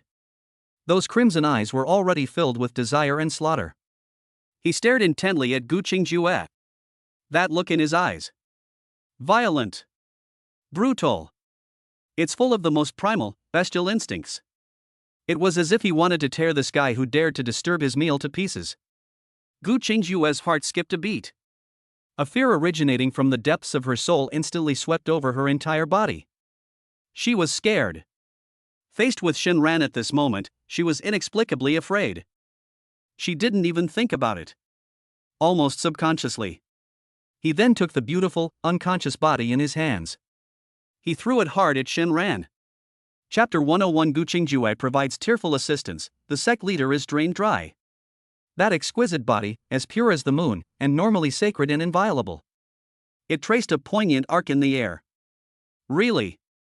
Shenran's crimson eyes flashed the moment he saw Yun Lingshuang. The madness and desire within him did not diminish in the slightest, on the contrary, they became even more intense. He let that soft, delicate body fall to the ground in front of him. Then, his tall body pounced on it like a hungry wolf. Gu Qingjue stood not far away, her heart pounding with fear. She looked at the man's eager expression. We dare not delay. With a wave of her jade hand, the 9 revolutions profounding talisman, emitting a faint pink halo, was instantly launched. Buzz! The pink light shield reappeared. It completely enveloped the 2 figures. At the same time. Oh ho ho! A low cry filled with pain, yet also carrying an indescribable undertone. It gently spilled from Yun Lingshuang's mouth, who was still unconscious. Gu Qingjue stood to the side, completely dumbfounded. Her heart skipped a beat for a moment. She never imagined that her life would be like this. To hear Yun Lingshuang make such a shameful sound. Aloof, pure, and proud. This is the entire impression that Gu Qingjue, and even all the cultivators in the entire eastern wilderness region, have of Yun Lingshuang. But now, do all women feel this way at this time? Gu Qing couldn't help but think back for a moment. It seems that I just made that sound without even realizing it. With a whoosh. Her already flushed face turned even redder, as if it were about to bleed. She was both ashamed and angry, and glared fiercely at the man who was still working frantically. It's all your fault, you bastard. However, when her gaze fell upon the pink light shield, a captivating blush appeared on Yun Lingshuang's pure and innocent face. When the bruises that Shenran had made on her snow-white skin fell onto her skin. For no apparent reason, Gu Qingjue felt a surge of inexplicable, secret pleasure. Serves you right. You've finally gotten what you deserve. She sneered inwardly, eagerly anticipating Yun Lingshuan's awakening. What kind of expression would they have when they learn all this? That would be amazing, wouldn't it? How devastated would she be? You shameless woman, you schemed against me. I'll let you hide in the shadows and laugh at me. Just as Gu Qingjue was lost in thought, a blinding crimson hue appeared in her field of vision without warning. Gu Qingjue sneered. My guess was right. This proud and arrogant sect leader, who is single-mindedly devoted to the Tao, is indeed still pure and innocent. That bastard Shinran got off too easy. Almost at the same instant that crimson hue appeared. Boom! That was originally just a pink light shield emitting a faint halo. The energy within it surged and roared like a powder keg that had been ignited. Shinran's aura surged wildly at a speed visible to the naked eye. The speed at which that power increased. It's even several times faster than when we were replenishing the essence of Zhongling. Gu Qingjue was completely shocked by what she saw. Her mouth was agape, her face filled with horror. Is this Yun Lingshuan's primordialine? The primordialine power that a nascent soul cultivator has preserved to this day is terrifyingly powerful. And so, under Gu Qingjue's utterly shocked gaze, Shinran's cultivation level increased within a few dozen breaths. It broke through the barrier of the early stage of Golden Core with unstoppable momentum.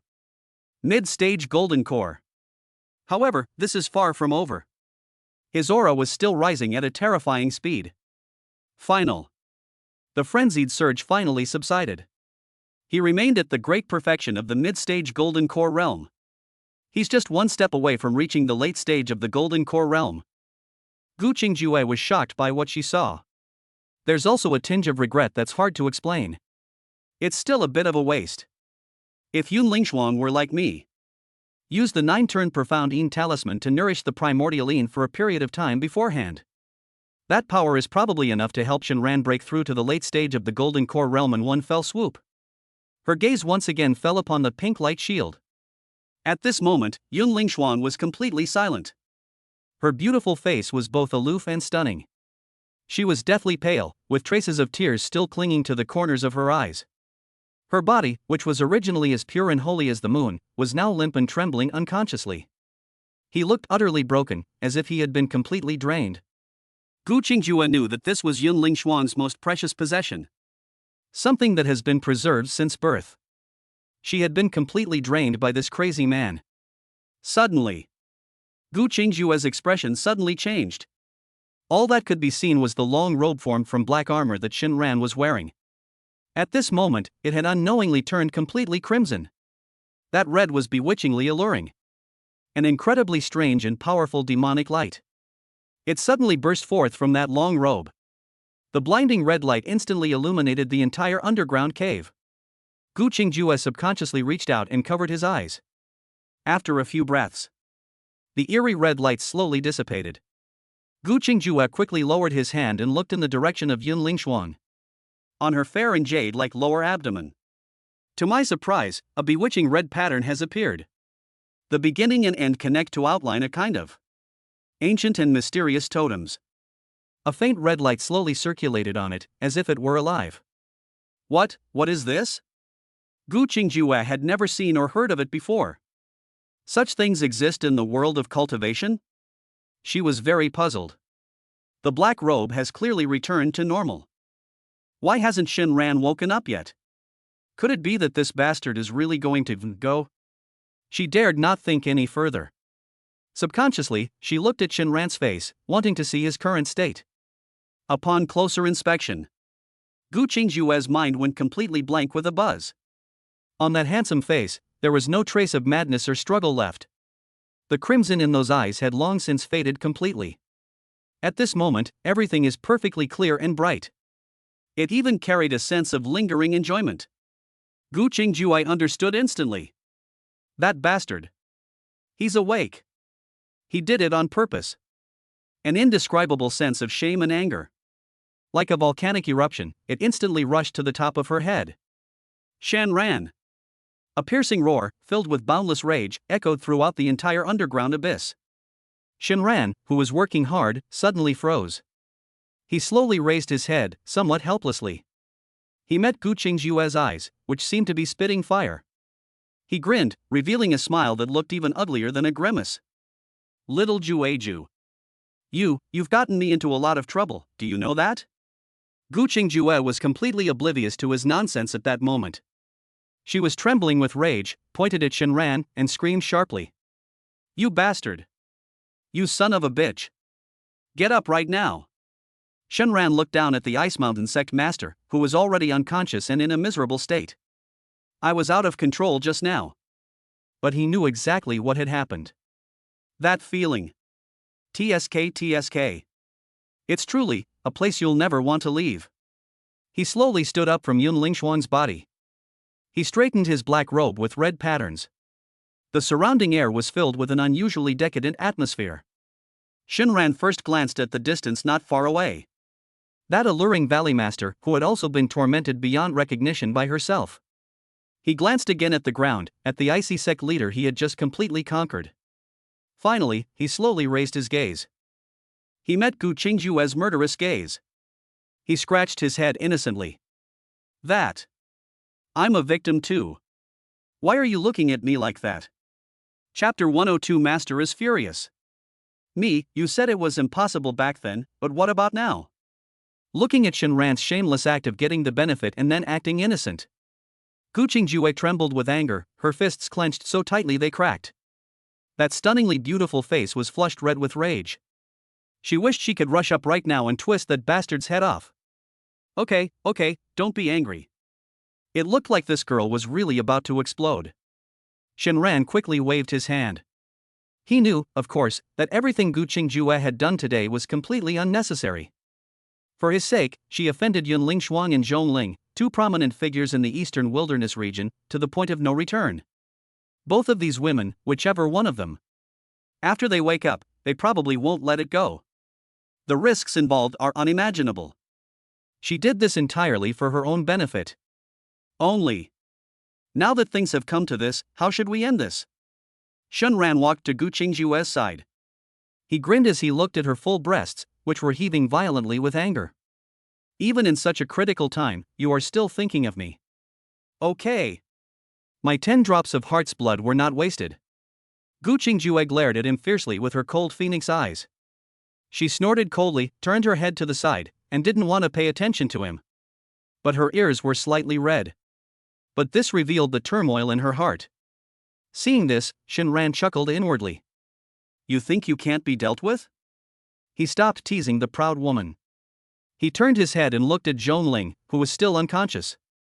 With a wave of his hand, a gentle spiritual force instantly enveloped Zhong Ling's voluptuous and beautiful body. They gently placed her beside Yun Lingshuang. Looking at the two exquisitely beautiful bodies lying intertwined before me. A voluptuous and alluring figure, brimming with mature temptation. A pure and aloof beauty, full of ascetic allure. Shenran felt a surge of anger rise up from her lower abdomen. This scene was witnessed by Gu Qingjue, who was standing to the side. She rolled her eyes in disdain with her cool, phoenix-like gaze. Pooh! You're spineless! She spat lightly, her voice full of disdain. Shenran completely ignored her sarcasm. His gaze was fixed on Yun Lingshuang's flat, smooth abdomen. It landed on that eerie and bewitching red pattern. Gu Qingjue followed his gaze and looked over, her delicate brows furrowing slightly. What is this? Shenran shook his head. I don't know either. But for some reason, I always feel that these red markings are connected to me by blood. As he spoke, he slowly squatted down. I reached out and gently ran my fingertips across that smooth, delicate skin. He gently stroked the eerie totem that seemed to be alive. His brows were furrowed tightly together. What on earth is this thing? Just then. Yun Lingshuang, who was in a coma, suddenly trembled slightly with her long eyelashes. Her pretty face was as pale as paper. A hint of pain appeared on his face. She seemed to have noticed something unusual about her lower abdomen. She actually turned over and let out a very faint moan. Holy crap!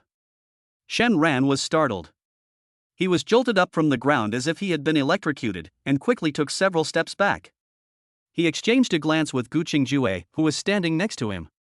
The two spoke almost simultaneously. Run! This woman, wake up soon! If we don't leave now, we really won't be able to leave. The next second, the two dared not delay for the slightest and simultaneously transformed into two streaks of light. At top speed, it shot off towards the cave entrance. Whoosh! Almost in the blink of an eye, the two rushed out of the hidden cave. Gu Qingjue had just landed when he prepared to form a hand seal. He withdrew the illusion array he had just set up at the cave entrance to conceal his presence. However, suddenly, a large, hot hand grabbed her. It's Shinran. Don't retreat. What if someone sees the two of them? Shinran said with an upright expression. Upon hearing this, Gu Qingjue paused in his movements. She slowly turned her head, revealing her clear, cold phoenix eyes. A look of scrutiny and mockery fell on Shinran's face. How? When you were making such a mess of them, why didn't you think about these things? So now you're pretending to be a good person? Her words came out like a machine gun, full of sarcasm. Shinran, however, did not take it to heart at all. At least, they are my women now. An indescribable sour feeling surged wildly from the depths of Gu Qingjue's heart. That bastard. You think that just because you've taken their virginity, they're your women? Keep dreaming. You've hurt them so badly. When they wake up, they'll be lucky if they don't tear you to pieces. You still expect them to stick with you? Shinran remained unfazed by Gu Qingjue's highly aggressive words. He laughed heartily. Am I dreaming? Let me tell you, both of them will be my women sooner or later. His words were spoken with absolute certainty and were filled with an unquestionable domineering air. Gu Qingjue was so angry at his arrogant and conceited manner that she couldn't help but laugh. You? What do you have to offer to make a nascent soul cultivator and a valley master at the great perfection of the golden core stage become your woman? Because you're handsome? Shinran shrugged dismissively. He leaned close to Gu Qingjue's ear and lowered his voice. He chuckled in a volume so low that only the two of them could hear it. Back then, at the beast-taming sect, I told Su Qinghan, Gu Qingjue, that you will be my woman sooner or later. Guess what she said? Gu Qingjue was taken aback. Shinran didn't wait for her reply and continued speaking on his own. She said the same thing back then, just like you do now. You? Then what? Shinran raised an eyebrow at her, his eyes brimming with amusement and smugness. You. Gu Qingjue was instantly rendered speechless by his words. Her beautiful face was both aloof and stunning. With a whoosh, it turned completely red. He actually made fun of himself about something like that. You bastard. She was filled with shame and indignation, and stomped her foot hard. I don't want to waste another word on this scoundrel. She didn't mention removing the illusion array again, and then her figure flashed away. It then transformed into a black streak of light and flew away into the distance. Watching her flee in a disheveled manner, Shinran chuckled. He slowly raised his hand, feeling the unprecedented, vast, and boundless spiritual power within his body. Mid-stage golden core perfection. After absorbing the primordial essence of two peerless beauties, Zhongling and Yunling Shuang, his cultivation level skyrocketed, as if he had taken off on a rocket. If he were to face that young man from the Haoran sect in the mid-stage of the Golden Core realm again now, he would be in serious trouble. There was absolutely no need for Gu Qingjue to take action. He himself could blast it to pieces. The feeling of having this power in my hands is incredibly comfortable. He withdrew his hand with satisfaction, transforming into a streak of light. They followed the black-clad figure ahead at a leisurely pace. The two traveled rapidly through the vast expanse of Shuiwei Cave, one after the other. Gu Qingjue seemed genuinely furious. He didn't utter a word the whole way, just kept his head down and flew forward desperately. Shinran gave a mischievous grin. In a flash, he caught up to Gu Qingjue's side and stretched out his long arm. He pulled her incredibly soft waist into his arms. What are you doing? Open. Gu Qingjue froze, feeling both ashamed and angry, and struggled violently. But then he heard Shinran's whisper in his ear. Isn't it boring to fly alone? I'll take you, a threesome. Gu Qingjue's struggles stopped instantly. She was held tightly in the man's arms. The wind howled in my ears. Feel the burning heat emanating from his body. Her pretty face was so red it looked like it was about to bleed. All I could do was curse this shameless bastard 1,000 times in my heart. Chapter 103. The sect leader wakes up and breaks down in tears. I'm pregnant? Deep within the dark cave, there was a deathly silence. After an unknown amount of time, a muffled groan, suppressed by extreme pain, softly rang out. Yun Lingxuan's long eyelashes trembled violently. He slowly opened his golden eyes, which were usually as indifferent as those of a deity. At this moment, that golden hue appeared incredibly dim. Hiss. The moment she moved, a sharp pain, as if it were tearing her whole body apart, surged wildly from every part of her body. Especially the burning, tearing sensation below. And an indescribable soreness and emptiness made her mind go blank for a moment. What happened? Her memory was still stuck on the earth-shattering light of Qinghuan's self-destruction. She instinctively tried to prop herself up. But his gaze, without his noticing, fell on the ground beneath him. Upon closer inspection, she felt as if she had been struck by a bolt of lightning from the heavens, from head to toe. I was stunned. What did she see? Her once pristine white moon palace attire had long since turned into tattered strips of cloth. Scattered on the body, they are practically useless. Vast expanses of snow-white, jade-like skin. They were left completely exposed to the cold air. The surface was covered with shocking, bluish-purple marks. Those are all evidence of being treated roughly. What truly terrified her was it was on the messy rocky ground beneath them. That dazzling crimson. Like a red plum blossom that has been brutally crushed. It was eerie, yet chilling. No. Yun Lingxuan's lips trembled violently, unable to utter a sound. Her beautiful, aloof face instantly lost all color, turning deathly pale. Impossible. That's absolutely impossible. She ignored the excruciating pain in her body. He used both his hands and feet to get up from the ground. She looked around. The cave was quiet. Where is there even a trace of that old scoundrel Xiaoyang? Just then, her gaze suddenly stopped. She saw another person lying on the ground beside her. That fair, plump, and alluringly beautiful body. It was none other than Zhongling, the master of Danxia Valley. At this moment, Zhongling was even more miserable than her. Her alluring face was streaked with tears. A pair of captivating purple eyes rolled slightly upwards, revealing a large expanse of white. Her whole being resembled a beautiful piece of porcelain that had been ruined. It exudes a broken and crumbling beauty. Boom! Yun Lingxuan's mind completely exploded. She understood perfectly well what had happened after she fell into a coma. What horrific tragedy has occurred? I and Zhongling. We were actually, by someone. Utter disgrace. This was the greatest humiliation she had ever suffered since birth. No, she didn't believe it. They didn't want to believe it either. Clinging to the last shred of hope, she sat down cross-legged without hesitation. He forcibly mobilized the little spiritual power left in his body and looked inward at himself. A moment later, Yun Lingxuan slowly opened her golden eyes. The last glimmer of hope has been completely extinguished. Her primordial yin, which she had guarded for hundreds of years and regarded as her life. As expected, it had already been picked. Not a single trace left. Clean and spotless. Ha, ha. She made a hoarse, unintelligible sound from her throat. Large tears welled up and could no longer be held back. It slid down her pure and holy face. It dripped onto the cold ground. At first, she just shed tears silently. Immediately following was a suppressed, low sob. In the end. Wow! The sound was extremely shrill.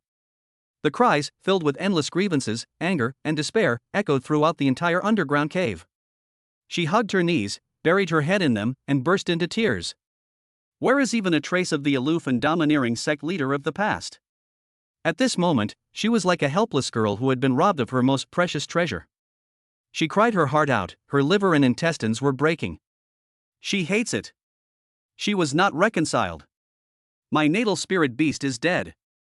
To think that my innocent body would be taken away in such a humiliating way. However, her breakdown lasted only a short time.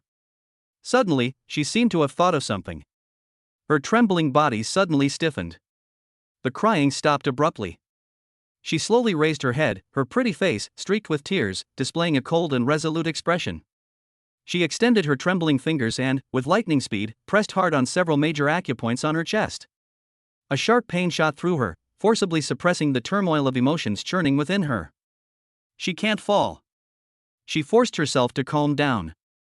Those golden eyes, red and swollen from crying, regained a sliver of clarity.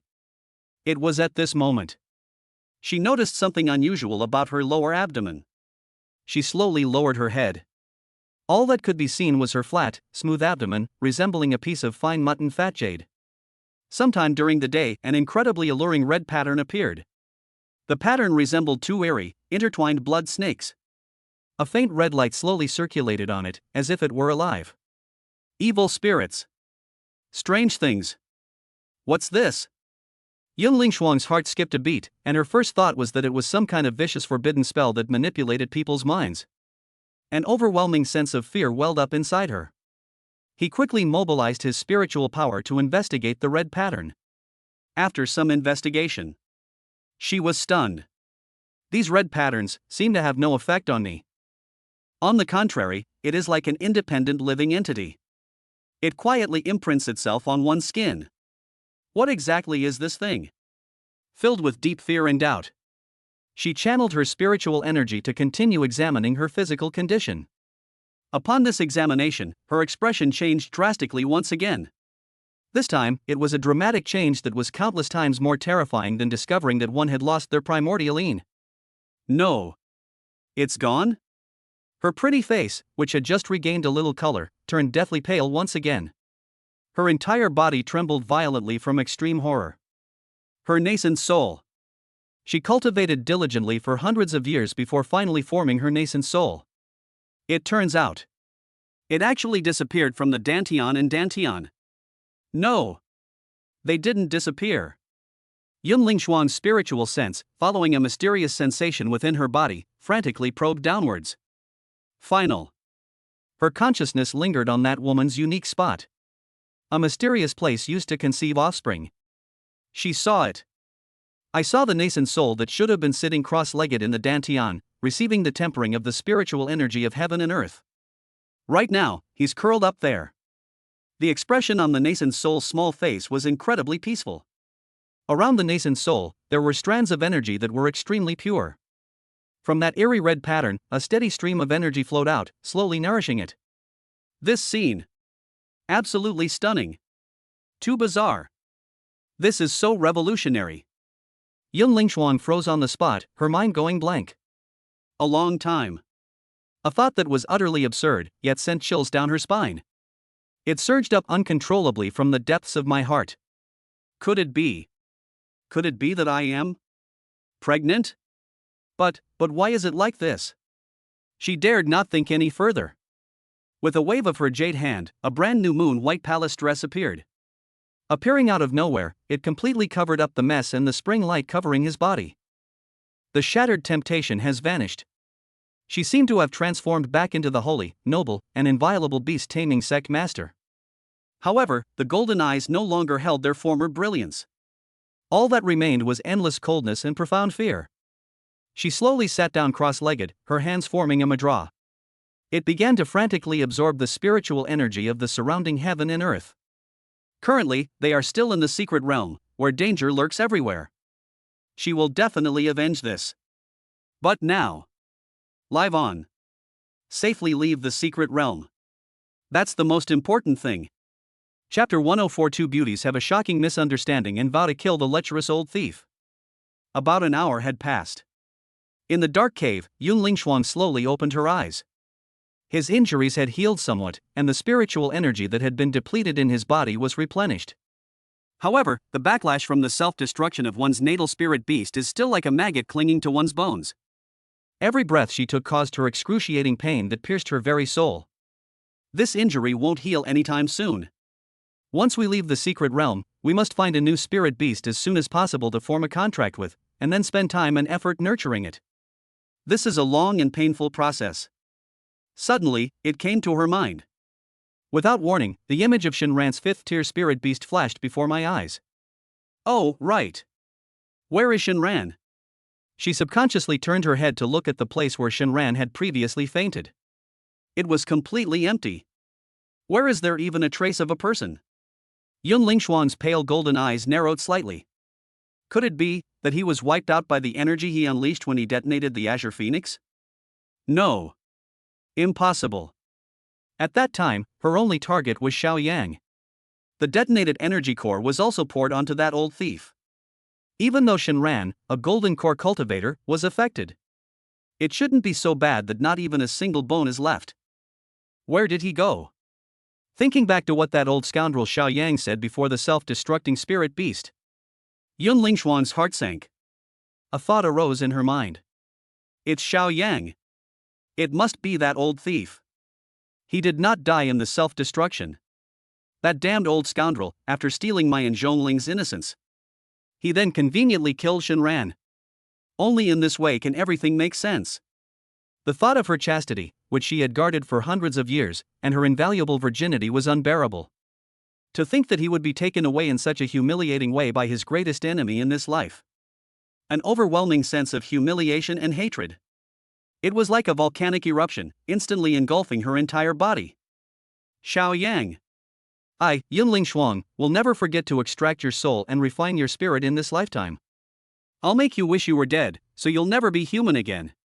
She took a deep breath, forcibly suppressing the turmoil of emotions churning within her. He slowly stood up. His gaze fell upon the disfigured, alluring body lying not far away. It's Zhongling. Looking at Zhongling's miserable appearance, Yun Lingxuan's cold heart.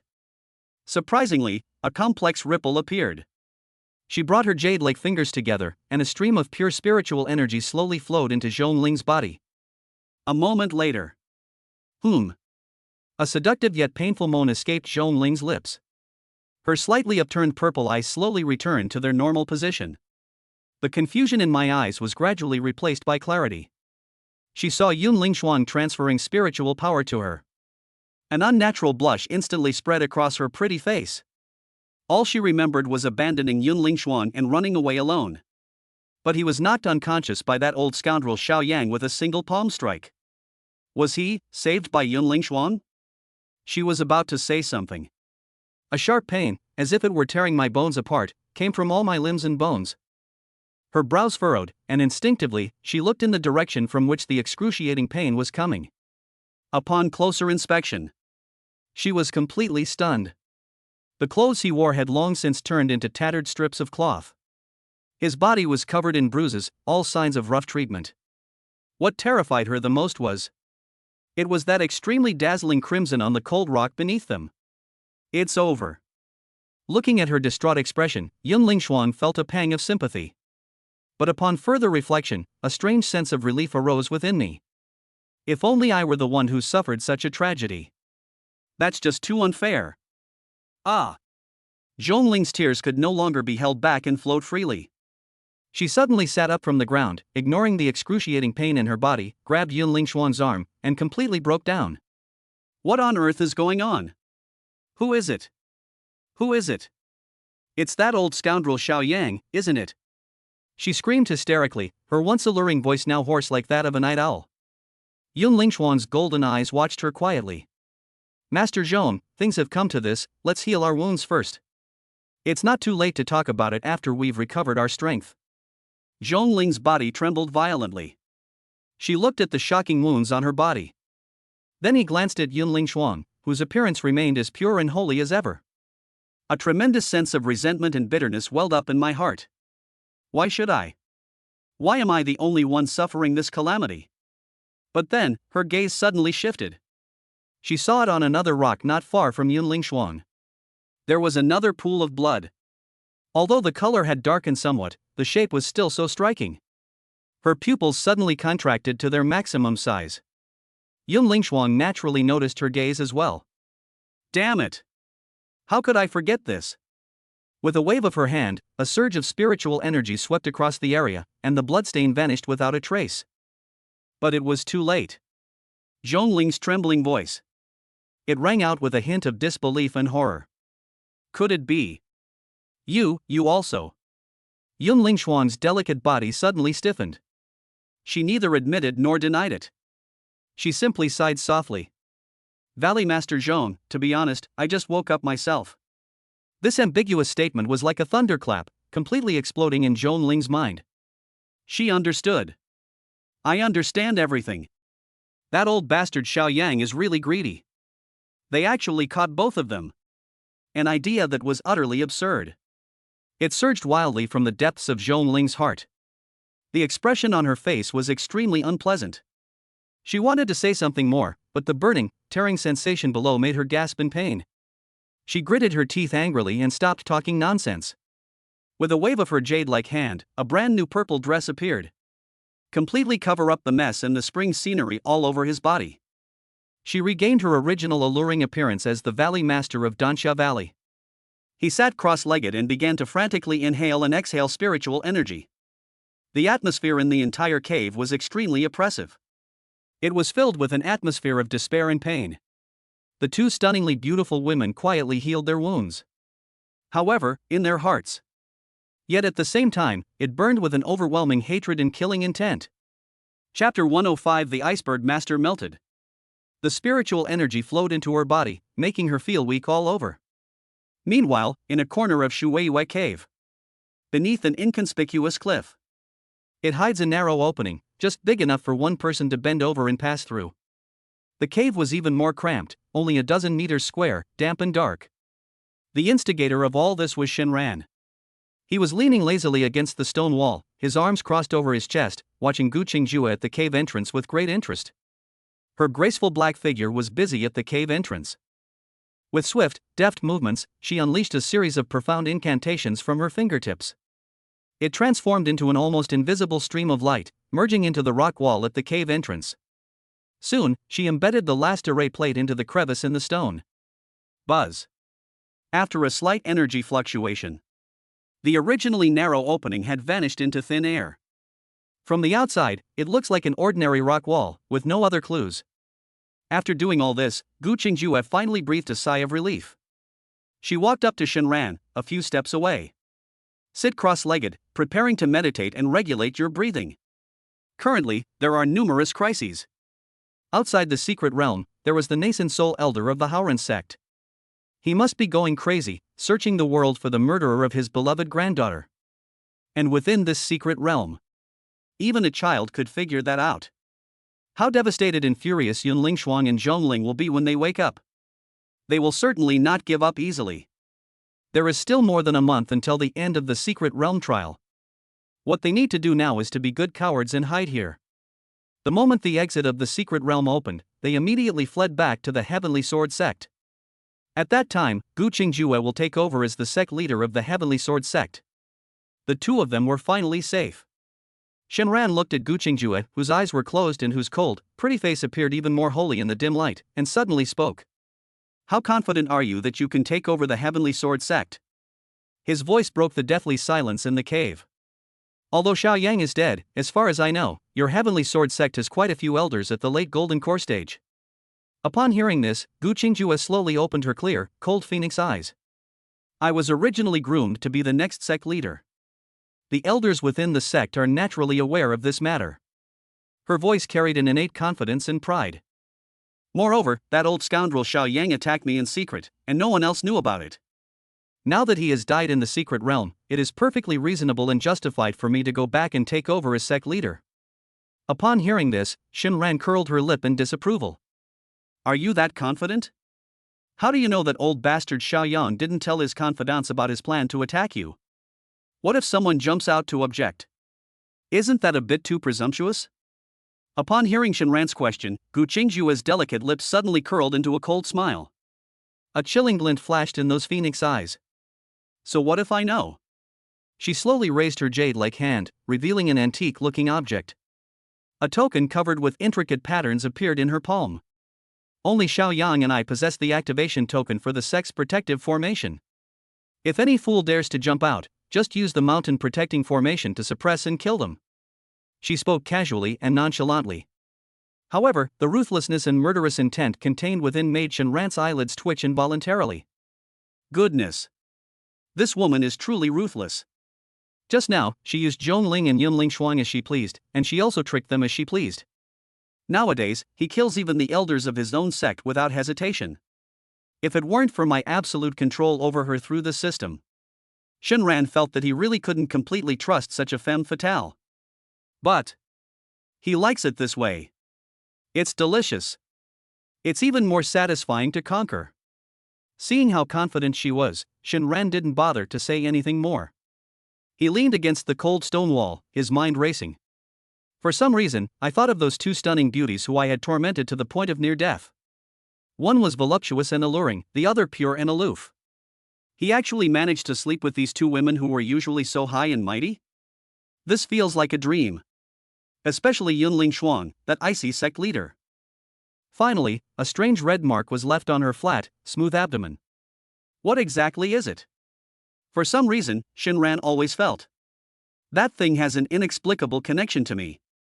Just thinking about that erotic scene made Shinran's lips curl into a smile. He couldn't help but reveal an extremely lewd smile. Snort! A cold snort pulled Shinran back from her reverie.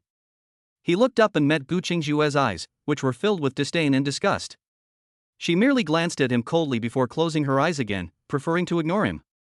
Shinran chuckled, not caring at all.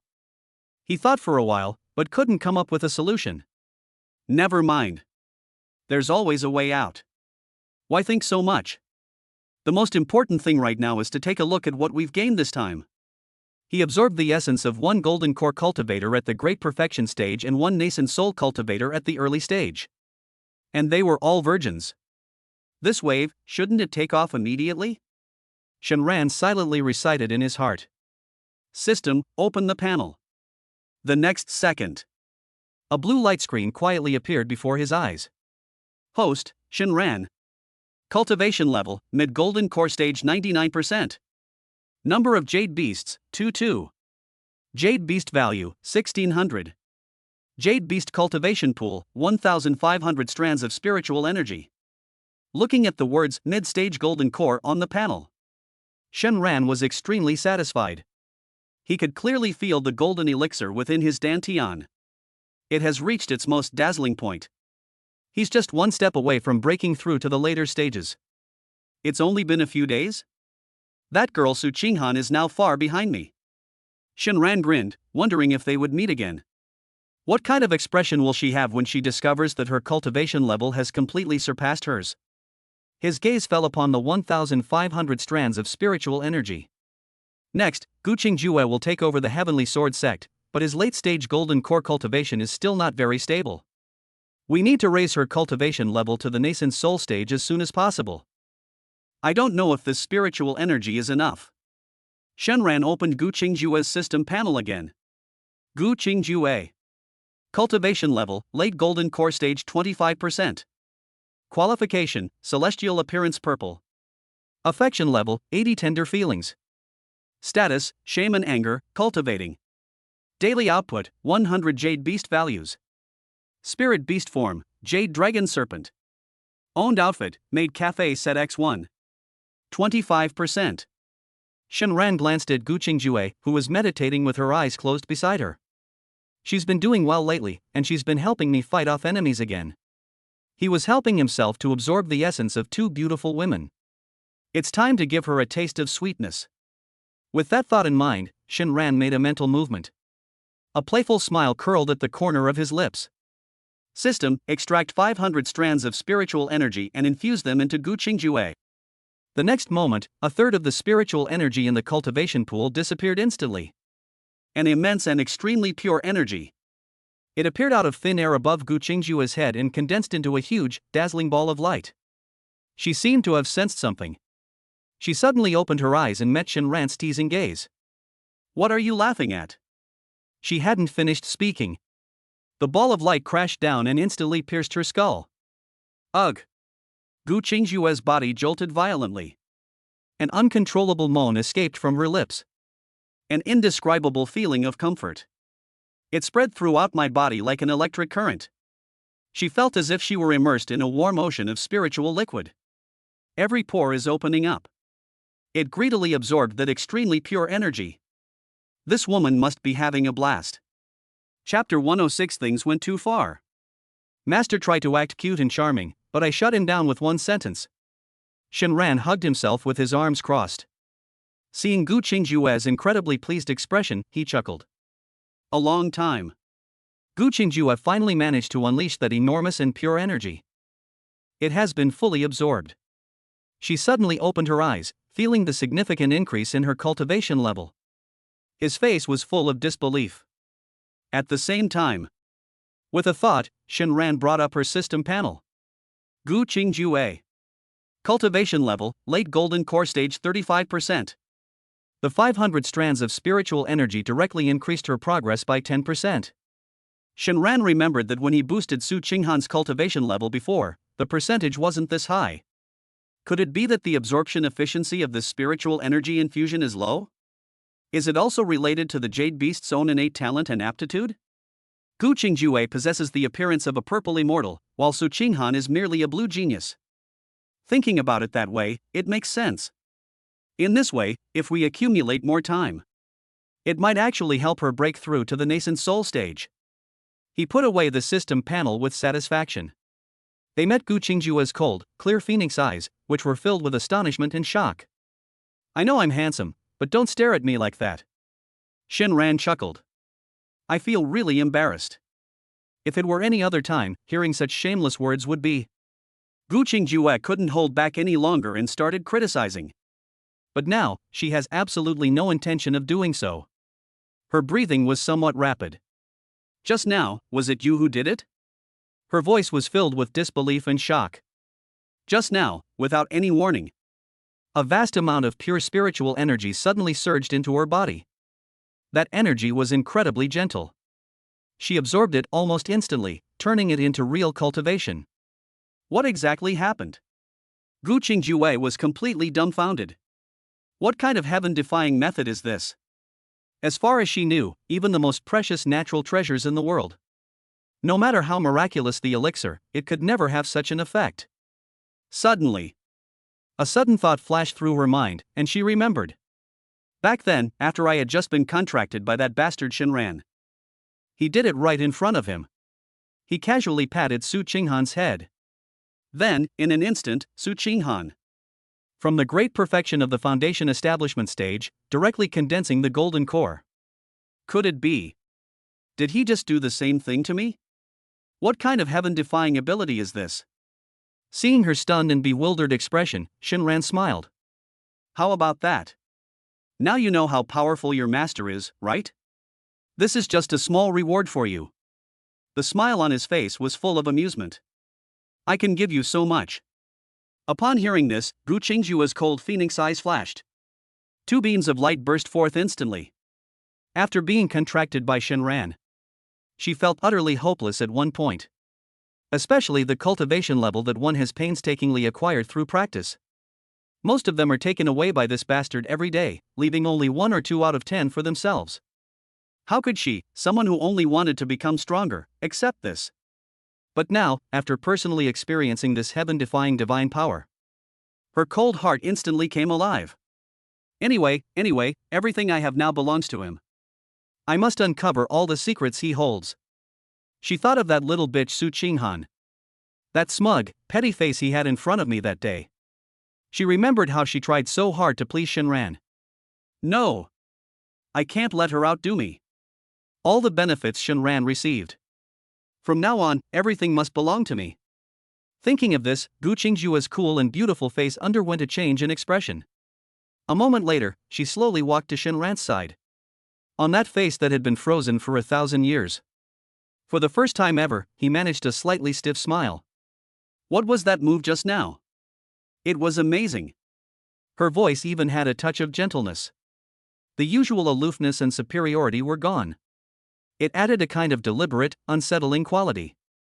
Shinran felt goosebumps rise all over his body. You'd better not talk like that. I'm not used to it. Upon hearing this, Gu Qingjue's pretty face stiffened, but she didn't get angry. That feeling of sudden surge in cultivation, of gaining something for nothing. It's so comfortable, so addictive. She desperately wanted to do it again. A faint blush appeared on her fair and pretty face. If you like it. From now on. I'll talk to you like this. Tell me quickly, what was that move called? Looking at her forced and coy demeanor, Shinran almost burst out laughing. He suppressed a laugh and patted his thigh. Come, sit down. Gu Qingjue's pretty face flushed bright red in an instant. That bastard. She clenched her teeth and hesitated for a moment. Finally, still stiff, he slowly sat down. Warm and soft, I was instantly drawn into your arms. Shinran laughed. With one hand, he brazenly wrapped his arm around her incredibly soft waist. This move. He deliberately dragged out his words. This move is a unique skill that can only be used after we form a contract. It's called. Gu Qingjue almost spat out a mouthful of blood. How intelligent she is. He naturally realized that Shinran was teasing him. An overwhelming sense of shame and anger surged into his heart in an instant. But the thought of the exhilarating feeling of a sudden surge in cultivation level is just too much. She managed to suppress her anger. She buried her head in Shinran's chest, her voice barely audible. Then, could you give me one more time? It's all your fault, you've made me barely have time to cultivate lately. Shinran smiled. Of course, that's certainly possible. Gu Qingjue's face lit up with joy, and he suddenly raised his head. Then, shall we start now? Shinran shook his head. But not now. Let me recover for a while before we talk about it. The joy on Gu Qingjue's face instantly froze. She was about to break free from Shinran's embrace. But then I thought about it again and held back. She blushed and asked again. Then, what other powerful moves do you have? Tell me about it, please. Shinran thought about it and felt that it was indeed necessary to teach her a lesson. Ever since she was contracted into a jade beast, this woman remained in a state of fierce resistance. Su Qinghan, that little girl, is full of hostility towards her again. I didn't tell her anything. It could be said that she knew absolutely nothing about the system. It's time to make her understand her situation. Cough, cough. Shinran cleared his throat. The large hand that was wrapped around her waist began to wander restlessly. Through that black, form-fitting outfit, I could feel its amazing elasticity and smoothness. Gu Qingjue's delicate body tensed up instantly. But this time, she bit her red lips. I gritted my teeth and endured it. Shinran was overjoyed. He was enjoying the wonderful touch on his fingertips. He then proceeded to explain in detail the various functions of the Jade Beast system. For example, the Jade Beast can earn in Jade Beast points every day he cultivates. The higher your cultivation level, the more you earn. For example, Jade Beast points can be exchanged for all sorts of good things in the system shop. For example, he can contract even more Jade Beasts in the future. When Gu Qingjue learned of Su Qinghan's talent, it has already been upgraded by Shinran using Jade Beast value. Her pretty face suddenly turned cold. But then she learned that Su Qinghan had upgraded her talent. Even then, it still didn't compare to his own celestial appearance. Her usually cold and pretty face couldn't help but show a hint of something else. He revealed a smug yet contemptuous smile. Shinran took in her little expressions and chuckled to himself. Women. Explanation complete. Gu Qingjue has completely digested this information that has overturned her understanding. She suddenly stretched out her arms and wrapped them around Shinran's neck. That mature and voluptuous body pressed even closer. Then could you upgrade my talent too? She learned from her own imagination. The way those seductive women fawn over men. He said it in a sickeningly sweet tone. I'm at the late stage of the Golden Core realm, so I can be of greater help to you. It will also replenish your cultivation level even more. Seeing Gu Qingjue's eagerness to win favor like a young girl, Shinran chuckled. Immediately, the smile on his face vanished. He put on an extremely upright expression. Of course not. His answer was resolute. Gu Qingjue's charming smile froze instantly. Shinran continued speaking. This Jade Beast is something you and Su Qinghan earn together. It's the common property of our little family. As for how to spend the money and where to spend it, that's up to me, the head of the household, to decide. How can you just say you want to buy something and then buy it? Shinran was still smiling. Suddenly, he felt a bone-chilling cold emanating from his chest. He looked down. He saw the beautiful woman in his arms. That pretty face that originally carried a hint of deliberate flattery. It had gotten completely cold before I knew it. It was covered with what looked like a layer of frost that had never melted for millennia. Let me go. Chapter 107 is over. Playing hide and seek, he was caught red-handed by two nascent soul cultivators. Her voice, too, returned to its usual coldness. Shenran watched as she changed her mind faster than flipping through a book. Instead of letting go, he hugged her even tighter. Those mischievous big hands patted her shapely curves again, not too hard, not too soft. It has amazing elasticity. Oh? Come and go as you please? Shenran leaned close to her ear with a mischievous grin and whispered something. What do you take this place for? You. Gu Qingjue's delicate body trembled violently. She swore that if looks could kill, Shenran has died 1,000 times over. That bastard. Shameless. Vulgar. She struggled desperately, trying to break free from the scoundrel's embrace. But Shenran was like a piece of chewing gum, sticking to her relentlessly.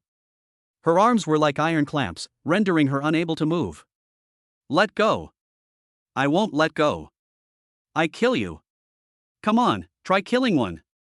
Shenran chuckled, his expression utterly shameless. The two were inside this small cave. Like lovelorn men and women in the mortal world, they flirted and argued endlessly. Just then, Shenran's body suddenly stiffened. His wicked smile vanished instantly, and he froze completely. Gu Qingjue, who was in his arms, was also stunned. She could clearly feel this bastard's body. It tensed up to the extreme in an instant. For no apparent reason, a sense of nervousness rose within her. What's wrong? Shenran didn't speak, but his expression was solemn. He slowly raised his hand and pointed to a space not far from the two of them. Gu Qingjue looked in the direction he was pointing. The air there was violently distorted and deformed, as if it were boiling water. Visible ripples spread out of thin air. It was as if that space was about to be torn apart at any moment. At the same time, a burst of cold air erupted from it. Gu Qingjue's face also darkened instantly. She stopped struggling, stood up from Shenran's embrace, and the two stood side by side. The spiritual energy within my body, at this moment. They were mobilized simultaneously, ready to respond to any unforeseen circumstances. Has someone discovered us? Shenran asked in a low voice. Gu Qingjue frowned and shook her head. Have no idea. The illusion array I set up shows no signs of being triggered. Shenran stared at the bizarre scene before him. A sense of unease inexplicably rose in my heart. He was not an indecisive person, and immediately had the idea of backing down. Of the 36 stratagems, running away is the best. Gu Qingjue clearly realized that something was wrong. She had never seen such a bizarre scene before. This place is definitely not a good place. She nodded, preparing to cast a spell to dispel the illusion array at the cave entrance. But in the very next second, her expression suddenly changed drastically. Not good. A nascent soul stage cultivator is coming. Shenran was also startled. He hurriedly walked to her side and looked out through the illusion array. In the distance, two streaks of light flashed at incredible speed across the horizon. It was hurtling towards the cliff where they were. That speed was terrifying. They're not coming for us, are they? Shenran swallowed hard and said uncertainly. However, reality soon gave him a resounding slap in the face. Those two streaks of light were incredibly fast. Shenran had barely finished speaking when Gu Qingjue was asked to reply. Boom! A loud bang. The illusion array and restrictions that Gu Qingjue had painstakingly set up. At this moment, it was like a thin sheet of paper, instantly torn to shreds by an unparalleled and terrifying force. Immediately afterwards, two figures, a man and a woman, appeared at the cave entrance. The aura emanating from the two was as deep as the sea. The immense pressure caused the entire cave to tremble violently. Without a doubt, they are two nascent soul stage cultivators.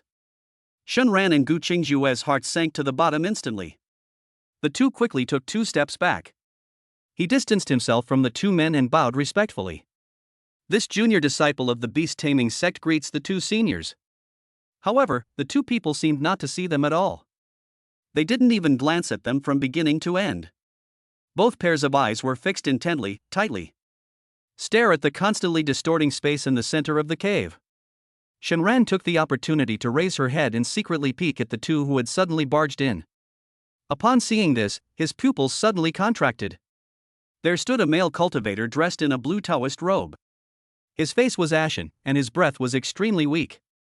Behind him, a deep, gruesome sword wound that revealed the bone almost cleaved him in two. It's obvious that they've just been through a fierce battle. The woman beside him was dressed in a fiery red palace gown that perfectly accentuated her mature and voluptuous figure. She was beautiful, but at this moment, her pretty face. But it was filled with anxiety and tension. She was holding a bright blue bead the size of a longan in her hand. Streams of pure spiritual energy were continuously flowing from the bead and entering the male cultivator's body. Nourished by that immense spiritual power, the wound on his back was healing slowly at a speed visible to the naked eye. At the same time, the beautiful woman in red would occasionally turn around and look out of the cave. Their expressions suggested that some ferocious beast was chasing them from behind. "Senior brother, are you sure this is the place?" The beautiful woman in red had a soft and melodious voice. Yet it carried an eagerness that it could not conceal. The male cultivator stared intently at the distorted space, his voice deep and resolute. "This is the place." Space is distorted, and a chill is spreading outwards. These are signs that the entrance to the glazed sacred land is opening. The sacred land of glazed glass? Shinran and Guqingjue, who were standing to the side barely daring to breathe, exchanged a glance upon hearing this. In their eyes, they both saw a profound sense of absurdity. What is that? The two of them randomly chose a cave to hide in. It's actually the entrance to the glazed sacred land? Are you kidding me? That's even less likely than winning the lottery jackpot. Just then, the red-clad beauty's icy gaze finally fell upon the two of them. "Young men, you two come here," she commanded in an imperious manner. "Transfer spiritual energy to my senior brother, and leave on your own after the sacred ground opens." Shenran and Guqingjue dared not delay and could only bite the bullet and step forward. He took the azure bead from the woman's hand. A massive surge of spiritual energy instantly entered the male cultivator's body. Shinran cursed inwardly. "Oh shit. I'm destined to be a power bank owner for life, aren't I?" The beautiful woman in red ignored them. She walked to the distorted space, and with a gentle wave of her jade hand, she unleashed a series of profound spells. I don't know what secret technique they used. The distorted space suddenly became even more violent. Gradually, a pitch-black spatial rift appeared out of thin air. An extremely chilling cold emanated wildly from the crack. While Shinran was annoyed, he also glanced at her from the corner of his eye. But then she caught a glimpse of a signal from Guqingjue beside her. He saw that her cool and pretty face was full of solemnity. Her cherry-like mouth opened and closed slightly, although no sound was made. But Shinran understood her lip reading at a glance. Escape! Shinran's heart skipped a beat. He immediately sensed that something was wrong. Before entering the secret realm, he had seen nascent soul stage cultivators from all the sects. These two people in front of us are definitely not among them. Considering their tense expressions and the terrible injuries they sustained, it's easy to imagine the tension between them. A bold guess instantly took shape in his mind. These two people are not from the eastern wilderness. And it was at this moment. Boom! The spatial rift suddenly expanded. A massive portal radiating a seven-colored, shimmering light appeared out of thin air inside the cave. Inside the gate, ice crystals were everywhere, and a chilling atmosphere pervaded the air. The crystal sacred land has opened. A look of wild joy instantly appeared on the face of the beautiful woman in red. However, before she could even feel happy, the cold, hoarse voice of the male cultivator beside her then rang out. "Take care of these two people." The words had barely left his mouth. A chilling killing intent instantly locked onto Shinran and Guqingjue. The two of them were already prepared. Almost the instant the male cultivator spoke, they exerted their strength at the same time and sped off towards the cave entrance. Court death. The beautiful woman in red let out a cold snort. Her movements were as swift as a ghost. With a mere flash, he arrived first despite being behind. As if teleported, they appeared at the cave entrance, blocking the two's path. Her beautiful eyes were filled with undisguised murderous intent. It's over. Looking at the killing god in front of them, Shinran and Guqingjue felt their hearts sink. At this critical moment, Shinran's gaze suddenly turned to the outside of the cave. He mustered all his strength and let out a deafening roar. Alliance leader Jiang. They're here. Really? Upon hearing the words Leader Jiang, The red-clad beauty and the male cultivator behind her both underwent a dramatic change in expression. Almost instinctively, the two of them turned around at the same time and looked outside the cave. The spiritual energy around him suddenly burst forth without any reservation. "We are prepared to fight to the death." Right at this moment, Shunran grabbed Gu Qingjue's cold little hand. He grabbed her hand and didn't look back. They plunged headlong into the entrance of the glazed Holy Land, which radiated seven-colored light. Chapter 108. Don't be afraid, baby. Master is holding you. Shenran felt dizzy and disoriented. After plunging headfirst into that colorful portal, he felt like he had been thrown into a washing machine. It was the kind with the spin dry mode on. The surrounding area was filled with colorful, distorted bands of light. An incredibly powerful tearing force came from all directions. It was as if they wanted to tear his body into the smallest pieces. Holy crap! What the hell is this teleportation portal? Are they trying to kill us? No wonder only nascent soul stage monsters dare to come here. Shinran cursed inwardly. He instinctively hugged the soft, smooth body in his arms even tighter. So soft. It smells so good. Gu Qingjue's pretty face was also pale at this moment, and she felt dizzy. She was held tightly in Shinran's arms, enveloped by his scent. A pungent smell of sweat, which annoyed her, kept wafting into her nose. She could clearly feel a large, unruly hand. He held her slender waist in a very proper and dignified manner. The force was so great that I could hardly breathe. That bastard. What time is it? Still taking advantage of me. She was filled with shame and indignation, and was about to struggle. But the dizzying sensation made her weak all over, unable to muster any strength. She could only let this scoundrel hold her tightly in his arms like a pillow. It is unknown how long this weightless and chaotic state lasted. Suddenly, the colorful band of light in front of us suddenly disappeared. Instead, there was an extremely dazzling white light. Immediately afterwards, an extremely chilling sensation instantly swept over my entire body. It was a cold that seemed to freeze the very soul. Holy shit! Shinran couldn't help but swear. Before he could react, suddenly, the ground beneath my feet gave way to emptiness. The powerful tearing force vanished instantly. Instead, gravity takes its place. There was simply no time to mobilize spiritual energy. He and Gu Qingjue in his arms were like two stones thrown from the sky. It plummeted straight down. Ah! Gu Qingjue finally couldn't hold back and let out a short, terrified scream.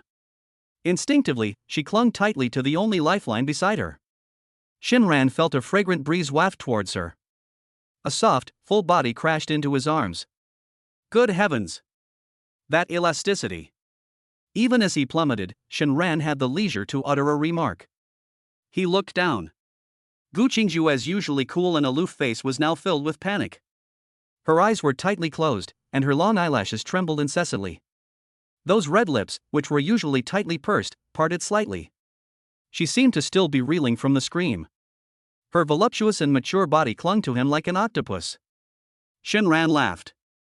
He cleared his throat and shouted loudly in Gu Qingjue's ear. "Baby, don't be afraid. Your master is holding you." Gu Qingjue suddenly opened his eyes.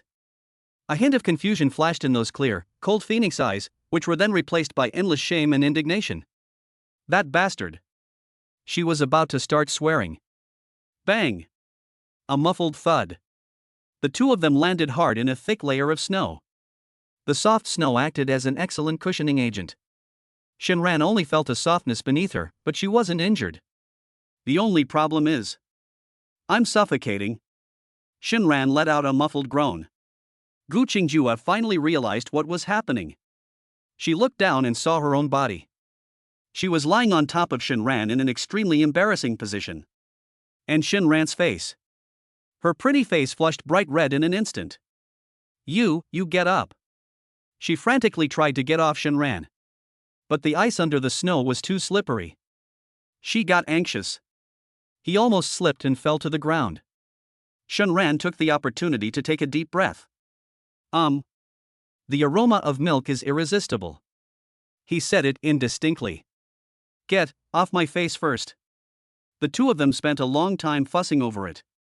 They finally managed to climb out of the snowdrift. Gu Qingjue's pretty face was as red as a ripe apple. With her back to Shenran, she straightened her slightly disheveled clothes, not daring to look at him. Shenran patted the snow off his body. He looked around at his surroundings with satisfaction. Upon seeing this, the smile on his face gradually froze. Looking around. A world of ice and snow. Everywhere you look, there is pure white. Heavy snow was falling from the sky. The ground was covered with a thick layer of snow. One step and it's up to your knees. In the distance, there are majestic snow-capped mountains sculpted from millennia-old ice. It reflected a cold, bluish light in the dim light of the day. The whole world seemed to contain nothing but ice and snow. An overwhelming sense of solitude and deathly silence washed over me. What alarmed Shenran the most was, the air here is excessively cold. Even with his golden core stage cultivation, he was able to circulate spiritual energy to protect himself. I could still feel that chill, penetrating every crevice and seeping into my body. This is definitely not ordinary snow. What kind of hellish place is this? Just then, Gu Qingjue, who was behind him, suddenly let out a soft cry. Shenran, look! Upon hearing this, Shenran turned around. I looked in the direction she was pointing. At the foot of an iceberg not far away. Seem. Is there a figure? Shenran immediately became alert. Could it be those two catching up? Gu Qingjue narrowed his eyes slightly. That shouldn't be the case. The teleportation portals in this eastern wilderness secret realm are all random. The glazed sacred land is no exception. Just then, Shenran's expression suddenly changed. Because he discovered that it was not far behind him. There was another person standing there. Chapter 109: A Shocking Secret. A sect from 500 years ago, all perished here? Shenran felt as if facing a formidable enemy. With a thought, the crimson flame sword appeared out of thin air. The sword hovered in front of him, emitting a faint red light. It stood out conspicuously in the icy and snowy landscape. Gu Qingjue also saw the figure not far behind them at that moment. She was even more horrified. Just now, she had carefully scanned the surroundings with her divine sense, but found absolutely nothing. This means that this person's strength far surpasses hers. Only in this way can we leave no trace under her divine sense. Her mind raced.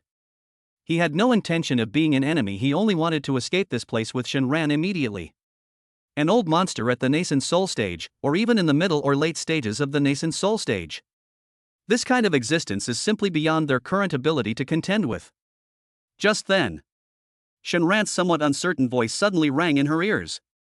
It looks like a dead person? Gu Qingjue was taken aback upon hearing this. She looked intently and soon noticed the anomaly. The figure stood silently in the wind and snow.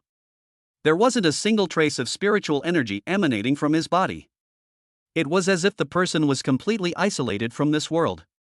Even more bizarrely, his robes remained completely still in the howling, cold wind. It's like a lifelike sculpture. The two exchanged a glance, but neither dared to relax in the slightest. Let's go take a look. Shenran's voice carried a hint of solemnity. This eerie place is strange in every way. Braving the biting wind and trudging through the thick snow, the two of them slowly moved toward the figure. They did not choose to fly. In this boundless, white world, to rashly fly into the air is tantamount to revealing one's location to everyone. He became a sitting duck.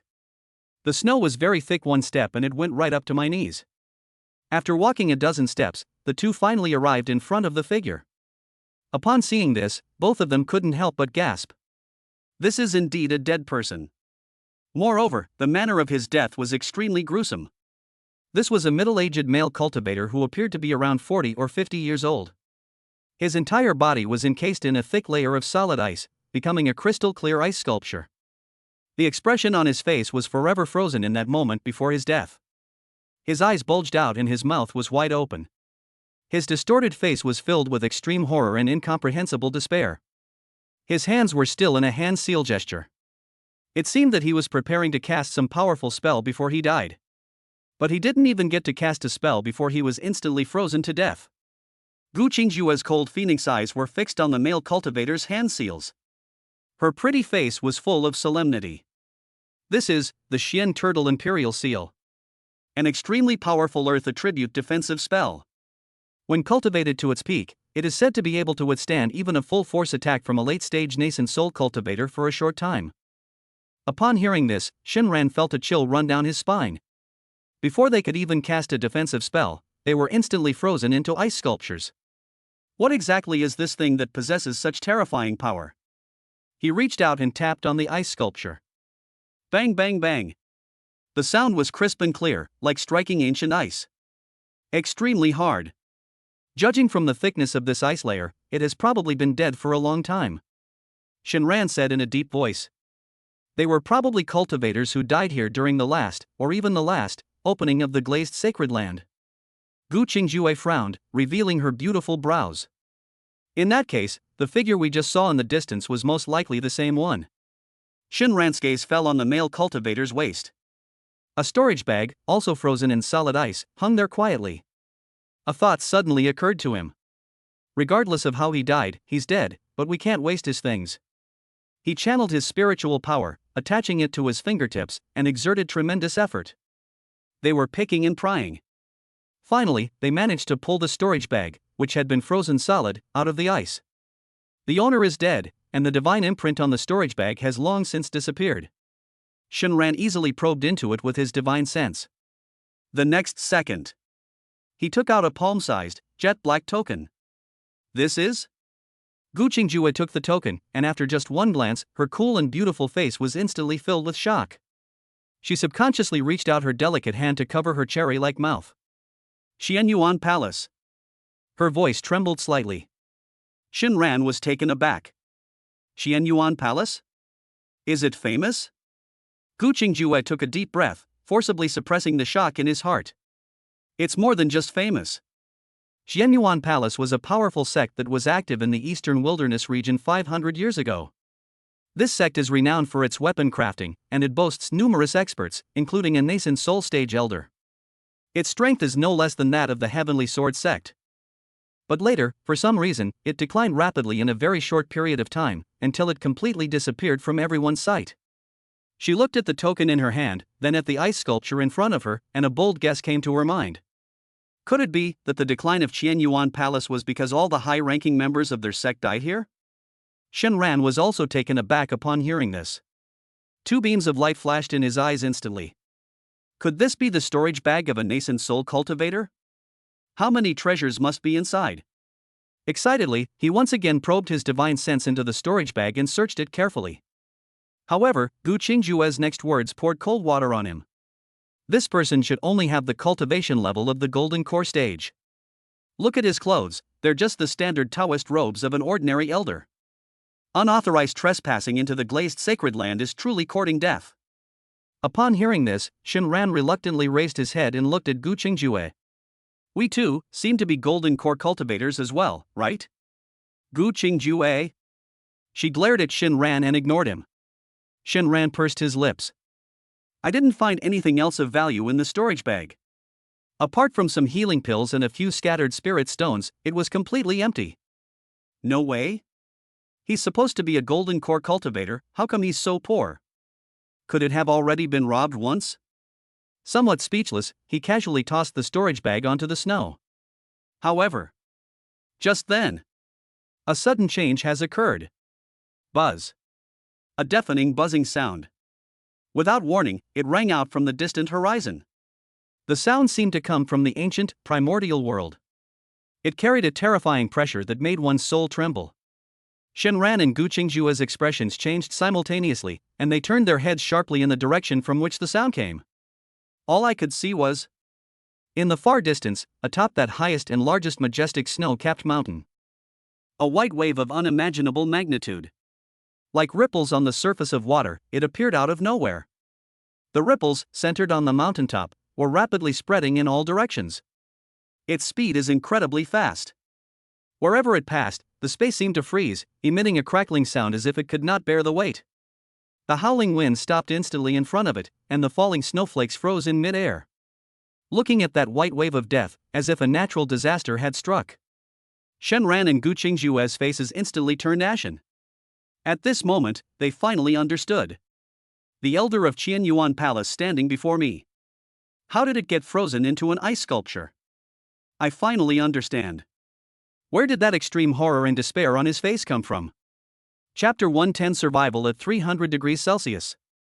I'll take my master into bed with me. Looking at that white wave of death that seemed to devour the heavens and earth, Gu Qingjue's usually aloof and pretty face turned deathly pale instantly. Without thinking, she instinctively gathered her spiritual power and pulled Shenran backward. However, she had barely moved. A large hand gripped her wrist tightly, rendering her unable to move. Gu Qingjue was both anxious and angry. What are you doing? Shenran glared at her. Run? Where do you think you're going? No matter how fast you run, can you outrun it? That's perfectly accurate. The speed at which the white ripples spread was outrageously fast. In the blink of an eye, they were almost within reach.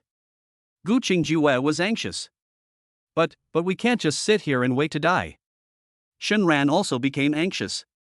He pulled Gu Qingjue behind him and with a thought. The crimson flame sword shot into the sky, found a sheltered ice mound, and plunged it fiercely into it. Buzz! The flying sword spun at high speed, stirring wildly on the ice surface as hard as iron. Ice shards flew everywhere. Gu Qingjue immediately saw through his intention. Although she felt it was pointless, she really had no other choice at the moment. She gritted her teeth and immediately summoned her own flying sword, joining the excavation project. Jingle bells! This ancient ice, thousands of years old, is even harder than I imagined. Two powerful cultivators at the golden core stage. He exerted all his strength, and his spiritual energy was being consumed rapidly. In the end, they only managed to carve out a hole about 2 feet deep. The small ice cave was barely big enough for two people to huddle together in. The terrifying white fluctuations were already close at hand. A chilling aura, enough to freeze one's soul, swept over them. Gu Qingjue felt as if her divine sense was about to freeze. Her face was deathly pale, and her delicate body trembled uncontrollably. On the contrary, Shenran remained as energetic as ever. Quick! Come in! He yelled at Gu Qingjue. Gu Qingjue dared not delay and quickly crawled inside. The two of them were like two startled quails. They huddled tightly in the narrow ice cave. Shenran's mind stirred. The snow at the cave entrance was instantly gathered together by an invisible force, sealing the entrance firmly. Darkness descended in an instant. Immediately afterwards, call! More than a dozen crimson talismans appeared out of thin air and surrounded the two of them. The blazing flames illuminated the small ice cave in a fiery red glow. But this little bit of temperature is nothing compared to the devastating cold wave. Almost at the instant the flames rose. The flames were suppressed by the pervasive chill, leaving only a few faint wisps. Gu Qingjue's heart sank to the bottom. Just then, Shenran seemed to have thought of something again. He flipped his hand, revealing a piece embroidered with exquisite cloud patterns. A brocade quilt, exuding a faint fragrance of a young girl, appeared in his hand. Gu Qingjue? The next second, with a flick of his hand, Shenran unfurled the soft brocade quilt. It wrapped his and Gu Qingjue's bodies tightly together. He even did it casually. He pulled Gu Qingjue's cool, soft body closer to his own. Gu Qingjue's body trembled even more violently. She even forgot to resist and just asked instinctively. What is this? Shenran chuckled. This is Su Qinghan's blanket. Gu Qingjue looked at him in surprise. Seemingly noticing the doubt in her eyes, Shenran explained with an upright expression. What's wrong? I have a habit of collecting bedding, is that not allowed? See, this is where it comes in handy? He had just said that. Buzz! That white, deadly cold wave is here. The whole world seemed to fall into absolute silence at this moment. I can't hear any sound. All I could feel was an indescribable, extreme cold assailing me. It pierced through the snow, the flames, the brocade quilt, the protective spiritual energy, and even flesh and bones in an instant. It reaches the very depths of your soul. Gu Qingjue's already pale face instantly lost all color. Her body stiffened at a speed visible to the naked eye. Even her long eyelashes were covered with a fine layer of frost. It's so cold. Her jaw was chattering, almost instinctively. They moved even closer to the only heat source beside them. Shenran also felt the biting cold. But he was surprised to find I'm actually, alright. Although it was cold, it was well within a tolerable range. What happened? Am I just too hot? He glanced down at the delicate body in his arms, which was almost frozen into an ice sculpture, and was shocked. Gu Qingjue's cultivation level is much higher than his. She's at the late golden core stage. Hey! Hang in there. It'll be over soon. Shenran patted her cheek and shouted loudly. However, at this moment, Gu Qingjue. She was so weak that she didn't even have the strength to answer him. This chill is so eerie. It can directly freeze a cultivator's divine sense. She felt her consciousness slowly sinking into endless darkness. Just as her eyelids grew heavy and were about to close completely. Don't you dare die. If you die, I won't be so lenient with you. You hear me? Hold on! Exclamation point. Gu Qingjue's eyes, which were about to close, suddenly widened. An overwhelming sense of shame and anger surged into my heart in an instant. That bastard. She wanted to curse and kill. But all of this was just a fleeting thought. The next second, that irresistible drowsiness and cold swept over me again. Her eyelids drooped slowly again. It's over. I'm really going to die here. Just then, a sudden thought flashed through Shenran's mind, and he suddenly remembered something. He had a sudden thought. Whoosh! The cold, stiff body in his arms vanished into thin air. The next second, in Shenran's mind, a faint, weak, yet beautiful female voice filled with endless shame and indignation rang out. Asshole! Why didn't you take me in sooner? Hearing the voice from the spirit beast space, Shenran scratched his head. Feeling guilty, he mentally replied to himself. Would you believe me if I said I forgot? Gu Qingjue's voice disappeared completely. Shenran could see it clearly. In that spirit beast space that belonged to him alone, Gu Qingjue was lying quietly on a warm patch of grass. The chill emanating from her body was rapidly dissipating. Her pale, pretty face gradually regained a touch of color. It seems there's nothing seriously wrong. Shenran breathed a sigh of relief. He curled up alone in Su Qinghan's fragrant bed. He mobilized the spiritual energy within his body to continue resisting this terrifying cold wave. Although it was still very cold, it was nowhere near as cold as Gu Qingjue, whose consciousness was directly frozen away. He even had the leisure to examine the surrounding solid ice. Time passed, second by second. I don't know how much time passed. That terrifying cold wave is still ongoing. Shenran was just about to breathe a sigh of relief. Just then, a cold, emotionless system notification sounded. Without warning, it echoed in his mind. Bite. Jade Beast Su Qinghan requests to follow its master? Do you agree? Shenran was completely stunned. Su Qinghan? This little girl, why is she causing trouble at this crucial moment?